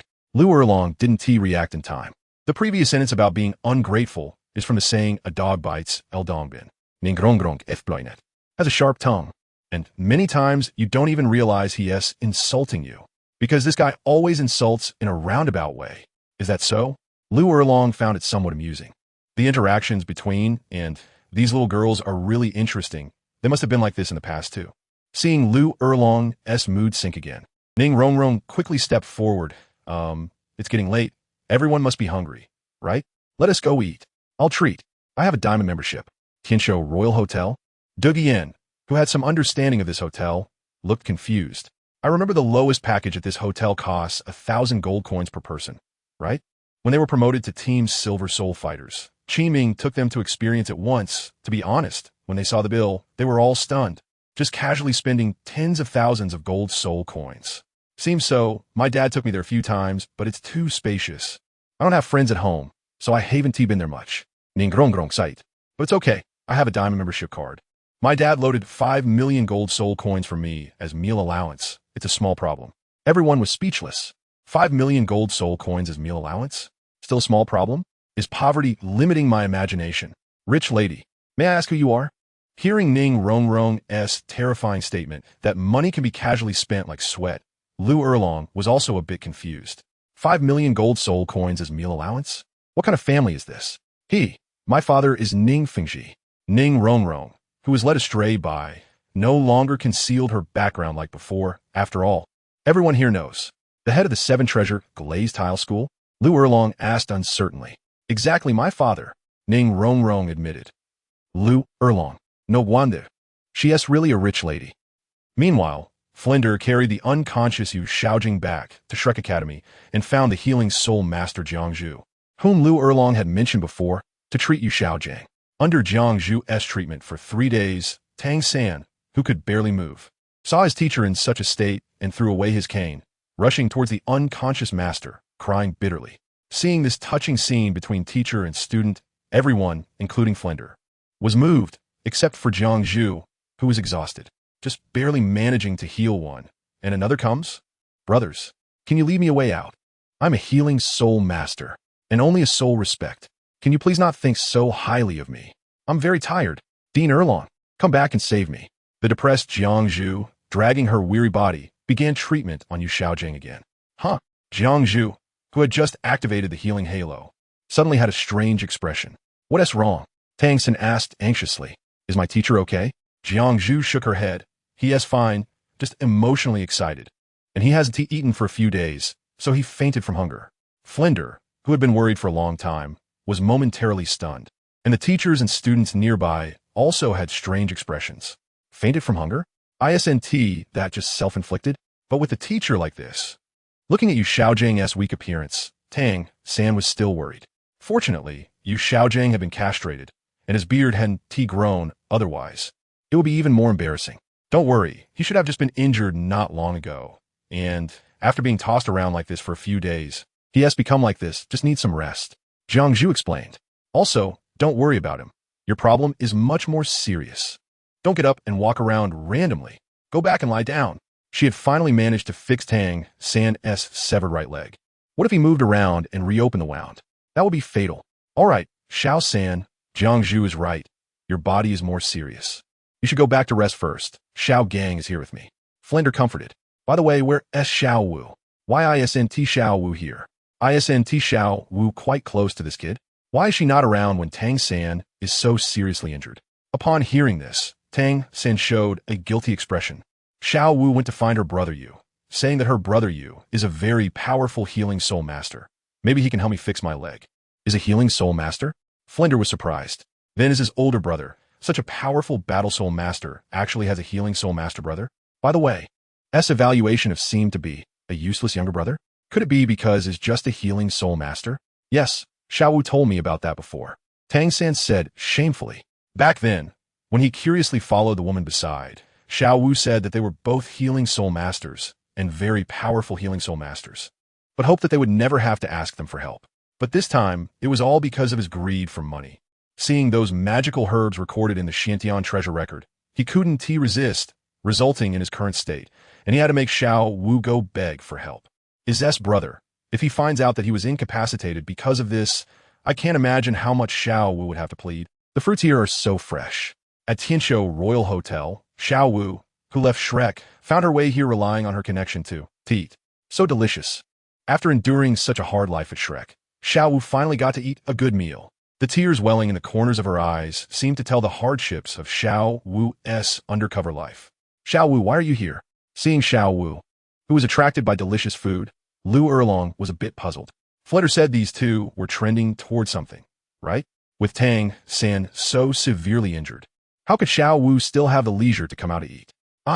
Being distracted by the food, Xiao Wu only then noticed Lu Erlong's presence. Facing this question, Xiao Wu's mind raced, and finally settled on Ning Rongrong and Yi Lingling. I came out to help Xiao San find a healing soul master. Healing soul master. Lu Erlong was taken aback, then nodded. That's right. Just staying by Tang San's side is useless. Besides moving each other, it doesn't do anything. Going out to find someone to help is the right thing to do. But his leg is gone. Is there any use for a healing soul master? Lu Erlong doubted. She had just learned that Yi Lingling possessed the strongest healing martial soul on the continent. The Nine Hearts Sea Peach. Although it was rumored that the Nine Hearts Sea Peach could heal all injuries, but regrowing severed limbs? Is that possible? Even if it is. But Yi Lingling is just a soul respect, a 35-level soul respect, the same level as her Jiangzhu. Jiangzhu couldn't do anything about Tang San's injury. Could Yi Lingling do it? Meeting the curious gazes of everyone, Yi Lingling's face flushed slightly. But after this period of training with, she wasn't unable to speak. If the body is generally intact, the Nine-Heart Flower can indeed heal most injuries. For example, losing a finger can be regenerated, but if a leg is completely gone, even my father cannot heal that. Yi Lingling explained it softly. The healing ability of the Nine-Heart Flower is indeed powerful, but it's not as amazing as everyone claims. Or perhaps the Nine-Heart Flower is that powerful, but no one has ever been able to cultivate it to that extent. At least in the family records, no one has ever cultivated the Nine-Heart Flower to the level of a title Douluo. The realm my father reached as a soul Douluo is already a very high achievement in the history of the Nine-Heart Flower. Chapter 187. What I Want. Happy times always pass quickly, and the gathering at the Tiando Royal Hotel has ended. The moon hangs high, and although it's night, the bustling Tiando city is still brightly lit and extraordinarily lively. Only by moving away from the downtown area can one find a moment of peace. Thank you. Under the encouragement of Ning Rongrong and others, the hard-hearted Mo, you still showed mercy and comforted the obviously unhappy Lu Erlong. It's nothing. Although you're blind for liking something like this, it's good that you can recognize it early and pull back before it's too late. That's better than the idiot I know. Mo, you comforted. Lu Erlong, are you scolding me? Why don't you say something nice? I'm the one who got hurt. Lu Erlong said in frustration. Something nice? Mo, you raised an eyebrow. When I was hurt, no one even cared about me. You're lucky to have someone to talk to, and yet you're picky? He used to go through tough times alone, and he was used to it. Now having someone accompany him is fortunate, but he never thought it was a given. Will there be a return for what you give? Will there be progress for effort? No, there's never been anything that's a given in this world. Besides, I've already warned you before. You didn't want to believe it, so now you deserve it. If you continue to hold on, whatever happens in the future is even more deserved. Mo said lightly. Lu Erlong was momentarily speechless. A few years ago, Mo did remind her, but she didn't listen at all. Instead, she had quarreled with Mou over these matters, and then he never brought it up again. We're all adults. Don't act like a child. Crying won't solve any problems. It will only waste time. If you want to vent your emotions, go ahead. After all, holding it in can make you sick. But if you think tears can bring you comfort or solve problems, I can only say that the suffering you endure is self-inflicted. Mou said, "Stop. Big brother. I was wrong." The hurt Lu Erlong quickly interrupted. "You don't have to comfort me. Your words are all knives. I've lived half my life, and this is the first time I've encountered such a weirdo." And listening to those girls describe it, Mou is like this with them too. There's no comfort at all. What is that expression on your face? What are those tears for? Can your tears solve problems? Hold them back. I'm giving you advice as someone who has been there. Whether you want to listen is up to you. Montak you Shulgit. He had also been an idiot, wasted a lot of time, and cried before. He knew those things were useless. Saying a few pretty words is easy. But once you hear them, you forget. Teaching someone through words doesn't work. The knife only hurts when it's in your own body. So he never had any sympathy for the training of Zhu Zhuqing and the others. Self-righteous pampering would eventually harm them. The two fell into silence. Mou walked ahead, while Lu Erlong followed with her head down. Soon, they arrived at the Blue Tyrant Academy. "We're here." Mou stopped. "I'll take Xiao Wu to find the person she's looking for, but whether she can find him is her own ability. Also, you'd better not provoke the person who broke Tang San's right leg." "Is that Mo Sheng really your elder brother?" Lu Erlong asked suspiciously. To be honest, looking at his appearance, this Mo Chun looks exactly like the previous Mo Sheng. But these two have completely different auras. Mo Sheng gives off a feeling that lacks warmth. Even wearing a mask, she can feel the contemptuous gaze towards everything. Mou hesitated for a moment. Kind of. Mo Sheng's state is actually the most real him. Cold, aloof, looking down on everything, very hard to have any emotional fluctuations. And Mo Chun, which is his current identity, is his normal appearance, a sort of composite form. As for the forever childlike Mou, that is his ideal state, able to face everything carefree without worrying about tomorrow. Living happily. One is essence, one is appearance, and one is ideal. What Mou wants is the ideal. The Mo Chun that Mou identifies with also wants that unattainable ideal. Mou left, and Lu Erlong watched his departing figure, unsure of what she was thinking. "Erlong, you're back." After taking care of you, Xiao Jiang, Flinder, who was about to go out to find Lu Erlong for some comfort, came out of the Blue Tyrant Academy's gate. Lu Erlong nodded absently. That person, following Lu Erlong's gaze, Flinder saw that somewhat familiar back. A special friend, I guess. Lu Erlong sighed. She doesn't have many friends in her life, aside from you Xiao Jiang and Flinder. Mou is considered her best friend aside from these two. By the way, I just ran into Xiao Wu. Mo Chan will take her to find Mou. But whether she can find him, she's not sure. Lu Erlong relayed. Montak Chen? Flinder was taken aback. That one. Lu Erlong pointed to the disappearing Mou. He told me that the Mo Sheng we encountered in the Sunset Forest is his elder brother, and the Mou that Xiao Wu mentioned is his second brother. He just uses his second brother Mou's name when acting outside. The two sisters you encounter in Swoto City have now been taken under Mo Sheng's care. Also, he warned us not to provoke Mo Sheng in the Sunset Forest. It would lead to death. If it weren't for Xiao Wu, neither we nor Tang San would have made it out alive. Tang Hao, who was secretly listening in the shadows, had a bitter expression. Why didn't you say it earlier? 3 days ago, he desperately used the Great Sumera Hammer, a technique that could even repel the high-ranking offerings of the Spirit Hall. But it was meaningless against Mo Sheng. That guy caught his Great Sumera Hammer with his bare hands and crushed his Haotian true body. His soul power, which was about to reach level 95, dropped directly to level 90, and the 7th and 8th soul rings became dim due to the explosion. He didn't know when they would recover. The Haotian hammer was also severely damaged, along with countless internal injuries. Now, even Douluo Bo could take his life. Tiando Royal Academy. After leaving the hotel, Xiao Wu returned with Dugi Yin and others. Although Ning Rongrong didn't quite understand why Lu Erlong said Tang San had a broken leg, and why Xiao Wu looked completely unconcerned. Seeing Xiao Wu so relaxed and happy in front of Mou, she could roughly guess the real situation. Of course, she wouldn't say much since she had no relation to Tang San. The others were also unclear about Xiao Wu's situation in Shrek, so they didn't ask much. Plus, with Xiao Wu's cheerful and lively personality, along with her various phrases praising Mou, everyone was quite friendly towards this newly met little rabbit. This place is so beautiful, even more beautiful than the Blue Tyrant Academy. Xiao Wu exclaimed. Even under the night sky, the Tiando Royal Academy is very prosperous, and it has a unique tranquility that belongs to the academy at night. Xiao Wu, why don't you come over here too? Dugu Yin suddenly said. Shrek dug up their Yu Tianheng, so if she digs up Shrek Xiao Wu, it could be considered a reciprocal exchange, right? Huh? Xiao Wu was taken aback, a hint of longing flashing across her face. Didn't she also want to leave that ghostly place of Shrek? Whether it was the teammates or the teachers, they all felt so out of place with her. However, Xiao Wu still had her mission. No, I have to stay there. I can't leave until at least after the Soul Master competition in 2 years. I see. Dugu Yin noticed that Xiao Wu seemed to have some unspoken difficulties, so she didn't press further, as she could probably guess that it had something to do with MOU, and it was better not to say too much. Why are you all back so late? A somewhat dissatisfied male voice sounded, and everyone turned to see Prince Xue Qinghe walking towards them. And what about that guy? That guy naturally referred to MOU. However, apart from Dugu Yin, who understood Xue Qinghe's true identity, the other girls were quite puzzled by the inexplicable tension between the prince and MOU. Rong, you say? Qian Rinxue glanced at the group. These two little kittens were very tight-lipped, and Dugu Yan's situation was special, so it was inappropriate for Yi Lingling to speak. Thus, only Ning Rongrong, whom she could somewhat manage, was reluctantly chosen.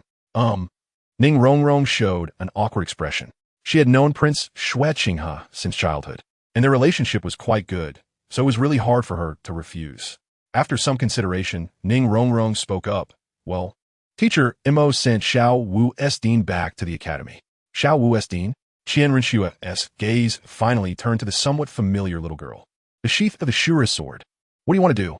Just as Qian Rinxue's aura was about to erupt because of Xiao Wu, MOU appeared just in time, standing in front of her. The Shura demon sword had never cut down Bibi Dong or Qian Rinxue. As the sheath of the Shura demon sword, Xiao Wu could only have enmity with him, the one who would perish with the Shura demon sword, and had no relation to Qian Rinxue at all. Moreover, Xiao Wu had already been recruited by him, so he would not betray his own people. Chapter 188, Distorted Mentality. It's nothing. Seeing MOU blocking Xiao Wu, Qian Rinxue's aura quietly diminished. Since even MOU, the most crucial party, had said nothing, she naturally could not intervene. You all go back and rest first. MOU turned to Dugu Yin and said. Dugu Yin nodded. Knowing that the relationship between these two was somewhat off, she guessed that there would probably be some small inconveniences to come. Dugu Yin called everyone to head towards the accommodation area. The dormitories of the Tiando battle team were all independent villas. Previously, she and Yi Lingling lived in one, and after Ning Rongrong joined the Tiando battle team, she applied for 2 more from the academy. Zhu Zhuqing and Zhu Zhuyan lived in one, while Ning Rongrong lived alone. Now adding Xiao Wu was completely fine. You can forgive that rabbit, who is your enemy, and even Ning Rongrong. Why are you treating me this way? Qian Rinxue said painfully. Even if Ning Rongrong did not cause any trouble for MOU, Xiao Wu, as the sheath of the Shura demon sword, had a life and death enmity with MOU. Why could MOU be indifferent to this? Why could he get along well with enemies, but not with her? Because I have invested too much in you, but you have disappointed me time and again. And as I said before, you should be glad you have a good grandfather. Otherwise, we wouldn't even be able to maintain the relationship we have now. MOU said lightly. Xiao Wu and Ning Rongrong had indeed once been his enemies, but he never brought personal feelings into such matters. Standing on the side of the spirit hall did not mean he supported all its actions. As for Qian Rinxue, that was purely personal feelings. Then what about my mother? Qian Rinxue said unwillingly. Your mother? MOU was taken aback. Are you going to compare with her? Don't you know how much effort I put into her? Half of it was for you, to help you repair your relationship with her, to avoid deep-seated grudges. Although I am not without dissatisfaction regarding some of her foolish actions, the effort I put into her is far less than what I put into you. Furthermore, the main contradictions between me and her are twofold. First, the contradiction between you and her, and second, her relationship with her old lover. Now that these 2 main contradictions have been resolved, there are no longer any points of conflict between me and her. Therefore, I can barely get along with her. Then Qian Rinxue was confused. How could she, who had once tried to kill MOU, be able to do so, but she couldn't? What is the conflict between you and me? Montaku interrupted. Do you know? Or have you ever thought about it? Not only are our values incompatible, but more importantly, you have never respected me. At least with Bibi Dong, there's a bit of reason to be had. After all, my angel martial spirit is born to be unwelcome. But do you have any reason? Even now, MOU's expression hardened.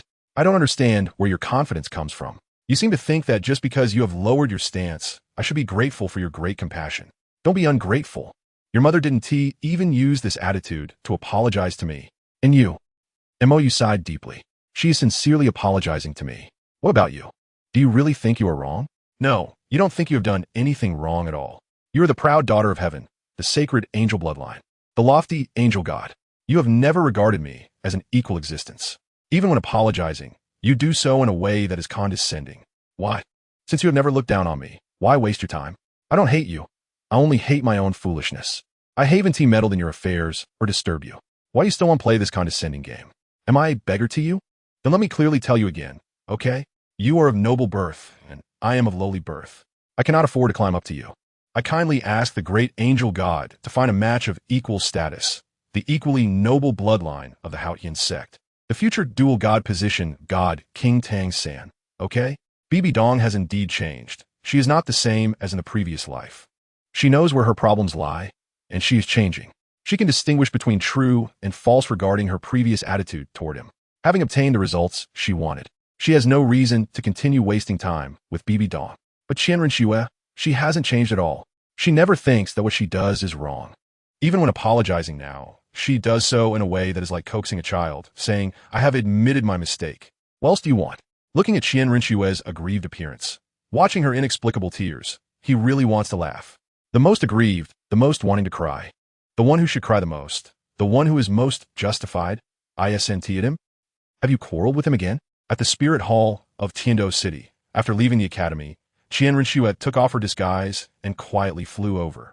Qianren Xue lay in Bibi Dong's arms with red eyes. He doesn't believe me at all. After all that talk, wasn't it still that he minded the matter of her trying to win over Tang San? How many times has she said it? There was absolutely none. But Mo, you never believed it. And every time, he would lean towards that matter. Bibi Dong sighed. She could see clearly what kind of person Qianren Xue was. She still couldn't let go of her pride, and she didn't even realize this problem. Mo was right. For someone like Qianren Xue, the most important thing, or rather, the only thing that mattered, was herself. Even though in the last life, Mo and the Shura demon sword perished together, and Qianren Xue rushed in for revenge. What supported her to do that? Love? Have you ever thought that you might not be suitable for each other? Bibi Dong said. Qianren Xue was taken aback and straightened up. What do you mean? Don't deceive yourself. Bibi Dong shook her head. If you deceive yourself for too long, you won't even be able to distinguish yourself. Qianren Xue frowned. How am I deceiving myself? Is he really that important to you? Bibi Dong said seriously. Leaving him, does it have a big impact on you? Would you constantly worry about him? If he were to die, would you be willing to exchange your life for his? Don't hesitate. Bibi Dong interrupted. You should know very well that you can't do it. Qianren Xue fell silent. Bibi Dong continued. You haven't recognized yourself, nor your feelings. You don't love him as much as you think. Weighing pros and cons has been ingrained in your bones. Your pride prevents you from truly bowing your head. That's why he always calls you a lofty angel. You are an angel and a god, but the latter is your essence. Yet you mistakenly think you are an angel, believing yourself to be approachable, just like how you treat your subordinates as a prince. You have always had this attitude towards him. From the beginning, you never placed him on the same level. In emotional terms, you have been condescending. From his perspective, you are just bestowing kindness upon him. You have become accustomed to being high above, and you have always faced him with this elevated posture, yet you remain unaware. Xiaoxue, do you really think your feelings for him are love? Or rather, is it that kind of love between a man and a woman? Bibi Dong asked. Are you sure you're not mistaking simple possessiveness for love? Even in the last life, your usual attitude towards him was quite bland. Only when you saw him flirting with other girls, or when he disagreed with me, would your reaction become intense. So many times, he deliberately provoked you to see your reaction. When he perished with the Shura demon sword, are you sure it wasn't because you felt your possession was taken away and destroyed that you were angry? And in this life, your inexplicable attentiveness and reluctant apologies, aren't they really because you saw something that should belong to you being taken away by someone else? And it was that this thing was willing? Qianren Xue lowered her head and said nothing. Xiaoxue, your primary issue is recognizing yourself. Bibi Dong sighed. Even the Ice Emperor, who always hoped that Mo would not leave any regrets, was left speechless after trying hard. Isn't this enough to indicate the problem? Self-righteous love, self-moving love, is very similar to how she felt about you, Xiaojing, back then. But Qianren Xue's love is more like that for an object rather than a person. In her subconscious, She regards Mou as her personal belonging. Mou felt irritated and unhappy with Qianrenxue. Because of this unequal love, she didn't respect him. And to put it harshly, Qianrenxue didn't see Mou as a person. She didn't regard Mou as an equal. Therefore, Mou sensed that awkward superiority and that inexplicable sense of entitlement. But Mou didn't know what situation Qianrenxue was in, so he could only think of reasons that he could come up with, the most direct being his background. Mou was a wild child picked up by the orphanage in the Wuhuan city, without a background or status. Meanwhile, Qianrenxue, born noble, a descendant of the angel god, with a grandparent who was a limit Douluo, had a top-tier family background, truly a daughter of heaven. From the very beginning, these two were unequal. However, Mou's talent was extraordinarily high. It even far surpassed that of someone born at the top, whether in terms of martial spirit or talent. Qianrenxue was left behind by Mou. When they first met, Qianrenxue took a keen interest in Mou, who was also an angel martial spirit and had innate soul power of level 20. But as time passed, Mou kept rushing forward recklessly, while Qianrenxue was merely strolling leisurely. The gap between them first became smaller and then grew larger. When Qianrenxue was a soul king, Mou was a great soul master. When Qianrenxue was a soul emperor, Mou was also a soul emperor. When Qianrenxue was a soul saint, Mou had already become a title Douluo. And when Mou reached Super Douluo, Qianrenxue was still a soul saint. This contrast had already caused significant issues with Qianrenxue's mentality. Later, when Mou's bizarre, self-created soul skills made even Dalu, whom Qianrenxue respected the most, feel ashamed, finally, when Mou defeated Dalu head-on at level 98, and received Dalu's acknowledgement that Mou had surpassed Tang and could completely rely on himself to become a god, Qianrenxue's mentality completely exploded. Not comparable at all. Even her most respected grandfather thought so. The proud daughter of heaven was utterly crushed. This doesn't work, that doesn't work. She had to find something she was stronger at, right? But what could Qianrenxue compare to Mou? Aside from background and family, what else could she compare? Is this not suitable? She had to win at something, right? This is also why she and Qianrenxue couldn't help but mock Mou when they saw him at Jialing Pass without becoming a god in the end.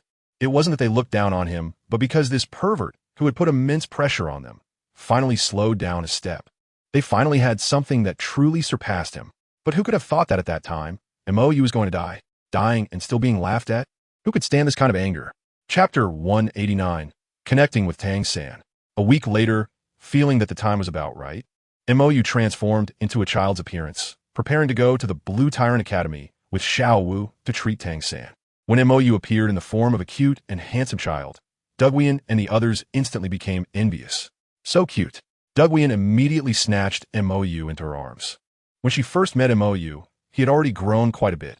Although he was still very cute, he was still slightly inferior compared to the 6-year-old Mou.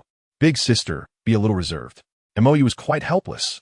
But he also knew that his white hair and red eyes as a child attracted these girls just as much as the fluffy little ones like the three-eyed golden lion attracted him, making it impossible to refuse. But, can you control yourselves a bit? I'm a person, not a cat. I can't handle you like this. I'll break. Let me hold you for a moment. Zhu Jian also felt overwhelmed. So adorable. Mou was actually this cute when he was a child. Not only did Douluo and Zhu Jian, who were already reckless, become even more reckless, but the usually calm Zhu Zhuqing and Yi Lingling also had some dangerous glints in their eyes, wishing they could snatch Mou away and cuddle him fiercely. And considering how hard these kids had been training lately, Mou tolerated it. Of course, he thought he could endure it, but the reality proved he couldn't. Stop. Mou directly activated spatial leap to escape. Covered in saliva, a group of female rascals. You really treat me like a cat. Mou felt a bit depressed as he wiped the saliva off his face, then released the three-eyed golden lion, who had been sleeping in the angel space with the Silver Dragon King all day. Huh? The three-eyed golden lion woke up as it sensed the obvious change in the environment. Will you go? Seeing this talking soul beast for the first time, Ning Rong and Yi Lingling's eyes instantly lit up. So amazing. I want to hug it. I had long wanted to hug the two little kittens of the three-eyed golden lion, and their expressions had noticeably changed. Mou could hug them every day, but a talking soul beast was rare. Come on. Mou seriously patted the head of the three-eyed golden lion. I'm counting on you to deal with these female ruffians. Huh? The three-eyed golden lion, just waking up, blankly nodded. She still didn't know what she was going to face next. However, As soon as Mo turned around and left with Xiao Wu, she clearly felt several fiery gazes on her. Three-eyed golden lion. Have I been sold again? Lamba Academy. After a week of rest, Yu Xiaojiang could barely walk. But Tang San was crippled. This was an even bigger blow than his own disability. Tang San was his hope, his only chance to prove himself, but now that chance was gone. For a moment, Yu Xiaojiang became extremely depressed, even more so than when he was expelled from the Spirit Hall and publicly exposed by Yu Luomian. Xiaogong. Xiao Wu has brought Mou. Flinder's excited shout rang out. Hearing this, Yu Xiaojiang's dim eyes once again lit up with hope. If he could heal Tang San's leg, could he heal his as well? Excited, Yu Xiaojing hurried to the back mountain of Lamba Academy with Flinder's support. Due to the significant impact of limb regeneration, Lu Erlong had not made it public. She just had the Shrek team carry Tang San to a pavilion in the back mountain for discreet treatment. However, Mou's adorable image was also a huge shock to Lu Erlong. But considering what Xiao Wu and Mo Chun had said before about Mou's age, she could only suppress her impulses and not act like Zhu Zhuyun and the others. As for Xiao Wu, who originated from a soul beast and was still a rabbit, she liked Mou's cute appearance but did not act too ruffian-like. The ruffian rabbit was now a serious rabbit. Can you really heal the broken leg? Lu Erlong asked skeptically. It's not that she looked down on Mou, but she had never heard of such a thing as limb regeneration. Previously, Yi Lingling had said that even her father, a soul, to a level 9 heart, Sea Lotus Soul Master, could not do it. A minor problem, Mou said casually. It's just that the process might be a bit painful. Limb regeneration naturally involves enduring the pain of regrowth. Bones, flesh, nerves, and skin will regrow, and frankly, most people cannot withstand that rapid growth process. The human capacity for endurance has its limits. Once that critical point is exceeded, a person will definitely break down. Moreover, this kind of breakdown is irreversible. Once the mind collapses, a person will become a walking corpse. He had tested this many times in the Slaughter City, and he had absolute authority on the matter. Pain? Just then, Yu Xiaojiang, who had just arrived, felt an ominous premonition upon hearing this. So, are you ready? Mou looked at Tang San. He did not doubt Tang San's willpower. Although this guy had character flaws, his abilities were definitely not a problem. The Shura god would not expend so much effort on a useless person. This is troublesome. Tang San nodded firmly. He could not become a cripple.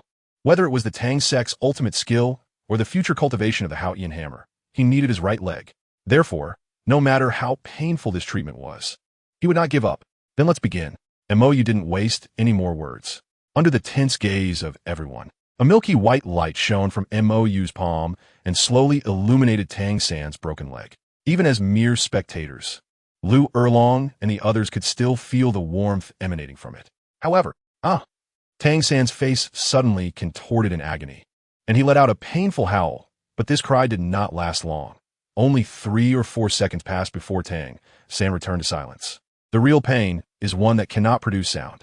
The crowd, who had been full of anticipation just a second ago, felt a chill run down their spines upon seeing Tang San's miserable appearance. This is treatment. If you can't hold on, just raise your hand. Montauk you kindly reminded. However, once this treatment begins, it cannot be stopped. If interrupted midway, your broken limb will remain as it is forever. Why? Lu Erlong asked in confusion. Can't the treatment be done in multiple sessions? First, let me explain. My treatment is not simply a cure. It stimulates his body to restore itself to its original state. Montauk you explain it.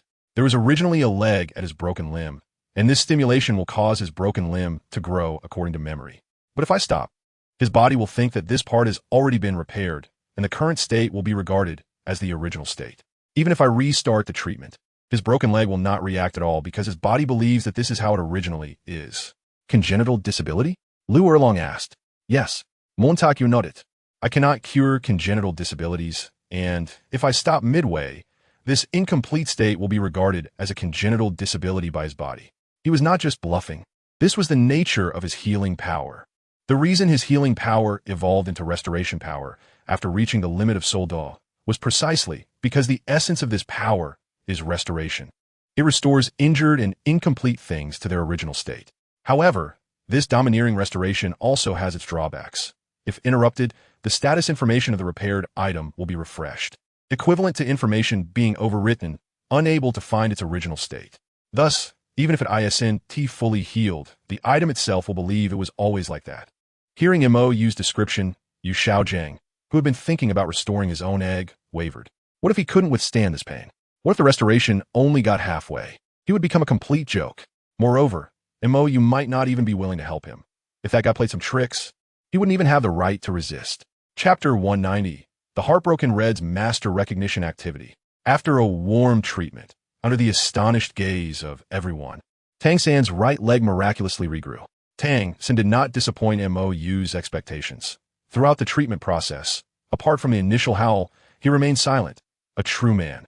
Brother Mo, I will never forget today's grace. After the treatment, Tang San walked up to Yu and deeply bowed. It's nothing. Yu waved his hand, indicating that he did not mind.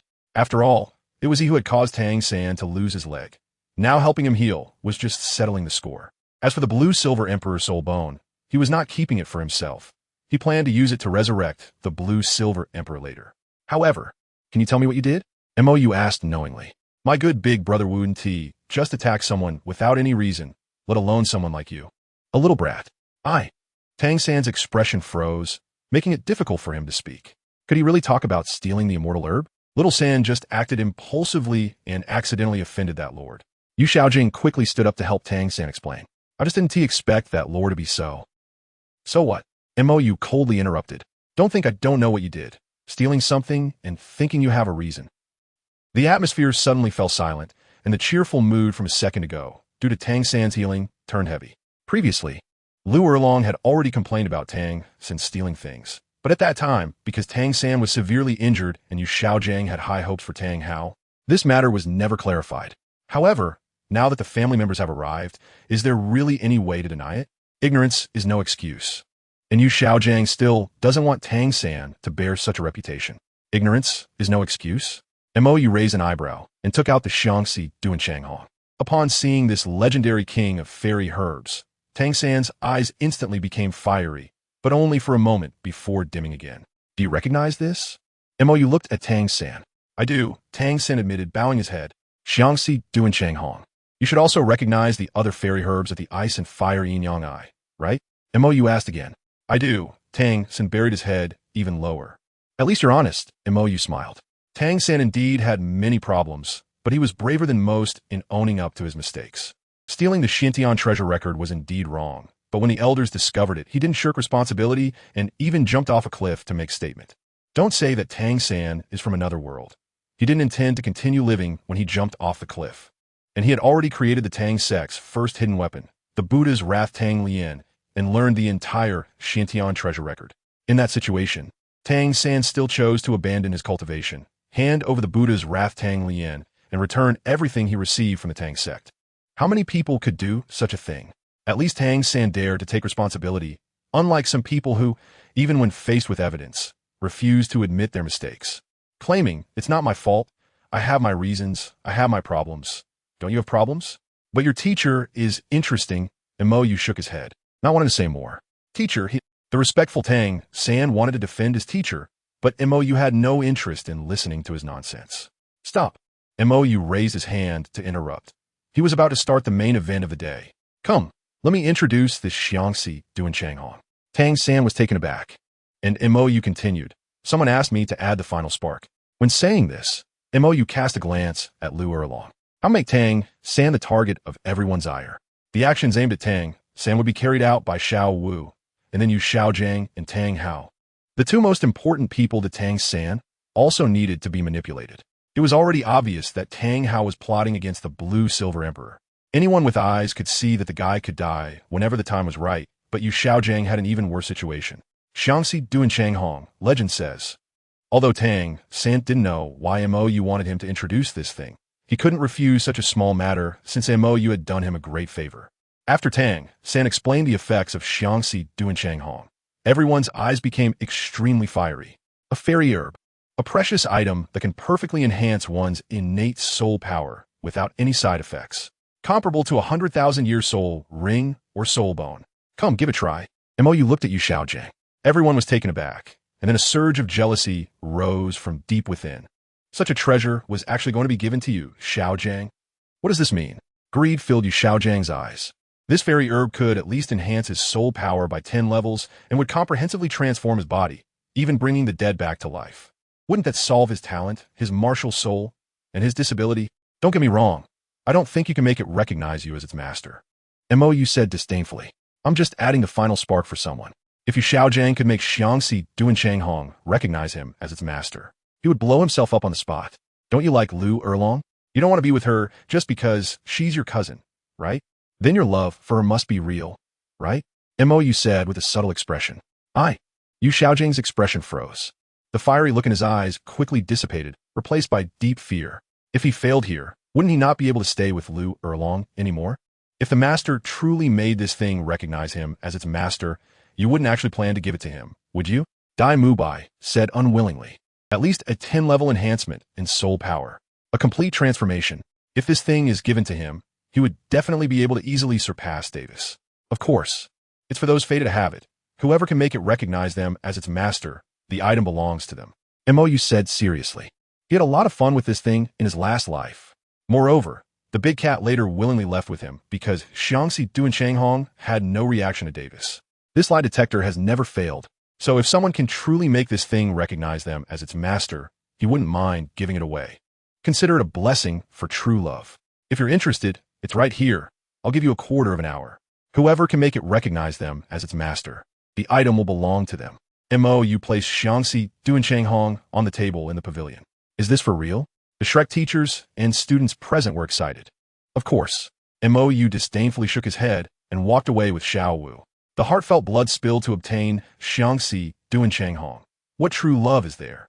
It's just interests that move people. These people have no qualifications. After Mou walked away, everyone stopped making excuses and started spitting blood. This was a divine item. As long as there was even a slight chance, they couldn't give up. Brother Yu, what if something unexpected happens? Seeing these people rushing forward, Xiao was a bit worried. There won't be any unexpected events.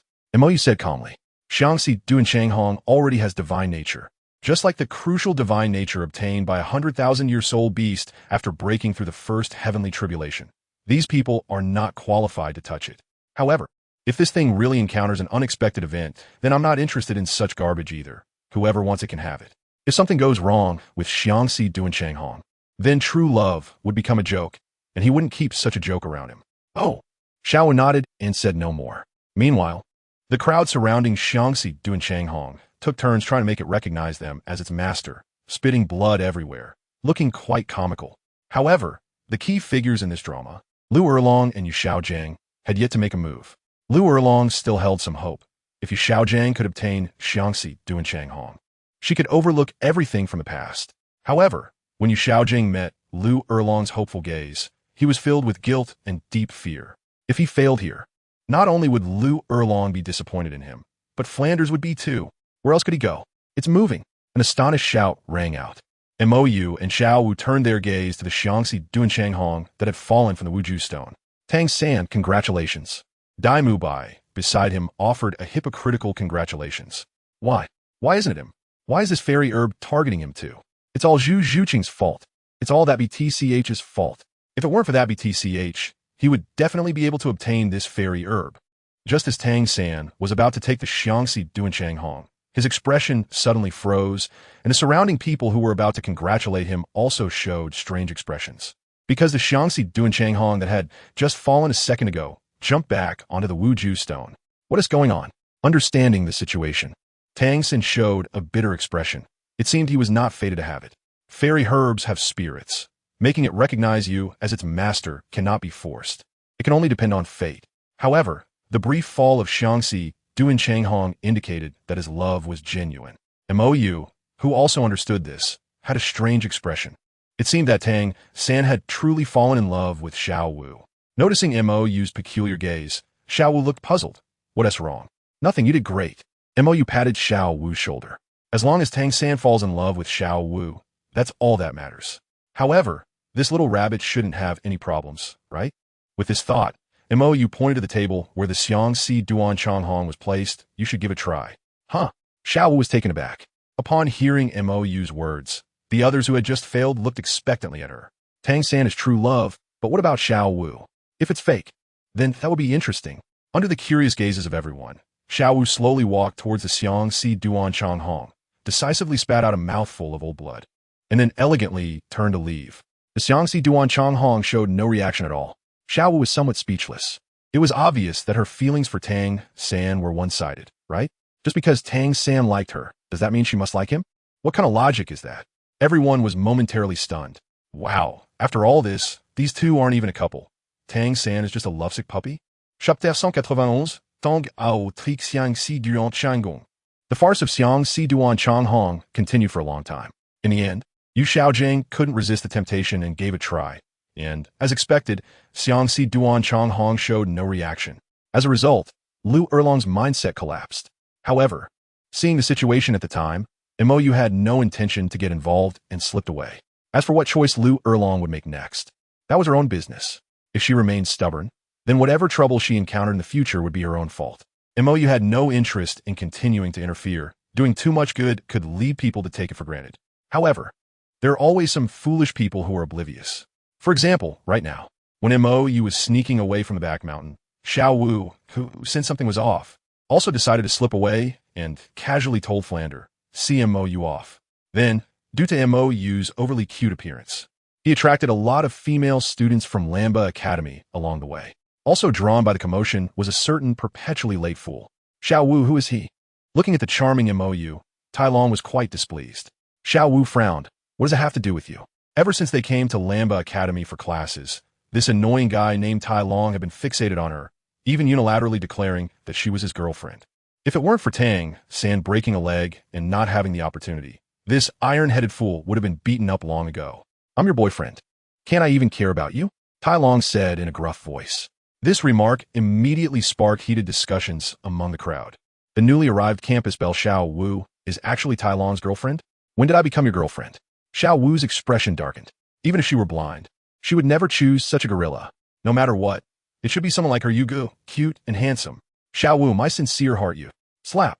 Before Tai Long could finish his sentence, Mou slapped him from afar, sending him flying, spinning 3.5 times in the air before crashing solidly into the surrounding wall.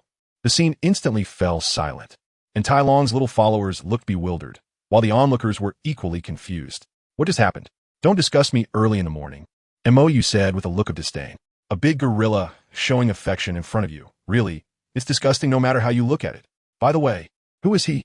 Mou looked at Xiao Wu. Tai Long seems to be the young master of the Li family you mentioned before, Xiao Wu replied. On the day they registered at Shrek, Mou had mentioned that Zhao Wuji had offended the Li family and was being hunted down. Oh, no wonder he looks like a gorilla, Mou remembered. The Li family is essentially a bunch of gorillas, and they are indeed true slaves. If you want revenge, let his grandpa come find me at the Tiando Royal Academy, using Mou's name. After leaving Lamba Academy, the little Mou headed here. By the way, I brought back your soul bone. In Tang Yuehua's room, Mou took out the right leg bone of the blue silver emperor and placed it beside her. Tang Hao, is he okay? Tang Yuehua showed a worried expression. The blue silver emperor, on the other hand, dared not make a sound, as her soul bone had been brought back, and Tang Hao. Mou remained silent and quietly took out the left leg bone he obtained from Tang Hao. Upon seeing this familiar soul bone, Tang Yuehua's tears instantly couldn't be held back, and the blue silver emperor also seemed to fall into despair. If you cry again, Tang Hao will really die right now. Montague found it. Tang Yuehua was taken aback. How good, is he not dead? I only took one of his legs. How could he die? Mou said speechlessly. It's really a moment of sadness flowing like a river. Has everything I've said over the years really been in vain? What about his soul bone? Tang Yuehua pointed to the Haoyan sect's inherited soul bone on the table. According to her knowledge, once a soul bone is absorbed by a soul master, it can only fall off if the soul master dies. My method is a bit special. Anyway, he's not dead yet, although he's not far from it. Mou said lightly. Tang Hao's martial soul had been shattered at that time, and his martial soul was severely damaged. Plus, that guy blew up the 7th and 8th soul rings, causing a backlash, along with severe injuries and disability. If he fought again, Tang Hao would likely die on the spot. What do you want to say? The blue-silver emperor asked, puzzled. Mou took out the Xiangxi Duan Chong Hong. Didn't you say before that Tang Hao loved you? Do you dare to verify it? Verify? The blue-silver emperor trembled slightly, seeming somewhat afraid. Whether Xiangxi Duan Chong Hong is real or not, you are a 100,000-year-soul beast. You should know very well. So do you dare to face it? Mou asked. If Tang Hao's love for you is true, and he can get the acknowledgement of Xiangxi Duan Chong Hong, I can completely give this divine herb to him, and let you all reunite. As for our disputes, we can talk about it later. But do you dare? This was not a joke. He was serious. To verify the answer he wanted. He didn't care about this mere divine herb. After all, even if Tang Hao obtained it and restored his strength, even reached rank 99, he would still not be his match. Even if the Ice Fire Dragon King's dragon soul was only partially fused, he had reached a true demigod realm. One without a divine position, but with divine strength. Not the kind of demigod achieved through borrowed divine power like Dalu and Poseidon. If Tang Hao's love for the Blue-Silver Emperor was true, then he was wrong. To express his apology. He didn't mind letting this family reunite since they didn't have much time left. Moreover, this was also a favor. He had already helped Tang San's family so much. It was as good as giving them a new life. In such a situation, how interesting would it be to see Tang San turn against him in the future?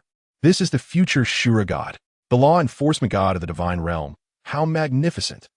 In the evening, at a small and not far from Lamba Academy, regardless of whether the Blue-Silver Emperor agreed or not, you had to get this answer. He made it very clear that he was interested in this 10,000-year herb, but if this herb kept thinking about someone else, then even if he forcibly kept it by his side, it would be meaningless. Tang Hao come out. MOU, in the guise of Mo Shang, held the Blue-Silver Emperor planted in a flower pot and arrived at Tang Hao's residence. The weak Tang Hao sensed this despairing aura and, unable to do anything about it, still came out leaning on his cane. He had no choice. He couldn't run away. Senior, may I ask? Ain. The moment he saw the Blue-Silver Emperor in MOU's hand, Tang Hao recognized him, and the 10,000-year soul ring on him began to sway. It turns out that this person took Ain away, so Tang San's leg being broken before was indeed intentional on the opponent's part. MOU didn't waste any words, taking out the heartbroken red and tossing it to Tang Hao. You should have heard its effects very clearly during the day at the Blue Light Academy. You should really need this. Tang Hao was taken aback. What does the senior mean? Proof. MOU lifted the Blue-Silver Emperor and faced Tang Hao. What are your true feelings for her? Are they sincere or false? Also, no more nonsense. Hurry up. Whether you succeed or fail, I won't kill you, but you must prove it. If you succeed, I can give you the Blue-Silver Emperor, the heartbroken red, and the previous right leg bone of the Blue-Silver Emperor. If the Blue-Silver Emperor is unwilling to believe that her love is calculated, then let the lie detector speak. Looking at the heartbroken red in his hand, Tang Hao's feelings were extremely complicated and memories of the past surged back. But he no longer had time to hesitate. Gritting his teeth, he made a bet, and Tang Hao spat out a mouthful of blood onto the heartbroken red. Time passed second by second, and the heartbroken red showed no reaction. It was only after a minute that MOU spoke softly. Did you see that? The Blue-Silver Emperor in the pot suddenly trembled. Then the entire plant curled up, wrapping itself into a zongzi. Ain, let me explain. This is not. Slap. MOU didn't want to hear any nonsense and directly knocked Tang Hao unconscious, retrieving the lie detector and leaving with the Blue-Silver Emperor. Facts speak louder than words. He should have done this long ago. Chapter 192, City of Slaughter.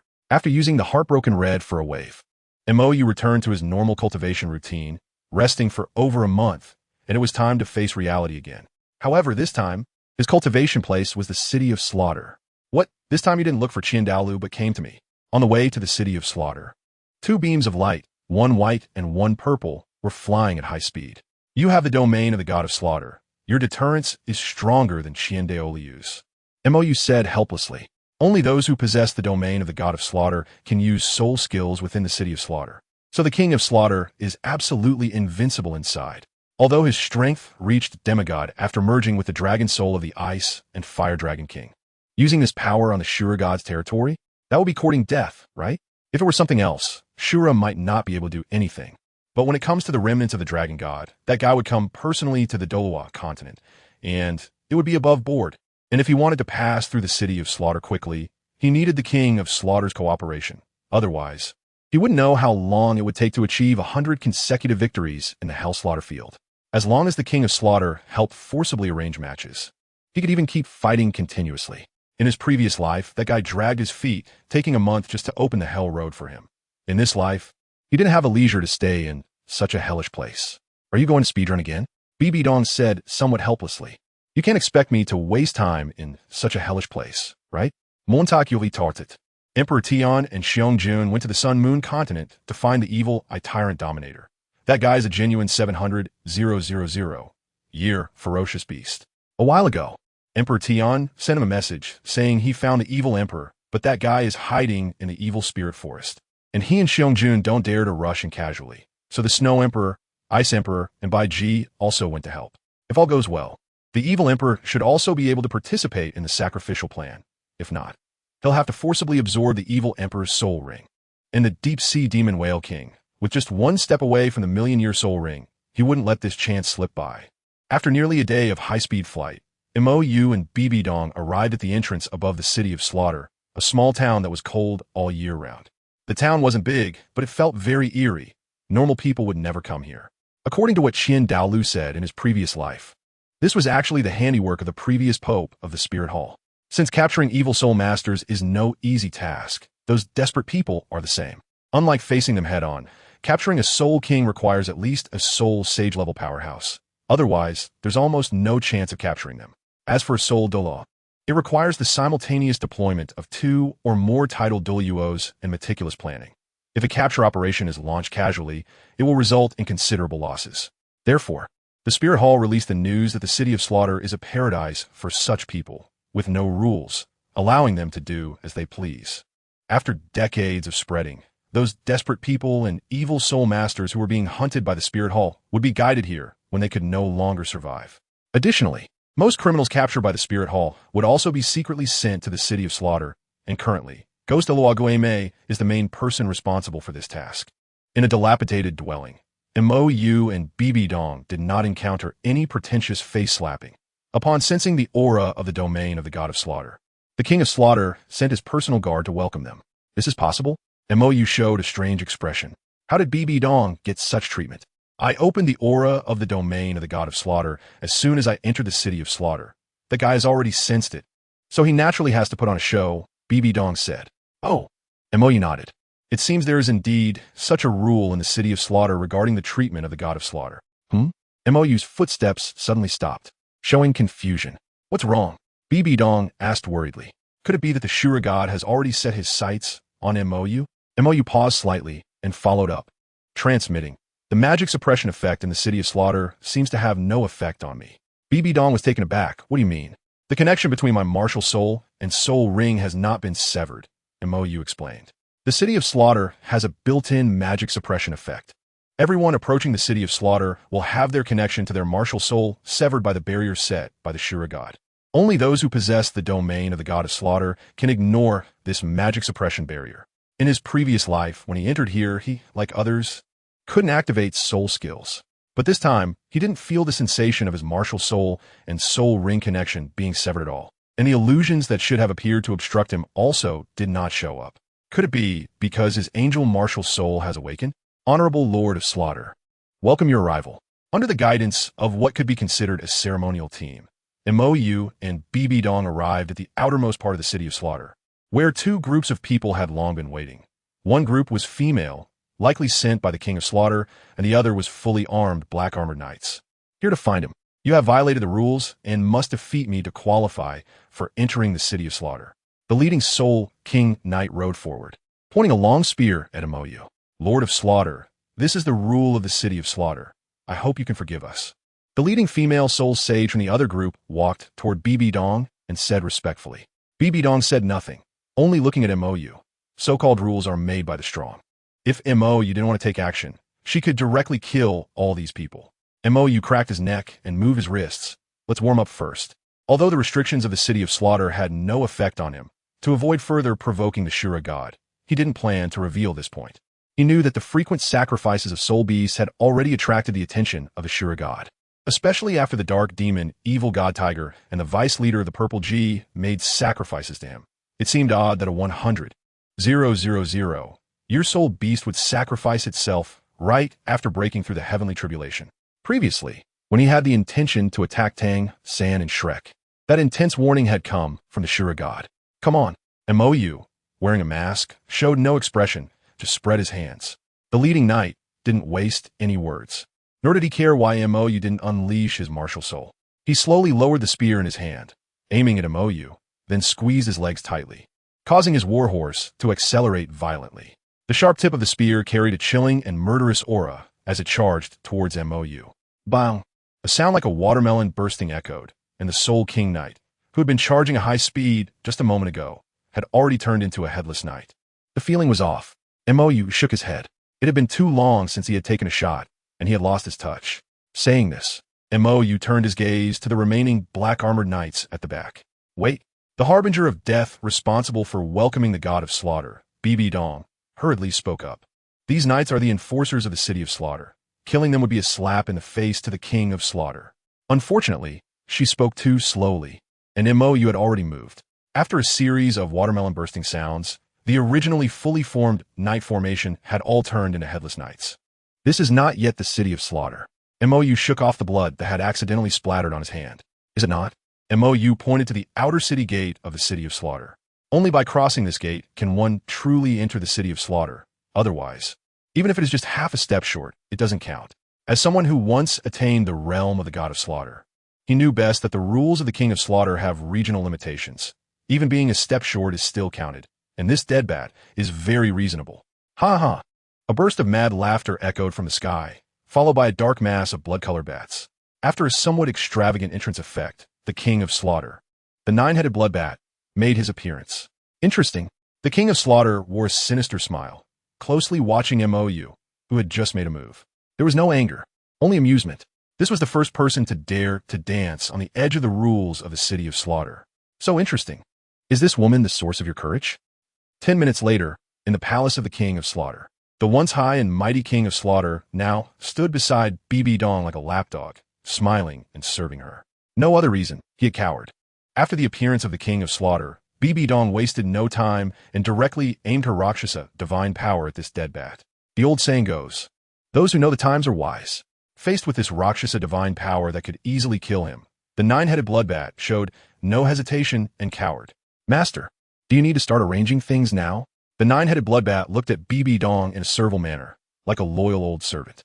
Half Rakshasa. The heir of the Rakshasa god had now actually reached the level of a half Rakshasa. Damn it.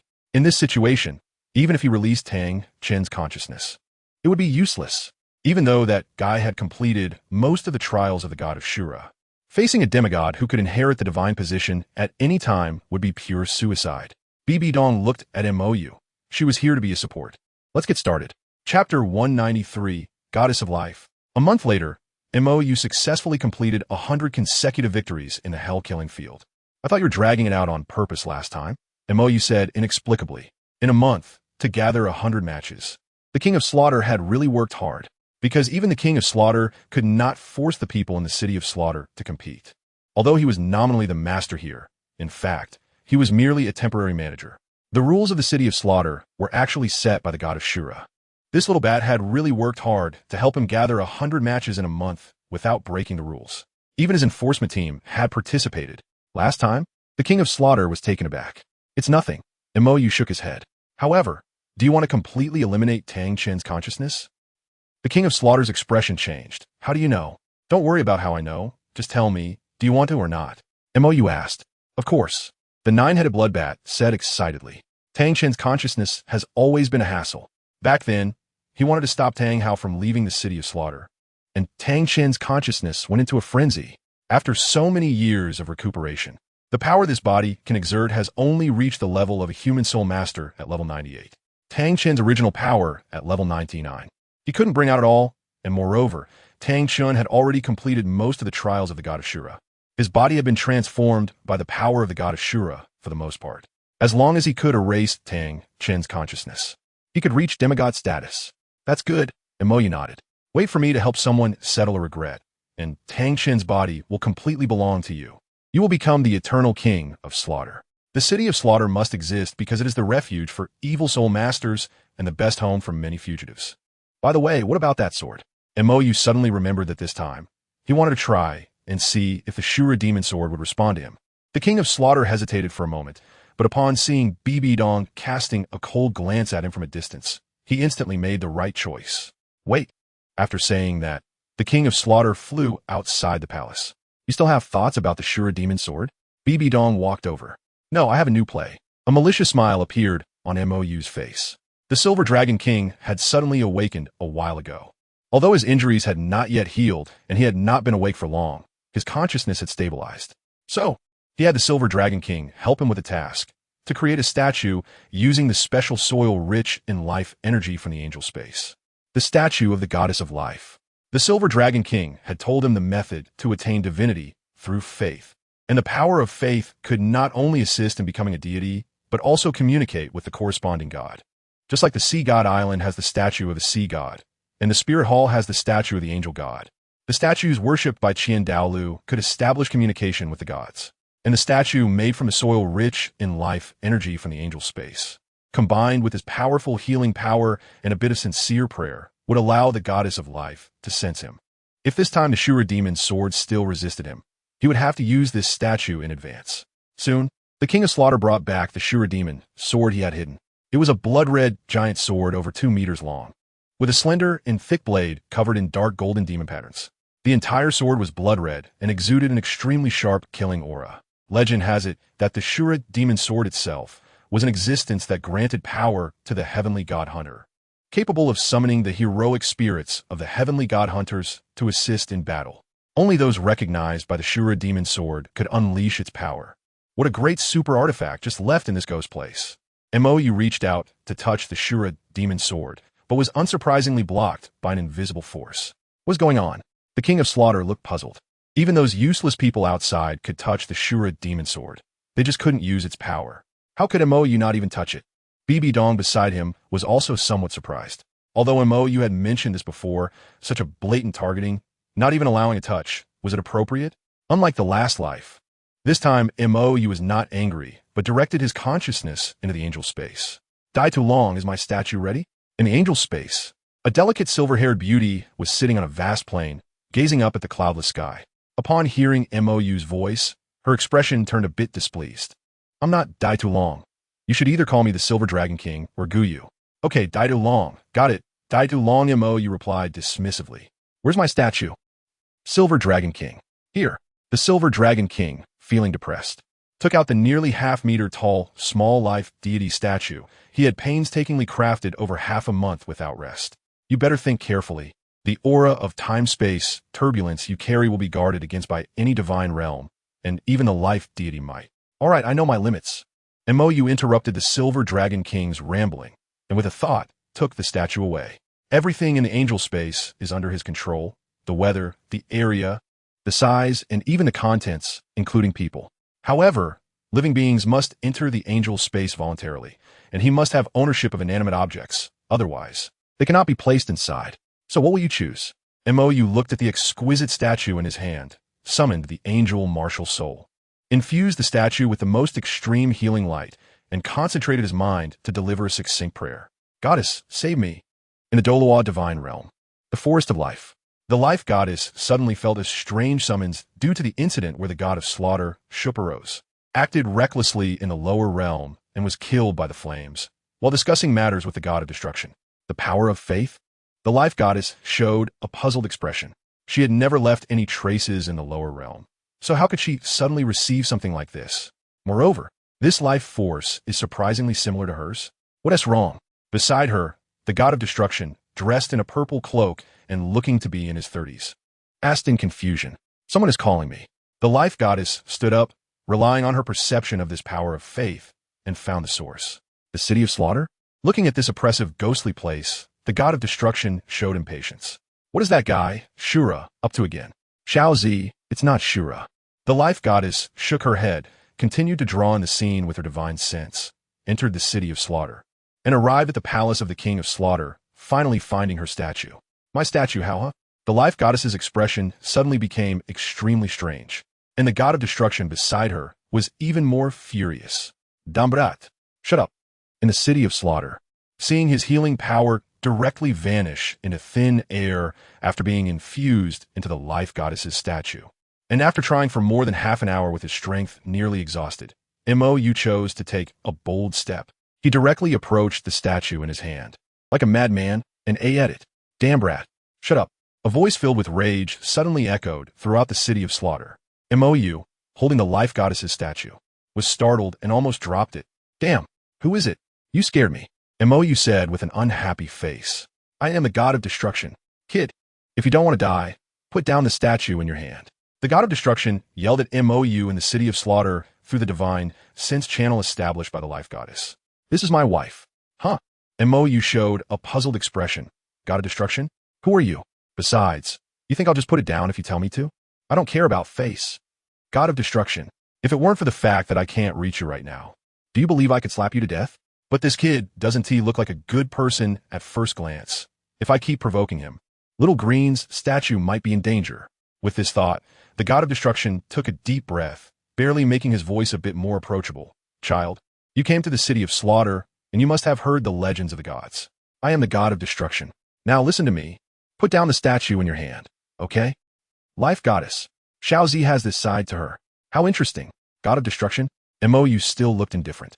I still have a large angel god at home, and besides, this statue is mine. What right do you have to make me put it down? He originally thought he could only connect with the life goddess, but he didn't expect to see the god of destruction as well. Luckily, he didn't it just now. Otherwise, he would probably face severe consequences in the future. Chapter 194. God of Destruction. After the god of destruction's gentle persuasion, Mo felt that if he continued to provoke this jealous old guy, something bad might happen, so, out of respect, he gave the statue a peck on the forehead, then respectfully placed it on the table, hands together, amen. God of destruction. Dambrat. I'm going to kill you. The god of destruction's anger meter instantly maxed out as he took out the destruction scepter, preparing to forcibly open a portal to go to the city of slaughter and kill this human. Xiaozi, calm down, he was just joking. Seeing the god of destruction this furious, the life goddess quickly held him down, soothing his anger. It's just a statue, and he only kissed its head. Didn't he do anything else, you? What else does he want to do? The god of destruction's eyes erupted with terrifying red light. His wife. Little Green is his wife.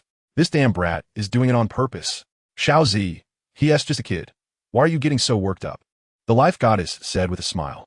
Besides, he is still. The life goddess conveyed the information she sensed through the statue to the god of destruction, explaining that the kid was really just joking and had no ulterior motives. A virgin? The god of destruction's expression suddenly turned strange. He went to the city of slaughter, and that kid is still a little brat, not yet 15, and still a virgin? Moreover, he has my statue. I can sense whether he has any desires. He was just joking earlier. Seeing that the god of destruction's expression had eased a bit, the life goddess quickly continued to soothe him. Also, he carries the aura of the angel god. The life goddess added, the inheritor of the angel god? The god of destruction asked in confusion. That can't be right. The angel martial soul of that kid just now wasn't from the angel god, and the angel god has been missing for so many years. How could an inheritor suddenly appear? It shouldn't be. He doesn't have any traces of the angel god's test. The life goddess said after sensing it. Moreover, how could the inheritor of the angel god end up in the city of slaughter? The city of slaughter is Shura's territory, and someone qualified to become the angel god wouldn't seek out other divine positions, right? How do you have my statue? The life goddess asked through her statue, conveying her divine sense. If I say I dreamed about it, would you believe me? Mo replied seriously. I'm going to kill him. The god of destruction, who had just been calmed down, was about to explode again. Dreamed about it? Dream lover? Go to hell. This is my wife. Xiaozi. Stop messing around. The life goddess said with a serious expression. The god of destruction, who had just been fierce a second ago, suddenly weakened. So, do you have something to discuss with me? The life goddess continued to ask. The healing power this child possesses is surprisingly on par with hers. This is very unusual. She is the ancient tree of life and possesses the strength of a deity king, while this child is just a mortal. How could he possess such a level of healing power? Mo pointed at the Shura demon sword that had been tampered with, saying that this thing was ignoring him. So he thought about getting someone to help. The life goddess and god of destruction then turned their attention to the somewhat familiar blood-colored long sword. The Shura demon sword? X2, the couple showed puzzled expressions. How could Shura's super artifact end up in the mortal realm? Even if Shura wanted to find an inheritor, shouldn't such a thing be given when transferring divine positions? How could it be placed directly in the inheritance ground? That doesn't follow the rules, right? Moreover, it seems this thing has been tampered with. The god of destruction looked strange. This mental restriction is clearly targeted. Divine artifacts have spirits, and super divine artifacts even more so. However, as the master of a super divine artifact, one can set restrictions on divine artifacts to prevent them from being stolen or snatched. Could it be that this kid is qualified to wield the Shura demon sword? Otherwise, why would he be specifically targeted? But then again, the Shura's inheritance ground exists to find a successor. If this kid can truly gain the recognition of the Shura demon sword, why would the Shura refuse him? Aren't you the god of destruction? Can you help me solve this problem? Mou asked. Cough, I can't. The god of destruction felt a bit awkward.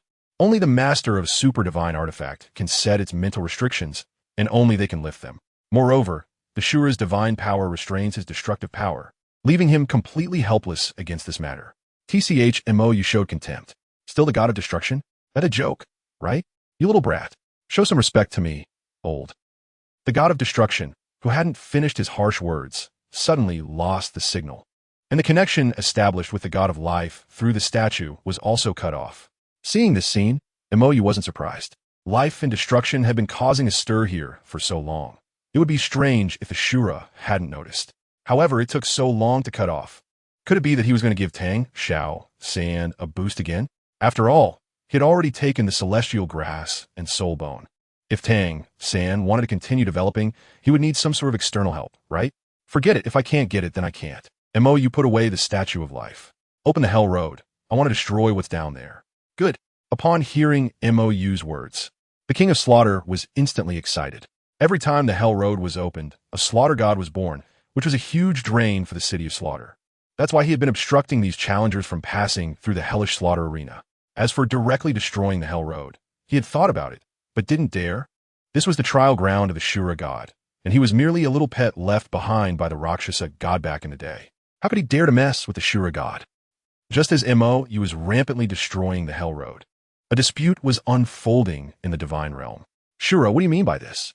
Destruction looked displeased at the Shura god, who had cut off the connection between life and the statue. That place is my inheritance ground. I haven't even asked what you want to do. The Shura god, dressed in blood-red armor, questioned. He had just dispatched a deity to find a remedy for Tang San, and now such a thing happened in his city of slaughter. Not only was life's aura present there, but even the mental presence of destruction was there. If he didn't forcefully cut it off, destruction would be able to exert his power through the statue of life. Little Green felt the call and responded, what's wrong? Destruction question. Also, why did you place your super divine artifact in a mortal realm and set such restrictions on it? Screening for successors? The deliberate setting of such restrictions can only mean one thing. Shura has already found his successor, but this successor is still immature and needs time to grow. To make the act of placing the super divine artifact in violation of the rules less obvious and to prevent someone from appearing during this time who could make the Shura demon sword recognize them as the master. Such contradictory restrictions were set. Those qualified to wield the Shura demon sword can't even touch it. This is truly a ridiculous operation. My divine position, whom I want to pass it to, is entirely my freedom, the Shura said without changing his expression. However, I must remind you that the human just now has the aura of temporal chaos around him, and I can't trace his origins. He might be a spy from another divine realm. You'd best be cautious. After saying that, the Shura left the forest of life. Destruction didn't continue to tangle with Shura because both he and life felt the aura of temporal chaos. Could it be that this kid is truly a wedge sent from another divine realm? Destruction doubted. Otherwise, it wouldn't make sense why the other party would have the statue of life. But that healing power on par with the ancient tree of life is even more suspicious. It shouldn't be. If he really came from another divine realm, why would he deliberately appear in our sight? Life said. Moreover, he has the aura of an angel god. Could it be related to the missing angel god? Destruction fell silent for a moment. Let's observe first. That kid not only has healing power on par with life, but also possesses a strange power. Chapter 195, Devour, Evil Emperor. Outside the city of slaughter, after a rampage of destruction, Mou left the ruins of the Hell Road, where BB Dong and the King of Slaughter were waiting outside. As Mou flew out from the Hell Road, his expression was quite off. Damn it, the Slaughter God domain isn't available? The Slaughter God domain, which could originally be obtained through the Hell Road, showed no response at all. Shura, you're going too far. No Slaughter God domain? BB Dong was taken aback. This Shura God has gone too far, hasn't he? Doesn't he care about his face? Good. So you're going to play it straight with me, huh? Mou laughed. If Shura were to act a bit, he would still have some reservations, but now this guy is directly messing with him. Then don't blame him. Let's go back to the city of slaughter. If Shura isn't acting, then he doesn't need to act either. What do you want to do? The King of Slaughter suddenly had a bad premonition. Mou extended his right hand, and a black-purple energy vortex appeared in his palm. In the next moment, the animals, plants, and even the soil around Mou rapidly withered and decayed. Seeing this scene, BB Dong understood. Devour. the devouring power belonging to the evil god obtained from the dark demon, evil god Tiger. The city of slaughter has a large number of evil soul masters and desperate people. Devouring these people posed no psychological pressure for MOU. And even gods couldn't say anything about it, as the sea god was openly biased toward the evil soul Great White Shark clan.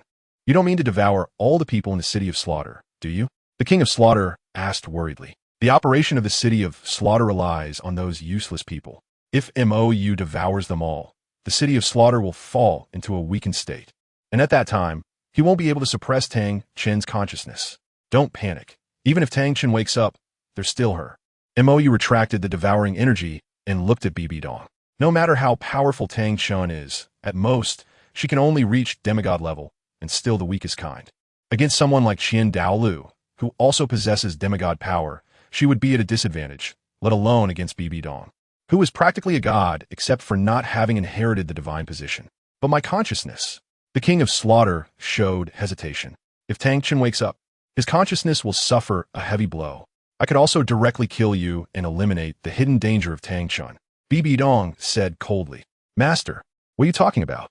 I would never be someone who fears for my life. The king of slaughter said with righteous indignation. I'm just worried about the Shura god getting angry. Montak Yu, BB Dong. Using Tang Chen's body to say such things is really embarrassing. The city of slaughter.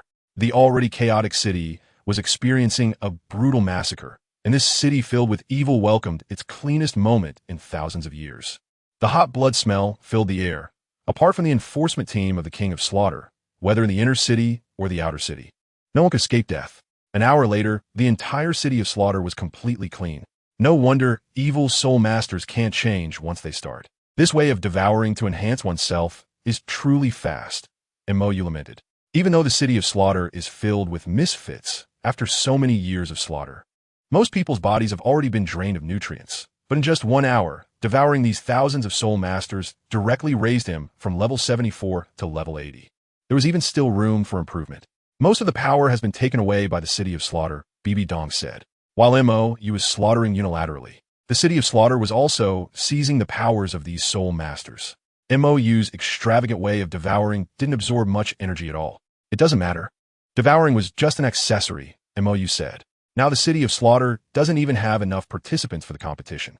I'm curious, when Tang San comes in the future, how will the rules of the Hell Road be changed? Through the killings in the Hell Slaughter Field, one can accumulate killing intent within themselves, and finally, after the tempering of the Hell Road, they can condense their killing intent into a domain at the exit. The strength of the killing god domain is directly linked to one's own killing intent and spiritual power. Even if the city of slaughter has criminal soul masters supplied by the Spear Hall, and some occasionally running in, they still can't gather enough participants for the Hell Slaughter Field in a short time. I really don't know what Shura will do to remedy the situation. There is a problem. The Slaughter King, who has become a loner, is distressed about the industry he has painstakingly managed over the years. But now there is a more serious issue. Tang Chen's consciousness is starting to awaken. A problem? BB Dong's eyes narrowed, and the 8 spider lances appeared behind her, then suddenly pierced into the Slaughter King's body, siphoning off his power. Master? The 9-headed bloodbat looked at BB Dong in terror, wondering if she was planning to kill him after using him. Don't move. A deep purple light flashed in BB Dong's eyes, and at the same time, the Rakshasa divine power surged through the 8 spider lances into the body of the 9-headed bloodbat. She wanted to see just how strong Tang Chen's consciousness was. Don't kill him yet. Tang Chen is still useful, MOU reminded. Tang Chen is not important, but he must die at Tang San's hands, killed by Tang San himself. Then this body will completely belong to the 9-headed bloodbat. BB Dong nodded, reducing the output of the Rakshasa divine power. But Tang Chen's soul had already been worn down by the Rakshasa divine power, and with just a bit more stimulation, it would be on the verge of collapse. Defeating Dalu was nothing much. She had already reached the level of a god. Tang Chen was just a failure. In Spirit City, after receiving news from DTon, MOU and BB Dong did not return to Skydo City, but came back directly. You're already level 80. Stopped at the gate of Spirit City, Dalu, who was planning to vent his anger on MOU because of the earlier angel statue issue, was stunned by the soul power fluctuation released by MOU before he could even make a move. No, this kid isn't even 15 years old yet. And didn't he just absorb the 7th spirit ring a while ago? It's only been a few months. Look at your little achievements. BB Dong glanced disdainfully at Qian Daolu and left for the Pope's palace. Although being looked down upon by BB Dong was quite unpleasant, Qian Daoli's attention was completely drawn to Mou. You didn't absorb those celestial herbs, did you? No, Mou shrugged. Those things are useless to me. My body is already top-tier talent. Those things wouldn't even be considered an embellishment for me, just a pure waste. Then how did you do it? Qian Daolu asked in confusion. Mou thought for a moment, and a black-purple vortex of devouring energy gathered in his palm. Seeing this ominous thing, Qian Daoli's expression instantly darkened. Rapidly increasing in this way is no different from being an evil soul master. Moreover, once you try this method, you can never stop. Wait. Noticing that Qian Daolu was about to explode, Mou quickly called for a halt. I was devouring in the city of slaughter, and I'm not interested in this method. So don't misunderstand. Really? Qian Daolu showed a skeptical expression. He had seen and killed countless evil soul masters, and those guys had said the same thing to him. He had believed them before, but they all walked the same old path without exception. I've had this ability for years. If I wanted to devour, I would have done it long ago. Why wait until now? Mou said helplessly. Evil soul masters are Qian Daolu's reverse scale. The Angel Clan and the Spirit Hall's main job from the beginning was to expel and eradicate evil soul masters, and this has been the case for 10,000 years. The reason there are so few evil soul masters on the Douluo Continent in this era is not only because of the existence of the City of Slaughter, but also due to the Spirit Hall's efforts. You can rest assured, I have my limits. If I were truly someone who would stop at nothing to achieve my goals, I wouldn't have so many troubles now. He has many limits that he wouldn't cross even if he loses because he is human, has his own persistence, and is not one of those fools who judge heroes solely by success or failure. Dragon Palace. After officially meeting, the evil emperor looked at Mou with a hidden fiery gaze. A soul Douluo under 15, and a martial soul that surpasses god level. If he obtains this body, wouldn't becoming a god be as easy as reaching for something in a bag? Mou naturally noticed the full malice the evil emperor had towards him, but he didn't expose it. After all, if this guy knew that he was completely immune to mental attacks, the subsequent sacrificial process would probably lead to many troubles. However, just in case, he decided to call BB Dong over as well, outside Spirit City in the desolate mountains. Upon hearing that Mou had reached level 80 soul Douluo and was about to begin the sacrificial process, a group of worshippers couldn't help but come to watch the excitement with Qian Daolu. TSK, an 80-level soul Douluo under 15 years old. At this rate, he might become a title Douluo in just over a year, right? A 16-year-old title Douluo? Guangling estimated. With the same talent. I wonder what level Xiao Shui is at now. She's more than 10 years older than Xiaoyu. Hearing Guangling's words, Qian Daolu felt a strange embarrassment. Because Qian Renxue is only a soul saint now. Although she has been working hard since Mou appeared, there are too many matters in the Heaven Do Empire, leaving her little time for cultivation. Additionally, that child seems to have some inner turmoil, which has hindered her progress. He has asked her several times and can only roughly tell that it was due to Mou, but he really couldn't interfere in their matters. Are you sure? You don't need me to seal the soul ring energy. Just sacrifice directly? The evil emperor was somewhat doubtful that he had heard wrong. There are two ways to sacrifice a soul beast. One is to sacrifice both the soul and the body, which is an extremely domineering method. Once it starts, even a god cannot interrupt it. Moreover, it ignores the soul master S level. Even if the soul master is only at level 10, they can accept this type of sacrifice continuously without any side effects, providing a comprehensive enhancement to the sacrificed. However, this type of sacrifice has never occurred from ancient times to the present. The other type is the one Mou accepted before, which preserves the soul. The soul power needs to reach the level required to absorb the soul ring. And then the amount of soul ring energy that can be absorbed during the sacrifice depends on the soul master's own abilities. The sacrifice method he previously discussed with Emperor Tian and the others was the latter. After all, he couldn't give everything for a human, not even self-detonation. But now, this kid actually wants him to sacrifice directly, not even sealing the mental energy. Isn't he afraid of being overwhelmed? As for the soul ring energy, the unabsorbed energy will be stored in the soul ring, becoming a preparatory energy for activating soul skills. But the mental energy could kill people. Just come directly. Anyway, if something happens, you won't be responsible. Mou shrugged. His current mental power, even without the angel martial soul's absolute immunity to mental attacks, cannot be effectively harmed by the evil emperor's nearly 800,000 years of mental power. Tianming's million-year level mental power has already been completely absorbed by him. Reaching a demigod level of mental power, Right now, he is not something the evil emperor's 800,000 years of mental power can mess with. You said it yourself. Although the evil emperor had a bad premonition, he didn't think that a mere soul master at the soul Douluo level could pose much of a threat to him. It should be the danger warning brought by Emperor Tian and Shuedi. With these two around, even if he wanted to possess, he would have to wait until this kid reached around level 98 to try. Otherwise, whether successful or not, death awaited him. Come on. Mou stood in the center of the small hill, while Emperor Tian and BB Dong guarded around him. Also to prevent the evil emperor from acting like the dark demon, evil god tiger back then. The evil emperor, feeling doubtful, stopped thinking too much. The energy of the 700,000-year fierce beast suddenly erupted, and the time within a 10-mile radius instantly fell into stagnation. The true form of the evil tyrant manifested in the air, which was an incredibly huge. Kid, this is what you chose. If you get overwhelmed, don't blame me. As soon as the words fell, the evil emperor's aggressive mental power surged towards Mou, and in an instant, the world changed color. An oppressive dark clouds filled the view. What is going on? The evil emperor, who originally planned to take it easy, suddenly found that his mental power was being snatched away. Something's wrong. Feeling a life-and-death crisis, the evil emperor intended to interrupt the sacrifice, but before he could act, for terrifying powers instantly targeted him from the surroundings.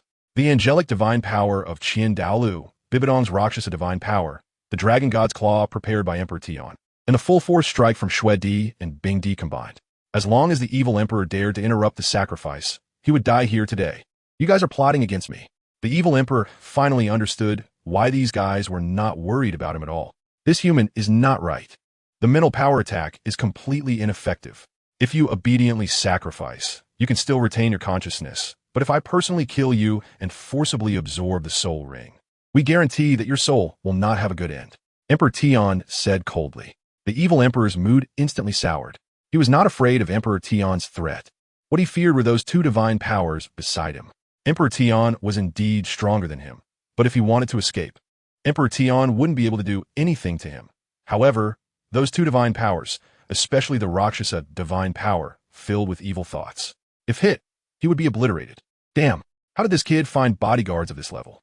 At this point, the evil emperor had no choice, after cultivating for so many years. As long as he could survive, he would absolutely not choose to die. I'll admit you are powerful. The helpless evil emperor could only continue the sacrifice procedure, and the illusion of the evil tyrant gradually became blurry, while a super large red soul ring with 7 golden patterns slowly descended from above Mou's head. To maximize the absorption of the soul ring energy, Mou directly activated his devouring ability, and his internal soul power rapidly surged. Level 90? Feeling Mou's soul power directly reach level 90, the group of worshippers was left dumbfounded.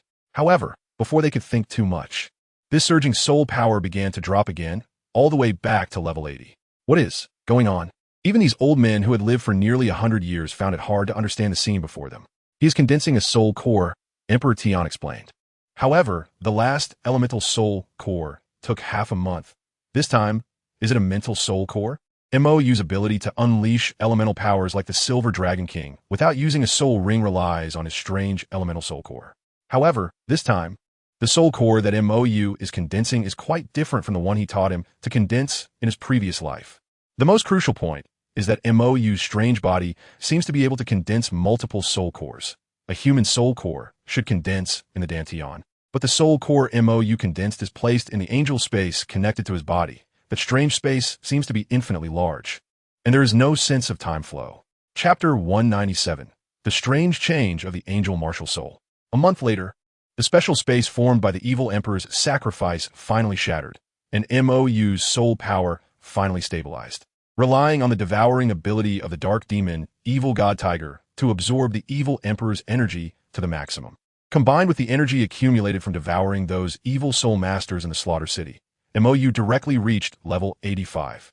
Additionally, with the mental soul core mixed with the power of time, along with the time-space light inherited from the evil emperor and the passive counterattack skill, Thorny Halo, he didn't even know how strong he had become. What is wrong? The newly hatched Mou felt that the way these people were looking at him was somewhat off. Look at yourself. The Ice Emperor kindly handed Mou a piece of ice mirror. My appearance? Mou took the mirror with confusion. What the hell? Mou looked bewildered at his martial soul-possessed state in the mirror. First of all, the originally white and silver pattern mask had its upper half twisted and transformed into a bizarre large eye that looked very strange, although it was still closed. At the same time, the originally pure white 6 wings of the angel martial soul also appeared with the same silver patterns as on the mask. If before his angel martial soul resembled the 6-winged angel martial soul of the Qian family to some extent, now, as long as one's eyes were not blind, it was clear that these were completely different paths.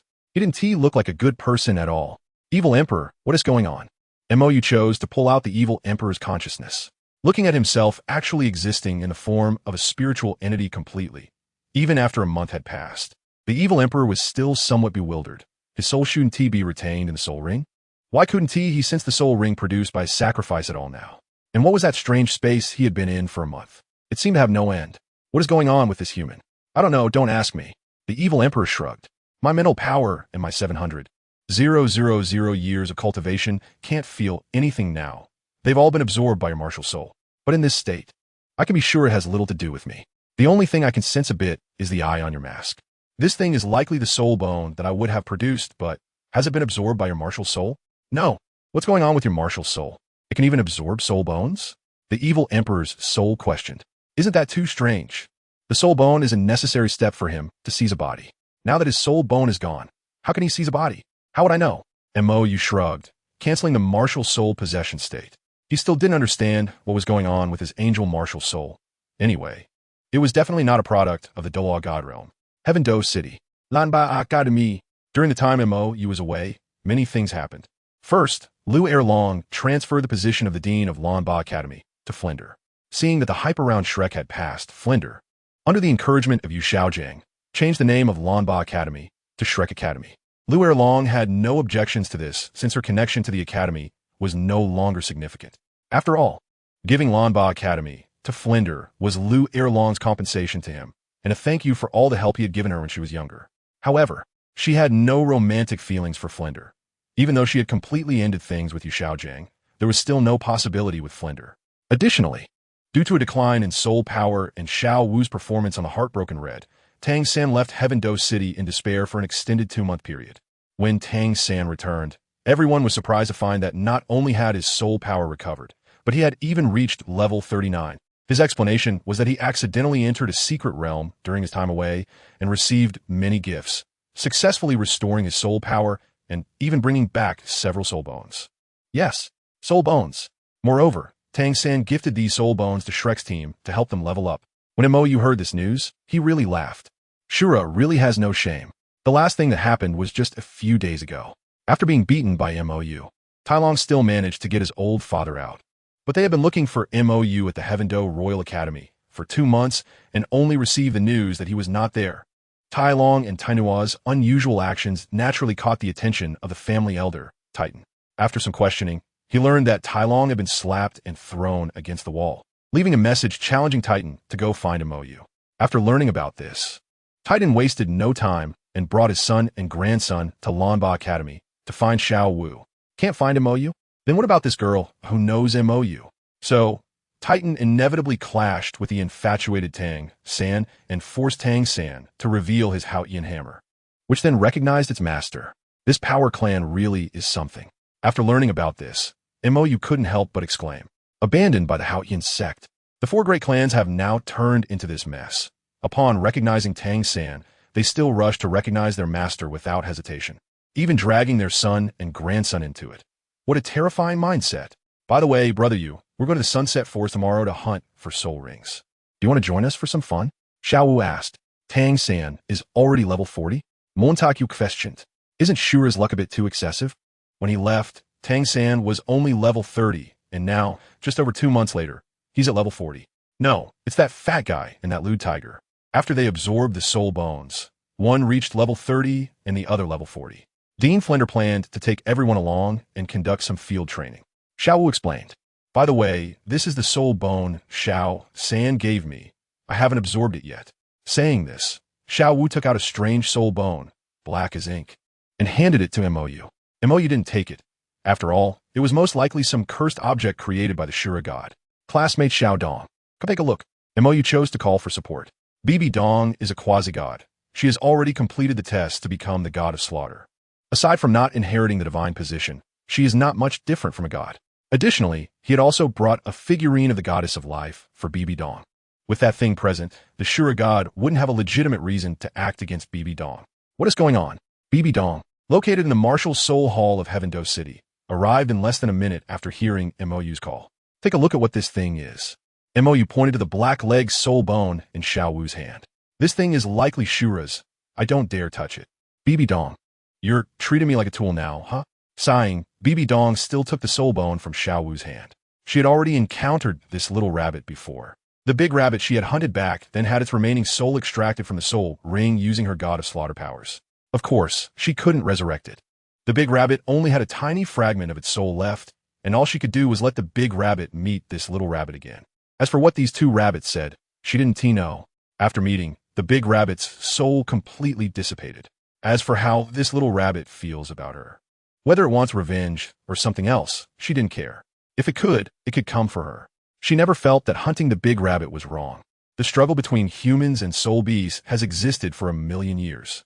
Humans hunt soul beasts, and soul beasts will likewise attack humans. There is no right or wrong.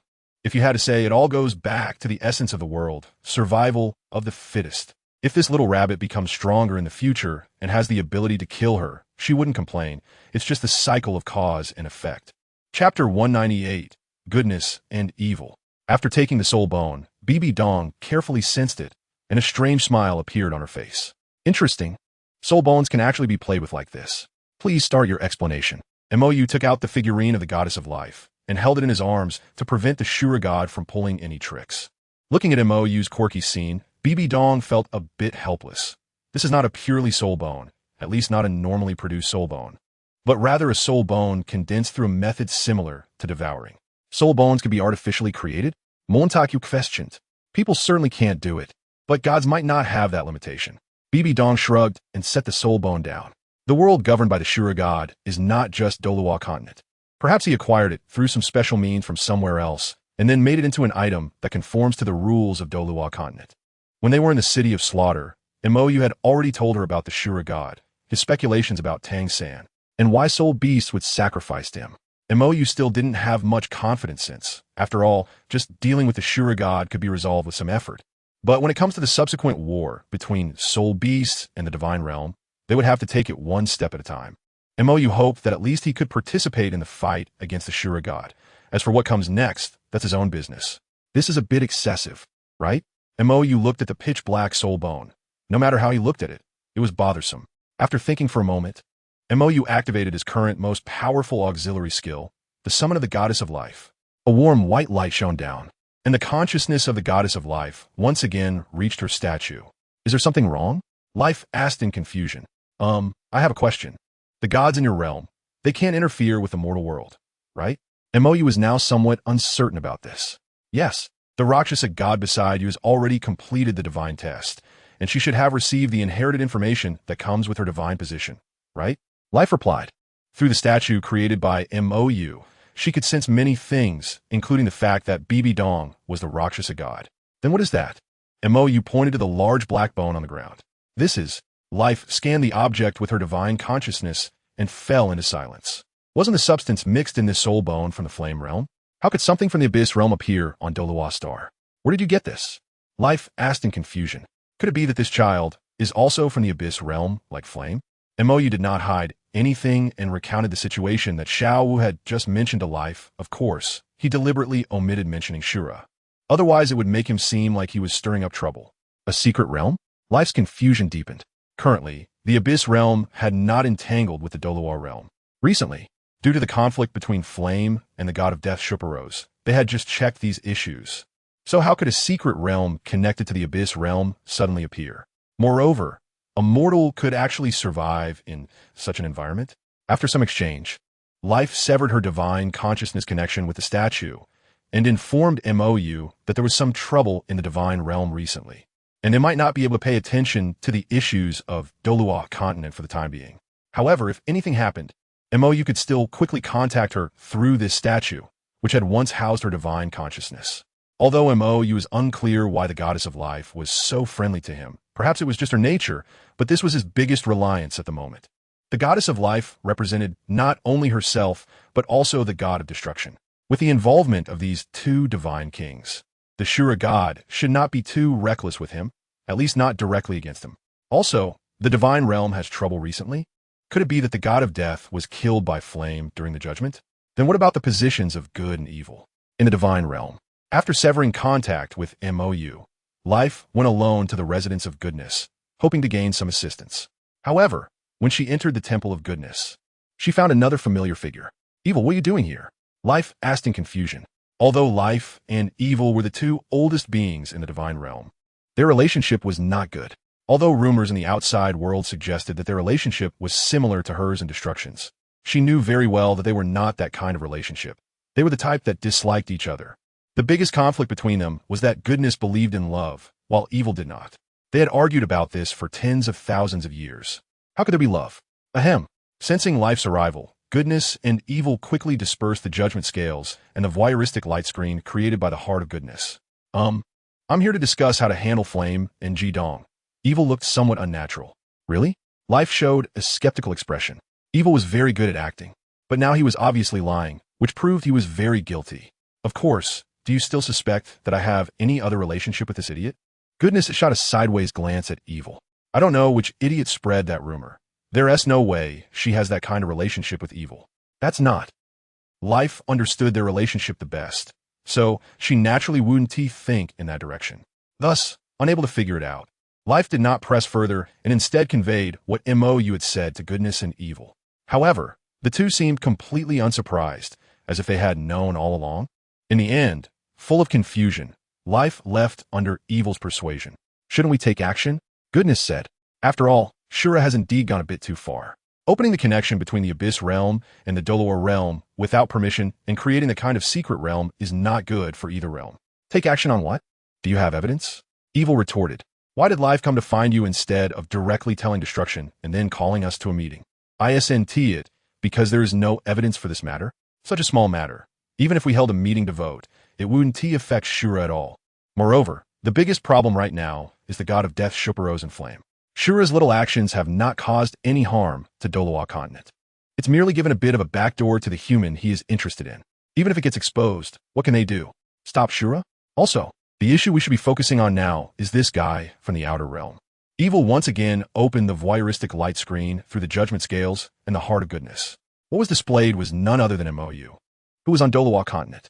Let us not forget, this guy was let in by the two of us, Evil reminded. If this child causes any trouble on Douluo Continent, it will be our responsibility.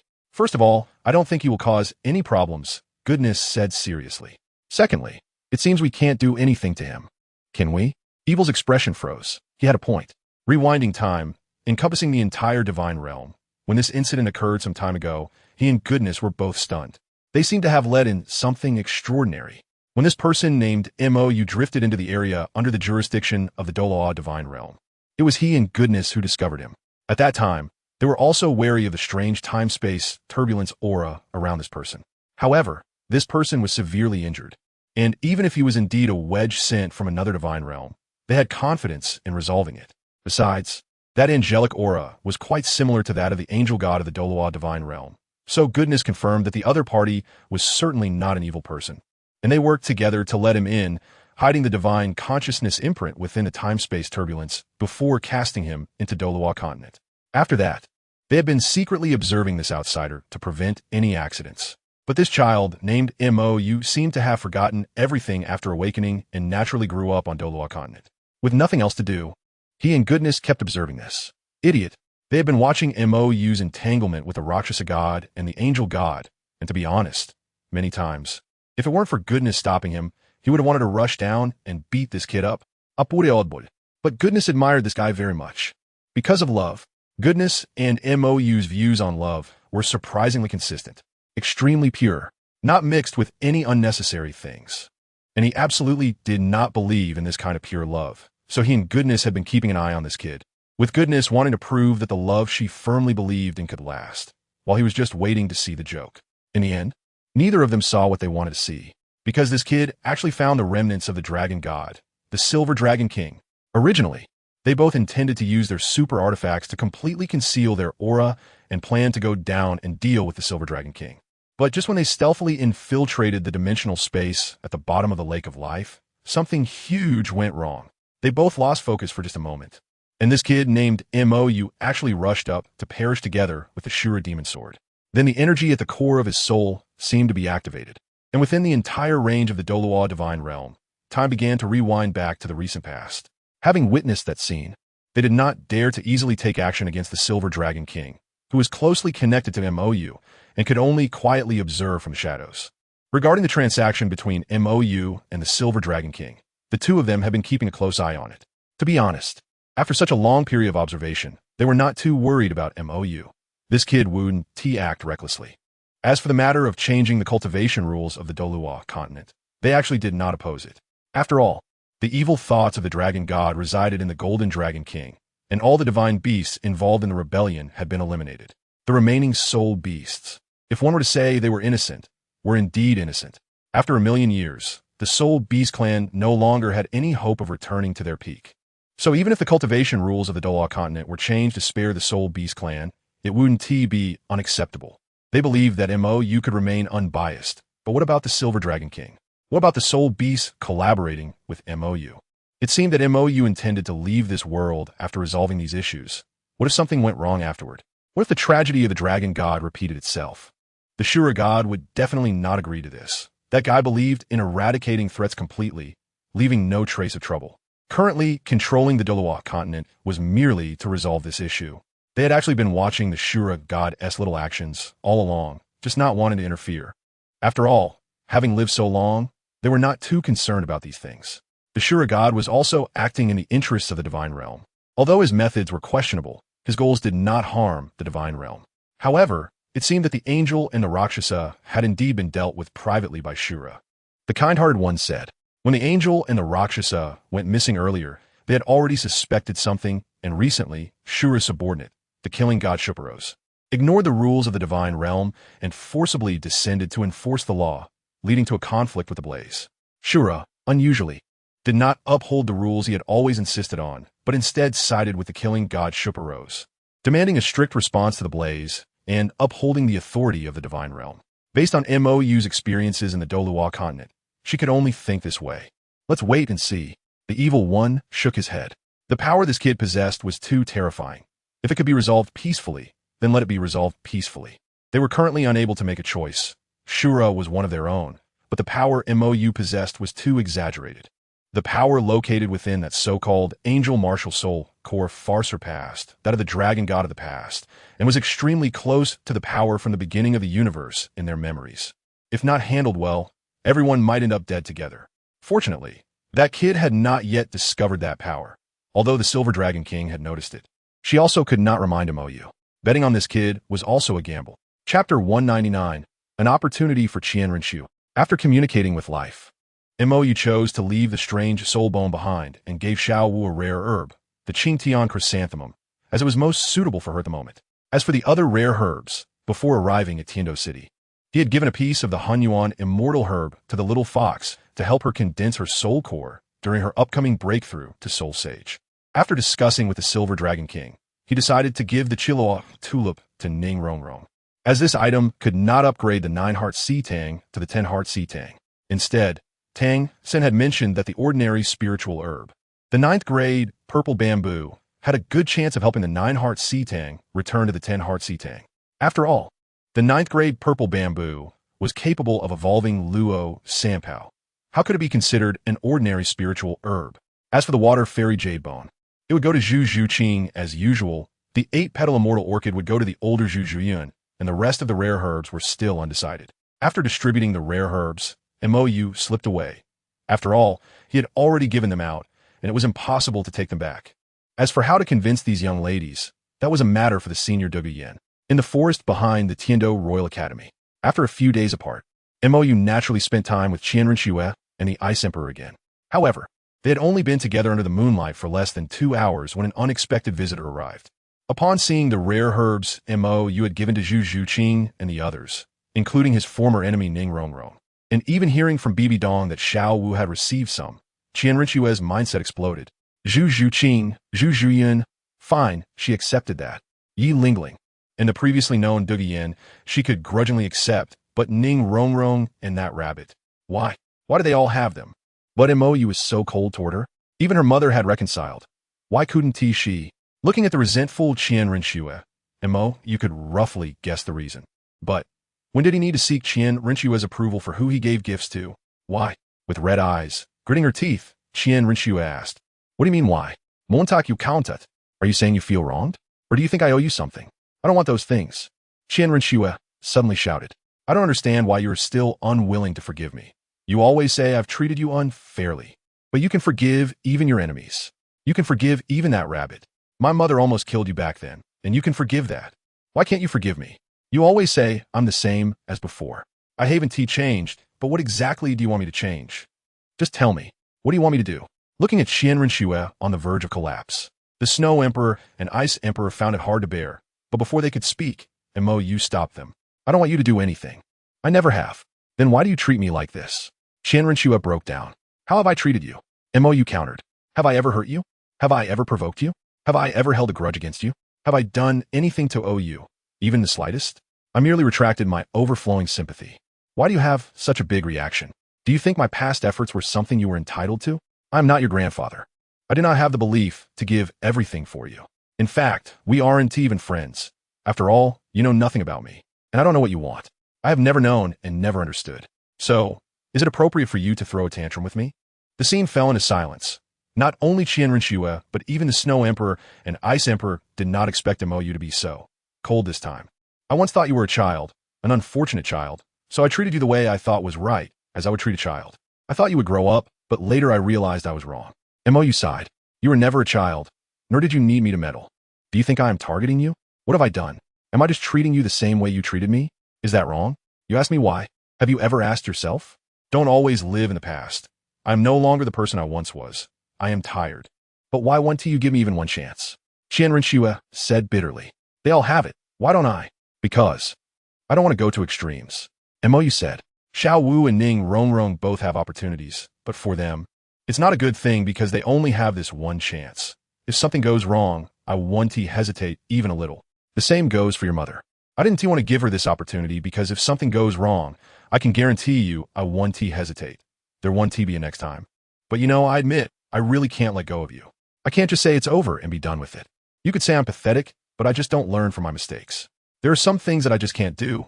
But right now, you're pushing me. His previous attitude towards these two people was because he didn't want to gamble on whether they would change. The answer he got his last life was that these two wouldn't change. Keeping a distance is also leaving room for maneuver. But if he were to completely sever ties, he really wouldn't know what he would do. He had a clear feeling during the City of Slaughter that he was about to lose control. Something was about to come out. When absorbing the evil Emperor's soul ring, he condensed his soul core in advance to calm down, because he realized his mental state was becoming increasingly unstable. Was it because Shura stopped pretending? Or was he afraid? He felt utterly helpless about Shura's actions. He didn't even dare to be too harsh with Tang San now, for fear that Shura would flip the table. What if Shura came down from Douluo Continent and killed them all? Nothing would happen. How could the God Realm take action against Shura, a law god with great achievements, just because of a few of them? Not worth it. Therefore, even though he had ties with the goddess of life, he still didn't dare to touch the soul bone that the Shura god gave to Tang San. He was quite cowardly. The more he moved forward, the more he realized his own powerlessness. Clearly, he had no certainty at all, yet he had to pretend to be calm. Did he have confidence in winning? No, not even a bit. The path ahead was a dead end. Why add more corpses? Qian Rinxue better not get involved anymore. After all, he used to like this little angel so much. Then give me this opportunity to prove myself. If I can't do it, I'll never bother you again. Qian Rinxue stepped forward and said seriously, Is that okay? You said it. Don't regret it. Facing Qian Rinxue's determined gaze, Mou seriously took out the Xiangxi Duanshanghong and handed it to her. Please begin your performance. Seeing Mou as confident and fluid operation, the Snow Emperor showed a strange expression. You can't possibly think she can take this thing, right? Just her? Mou was full of confidence. If she could take this thing down, What the hell? Before Mou could finish speaking, Qian Rinxue spat out a mouthful of blood onto the Xiangxi Duanshanghong, and then, surprisingly, it really fell down. Time passed second by second, and the Xiangxi Duanshanghong lay quietly in Qian Rinxue's hands, not returning to the Wuju stone like it did when Tang San tried before. Look, Qianren Xue held the Xiangxi Duan Changhong, excitedly looking at the silent MOU. Hey. Before Qianren Xue could finish, MOU slipped away. It's fake. It must be fake. Qianren Xue taking down the Xiangxi Duan Changhong. How is that any different from Bibi Dong having true love for him? ISNT this nonsense? Watching MOU slip away, the Snow Emperor sighed helplessly, then looked at Qianren Xue. Go after him. Huh? Qianren Xue was stunned.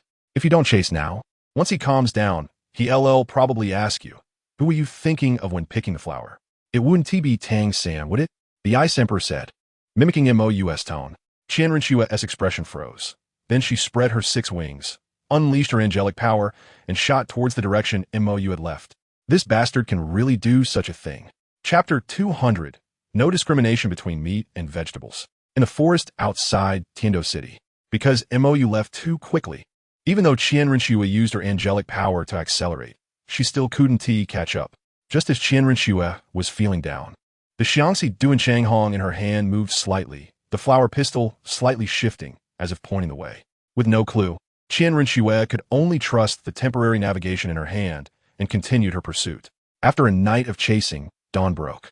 Qianren Xue finally caught up with MOU, who was sitting alone by the sea. Impressive. MOU could only evaluate this way. He had already used his space jumping ability over 100 times. And Qianren Xue still managed to catch up to him. Really impressive. Do you still not believe me? Qianren Xue said bitterly. No. MOU shook his head, turning his back to Qianren Xue. Then why did you run? Qianren Xue asked, in confusion. ISNT the Xiangxi Duan Changhong enough to prove her feelings? Because. Afraid. MOU admitted frankly. I don't know if your mother has told you what I've been doing, and even now I'm not very sure about it. The closer we get to that day, the more worried and uncertain I become. You should have noticed that my attitude towards you has always been erratic, and the reasons for not being fond of you have changed all the time. It's even gotten a bit unreasonable, because I want to keep my distance from you. Just like how you wanted to keep your distance from me back in Jiaoling Pass. But, just like how you didn't want to leave me, the more I want to keep my distance, the closer you come. I'm angry because of this. When I try to get close to you, you ignore me. But when I no longer want to pay attention to you, you come close just like I did back then. This is retribution. These two have never done anything wrong to him. After all, it was he who was one-sided in the beginning. And he never expected any return because that was his choice. How to give, he was willing to do so. Long ago, he understood that there's nothing in this world that is taken for granted. When you do good, you must always be prepared for others to repay your kindness with malice. And don't resent it, because this is your choice. Fortune and misfortune are determined by oneself. If he hadn't interfered with their fates, but instead quietly watched, he wouldn't have so much trouble now. What do the Spirit Hall and Tang San, the soul beasts and the God realm, have to do with him? All the troubles he faced and all the suffering he endured were his own choices. Knowing this, he had never complained about anything, unless he couldn't help but grumble a bit. You could leave back then, but you still chose to go. Why can't I? Qianren Xue sat down beside MOU. But this matter has nothing to do with you. MOU lay on the ground. The troubles with the soul beasts and the God realm are my promises to them. If you get involved with me, you won't be able to escape. Qianren Xue was slightly taken aback, lay down sideways, and looked at MOU. So that's why you've been pushing me away? Pretty much. Montak you nodded. After all, I'm just an old pervert. I want everything that looks good. And the reason I haven't touched anyone is that I don't have confidence. In my last life, it was due to Shura Goddess pressure, and in this life, the pressure from Shura God ISNT that great. It's the pressure from the entire God realm that has come. So, this pervert whose mind is filled with lewd thoughts has kept himself pure until now. Because if I don't touch them, I only have that vague feeling that hasn't been explicitly stated, so I don't feel so guilty. You really are traditional. Qianren Xue said helplessly. If I don't touch, the relationship ISNT that big. If I do, then it's a different matter. What kind of thinking is that from which era? Everyone has their own persistence. I'm just that kind of person. Whether you laugh or don't understand. I don't care. MOU shrugged. He wouldn't ridicule others' boundaries, no matter how childish or ridiculous they seemed, because that is someone else's persistence. Everyone's persistence deserves respect. In his view, this is the most basic morality for a person. Whether it's to be killed rather than humiliated, one-on-one dueling, or the kind of stubbornness where one would rather lose than avoid their strengths, everyone has their own persistence. Don't say anything childish, and don't say anything hypocritical. Those who stop at nothing to achieve their goals seem truly ridiculous to him, because such people are purely results-oriented. But since they are results-oriented, and everyone eventually dies, Why don't they just pursue the result of death directly? Isn't it the case that what makes a person is their own persistence and bottom line? When a person can throw everything away and use any means necessary, does it still matter whether they do it or what the result is? Maintaining rules by trampling on them turns the rules themselves into a joke. Aren't you the one saying drink today, be drunk today? Qian Ringsha laughed. Mo glanced at her, thinking she was just bragging and showing off. I've always been a person with little sense of security. I can't relax until I feel truly safe, and I have no way to relax. I cannot abandon the morals and ethics I have learned, even when facing enemies. Otherwise, how am I any different from them? When looking down on others, one should first reflect on their own conduct. I still can't bring myself to be unscrupulous. He had clearly decided at the beginning to compete with Shura and Tang San to see who was more disgusting, but when it came down to it, he still couldn't bring himself to do it because he couldn't disgust himself. When he cannot convince himself, he can do nothing. But when he can convince himself, he can do anything. Recently, he felt that his reckless self was about to emerge. Because Shura wasn't even pretending anymore, the pressure was mounting, and the morals he had steadfastly upheld were about to crumble. Could it be that he really wasn't a good person? Well, what if I won't be with you? Qian Ringshu said, just like you were willing to rush in to die back then. Mo didn't respond. Qian Ringshu sat up, holding the red flower of longing and heartbreak. I would like it this way. If you were to die in the future, I hope I can die with you. If there is a next life, I hope you will only be with me. That's impossible. Mo rejected without a hint of hesitation. Even if there is a next life, I have to accompany the Snow Empress and the Ice Emperor first. It's absolutely impossible to accompany you first. Qian Ringshu's expression froze. So, you really have to go against me. Huh? Can I at least be behind them? Qian Ringshu sighed. No. Mo sat up. The little kitty has to be in front of you, and the big kitty too. The little fox can also be in front of you, along with Baiji, ZG, and little three-eyed. Oh, and your mom also has to be in front of you. Qian Ringshu, you bastard. Are you kidding me? You put me last, right? Of course not. Montak you didn't eat. The dumb dragon would definitely be behind you, and that 10,000-year-old grass also has to be behind you. You need to have confidence in yourself. Silver Dragon King, Blue Silver Emperor. You bastard. Is that polite? I have confidence in your sister. Qian Ringshu was directly angered into laughter. Indeed, she still couldn't stand this bastard. A bastard with a beastly heart. Don't forget, when we first met, I said I wasn't a good person. If you developed any illusion about me, you must be careful. That's false, Mo said seriously. No matter how much a beast disguises itself, it ultimately cannot change its nature. I'm at most just a well-dressed beast. Are you bragging? Qian Ringshu said speechlessly. Of course not, Mo said. I'm being honest. Honesty is one of the few virtues I have left. You can't even let me hold on to this remaining virtue, can you? Bastard. Qian Ringshu laughed and scolded. Then you still like bastards, huh? Your taste is really unique, even more unique than your mom's. No, both of your tastes are quite unique. Mo shot back. And you? Qian Ringshu felt like this bastard was going to drive her crazy. I am upright. Friends who know me well know that I don't discriminate. I can even handle grass. Qian Ringshu. Scorpions, dragons, swans, rabbits, grass. You really don't discriminate at all. Chapter 201. Ning Rongrong's Changes. Sunset Forest. Mo brought a few girls to obtain their soul rings. After absorbing the Chilliwack Tulip, Ning Rongrong, as usual, upgraded her 7 treasures glazed tower to the 9 treasures glazed tower, and her soul power level directly rose from 27 to 30. After obtaining the soul ring, she should be able to level up another 2 or 3 levels. Zhu Zhuqing absorbed the Water Fairy Jade Muscle Bone, and the most obvious change was that she became more beautiful, with her soul power level rising from 35 to 40. After obtaining the soul ring, she should also be able to level up 1 or 2 more levels. After Zhu Zhuyun absorbed the 8-petal Immortal Orchid, the main thing was to make up for the previous year's deficits and solidify her foundation. Of course, she also rose from level 46 to 50. Finally, after consuming the 9-grade Purple Ganoderma, Yilingling's 9-heart Sea Gut Martial Soul, as expected, did not revert to the 10-heart Sea Gut Flower. However, the original 9 petals now had a little sprout, faintly showing a trend towards evolving into the 10-heart Sea Gut Flower, but seemed to be missing something. Little B, TCH. I advise you to restrain yourself. Dugian's dangerous gaze was fixed on Ning Rongrong, who was clearly being rejected yet still trying to get close to MOU. Since this morning when MOU returned to the Tiendo Royal Academy to check on them, Ning Rongrong's gaze towards MOU had become almost sticky. If it weren't for Zhu Zhuyun and Zhu Zhuqing blocking her, she would have pressed this little B TCH down and pounded her into the ground. She scolded me. Brother Yu, look at her. Ning Rongrong, who had gotten close to Mou, was acting unusually weak and appeared to be all meek. Mou looked at her helplessly.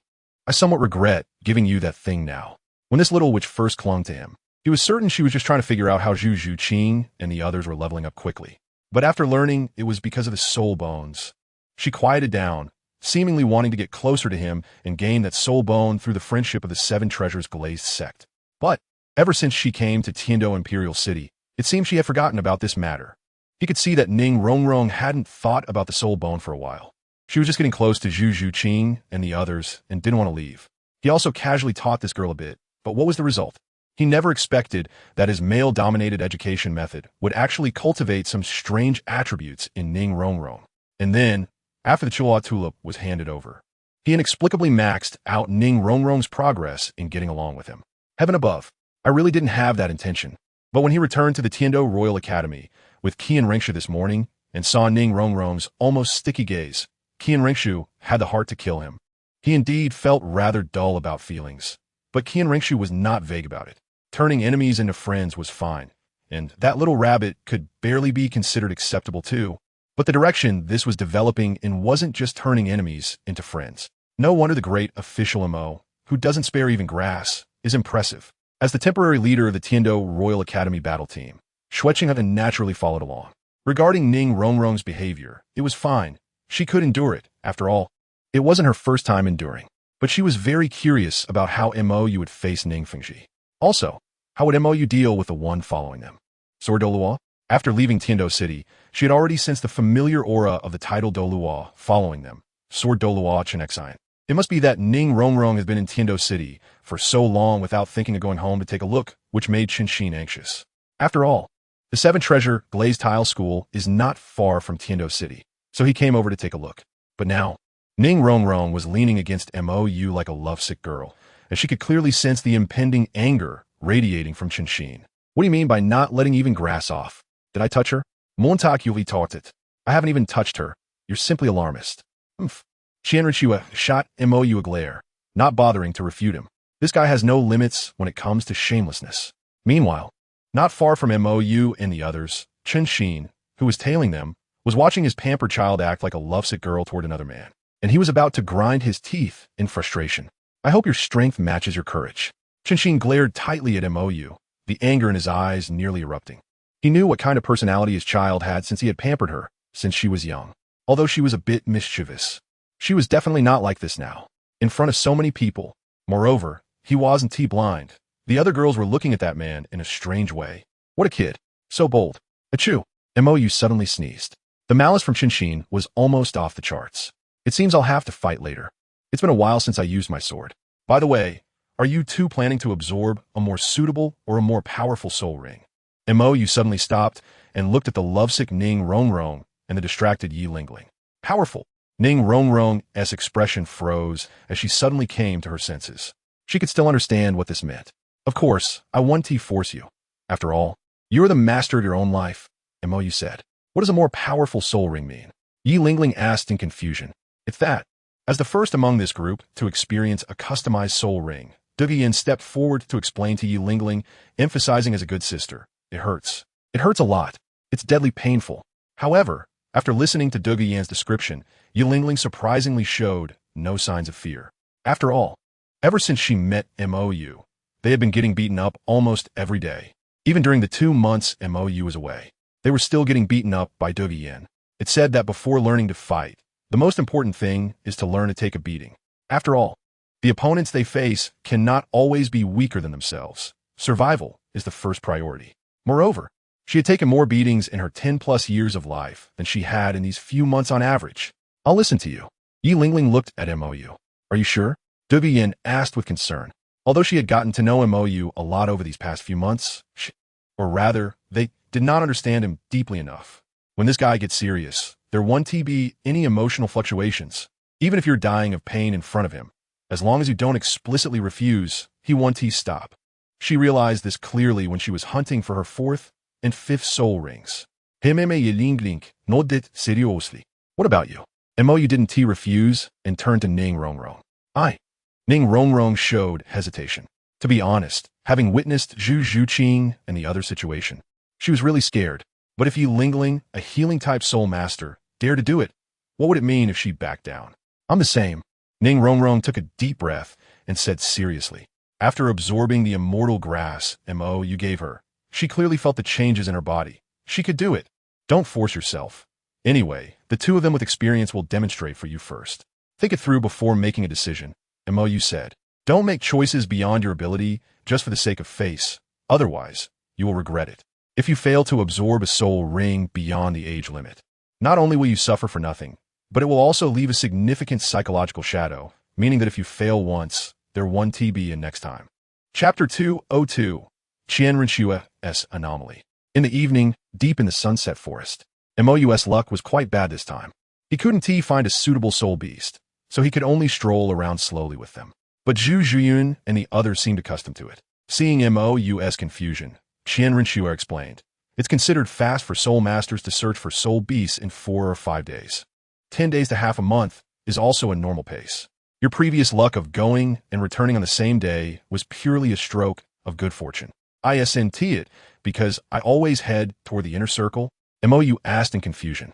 As long as it's a soul beast forest. The closer it is to the interior, the stronger the soul beasts are. Every time he searched for soul beasts, he charged straight inside. And he didn't really pick and choose. As long as the attributes were right and the age was close enough, that was good enough. Unlike them, who were picky, even targeting one type or category of soul beast, it would be strange if they found one early. Qianrenxua was taken aback. She realized she couldn't refute this point, but not everyone was like Mou, who didn't pick soul beasts and only cared about age and attributes. Charging in and cutting them down. This guy's soul skills are only related to attributes, not at all related to the soul beasts he chooses. This guy's elemental soul skills are fixed, even though this time he has a twin martial soul. The soul skills of Mou's sword martial soul correspond to the elemental soul rings he obtained in his previous life. It's just that it's unknown what soul skills Mou's angel martial soul will have this time. Soon night fell. After finding a relatively flat area, Mou took out the 2 automatic tents he had obtained from BB Dong. These were exclusive soul tools for the Pope. Very high-end. However, before Mou could show off this high-end item, Zhu Jun issued a soul inquiry. How do we sleep in 2 tents? Last time in the start, Do Great Forest. It ended up being a fight for the last spot because she had just absorbed a soul ring and needed to rest, and Zhu Zhuqing hadn't recovered yet. So Mou let them act as free air conditioning for a night. But this time, of course, I'll take one, and you'll take. Before he could finish speaking, the girls looked at Mou with puzzled expressions. Shueqinghe is a guy. Is it appropriate for him to sleep with them? Or I, and Mo brother will share the smaller one, and you all can stay in the bigger one. Shueqinghe said seriously. Huh? Duguyen was taken aback. If Qianrenxua sleeps with Mou, wouldn't that compromise Mou's purity? Actually I have 2 more tents. Ning Rongrong weakly raised her hand. Last time in the Star Do Great Forest, she and Xiao were forced to sleep with Mo Dong for a night, and they didn't sleep at all. So this time, when she heard they were coming to hunt for soul rings, she had prepared camping gear in advance. For 7 people, she had prepared 7 tents. Seeing Ning Rongrong being so unaware of the situation, all the girls cast dangerous glances at her. Don't you know that if you stir things up a bit more, Shueqinghe could end up sleeping alone?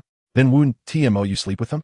Due to Ning Rongrong's betrayal, Mou and Shueqinghe ended up sleeping in 1 tent, while they slept in the biggest one, which could still accommodate 2 more people. The moon was bright and the stars few, and the silvery moonlight fell from the sky. Approaching winter, plus the fact that the sunset forest is located in the north, it was already getting cold. Therefore, Mou, who had built-in heating, was once again relied upon. Looking at the campfire in front of him and then at the 3 girls clinging tightly to him, to be honest, Mou really wanted to give them a bit of cold air. Yi Lingling and Zhu Zhuqing felt embarrassed to get close to him because of their personalities, while Qianrenxua found it inconvenient due to her resemblance to Shueqinghe.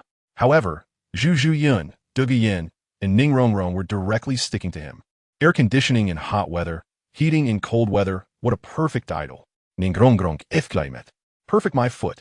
As Qianrenxua's gaze grew increasingly dangerous, Mou directly gave each of them a slap on the head and then made them sit by the fire.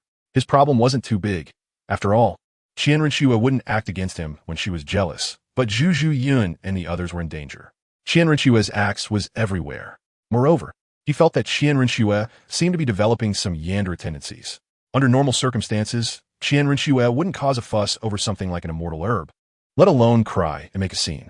However, that night, Qian Rinxue was clearly not right, which was why he had run all night, mainly hoping she could calm down. But now that Yandere vibe from Qian Rinxue was back, how could the Snow Empress just fix her personality split, and then another Yandere pop up? Yanderes were dangerous. Although Qian Rinxue had that strong desire for control from the start, which hinted at Yandere potential, he never expected this girl would actually develop in that direction. What are you all doing here? A puzzled yet slightly excited female voice suddenly rang out as Lu Erlong pushed through the bushes and walked towards Mou and the others. Brought them to hunt for soul rings. Mou pointed at Zhu Zhu Yun and the others. He had sensed Lu Erlong's aura long ago, and he had also sensed Shrek's group, although he was a bit surprised that he would run into Shrek in such a large sunset forest. He quickly thought that it was probably Xiao Wu's doing. After absorbing the Qirong Tong Tianju, Xiao Wu directly became a diamond rabbit. Not only did her soul power rise by 5 levels to level 36, but her physical strength and soul respect cultivation were comparable to a soul king. Coupled with her violent soft skills and the teleportation effect of her third soul skill, Xiao Wu could easily pin Shrek students, including Tang San, to the ground. However, he still reminded Xiao Wu not to be a headbird, as headbirds tend to get beaten during competitions. Lu Erlong was taken aback. If she remembered correctly, 2 months ago, when they had a dinner at the Tiando Royal Hotel, these kids' soul power levels were still far behind, right? Even a week ago, when she encountered Ning Rong on the street, that kid was only level 27. How could they suddenly, after feeling the rich soul power fluctuations from them? Lu Erlong was stunned. This kind of soul power fluctuation indicated that they had abundant soul power and needed to absorb soul rings to continue breaking through. What was going on? Could it be that they also absorbed soul bones? But if you weren't with them, how did you end up over here? Mou asked in confusion. Lu Erlong hadn't accidentally discovered them. She had intentionally walked over. After all, as a soul sage, it wasn't a problem for her to sense things within 100 meters. And stop hiding. Mou raised his hand, and a terrifying gravitational vortex appeared in his palm, pulling Xiao Wu, who was hiding in the bushes, into his hand. Oh, what a coincidence, Xiao Wu said with an awkward expression. Coincidence, my foot. Mou put the little rabbit down. Actually, we had a little accident during the day, Lu Erlong said with a wry smile. Seeing Lu Erlong's heavy expression, Mou glanced at Xiao Wu, signaling her to speak. Xiao Wu sat next to Ning Rong and said, well, we encountered a bunch of pink ladies in the forest today, and then there was a little accident. Xiao Wu briefly recounted the events of the afternoon, and suddenly everyone's expressions turned strange. The fact that Yu Xiaojiang was a eunuch was exposed. How exciting, looking at Lu Erlong's bitter expression. Coupled with what Mou had told them before, the girls didn't mock her. Du Guiyin, who could be considered a half-culprit, felt an inexplicable embarrassment. It was her who had encouraged her grandfather to disable Yu Xiaojiang. Haven't you already ended things with him? Why does it matter to him what you do? Mou asked in confusion. Everyone was stunned, and Lu Erlong's expression froze. It seemed to make a little sense, but something felt off. Speaking of which, before I even met him, you said he might be a bit different from the Yu Xiaojiang I know.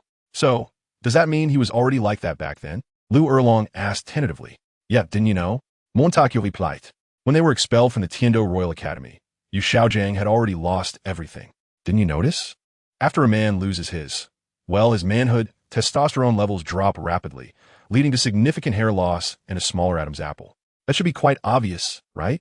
He thought Lu Erlong had already realized this. I discovered nothing, Lu Erlong said, feeling frustrated. If she had known Yu Xiaojiang had gone through such a blow, how could she possibly have pressured him to admit whether he loved her or not? No man could withstand that kind of blow, right? So, are you thinking of getting back together with him out of pity? Mou asked oddly. Lu Erlong showed hesitation. Yu Xiaojiang was already disabled. He had no future. If she left again, did you forget about the Xiangxi Duanchang Hong incident? Montague interrupted.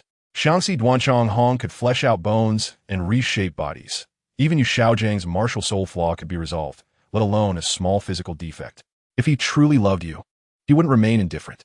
I thought that after going through that incident, you would see reality clearly. Montague laughed. He realized he had overthought it again. Lu Erlong, just like Bibi Dong back then, couldn't easily let go of Yu Xiaojiang. The little stimulation he had given her before was simply not enough. However, he didn't intend to waste more breath on this matter. He had already made Lu Erlong see reality. At least Yu Xiaojiang couldn't openly admit his love. Recognizing this, if Lu Erlong still couldn't let go, that could only be said to be her own choice. You better take care of yourself. Mou stood up and walked towards the tent. Yu Xiaojiang would die, and it would be a spectacular death.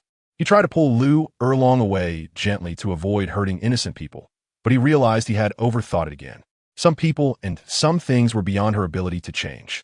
Even Bibi Dong and Qianren Xue had died once. Lu Erlong. Hopefully, she wouldn't regret it in the future. Anyway, he had already helped once. If she was persistent, that was her own choice. Xiangxi Duanchonghong. Sitting aside, Qianren Xue seemed to remember something. She took out the already recognized Xiangxi Duanchonghong. Upon seeing the flower that Mou had been playing with every day at the Tiando Royal Academy, claiming it was a test of true love, Du Guiyin and the others' attention was immediately drawn. This thing has recognized its master? Du Guiyin felt a bit depressed. She had tried it, but the flower had fallen and then run back. How did Qianren Xue get it, right? Qianren Xue seemed to have a hint of pride. Your Highness, have you found true love? Ning Rongrong noticed the highlight. The Tiando Crown Prince actually has true love? That's different from what my father said. How could a royal heir have such feelings? Shouldn't they be focused on power struggles and schemes? How can there be such an out-of-place thing as true love? Also, Shui Qingha has never been rumored to be involved with anyone, and the most he has interacted with are these people here. Could it be? Ning Rongrong warily distanced herself, and seeing her stance, the other girls instantly reacted. Shui Qingha has found true love? Could it be one of them? That would be disastrous. Chapter 203. The Current Situation of Shrek. The next morning, Mou stepped out of the tent. Lu Erlong and Xiao Wu had left last night. However, the atmosphere among this group suddenly felt a bit off. Previously, only Zhu Zhuqing, Du Guiyin, and the lovesick Ning Rongrong were leaning towards him. But now, even Zhu Zhuqing and Yi Lingling were moving closer to him. What did you do? Mou looked at Qianren Xue puzzled. These girls were clearly avoiding her. Did Qianren Xue lose her temper last night? You'll have to ask them, Qianren Xue said with a smile. Ever since they saw her holding the heartbreak red, these girls looked at her as if they had seen a ghost. Even Ning Rongrong, who previously was somewhat close to her, now regarded her with suspicion. What else could it mean? They were worried that her true love was one of them? The true love of the Prince of Heavendo was actually being avoided like a venomous snake? On the other side, Lu Erlong and Xiao Wu, who had not returned all night, arrived back at Shrek's camp. The atmosphere here remained tense.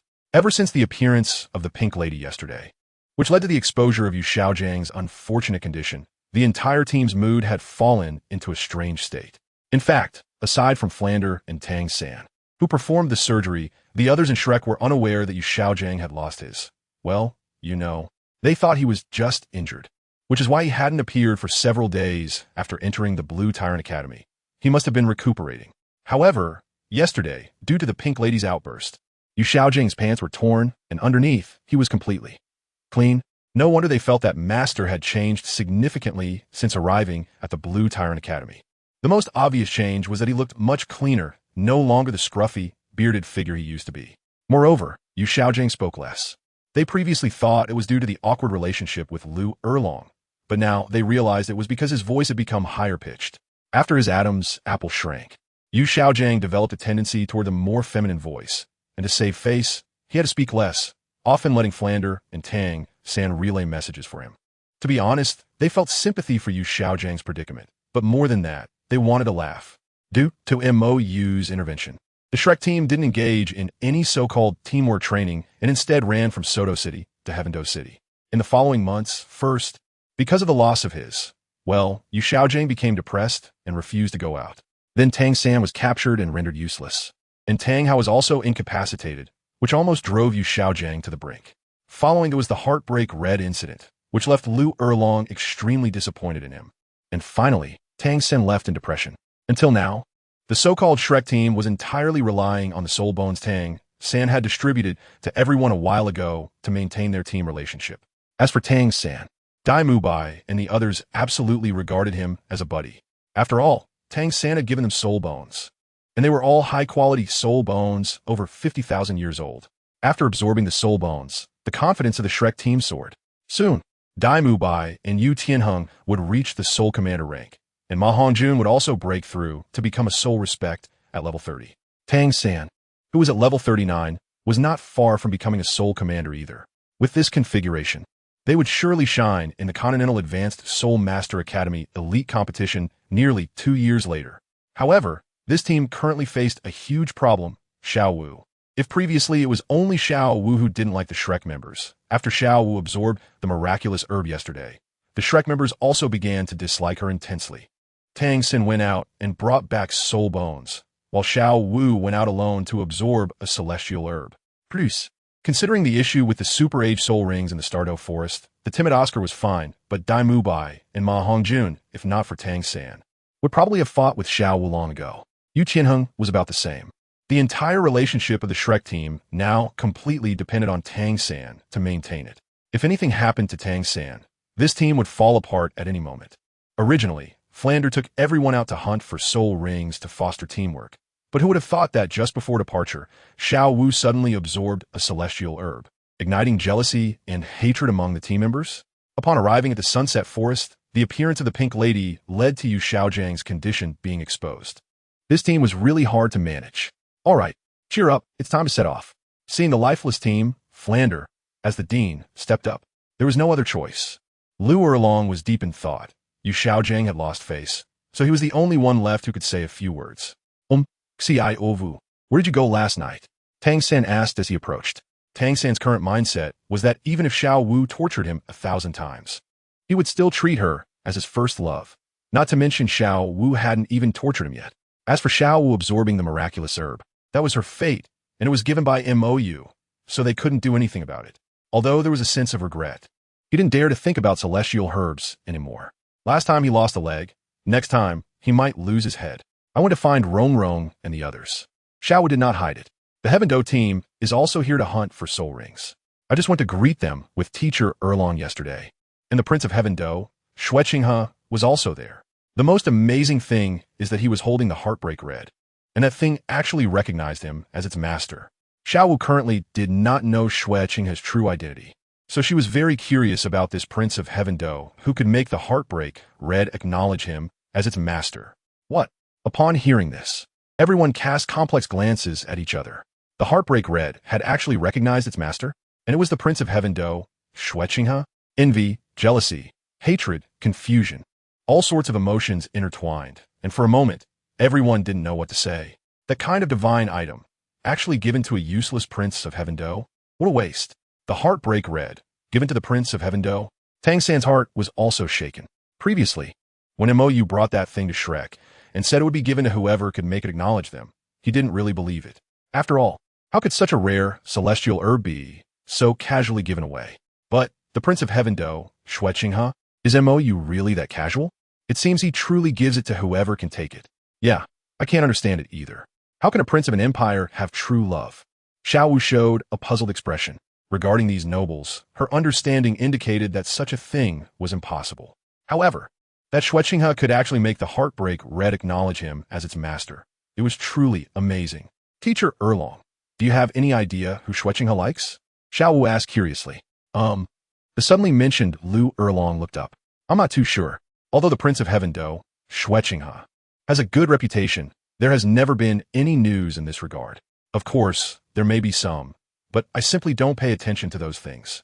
Maybe it's Duge Yin? Yu Qianheng speculated. After all, over the years, Yinzi has had a lot of contact with His Highness the Prince, and they often travel together.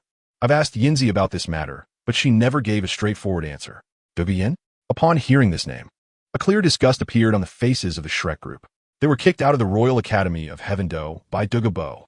Moreover, Yu Xiaojiang was also crippled by Duge Bo, so Tang San hated this person to the bone and naturally had no good feelings towards Duge Yin. Seeing this, Yu Qianheng wisely chose not to say more. However, just as the group was about to continue deeper into the Sunset Forest to look for suitable soul beasts, a strong shockwave suddenly came from the side. What is going on?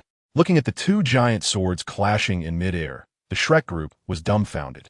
What kind of divine battle is this? Tapter kak sadanedi, ningrongronk persistense. Scene change. A few minutes earlier, while MOU and his group were tidying up their camp and preparing to set off to find suitable soul beasts, a 4,000-year-old spiked pig suddenly charged at them, only to be slapped half to death by MOU. For 1,000 years, such a familiar time, MOU handed the choice to Ning Rongrong. After a moment of struggle, Ning Rongrong didn't know what she was thinking, but decided to trust MOU. However, just as Ning Rongrong killed the spiked pig and prepared to absorb the soul ring, Chen Xin, who had been observing in the shadows, rushed out. For 1,000 years. Let Ning Rongrong absorb a 4,000-year third soul ring? Isn't that murder? Chen Xin immediately activated his martial soul and fought with Mou. As for this old guy who directly attacked without a word, Mou didn't show him any mercy either, and the Dragon God Sword slashed down. The 7 Killing Sword and the Dragon God Sword both activated their martial soul true forms and collided, causing a massive shockwave. Just from a simple collision, Chen Xin sensed a problem. This person's martial soul quality was above his. His 7 Killing Sword was suppressed, but as a title Dalu, he absolutely could not easily back down. After reaching level 96 a few years ago, his 7 Killing Sword had undergone a martial soul evolution and was a top-level martial soul comparable to the Haotian Hammer. Even if the martial soul quality of the person in front of him was above his, the soul power level could not possibly match. Just when he was preparing for a 1v1 battle with Mou, Ning Rongrong's dissatisfied voice rang in his ears. "Sword Grandpa, if you don't stop, Rongrong won't talk to you anymore." As soon as these words were spoken, Mou clearly felt Chen Xin's momentum weaken.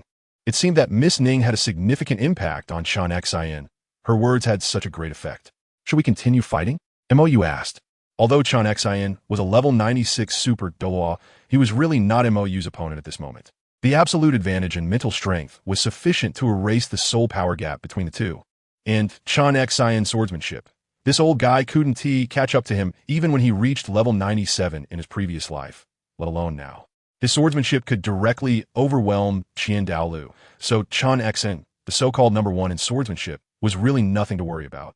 Chen Xin fell silent, but still withdrew his external soul power, and the 7 Killing Sword that had activated its martial soul true form gradually shrank. The two slowly landed back on the ground. Ning Rongrong and the others worriedly surrounded Mou, asking if he was okay, and showing concern for Chen Xin. "Damn it, the child raised from a young age is gone. Kidnapped. Are you okay?" Ning Rongrong asked anxiously. Mou had told him a few days ago that he was now a soul Dalu, but her sword grandpa was a level 96 title Dalu, and that collision just now was very dangerous. "I'm fine, but he should be in trouble." Mou pointed at Chen Xin, whose mouth was bleeding. Ning Rongrong turned to look at Chen Xin and hurriedly ran over. "Sword Grandpa, are you okay?" "I'm fine." Chen Xin pretended to be calm as he wiped the blood from the corner of his mouth. "I was careless. When I activated my martial soul true form just now, I sensed that this kid's soul power fluctuation was clearly below title Dalu, but it was already above soul Dalu, so I didn't use my full strength. But young man, you lack martial ethics. You came to deceive and ambush an old man like me." The moment our martial soul true forms collided, the power transmitted from the opposite side even exceeded that of most strong attack type title Daluos. If I hadn't reacted quickly and increased my soul power output in time, I might have flipped over in the gutter just now. But even so, my internal organs still had some issues. The power was too great, more exaggerated than the Haotian Hammer, which is known for its strength, and I can be sure that this kid didn't go all out. Otherwise, I wouldn't have had a chance to react and would have been knocked away directly. "May I ask who you are?" Chen Xin asked. This person is definitely not a title Dalu. Although the quality of this person's soul power is absurdly high, the fluctuations of soul power do not lie. This person has definitely not reached level 90. Mou, 85 level strong attack type soul Dalu. Saying this, Mou revealed his disguised soul rings. Purple, purple, black, black, black, black, red, red. This is his soul ring configuration from his previous life. Seeing this exaggerated soul ring configuration, not only was Chen Xin stunned, but also Ning Rongrong and the others who saw it for the first time were dumbfounded. Purple at the start? 10,000 year third? 200,000 year? What the hell? Aside from Duga Yin and the others who had seen Mou's true soul ring configuration, even the Shrek group who had secretly approached were confused, especially a certain master who wrote about soul ring limits. "This is impossible," Yu Xiaojing muttered. "Impossible. How could the first soul ring reach 1,000 years? 10,000 year third soul ring? 100,000 year seventh soul ring? This is simply impossible. 100,000 year soul ring is something that even most title Daluos find difficult to absorb. There are 3 recorded failures in the Spirit Hall of absorbing 100,000 year 9th ring. How could this person absorb 100,000 year soul ring at the 7th ring? So, this person is Mo Chun? Flender looked at Lu Erlong. Mo Sheng is a title Dalu, able to pin Tang Hao down on the ground. Mou appears as a child and is a healing type soul master, So this sword martial soul must be Mo-chun. But are these three really brothers? How can one have a dragon martial soul, one a sword martial soul, and one a healing type soul master? Lu Erlong nodded. But when I first met him a few years ago, he was just a soul emperor. I still can't forget how he pinned me down with 5 soul rings back then. I had no power to retaliate. Even activating my martial soul true form couldn't withstand it. I almost got chopped to pieces. After some explanations, Qin Xin also understood why Ning Rongrong planned to absorb this 4,000-year third soul ring, but Rongrong, this is too dangerous. Qin Xin still didn't want Ning Rongrong to take such a risk. A 4,000-year third soul ring could cause an explosion. I could do it, Ning Rongrong insisted. Even Zhu Zhuqing, who is a few months younger than me, could do it. After enduring these few months of inhumane beatings, I can definitely do it. No way. Qin Xion's attitude was firm. Absorbing a soul ring is not a child's play. It can't be done recklessly. At most, 2,000 years. Having seen Ning Rongrong's evolved 9-treasure glazed tile pagoda, he was indeed very interested in this so-called superlimit soul ring absorption, but it was too risky.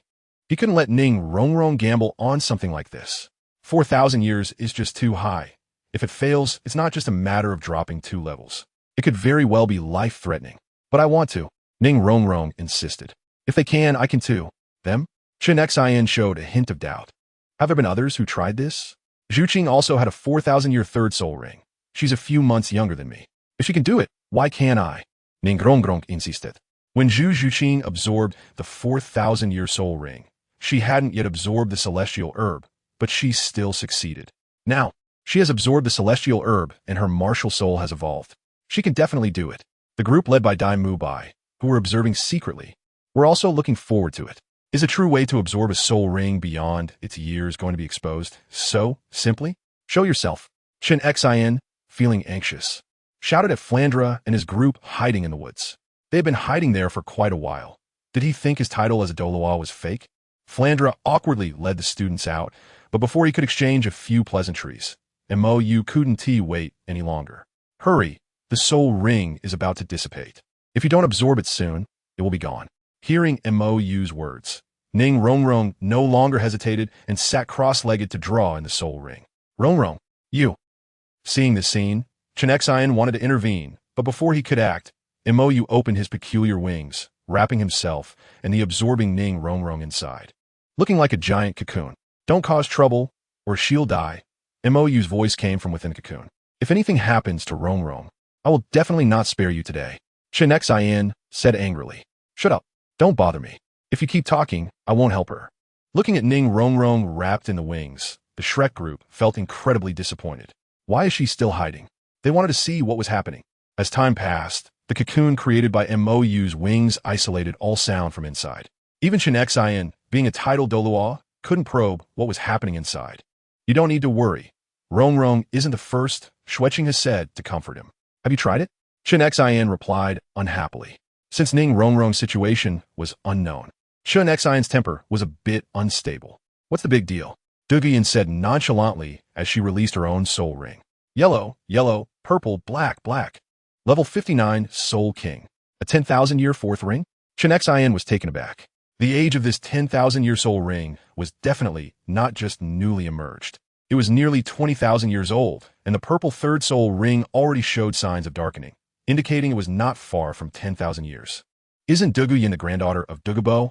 Doesn't that old man care at all? Douluo, do you think I don't want to care? Is it really okay? Qin Xin asked worriedly. Of course, Douluo retracted her soul ring. As long as she can endure, there won't be any problems. Endure? Qin Xin showed confusion. How can there be a notion of enduring when absorbing a soul ring? If you can absorb it, you can. If you can't, you can't. He had never seen anyone forcibly absorb a soul ring. Or rather, those who tried forcibly absorbed it ended up exploding. Well, you'll have to ask her about the specifics later. I can't describe it. And if she can hold on, it will be a great experience for her, Douluo said. Ning Rongrong wasn't actually weak. She just hadn't faced any setbacks since she was young. It was believed that the people of the 7-treasure glazed tile school had spoiled her and never let her suffer any grievances. Ning Rongrong even joked in the past that during her training, everyone would coax her, and if they coaxed her well once, she would train for a while. If they didn't, she wouldn't train. This time out, she first faced unreasonable teachers targeting her in Shrek, then followed Mo, this dense guy, feeling anxious. When she finally arrived at the Heaven Do Royal Academy and officially began to undergo training with them, Ning Rongrong was the one who was beaten the most severely. Because she was the weakest, and Mo Yu didn't care about that. If she was willing to train, he would let her. If not, he wouldn't force her. After all, after getting beaten, Mo Yu could heal her with holy light any time, and she would bounce back to life. At first, Ning Rongrong was a bit timid, but after getting beaten a few times, she got used to it. Sometimes, when they looked at this girl, they even wanted to smash the 7-treasure glazed tile pagoda in their hands onto Mo Yu, but each time, they would come back with panda eyes. Mo Yu's fists didn't care whether you were male or female. But it was this brutal training method that Ning Rongrong had never given up on since joining. Even if she returned every day with bruises and often suffered dislocations and fractures, she still persisted. So, Ning Rongrong was never weak. Her delicate appearance was entirely because the 7-treasure glazed tile school had never allowed her to train. An hour later, under the nervous gazes of everyone, the cocoon made by Mo Yu's wings began to dissolve, and Ning Rongrong finally reappeared before them. Rongrong, looking at Ning Rongrong, who was so weak that she could barely open her eyes, Chen Xian almost drew his sword to attack. Grandpa Jian, I'm fine, I did it. Ning Rongrong forced a smile. It hurts so much. Really hurts. She had thought it was just scaring her. Rongrong. Seeing Ning Rongrong like this, Chen Xian felt an immense heartache. This child had never suffered such hardships growing up. In contrast, Mo Yu seemed to have a hint of respect on his face. But at the same time, there was more disgust. Because Ning Rongrong had already completed her absorption more than 10 minutes ago, and after absorbing the celestial herb, along with having been tempered by him and Duge Yin for a few months, her physical quality was already quite good. Therefore, absorbing this 4,000-year soul ring wasn't too difficult. However, after absorbing it, this girl directly clung to him and wailed. Snot and tears all over him. If it weren't for so many people outside, he thought about giving her some face. He would have just punched her twice. What are you doing? Mo Yu glared at Ning Rongrong, who was reaching her hands toward him. Give me a hug, Ning Rongrong said pitifully. You hugged Chuqing. Are you two the same? Mo Yu refused. Just hug me once. Just once. Ning Rongrong aktet kute. No huk. Moju insistiv. If you don't hug me, I'm going to cry. Ning Rongrong treatenet. In front of so many people. You're going to make me cry. Are you still a man? Cry if you want. It has nothing to do with me. Mo Yu said confidently. I don't care Chuqing got a hug. I want one too. Looking at his spoiled little princess acting cute with another man in front of him. Chen Xian honestly felt like killing Mo Yu right then and there. She's like this. Would hugging her kill you? What are you looking at? With no place to vent his anger, Chen Xian simply shifted his gaze to the Shrek group watching the fun. Farewell. The perceptive Flandra quickly led his students to leave. If they continued watching, it would be asking for trouble. In the end, Mo Yu still didn't T-hug her, but how could Ning Rongrong give up so easily? She directly jumped and clung to Mo Yu's back. Although Mo Yu wanted to pull her down, facing the looks of disdain from everyone, he endured it. Level 37. The originally furious Chen Xian fell into a state of confusion that he hadn't experienced in decades after checking Ning Rongrong's condition. What the heck? She just absorbed the soul ring and jumped straight to level 37. She was already close to level 28, and after absorbing the celestial herb, the kind of violent soul ring absorption method allowed her to completely digest the unabsorbed medicinal power. Level 37 is quite normal, Mo Yu explained. When he helped Ning Rongrong absorb the soul ring, he also opened up her meridians, creating a unique soul power operation route for her. Just like he did for Zhu Zhuqing. The medicinal power of the Chilua tulip had already been completely absorbed by Ning Rongrong. Celestial herb. Chen Xian showed a thoughtful expression. Uncertain if that celestial herb still exists. From the 7-treasure glazed tile school. You think something that has eluded the eyes and ears of the 7-treasure glazed tile school for generations would be easy to find? Montag Yuli Tartit. The Eye of Ice and Fire is now gone, and the remains of the Ice and Fire Dragon King have been moved to the angel space, making it nearly impossible for Douluo Continent to have any celestial herbs. This, Chen Xian's expression froze. It is indeed the case. A divine object that can evolve martial souls and elevate soul power by nearly 10 levels cannot be casually obtained. Even if it exists, it wouldn't be easy to get. After that, the group set off again on the journey to find soul beasts. The first to find a suitable soul beast was Yi Lingling, as she wasn't picky about the soul ring, just that the years were appropriate. The soul skill obtained would be the same anyway. They were all healing. Thus, Yi Lingling experienced the treatment similar to Ning Rongrong. Then, Ning Rongrong became unhappy. Why don't you get a hug? Seeing Yi Lingling resting in MOU's arms with her head covered, Ning Rongrong instantly became energized and chased after MOU. Why does everyone else get a hug, but not me? Isn't this unfair? What are you hugging for? Montak Yuli taught it. But I was just as weak earlier. Why didn't you hug me? You wouldn't lose anything, and I'm not heavy. Ning Rongrong Arkowit. MOU raised an eyebrow, asking why she was so weak earlier, if she didn't know herself. After absorbing the soul ring, Ning Rongrong had no issues at all, but she had cried for half a day while holding on to him due to the pain of absorbing it. Ning Rongrong was exhausted from crying. I. Ning Rongrong's text fluset. She really was in pain then. After effects, right? Yes, after effects. She didn't cry, she endured it, so while her body was fine, her mental exhaustion was significant. MOU said, you shouldn't compare yourself to her. Oh. Ning Rongrong wasn't the unreasonable type, so she quieted down. But seeing her little princess being so obedient, Chen Xian's mindset was somewhat shattered. Heaven have mercy. The child he had pampered for over a decade had never been this obedient. Chapter 206, New Training. 3 days later, MOU and the group set off on their return journey. The results of this trip: Ning Rongrong, level 37. Yi Lingling, level 42. Zhu Zhuqing, level 43. Zhu Zhuyun, level 52. Du Guiyan, level 61. After hunting soul rings for Zhu Zhuyun and Zhu Zhuqing, Du Guiyan unexpectedly broke through to level 60. So they looked for hers as well. Additionally, after obtaining the soul rings, Chen Xian took Ning Rongrong home. After all, the evolution of the 7-treasure glazed tile pagoda into the 9-treasure glazed tile pagoda had a tremendous impact on the 7-treasure glazed tile school. And with MOU's miraculous method of absorbing soul rings beyond their limits, Chen Xian needed to discuss this with Ning Fengji. Of course, the most crucial issue was Ning Rongrong's feelings for MOU.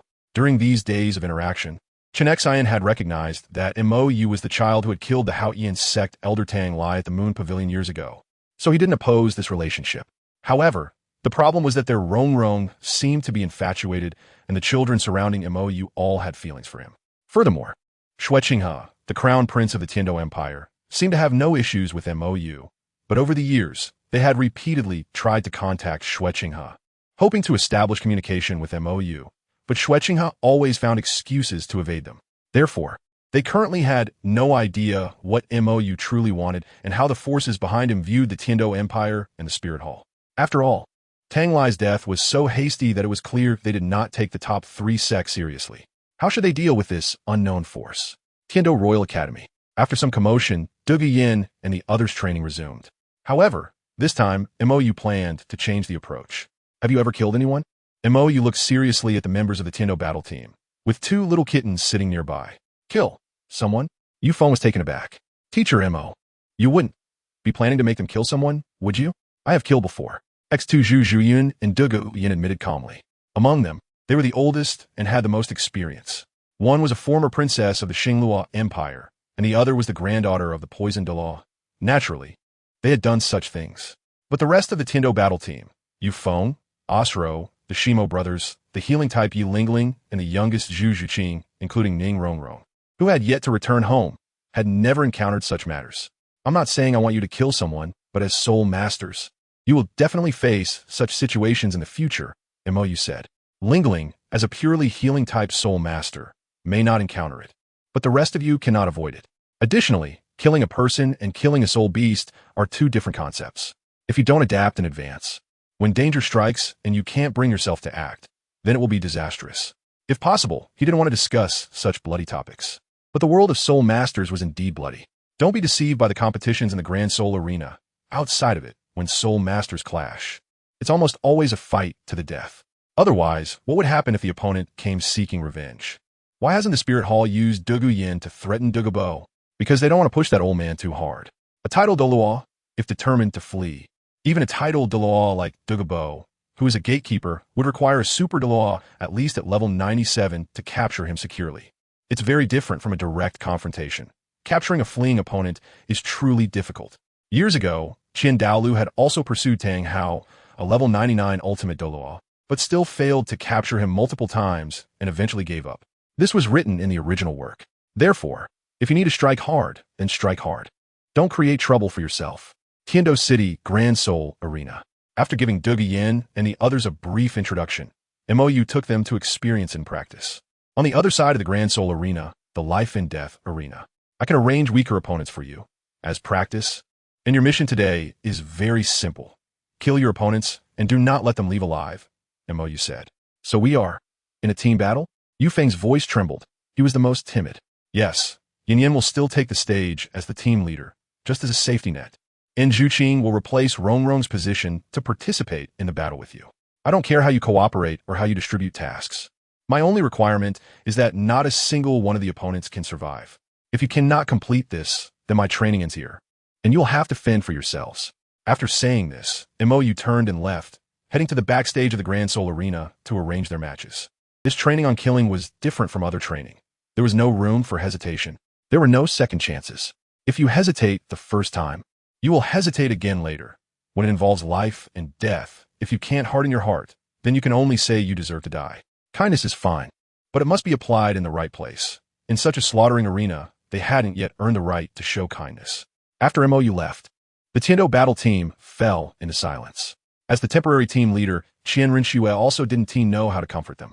After all, her first kill was that of Xue Qinghe's maid, then Xue Qinghe himself, and shortly after, almost everyone closely related to Xue Qinghe was killed by her.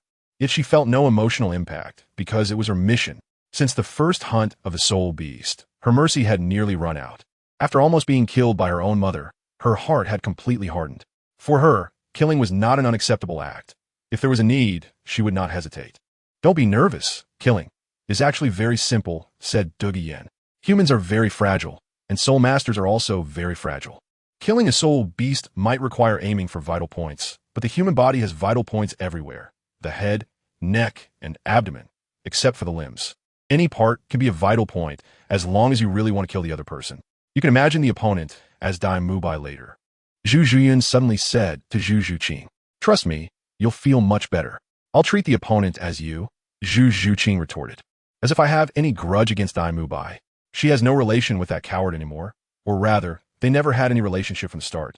Since she voluntarily gave up her identity as a fiancé, she naturally wouldn't expect Dai Mubai to treat her as a fiancé. In the high VIP room of the Great Seoul Arena, after bidding farewell to Dougie Yin and her group, Xue Qinghe and Zhu Zhuyan headed towards the room where MOU was. On the way, Zhu Zhuyan suddenly stepped into thin air and fell towards Xue Qinghe, her hands landing perfectly on someone's chest muscles. Qian Rinxue? Zhu Zhuyan. The Crown Prince's chest muscles are a bit loose, huh? Zhu Zhuyan said with a subtle expression. As expected, she knew there was something wrong with this prince. Over the past few months, Xue Qinghe's attitude towards MOU had been too strange. Appearances can be disguised, but the eyes cannot be faked. The way this prince looks at MOU is not how a man should look at a woman, especially after this prince took down the Heartbreak Red. She was basically certain that this prince was most likely from the Spirit Hall and, moreover, a woman. Aren't you afraid I'll kill you? Qian Rinxue narrowed her eyes and leaned towards Zhu Zhuyan, threatening her. Kill me? Zhu Zhuyan looked worried. Oh, I'm so scared the Crown Prince wants to kill me. Have you considered someone else's feelings? Qian Rinxue's momentum halted. You better not play those tea-like tricks with me. Don't push me. Zhu Zhuyan wrapped her arms around Qian Rinxue and leaned towards her ear. Tea-like tricks? Like this? What is the Crown Prince doing? That's not allowed. Zhu Zhuyan exclaimed in panic as she pushed Qian Rinxue away, causing her to fall to the ground. Onlookers and staff were astonished at the scene. The Crown Prince of Tiando, Xue Qinghe, flirting in broad daylight? What big news? Seeing Zhu Zhuyan suddenly causing trouble, Qian Rinxue was completely stunned. Damn it! If Xue Qinghe caused such a scandal, he would be confined. Filled with anger, Qian Rinxue helplessly helped Zhu Zhuyan up. You're amazing. Is that enough? Qian Rinxue said in a low voice. Zhu Zhuyan still wouldn't stop her act, pretending to be weak as Qian Rinxue helped her up, whispering, "Oh, is that not enough? Isn't this still not tea? Stop messing around. Xue Qinghe's identity cannot be compromised." MOU's voice suddenly appeared in their minds. He knew Zhu Zhuyan's mischievous nature wouldn't let Qian Rinxue off easily, so he had never mentioned this matter to her. However, Qian Rinxue's acting was really poor. It took just a little time for Zhu Zhuyan to see through it.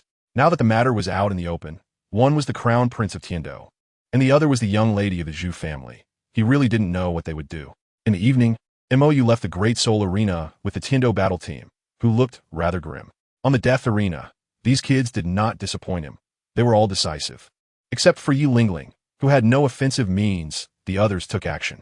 However, after being decisive, it became purely a psychological issue. Of course, Mou didn't know how to solve this psychological problem since no one had ever helped him with it, so he resolutely handed the issue over to Douluo, the team leader, because he had other matters to attend to. Yu Xian, the old titan of the Li family, has recognized a master. Don't you have anything to say? Mou asked. What can I say? Tang Yuehua retorted. After the four major families were abandoned by the Haoyan sect and lived like that, do you really have nothing to say? Mou asked curiously. As a subordinate of the Haoyan sect, the four major families had once looked down on the spirit hall. But since the Haoyan sect suddenly announced its seclusion, the unprepared four major families had become like rootless duckweed, vulnerable to anyone's bullying. Over the years, the four major families had lived quite miserably. Bai He, the patriarch of the Min family and Tang San's grandfather, was so poor that he couldn't even afford to change his clothes.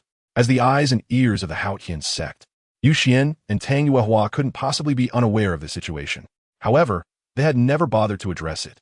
The Haoyan sect, having learned about the situation of the four major families through Yu Xian, showed no interest in helping them. This is not something I can interfere with. Tang Yuehua turned her head away. You can't intervene in the spirit hall's oppression, but you can at least give some money, right? Mou asked. But did you give any? Other families could barely manage, but as a pure speed family, the Min family was truly in a dire situation. Their members were so poor, they couldn't even afford a meal outside. To be honest, if Bai He, as the patriarch, had made some compromises with the spirit hall, they wouldn't have fallen to this level. But because he insisted on standing with the Haoyan sect, the Min family had almost no source of income, and such a large family had fallen to the point of being worse than a small Soul Emperor family. How could you, the Haoyan sect, bear to see that? Back then, the four major families were loyal lackeys of the Haoyan sect, doing their utmost to assist during the war. But no one could have expected the Haoyan sect to suddenly announce its seclusion with no warning, as if disappearing from the continent overnight. The unprepared four major families had no chance to compete with the Spirit Hall and were naturally suppressed. Originally, the four major families were second only to the top three sects, but now, how many people still recognize them? Tang Yuehua fell silent. She couldn't answer this question. Did she see the situation of the four major families? Did the Haoyan sect see it? Of course they saw it, but they didn't care. Under the protection of the Haoyan sect, the four major families had gained a glory that did not belong to them, and now they had to bear the corresponding price. This was the Haoyan sect's attitude, and she couldn't go against it.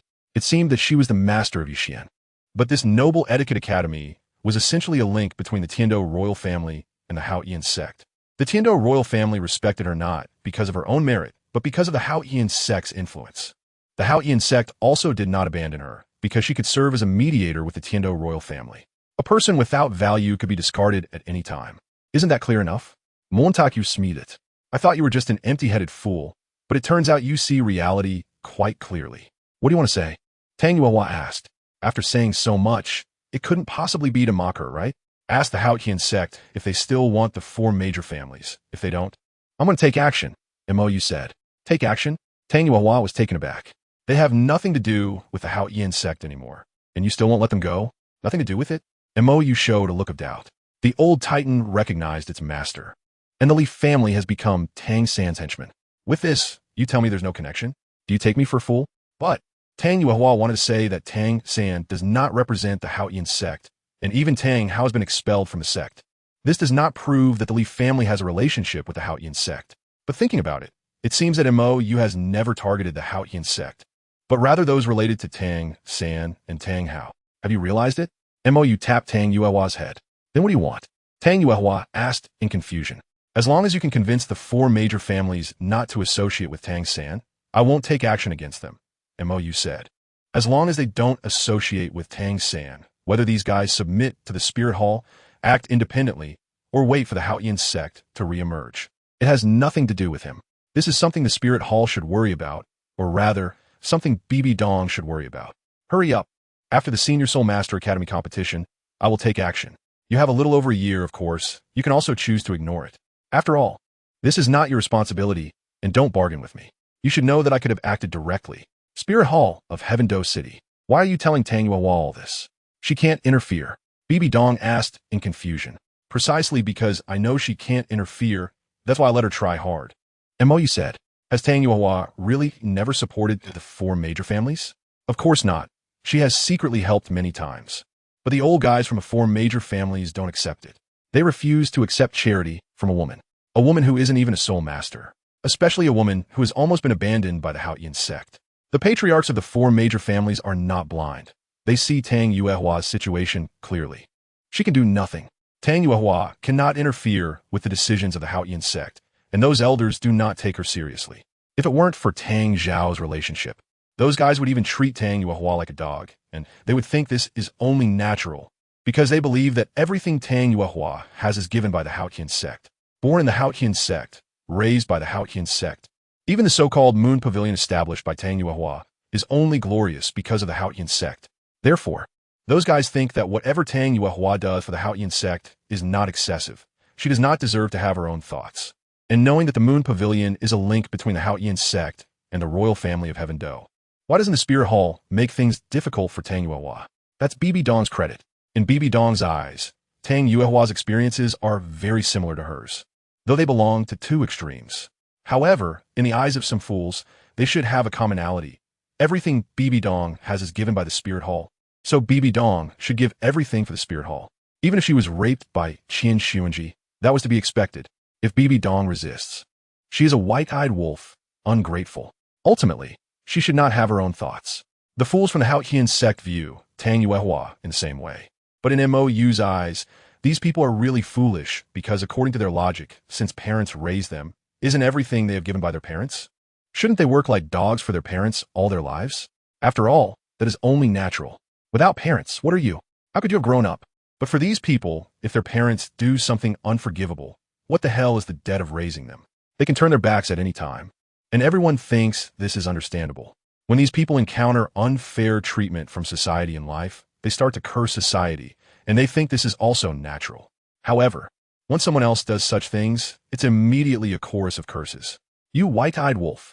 Ungrateful. Your parents raised you. How can you do such a thing? Even if your parents want you to die, you should obediently go die. But if the roles were reversed? Sorry, why should I? Aren't they supposed to raise me? Didn't they raise me for themselves? Didn't they benefit from raising me? Why should I work like a donkey for them? My life should be lived for myself. And then, the crowd cheers. Chapter 208. I report you by name. Heaven Do Royal Academy. The training of Duge Yin and the others continued as usual. Seeing Qian Renshue still holding the heartbroken red, MOU couldn't help but say, "Why are you still holding that? Hurry up and absorb it. I want to keep it as a memento." Qian Renshue said somewhat reluctantly. What kind of memento? MOU's expression was a bit off. You don't really think this thing represents anything, do you? Or do you think I'm not making a fuss because of this? What can heartbroken red represent? True love? But who knows who you love? If he doesn't want to believe it, even if heartbroken red recognizes its master, it's useless. This doesn't prove anything. And even if the love is for him, so what? Just because you love me, I have to love you? Just because you have to give, I have to respond? Qian Renshue was momentarily speechless. Hurry up and eat it. MOU said, this is a supplement, not a decoration. Originally, your angel god was weak. Now that it's finally a bit helpful, if you waste it again, it's a bit unreasonable. I'm not weak, Qian Renshue said indignantly. Oh, you can't even beat a person? MOU asked. That was an accident, Qian Renshue retorted. Enough, don't make excuses. Not being able to beat means not being able to beat. Montaku interrupted. I've accepted being a licking dog for over 10 years. And you can't even admit this? You? A licking dog? Qian Renshue was directly amused with anger. Fine, MOU often licks, but this guy's really a dog. Licking and being a dog are different, you bastard. Just because someone licks doesn't mean they're a licking dog. I just lick more than others. MOU was completely unaware. What is wrong with licking? He has licked everything. You better distinguish between licking and being scummy. Qian Renshue was already too tired to retort. At least licking dogs are loyal. This guy has nothing to do with loyalty. It seems I really haven't licked you yet. MOU corrected. Qian Renshue was taken aback. MOU slowly leaned in, extended his tongue, and licked the back of Qian Renshue's ear.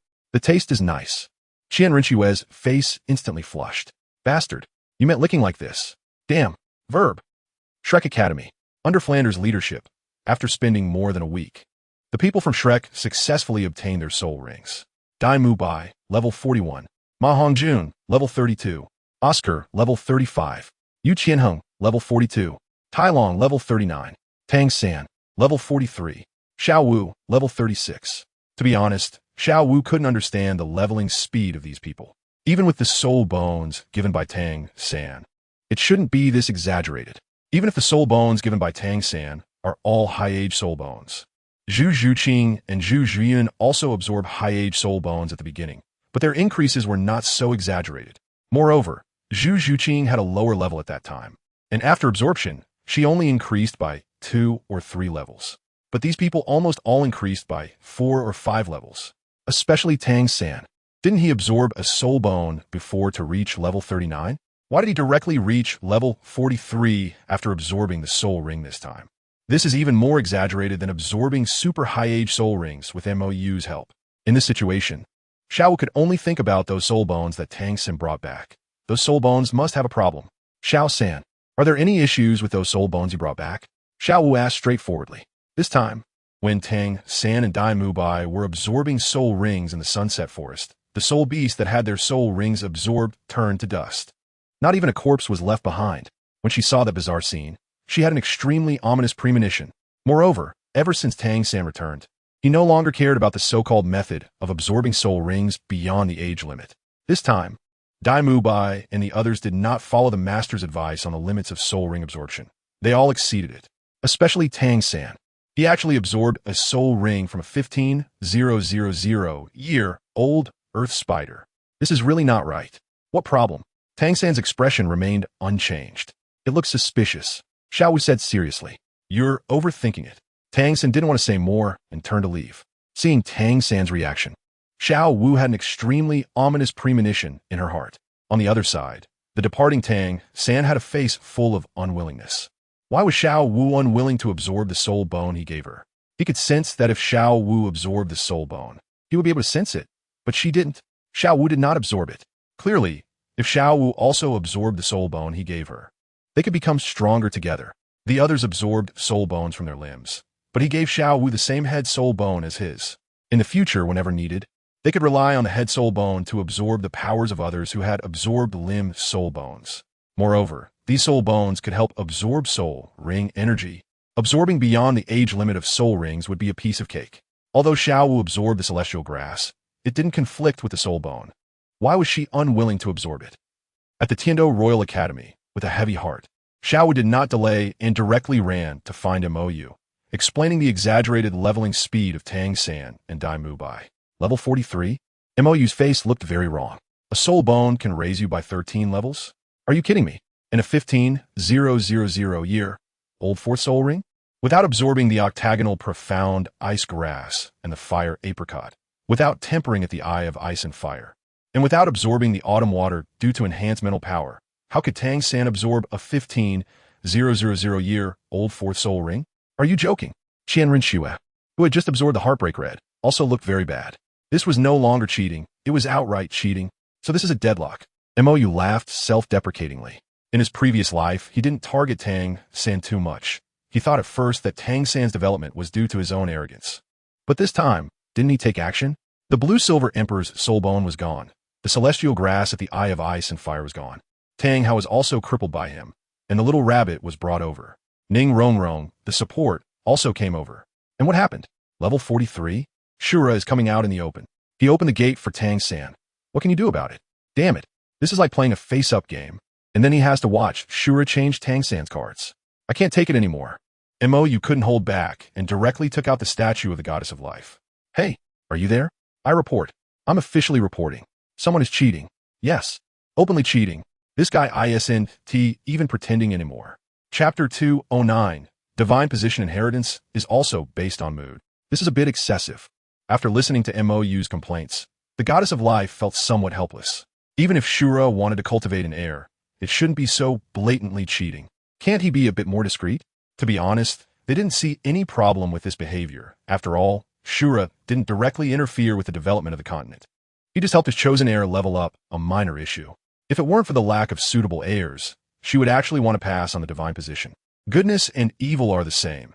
Staying in this position is tiring and boring. Mortals hope that the gods can redeem them. But should the gods interfere in the mortal world? Humanity has its own dynastic changes and the evolution of eras, while gods can easily stop, disrupt, or even destroy all of this. Help humanity? Help whom? Humanity's enemies are still humanity.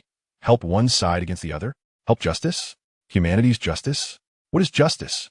She has witnessed countless births and destructions, and she knows very well that there is no true justice or evil in this world. Everything is relative. Although the gods of the divine realm are high and mighty with great power, every god has their own subjective judgment of what is right and what is wrong. Goodness and evil have been arguing for thousands of years, and to this day, no answer has been found. Therefore, the gods of the divine realm are not allowed to interfere in the development of mortals. And the Divine Realm Council was established to prevent some gods from being too bored and casually interfering with the development process of mortals. But now, what Shura is doing does not interfere with the development of Douluo Continent. He is merely finding himself an heir. If there is an impact, the girl who has been dragging her feet and refusing to accept the Azure divine position and ascend to the divine realm is the bigger problem. But she hasn't violated any rules, so she didn't say anything. However, what Shura is doing is indeed problematic, but it is not a big problem. If she were to bring this matter up in the Divine Realm Council, there would be no practical solution. Stop Shura? On what grounds? She is now communicating with MOU, which is also interference. Shura is interfering with Tang San, while she is interfering with MOU. The nature is the same. So, Xiao Lu, that kid is looking for you again?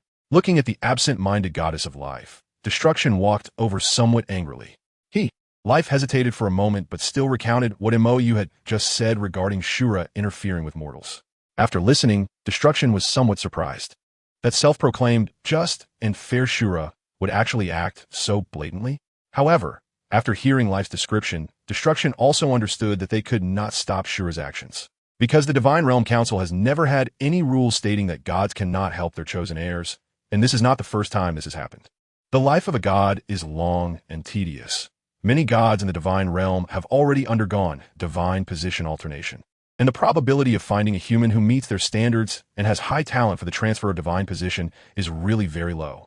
Therefore, many gods will help humans they take a liking to, arrange some fortunes, or directly lower divine tests.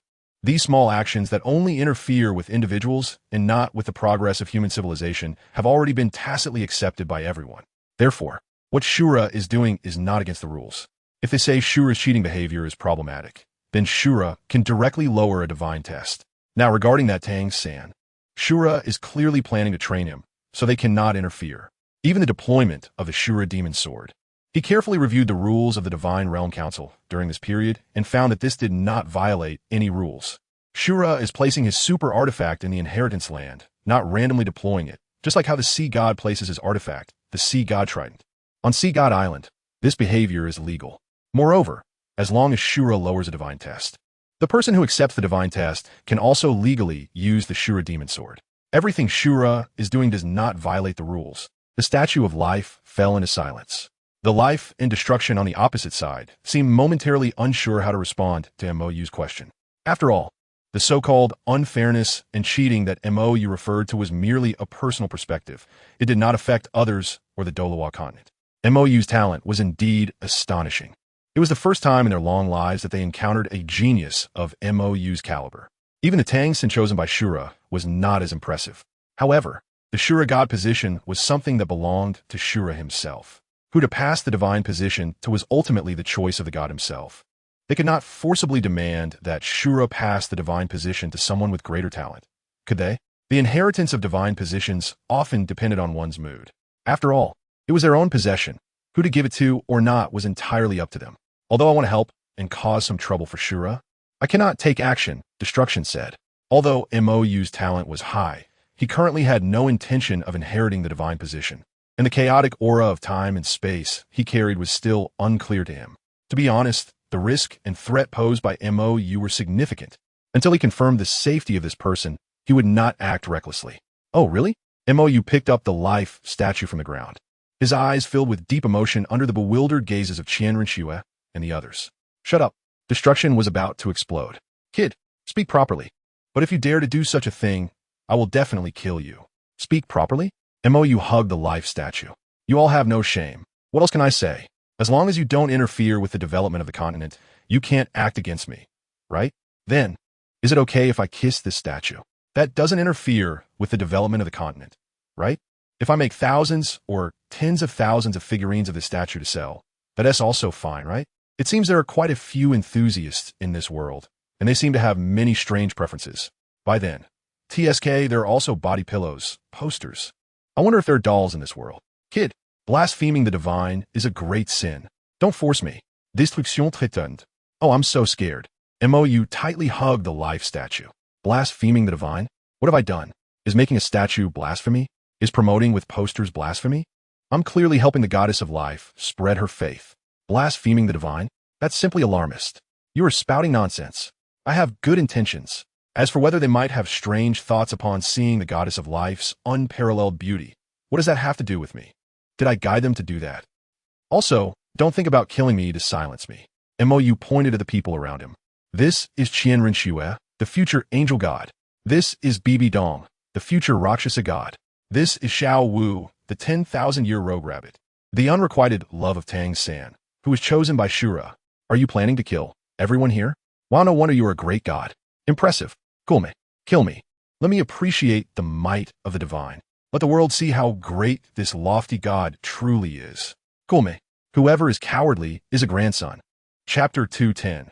The irreconcilable conflict, seeing MOU directly tearing his face with destruction and threatening him. Kindness and evil, who had been observing in the dark, were stunned. Why is he so impulsive? Kindness said in confusion. Over the course of 2 lifetimes, she had watched MOU for 30 years. But he had never acted so recklessly like today. Destruction is really provoked. He can do anything, especially since MOU is threatening with life. This is truly dancing on a minefield. He was about to lose control. Evil said with a serious expression. The anger contained in that strange angel martial soul was already starting to overflow, and those eyes were proof. Recently, the sacrifice of that beast over 700,000 years only barely gave him a little breathing room. Now that he had just opened up with that future angel god girl, he knew that only one could exist between Tang San and the Wuhuan Hall in the future. Yet Shuro was still not even pretending. He could hardly contain himself, just like in the previous life. When MOU could go to extremes to protect what he loved, his emotions seemed to determine the form of that angel martial soul. Go! Stop destruction! After successive provocations, this kid was about to lose control, and he had a very bad premonition about that strange angel martial soul. Similarly, Qianren Xue and the others on the Douluo Continent clearly felt MOU's abnormality. The angel martial soul began to subtly manifest without MOU's awareness, emanating a heart-stirring aura of anger. Most directly, the eye on MOU's mask was about to open. Xiao Yu? Qianren Xue reached out worriedly. The moment she touched him, MOU suddenly awakened, and the angel martial soul instantly faded, as if nothing had happened. What is wrong?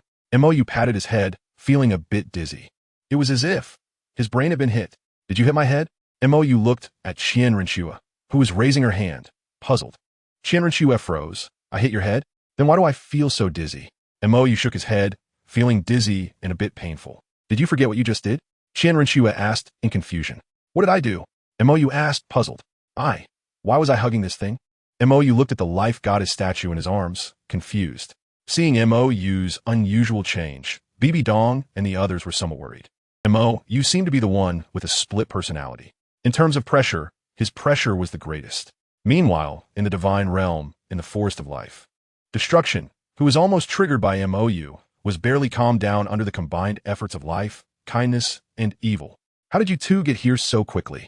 Destruction asked in confusion. The dwellings of kindness and evil were not close to the forest of life.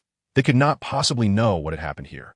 However, just as he took out the staff of destruction, preparing to forcibly open a passage to rush to the Douluo Continent, these two appeared and held him back, as if they had been watching him all along. This. Evil showed an awkward expression, unsure how to explain. Kindness felt that this matter could no longer be concealed. MOU's earlier state was very abnormal. She already felt a threat. Actually, this person was let in by the two of us, Kindness said. What do you mean? Life asked, puzzled. Kindness and Evil exchanged glances and explained the matter in detail. Of course, they still concealed the part about time reversal, as it was too unbelievable. The entire Douluo God Realm's time had been reversed. Moreover, except for the two of them who were enveloped by that life essence from MOU, Shura, life, and destruction knew nothing about this matter. It was a power far beyond the realm of the God King. If this matter were to leak out, it would cause great panic, and the divine realm could very well fall into chaos. As the main responsible parties for letting MOU into the Douluo God Realm, They were even more unsure how to face everyone. They had let a grand ancestor in out of mere curiosity. You let him in? Life's expression was inexplicable. You were also spying on him? Destruction looked strange. These two really have too much time on their hands, right? Just putting everything they see into their home? Did you have to let him slowly drift out of the Douluo divine realm? Would he die? Why did you have to bring him in? Well, at that time, I thought his aura was similar to that of the angels. And since the angels have been missing for so long, I thought he might have some clues. Goodness awkwardly said, "Yes, I can only be considered an accomplice at most. She is the main culprit." Evil agreed. Huh? What do you mean I'm a main culprit? Didn't you suggest putting him into the Douluo Continent? I initially wanted to place him in the divine realm to see the situation first. Goodness retorted, "If it weren't for you insisting on putting him into the Douluo Continent, say it might be fun. How would he have any ties with the people here? How would he get mixed up with the Silver Dragon King? Although it was my responsibility at first, the current problem was caused by your suggestion. If you had listened to me from the beginning and placed him in the divine realm, there wouldn't be so much trouble now. He wouldn't have a grudge against Shura, nor would he have trouble with the soul beasts." Evil said indignantly, "How could I have known that Shura was causing trouble in the Douluo Continent? Also, how could I have known there would be such an idiot, willing to risk his life at every turn, and agreeing to deal with the divine realm just because of a few words?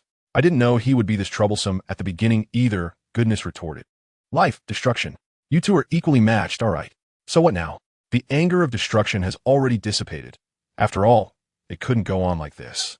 He could see that these two were hiding something from them, and this Muyu was very dangerous. Otherwise, Goodness and Evil wouldn't have been unable to resolve it until now. "We don't know either." X2 Goodness and Evil said helplessly. If they could think of a suitable solution, how could it have dragged on until now? First of all, the conflict between the soul beasts and the divine realm is a very troublesome issue. Although they didn't care whether the cultivation rules of the Douluo Continent were changed or let the soul beast clan go, it didn't mean that other gods were willing to do so. Back in the day, the turmoil in the divine realm caused many injuries, and many gods fell. Those gods who lost their families because of the dragon god and divine beasts were all on Shura's side, believing that if they had this opportunity, they should completely eradicate the soul beast clan. And now, most of the gods in the divine realm are new gods who did not experience the dragon god turmoil of that year. So if a voting method were used to decide, it might really pass, but the remaining opposing gods would definitely cause problems. It might even trigger a new turmoil in the divine realm. The conflict between Muyu and Shura is not the biggest problem. After all, private issues are resolved privately. But the problem between the soul beasts and the divine realm is really unresolvable. They can only take it step by step. Moreover, they both knew that even the current threats of life and destruction to Muyu were not taken seriously because they had never seen a scene of time reversal. Other gods in the divine realm would not understand what it means to possess power that far exceeds the realm of the God King. The dragon god was able to resolve it back then. Now, is a mortal from who knows where really that troublesome? Gods are also arrogant. After all, those who can ascend to godhood are all the top geniuses in their respective worlds. Now to suddenly tell them that a rather dangerous figure has come to the Douluo divine realm, one that even the 5 god kings combined cannot handle. Would they believe it? Back then, in the face of the overwhelming power of the dragon god, the gods of the divine realm never chose to give up. How could they be willing to compromise with a mortal now? Conflicts are definitely unavoidable. They just want to minimize the conflict as much as possible. Currently, Shura and the sea god, these two who have enmity with Muyu and are highly likely involved in the disappearance of the angels and the Rakshasa, they feel that there is no way out. However, the remaining gods can still be saved. After all, the power that can even achieve time reversal is not difficult to use to destroy a world. Although Muyu currently does not know how to use this power, they do not dare to gamble. What if he suddenly learns how to use it? Chapter 211. Who is the rule violator? After some discussion, Destruction and the others reached a consensus. First, stabilize Muyu. At least, they must try to appear as fair as possible, neither biased nor neglectful. After all, if Shura continues to provoke this kid, some bad things could happen. Most importantly, both life and destruction felt that goodness and evil were scared. So these two must be hiding something from them, and that matter is very important. This Muyu definitely has more issues than what they just mentioned. If it were just about hanging out with the Silver Dragon King, it wouldn't be enough to draw their attention. Moreover, a joint counterattack against the divine realm by soul beasts and humans? That sounds wrong, right? Soul beasts are set as cultivation tools for humans in the Douluo Continent, and humans can cultivate to become gods. To some extent, the divine realm stands on the side of humans. So why would this Muyu help the soul beast deal with the divine realm? Is it really just because of his little bit of sympathy, willing to risk his life? Not to mention destruction. Even life does not believe it. There must be another reason. However, since these two are unwilling to speak, there must be other reasons. And they cannot chase after them to ask.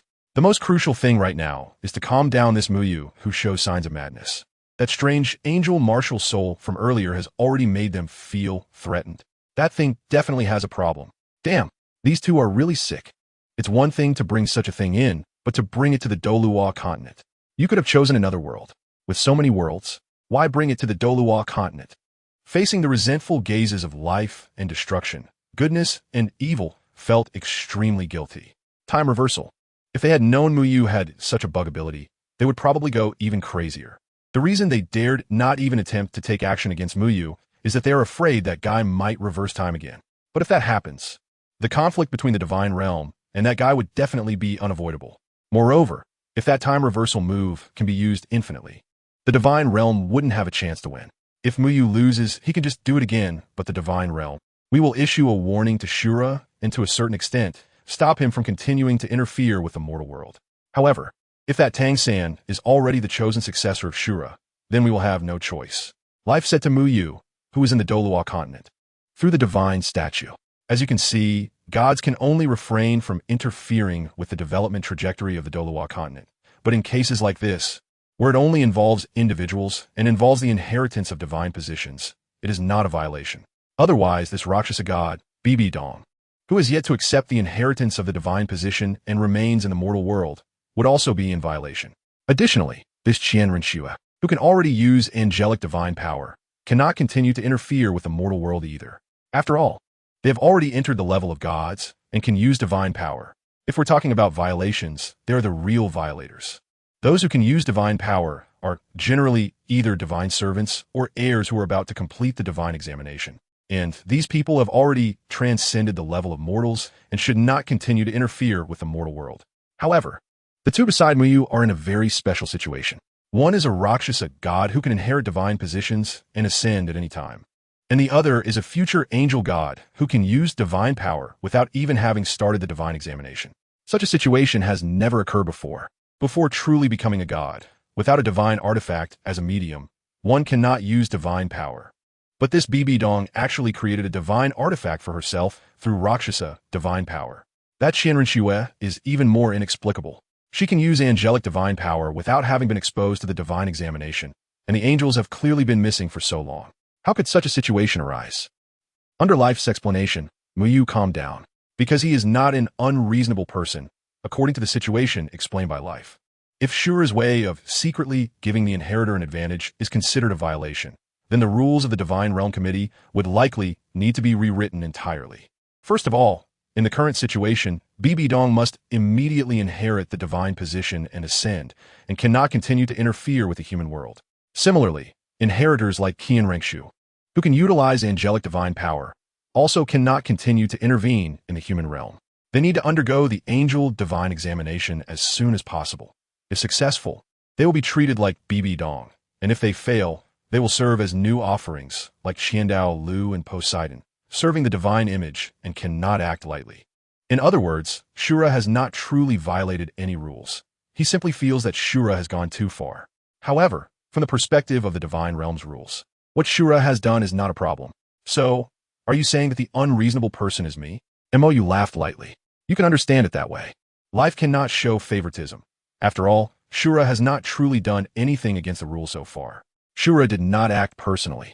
The special secret realm mixed with the underground abyss world does not actually count as a violation either, since secret realms are almost all created by gods. Just like the city of slaughter that you entered before, which was meant to test his inheritors. However, whether this secret realm is used to train inheritors or simply to give the opponent an advantage is the god's own matter. As the position being inherited is his own divine position, you felt angry and unfair, mainly because mortals have a misunderstanding of the divine realm. The gods of the divine realm do not exist based on humanity. Gods are gods, and most gods are born in the divine realm, not from powerful beings ascending from various worlds. If it weren't for the turmoil caused by the dragon god back in the day, there wouldn't be many mortals cultivating to ascend to godhood. The reason there are so many mortals ascending to godhood today is due to the dragon god's turmoil, leading to many gods falling, leaving surplus divine energy. Under their arrangements, some top powers from the mortal realm can ascend to become gods when conditions such as luck and talent are suitable. Therefore, divine positions are actually private property of the gods. Giving one to someone, not giving one, and how to give it are all the gods' own affairs. And this is not a public resource that others can intervene in. Additionally, helping humanity is not the duty of the gods. This is also one of the deepest misunderstandings humans have about gods. Humans seem to think that God should help them, but why should they?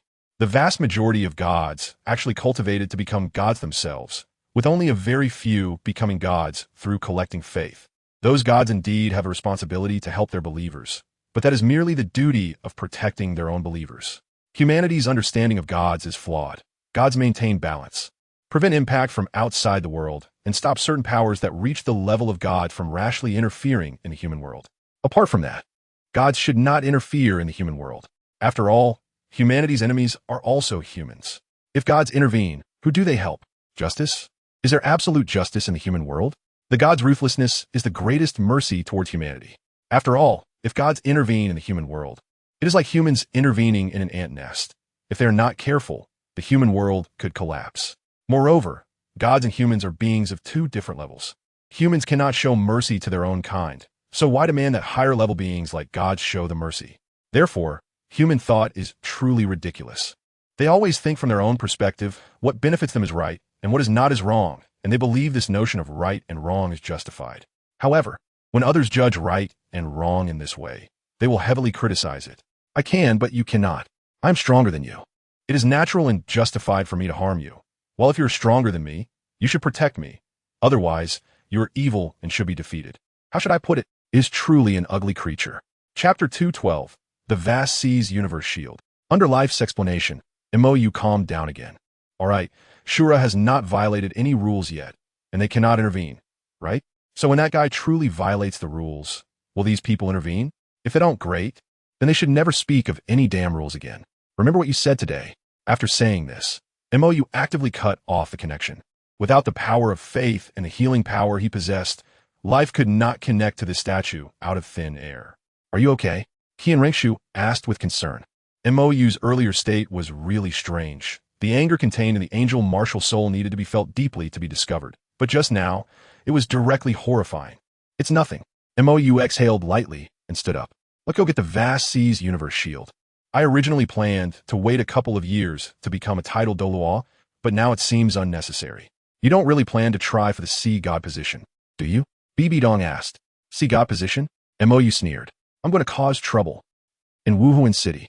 While having Qianrengshu find a reason to go to the Tindo Treasury to get the Vast Seas Universe Shield, MOU went to find Qiandao Lu.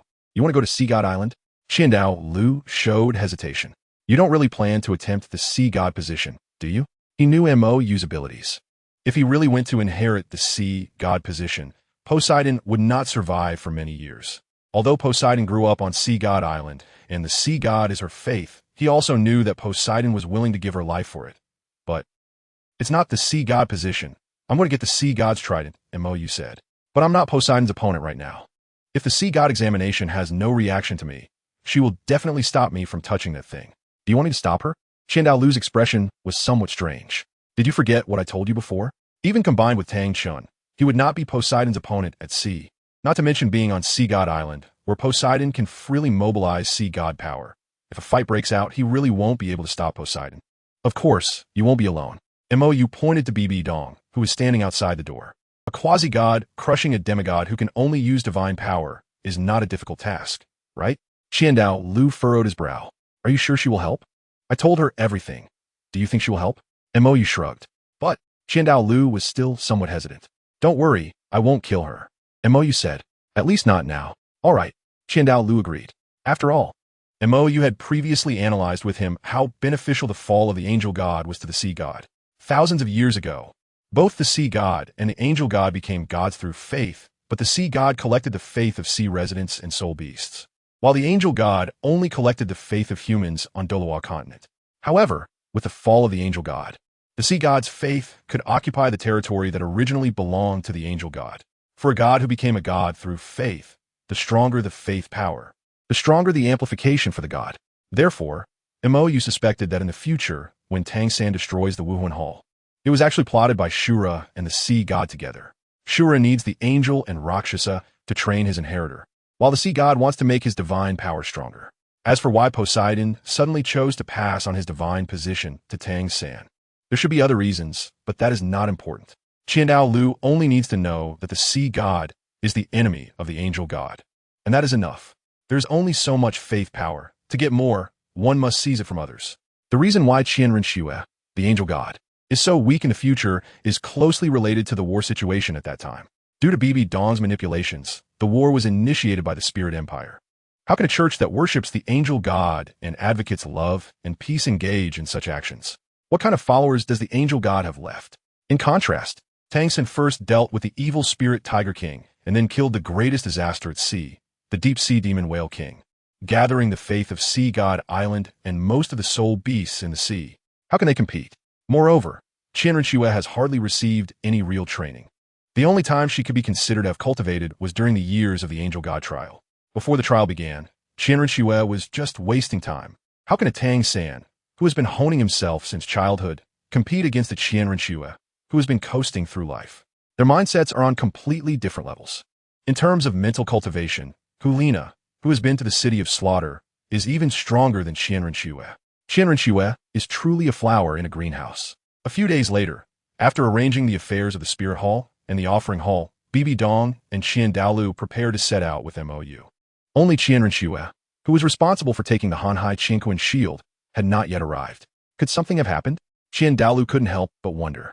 After all, Qianren could now use the power of the angel god, and there might be issues with the Hanhai Qingquan shield, which contained the power of the sea god. Let's go take a look, Mou said, placing a hand on Dalu and Bibi Dong's shoulders. The dark demon, evil god tiger, is a 100,000-year soul beast, so it has two soul skills. One is the rarely used devouring power, with the soul skill name being evil god devour, which is quite shameless as it can devour anything.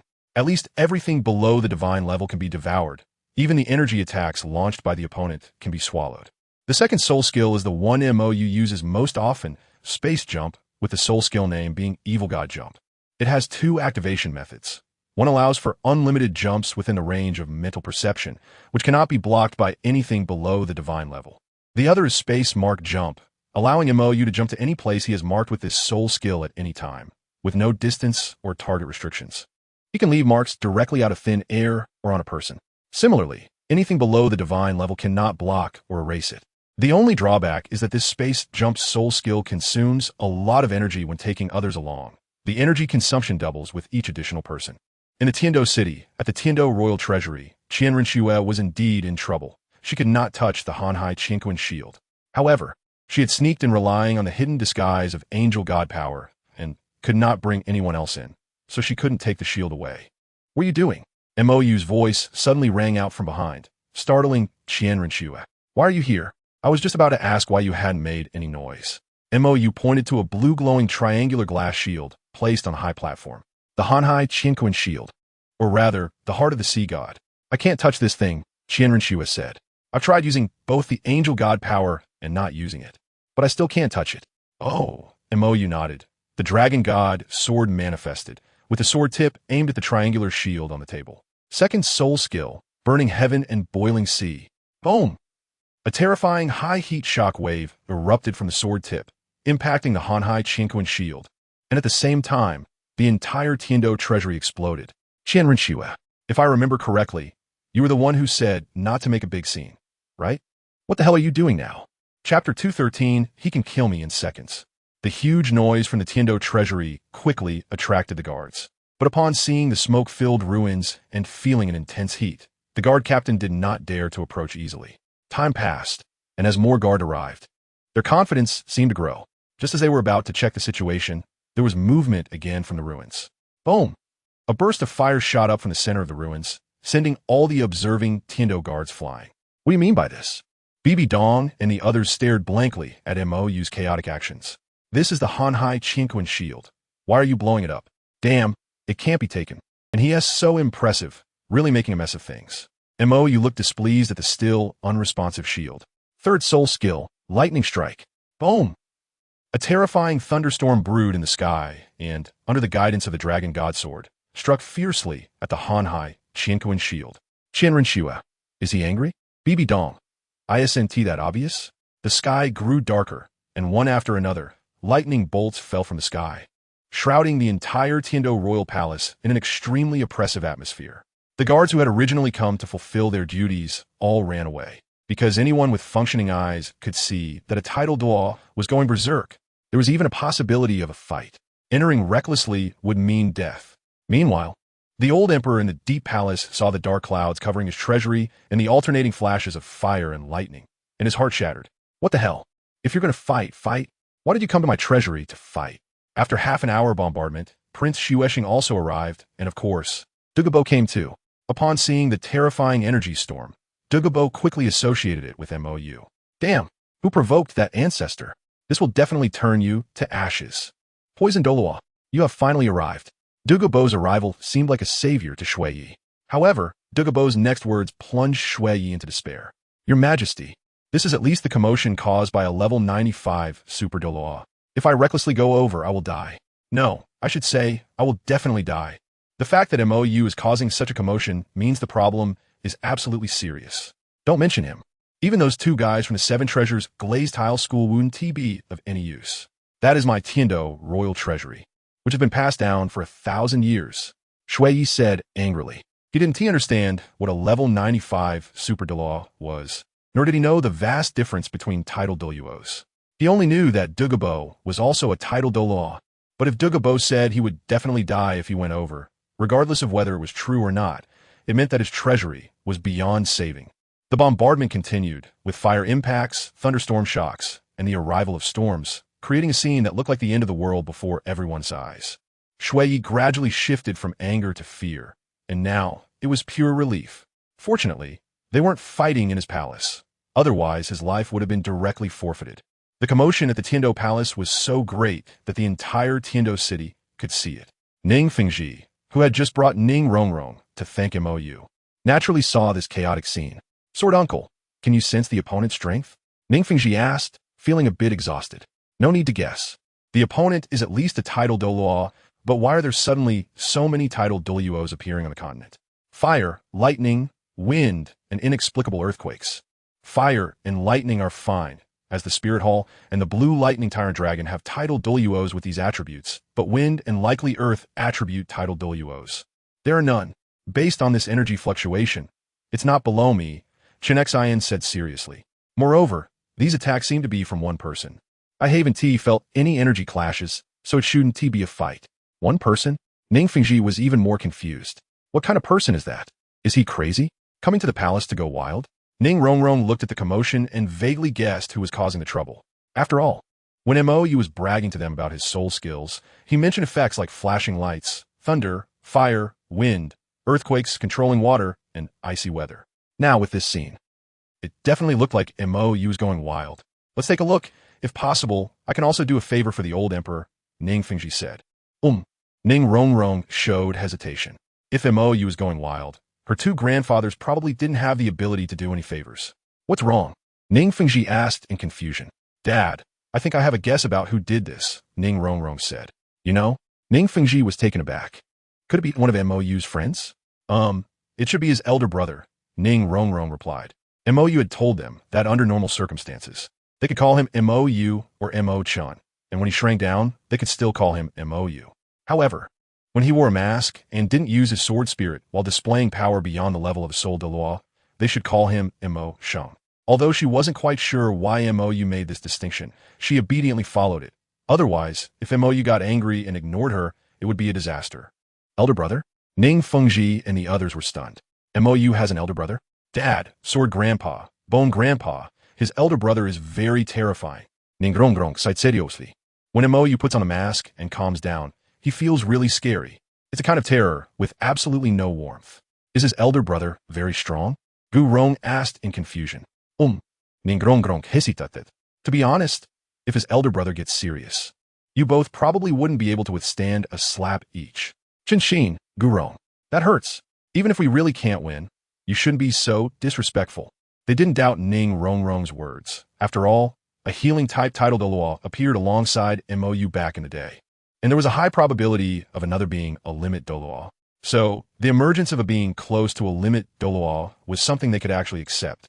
And the fact that they couldn't withstand a slap each was indeed true. After reaching level 97, the gap between each level was enormous. Qinshin's father, who was level 98 back then, couldn't withstand even one move from the level 99 Grand Priest of the Spirit Hall. One was at level 95 and the other at level 96. If they faced a limit Douluo, the chances were high that, as Ning Rongrong said, they wouldn't be able to withstand even one slap. However, saying it like that, at least give us a bit of face. Rongrong, some things shouldn't be said carelessly. Your bone grandpa is also very. Before Gu Rong could finish his sentence, he suddenly froze as a terrifying and despair-inducing light erupted from the palace, shooting into the sky.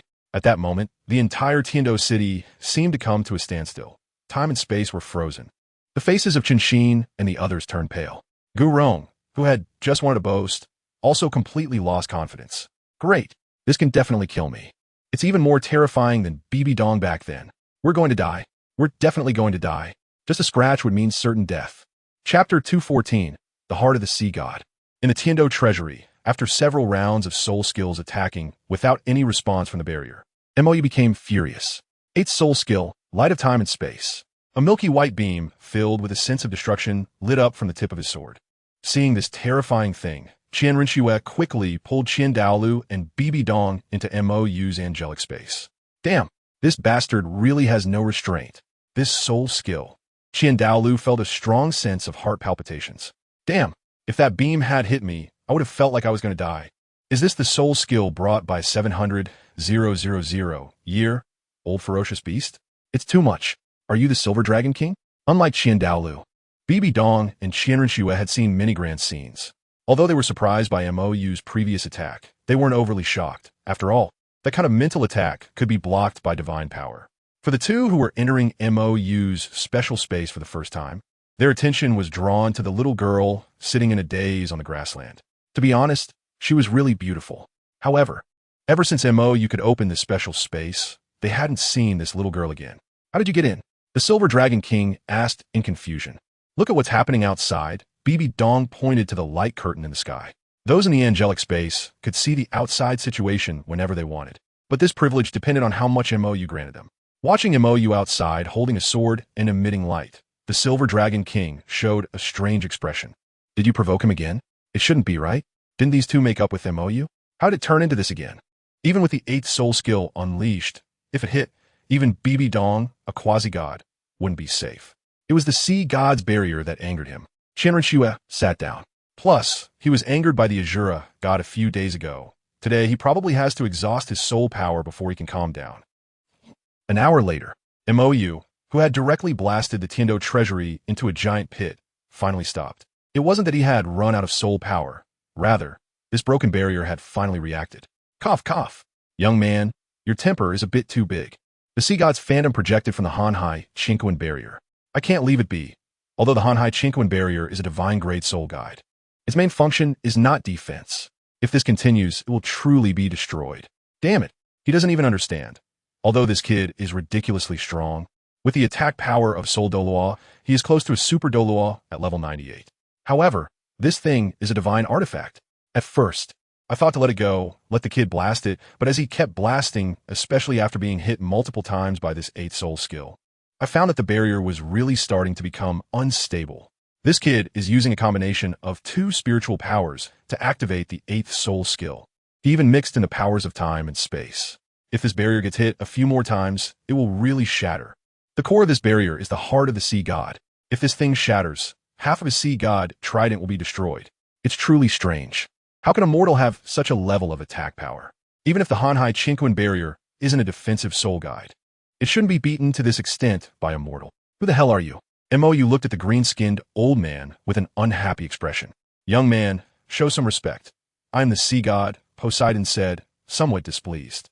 If it weren't for the fact that this kid is surrounded by the angel god and the Rakshasa god, he would have used the sea god's divine thought to teach him a lesson, knowing that this thing is his inheritance token, yet still attacking the Hanhai Chinquan barrier.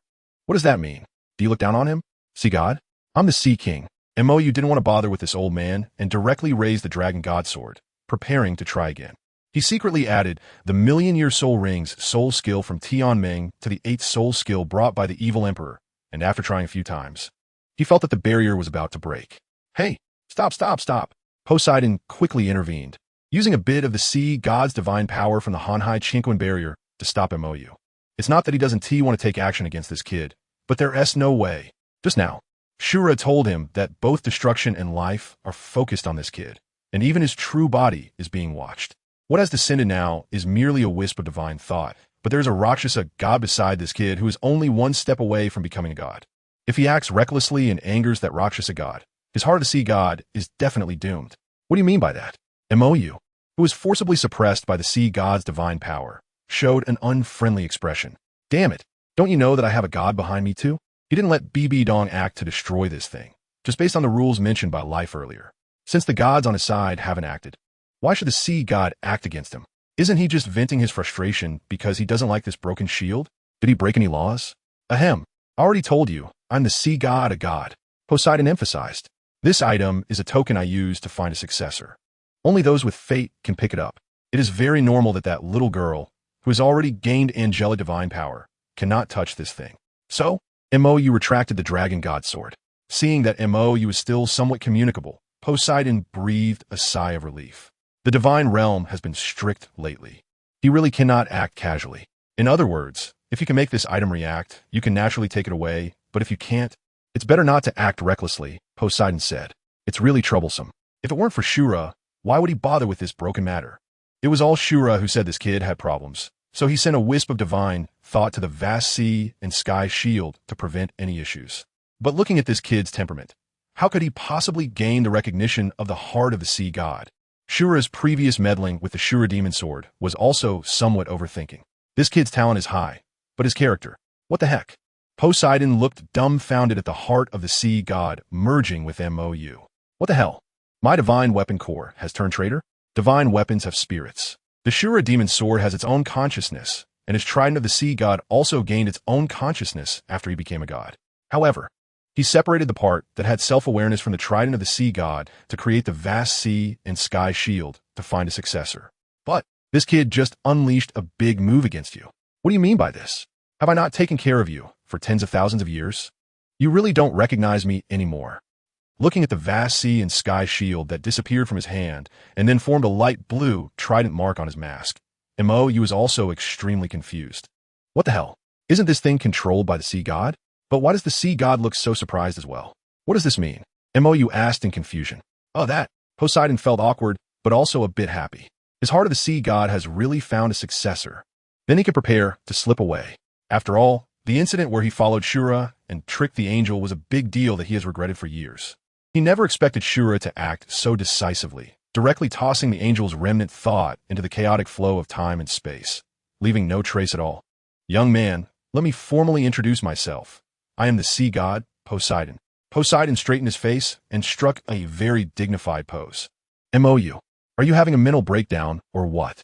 Chapter 215, The Will of the Divine Weapon. Similarly, in the angel space, BB Dong and the others who saw Poseidon's change also didn't understand. Isn't the heart of the sea god controlled by the sea god's will? How could it merge with MOU? It seems this thing is different from the Shura demon sword in the City of Slaughter. The Silver Dragon King understood these things better. What does that mean? Qian Renshua asked in confusion. You may not be particularly familiar with divine level items. The Silver Dragon King said, even if it was previously a dead object, as long as it reaches the divine level, it will give birth to its own divine thought. Her Rakshasa demon scythe has actually already birthed its own consciousness. However, she has not yet become a god, and the Rakshasa demon scythe is still a part of her. Unlike the sea god, who separated the trident of the sea god from himself. Therefore, it has not yet given birth to a complete divine thought. Then how did the heart of the sea god end up on MOU? BB Dong asked. Even if it was separated, the heart of the sea god is still the sea god's thing, right? But Poseidon's reaction just now clearly showed that he also didn't expect the heart of the sea god to merge with MOU. Well, this is actually easy to understand. The Silver Dragon King paused. Gods also change, just like people, and will undergo changes over time.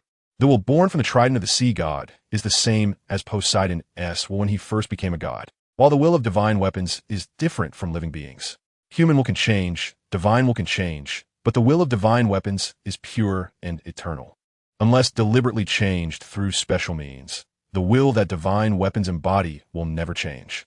Now, the heart of the sea god actively merged with MOU at the moment of contact, which only indicates one thing. MOU is closer to the will of the heart of the sea god than the current sea god. In other words, can MOU really inherit the position of the sea god? Qianrenxue asked.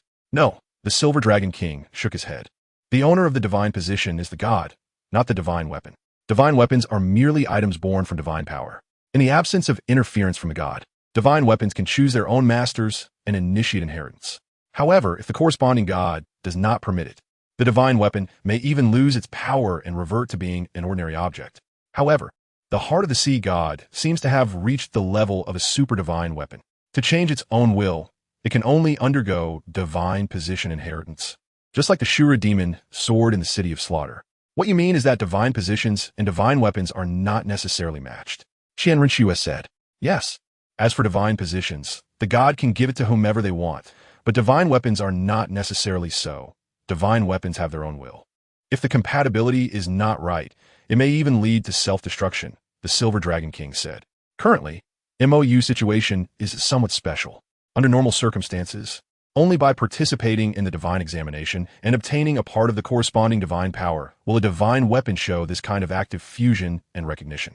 However, in his case, it directly recognized him as its master. Could it be that the Shura demon sword was the same? Shura had set up a restriction on the Shura demon sword, preventing MOU from even touching it. However, the heart of the sea god did not have any restrictions set, so after MOU touched it, it directly fused. This means, could he find a way to take the Shura demon sword as well? What you mean is that I can attempt the sea god's divine position. MOU looked at Poseidon with a strange expression. I went to Sea God Island in my last life. I threw away the trident of the sea god. Why didn't you react back then? And now you're talking about divine weapons recognizing their masters? Why didn't that broken trident recognize its master back then? Who are you trying to fool? No, wait. It seems like the heart of the sea god was broken by Qianrenxue, right? Did you break the heart of the sea god in your last life? MOU asked Qianrenxue in the angel space. Yeah, I almost killed Tang back then. But suddenly the sea god jumped out. At that time, I could only break the heart of the sea god at most, Qianrenxue said. The heart of the sea god is the true will of the trident of the sea god. Once the heart of the sea god is shattered, the trident of the sea god also loses its own will, the Silver Dragon King said. Oh, I see. Montaku understood. Although he still didn't quite understand the criteria for this divine weapon to choose its master, it seemed that Poseidon also didn't expect the heart of the sea god to actively merge with him. So what do you want to say? MOU looked at Poseidon. Ahem, the heart of the sea god is willing to actively recognize its master, which means you are qualified to undertake the sea god trial and may become my successor. Poseidon said seriously, although I don't know why Shura is so wary of this kid, even if there's a presence of temporal turbulence. Being accepted by the heart of the sea god indicates that this kid's heart is not a problem. The belief of the sea god is to save those who are in danger at sea, including soul beasts. So the will of the sea god, tried and born in that state, is also to save those in peril, quell storms, and bring peace. The will of the sea god trident is the will to save. Those who are willing to give everything to save others, as long as their talent is sufficient, can gain the recognition of the heart of the sea god when this will become strong enough. But who does this kid want to save? He seems to be in no danger right now, right? However, the moment the heart of the sea god recognized him, that intense obsession that was almost madness. By the way, little guy, do you know angels? Poseidon asked this question unexpectedly before leaving. The angel was killed by Shura's demon sword, and its remains were thrown into the temporal turbulence, erased from existence. But this kid has the aura of an angel, the true aura of an angel, not the aura of angelic power, and this kid's martial soul. MOU was taken aback. Qianrenxue? It's nothing. Poseidon sighed, and the shadow of the sea god gradually disappeared. A moment's thought has become irretrievable. Don't be in a daze. Look at what you've done to this place. Qianrenxue reminded. Huh? Oh. Only then did MOU look at the giant pit he had created in the Heavendo treasury. Apart from the vast sea and sky cover, there was nothing left. The Heavendo royal family's 1,000-year collection was completely gone. Senior, please wait. Just as MOU was about to leave, a shout interrupted his movement. Because of the recent active fusion with the heart of the sea god, MOU was in a masked form, and the additional blue trident mark on his forehead softened his originally cold demeanor. Is there something? MOU turned to look at the approaching Chin Xin and Gurong.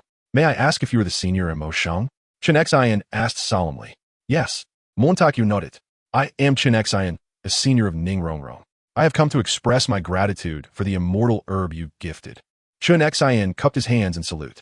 Ning Rongrong told them that the immortal herb was obtained by Mo from Mo Shang, and even a legendary herb. The heartbroken red was given to the prince, Xue Qinghe. Moreover, Mo Shang had just been furious because Tang Hao's son, Tang San, stole the immortal herb. Samingili in Capitan Tang Hao. You don't need to thank me.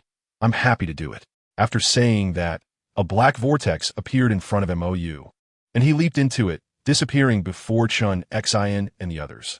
Chapter 216, Mutation. Space Soul Skill? Gu Rong's expression froze. This space soul skill is even more powerful than his, and it seems to be ultra-long distance teleportation. At least just now, the other party directly disappeared from their perception range. Swordsman, what do you feel? Gu Rong asked. It's very strange. Chen Xian shook his head. The soul power fluctuation feels similar to the one Mo you gave me before. But the aura is completely different. Mo you had clashed with him in martial souls, so he had a deeper understanding of Mo's soul power fluctuations. But why did emotion give him such a similar feeling to Mo? But you haven't mentioned the main issue yet, Gu Rong said. They came to ask if there are any immortal herbs that can help the 7 treasures glazed tile pagoda evolve. If there are, as long as it's within their capabilities, they would do their best to meet the other party's needs. However, the main purpose is not for the immortal herbs, but to find a reason to connect the 7 treasures glazed tile sect with this unknown force. After all, at this point in time, the conflict between the Spirit Hall and the 2 empires is imminent. Although Ning Rongrong has broken through the limitations of martial souls and has the qualifications to achieve title Douluo in the future, she is still too young, at most. She has no more than 10 years before the Spirit Hall will definitely take action. The 7 treasures glazed tile sect must make a decision before that.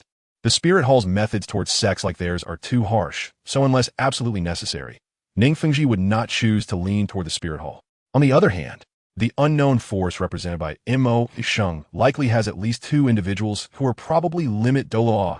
Establishing a connection with such a force means that even if the 7 treasures glazed tile sect encounters trouble in the future, they can at least preserve their legacy. At the very least, Ning Rongrong must be kept safe. The other party clearly has no willingness to communicate. What can I say? Chen Xian said helplessly. He just left without giving him a chance. What can he do? And should we go look for Mo? Gu Rong suggested. Didn't you say before that Rongrong has feelings for him? If they end up together, our goal would be mostly achieved. But that kid isn't just with Rongrong. Chen Xian frowned. Moreover, I didn't see him having any feelings for Rongrong. Not just Rongrong. Gu Rong showed hesitation. This is indeed a problem. It's not that they're worried about him being a playboy. As long as Ning Rongrong is willing, they won't say much. The important thing is that if Ning Rongrong is just an optional existence to him, then that won't do. Mo left behind a field of ruins. The entire Heaven Do treasury has directly vanished. When Shui arrived at the scene with the help of others and saw the 100-meter-deep giant pit, he fainted on the spot. Gone. Everything is gone. The Heaven Do royal family's 1,000-year accumulation. There is nothing left. After briefly waking up with the help of the imperial physicians, Shui immediately ordered people to search for a sea blue cover in the ruins, which is the national treasure passed down by the Heaven Do royal family for thousands of years.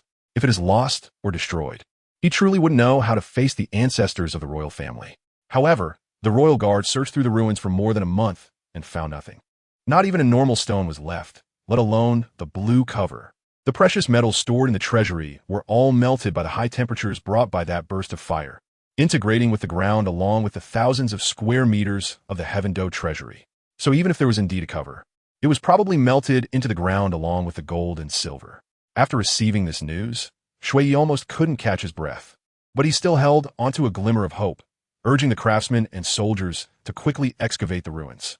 They must give him an explanation, even if they have to dig 100 feet deep. However, this matter has nothing to do with Mo. He is already headed towards Sea God Island, because he and Qian Dalu and Bibi Dong can all fly, and with Qian Dalu guiding him, they did not need to search for Sea God Island by boat like Tang San and the others in the original story. They simply bought a boat of moderate size from the seaside, which could accommodate the size of Mo's soul guide, and set off. There was no helping it. Flying doesn't mean they wouldn't get tired. Sea God Island is very far away. Back then, Qian Daolu and Tang Chun took several months to find it. and the weather at sea is very unstable. Dalu also needs to observe the direction of the sea currents to determine the location of Sea God Island. It is not fixed-point navigation. In his previous life, Mou followed the map of Sea God Island from the Spirit Hall and took half a month to find it. If it hadn't been for good luck in encountering many ships along the way, he might have starved on the road, because he thought that since he could fly, Sea God Island should be very close. But after departing, he realized that the map was made based on the sea current direction and was not fixed-point navigation at all. So, do you really know how to navigate? After flying for half a month, Mou and the others were still facing a vast ocean. In the sky, Bibi Dong and Mou looked at Dalu with suspicion. Could this old man be too old to recognize the way? Dalu awkwardly took out the nautical chart of Sea God Island. No, I remember this route. Could it be that after so long, the ocean currents around Sea God Island have changed? Montague, Bibi Dong, you really are unreliable. Wait, don't you have the heart of Sea God? That thing should be able to navigate, right? Bibi Dong suddenly asked. After the Rakshasa scythe was created, it could serve as a passage to enter the Rakshasa secret realm. So the heart of Sea God, being the core of the Sea God trident, should be able to point the way, right? Hiss. Mou slapped his forehead, realizing. That's right. Bibi Dong, you two are like Zhuge Liang and Jiang Wei. But how do we use this thing? Mou asked. Didn't it merge with you? Can't you feel its presence? Bibi Dong questioned. Mou shrugged. No, not at all. If he could sense it, he would have thought of it already. The problem is, after the Han Hai Qianquan shield merged with his angel martial soul mask, he couldn't feel anything at all. Put the mask on, let me try. Bibi Dong said. After Mou absorbed the 8th spirit ring, a large silver-striped eye appeared on the mask, and he himself seemed to feel nothing wrong with it. Mou put on the mask, and Bibi Dong concentrated the Rakshasa divine power at her fingertips, reaching toward the trident mark on his forehead. Buzz! Just as she was about to touch the mask, Bibi Dong seemed to see the eye on the mask open for a moment, and a powerful wave of mental energy surged out. Caught off guard, Bibi Dong was directly knocked unconscious and fell vertically from the sky. Dazed, Mou and Dalu exchanged glances. What the hell? Are you just going to stand there? Rescue her. Dalu said speechlessly. Huh? Oh. Mou suddenly reacted and leaned down to chase after the free-falling Bibi Dong. Fortunately, they were flying quite high, so Mou caught up with Bibi Dong before she fell into the water. Big sister? Dongye, Dongye, Zhongjong? Mou shouted several times while slapping Bibi Dong's face, but she showed no response. She really was knocked out. Just then, Mou, feeling tired from flying, took out a small boat from his soul guide and placed it on the sea. What's going on? Dalu also landed. Why did your martial soul suddenly attack her? That kind of close-range mental shock caught Bibi Dong off guard, and it's normal for her to be knocked out. But looking at Mou, it seemed he had no idea he had attacked. I don't know. Montague Shulgit. After absorbing the 8th spirit ring, the angel martial soul became stranger, and he could no longer communicate with it. What do we do now? Looking at the gradually darkening sky, Dalu was somewhat worried. A storm is coming. We need to hurry up and fly above the clouds, or it will be dangerous. Aye. Just as Mou was about to store Bibi Dong in the angel space, he suddenly froze. I can't open it. The Silver Dragon King, Blue Silver Emperor, and Ice Fire Dragon King, who had been inside, also lost contact. Lao Qian, we might have to return first. Mou said. What happened? Dalu asked in confusion. I can't sense my martial soul anymore. Mou said seriously. As soon as he finished speaking, the mask on Mou's face and the wings behind him disappeared. Chapter 217. The Origin of the Angel, 2-in-1. Half a month later, in Spirit Hall City, due to Mou's problem and Bibi Dong inexplicably falling into a coma, Dalu could only rely on his sense of the angel statue to bring the two of them back. After returning to Spirit Hall City, the Silver Dragon King and the others, who were originally in the angel space, were all thrown out, and Mou couldn't even use his angel martial soul. Now, all he could use was the Dragon God Sword. How is Xiaoyu doing? Outside the angel temple, the Snow Empress and others waited anxiously. Ever since Dalu brought Mou back 10 days ago, he hadn't gone out, and now he had been in the angel temple for 10 days. I don't know. Dalu, also guarding outside the angel temple, shook his head. His current condition isn't very good. You all better not disturb him. Mou said his angel martial soul seemed to have vanished, and he couldn't feel anything at all. Now, he could only use that sword, and everything seemed to have returned to square one. Or rather, it was worse than square one, because the immunity to mental attacks, elemental immunity, and that healing ability All those abilities came from the angel martial soul, not from that sword. Now, without the angel martial soul, you couldn't even freely unleash the soul skills of the Dragon God sword, because those soul skills, without exception, were indiscriminate, without the corresponding elemental immunity. Once you activated those soul skills, he would be the first one to get hurt. Now, the only things you could activate without harm were mental attacks. The space of the dark demon evil god tiger and his devouring ability. The rest of the soul skills were unusable. Of course, if it were only those soul skills, it wouldn't have much impact on MOU, since his strength didn't rely on soul skills. The most significant and deadly impact on MOU was that healing ability. Too many of MOU's moves inflicted great damage on himself. Without that terrifying healing power, he couldn't use most of his moves, or rather, he couldn't disregard the damage to himself as he did before, or else he would die. In other words, the current MOU couldn't act recklessly. Shakily, he returned to square one. MOU, who had been lying in front of the angel statue for over a week, had a calm expression. Or rather, he had already passed the crazy period. The bugged angel martial soul was gone, and he had lost the confidence to play a mutually destructive game with the divine realm. Unable to activate the healing power, he couldn't solve the Silver Dragon King's injuries, and the moves he used to fight desperately were also unavailable. How interesting. Looking at the angel statue in front of him, MOU didn't know how to describe his feelings. Originally, this world was targeting him, whether it was gods or humans. None of them cared for him. Without risking his life, no one would even believe him. Now it's good. Even his martial soul was ignoring him. To be honest, the moment he lost the angel martial soul, he didn't feel panicked. At most, he felt a bit helpless after all. This wasn't the first time such a thing had happened. After being helpless too many times, he had become numb. Did losing the angel martial soul have a big impact on him? Yes, but not really. Contrary to Dalu's thoughts, losing elemental immunity didn't significantly impact him. After condensing the elemental soul core, his control over these elemental energies was already strong enough. Under normal circumstances, those attacks wouldn't affect him. Only when he overexerted the soul skills would he get hurt. Losing mental immunity didn't have much impact on him either, as his mental power had already reached semi-divine level. No one could hurt him in the mental realm except for gods. The most significant impact was that healing ability. He could no longer unleash those self-harming attacks, and his self-harming cultivation method was forced to stop. He could only train honestly like an ordinary person. But why? MOU was depressed. Why did this angel martial soul disappear without warning? No, it wasn't disappearing. It was no longer paying attention to him. The isolation effect of the Silver Dragon King and the others is still in place, proving that the angel martial soul has not disappeared. It just cannot be used now. But why? Why come to him at this time? Is it fun? Why didn't he leave him alone at the beginning? Without this martial soul, he wouldn't have to face these troubles now. He could live a simple life in this world, without power, accepting his fate and not interfering with the destinies of these people. But now, what is the deal? Coming to him at such a time? Do they all enjoy backstabbing? Is it really that fun? What have I done to deserve this? Everyone is playing him, whether human or god. And now even his martial soul is playing him. Great, really great. They just want to play with him alone, right? He has left. Dalu outside the angel temple suddenly felt MOU disappear. He must have activated a spatial soul skill to leave. He left.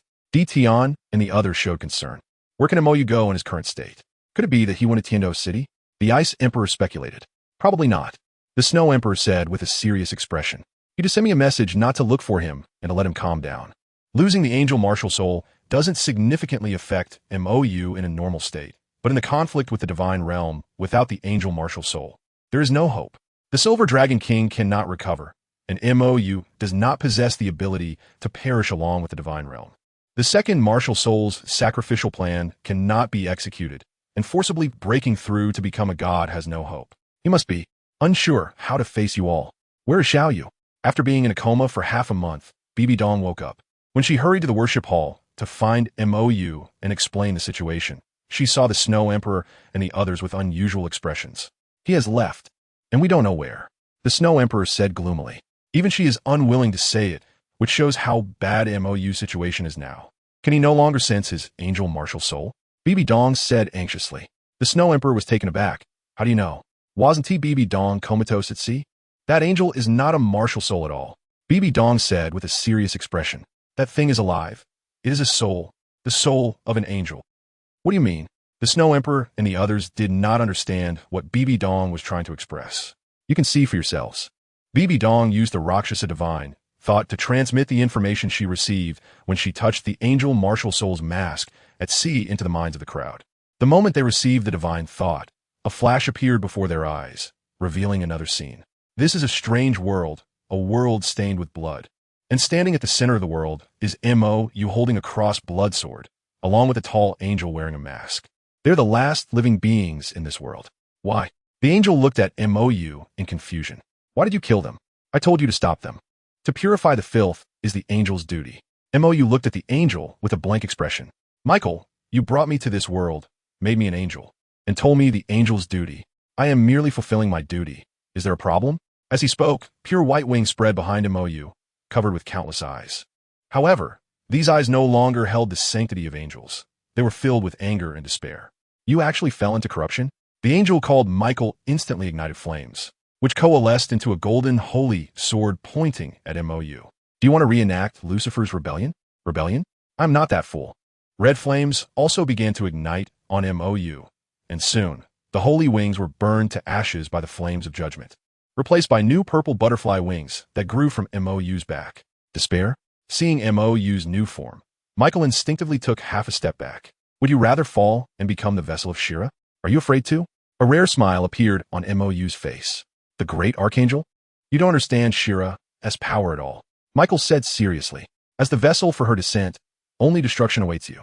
Shira's descent will bring disaster. You still have a chance to stop receiving Shira's power and return with me. Raphael can prevent all of this from happening. There is no going back. Mo.U turned around, gazing at the dawn breaking in the dark sky. Gabriel has already sounded the horn of doom. My journey of exile is about to begin. I really don't like existing as an angel. There are too many rules, even to strike at these fools with all my might. So you want to use Shira's power to kill them? The flames on Michael's body extinguished, and the all-covering mask dissipated, revealing an indescribably beautiful figure. The strongest warrior of the heavenly realm, the Archangel Michael, guardian of light, and also the angel who led Mo.U's soul to this world. Just an aside, Mo.U sighed, and the purple wings disappeared. I am tired. The life of an angel is too dull. From the moment you brought me to the heavenly realm without my consent and reincarnated me as an angel, I have been continuously fulfilling my duty, judging evil and guiding light. For tens of thousands of years, my passion has faded. I am no longer the way you once saw me. Time and again, failures occur. People always repeat the same mistakes, yet I cannot stop them. Ultimately, reincarnating me as an angel was a mistake. I remain fundamentally human. Even after undergoing the baptism of the heavenly realm, I cannot escape my human nature. I'm not a pure angel. I will grow weary. But you can rest. Michael advised. I cannot rest. Mo.U shook his head. The angel's duty prevents me from stopping, but I have grown tired of this life. As the only angel reincarnated from human, I am lonely. Apart from you, Gabriel, and Raphael, no angel is willing to communicate with me. Until I discovered Shira, this special existence. She is even lonelier than I am. Even Lucifer fears mentioning her, so I try to touch her. When? Michael asked. Shira is the god used to punish evil, the most dangerous, most violent, and most insane angel. Her appearance will only bring despair. So God sealed Shira's memories and abilities, only lifting the seal when necessary. Under such circumstances, how did you touch Shira? Mo.U actively contacted Shira, even willingly becoming the vessel for her descent, which has already violated the laws of the heavenly realm. A few hundred years ago, I think, I have lost my sense of time, and I can't remember. As for why, I don't know either. Mo.U said, she didn't consume you? Michael asked in confusion. Upon contact with the vessel, Shira would awaken, and without clear orders, she would destroy everything she could see and touch, including the vessel that carries her descent. No, she seems unable to discern my identity. An angel who is essentially human, and I carry no evil. She seems unwilling to act against me. Mo.U said, and then, I began to use her power to fulfill my duties. To be honest, her power is much stronger than the blessings you all gave me. Michael, you are quite rude. All right, it's almost time. Mo.U stood up, preparing to face the punishment. He has just slaughtered the believers of Satan in this world, violating the duties of an angel. He should only stop and guide these people, rather than directly begin a massacre as he did earlier. Moreover, he has touched powers that cannot be touched. From the moment the light of judgment shines upon him, his angelic powers will be stripped away, and he will begin a long journey of exile until he cleanses his sins. It could take 100 years, 1,000 years, 10,000 years, or even billions of years. He will be expelled from this primordial world and cast into the vast universe, suffering the pain of being uprooted. People will harbor malice towards him, just as he mercilessly dealt death to those who did not deserve it. He will feel the suffering of the innocent. This is both a curse and a punishment. Until he regains his original intention, the light of heaven will shine upon him once more. Will you hate me? The proud Archangel Michael showed an unexpected look of distress. It was I who brought you to this world that does not belong to you. From the land of ice and snow, I brought the lonely and lost human soul back to heaven, granting him new life and glory. He had once been proud of this, but at this moment, the reality is not so. He must have hated me at some point. Mo shook his head. But I don't remember anymore. It's been too long. Tens of thousands of years have passed, and I have almost forgotten that I am a person. If I hadn't encountered Shala, I might have really forgotten. Sometimes, I even think that a fallen angel might be more suitable for me than an angel. But the thought of becoming a fallen angel and being laughed at by some senior made me dismiss such ideas. I don't want to suffer in hell. After all, I once mocked a certain failed rebel, and he has been anticipating this for a long time. It's time to say goodbye. Mo stepped forward, ready to greet the dawn. Great Archangel, please never do anything to draw humanity to heaven again. You have violated the rules as well. Moreover, you cannot expect to be lucky every time and encounter someone like me, who has failed so many times and still remains a fool. You will bring disaster to heaven. I trust my judgment, Michael insisted. Who knows? The dawn shone from heaven, instantly drowning the dim world. And the first human angel, created by the Archangel Michael without permission, returned to the mortal realm. During this long journey, God will seal his memories of heaven until he regains his pride. Time flowed, and Mo, exiled by the dawn, drifted in the void of chaotic time and space, traversing time and space until he encountered a fragment of a broken soul. Guided by the remnant soul, Mo arrived in this universe. So does that mean it was the angel god who brought Mo here? Dalu looked confused. Is it really that dramatic? The remnant soul of the angel god, drifting in the chaos of time and space, encountered Mo, who had also been drifting for countless years, received the memories of the angel god's remnant soul, and Mo arrived in their universe. It turns out that it was kindness and evil that brought Mo in. The Silver Dragon King remarked unexpectedly. No wonder Mo has the aura of chaotic time and space, the aura of the angel god, and even a threatening aura. It turns out to be the divine consciousness marked secretly left by kindness and evil. So, has Mo always been under the surveillance of kindness and evil? But those two have never acted against her. Does that mean kindness and evil have also seen the power of time reversal? Are those two afraid? What is his current situation? The Ice Emperor still couldn't understand Mo's current state. Why did the angel martial soul suddenly disappear? Or rather, why did it suddenly stop responding to Mo? Also, why didn't Mo have the memories they just saw? Previously, when Mo opened his mind to her and the Snow Emperor didn't see these things either. The angel's blessing, the dawn of heaven, and the remnant soul of the angel god should be the reasons for the appearance of that angelic martial soul resembling a six-winged angel. The Snow Emperor said. However, this world has undergone too much stimulation, and it seems that Mo's memories have been awakened by this stimulation. So the mask of the angel martial soul had patterns appear, and the wings also had patterns resembling closed eyes. His original powers seemed to be awakening, but now it should be the sea god's heart carrying the sea god's power, the Silver Dragon King speculated. That power collided with his own, and then the angel I saw earlier should be the Sheila that Mo just mentioned. That Sheila is the independent consciousness of this so-called angel martial soul, but previously, she had always been sealed. Now, with multiple powers clashing, I fear that, using Mo as a vessel, the true killing angel Sheila is about to awaken, and her power far exceeds Mo's original power, which is why Mo's angel martial soul has gone wrong. But if that's the case, the Silver Dragon King's expression gradually darkened. The judge used to punish evil, the most dangerous, the most violent, the most insane angel. Her appearance will only bring despair. Is this the power that surpasses even the dragon god that she feels, the killing angel that brings despair? If that so-called killing angel awakens, Bibidon's expression grew increasingly grave. The angel that brings despair and finality. This is what the Archangel Michael referred to in Mo's memories. Even merely watching that memory, she can clearly feel that Mo's original power as an angel far exceeds her as a Rakshasa god. How powerful is the Archangel Michael, who bestows blessings and grants powers, and is even stronger than Mo? And what level of existence is the killing angel that even that Archangel fears? An angel that brings despair, is certainly not a good description. Moreover, as the vessel for Shila's descent, what will happen to MOU? Could it be that she will really be destroyed, as Michael said? So now, the greatest threat is no longer the divine realm? The soul left behind as a spiritual body, Tianming cautiously spoke up. MOU, or rather, the killing angel attached to MOU, is the greatest threat in this world. If that thing wakes up, will our world be destroyed? Chapter 2:18 Solution. Meanwhile, after leaving the martial soul city, MOU really arrived at Heavendo City. What a joke. Time and time again, MOU awakened. Efforts are meaningless. Persistence is meaningless. No matter how hard he tries, it pales in comparison to someone else's momentary whim. In his previous life, he worked like a mule for 20 years, and what was the result? What good did it do? When the divine assessment came, the divine position inheritance, he was instantly killed. In this life, he still worked hard, and what happened? The martial soul just ignored him. It's like working hard for half a lifetime in business, only to have someone use connections to freeze and transfer your funds, leaving you with nothing.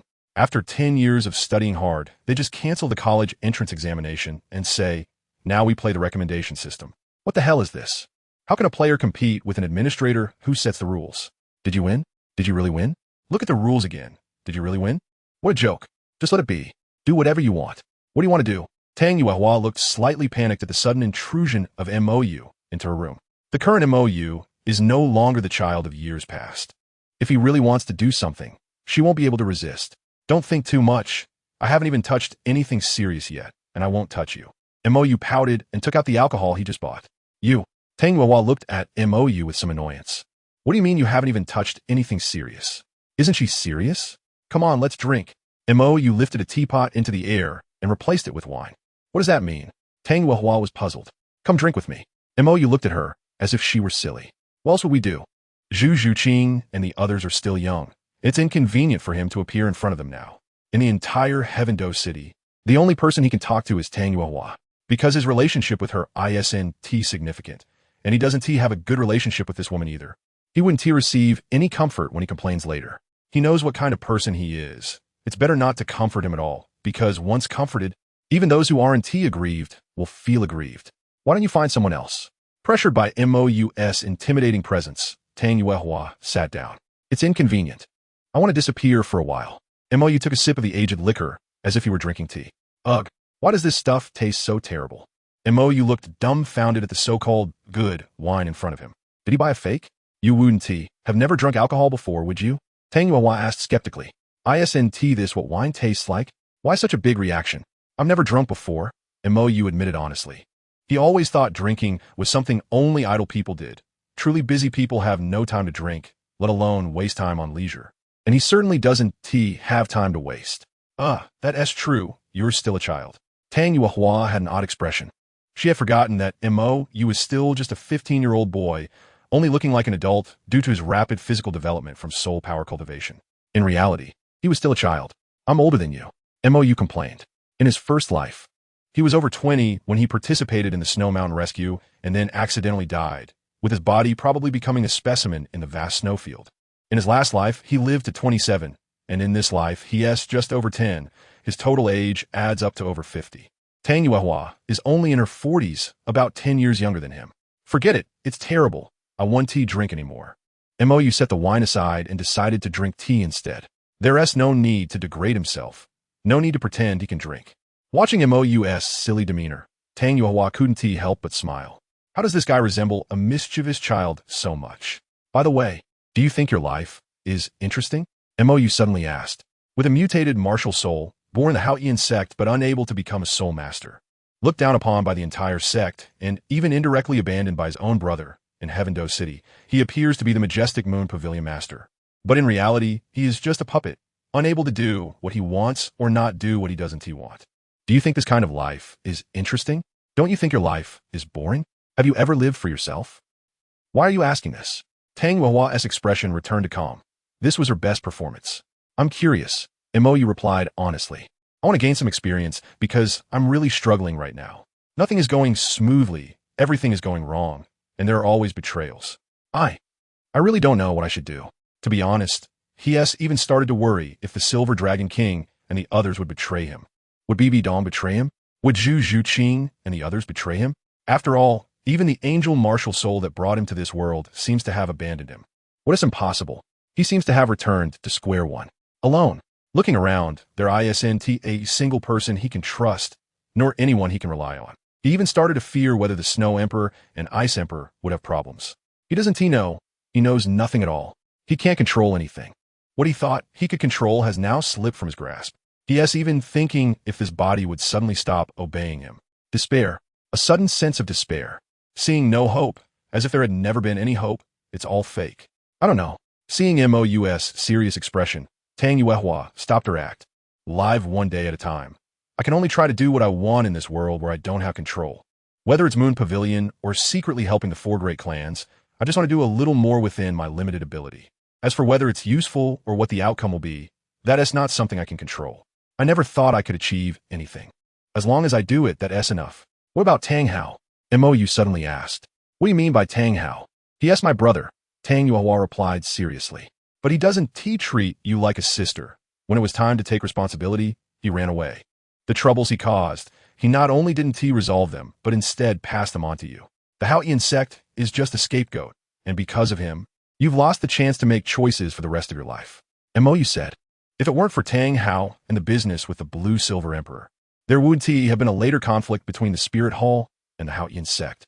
And Tang Yuehua wouldn't have been sent to the old Emperor's bed by the Haotian sect. The current predicament of the Haotian sect and the current predicament of Tang Yuehua can be said to have been caused entirely by Tang Hao. But he is still my brother, Tang Yuehua insisted.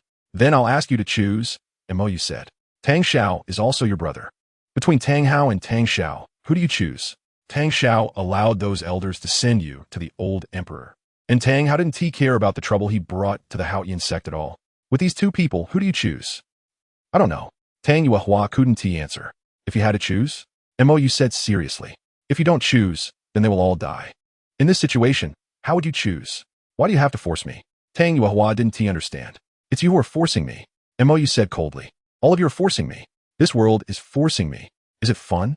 Increasing the difficulty for me time and again, when I finally find a little hopeful solution. The next second you force me to downgrade. What do you all want from me? Don't you know that right now, I feel like the best choice is for everyone to die together? You mean the Haotian sect, the Spirit Hall, Soul Masters, ordinary people, soul beasts, and humanity. There is only one way to solve the problem. Togatea, D. Chapter 219, A Future Without Hope. In the Divine Realm. Seeing Mou's increasingly unstable demeanor, both good and evil began to panic. He can't be going crazy, can he? Good said worriedly. Something's not right. It's getting more and more off. That so-called angel martial soul of Mou absolutely hasn't disappeared. Because the sense of threat he poses to them has become increasingly intense. It seems we need to give him some support. Otherwise, this kid might really have a problem. Evil said solemnly. In his last life, Mou's biggest pressure came from the god of Shura. In this life, with the addition of the Silver Dragon King, the Shura god isn't a big issue. However, correspondingly, he needs to face the pressure from the entire divine realm. But now, for some reason, that angel martial soul has suddenly stopped responding to Mou, leading to significant problems in the recovery of the Silver Dragon King. And the dragon souls of the Ice Dragon King and Fire Dragon King can't be fully restored either. With just 3 first-level gods, if Shura were to take action personally, Mou and the others would have no chance of winning. At the very least, they need the Silver Dragon King to recover completely before threatening to release the Golden Dragon King and take the Divine Realm down with them to establish negotiation terms. But now, Mou can no longer see hope. Support? Good was taken aback. Are you planning to inherit the divine position? Is there any other way? Evil asked rhetorically. Only the God King can oppose the God King. If he can't give Mou enough hope, he really doesn't know what will happen next. That kid's state is really off. He can see that Mou wants to go down together. He wants everyone to die together. But can he resonate with your divine power? Goodness worriedly asked. Mou's talent goes without saying, so there's no need to worry about whether he can bear divine power. But the question is, does Mou match with Evil's divine power attribute? If it were before, he would definitely have no problem, but now. Evil showed a troubled expression. Mou's previous view of good and evil was clear and firm, even able to bear both his and goodness's divine power at the same time. But now, that kid is starting to abandon those things. Right or wrong, he no longer cares. Without a clear view of good and evil, he can't bear evil's divine power. Good and evil are forces of balance. If MOU doesn't care about good and evil, he won't be able to resonate with evil's divine power. I'll go find life, goodness said. She is more suited to MOU than the divine power of destruction. Whether it's the healing power of life or the destructive power of destruction, both resonate with MOU, and as long as their divine powers match in attributes, it's enough to bear them, unlike her and evil's divine power, which still needs balance. That kid's angel martial soul isn't coming out now. Life can't inherit the divine position, and destruction won't abandon life to pass on the divine position alone, evil said. Moreover, destruction has no intention of passing on the divine position. Or rather, neither life nor destruction has the intention of passing on the divine position. Otherwise, when they saw MOU's talent and the high compatibility with life's and destruction's divine powers, they should have acted. But they didn't. Neither life nor destruction has any intention of passing on the divine position. What if I tell them about the time reversal? Goodness said, you can see MOU's current situation. One misstep could mean everyone dies. Let's go. This matter can't be hidden any longer, evil said helplessly. The development of the situation has gone beyond their expectations. If MOU successfully heals the Silver Dragon King and inherits the Sea God position, he will have the qualifications to negotiate with the Divine Realm, allowing them to act as mediators and then send MOU away. After all, during the Divine Realm Committee voting, he and Goodness each have 2 votes, as long as they reach a consensus, even if life, destruction, and Shura stand together. They can't stop it. But now, MOU has no intention of negotiating, or rather, he no longer plans to win. He's preparing to let everyone lose together. In Tiando City, MOU has left Yuexian, and Tang Yuehua is still unable to make a choice. MOU is also helpless. He actually has another option now, to run away with the most important Snow Empress and Ice Emperor to inherit the divine position on Sea God Island. As for the conflict with the Spirit Hall and Tang San, and the Silver Dragon King's issues with the Divine Realm, he can hide. However, he can't do it. He promised that if he ran away, what would that count as? Where did MOU go? Why hasn't he shown up after so long? In the commercial street of Tiando City under the night, a wandering MOU encountered Ning Rongrong and her group, who were out to relax. Zhu Qing, didn't he tell you? Ning Rongrong looked at Zhu Qing. Among these few people, if you ask who MOU spoils the most, Zhu Qing is the answer without a doubt. And since Zhu Qing is the youngest, even younger than her, she feels embarrassed to say anything. No. Zhu Qing shook her head. Since MOU caused a scene in the Tiando Imperial Palace a month ago, there's been no news at all. Yin Jia, do you know? Ning Rongrong shifted her focus. Duguyan has known MOU the longest among them. I don't know. Duguyan shook her head. Due to the issue with the Tiando treasury, Shui Yi is now seriously ill, and Shui Qing'a has been left in the palace. She hasn't come out for more than a month either, and she can't contact her, so there's nothing she can do. I have a bad feeling about this. Ning Rongrong sighed. Me too. X4 Yi Lingling and the others felt the same way. My heart has been in knots for half a month. I don't even know why. Ning Rongrong said worriedly. That guy leaves without saying a word, and the last time he went out, he even said. He just left for a little over a month, came back for only a few days, and then disappeared again without a word. He wouldn't be trying to flirt with another girl, would he? Ning Rongrong suspected. It's possible. X4 as soon as this was said. It immediately garnered agreement from the others. MOU isn't honest. He teases little girls whenever he gets a chance, and then just leaves. Not completely proactive, not completely rejecting, just not knowing if he's responsible. A total scumbag. But that guy's scumbaggery is inexplicable.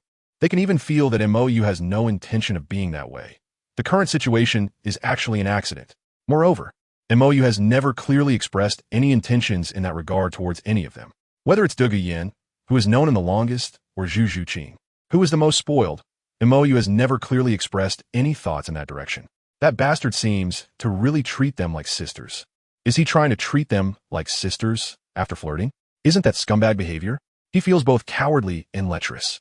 Yi Lingling said quietly. That's right. Ning Rongrong agreed. That bastard is both cowardly and lecherous. He clearly wants to, but he just won't touch. She doesn't know what he's being cowardly about. I've been so proactive, and he hasn't even hugged me once.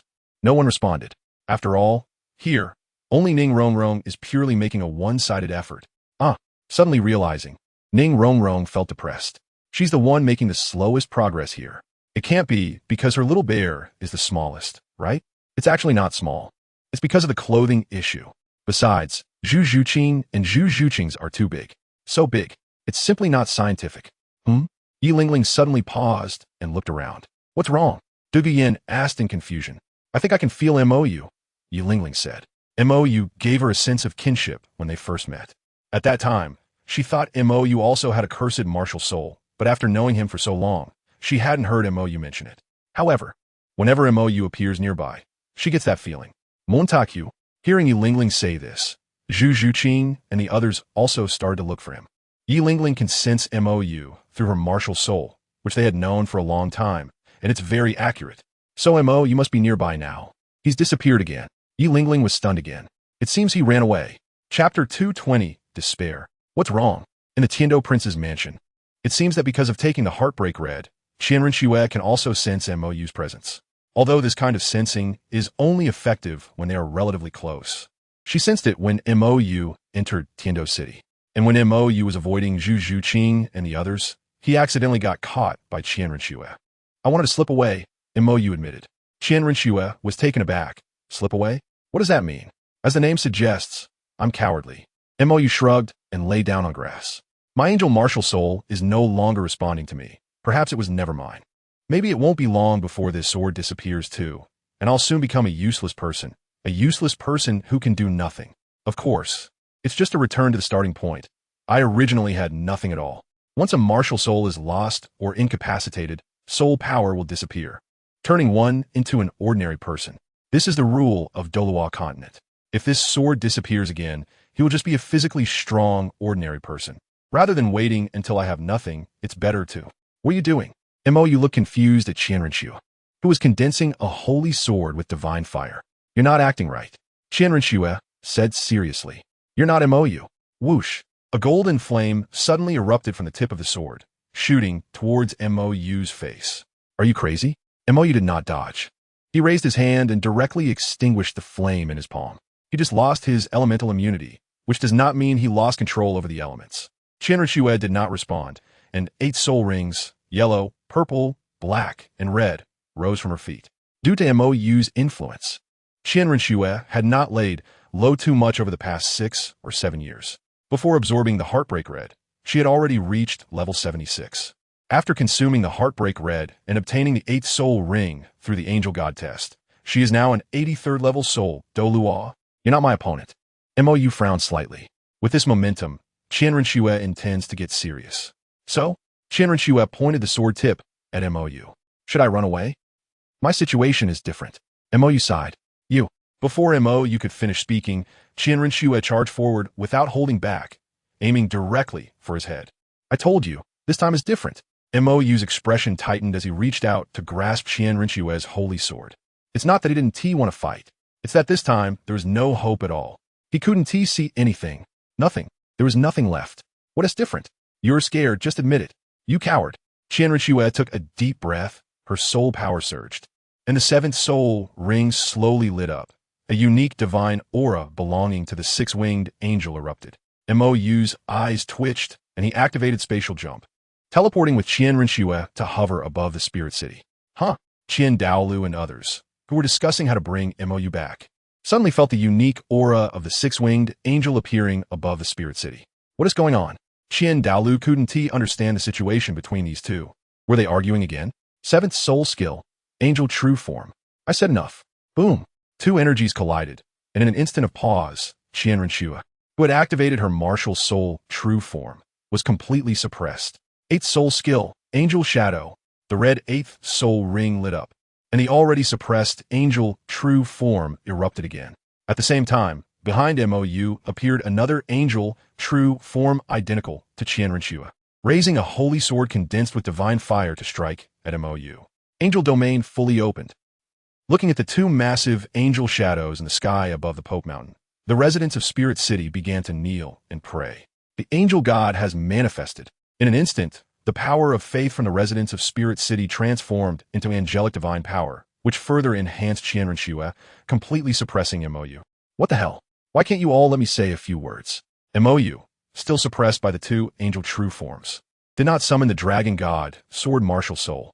However, a wave of oppressive dark purple flames suddenly ignited from behind MOU, and purple wings like butterflies gradually spread open as the flames burned, a sense of despair instantly engulfing the entire Spirit City. At this moment, everyone, including Bibi Dong and the Silver Dragon King, had only this thought in their minds. We're going to die. The angel true form and angel shadow shattered instantly. And Qianren, closest to MOU, felt her soul power and angelic divine power dissipate at the speed of light. In just a few breaths, it vanished completely. The originally shining holy wings became dim. The sky was shrouded in dark clouds, with no flashy thunder and lightning. Only oppression and a deathly silence remained. Little you? Qianren looked at MOU, who had a hollow gaze, in disbelief. Huh? A hint of confusion appeared on MOU's otherwise calm face. Who are you? Who am I? Where is this place? Where are my friends? No one answered. But it wasn't that Qianren didn't want to reply. It was that she couldn't make a sound. MOU, not knowing when, had come in front of Qianren and grabbed her neck. Angel? Faith? Filthy angel. Guilty. Stop. With almost no time to think, Bibi Dong surged forward with all her strength towards the strange MOU. This ISN, TMOU. This is another angel. Hearing Bibi Dong's voice, MOU's attention was drawn, but was attracted by the malevolent rascal divine power. Filthy thing. Qianren, who had suffered a heavy blow in an instant, was casually thrown aside. MOU raised his hand to look at Bibi Dong. A red flame igniting in his palm, and a blood-colored cross sword slowly emerged. Bibi Dong, who was moving at high speed, was pinned down by an immense pressure, seemingly frozen in midair. Her soul power and the malevolent rascal divine power dissipating at the speed of light. In just a few breaths, it vanished completely. What the hell is this? Bibi Dong looked at MOU, or rather, the angel of slaughter, with disbelief. What is this thing?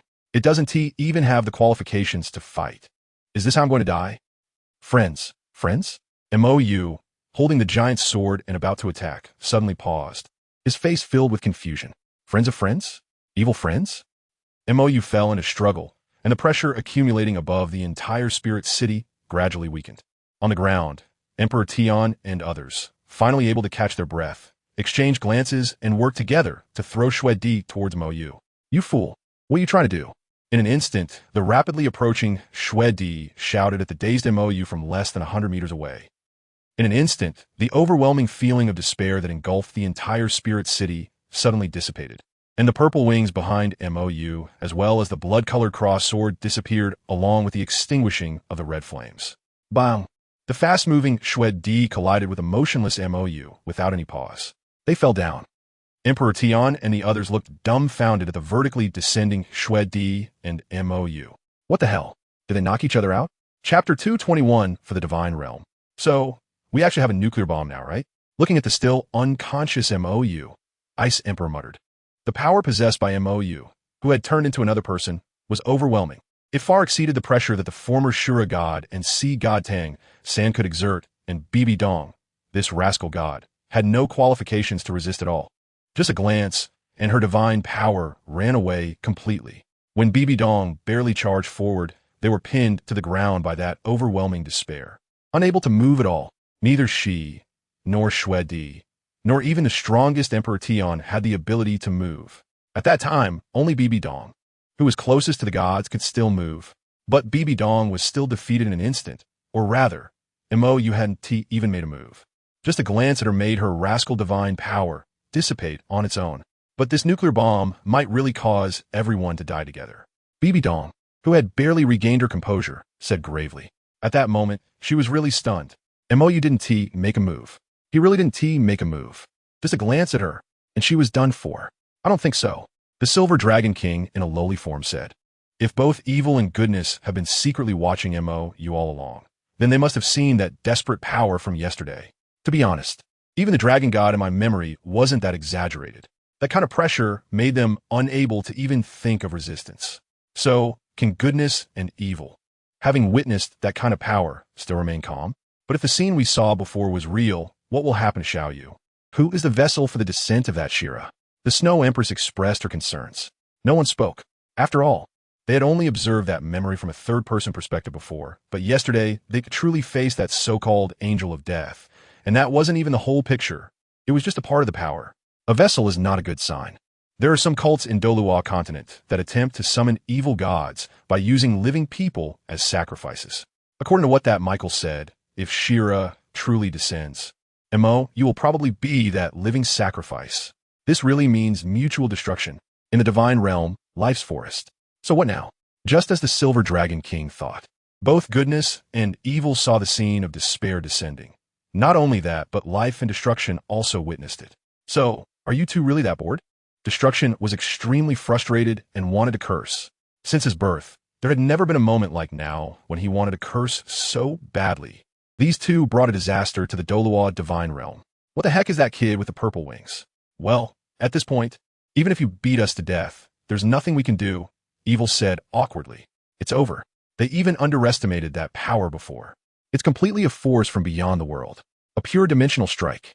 The Rakshasa god, who was just a step away from becoming a god, was rendered useless just by a glance. That's the Rakshasa god, a top-tier deity among first-level gods. To make the Rakshasa god's power dissipate just with a gaze is not something that just anyone can do. Life's forest fell silent. After witnessing that power, the four divine kings suddenly felt that the dragon god from back then seemed to be just that. They even felt that the dragon god would also be instantly defeated in the face of that power. It's not a matter of strength. It's the despair that doesn't even allow for the thought of resistance. This is really enough. How can there be something so exaggerated?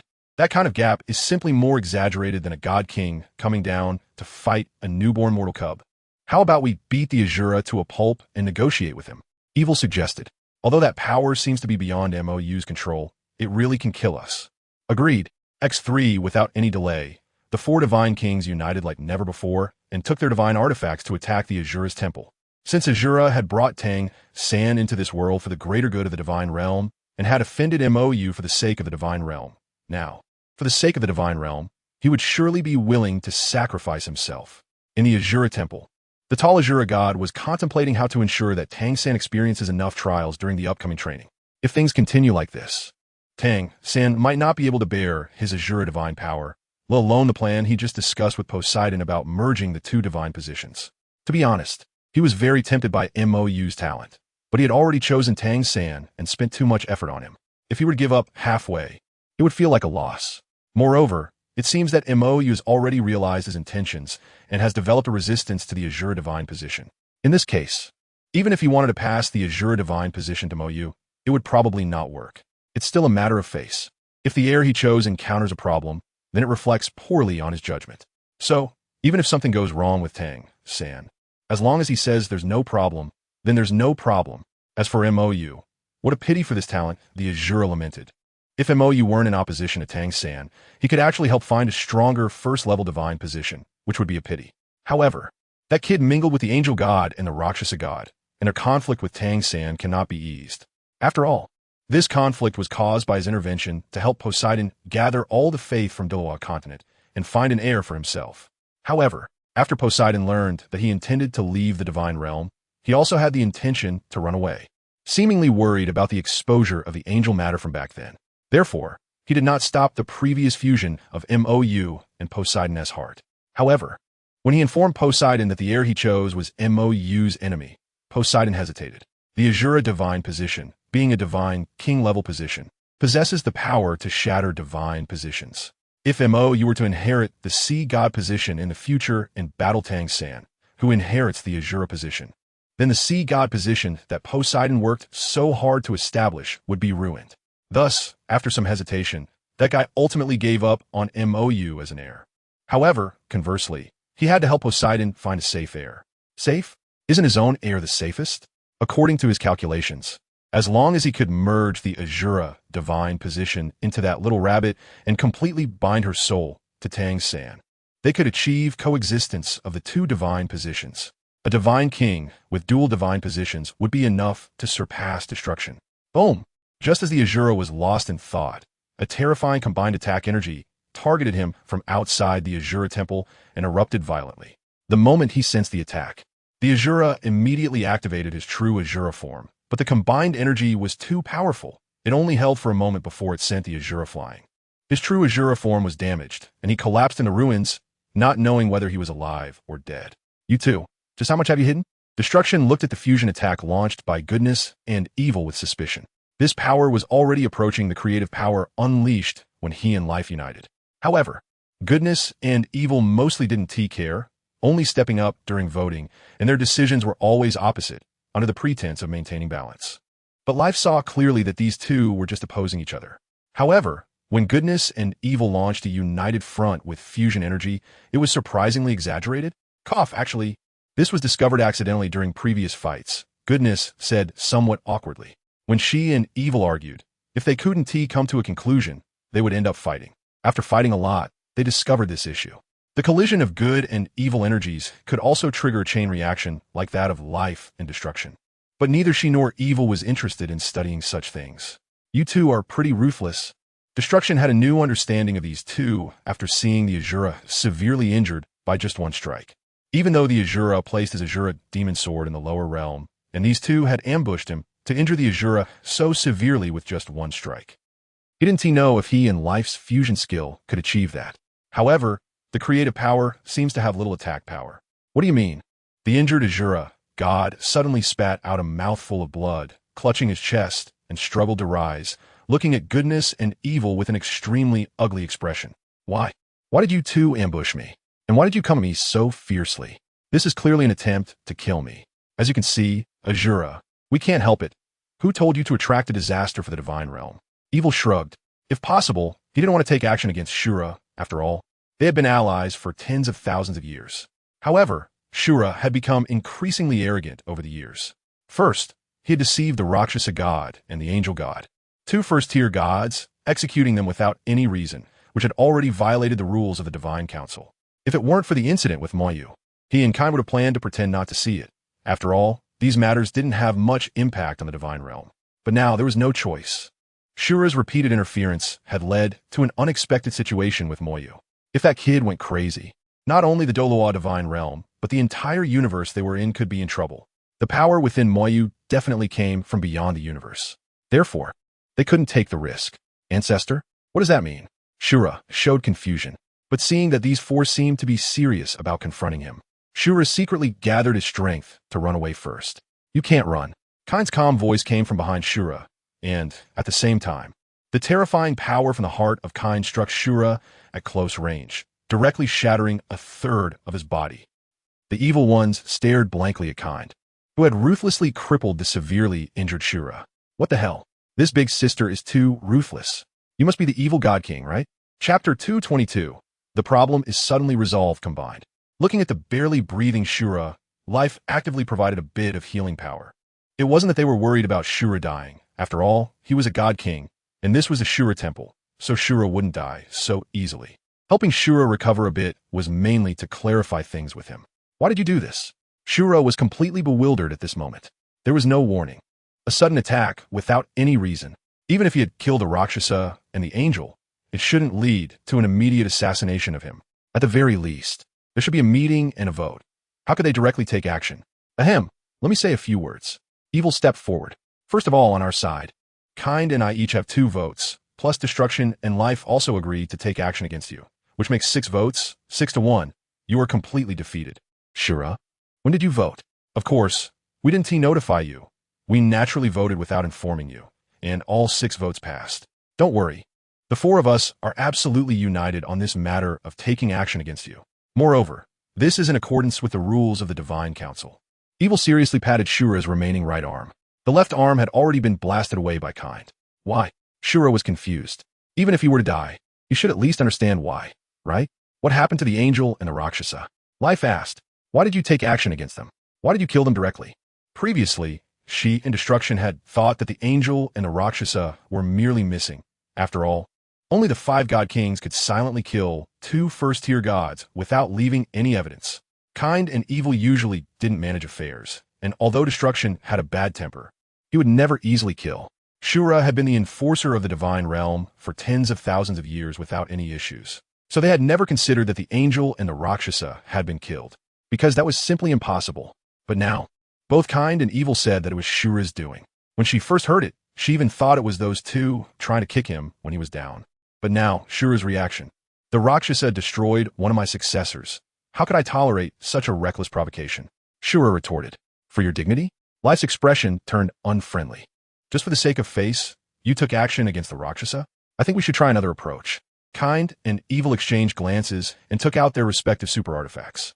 Let's take a look at Shura's memories. Everything will be clear. As soon as the words fell, without giving Shura time to react, the Heart of Kind and the Judgment Scale instantly unleashed their power, controlling the powerless Shura and tracing back his memories. Then, Life and the others saw what they wanted to know.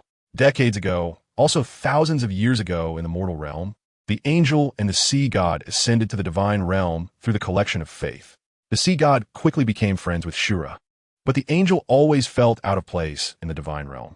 Gods cannot interfere in the mortal world, but her believers needed her protection. However, with only the legacy of the angel's descendants in the mortal realm, the issues of Douluo Continent might take tens of thousands of years to resolve. However, before the angel could do anything, the sea god Poseidon saw that humanity on Douluo Continent was developing too quickly, in just over 10,000 years. The human forces had overshadowed the soul beasts, which was a stark contrast to the situation before their ascension. If humanity continued to develop, the spirit hall, the dominant force on Douluo Continent, and the faith of the angel god would likely spread to the sea. If the angel god's faith replaced the sea god's, his divine position would surely weaken. Although he wouldn't fall from divinity, the divine position he had worked hard to establish would not only not strengthen, but would weaken instead, which was unacceptable for a god. Thus, the sea god Poseidon became wavering. He wanted to replace the angel god's faith and let his own faith cover Douluo Continent. As Poseidon's friend, Shura quickly agreed to help with this matter. However, when the angel was truly attracted outside the law divine realm and was killed by Shura's demon sword, Poseidon regretted it. He and the angel had already been friends in the mortal realm. They were also among the first new gods to ascend through faith on Douluo Continent. It was truly inappropriate to take it to the point of life and death. But the angel was already killed, leaving only a remnant soul. Poseidon hesitated, but Shura would not hesitate, directly throwing the angel's remnant soul and body into a small chaotic time-space flow, completely obliterating the corpse. Afterwards, the Rakshasa god, who had always been an enemy of the angel, seemed to have discovered that the angel had died at the hands of Poseidon and Shura, and he had just offended Shura over the issue of his successor. As a result, before the Rakshasa could escape, Shura and Poseidon united to eliminate the Rakshasa in the same way. Later, Shura's successor Tang was crippled due to the Rakshas's interference. So Shura searched for a potential human from a world he accidentally discovered, who was now Tang-san.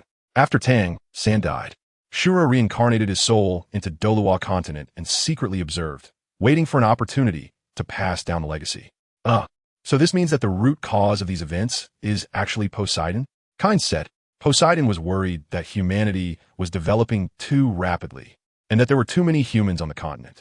When the humans on the continent expanded their influence towards the ocean, the sea god's faith would inevitably decline. So, these two are equally matched. Evil said, both the Rakshasa and Shura are gods of evil thoughts. Killing the Rakshasa would also enhance Shura's power. Ultimately, both Shura and Poseidon acted out of self-interest, and the situation has escalated to this point because of their own issues. What do you all want to do? Shura still didn't understand the current situation. Just because of the Rakshasa and the angel, these four guys absolutely wouldn't join forces against him, because it simply wasn't worth it. Is it worth it to severely injure or even kill a law enforcement god for two dead first-tier gods? Is this reasonable? Do you remember Moyu? Evil said somewhat helplessly. Your conflict with that kid is now endangering the entire divine realm. As he spoke, Evil presented the image they had seen earlier, filled with despair, before Shura's eyes.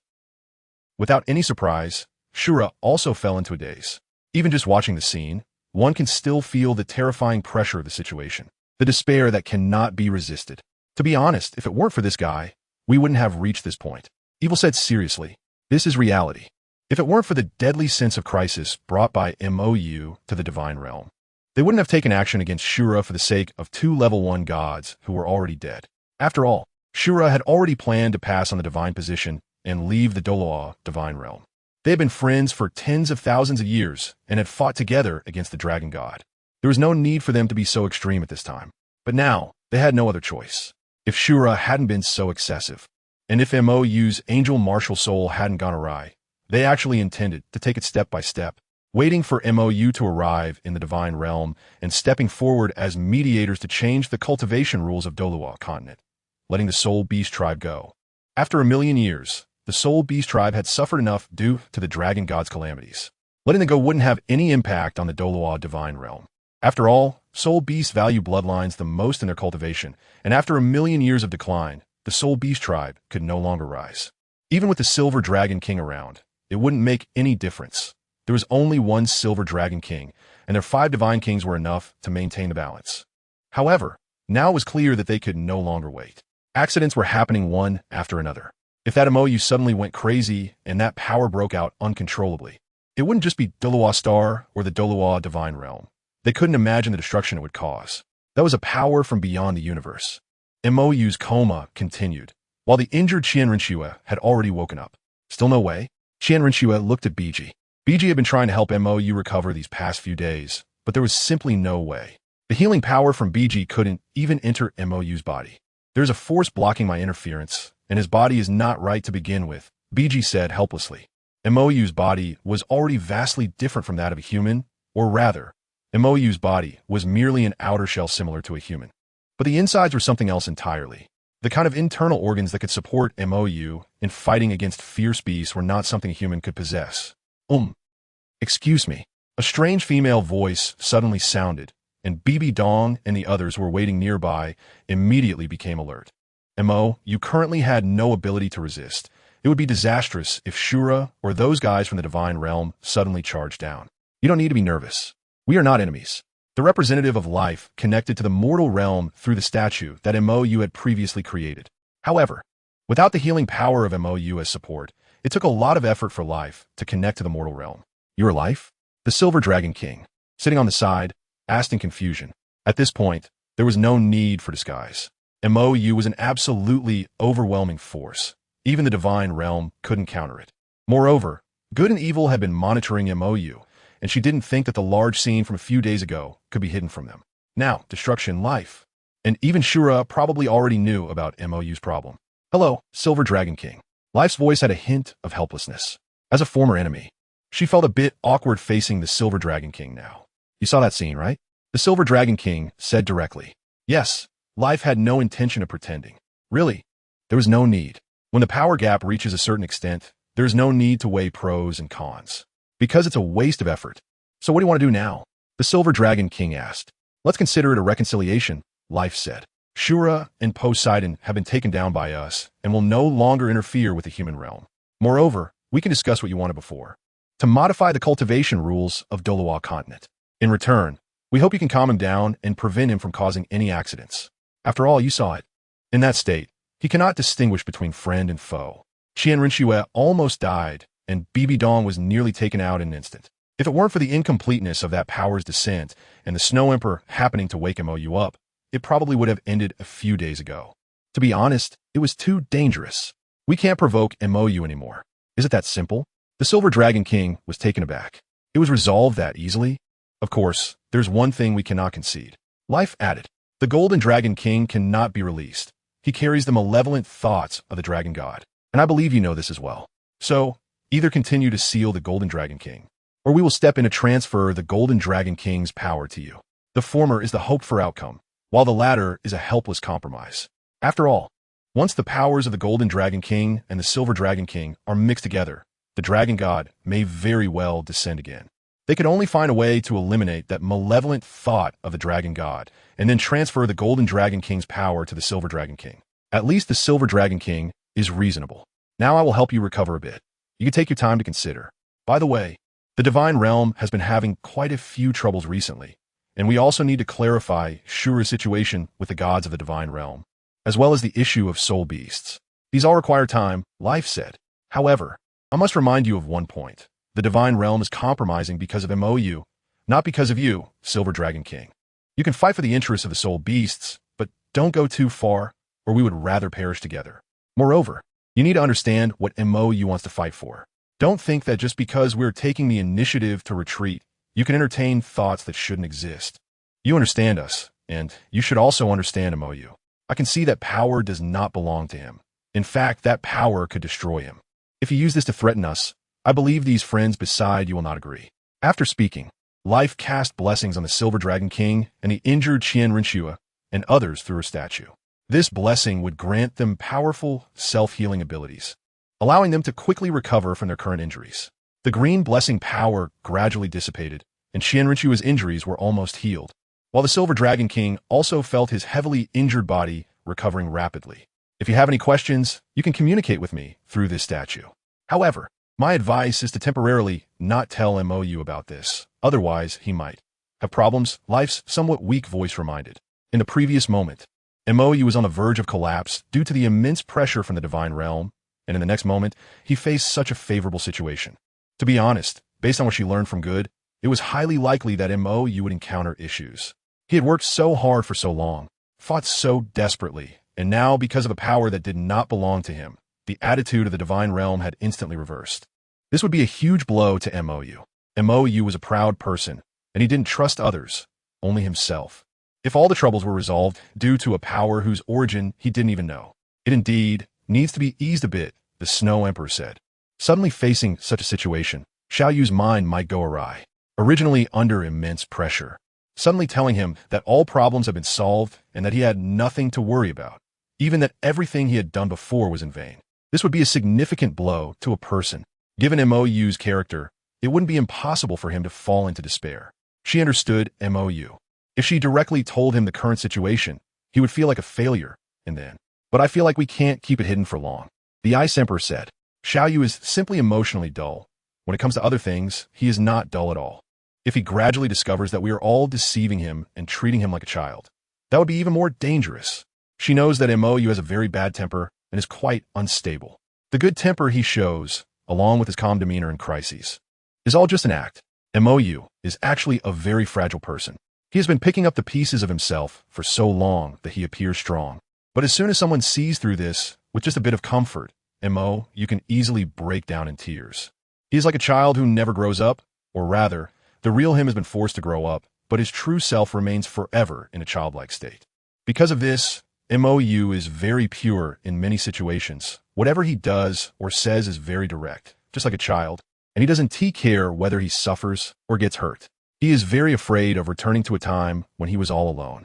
This is also the reason for the patience he shows compared to Bai Dong and Qianren Xue.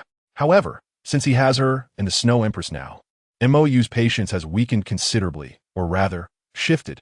He just needs to keep comforting him until he forgets about it. Chapter 223. A Friend Who Knows Nothing.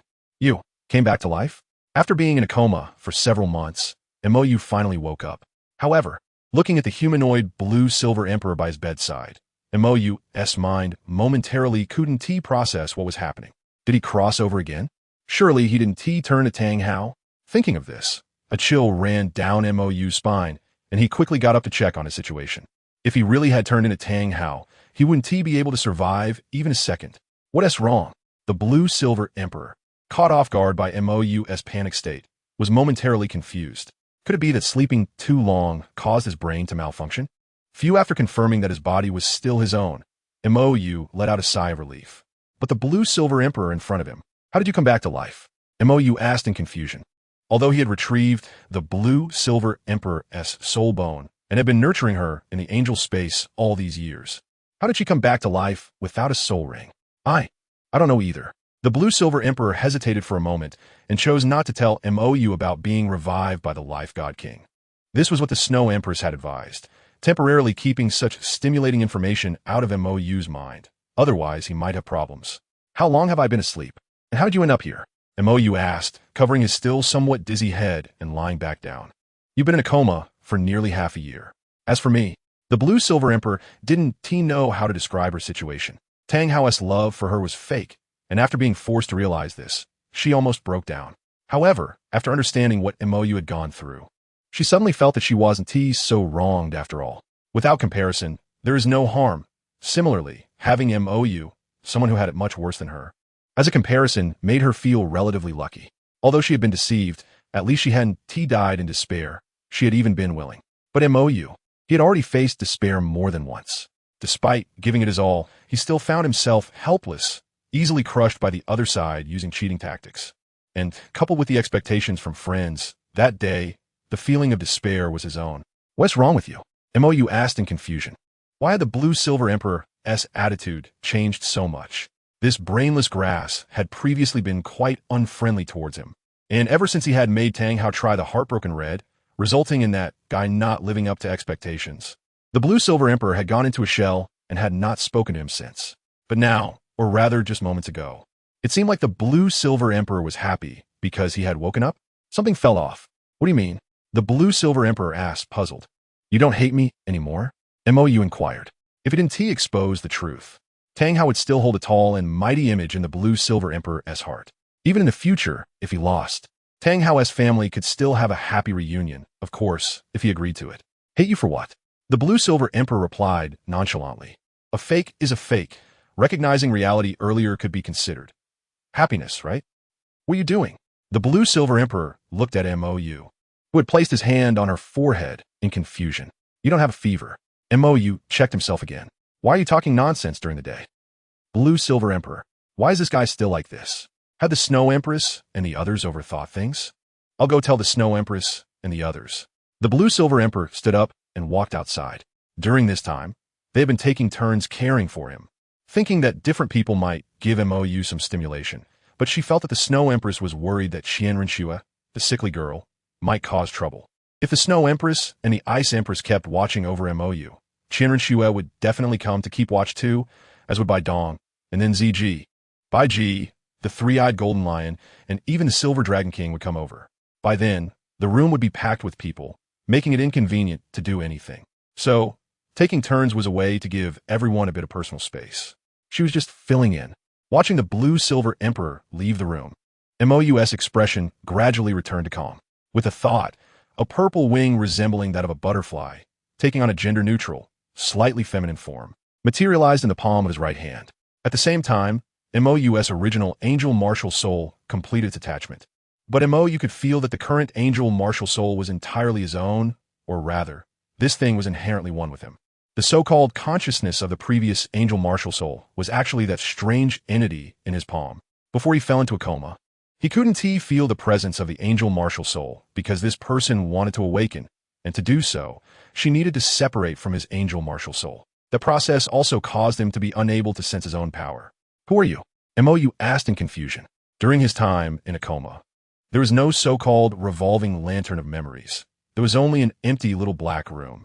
And he didn't know how long he had been in that little black room. And the entity in front of him, which he didn't know what it was the only existence besides him in that little black room. Friend, the only friend, the little butterfly said. What friend? Mou asked, puzzled. He didn't know this entity at all. You. The little butterfly pointed at Mou. Then who are you? Mou asked. I don't know. Do you know who I am? I don't know. Then what do you know? Friend. Mou fell silent. He could be sure that this three-no little butterfly was the strange consciousness of the previous angel martial soul. However, previously it had only a tiny bit of awareness. But now, after separation, it had developed a self. But knowing nothing? Just knowing that he is a friend? What the heck is this? And what is up with my body? Mou asked. Initially, the information he received was that this body was created for him by the angel martial soul. But now it seemed that this wasn't the case. This martial soul, in essence, was not a martial soul but his own soul, presenting an appearance similar to the six-winged angel martial soul due to another part of the soul. The angel god. His body contained remnants of the angel god's soul. The fact that he had innate spirit power of level 20 seemed to be due to that strand of the angel god's remnant soul guiding the 10 levels of divine spirit power into his body during the martial soul awakening. He had always been unable to sever ties with the martial soul hall because that strand of remnant soul was influencing him. What exactly is this existence in front of me that looks like a little butterfly? Why is it on me? Temporary body, the little butterfly said. Your original body has shattered, so I added a bit of my own essence to this body. This way, I can exert a portion of my power without destroying you. Therefore, your body is actually also mine. Did you come to this world because of me? Mou asked. I don't know. The little butterfly shook its head again. I don't know where this place is, but your somewhat familiar power is awakening, and that S when I woke up. Then I suppressed it. Montakyu. My power is awakening? And then you suppressed it? My power is enough, Mijia. They don't need any more. The little butterfly said seriously. Then why is that healing power gone? Mou asked. That was never your power, the little butterfly said. Whose is it? That's Raphael's. I don't know, I forgot. Montakyu. I suspect you are teasing me. Chapter 224. You aren't losing out. Shall you? You, the Snow Empress and others, notified by the Blue Silver Emperor, hurriedly ran toward Mou's room. However, when the door opened and they saw the familiar yet strange purple butterfly wings, their expressions froze instantly. Wow, how did this thing wake up too? What's wrong? Mou asked, puzzled. Why did he feel like the Snow Empress and the others were afraid of this little butterfly? The Snow Empress didn't answer, and the Ice Empress and others were quietly observing MOU's condition. Spirit possession state? The original power has returned? That little butterfly-like creature is definitely not wrong. It's the angel that almost wiped them all out. Wasn't it said that Shila's descent required a vessel? How could it appear in a spiritual form? How do you feel? The Snow Empress asked softly. Not bad. MOU became even more puzzled. Why was even the Snow Empress acting this way? What happened while he was asleep? And what about Qianrenxue? He remembered that girl insisted on fighting him, but he didn't want to retaliate, and as a result, he was overwhelmed by her true spirit and eighth soul skill. Then, he fainted and was locked up in a small dark room. MOU turned his gaze to the Silver Dragon King, who had grown into a young girl. You have recovered? Previously, the Silver Dragon King had absorbed too much of his healing power, so he could sense her condition, but now, another pure healing force had healed the Silver Dragon King. The Silver Dragon King's mood was somewhat complicated. She had been contemplating what life had said. As the ruler of spirit beasts, she naturally needed to fight for the interests of the Spirit Beast clan, but the foundation for this negotiation was unstable. If she had originally tried to work with MOU for the Spirit Beast clan, now, the Divine Realm had completely compromised because of MOU. Because MOU truly had the power to take down the Divine Realm with him. She hadn't given anything in return and had gotten what she wanted from MOU. But MOU always faced the risk of giving everything. What was going on with her? The Snow Empress pointed at the little butterfly in MOU's hand. I don't know, MOU shrugged. She seems to be the consciousness of my martial soul, but now she has separated and she doesn't know anything. Do you still remember us? The Snow Empress asked cautiously. The little butterfly turned around, glanced at the Snow Empress and the others, and said, I remember. Then, filthy, the little butterfly said coldly. The Snow Empress and others were stunned. She really remembered. Do you know each other? MOU suddenly felt a bit confused. Did this little butterfly do something while he was unconscious? After all, the little butterfly just said that this body of his was actually hers too. She's fierce, the Ice Empress said seriously. Right? Very fierce. The three-eyed golden lion agreed. The rest nodded vigorously. This little butterfly was indeed fierce. What did you do to them? MOU's attitude unconsciously became serious. Nothing. I didn't do anything. The little butterfly firmly denied. I haven't made a move. Otherwise, they wouldn't still be here. Really? MOU doubted. Could she scare these people like this without making a move? She, indeed, hadn't made a move, Bibi Dong, who had faciala, said with a strange expression. At that time, the little butterfly had merely looked at her and the Rakshasa divine power had vanished. Qianrenxue was heavily injured. Also due to the desperate pressure's close-range impact and the backlash from the rapid loss of angelic divine power. If this ancestor really made a move, they would all be done for. After a somewhat reasonable explanation, MOU barely understood the current situation. However, he felt that the Snow Empress and the others were hiding something from him, and these people, especially the Silver Dragon King, looked very relaxed, completely lacking the previous overwhelming pressure. Who healed the Silver Dragon King's injuries? Also, there was a power on Bibi Dong and the others. The blessing of the goddess of life? What was going on? Wasn't life unwilling to intervene in mortal affairs before? Moreover, the Silver Dragon King was exposed, and the Divine Realm had no reaction. Even life helped heal the Silver Dragon King's injuries. Were the Azura and the other gods blind? I know you have many questions, but I just want to say, don't doubt it. We won't harm you, the Snow Empress said seriously. We'll tell you in a while, okay? Montaku nodded. If they didn't want to say it, he wouldn't force them. He had always been this way. What about Xiao Shui? MOU asked. She's in Heaven-Do City, the Snow Empress said. You've been asleep for several months. She can't stay here all the time, right? To be honest, if she hadn't worked hard to persuade Qianrenxue back to Heaven-Do City, that increasingly sickly child really didn't know what she would do. She remembered that during the Angel Divine test, Qianrenxue displayed two personalities. One was the fallen Qianrenxue, and in the original trajectory, that dark personality disappeared. But in this reality, where MOU participated, Qianrenxue's two personalities seemed to have merged. Or rather, the fallen personality was more profoundly influencing Qianrenxue's character. Otherwise, how could there be such a sickly thing? Sickly people are very scary. Moreover, this sickly Qianrenxue, when MOU was being flirtatious, she wanted to stab not MOU, but the flowers around him. Is she okay? MOU asked worriedly. If this little butterfly, who didn't know anything, controlled his body after he fainted, Qianrenxue, I might get beaten up. She's fine. Do you want to go see her? The Snow Empress asked.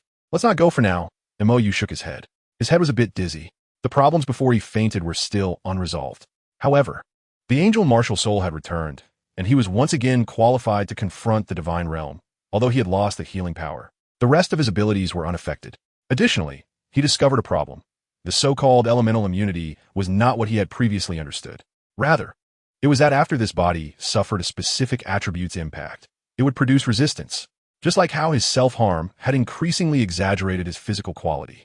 The evolutionary ability of this body and its resistance were rapidly improving. When absorbing the soul ring is an internal shock from the inside out. That intense shock, combined with his long-term violent operation of soul power, creates the illusion that he has immunity to the attributes of the absorbed soul ring. In other words, his body is not truly elementally immune. It's just that his resistance is too high. Unlike in games where high resistance still incurs some baseline damage, the elemental attacks he encounters can't even break his shield. He has mistaken this high resistance for elemental immunity, but that seems normal. Otherwise, it wouldn't make sense if God-level elemental attacks had no effect on him when he was only at levels 1 or 20, right? So, if I plan to rush to inherit the sea god position, leaving you two in the divine realm and then helping the Silver Dragon King fight against the divine realm, is that okay? Mou looked somewhat guilty at Snow Empress. He was genuinely worried about messing things up, so at least he wanted to fulfill the initial agreement with her and Ice Empress. Becoming a god. This was the condition under which Snow Empress and Ice Empress were willing to collaborate with him at the beginning. However, after all this time, they seemed to no longer care about this matter, but he always remembered. Dealing with Shura was his personal affair, while dealing with the divine realm was his transaction with the Silver Dragon King. With the twin martial spirits and the soul beast sacrifice, the help from Dtion had already been paid for by the Silver Dragon King, and he really couldn't go back on it. Therefore, he planned to send Snow Empress and Ice Empress to the divine realm first, hoping that life could help protect them. So even if they lost, it wouldn't be too much of a loss. Are you planning to abandon us? Snow Empress showed a disapproving expression. It's not abandoning. I genuinely have no confidence, and I intended to do this from start. If I have the chance to become a god, at least I should get you both up there. And then there's Qian Rinxue and Bibi Dong. One is an angel god, and the other is a Rakshasa god. As long as they don't get involved in what happens next, and we can successfully shatter Shura's divine position, even if I fail afterward, they should be able to protect you and Ice Empress. This was indeed his initial plan. He didn't want Qian Rinxue and Bibi Dong to get involved in the conflict with the divine realm, so that even if he failed later, those two wouldn't be implicated. If possible, afterward he could ask Snow Empress and Ice Empress to have them take care of each other. In a divine realm without the Shura god, the angel god, Rakshasa god, and Zhu Zhuqing, Ning Rongrong should also be able to become gods. Thus, along with the previous relationship with life, Snow Empress and Ice Empress should be able to live safely. This was the method he could think of that would incur the least loss. The soul beast sacrifice was given to him, and when he became a god in the future, he would separate the souls of Snow Empress and the others. The war with the divine realm was something he and the Silver Dragon King had to face alone. Even if they lost or died, it would only mean death for him and the Silver Dragon King, the two masterminds. Previously, using Shura as an excuse to establish contact with life was also for this reason. He never expected the gods of the divine realm to help him deal with other gods. No matter how much Shura violated the rules, he was still the law enforcer of the divine realm, one of their own. Humans wouldn't attack their companions just because of the protests of ants on the ground. It wasn't worth it. The divine realm was the same. Mou? Don't give me that nonsense. Just listen to me now. Snow Empress pressed Mou onto the bed. Don't say you're scared. You won't lose anything in this kind of situation. And don't say anything about me losing either. I won't lose either. What do you want to do? Seeing Snow Empress's somewhat unusual expression, Mou had a bad premonition. This unfamiliar yet anticipated plot. Secret room Douluo? Guess what I want to do? Snow Empress's cheeks were slightly flushed. Why is she taking the initiative in such matters? This guy really isn't reliable. By the way, Mou had slept for several months. Now it was spring, and summer was about to reach its peak. Chapter 225. What can you do? These two have pretty good stamina. Ice Empress, standing guard outside as a doorman, said seriously, it's been so long, and they're still going? Didn't they say the first time is quick? Who told you that? ZG asked in confusion. It's written like that in the comic book. Saying this, Ice Empress took out the comic book she bought in Wuhuan City from her soul guide. Look, the human steamy process is quite different from soul beasts. Have they always been like this? Watching Ice Empress and ZG seem to be discussing steamy matters like infatuated girls, BB Dong suddenly felt a bit worried. Mou wouldn't be drained, would he? They should be just curious, right? Bai Ji showed an embarrassed expression. Ice Empress and ZG had very similar temperaments. They both liked to fight. The difference was that Ice Empress was a street thug in the extreme northern ice plains, while ZG was the boss of her own clan. Although they had lived for hundreds of thousands, or even millions of years, they had never paid attention to such matters before. Even she was the same. For the past 100,000 years, she had been busy cultivating and had no interest in other things at all. Only powerful soul beasts that lived in a threat-free environment would care about reproduction. The rest of the soul beasts were worried about their survival issues. Therefore, it was normal for soul beasts that hadn't encountered these issues for tens of thousands or even hundreds of thousands of years. Moreover, the energy consumption for reproducing offspring was enormous for soul beasts. Unless they found a trustworthy partner and the environment was stable, soul beasts wouldn't choose to reproduce because it was very dangerous. Especially after entering the production period, even the strongest soul beasts would become extremely weak. If any unexpected situation occurred, the hard-earned cultivation of tens of thousands, hundreds of thousands of years would instantly turn to ashes. Who would dare to gamble on such things? Just thinking about possibly being killed during pregnancy, all those so-called physiological reactions could be suppressed. After nearly 4 hours of silence in the room, Mou and Snow Empress finally walked out. Then, Mou discovered that there was a group of people eavesdropping outside the door. When he was forcefully kissed by Snow Empress, his brain seemed to crash, and he forgot to guard against it. You guys, have you been here all along? Mou's face turned a bit unnatural. To be honest, counting from 0, he was an old virgin in his 30s and only graduated today. Snow Empress was also an old virgin of hundreds of thousands of years. With the mental power of these guys, if they wanted to watch, they could see it. Cough. Cough. No, we just arrived. Bibidon's expression was somewhat off. No way, right? Snow Empress, she can be understood. After all, she is a powerful soul beast of hundreds of thousands of years, but Mou, just over 10 hours. Is this guy still human? Isn't that too much? Didn't they say it was the first time? Snow Empress is done. Now it's my turn, right? Ice Empress asked. Huh? Mou looked confused. What do you mean? What does it mean to take turns? It's my turn. ZG forcefully pulled Ice Empress back. It's my turn, Ice Empress insisted. I go first. Don't think I don't know. We're about the same. ZG said. Snow Empress and Ice Empress starting to develop in this direction happened after they reached the core area of the Stardow Forest, and by then, she was about the same. It's my turn first. Ice Empress countered. What about her? ZG pointed at BB Dong. She was the earliest one. How do we count that? BB Dong looked awkward. Why is this coming back to me? Mou's mood was even more peculiar. Why did he feel like he was being treated as that, and one after another? In Tiando City, under the intimidation of Snow Empress, Ice Empress and ZG still couldn't take turns, and Mou's face was saved. How does it feel? BB Dong, who was temporarily acting as Mou's bodyguard, asked with a subtle expression. A bit dizzy. Montague replied honestly. When it comes to stimulating experiences, nothing compares to my broken hands and feet, and right now, my head is still a bit dizzy. You must have overindulged. BB Dong said helplessly. Indeed, for someone like Mou, who has experienced being shattered to pieces. Even the first time wouldn't bring much stimulation, at most just on a psychological level. As for the physiological level, it shouldn't be significant. This guy used to push himself to the brink of death every day, enduring torturous training day after day, so it's normal for him to be numb to this. Just like those perverts who have experienced the thrill of killing, ordinary stimulation can no longer elicit a strong reaction from Mou. What the Snow Empress is doing is more for psychological comfort, to help Mou relax a bit. It just took a bit longer this time. So, what exactly happened during the time I passed out? Mou asked seriously. I could tell you guys are hiding something from me. The Snow Empress even used this matter to divert my attention. If she didn't go to such lengths, I could wait for you to slowly tell me, but what exactly happened? Mou grabbed BB Dong and teleported her to the inner hall of the Spirit Hall in Heavendo City. What is going on with the life force from the Goddess of Life on you, and the injuries of the Silver Dragon King? Didn't the Snow Empress say she would tell you after a while? BB Dong said helplessly. Sure enough, it has come to this. I can't wait. Mou said seriously. If they are unwilling to speak, you can. Why? BB Dong asked. Because you don't really care about me. Mou said seriously. At most, you just want to compensate me for past debts and your own guilt. You and Qianrenxue are actually quite similar, if you say you love me a lot. I really don't believe it. Even if she got the heartbreak red, I still don't believe it. That's the truth. To be honest, if a situation arises where both sides suffer and you have to choose, I think you would likely abandon me.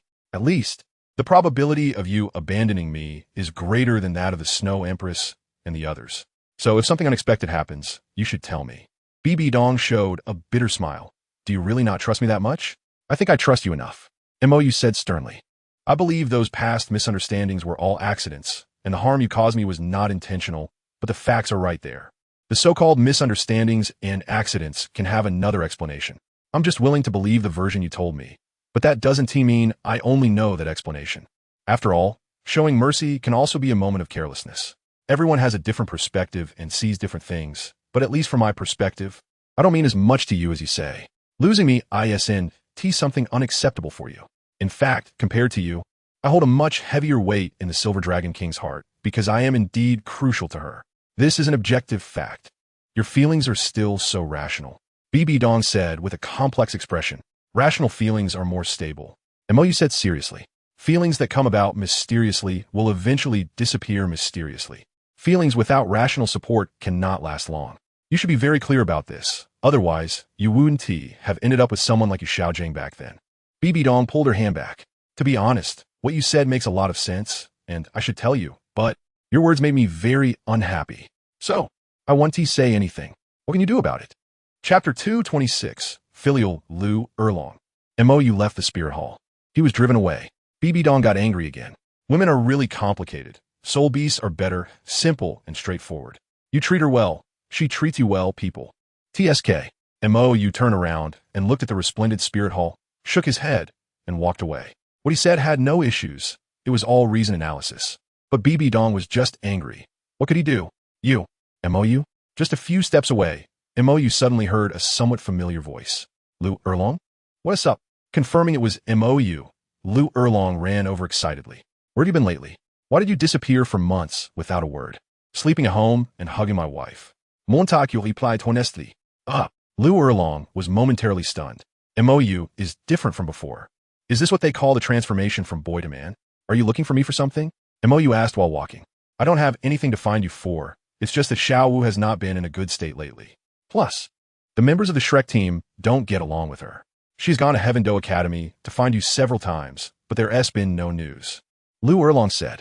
Moreover, Rong Rong and the others also don't know where you went. Lu Erlong shared a lot about what happened with the girls from Heavendo Academy during Mou's absence, and it seemed there were hints of something unspoken.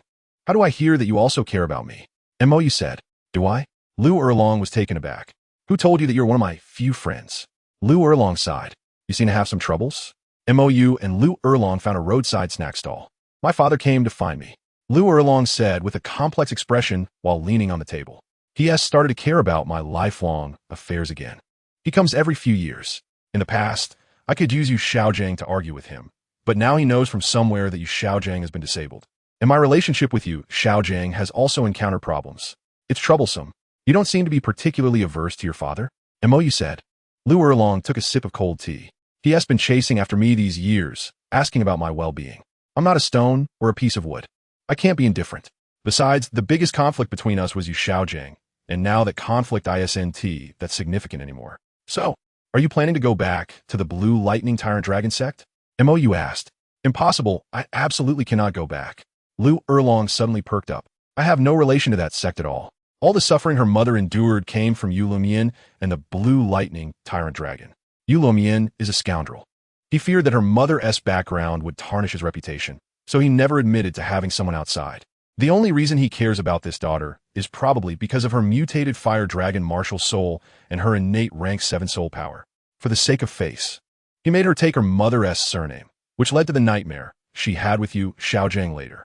Her life has been ruined by this scoundrel of a father. Then why do you still care about this so-called father? Mou asked. You know, he has always been secretly watching you. Otherwise, how could he arrive on time when you and you Xiaojing suddenly held a wedding in the wilderness? At that time, only Flander knew you were planning to be together. But do you think Flander would think to tell your father to break you two apart? The only possibility is that Yu Luomian has been sending people to follow you. He does care about you. Even if that old man values his face, he has always cared about you, this daughter. You used to hold a grudge against you Xiaojing because of his issues, which made it hard for you to see this point. Now, that guy has left your mind. Or rather, he has become less important to you, your mind has returned, and you started to notice these problems. Thus, you find yourself at a loss regarding your father. You hate him because of your mother's situation. But you cannot deny that he did not abandon you or your family. He just kept you hidden for the sake of face, never publicly claiming you are a member of the blue electric Tyrannosaurus family. Except for a few direct relatives, no one knows about it. And he did this to protect you. Otherwise, a high-level soul saint with a beneficial mutated martial soul would have been a considerable combat force for the blue electric Tyrannosaurus. There are fewer than 100,000 soul masters in Douluo Continent, and most of them are below Soul King. After all, it is already quite difficult for innate soul power of 1 or 2 levels to reach Soul Master. Soul Master is the endpoint for most Soul Masters. As for Soul Saints, there are only a little over 1,000 at any given time, and there are fewer than 200 Soul Douluos across the continent, most of whom are in the Spirit Hall. Therefore, Lu Erlong as a Soul Saint is considered high-end combat power even within the blue electric Tyrannosaurus. Your Blue Tyrant Academy is supported by him, right? Mo said. Otherwise, with your limited knowledge of fighting and killing, it would be impossible to establish such a peculiar academy in the noble-surrounded Heaven-Do Imperial City, which only accepts commoners. Establishing a Soul Master Academy in a place like Heaven-Do City requires not only strength, but also brains and background. Without a solid backing, with Lu Erlong's strange admission standards, it would have been suppressed and shut down long ago. Even such a face-slapping admission standard only requires a hint of threatening information to see who would dare to send their child to Lu Erlong's academy. It's all because of the face of the blue electric Tyrannosaurus, or rather, because of the soul Douluo. Otherwise, with just Lu Erlong as a soul saint, who was even just a soul emperor when the academy was established, it would have been impossible to create such a large academy. Did you not see how that merchant Flender ended up? I know this. Lu Erlong frowned slightly. You always liked to mock her intellect, saying that her actions were not impulsive but rather because she had none. How could one use something they don't have? Although she was once young and reckless, she is no longer that naive girl. I just don't want to think about lifelong matters. Lu Erlong said dejectedly. She waited for you Xiaojiang for half her life, and what did she get? Just this? She really has psychological shadows. She didn't want to settle, so she thought she could just muddle through her life. After all, it wouldn't get any worse in the future. Then why did you come to me? You asked. You can't expect me to help you, right? You want an old cow to eat tender grass? Lu Erlong's expression froze. I wanted to help me tell my father it would be best if you could beat him up a bit, so he wouldn't bother me with this anymore. I really don't want to consider this matter. Even if I have to think about it, it can wait until later. I genuinely haven't had that mindset in these years. Goddamn old cow eating tender grass. In her eyes, Mo was just a child. How could she have any improper thoughts about a kid? Is that perverted? Let me beat your dad? Mo looked strange. You are really filial. Chapter 227, The Crown Princess. What should I do? Mo ultimately did not agree to help, because, after all, beating someone's own father over such matters sounds entertaining, but is not fun at all in reality. If you care about your daughter's lifelong matters, and when you ask a few more times, she directly finds someone to beat you up, what is that? Lu Erlong could delay this matter for a while, but not forever. She would ultimately have to face it herself. There are 2 options. Either directly tell him that you were hurt by Yu Xiaojiang, have developed a shadow over men, and plan to live alone, Mo said. Or find someone. What kind of broken method is that? Lu Erlong was speechless. If she could find someone casually, would it be this troublesome? Actually, I have a way, but I don't know if you are willing to try it, Mo said. What way? Although she didn't have much confidence in Mo, Lu Erlong still held a glimmer of hope. I'll find someone for you, Mo said seriously. You? Find someone for me? Lu Erlong shook her head. Do you even know any men? She saw that Mo was surrounded by women. How could this guy know any men? What do you think about the Crown Prince of Heaven-Do? Mo asked. You're awake. Qian Rinxue, who was daydreaming in the Crown Princess mansion, rushed over to Mo, disregarding her current image as Xue Qinghe. I know I've been gone for a long time, but you don't have to be like this, right? Mo was a bit unaccustomed to Qian Rinxue's enthusiasm. Even in the past, she didn't react like this. Bibi Dong didn't even have such a strong reaction. I thought you would sleep forever. Qian Rinxue's eyes were red as she tightly hugged Mo. She really thought Mo you didn't want to wake up. You don't have to curse me like that, right? Mo said helplessly. What do you mean by sleeping forever? He actually wanted to sleep forever, so he wouldn't have to face these troublesome matters. However, he couldn't sleep. Now, he couldn't sleep even more. He couldn't just die alone. Either everyone wins together or everyone dies together, which is what he promised the Snow Empress. The script of sacrificing oneself to save the world cannot be played. After all, those who survive. Are you feeling better?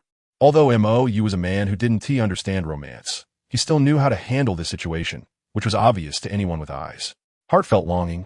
How does one judge love? What love? There are many kinds of love. He could feel that Bibi Dong and Qian Rinchue's love for him was very strange, different from that of the Snow Empress and the others, and he never thought of Bibi Dong and Qian Rinchue in the same way as the Snow Empress. At first, he was indeed attracted to the two of them physically, but after going through so much, he realized that it was impossible for him to be with them. Because of the differences in values, it was genuinely unfeasible. If values do not align, it is impossible to be together. One must always maintain a certain distance. If you get too close, it hurts both parties. He and the two of them could only maintain a relationship above friendship, but further than that would never be possible. It's like two repelling magnets. They can be forced together, but they will always separate, and their magnetic forces will cancel each other out, truly tormenting each other. This distance is just enough. It doesn't feel estranged, but also doesn't get too close. Distance creates beauty. This saying really makes sense. How do you feel? Qian Rinchu asked. By the way, you've been asleep for almost half a year. Aren't you hungry? I'll go make you something. With that, Qian Rinchu stood up and walked toward the kitchen. Wait a minute. Mo stopped Qian Rinchu. I'm fine. I just walked through the food street in Heavendoe City and ate my fill before coming here. You don't need to worry about that. Then why did you find me? Qian Rinchu's emotions gradually returned to normal. I'm here to discuss something with you. And by the way, Mo paused. What exactly happened while I was asleep? What is this blessing of the life goddess on you? And the Silver Dragon King, what is her situation? Can I not say? Qian Rinchue's expression was complex. She didn't want to deceive Mo, but this matter was really dangerous. Mo was almost going crazy because of the issues in the divine realm. Now, suddenly telling him that he didn't need to do anything and that all the problems were solved. Even that the Sea God and the Azura God had been taken down by the divine realm, and that the divine realm chose to negotiate with them due to the power from the angel of death in him. Was everything Mo had done so far in vain? Was it all a waste of effort? She didn't know how Mo would react to such news, but she felt it would not be good. If she didn't want to say it, then she wouldn't. Mo sighed and didn't press the issue. The Snow Emperor was like this, the Ice Emperor was like this, and ZG and the others were also like this. Tian and the others had returned to the Star-Do Great Forest, and she didn't know what they were doing. It always felt like something very important had happened, but everyone was hiding it from him. Do you want a princess consort? Mo asked. Or perhaps several princess consorts? Huh? Qian Rinchue looked bewildered. You aren't suggesting that I make Ning Rongrong a princess consort, are you? And Zhu Zhuqing, Zhu Zhuyun, and Devi Yin as well? Mo added. All right, add another Lu Erlong. Give the blue lightning tyrant dragon a chance. And also include Tang Yuehua for one last chance for the Haotian sect. Why? Qian Rinchue asked in confusion. Mo pause. If I do this, I will have no pressure when I take action. During the time he was unconscious, he had thought a lot. He always felt a voice urging him to show more mercy. In the past, he thought it was just his excess sympathy acting up. But now he realized that it wasn't his sympathy, it was the remnant will of the angel god that had entered his mind, influencing him constantly. He wasn't a good person, yet he kept doing these contradictory things, which really shouldn't be the case, since he was prepared to give everything at any moment. Why couldn't they? As for involving the innocent, Mo couldn't help but laugh. He had been thinking about how to avoid involving the innocent, but his enemies had never thought about that. They must have been thinking about exterminating everything. So, why should he think so much for them? The so-called fairness naturally meant that he wagered everything, and they should also wager everything. Are you okay? Qian Rinchue asked with concern. Mo's condition seemed a bit strange. I'm fine, Mo nodded. He was calm and clear-headed. He would not hesitate any longer. He always believed that everyone should have a second chance. After all, it's better to reform than to have one more corpse. But at the same time, there would only be a second chance, with no next time. Chapter 228, not so important. I just took a nap, not dead and then alive again. You can't be this dramatic, right? Mo looked helplessly at the group of children who had clung to him from all sides. Half an hour ago, after discussing with Qian Rinchue, the two of them headed to the Tiando Royal Academy to discuss this matter with Zhu Zhuqing and the others. Moreover, it was time to clarify Qian Rinchue's situation with them. There was no need to hide it any longer. It was now completely open. However, after he appeared, there was just a moment of pause, and this group of children pounced on him like hungry tigers. You disappeared without a word and left for so long. What did you think would happen? Qian Rinchue said helplessly. Didn't I used to do this? Mo retorted. In his last life, he often disappeared like this, wandering around the extreme north ice field, the city of slaughter, and sometimes the sea of stars, and there never seemed to be any issues. Returning was just returning, at most. Dalu would ask him where he had gone. Others, he had already gotten used to being alone. I used to. It's in the past. Don't mention it. Montaku interrupted. The past was irreversible and would only bring unnecessary troubles to the present. Being entangled in so much was meaningless. It made things difficult for others and for himself. Although Qianrenxue was wearing Shueqinghe's face, she was using her own voice. So Ning Rongrong and the others were awakened by this unfamiliar feminine voice. Did they really guess right? Had Mou gone out to flirt with a girl? But why was this person disguised as Shueqinghe? Let's talk somewhere else. Mou used his remaining right hand to pull Qianrenxue, then activated spatial jump, bringing everyone to the Hall of Spirits. Bibi Dong, who was processing documents, looked bewildered at the sudden appearance of Mou and the group of girls. What does this mean? Are you going to expose yourself again? Pope.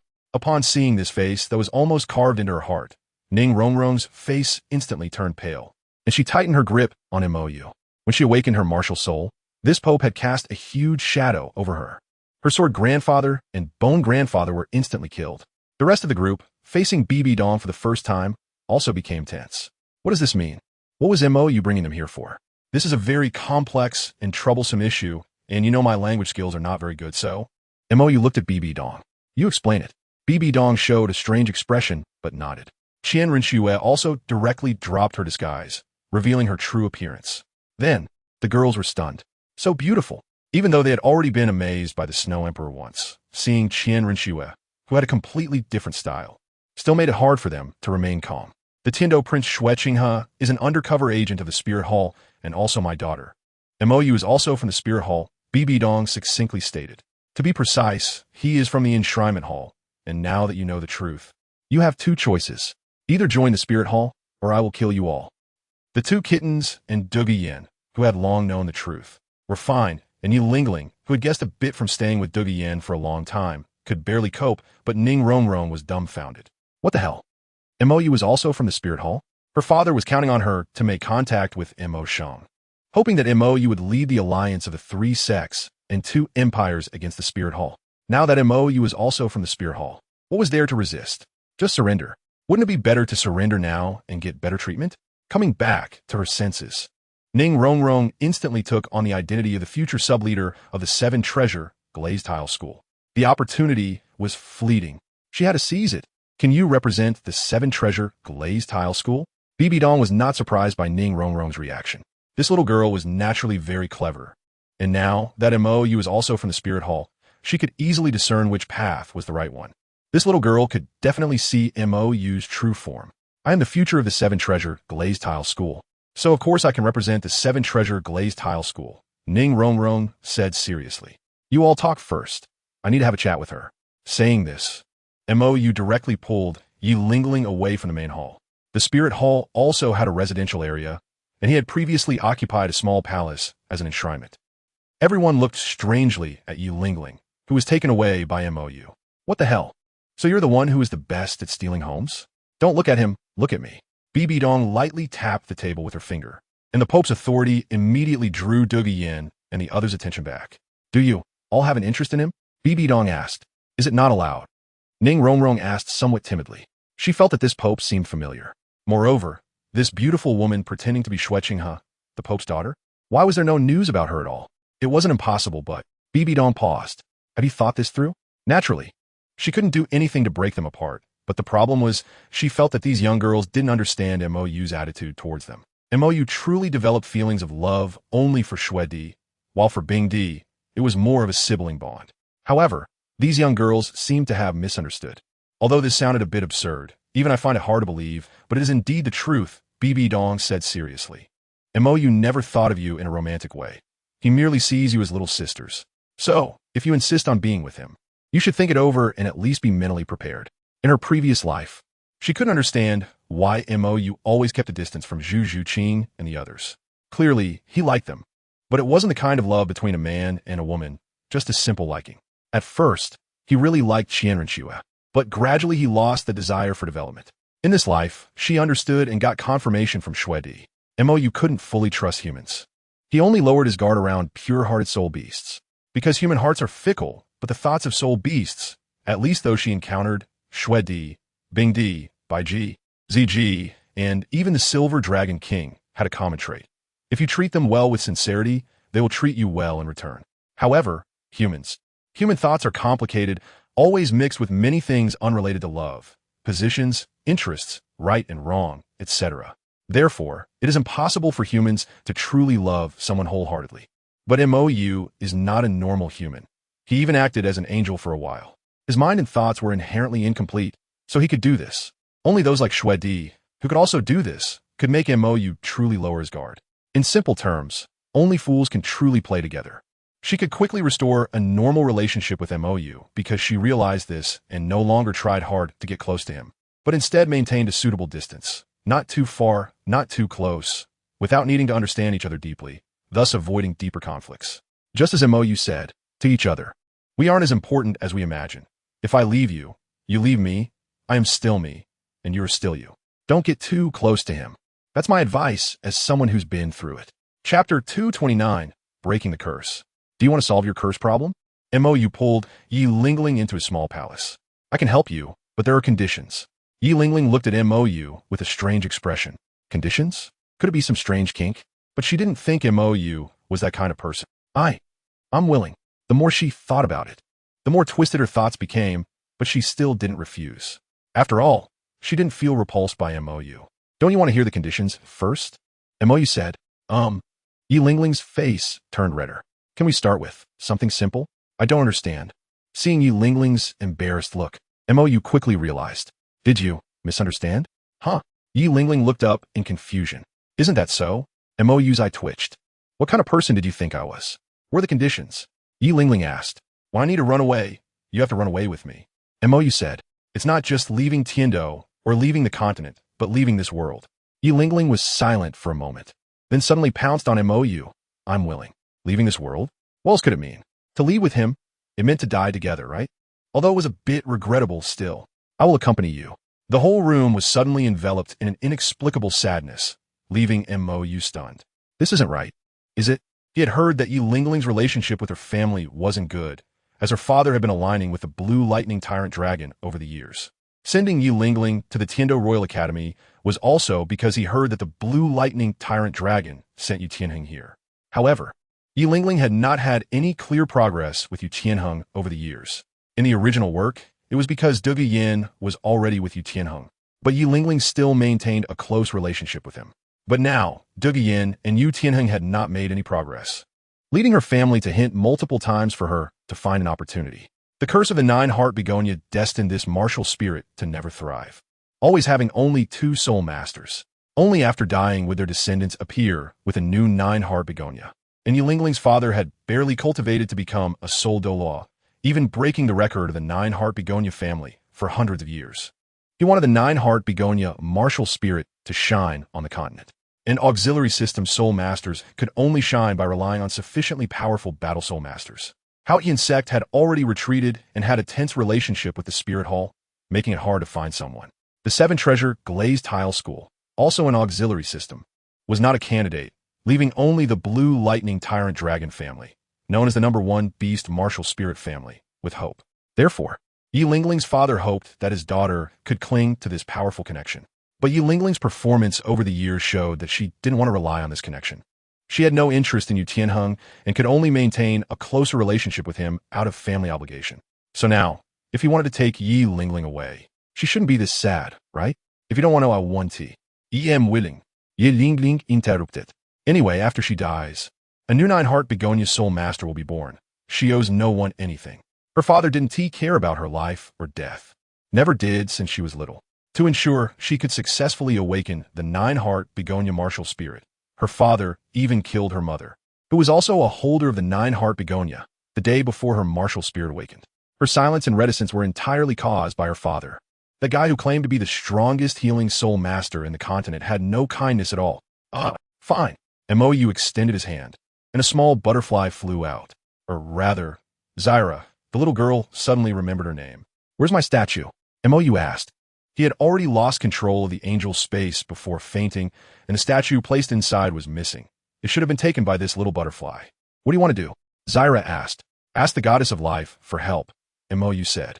The 9-heart begonia comes from the divine realm, and the so-called curse is actually controlled by the divine realm's core. So naturally, only the divine realm can solve this kind of curse.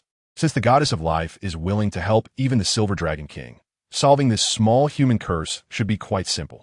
I can solve it, Zyra said seriously. No need to look for others. You? Mo showed a look of doubt. He still didn't know what this little butterfly could do. Give me your body, and I'll do it. After saying that, Zyra directly entered Mo's body, taking control without any pause. In an instant, Yi Lingling felt that the Mo in front of her had changed into someone else, devoid of any warmth. Release that flower, Zyra commanded. Yi Lingling was taken aback, her body involuntarily following Shila's words to release the 9-heart sea buttercup martial soul. A purple flame ignited in Mo's palm, burning towards the 9-heart sea buttercup in Yi Lingling's palm. Yi Lingling? What are you doing? Boom. An inexplicable shattering sound echoed. The purple flame extinguished, and Mo's expression momentarily froze. Then Shila left Mo's body at lightning speed, and Mo came back online. Mo, can you not be so possessive? Can't we discuss it properly? You just threw him into the little black room in an instant. I can't even react. Damn. So this body's authority is above mine? I'm sorry. I'll definitely wait for your consent next time. Shila readily agreed. After all, she had just caused trouble. So now, have you resolved it? Mo no longer pursued the previous issue. After all, he couldn't. This body was created by someone else. He only had usage rights, not ownership. The curse has been resolved. A hint of embarrassment appeared on Shila's always calm face. But, Mo had a bad feeling. Shila covered her face with her hands. I seem to have inadvertently severed the connection between this thing and this world. What do you mean? Mo, you look confused. What do you mean by severing the connection with this world? The martial soul seems to be a kind of cultivation rule in this world. But while breaking the curse, I accidentally used too much force and shattered the connection between this martial soul and this world. Shila said awkwardly. So, this martial soul can no longer appear in this world through natural awakening. Mo, although I don't quite understand, why do I feel like you're especially impressive? You can directly shatter the connection between the martial soul and the world. Chapter 230, it will be fine after a while. Then can you change the cultivation rules of Douluo Continent now? Mo suddenly had an immature thought. It should be possible. Shila said, the laws of this low-level world cannot resist the invasion of powers from higher primordial worlds. The beings referred to as gods here are so weak, weaker than the weakest angels. It feels like they would shatter with a light touch. However, Shila hesitated. What's wrong? Mo felt that this little butterfly's emotions were becoming richer. She had been cold and emotionless before, but these days, why did it feel like she was becoming more and more like him? This world is too weak, and my control over power has never been good. If I modify the rules, it is very likely that I will destroy the rules themselves. Shila said, and I do not possess the power to create loss, so. She is good at destruction, but she has never modified anything, even though this body was created by borrowing Michael's blessing for Mo. The previous healing powers were Raphael's, and the initial world restart was also Michael's power. Her powers can only be used for destruction. Are you very strong? Mo asked. Why do I feel like this little butterfly has an air of, I'm especially impressive? Yes. Shila nodded seriously. Very strong. Apart from lacking the power of creation, she is an almost perfect existence. She possesses the strongest attack power, although she cannot defeat Michael. That guy would still fear her, because Michael cannot stop her from destroying the rest of the world. That guy's mercy is his greatest and only weakness. Although her powers are almost completely sealed now, destroying a world of this level is still very simple. Do you want me to destroy 1/3 of this world? Shila asked. Or kill 1/3 of the lives in this world? Ah, wait a minute. Mo could sense that this little butterfly was serious. I have a question. Why 1/3? That's the rule. Shila said. Whose rule? Mo asked. A rule is a rule. Shila said. So, who is stronger, you or the outside Rakshasa god? Mo wanted to make a rough comparison. I can take her out in seconds. Shila said casually. What about the previous lives? Mo asked again. Is there a difference? Shila asked in confusion. Montaku, what a difference. Can't you tell the difference between a god king and a level 1 god? No way. When I was unconscious, did you come out? Mo suspected. If this little butterfly isn't boasting and actually has such exaggerated power, it's very possible that during his unconsciousness, she used his body for something, like, I didn't take action. Shila quickly denied. Didn't take action? Mo was taken aback. Does that mean she really came out? I really didn't take action. Shila said in a fluster. MOU's friends, she couldn't take action, but at that time, she didn't know, and she really didn't take action. She just took a glance and lightly pressed down with desperate power, really just a light touch. Did anyone get hurt? MOU asked. There should be some, right? Shala said, somewhat guilty, drooping her wings. Who?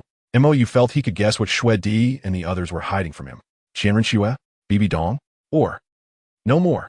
Shala quickly interrupted. There's nothing else. You're not angry, right? Shala cautiously flew in front of MOU. MOU shook his head. No. He could already imagine what had happened while he was unconscious. If Shala was really as powerful as she claimed, then the lives watching over him must have sensed that power, and being able to change the attitude of lives, even helping the Silver Dragon King heal injuries, indicates that Shala's power likely exceeds that of the God King, or even is more exaggerated than the Dragon God. Otherwise, a lofty god wouldn't actively lower their stance. We're still friends, right? Shala asked with some concern. Friends? MOU showed confusion. He really didn't know this person. Yes, the only friend. Shala said, all lives, all existences fear her, avoid her, and even dare not mention her. Only MOU is willing to interact with her. This is her only friend since her birth. If she loses a friend, she would not be able to exist in the present world and might even be sealed again, returning to that empty world. Is that so? MOU found it hard to understand for a moment. This little butterfly in front of him indeed regarded him as very important. Even his body was created by her, but always felt like something was off about her. For example, when facing him, she was in that state just now, but when facing other things, she would instantly change to a disdainful attitude. And this attitude shift was quite obvious. This child, could it be that she's a Yandere? Qianren Xue already had Yandere potential. Now he had another Yandere thigh? Does he have some strange attraction to Yanderes? The little butterfly returned, but it wasn't really a return. She merely became less visible, saying she was always there. And MOU had roughly guessed the current situation. Since Shala was indeed very strong, then Shura posed no threat at all, and the lives actively showing weakness, even helping the Silver Dragon King recover, indicated that they were not concerned about their plans to modify the cultivation rules of Douluo Continent and change the status of the Soul Beast clan. Did this problem suddenly get solved? MOU's mood suddenly became complicated. He felt empty, just like when someone works hard to make money, only to suddenly win the lottery and find they have enough to last a lifetime, instantly losing their goals and motivation. It wasn't easy at all. MOU didn't know how to describe his current feelings. There was no relief, only an unexpected emptiness, as if everything he had done so far was meaningless. It was as if, no matter how hard he tried, the outcome would be the same. In any case, it had nothing to do with him. Are you okay? Yi Lingling asked with concern. MOU suddenly seemed very dejected. It's nothing, I should be happy. Saying this, MOU hugged Yi Lingling. After all, what I wanted from the beginning was this sense of safety, and now that everyone is safe, I should be happy. No more worries. Really? Yi Lingling couldn't quite understand MOU's current state. If you have any problems, don't hold them in. At least say them out loud. It should help a bit. Holding it in for too long will cause problems. She had held in her feelings for so many years that she had lost the desire to communicate and didn't want MOU to end up like her. I know. MOU pressed his face close. I know. It'll be fine after a while. Chapter 231. Things I want to do. Why do I feel like you become lazy? At the training ground of the Heavenly Royal Academy, MOU lay flat. After realizing that he had such a powerful existence within him, capable of instantaneously changing the world, he suddenly felt that life had lost its hope. He had once wanted this stable life the most, but now that he truly had it, he found he couldn't be happy at all, because it wasn't something he had achieved himself. He felt like a rich second generation wanting to prove his ability, but after all that effort, nothing was accomplished. And then someone came to solve all the problems with a mere wave of their hand. Whether he was there or not, it was all the same. It's not that I've become lazy, it's just that I've always been like this. MOU lay on the lawn, gazing blankly at the sky. I suddenly don't know what I should do. Life has suddenly become a simple mode. Continue to cultivate? It seems meaningless since Shila is too strong. Strong enough to end this world at any moment. It's like working hard to become the richest in a village, only for the world's richest to suddenly come and want to support you. What's the point of trying hard? Even the small shop he once wanted to open at the village entrance suddenly seemed meaningless. Being suddenly rich. MOU really didn't know how to describe his current mindset. He didn't know whether to be happy or not. He seemed truly numb. After knowing Shala's power, he lost interest in Tang San and even in Shura. He didn't even have the desire for revenge anymore.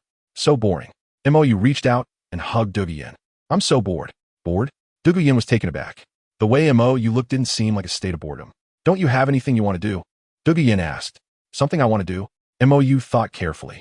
No, I'm an empty and uninteresting person, without my own goals, living solely relying on others. He could strive for others, even fight hard, but he couldn't fight for himself because he had no goals. He was empty. He had no dreams. Once, he wanted to help Qian Rinxue solve problems. Later, he wanted to help the Snow Empress and her companions become gods. Later, he helped Qian Dalu and the Silver Dragon King, but now, everyone no longer needed his help. He was already useless. Why can't you live for yourself? Qian Rinxue said. Even if it's just to live simply, that's still a goal. Just living another day is already impressive. Mou, didn't I say this when I used to criticize you? You didn't study well, you played games poorly, you didn't look good, you didn't become a good person, nor did you become a bad one. You haven't made a firm choice. It doesn't matter. Just living another day is already impressive. Are you putting too much pressure on yourself? When the pressure disappears, you won't even have a normal life. Qian Rinxue continued. She had already noticed that Mou knew what had happened. He indeed started to become dejected, just as she had worried. However, it hadn't reached the extent they feared. Normal life. Mou fell into contemplation. Had he ever had a normal life? At first, he was struggling to live and study under the pressure of survival. When that basic pressure was gone, he started to act recklessly, saving people in the snow mountain, successfully making himself a landmark, and maybe even making the news. After coming to this world, he had always felt pressure from Tang San, Shura, and the divine realm. He had always been under pressure, and he also discovered that he seemed like a mule. Sometimes he couldn't understand how he managed to endure through those brutal trainings again and again. He was afraid of pain, very timid, and even more afraid of death, but how did he do it? He seemed to always be doing the opposite. Afraid of pain, yet using the cruelest training methods. Obviously timid, yet always charging forward with his eyes closed. Afraid of death, yet constantly putting himself in danger. All the troubles and suffering he faced were self-inflicted. He could have remained silent, being just a spectator, doing nothing to avoid trouble, but that would be too boring. So, was he actually seeking that sense of tension? That urgency of needing to fight hard to survive? You should learn how to live like a normal person. Qian Rinxue said seriously. Mou seemed to have lived an abnormal life for too long, to the point that he had forgotten how a normal person should live. Normal person? Mou thought carefully and realized he truly didn't know how normal people lived. You could do things you like, starting with the simplest ones, Qian Rinxue said. Anyway, you have plenty of time ahead. Don't worry about anything, just be happy. Mou showed a strange expression. That sounds like my line. However, it was indeed the case. With a powerful ally, he didn't need to worry about the divine realm at all. And as for the situation with the spirit hall, if there was no god on the opposite side, it could actually be pushed through easily. As for what happened next, it had nothing to do with him. He was only helping individuals, not the future of any world. Helping the spirit hall was for Qian Dalu and the others. Helping the spirit beasts was for the Snow Empress and her companions. He was merely doing what he wanted to do. I seem to really have something I want to do. Mou stood up. The issue with Sea God Island hasn't been resolved yet. Without delay, Mou directly flew at full speed towards Sea God Island, sensing it with the heart of the sea god, arriving in less than a day. Why so fast? Looking at the faintly visible Sea God Island, Mou was surprised by his own speed. He hadn't been this fast before. Meanwhile, on Sea God Island, Poseidon also sensed the rapidly approaching unfamiliar aura. Angele Soha. Qian Dalu. Poseidon left the sea god temple and went out to check the situation. Qian Dalu hadn't had any news for decades, so why would he suddenly come to Sea God Island? Could it be that Tang Qian had news? No, it's not Qian Dalu. Poseidon sensed the aura of a newcomer and found that the other party hadn't even reached the title Douluo level. Is he the son of Qian Dalu? The 7 sacred pillars of Sea God Island, who also sensed someone breaking through the barrier of Sea God Island, have arrived at the Sea God Temple. High Priest, this person is breaking the rules. Should we stop him? Sea Dragon Douluo asked. Entering Sea God Island, even Qian Dalu and Tang Chun back in the day had to follow the proper procedures. But this person directly broke through the protective barrier of Sea God Island and charged in from the sky. No need. Poseidon shook her head. You are not his match.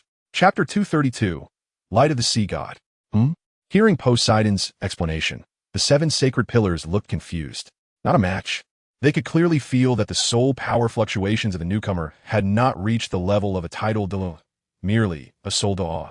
Why would they be unable to defeat him? Even if he could fight above his level against a title Dalu, they had 7 of them, and even had the 7-in-1 martial soul fusion technique. Unless he was a peerless Douluo on the same level as Poseidon, they should not lose. He is the heir of the sea god. Poseidon looked serious. This aura is the missing sea god's heart. The opponent is an heir recognized by the sea god's heart. Heir of the sea god. The 7 sacred pillars were shocked. Then High Priest, you. Sea Dragon Douluo was the first to react. If the opponent is truly the chosen heir of the sea god, then Poseidon would need to make a sacrifice. No need to worry. Poseidon shook her head. This is my duty. Relying on the sea god's grace to achieve her current accomplishments, she also needed to pay the necessary price. Moreover, he may not even pass the sea god's test, Poseidon said. Even if he was chosen by the sea god, it does not mean she would not take action. As long as it is within the rules, she would spare no effort to kill this heir. Boom! A loud explosion sounded as Mou broke through the barrier of Sea God Island and crashed onto the Sea God Square. How audacious! The 7 sacred pillars showed displeasure. Even if he is the chosen heir of the sea god, he shouldn't be so arrogant, right? High Priest, do we still need to guide him for the test? Sea Dragon Douluo asked. No need, let's watch first. Poseidon was somewhat puzzled by this person's situation. That angelic aura is undoubtedly that of Six-Winged Angel, but it is somewhat different. However, since he has the qualifications to become a god, how could a descendant of the Six-Winged Angel become the heir of the sea god? What about the Qian family's angel god? Below the sea god's steps, Mou, who accidentally crashed in too hard, felt a bit embarrassed. He remembered there was a dome above Sea God Island, which was a barrier set by the sea god. In his last life, he had a tough time breaking in, and as soon as he did, he was attacked by the 7 sacred pillars. Why was no one paying attention to him this time? Could it be that no one was home? Poseidon? Mou tentatively called out. No one responded. If Poseidon was in the sea god temple, he wouldn't be able to sense it.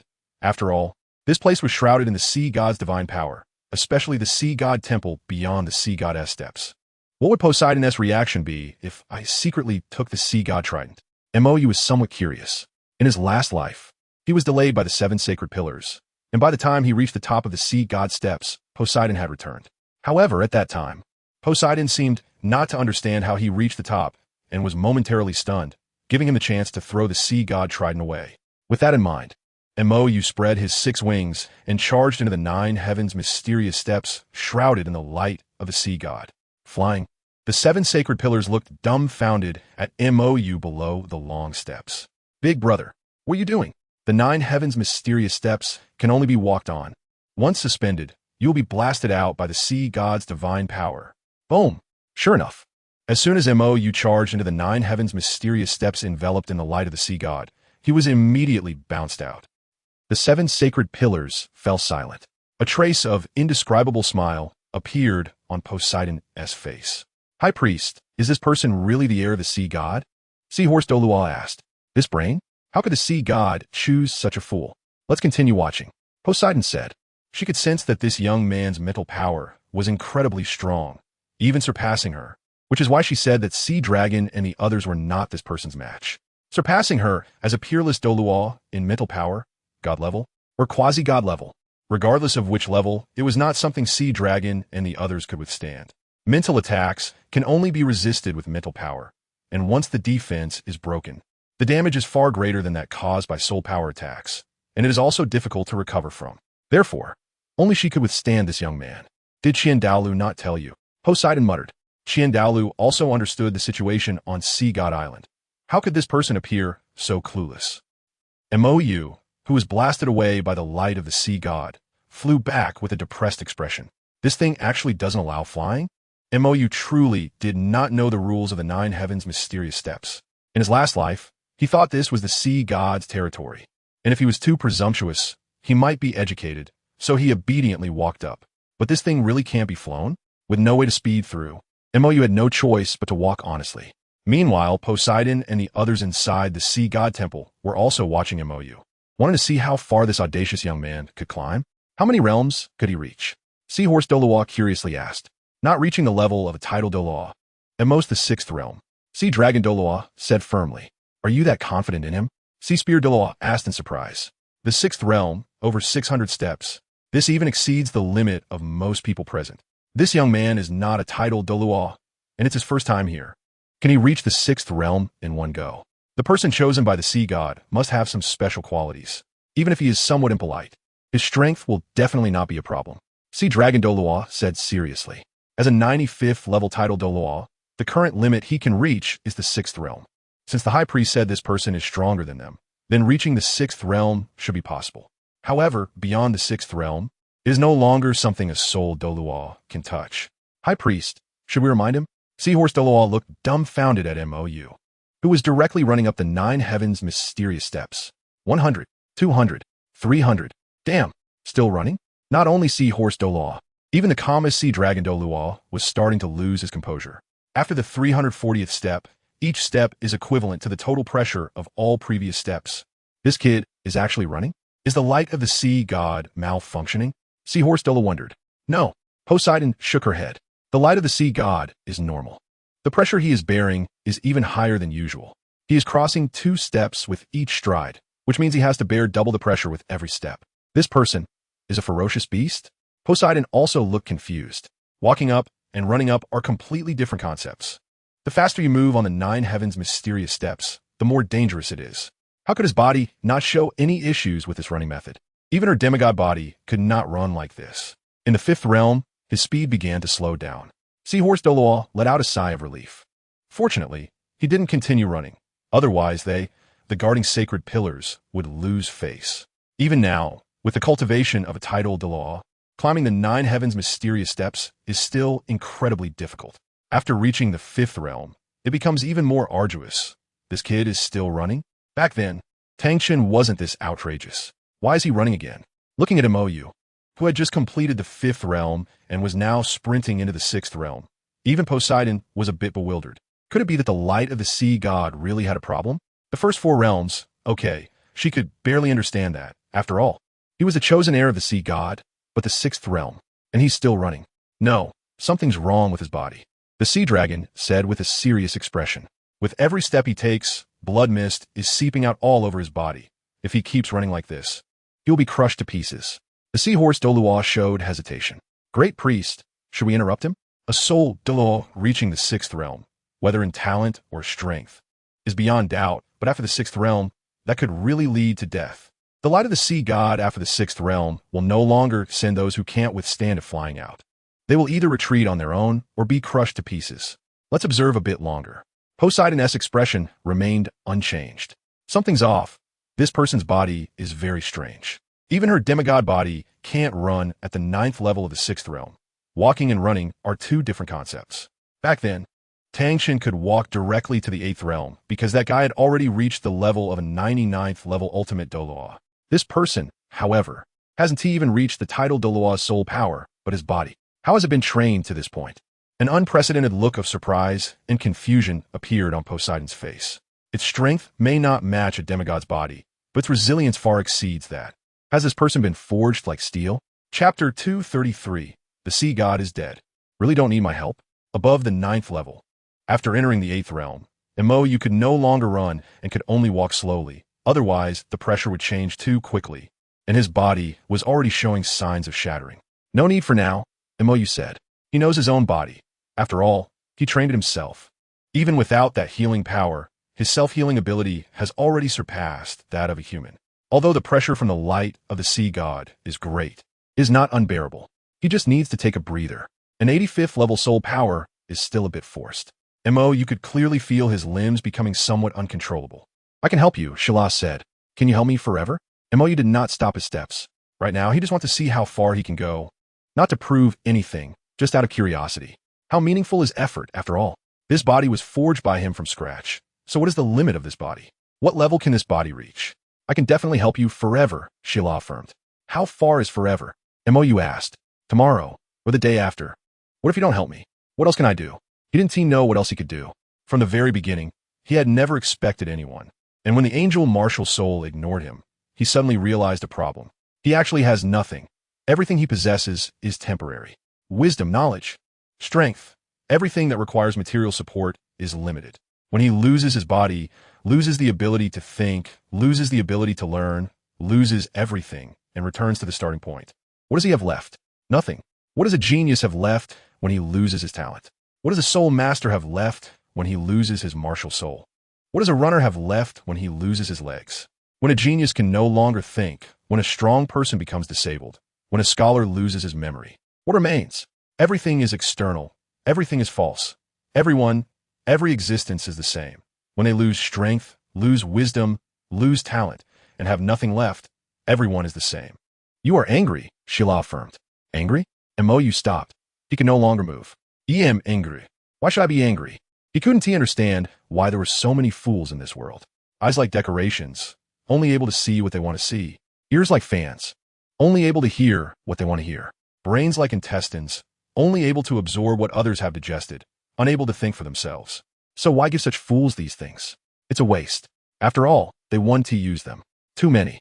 Mo used his last bit of strength to activate the devouring vortex, forcibly swallowing the light of the sea god above the 9th level. No need for that much.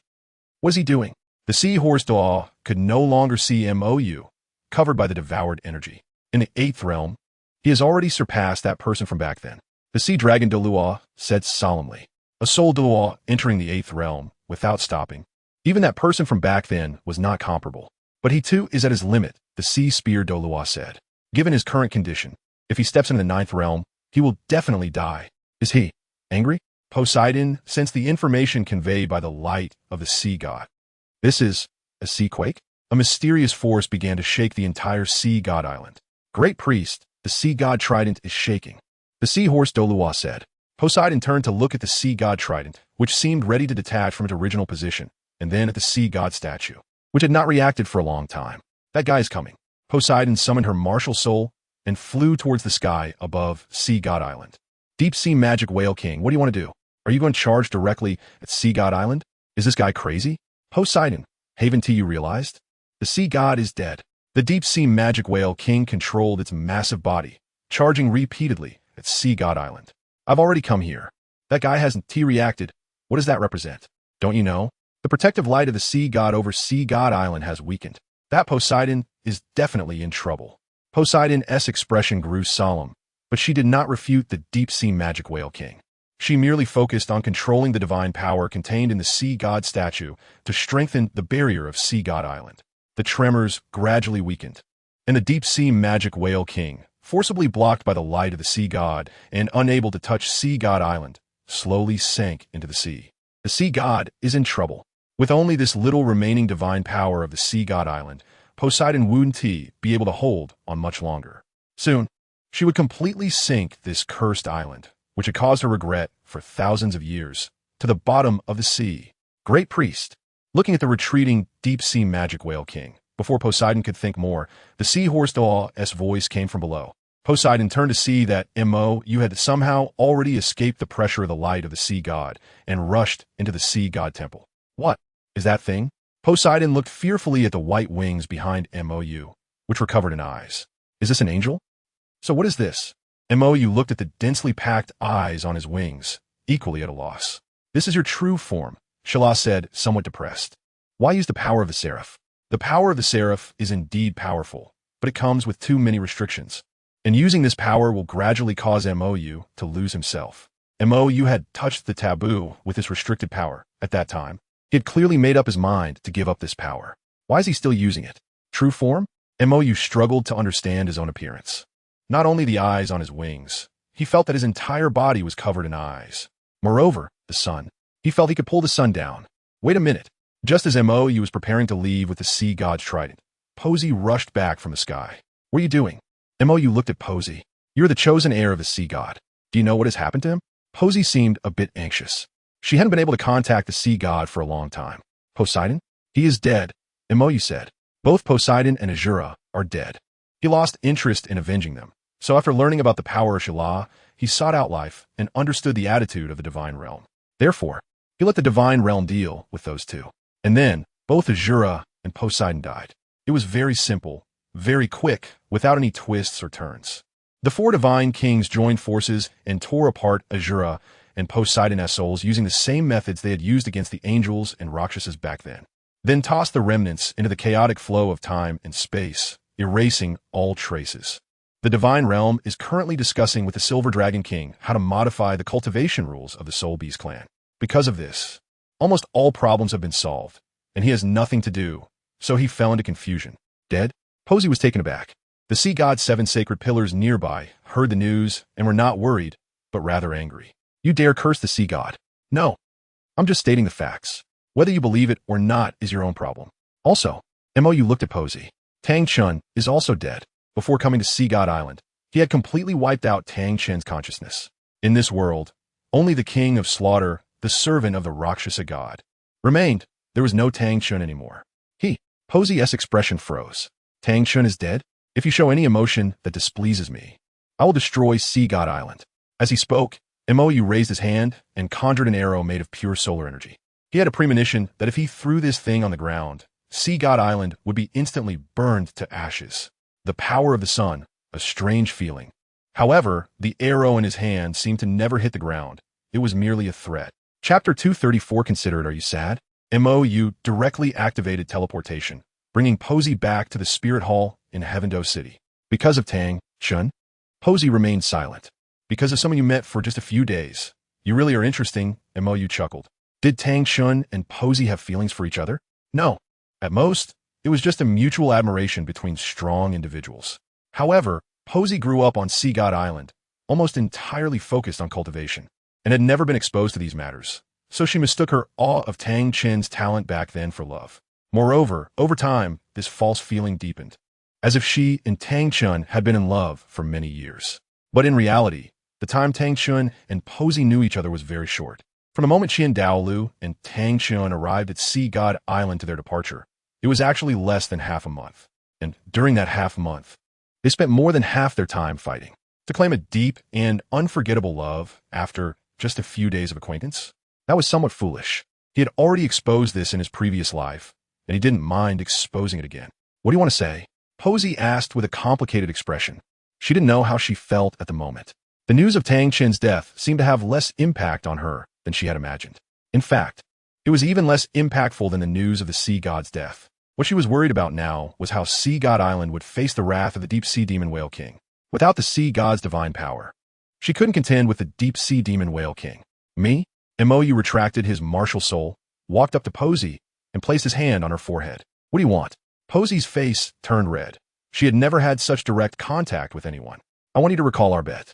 MOU didn't want to repeat what he had said before, so he directly transferred a memory from his previous life to Posey. Who is stronger, me or Tang Chun? On Sea God Island, MOU and Posey sat on the edge of a cliff, looking at the surging sea.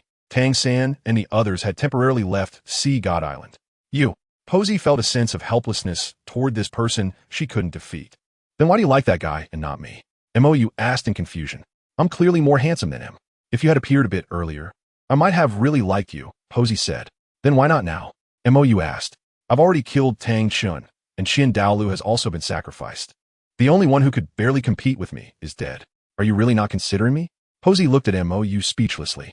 Don't you think I should avenge Tang Chun? Avenge? What are you to him? MOU asked in doubt. Posey was momentarily speechless. She realized she couldn't find a reason. Tang Chun had left Sea God Island less than a month after meeting her. She had lived for over 100 years, and just those few days of contact. Perhaps it was really as MOU said, an awe of Tang Chen's talent. After all, she could tell that Qian Daolu had reached this point with divine grace, while Tang Chun had truly relied on himself.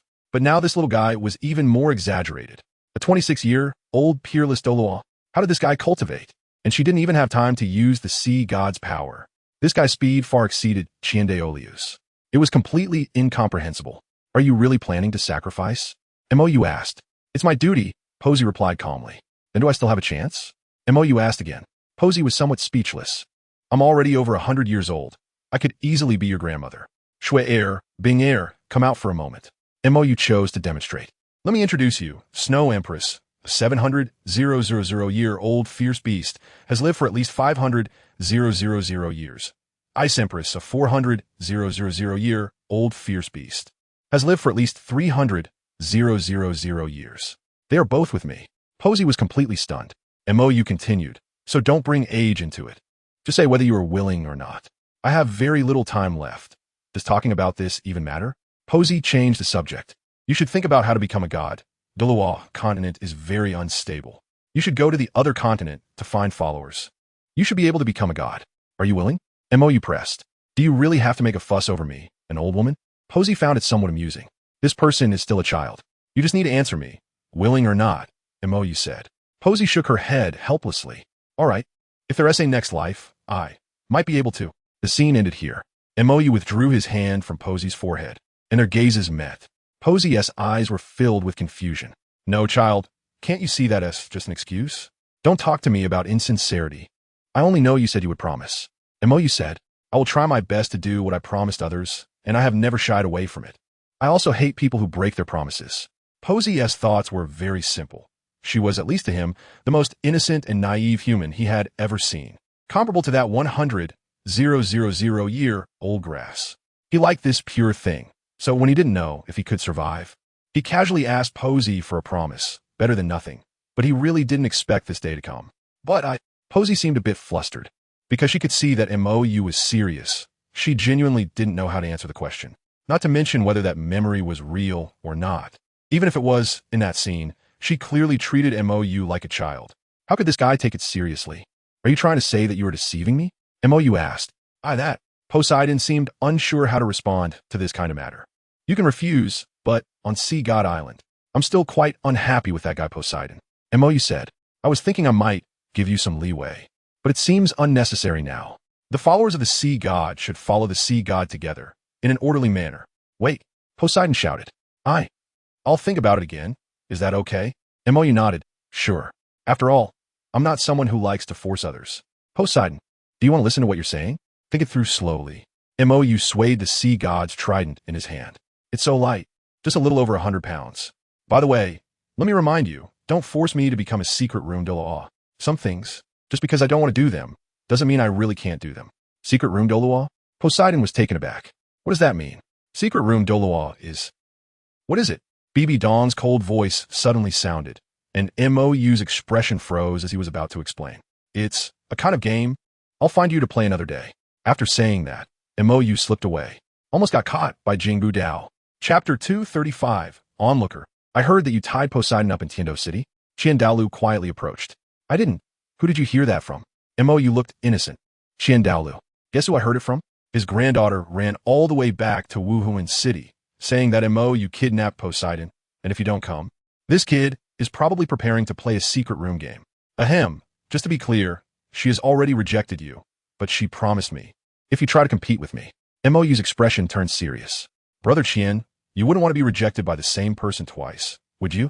Dalu's expression froze. I'm not here for that. Ever since being rejected back then, he had already let it go. He wasn't like these young people who could be infatuated for decades. To Poseidon, he only felt some regret. However, now that Tang is dead, and the sea god is also dead, the spirit hall can spread the faith of the angels throughout the continent in the future. He has no regrets left. Not for this matter. Mou's expression was strange. Then what else could it be for? Poseidon wasn't that important in Dalu's heart. She was merely a fleeting memory from his youth. If it involved a conflict between the sea god and the faith of the angel god, Dalu wouldn't hold back. And Poseidon's impact on Dalu was more due to Tang. Poseidon's rejection of Dalu and choosing Tang was the main reason Dalu couldn't forget her. Especially later, when Dalu fought Tang again and lost, the double blow made Poseidon's significance in Dalu's heart increasingly complicated. In fact, Dalu cared more about Tang. His feelings for Poseidon were more of a shared sorrow. After all, the clergy are closest to the divine, yet so far away.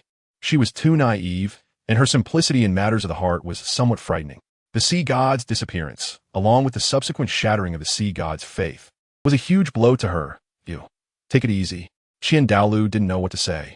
After all, he wasn't very knowledgeable about emotional matters. Otherwise, he wouldn't have been unable to resolve the issue with Qian. You can rest assured, I've already resolved it. Mou said. Resolved? Dalu was taken aback. Mou has such abilities? Yeah, I said, if she doesn't behave, I'll sink Sea God Island and destroy everything she was supposed to protect, and then she'll behave. Mou said. Dalu. Behave? Yeah, I got her to help take care of Zhu Zhuqing and the others. Now, your granddaughter is also training under her. Mou said. Give her something to do, and there won't be so much trouble. Plus, even if she doesn't listen, she can't help it. After all, her sea god martial soul has been downgraded, and she has lost her divine power. Here, on land, she can't beat me. Even if she remains loyal to the sea god's faith, I am now the holder of the sea god's divine position, so she should be loyal to me. Dalu had a strange expression. You shouldn't have done anything strange, right? Although he didn't think this kid would do anything, Those words just now felt so odd. I fused the sea god's trident and turned it into a ring for her. That shouldn't be considered anything strange, right? Mou said seriously. Moreover, now that the sea god is gone, I can make her the sea god. If there are any issues, I could just have those guys in the divine realm help out. Also, by the way, are you interested in the position of the Shura god? Huh? Dalu looked confused. Shura god position? Yeah, the Shura is dead now. The sea god position and the Shura position were both to be determined by me. As an apology. So, do you want it? Mou said. I think you are quite suitable. This is possible? Dalu questioned. He is a clergy member and is destined not to become a god, and Qianrenqiue's path to godhood needs him. Of course it is possible. Montak yu shulgit. The Shura killed the angel god, and as a servant of the angel god, getting some compensation is not a problem. Right? I mean, I'm a clergy member. I can't become a god, right? Dalu said. Small issue, you just need to say whether you are willing or not. Anyway, the divine realm will take care of it. Either they help me solve the problem, or I solve theirs. Mou said. For me, I plan to leave in a while. If nothing unexpected happens, it will be hard to come back, so before I leave, I want to stir things up as much as I can. After all, I have suffered so much. If I just leave so simply, it feels like a loss. Upon hearing this, Dalu showed concern. Are you really going to leave? What about Xiaoxue? I don't know. Mou shook his head. The conflict between the divine realm and soul beasts has been resolved, and the future of the spirit hall will not have any problems. As for how this world develops next, that's not something I should care about, nor can I care about. I have already done everything I wanted to do. Before I leave, I will help expand the divine realm a bit. If all goes well, the power of the dragon god should be able to reappear, and the divine realm can accommodate more gods. As for Qianrenqiue, let her decide for herself. I won't interfere with her decisions, just as I won't interfere with how Douluo Continent develops in the future. If she wants to leave with me, I won't refuse. If she doesn't want to, I won't say anything more. But don't think too much. This isn't something you should worry about. She has grown up. She's not a child anymore. Don't you have any attachment to this world? Dalu said helplessly. No. Mou shook his head. I'm not originally from this world. I don't care how this world will be in the future. After all, I don't have any expectations, whether for this world or any other world. Humanity will ultimately head towards self-destruction. Even the gods cannot stop it. You've changed. Dalu shook his head. You weren't like this before. The current Mou is completely different from the silly person he used to be. He has lost his excess compassion and has become increasingly indifferent. People do change. Mou said. Besides, my lack of concern for anything may not be a bad thing for this world. After all, a person like me, who understands nothing, might cause a disaster if I whimsically try to change the world according to some so-called goodness and naively transform human society. You know, I hate those dirty things, and my only way of dealing with them is to destroy them. Most humans are like that. Even if they weren't originally, they will slowly become that way. If I really wanted to achieve something, I would probably destroy this world, eliminating everyone I find displeasing, leaving only the naive and sweet. Creating a world filled only with naive and sweet people, a sincere world. Just like humans selectively breed better animal species, humans also need to be selected. Otherwise, relying solely on natural selection for evolution will never lead to a world of true goodness, beauty, and truth. And that so-called mighty civilization does not interest me at all. Therefore, I would rather do nothing and just be a spectator. Chapter 236, Be Your Own Believer. Can't you let go? Looking at Poseidon sitting alone under the moon, gazing at the sky, the Snow Empress stepped in as the boss. The sea god is gone, and the faith in the sea god will also be lost. I don't know what else I can do. Poseidon's expression was desolate. She was the sea god's most devout believer, and her greatest fear used to be the sea god's anger. But now the sea god is gone, and Mou has destroyed the only token of the sea god's trident, turning it into a ring and giving it to her, saying that she is the sea god from now on. Without the sea god, why don't you live for yourself? The Snow Empress said. I don't know. Poseidon lowered her head, looking at the ring formed from the sea goddess trident and the gem created by the heart of the sea god. Her heart held no joy, only confusion. She is a believer of the sea god, but now that the sea god is gone, what does being a believer mean? Don't you know why he gave you this? The Snow Empress said with amusement. This high priestess who has lived for over 100 years is truly just a simple, silly girl, naively innocent. She sees Mou as a child, but in fact, she is also a child, one who grew up in the sea goddess cradle. The sea god gave her power but also forever imprisoned her. Mou likes innocence because it requires no thought, so Poseidon has long been targeted by Mou. I don't know, Poseidon shook her head. The Snow Empress took Poseidon's left hand with the ring. You are a believer of the sea god, and now you are the sea god. He wants you to be your own believer. Huh? Poseidon was stunned. Be my own believer? Is that what he meant? You need to understand that if he really just wanted to have you, he could directly alter your memories, the Snow Empress said seriously. He could erase the sea god island, Tang, and everything else but himself from your mind, leaving only him. He can do that. Although Mou hasn't fully regained his memories, he has already retrieved some of his former powers. She also learned about Mou's detailed situation from that Shala.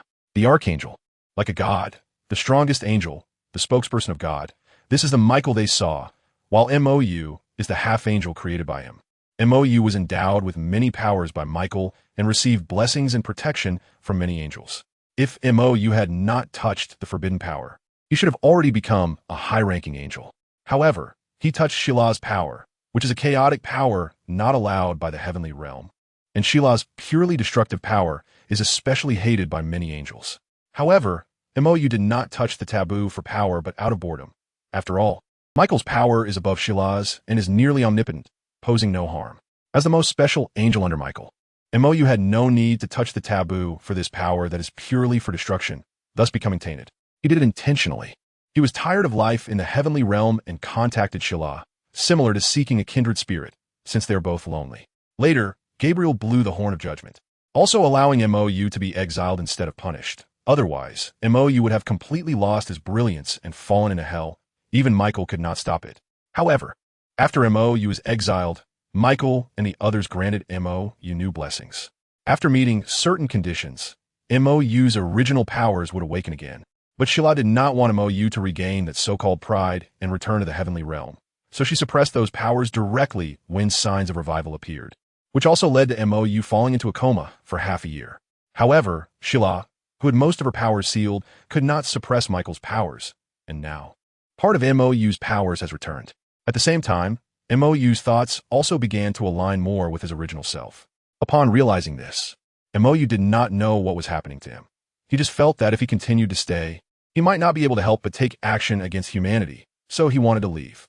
The duty of angels is to stop human evil and guide the goodness in their hearts, but Mou does not want to be so troublesome. He wants to filter through killing. However, he also knows that such behavior is wrong. So after struggling, he simply does nothing.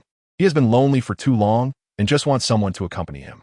If you don't change, he might really come on strong, the Snow Empress said. Strong? Poseidon blushed. The secret room duel? Cough, cough. The Snow Empress showed embarrassment. Not that. He actually has no interest in such things. No wonder she always felt Mou was strange. This guy is essentially an angel who has lived for tens of thousands of years. Angels have no gender. The reason Mou is still lecherous is actually just a basic appreciation for beauty, plus this guy started as a man. So his preference for beauty is locked to the opposite sex. Why is Mou's love so pure and devoid of desire? It's also because of his essence as an angel, having long transcended basic physiological desires. In fact, angels exist in a special spiritual form and do not have any physiological desires at all. Therefore, Mou is passive. He has no active interest. Mentioning the secret room duel is just to tease Poseidon. This guy will not force anyone in these matters. In short, you should figure it out sooner rather than later. Otherwise, he might really come on strong, wash your brain, and then raise you as his daughter. Poseidon, is it that extravagant? No, are you serious? Ning Rongrong and the others felt a little embarrassed, because they really are going to marry the fake prince of Heaven Do, Xue Qinghe, who is actually Qianren Xue. The seven-treasure glazed tile school, blue lightning tyrant dragon, Hao Yin school, and the Xinghua Zhu family are all related to the Prince of Heaven Do. Isn't this a perfect solution? Mou said. This way, the spirit hall in the future can kill fewer people. Of course, if you are unwilling, I can directly. Willing. Exen Ning Rongrong and the others quickly interrupted. They can still understand what this big brother's direct meaning is. Directly kill them all. Then you could discuss the marriage matters slowly. Mou would not disturb them. Qian Rinchua's marriage, the lilies in her hometown bloomed. I heard that you plan to leave.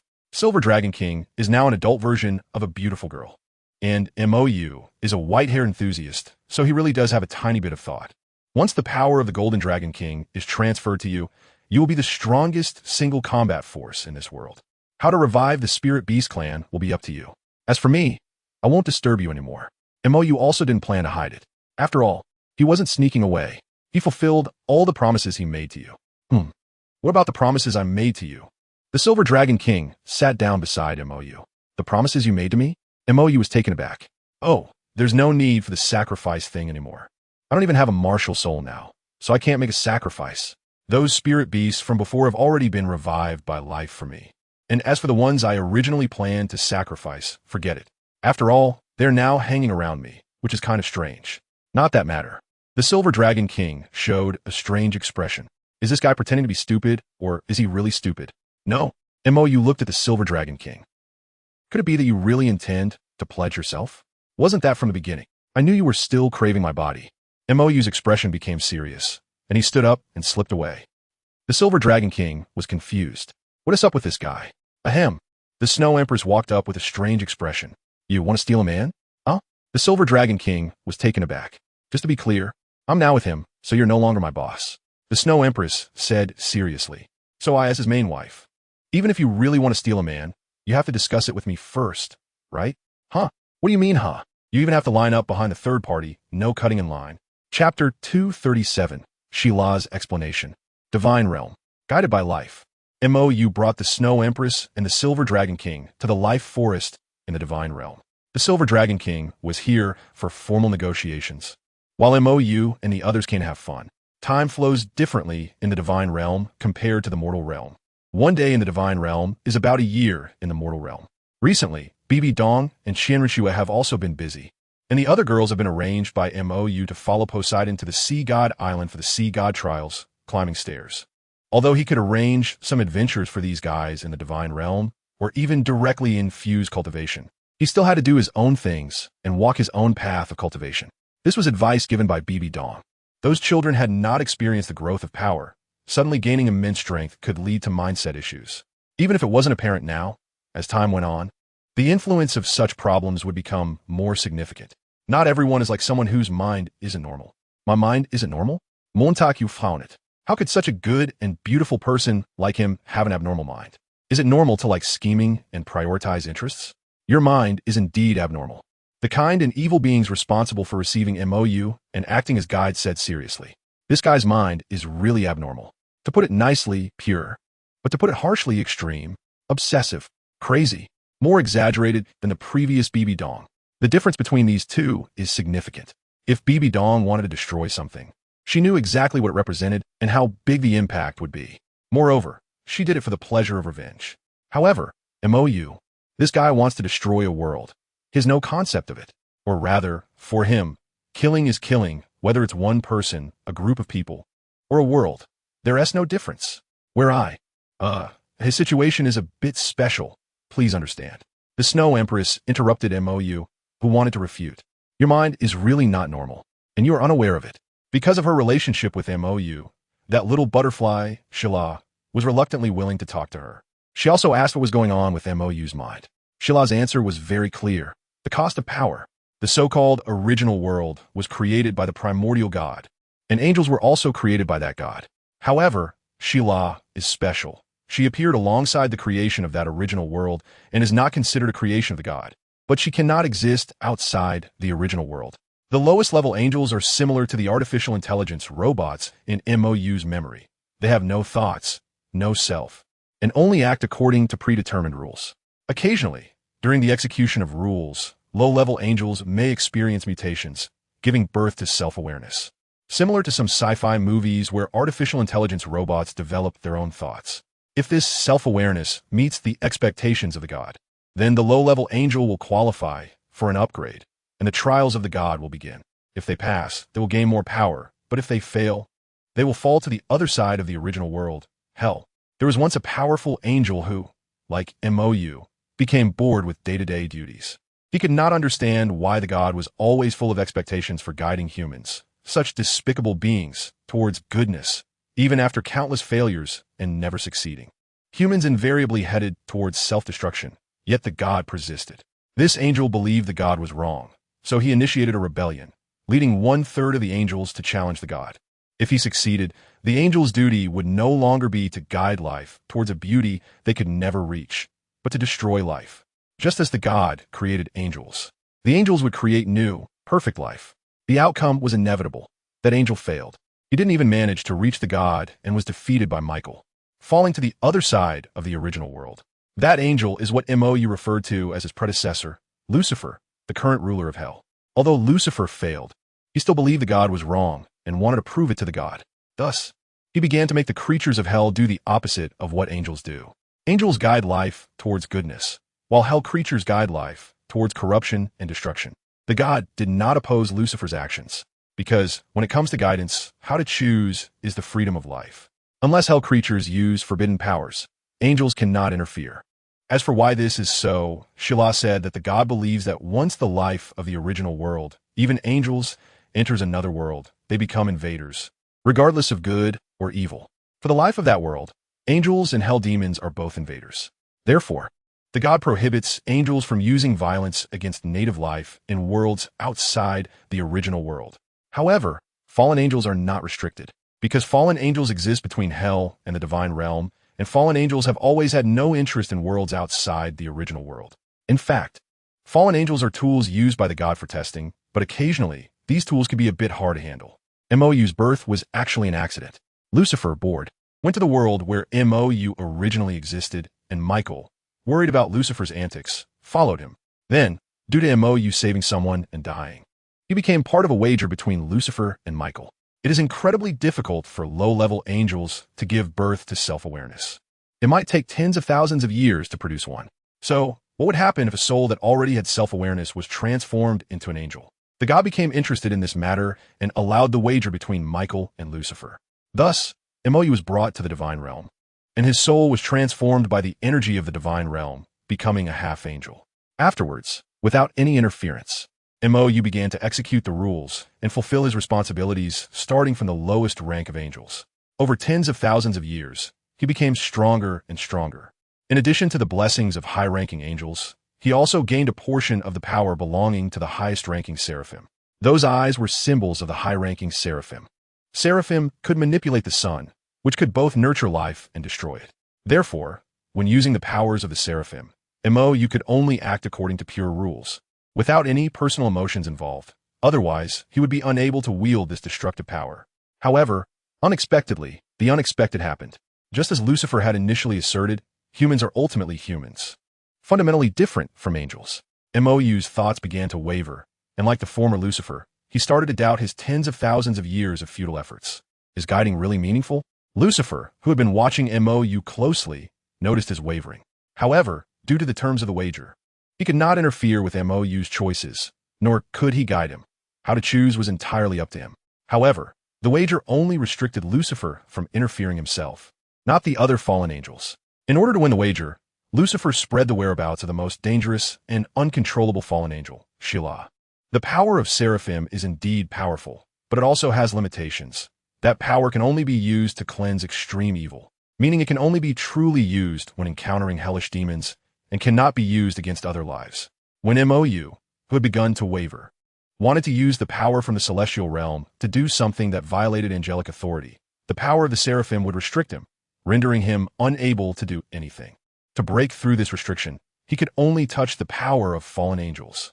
Thus, MOU sought out Shilah and obtained the power of despair. Originally, the wager was supposed to end here, with Lucifer winning. Even this soul, the most noble among humans, transformed by the energy of the celestial realm, could not change the fundamental violence and selfishness. However, MOU did not make the same choice as the original Lucifer, to exterminate all life and let angels create beautiful, perfect lives. What he wanted to do was to filter. Life is complex, filled with evil, but there are also many beautiful existences among them. If one were to destroy evil along with this beauty, it would be too cruel. Therefore, MOU's idea was to destroy the evil parts, and what remains would be beauty, right? After MOU made this choice, the wager between Lucifer and Michael became awkward. Who won? MOU remained unwavering in protecting beauty, but he also became extreme. He did not become a demon, but developed towards the direction of fallen angels. Fallen angels are not angels that have fallen.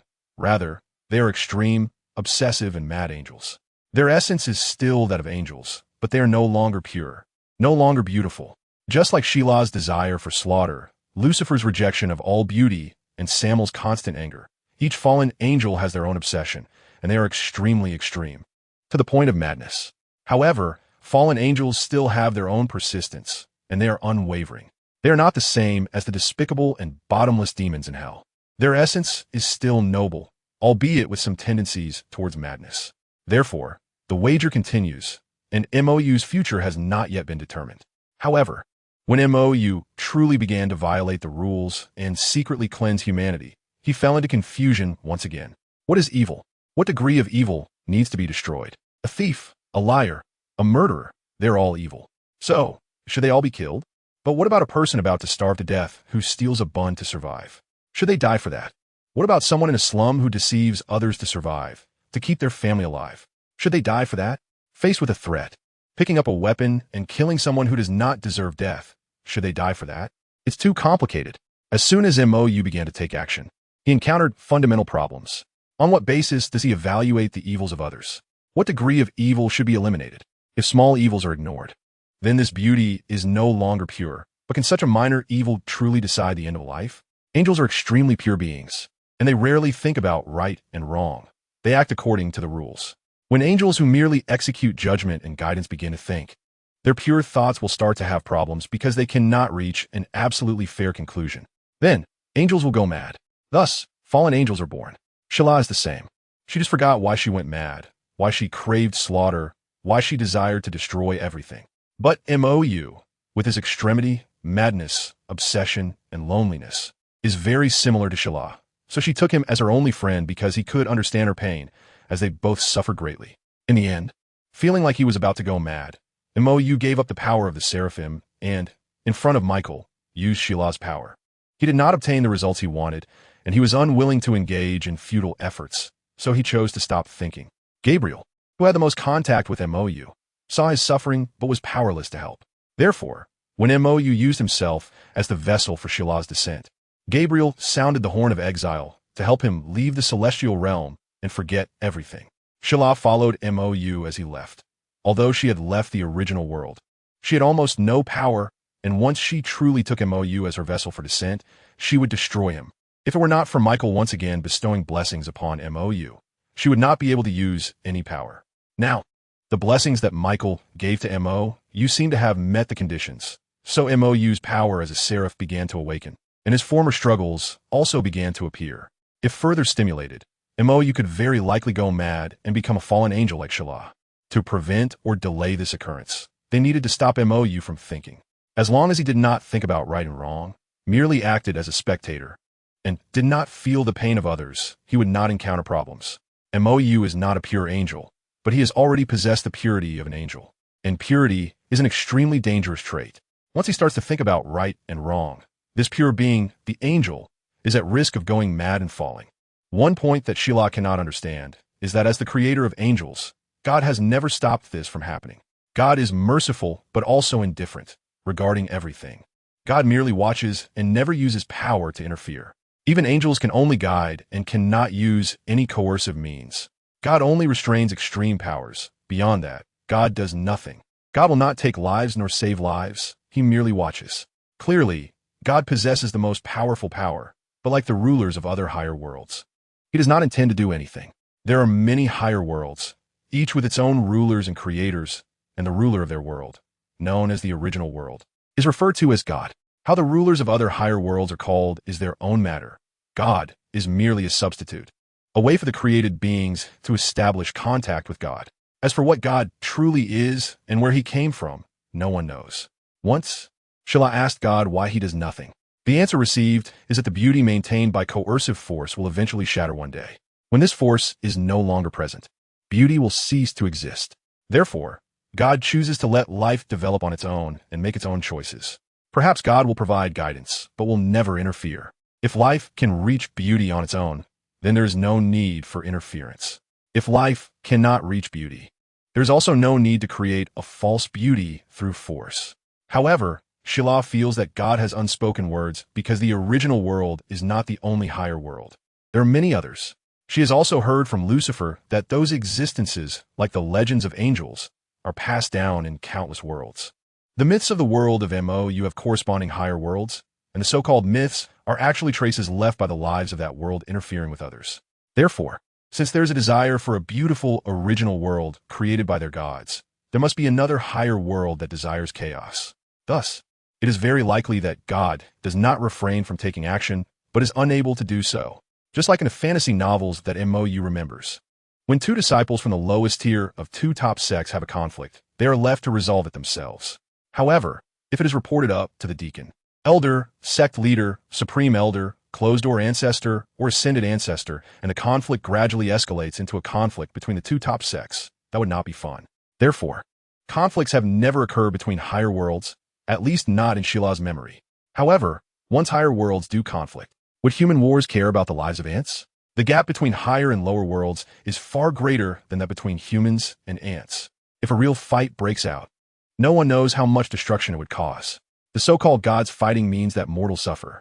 Hence, higher worlds never interfere with each other. And the issue of who intrudes into whose territory or takes whose people does not exist. Regions outside one's own world, including the lives within them, belong to free individuals. How they choose and where they belong is the freedom of these lives.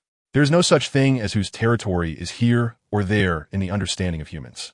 The lives of higher worlds never care about these issues. They are merely human fantasies.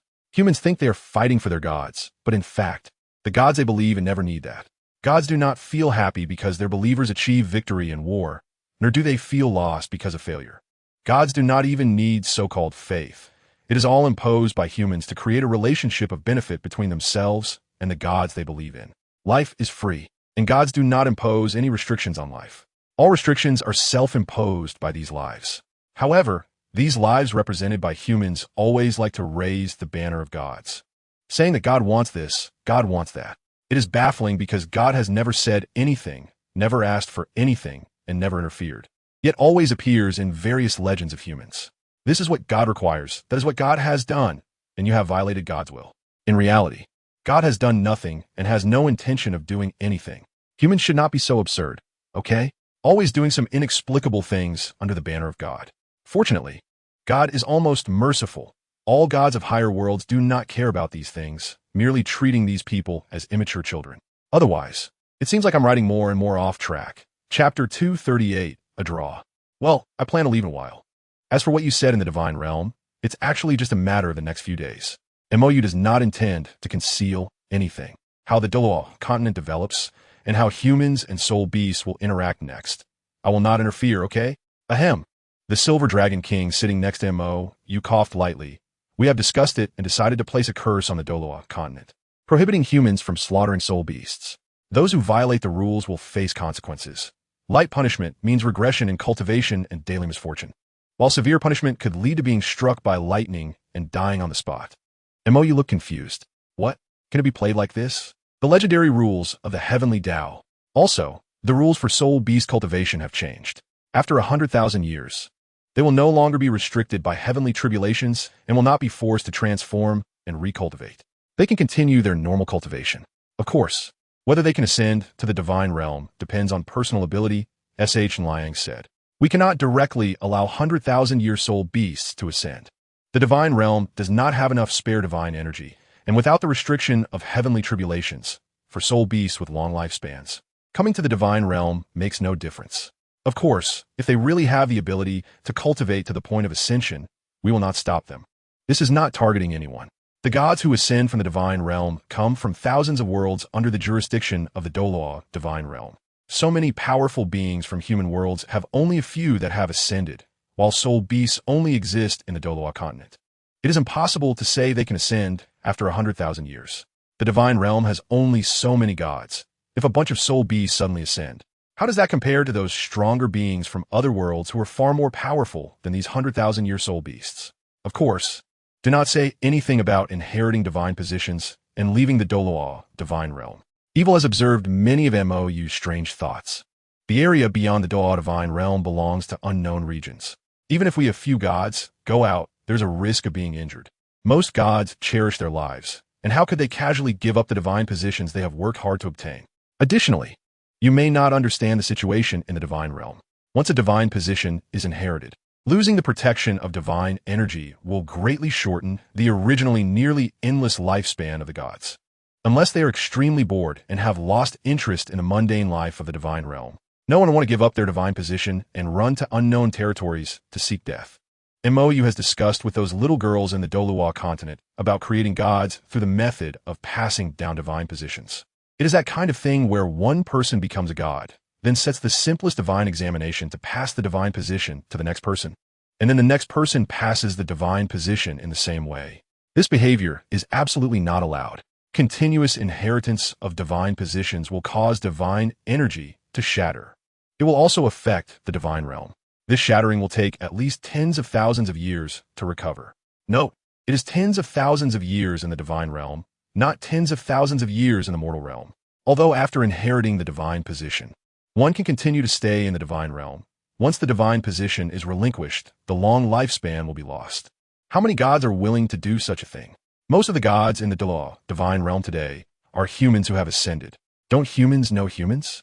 A rich person with endless wealth, if he distributes his wealth, can make many people live without worries for the rest of their lives. But will this rich person do that? Having earned money, he will only want to earn more. No one will complain about having too little wealth. Only when one has money and others do not is it truly being rich. When everyone has money, it is equivalent to everyone being poor. Power is the same. I understand the reasoning, and I don't plan to interfere, MOU said. Don't misunderstand. The things I want to do are already done. As long as you don't mess with me, I won't act recklessly. What he initially wanted to do was merely to help Qian Renxue and Bibi Dong resolve their conflicts and, by the way, deal with Tang San. However, later he discovered that there was Shura behind Tang San, and he couldn't kill him. If he pursued Tang San to kill him and angered Shura with a sudden thunderclap, could he still live? Even 100,000-year-old beasts couldn't withstand it. How could he? In this life, he just wanted to solve the issue with the Azura and help the Silver Dragon King and the others. Now that the problems are all resolved, he naturally had no reason to stay any longer. As for helping the Spirit Hall unify the continent, he had no interest in that. So if you plan to leave, where are you going? Goodness asked curiously. I don't know. MOU shook his head. I'll just wander around. After all, I am still quite strong. Even without the power of Shala, I have a little bit of my own strength. Exaggeration. I've tried. I can really move the sun. In fact, I feel like I could directly destroy the sun. I'll find an empty star to test it out later. However, it seems the sun cannot land. I can't use that power to destroy it. When I really have that intention, it's as if something locks me in place, and I can't move at all. Can you take me with you? Goodness leaned in with an expectant look. I promise I'll be very obedient. She had long wanted to leave the boring divine realm, but she couldn't just abandon it before. Now, with the divine realm in such a state, her presence wouldn't make much difference. Moreover, leaving the Douluo divine realm was very dangerous, as it was an unknown territory. Although she wasn't afraid of death, she wouldn't recklessly court it. Now, with MOU being such a strong ally, it was just right to go out and explore. You? MOU looked puzzled. Goodness wants to leave the divine realm? What about evil? Oh, wait, these two haven't inherited their divine positions yet, so they haven't gone to the mortal realm. They're not a pair yet. I promise I'll be very obedient. I won't cause you any trouble. Goodness blinked her bright eyes, looking just like an innocent little girl. But I might not come back. MOU said, and even if I do come back, I don't know when that will be. This isn't a joke. Shala said that traveling through time and space is full of uncertainties. Even if he could find this world by sensing it when he enters this universe, it might be hundreds of millions or even billions of years later. Furthermore, the world, or the universe outside the universe, has countless others, not to mention the vast universe that contains small universes. In short, the universe beyond is very complex and dangerous. Even Shala doesn't have absolute confidence in ensuring their safety. Moreover, if they aren't lucky and encounter Shala's old friends, there could be problems. Of course, they won't die.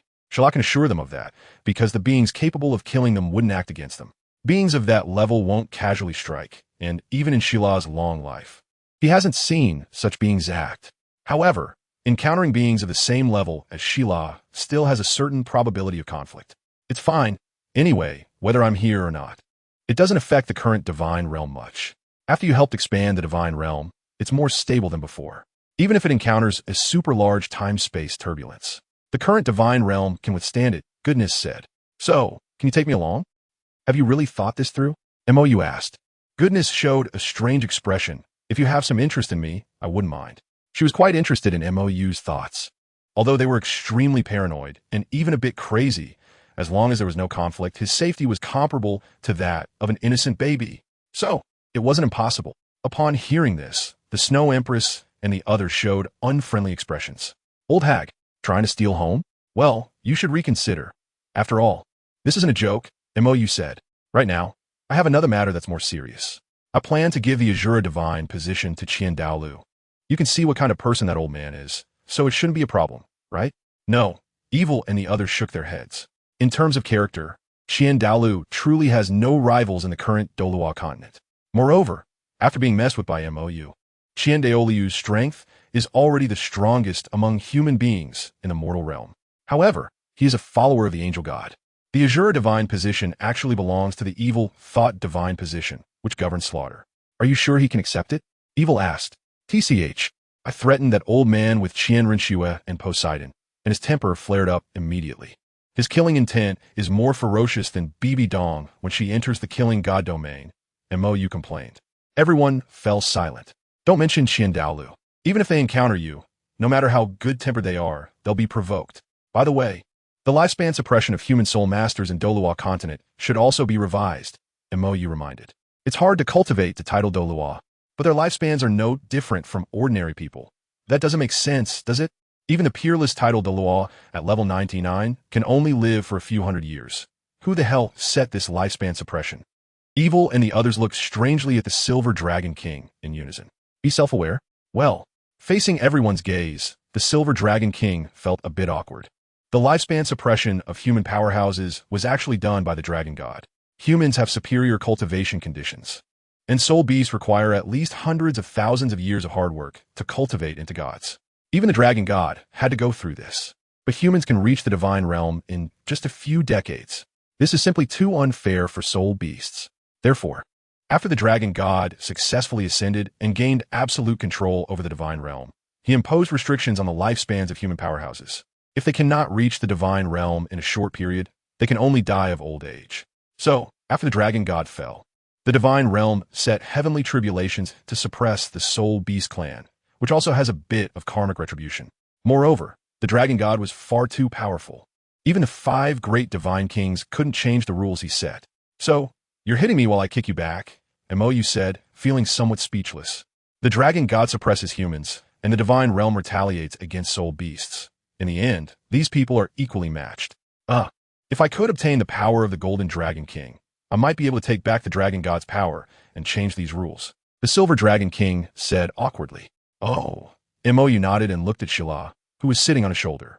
Help me out. That power cannot be used casually. It even has a somewhat decorative posture, only meant for self-defense and deterrence, not for initiating attacks. Relax a bit. After that, Shala jumped into MOU's mind and took control of his body. In an instant, an extremely cold aura swept through the entire divine realm. Evil and the others twitched at the corners of their eyes. This is truly outrageous.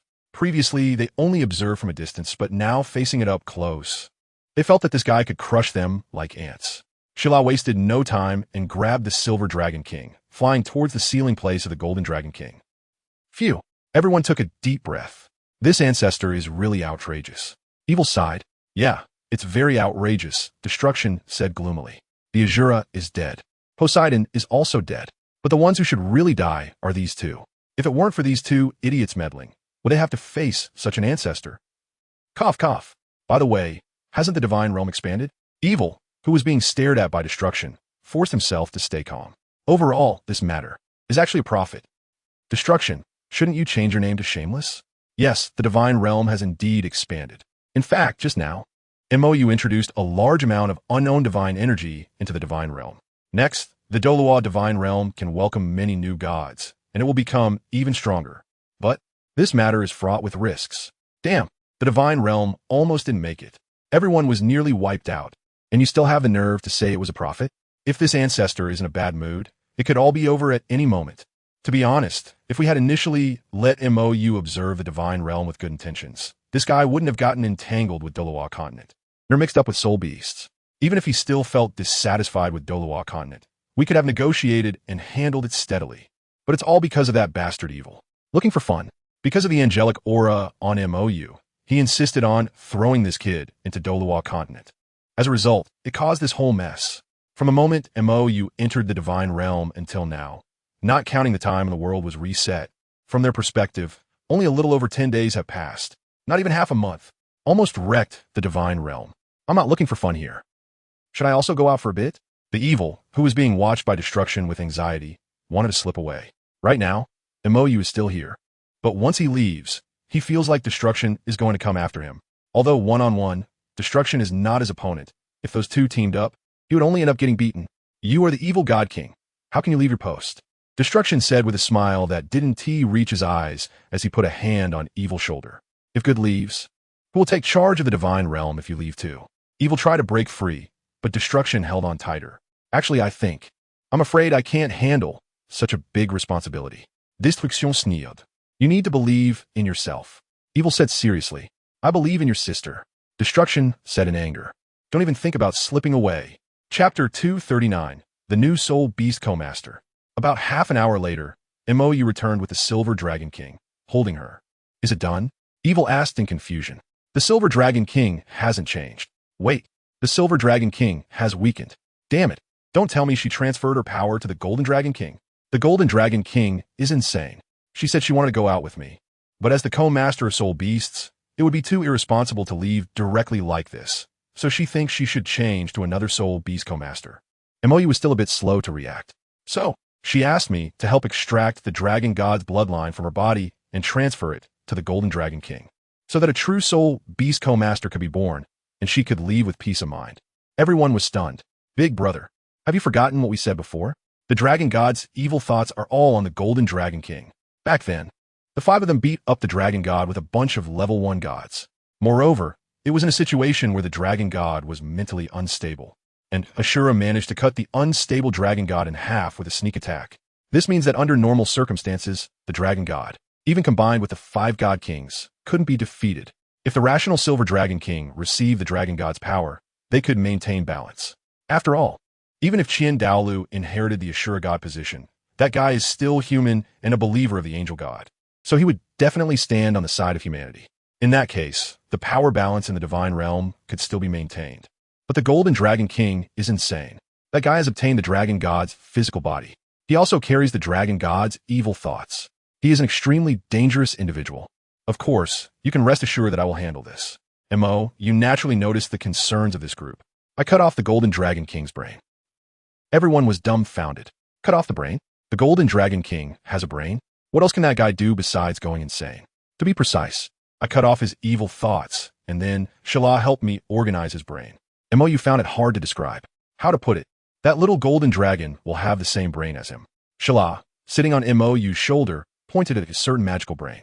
She used the blessing of Michael on Mou to modify the Golden Dragon King's brain, giving that guy the foundational logical thinking of an angel. Just like him. Not to mention evil and destruction. Even life and goodness were a bit unable to hold it together. Following the ancestor with the same brain? Would T that turned the divine realm upside down. What do you mean? Is my brain that bad? Mou said with a strange expression. He is such a virtuous and kind person, someone who has never acted recklessly, someone who is so law-abiding, and yet you are looking down on him? Evil and the others had complex expressions. Don't you know what kind of person you are? Extreme, paranoid, crazy. Although he appears stable, he is actually extremely unstable. Just like high explosives. If you don't touch it, there will be no problem, but once you do, it will explode immediately. There is no room for easing. For example, a normal person, if they were to go insane, it would be a gradual process, just like a game's anger meter, and there would be stage changes, meaning there is a buffer period. When everyone notices this issue, there is time to react. But Mou's personality has no anger meter, no buffer period. As long as you touch that point, he will absolutely explode. But if you don't touch that point, even things that others find excessive and unacceptable, Mou won't even react at all. Don't think this kind of personality is good. Interpersonal relationships are not that simple. This black and white instant switching brings immense pressure to everyone because no one knows if some idiot will touch that point. Do you have a misunderstanding about his brain? Shala was very dissatisfied with the reactions of this group. Are you looking down on the angel's brain? What I gave that little golden dragon was the foundational logical thinking of an angel, completely detached from mortal thought logic. In terms you can understand. It has no self-desire. The angels created by God, whether it's the closest to God, Michael, or the lowest-ranked angels, even the fallen angel like Lucifer, they all lack self-desire. Angels have selfhood and desires, but their actions are not for self-interest, nor do they consider their own gains or losses. Therefore, the heavenly realm resembles a utopian world ideal for humanity, where I serve everyone and everyone serves me. It is also for this reason that fallen angels have no interest in the world outside of the heavenly realm. Even Lucifer, who is everywhere tempting people to fall, is only interested in proving God's mistakes, whether it's humanity or other lives. They are merely tools for him to prove his point. Heavenly beings show no interest in lives outside the heavenly realm, or rather, not only their original world, but also the life forms of other high worlds feel the same way. They do not care about lives outside their world, and do not feel the need to oppress them or require them to do anything for themselves. Of course, this can occasionally lead to misunderstandings, or perhaps it's not a misunderstanding at all, since humanity always likes to use unprovable things to raise their own banners. The so-called righteous cause.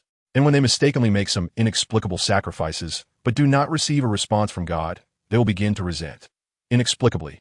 Additionally, some believe that this is because the heavenly beings look down on these weak lives. But in fact, angels do not possess the emotions of looking down or valuing. They merely lack interest. Humanity always likes to use their own thoughts and logic to speculate on the thoughts of another life form, arriving at a self-righteous wrong answer through a faulty logic and treating it as a standard. In their view, the most classic, the most humorous, and also the thing Lucifer is most interested in is humanity's conspiracy theories.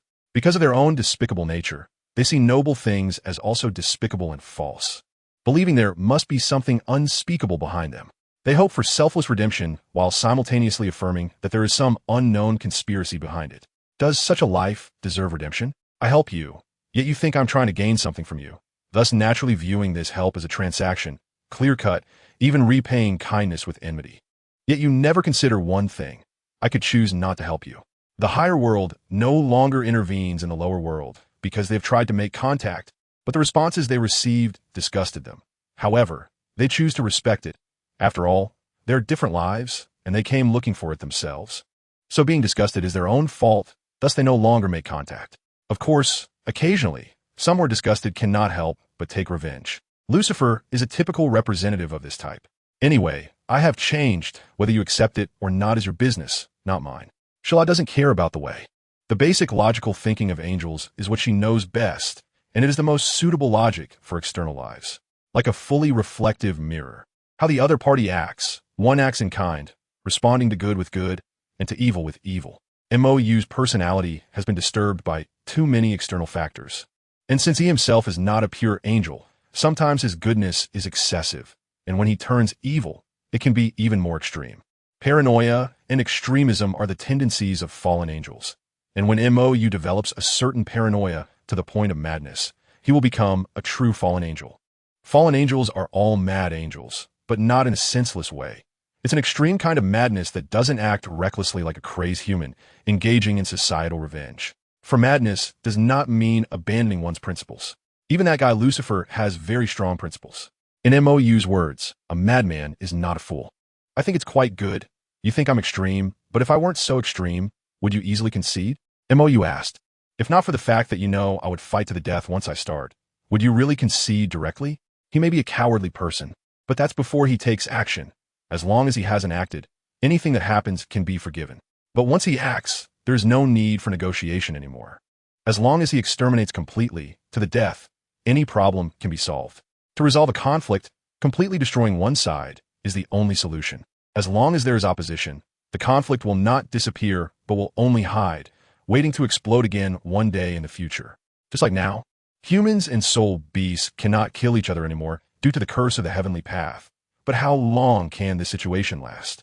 There are policies above and countermeasures below. He never doubts human capabilities in this regard. Humans are quite petty. They like to test, and once the other party shows no good temper, they like to say, why are they so stingy? To avoid such foolish testing, I think it's very appropriate to have a hair trigger. MOU said, just like the high-pressure policies of human dynasties, with severe punishments and cruel officials, it seems unkind, but if you don't act foolishly to provoke it, will there be any issues? Clearly, if you don't break the law, there will be no problems, but you still want to poke around. It's better to change that petty temperament. Douluo Continent. The time flow difference between the divine realm and the mortal realm is roughly 1 day to 1 year. So after spending a day in the divine realm, MOU and his group returned to the Douluo Continent, and a year had already passed. The competition for the advanced Soul Master Academies across the continent has begun. Heaven Do City. Heaven Do Royal Academy. Under the special training of the Sea God, Douluo and her group have made significant progress. And since Poseidon can control the divine energy of the sea god to bestow divine soul rings, these children do not have to worry about hunting for soul rings. So, Douluo, level 73 Assault type Soul Sage. Zhu Zhuyun, level 61 Agility Attack type Soul Emperor. Yi Lingling, level 59 Support type Soul King. Zhu Zhuqing, level 58 Agility Attack type Soul King. Ning Rongrong, level 55 Support type Soul King. Although they could simplify the tests after opening the Sea God's assessment and directly brush for rewards, there's still the previous issue. Power that comes too easily always brings some troublesome problems. Moreover, this upgrade speed is already quite exaggerated. However, there is an even more exaggerated case. Hulaina, level 88 Control type Soul Douluo. Qianrenxue, level 97 titled Douluo. What?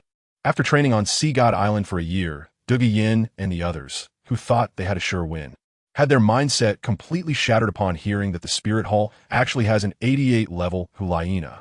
Damn, you can't be serious? Well, to be honest, I didn't expect the little fox to be so hardworking. Mou said. Bibi Dong brought her out to stimulate Hulaina, giving that girl a bit more motivation, saying that if Hulaina couldn't break through to title Douluo before the finals of the Soul Master competition, she wouldn't take her with her when she left. And then, Hulaina exploded. That desperate look made Bibi Dong regret it. Originally, Hulaina had been diligently cultivating in the Rakshasa secret realm for the past few years. But after being tricked by Bibi Dong, she hadn't rested at all for more than a year. She had gone without sleep in the Rakshasa secret realm for over a year, and Bibi Dong is not someone who would go soft on her in training. So the difficulty of the training didn't decrease at all. Even now, Hulaina hasn't left the Rakshasa secret realm because she hasn't reached title Douluo, but the finals are not far off. Bibi Dong originally intended to use this excuse to motivate Hulaina, but unexpectedly, that girl took it seriously. And now she's indeed not far from level 90. So Bibi Dong just went along with it. So how do we fight? Douluo was depressed. She originally thought that as long as she could also reach Soul Sage, and Zhu Zhuyun and Zhu Zhuqing would join the Heaven Do battle team, fighting as the fiancé of Heaven Do's Prince Xue Qinghe, plus Ning Rongrong's super strong support that ignores level differences, they still had a chance to win the championship. But now, level 88. How we fight this? One person could take on all of them. Well, just do your best. Mou could only comfort her like this. Now, at level 88, before the finals, Bibi Dong will definitely bring out Soul Bones to help Hulaina reach level 90. Otherwise, that girl's mindset would absolutely explode. Even her Bibi Dong say that Hulaina is now a bit neurotic. It seems that staying too long in the Rakshasa secret realm and not sleeping for a whole year has caused the little fox's spirit to have some issues. So, now it's just a little more, and Bibi Dong will definitely help. What about you? Ning Rongrong asked curiously. She couldn't sense any fluctuations of soul power from Mou. Not a trace. He seemed like an ordinary person. Could it be that Mou has already become a god? After all, the impression given by Poseidon was also that he had no fluctuations of soul power. I just regained a part of my original power. Mou found it a bit hard to describe his state. Shila said that he can draw upon the power of the sun, which is the power of the seraphim. And this power can only be used to eliminate the most extreme evil and, as a guide of light, not for fighting. At most, he can defend himself. If he encounters a situation where someone wants to beat him up just because they dislike him, he would have to use Shila's power, but that power is too exaggerated. Even Shila herself cannot perfectly control it. Just like you want to gently stroke a kitten, but as soon as you touch it, you might end up killing it. In other words, that power can only be used for destruction. There is no such thing as restraint. Once it is unleashed, there is no stopping it. She must not act. The Snow Empress, who was following closely, said seriously. Shila had shared some precautions with her, as she is the closest person to Mou. The most critical point is that when Mou uses her despair power, they must be very careful, because one misstep could lead to disaster. The reason Shila had no friends before meeting Mou is mainly due to the vast difference in power. There were once angels and other beings from different realms who wanted to approach Shila to gain her absolute destructive power, but the moment they came into contact, they were shattered. The reason Mou could become friends with Shila is not only because they are both mad in similar ways, seeking to cleanse evil through slaughter, but also because Mou did not die upon contacting Shila. With the protection of Michael, the blessing of Raphael, and a whole bunch of high-ranking angels' blessings, combined with Mou's own terrifying seraphim powers, all these factors allowed Mou to not be destroyed when approaching Shila. Otherwise, Shila's power is truly terrifying. Aside from the gods, even Michael cannot match this angel of slaughter in pure attack power. To explain it in game terms, if the god, as the creator of the original world, has all stats maxed at 100, then the strongest warrior, Michael, has all stats reaching an astonishing 99. That's why Michael is called the godlike one. However, after being sealed by the god, almost all of Shila's stats drop to 0. She cannot move, think, or do anything. Yet her attack power remains at 100. The sealed Shila is like a pure weapon that can destroy anything. The reason even Lucifer fears Shila is that this ancestor is genuinely dangerous. The gap of 1 between 99 and 100 is nearly insurmountable. Although Shila's other stats are not very high even without being sealed, her proud attack power is on par with the gods. Of course, Shila still cannot defeat Michael. While she may peak in single attribute, Michael is a versatile god of war. Moreover, with the protection of the god, Michael can unleash the full power of 100 when necessary. In MOU's words, he can't fight. This person has a cheat. As for why Michael would also feel fear toward Shila's power, it is not that Michael fears her, but rather that while Shila cannot defeat Michael, she can still take down others. When Michael battles Shila, everything around him will become a burden, and the merciful Michael would never allow everything he loves to be destroyed by Shila. Therefore, MOU once commented on Michael. He is a god of war who doesn't need teammates. The so-called teammates are, in fact, just burdens to Michael. Synopsis: crossing into the Douluo Continent, awakening a god-level angel martial soul, starting at innate level 20, a perfect beginning. 2 paths lie ahead: the Pope's Hall or the Offering Hall. MOU says, I know which one to choose even with my eyes closed. The Offering Hall. Don't you know that the Pope's Hall is unfriendly to angels? Choose the Pope? You still want to be filial? Be careful not to be killed by her eternal creation. You asked how I know. Do I have to tell you that I've been created once? So, in my new life, I'm going to find a con artist to cling to.